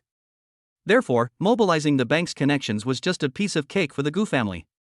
Originally, doing business is about financing, which means borrowing money from banks. Although the Lin family now has a net worth of 200 billion, the resources they actually control may exceed 400 billion. In just a few days, all the money owed had to be recovered and many assets had to be sold off, which was terrifying. At that time, not only the people present, but also some backbones of the Lin family who managed the enterprise almost vomited blood after hearing it. Especially my cousin Lin Rong felt a little uncomfortable after hearing this. Lin Rong is in charge of investment and sales in the family. If the business contacts are cut off, the company will lose at least 70 to 80 billion yuan in sales each year. Thinking of this, she couldn't help but look at Lin Cheng. At that time, she really wanted her grandfather to take back his decision. Chapter 131: The Little King Who Cheated His Father. However, before the people from the Lin family could react, bursts of laughter broke out from the Shin family. Lao Lin, why bother? Oh, I say, you have offended the Gu family, let's see who dares to help you now. At that time, the people of the Shin family unscrupulously took advantage of the situation. As the largest family in China, once the Gu family issues an order, it is like an imperial decree in the business world. Of course, at that time, the Shin family really hoped to see the Lin family being sanctioned. After all, the relationship between the two families is not good. If they take the opportunity to bring down the Lin family, then the Shin family will have one less rival in Shanghai. However, when Qin Lin heard what the Shin family said, he smiled and walked out and said, "This is a conflict between us and the Gu family. I hope everyone present can calm down. Once something starts, there's no going back. Master Shin, you want to target our Lin family, right? Okay, just don't regret it later." Originally, Qin Lin didn't want to talk. Damn it, the Shin family suddenly showed up to add insult to injury. Shouldn't Qin Lin remember this first? In fact, to be honest, perhaps their joint targeting of the Lin family could cause great harm to the Lin family. But, the Lin family only has 200 billion in assets, so it doesn't matter even if they lose it all. After all, Qin Lin's wealth, not including the Lin family, has reached 735 billion, a full 700 billion. Even if he is targeted and can't make it in the country, Qin Lin can still take his family abroad and still prosper. But you, a small family like the Shin family, dare to be so naughty even though you have the support of the Gu family. You deserve a beating. However, when he heard Qin Lin's words, the head of the Shin family laughed. Young man, don't be too arrogant. Do you know who you are facing? Even if the Kong family and the Gu family don't participate, just the Shin family and the Gu family can beat your Lin family, you know. Looking at Qin Lin shouting, the head of the Shin family actually told the truth. Not to mention the Shin family, the Gu family can crush you to death with just one finger. How dare you be so arrogant? Mr. Gu, I think we'll leave it at that for today. I'll draft it right away and send a letter to the Chamber of Commerce. In these 3 Cs, as long as our Shin family makes a decision, no one dares to help them. The head of the Shin family said. However, at that time, Gu Zhua, who had originally wanted to put some pressure on the Lin family to force them to hand over the kitten, was drunk when he saw that the Shin family was so eager to kill the Lin family. Qin Lin, I think you are young and promising, and you are a promising talent. I have given you opportunities again and again. I am giving you face, you know. If I really give the order, then no one in the country will dare to help your Lin family. Qin Lin, are you so selfish that you would put your family to death for a pet? Although targeting the Lin family would not do any harm to the Gu family, for Gu Zhua, his main goal was still to get the kitten, so he planned to make some counterattacks. But at this moment, someone outside the door suddenly sent a message: Wanda Group's son Wang Songsong has arrived. Wang Songsong also heard about the Lin family, so he planned to come over to see if Qin Lin needed any help. When they saw Wang Songsong coming in, the people from the several families present thought that Wang Songsong was called by Gu Zhua to target Qin Lin. It turns out that even Wanda Group wants to get involved. Ha, Qin Lin, I think your Lin family is doomed this time. When he saw that even Wang Songsong came to help, the head of the Shin family was so proud. What kind of existence is Wanda? At its peak, Wanda's assets even reached 3 trillion yuan. Even if it has suffered a setback now, its assets are still worth more than 200 billion. Although the Wang family is not considered an old family in Shanghai, it is one of the emerging wealthy families in contemporary times. It can be said that with the joining of the Wang family, the Lin family would be doomed. However, when Wang Songsong heard the Shin family say this, he frowned and said, "No, you misunderstood. I am on Qin Lin's side. I'm telling you, if anyone dares to touch my brother, I will kill him even if I have to lose everything I have." At that time, Wang Songsong said this very arrogantly. He thought that the scene was just a few members of the Shanghai family carrying out a targeted action against the Lin family. If that's the case, if he comes and stands on Qin Lin's side, he can also balance the gap between the two sides. He thought so. Of course, he did not consider that there was also a Gu family present. When Gu Zhua heard Wang Songsong's fearless remarks, he laughed. What is the Wang family in front of the Gu family? Wanda has fallen to the point where it only has hundreds of billions left. Can you, Wang Songsong, please save some energy for your father? If you dare to go against the Gu family, you will really lose everything, you know. Qin Lin, who was standing by, saw this scene and also smiled. Qin Lin was also moved by Wang Songsong's recklessness and domineering. But in front of the Gu family, this guy coming here is simply asking for his death. Even if the Lin family and the Wang family join forces now, they can only get at most 400 to 500 billion. The Gu family alone has 3.8 trillion, and they can get 2 at a time without any pause. So his appearance was quite funny, and even the Gu family members present couldn't help but laugh out loud. Although the Gu family was watching the show from the sidelines, they still had some brains. Not only that, I also called Qinfen. At that time, Wang Songsong saw that the people present were not very shocked, so he pulled another person out and walked in from outside. No matter how you put it, Qinfen is known as the Emperor of Shanghai. Although his family background is not much different from Lao Wang's, he is still capable of supporting the situation. At that time, when Qin Lin heard that Wang Songsong had even tricked Qinfen into it, he was also drunk and smiled with his hands covering his face. Although it is now a 3-on-3 situation, it is still not enough in front of the Gu family. Although they showed up when he was in trouble, Qin Lin still didn't want them to take risks. But before Qin Lin could say anything, the head of the Shin family reacted and burst into laughter. Haha, interesting. Wang Songsong, Wang Songsong, you are still so arrogant. But this time I am not criticizing you. There is no point in pretending like this. I advise you to leave as soon as possible, otherwise your Wanda will be bankrupt. And you, Qin Fun. Others may not know you, but I know you. Your David Group is mainly based in Macau. Although you have returned to Shanghai, your family actually has no power in Shanghai except for money. This situation can't be solved with money alone, you know, you two little brats. If you don't want to get into trouble, get out of here right now. The head of the Shin family said. The locals in Shanghai City are naturally unhappy with the old families and the emerging wealthy people who are so arrogant and domineering in their city. Chapter 132 Terrifying Potential. After getting rich, many people in the country plan to come to Shanghai to develop, which has caused a great impact on the locals. Although the Wang family once had assets that even surpassed the Shin family and even became the richest family in China, they did not have much status in Shanghai City. So even though the Wang family lived in Shanghai, they were not considered a family here at all.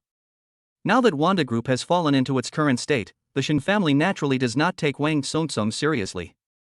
Plus now with Gujua's support, they are not at a disadvantage at all. Of course, the Shen family was not afraid, but Guo Datsang and the head of the Kong family next door frowned. Although they have the support of the Gu family, it is now a 3-on-3 situation. If a fight really breaks out, those families that serve as cannon fodder for Gujua will definitely suffer heavy losses. However, Wang Songsong was a little confused when he heard that the head of the Shen family was so arrogant, and said, it's just your Shanghai families. There are also 3 of us. Why should we be afraid of you? Wang Songsong was a little confused. They said they were using the Chamber of Commerce to target the Lin family. If they were to choose sides with the Lin family, perhaps the Chamber of Commerce would have to think twice. However, after hearing what Wang Songsong said, the Shen family smiled and said directly, Wang Songsong, you don't know this, others can't deal with you, but he can. The one in front of you is Gu Zhua, the young master from the Gu family in the imperial capital. As the Gu family, the largest family in China, not only you, but even if we join together, we are no match for him. I say, what qualifications do you have to be so arrogant here?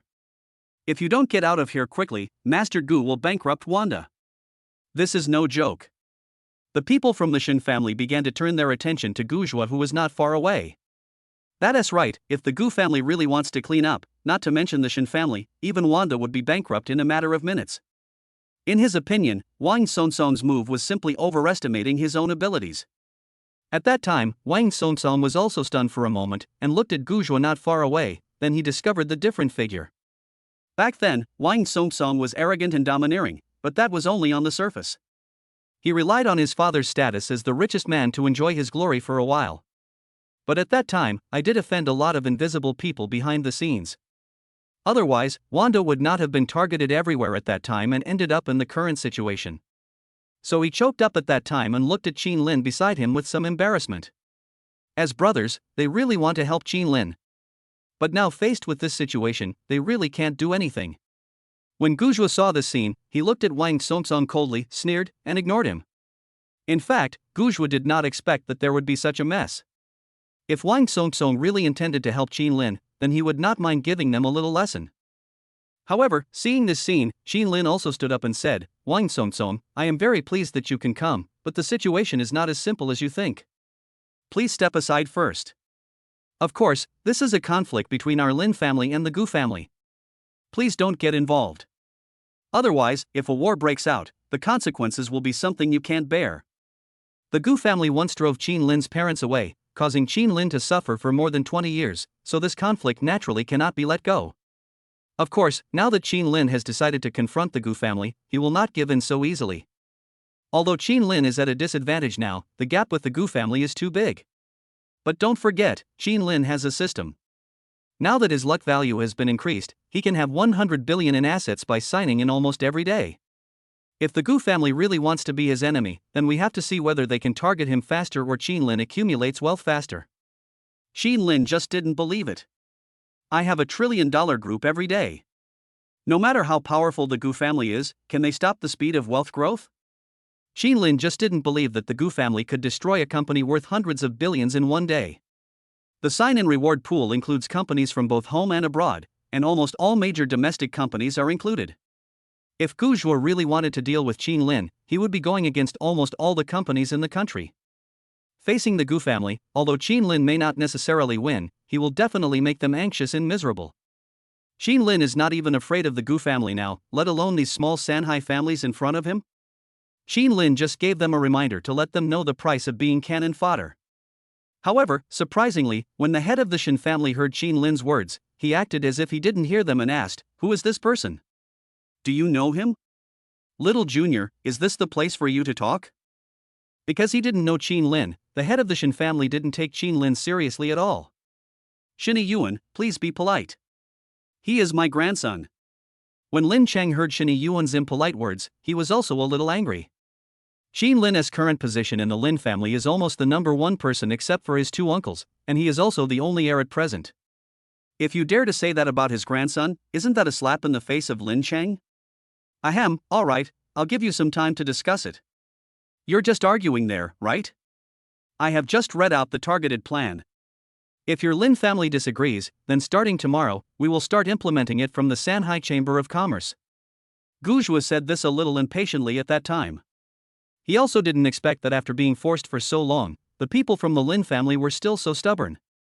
It seems that we can only let the Lin family suffer a little first, and then uproot the Lin family's foundation and let them truly feel the pain, and then they will come and kneel down and beg for mercy. Okay, I'll draft it right away and contact the Chamber of Commerce now. Shen Yi was a little unhappy after being criticized by Lin Cheng just now. After hearing what Gu said, he also spoke very positively. This is the result he wants.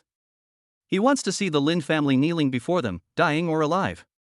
However, surprisingly, the head of the Kong family interrupted and said, "Everyone, please wait. I just received news that the Forbes rankings have been updated. Every year when the ranking list is updated, we will re-evaluate the power of the families in the 3 Cs to assign everyone a level of power in the Chamber of Commerce. If we want to target the Lin family through the Chamber of Commerce, the 3 of us must have an overwhelming advantage in order to convince the other members." The head of the Kong family said that this was the last time the old friend would come back for the Lin family. The Chamber of Commerce is still a place where strength speaks. If the top 3 join forces to fight the 4th as usual, no one would object. But now, the list has been updated. If the Lin family becomes the 2nd largest family in Shanghai, perhaps the effect of their combined efforts will be greatly reduced. Chapter 133 List announced. The ranking list was just a small episode, but when Qin Lin heard what the head of the Kong family said, he smiled helplessly. Because once the list is released, Qin Lin's hidden identity will no longer be revealed. In other words, not only the people in their family, but also Grandpa's side will be shocked. However, Qin Lin did not say anything at that time, but let things develop. Alas, what's so good about this? Among our families, there are only a few possibilities coming and going. No matter how powerful the Lin family is, their assets are only about 200 billion. At most, they can surpass the Gu family. It's no big deal. Old Kong, why do you always cause trouble at critical moments? Shen Yuan cursed. After all, in his opinion, rankings don't matter.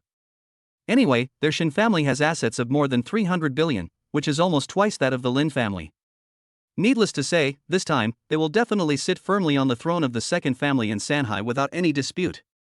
It's not that he looks down on the Lin family, but with the Lin family's limited strength, how is it possible for them to double their wealth within a year and earn 200 billion? So he didn't believe that the Lin family would surpass them. Of course, after hearing what the head of the Kong family said, he still took out his mobile phone and asked the servants to count. Unlike the Shen family, Gu Datsong's side is much quieter. After all, the Gu family was just a grasshopper tied to a chariot. They could not play any decisive role and could only watch the show from the sidelines. Gu had no objection to the Kong family's words. He just said, "Okay, let me see the strength of your families and let the Lin family die with a clear conscience." Since it was his first time entering the 3 Cs, Gu didn't have much idea about the forces here. So when he heard them say this, Gu became interested. He just wanted to see how small the Lin family was compared to the 3 major families. At that time, Gu Datsong was the first to investigate and said, "Alas, the market was not good last year, and our Gu family only made more than 1 billion. As he spoke, the profit and loss situation of the Gu family's industries appeared on the projection screen in the conference hall. Gu Datsong's personal assets increased by nearly 10 billion yuan, reaching 132 billion yuan, but his family's assets were in the red, with total assets now only around 231 billion yuan. Come on stage, take a look at the Lin family's situation. When Shen Yuan saw this result, he shouted. The Shen family has already completed the calculations, but he is not saying anything yet. He plans to mock the Lin family after the dust settles. However, the person controlling the projection on the stage shook his head, indicating that the Lin family had not yet made up their mind. Forget it, stop procrastinating and look at the performance of my Shen family. Shen Yuan was still confident about last year's performance. It was obvious that he made a lot of money in this year. Our Shen family has finance and jewelry, and we also entered the pharmaceutical sector some time ago. We don't make much, only about 20 billion. As he spoke, the words 389 billion suddenly appeared on the screen. The physical and real estate industries have been turbulent in recent years, but opening banks and selling jewelry, gold bars and luxury goods have not had much impact. Although the Shen family's wealth growth rate has slowed down compared to the previous year, it is still growing steadily. So at that time, Shen Yuan looked at Lin Cheng on the stage with great pride. We are unlucky. Last year, our Kong family lost 6 billion. However, our small companies received several rounds of financing and have grown in size. On the Kong family side, assets decreased by 6 billion to 513 billion, but the scale of operations increased, so it can be said that they neither advanced nor retreated. After saying that, everyone turned their eyes to Lin Chang on the stage. Everyone has finished speaking, so now they are naturally looking forward to the Lin family announcing their situation. Hey, Lao Lin, tell me, an ugly daughter-in-law has to meet her parents-in-law. It's pointless if you hide it. We won't laugh at you, right? Ha ha ha. As soon as Shin Yuan finished speaking, he burst into laughter at the people beside him. The sarcasm in his laughter was self-evident. At that time, Lin Chang's face darkened and he signaled his men to announce it. Xin Lin's uncle stood up and announced nervously, last year, due to the impact of real estate, the Lin family's performance was a little exaggerated. The assets increased by a total of 4 billion, totaling 204 billion. My uncle felt a little embarrassed at the time, and he stepped back after he finished speaking. As for the Lin family, other industries are okay, but with the real estate pulling them together, it's already pretty good that their assets haven't dropped too drastically. After the Lin family finished speaking, Guzhua clapped his hands and said, "Then, let's stop here for today. I'll see you all at the Chamber of Commerce tomorrow." Having said that, Guzhua didn't want to waste time and planned to take people from several major families away together. After all, negotiations are ineffective, so let the Lin family wait to be sanctioned. At that time, Shin Yuan said something to add insult to injury. "Ha, Lao Kong, let me tell you, this ranking is meaningless. The one who is at the bottom will always be at the bottom. The Lin family is just that insignificant and can't cause any trouble in the Chamber of Commerce. Let's teach them a lesson tomorrow. Let's go." After Shin Yuan finished speaking, he was very satisfied and wanted to leave with his servants. However, at that time, the people from the Lin family felt a little uncomfortable when they heard his sarcasm. Fuck, this Shin Yuan is really going too far. He usually doesn't dare to say a word in front of us, but now he relies on the Gu family to be his lackeys and barks in front of us. He is so shameless. Hey, that's enough, stop scolding. Lin Rong said dissuadingly. But at that time, Xin Lin flipped through the list and saw that his name was actually on it, and he found it funny. Thinking of what Shin Yuan said just now, Xin Lin sneered and said, "Mr. Shin, don't be in a hurry to leave." Excuse me, everyone. Please wait for 2 minutes. We made a mistake in calculating the wealth of our Lin family just now. When Xin Lin said this, everyone present froze in their tracks. Not only the people from Guzhua's side, but everyone in the Lin family didn't understand what Xin Lin meant at that time. After all, in their opinion, their calculation of the Lin family's wealth just now was absolutely accurate and without any mistakes. The Lin family really only has 204 billion. At that time, Lin Rong and even Grandpa Lin Chengdu couldn't help but look at Xin Lin. However, the Shin family and Guzhua looked back with some dissatisfaction, wanting to hear what nonsense Xin Lin wanted to say. After all, in their opinion, the Lin family is only the size of a palm. Even if the calculation is wrong, the ranking cannot be too biased, right? In their opinion, the Lin family's fourth child should always be the fourth child, no need to waste words. However, seeing their unhappy expressions, Xin Lin smiled and said loudly, "Sorry everyone, the calculation is wrong. The actual wealth of our Lin family should be 533 billion. More than 500 billion directly increased the Lin family's wealth by more than 2 times. No one understood at that time, and Grandpa Lin Chang's eyes widened. Chapter 134 What Xin Lin revealed. 533 billion, directly jumping 2 rankings, even 20 billion more than the number 1 Kong family. How is this possible? Everyone was very confused, and Shin Yuan said angrily, "Impossible, this is absolutely impossible." Boy, you're joking a bit too much. I can admit that I miscalculated 10 or 20 billion, but how is it possible that you suddenly have 329 billion more? At that time, Shin Yi naturally didn't believe it and thought Xin Lin was just joking. It's just a joke, but the most outrageous thing is that it's a bit too much to make a joke about more than 300 billion. Everyone present couldn't believe it. After all, in their opinion, no matter how hard the Lin family tried, it was impossible for them to earn that much in a year. Even the Kong family, the number 1 family in Shanghai, has been surpassed. Are you kidding me? At this time, even Gu Zhuo on the stage was a little puzzled. He had no idea what Xin Lin was doing. Of course, after hearing Xin Lin's words, he turned around curiously. Seeing everyone's reaction, Xin Lin smiled and explained, "Can you please not be so limited in the ranking list? Are the top 100 domestic companies only on the list? I'm not lying to you. If you don't believe me, just open the latest Forbes China Rich list and you'll know for sure. Xin Lin smiled and said. That's right, Xin Lin is really on the list, and he is in the top 10. Since his identity has been exposed, the Lin family's assets must naturally include Xin Lin's assets. As for why it was 329 billion, Xin Lin thought that the deadline for the survey on this list should be the day before yesterday. The 101 billion Li Ning group that Xin Lin signed for yesterday was not included. In addition, real estate and personal account balances involve personal privacy, so Forbes naturally cannot find them out and they are not included in the statistics.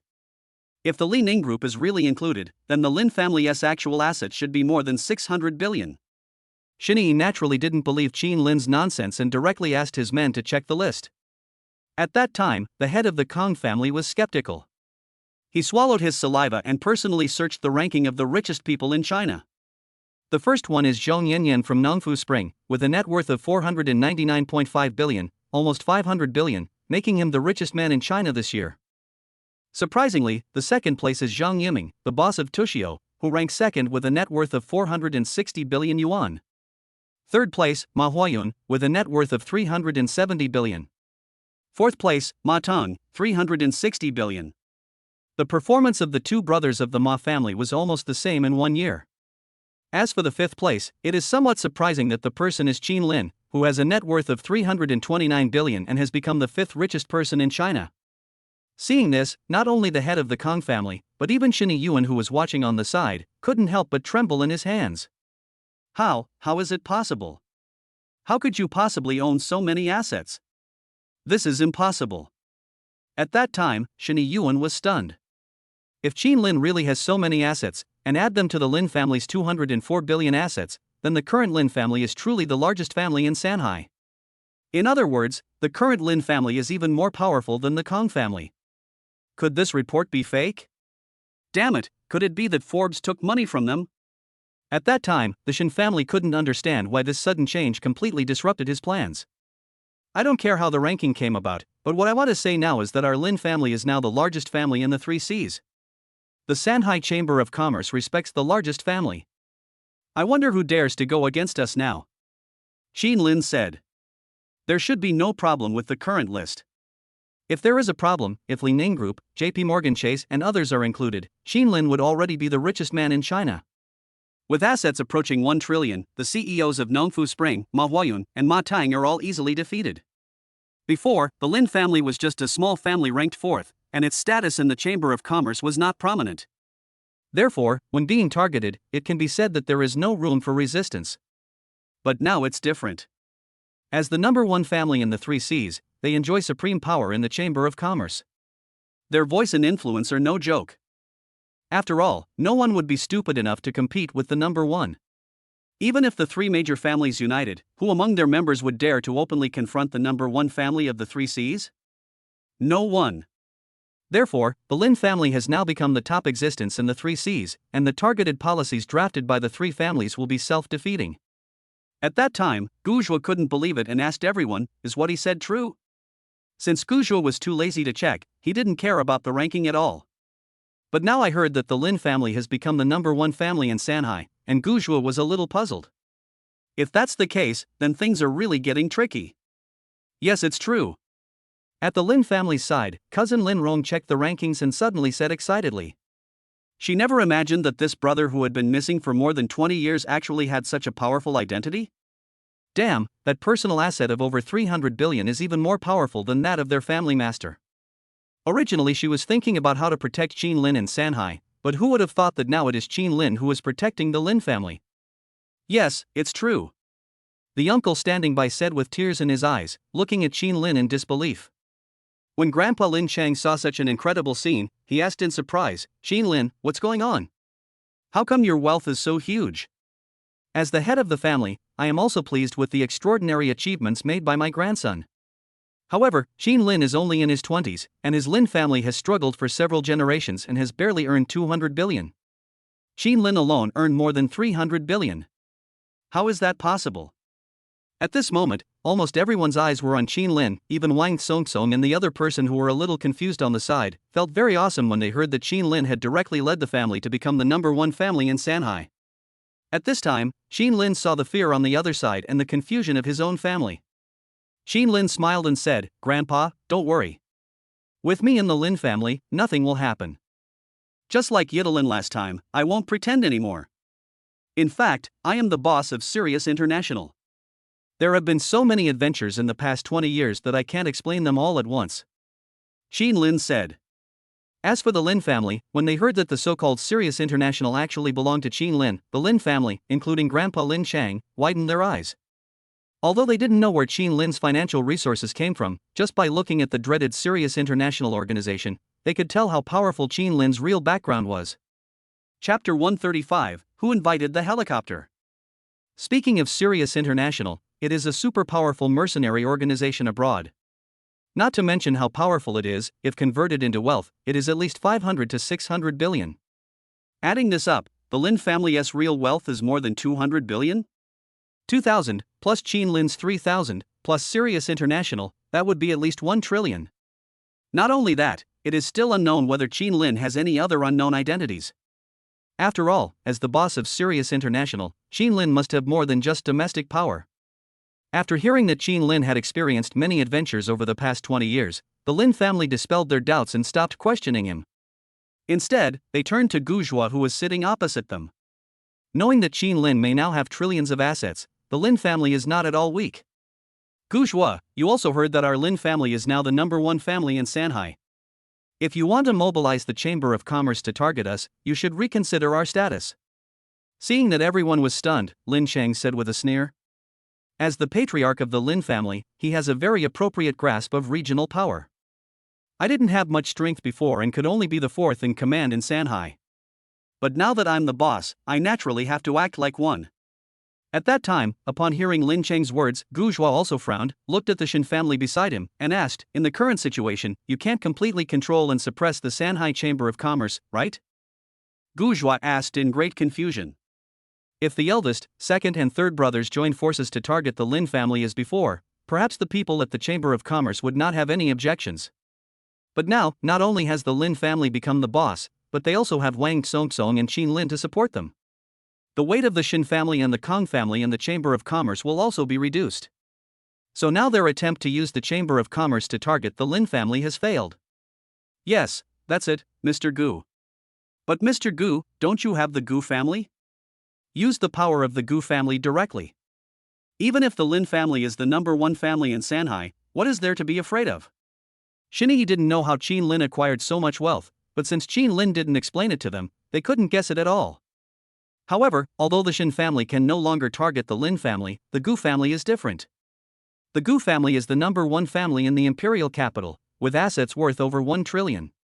Wouldn't it be easy for them to deal with the tiny Lin family?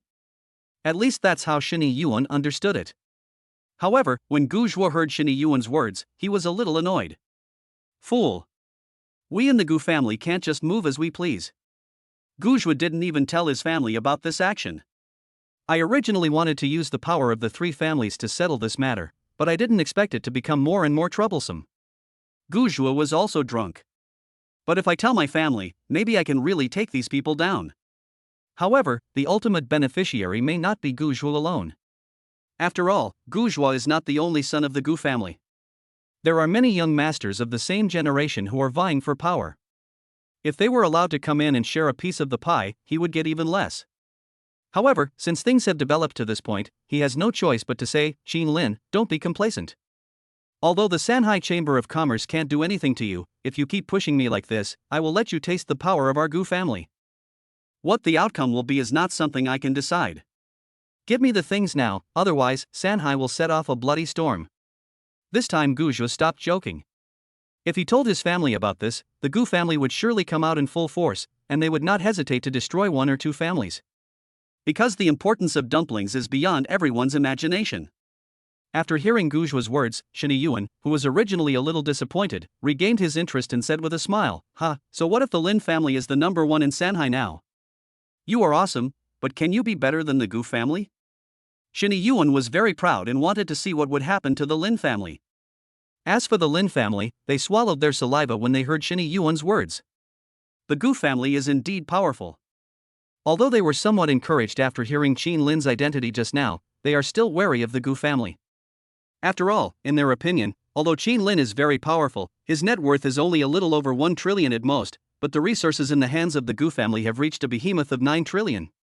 The previous alliance of several major families may seem to cause great harm to the Lin family, but it will not kill the Lin family in a short time. But if the Gu family were to take action themselves, with such force and thunder, the result would be something no one could predict. But after hearing what they said, Qin Lin smiled and said, "Whether we win or not is none of your business. You, the Shin family, can only watch the show now. What else do you want to do?" Qin Lin also found it funny at the time. This damn Shinny had no way to deal with the Lin family now, but he was good at talking nonsense, which made people speechless. Since Qin Lin has decided to go against the Gu family, there is no reason for him to give in. As long as time goes by, not to mention the Gu family, even the overseas Morgan family may not be able to do anything to Qin Lin. Seeing that everyone in the Lin family was a little flustered, Qin Lin comforted them and said, "Don't be afraid, everyone. Since I, Qin Lin, said that everything is fine, then when the Gu family comes, I will also support the Lin family." The situation was deadlocked again. The three major families did not dare to leave because Guzhua did not give the order. And Guzhua, seeing that Qin Lin was still stubborn, was so angry that he gritted his teeth. Hiss. "Okay, since you are not afraid of death, then just wait. I'll call now, don't blame me for not reminding you then." Guzhua said angrily and took out his phone. He called directly to his home.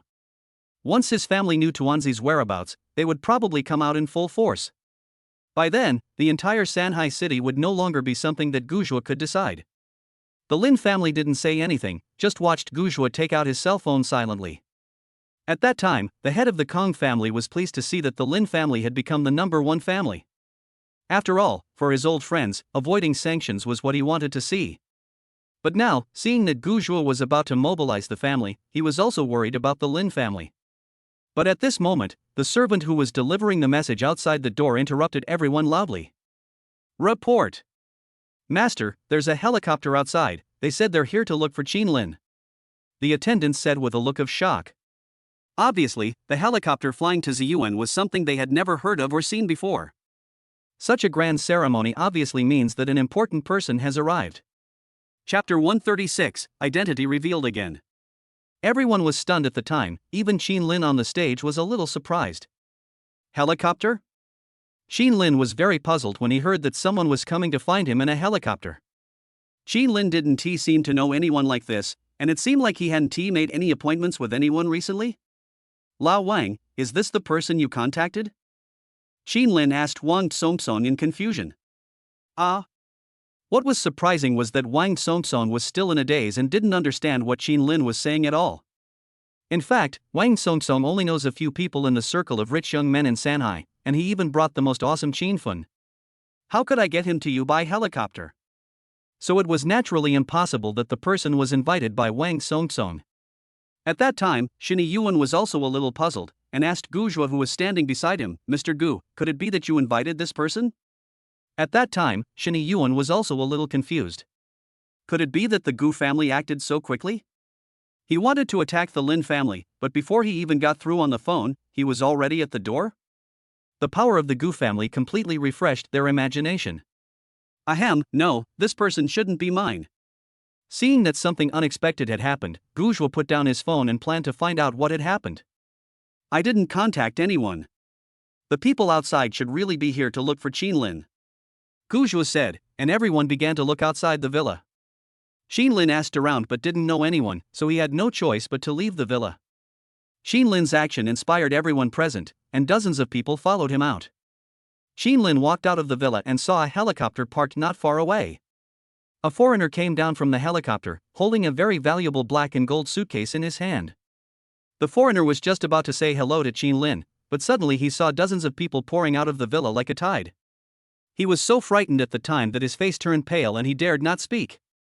Looking at so many people, he was really scared. Not really, he was just here to deliver the goods. He thought that Mr. Qin was being too ostentatious, with so many people coming out, it was as if he was leading people to a fight. "What do you want from me?" Qin Lin asked impatiently. This man is a white man with brown hair. He is dressed very formally in a suit and tie. He should not be an ordinary person. Everyone present, except the Lin family and several other families, were also very surprised to see that it was a foreigner who came to see Qin Lin. They really didn't understand. Could it be that Qin Lin had some hidden strength? Ahem, it's like this. The man calmed down for a while before reacting. He bowed weakly to Qin Lin and said, "Hello, Mr. Qin. I am the general manager of JP Morgan Chase's Asia headquarters. I came here to express my condolences to you and present you with this special gift." As he spoke, the man handed over the black and gold briefcase in his hand. Qin Lin thought of something, took the suitcase, opened it, and inside was a simple bank card with silver and black colors and a deep knight's head. This is a titanium alloy model jointly created by JP Morgan Chase and American Express, a global limited edition Centurion black card. The foreigner spoke poor Chinese, but his pronunciation was clear, and almost every word resounded in everyone's heart. When everyone present heard him say the words Centurion black card, their eyes widened. What? This is? Several family heads couldn't help but come over. What does the Centurion black card mean? Qin Lin was actually given a ticket by someone, and it was the manager of the other party's Asian headquarters who personally took a helicopter to deliver the goods. This guy is pretty awesome. The Centurion black card is something that only a handful of people at the top of the Forbes rankings can own in the world. Moreover, this kind of card is not available for application to the public. In other words, you can't get it just by having money. You need someone to introduce you, or have a certain relationship with the American Express Group. In China, the first Centurion black card to be unveiled was not from Ma Huayun or Ma Tang, but from the mysterious Chinese super collector Mr. Lu Yiqian. No one knows his true net worth, so that's what makes him scary. Moreover, to date, no one except Lu Yiqian has appeared in the Centurion black card.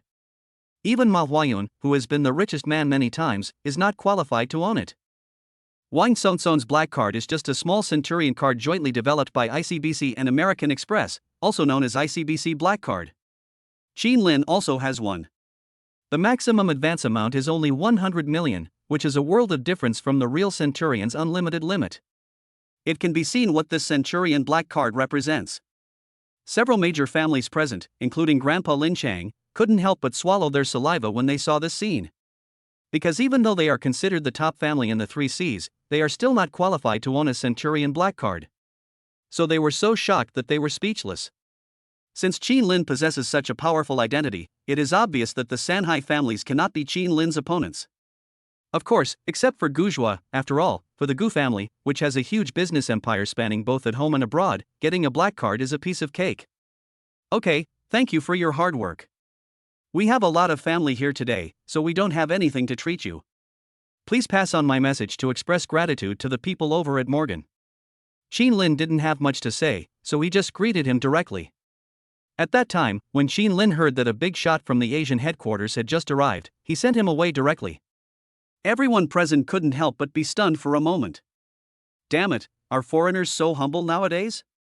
Of course, when the foreigner heard Qin Lin's words, he felt as if he had been pardoned. He nodded and got on the plane and flew away. After all, for him, when Qin Lin came out just now, the momentum of leading a group fight really scared him. So now that Qin Lin asked him to leave, he naturally wanted to fly away immediately. It is said that Qin Lin is one of the major shareholders of JP Morgan Chase. Such a big shot. For him, if Qin Lin asked him to stay as a guest again, it would put more pressure on him. After the JP Morgan Chase people left, Qin Lin took out the black card and put it in his pocket, then casually threw the black and gold briefcase to the bodyguard beside him. Turning around and seeing the confused people, Qin Lin smiled and said, "Alas, I actually have some relationship with the Morgan family. I could have just asked them to send it over by express delivery, but I didn't expect them to make such a big fuss." Sorry. Qin Lin smiled casually. However, at that time, when everyone heard Qin Lin's words, they were sweating.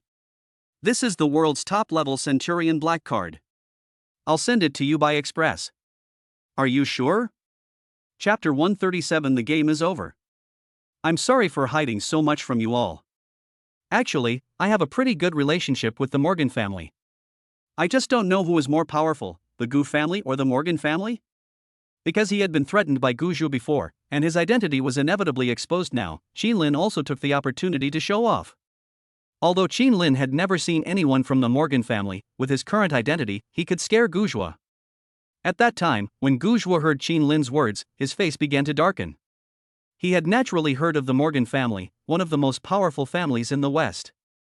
Although we don't know the Morgan family's specific financial strength, it is definitely comparable to the Gu family's. He never imagined that Qin Lin would be related to the Morgan family. This time, he really couldn't do anything to Qin Lin. If it comes to dealing with the Lin family, the Gu family can do it with their strength alone. But if this small Lin family turns into a battle with the Morgan family, then it would be really screwed. But before Gu could think about it, the head of the Kong family was the first to express his opinion and said, "Mr. Gu, since there is nothing else, our Gu family will leave first. Anyway, the Chamber of Commerce's plan has failed, and we can't help here, so we should leave first and not stay to cause trouble." In the current situation, the Kong family is not afraid of Gu getting angry and directly expressed their intention to withdraw. Anyway, the most you can do with these three companies is to call upon the Chamber of Commerce. It's impossible to make them lose everything they have and use them as cannon fodder for you. The Kong family was once considered the largest family in the Shanghai area, so Gu still gave them face and said, "Okay, this is not your fault. It's my poor planning. Let's go, it's okay." Gu didn't say much and let the people from the Kong family leave freely. Upon hearing this, the head of the Kong family nodded, called on his men, and drove away. For the Kong family, there was no point in staying any longer. Originally, the Kong family and the Lin family were friends, and they didn't want to target the Lin family. Besides, the Lin family has now become the first family and is related to the Morgan family. It was equivalent to saying that in Shanghai, the Gu family could no longer do anything to the Lin family. He even greeted Gu politely, and it was considered good that he left without saying a word. Seeing the Kong family leave, Guo Datsong came up and said, "Ahem. Mr. Gu, I just received a call. Our company has something urgent." Guo Datsong said somewhat vaguely that he was actually just a spectator from the very beginning and did not dare to offend either side. So now that he sees that the situation is hopeless, he naturally wants to take the opportunity to leave. As for whether the company really has an emergency, it doesn't matter. Get lost now. Gu was speechless. Isn't it just a Centurion black card? Isn't it just related to the Morgan family? I am so scared that you are like this. Gu is also drunk. Of course, this kind of interest relationship is like this. Once the interests disappear, everyone will scatter. Gu is open-minded about it. You should go too. It's boring to stay here. Looking at Shinny Yuan, who was silent on the side, Gu said coldly. Although Shinny Yuan wanted to be the lackey of the Gu family on the surface, Gu did not really regard these bullies as his friends. These three companies were just chess pieces he had temporarily found. They were useless and could be thrown away. But when Shinny Yuan heard Gu's words, he became anxious. He really wanted to stay and help Gu. After all, think about it, I said so many bad things in front of the Lin family before. If Gu doesn't protect him now, what should he do if the Lin family makes things difficult for him in the future? He was also very afraid of the Lin family's revenge. After all, the Lin family was now the #1 family in Shanghai, and Qin Lin had a relationship with the Morgan family. So in the future in Shanghai, their Shin family would definitely not be able to escape being controlled by the Lin family. It's nothing, go away, I'll contact you if I need you. Gu said coldly and shooed them away. Now Gu is the only one left there. Seeing this scene, Qin Lin smiled and walked over. Master Gu, your people all ran away. Why, how else do you want to play? How do you want to deal with us? I'll play with you. Qin Lin smiled. Since he had revealed his identity as a member of the Morgan family, Qin Lin would naturally not be afraid of Gu. If he really wants to deal with the Lin family, then come on, and see whether the Gu family is stronger or the Morgan family is stronger. Of course, this is also a joke. After all, Qin Lin has not actually dealt with the Morgan family yet. It would be embarrassing if he really had a head-on conflict with the Gu family and Qin Lin couldn't invite anyone from the Morgan family. But it doesn't matter. After all, the words have been spoken. I believe that at this moment, no one, except a fool, will fight against the Lin family, which has the background of the Morgan family. Qin Lin. Seeing things fall into this situation, Gu also sighed and continued, "These people really make me speechless, a bunch of trash. Qin Lin, I didn't expect you to have so many hidden identities. I underestimated you. I lose this round, I admit it. But don't think this is the end. Let's go. After Gu finished speaking, he waved his sleeves and left angrily. In this situation, he had no way to deal with Qin Lin. There was no point in continuing to waste time here. So he simply left and planned to take a long-term approach. He just didn't believe that he couldn't find a way to deal with Qin Lin. Although Qin Lin is related to the Morgan family, so what? It's just a small family, you can't take the initiative to attack, so you can only be bullied by the Gu family at will. I won't kill you, but I will just make things difficult for you and torture you slowly to see what you can do.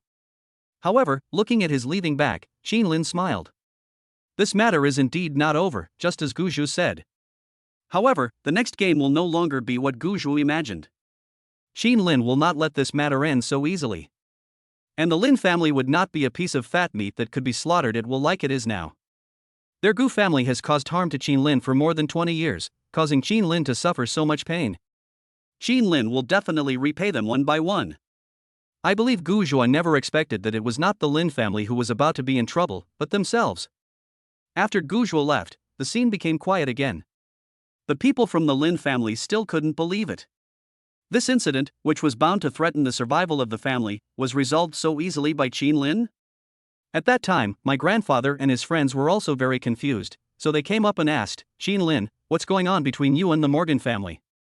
Chapter 138, You stole and still dare to be so arrogant? Speaking of the Morgan family, it is one of the most powerful families in the West. Not only that, the most terrifying thing is that it is said that the Western families that stand at the top of the world, such as the Rockefeller and Rothschild families, have close ties with each other. It's really not easy for Qin Lin to have any connection with such a family. However, when Qin Lin heard the questions from his grandfather and others, he didn't know how to answer for a while. After all, such a background is really too amazing. Qin Lin is only in his early 20s, but he has achieved such extraordinary achievements. I am afraid that any normal person would not dare to believe it. Ahem, actually, we at Tianlang International do have some transactions with the Morgan family. The relationship is not as exaggerated as imagined. It's just a cooperative relationship, which is okay. The Morgan family needs the power of our Tianlang International, so it is normal for them to send people over to build relationships. Qin Lin didn't think much about it, and directly moved out the universal shelter of Sirius International and spoke to them in a low voice. Now, for Qin Lin, it was simply impossible to figure out how he was related to the Morgan family. But if we say that they are just business partners and do not have as close a relationship as imagined, it is understandable.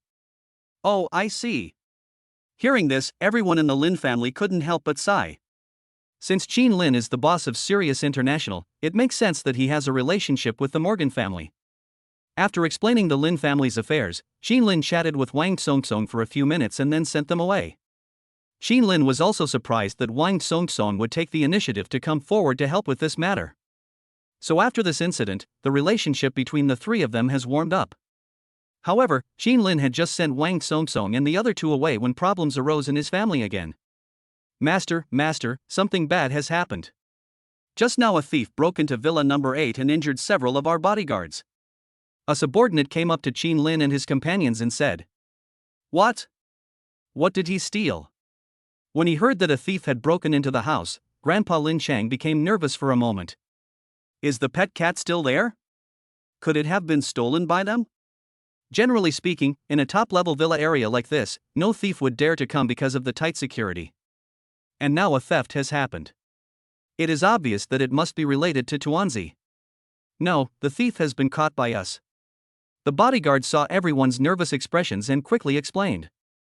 When Qin Lin heard this, he was also a little surprised, so he said, Let's go and take a look. When something like this happens, I naturally have to go and take a look. Villa number 8 is Qin Lin's house, how could a thief get in there? In fact, you don't need to think about what happened.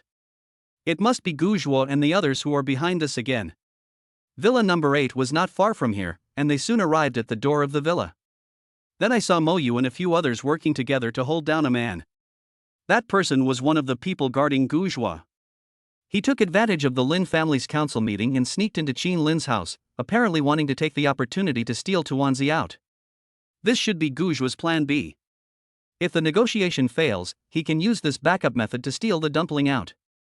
Of course, what he didn't expect was that there was actually no Tuanzi in the villa, and Qin Lin did not bring it over. So Qin Lin was not as panicked as they were at that time. Master, he injured our people. I don't know what he stole from your villa. Look. Seeing Qin Lin coming, Mou said directly. 2 bodyguards with bruised faces and noses were standing at the door of the villa. What's wrong with you? What happened here? Seeing that the 2 bodyguards who were guarding his house were injured, Qin Lin asked worriedly. Although they are servants of the Lin family, they work for them and can be considered loyal confidants. So when Qin Lin saw them injured, he naturally showed concern. After hearing what Qin Lin said, they explained, Master, he sneaked in secretly. We didn't notice it at first. We didn't know until Wenya suddenly ran out. I don't know who sent this guy. He entered the villa and searched everywhere. I don't know what he was looking for. Then we found him, and he started fighting us before he could dodge. In the end, Mou arrived and captured him. The bodyguard said. As ordinary bodyguards of the Lin family, their strength is naturally limited. They did not expect that the Gu family would send such a powerful person. It is normal that they cannot defeat them. Okay, I get it. You guys go back and take good care of your injuries first. Don't worry about what's happening here. Wait, where's Wenya? Qin Lin suddenly remembered that he did not see Wenya outside the villa door. After hearing Qin Lin's words, the bodyguard who was about to leave stopped and explained, she is afraid that something is missing from her home, so she is probably taking care of it inside now. Wenya is more familiar with the villa than Qin Lin, so no matter what the thief has stolen, she can find out what is lost with just a little preparation. Qin Lin was relieved to hear that Wenya was fine. Let me go. I am Mr. Gu's man. If you dare to touch me, have you considered the consequences? The thief who was pinned to the ground, seeing that he had no way to escape, actually revealed his identity. Of course, he is not an idiot. The reason why he said that is that he believes that the people from the Lin family will not do anything to the people from the Gu family. The gap between the Lin family and the Gu family is obvious. As a servant of the Gu family, he naturally would not be afraid of them. They could steal it, but he believed that the Lin family would never dare to offend the Gu family. However, Qin Lin smiled when he heard that he was still so arrogant. You're quite arrogant, are you Mr. Gu's man? Ha, a lackey dares to act so arrogant in front of so many backbone members of our Lin family? Guzhua, we can't move right now, but as for you, come on, beat him up first. Qin Lin said this and ordered his men to pick him up and beat him up. This person probably didn't hear about the relationship between Qin Lin and the Morgan family. When Guzhua heard that Qin Lin was actually related to the Morgan family, even he showed some fear towards Qin Lin. As for this thief, it would have been fine if he just stole things, but he also had the nerve to act so arrogantly here without blushing or feeling guilty. I really give you face. You dare to hit me? I tell you, I am Mr. Gu's confidant. If you dare to hit me, ah! As the thief said this, he was slapped by Mou. What's wrong with beating you? Do you think that damn Master Gu will cause trouble to us just because of a servant like you? Seeing how arrogant he was, Mou slapped him hard. Regardless of whether the Gu family will help this guy or not, this guy came here to steal things. No matter what, the Lin family is in the right first.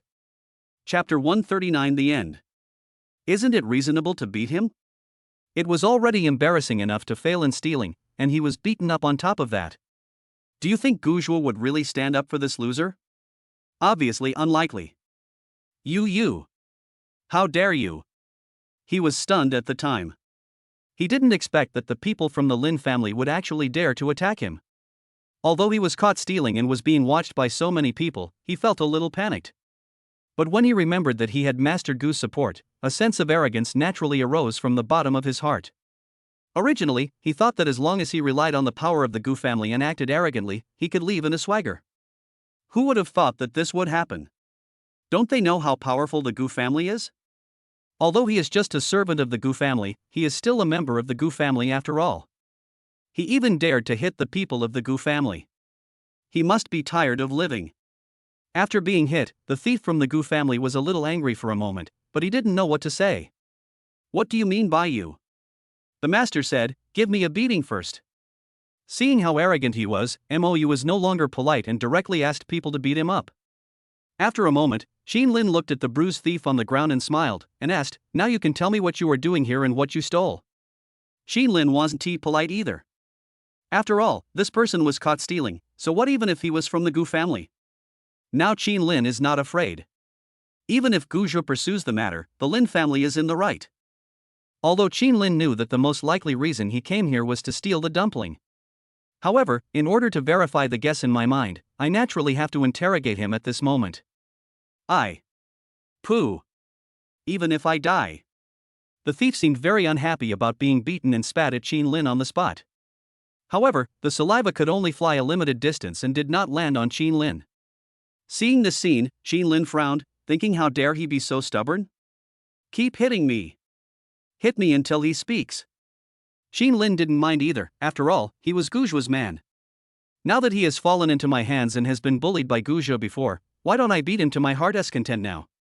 After receiving the order, Mou took out the whip and in a short while, his skin was torn to pieces. I said. Stop hitting me, I said. At this time, Gu Zhe's subordinate on the ground seemed to be scared of being beaten, and began to look at everyone with fear. He totally couldn't understand, are these people really not afraid of the Gu family? In this situation, if he didn't say anything, he might really be tortured to death by them. The thief swallowed his saliva, and said honestly, I said. Master Gu sent me here to get your cat. But after I entered the villa, I couldn't find it no matter how hard I looked. Finally, I was discovered by the villa's bodyguard. I didn't steal anything, really.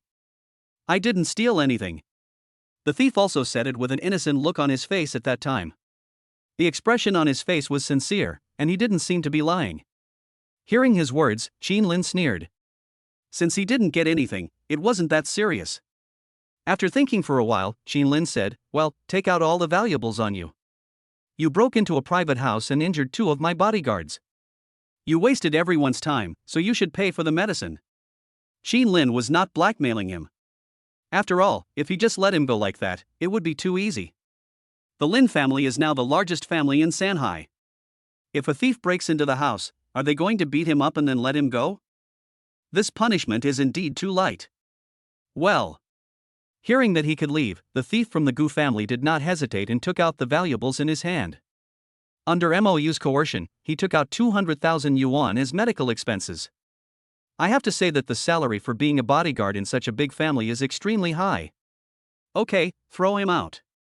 After emptying his Yuebao, Qin Lin was very trustworthy and directly ordered someone to throw him out of the Yuan. After the matter was over, Qin Lin explained the situation to his grandfather and didn't care about it anymore. Instead, he went into the villa alone and found Wenya. Wenya was counting the lost items in the room, but she was also quite frightened because a thief broke into her house. Wenya. Qin Lin called her over, but she seemed unwilling. There was a bruise on her hand. It was probably because she discovered there was a thief in the house and accidentally bumped into something when she ran out to call for help. Does it hurt? Although Qin Lin had no opinion of Wenya, the girl with a flat chest, she was a member of the family after all, adopted by her grandfather, and was considered a relatively trusted person. So when I saw she was injured, I still showed some concern. However, after hearing Qin Lin's words, Wenya just shook her head and decided to continue working, taking out the mop to mop the floor. Her life was very miserable. Although it was her luck to enter the Lin family, Qin Lin felt a little uncomfortable when looking at her. Hey, I went outside and got you some fruit. Qin Lin remembered that he still had an attribute fruit, so he took it out. Although Qin Lin is not a kind-hearted person, he still gives whatever he can to Wenya, who is like a fellow sufferer and a family member to him. After all, attribute fruits can only improve attributes a little bit. Now if Qin Lin wants to improve the attributes, he can completely do it by spending money. Seeing that she has done so much for the family and got injured, it is only right to reward her a little. At that time, when she saw the strange fruit in Qin Lin's hand, she hesitated. But she still chose to refuse. It's okay, take it and eat it, it's my reward to you. Seeing her refusal, Qin Lin became a little impatient. He was too lazy to say anything more and just stuffed it into her hand. After saying that, Qin Lin sat directly on the sofa, turned on the TV, and drank some drinks. At this moment, Wenya was looking at the attribute fruit in her hand, feeling a little overwhelmed. However, when she saw Qin Lin's back, she still ate it. Gentle physique +1, current physique 6 points. Good. She ate the sour and soft texture, this divine delicacy. The unique fruity taste gave her taste buds a strong stimulation. At that moment, she couldn't help but lose her voice and said it was delicious. Of course, because she hadn't spoken for more than 20 years, she was very uncomfortable and only uttered the word good. When Qin Lin heard Wenya suddenly speak, he was also stunned. Speaking of Wenya's illness, even a wealthy family like the Lin family couldn't cure it after seeing many doctors. I didn't expect that Wenya could speak after eating a fruit? However, when Qin Lin heard the system's prompt that Wenya's physical fitness was only 5 points, he was a little surprised. This kind of physique is really too poor. Chapter 140 Inquiring about Identity. Qin Lin gave her a property fruit to eat, which just raised her physical condition to the minimum level of a normal person. Her inability to speak was cured, which was indeed a surprise. Wenya, can you speak now? Qin Lin was also a little excited at the time and went up to inquire. This. Wenya nodded, but she could only utter one word now. Because she had never learned pronunciation since childhood, she was a little uncomfortable when she suddenly became able to speak, and could only utter some simple words. However, Qin Lin smiled somewhat distressingly when he saw that she could only communicate with difficulty. It's okay. As long as you can speak, you can practice and get used to it. Can I get you more of that fruit? Seeing Wenya happy, Qin Lin was also very happy. The attribute fruit is not a problem for Qin Lin.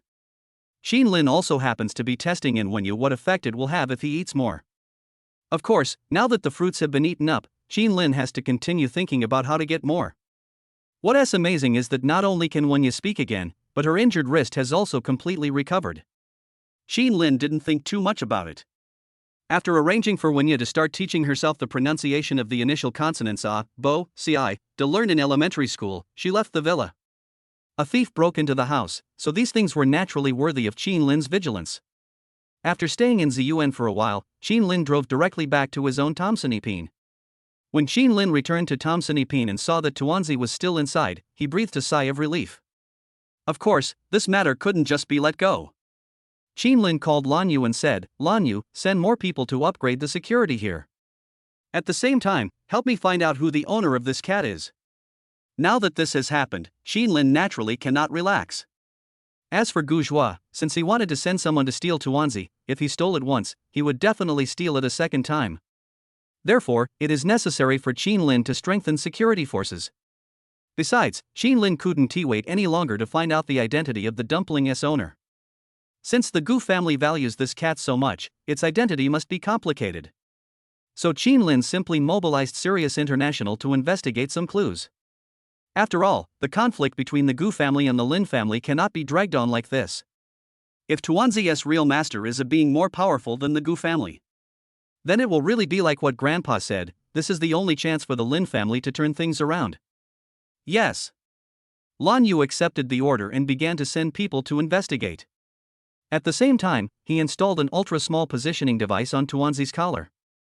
This way, even if it is really stolen, there will be a second-hand preparation. After solving Lan Yu's problem, Qin Lin began to fall into deep thought. Although Qin Lin now has a certain relationship with the Morgan family, it is all fake. If Qin Lin wants to deal with the Gu family who have caused him pain for more than 20 years, he must find a way to become stronger. Sitting on the sofa, he glanced at the system interface. Qin Lin's admiration value had now reached 1600, and he was still 400 points away from the next 10 consecutive draws. Seeing that it was getting late, Qin Lin thought about finding a good place to sign in and brush up his admiration points at the same time. After taking the elevator downstairs, Qin Lin drove his Neiman Marcus motorcycle to find Wang Yi. However, before Qin Lin walked out of Thompson first class, he actually heard someone talking about the confrontation between the three major families and the Lin family. Have you heard? There was a rumor today that dozens of top luxury cars came to the Lin family's debut, all from the three major families. I don't know what they were discussing there. My friend in Ziyuan told me. She was frightened when she saw such a big scene, you know? No way, if the top families of the three Cs go there, nothing will happen, right? After hearing what that person said, another person asked curiously. Oh, you don't know? I asked the Gu family, and they said that a very powerful family seemed to have come to the capital and wanted to go against the Lin family, so they invited them to show their support. Guess what happened? What? The Forbes rich list was announced. It is said that the Lin family suddenly became the #1 family in the three Cs. Even those people in the imperial capital couldn't do anything about the Lin family at that time. Also, when we were in Linjia Debi, a helicopter suddenly came. It was so awesome. The man was talking to his friend beside him, and the news was almost accurate. Although the two were just chatting, that person was inadvertently showing off his impressive network of contacts in front of his friends, making people envious. Xin Lin, who was standing by, would occasionally hear it and just smile without saying anything. Xin Lin naturally had nothing to say about the protagonist of this incident. However, what made Xin Lin sigh was that in this circle of wealthy people at Thompson First Class, being able to get such gossip really showed that there were many great people there. After their fermentation and dissemination, the conflicts among the major families in Sanhai City will inevitably spread among the middle and upper classes. This also invisibly increased the Lin family's reputation in Sanhai and gained more influence. Xin Lin didn't think too much about it. He drove to Wang Yi's house and picked Wang Yi up. However, at that time, Xin Lin's move to pick up Wang Yi did not arouse any objection from Wang Yi's parents. Maybe it was because of the last family dinner at Wang Yi's house, but they may have acquiesced to Xin Lin's relationship with their daughter. Wow, Xin Lin, your car is so cool. When Wang Yi saw Xin Lin's cool Neiman Marcus, his eyes widened and he spoke excitedly. She looks very cute. But Xin Lin smiled, and without explaining, he took her hand and said, "Come, hold my waist, I'll take you to eat something delicious." This is how motorcycles work. You have to hold on to them, otherwise it will be unsafe. There's nothing you can do about it. But Xin Lin didn't mind. He just took Wang Yi to experience the thrill of this top-level motorcycle. Wang Yi got on the motorcycle and Xin Lin drove. What are we going to eat? The two of them stayed close to each other for a long time. When Wang Yi heard that Xin Lin was going to take her out to eat, she curiously whispered in Xin Lin's ear. Although Xin Lin was wearing a helmet, he could still hear Wang Yi's words clearly. After thinking for a moment, Xin Lin said, "I want to take you to eat at number 18 the Bund, Yade restaurant." Xin Lin said that he would take Wang Yi to experience many things in Sanhai, and dining in some top restaurants was naturally a must. Xin Lin also knew about the so-called Sanhai Yade. Unlike other top restaurants, Yade restaurant was the only restaurant in the country that reached the Michelin 3-star level. Since it is certified as the top Michelin restaurant in the country, Xin Lin naturally cannot miss the opportunity to sign in.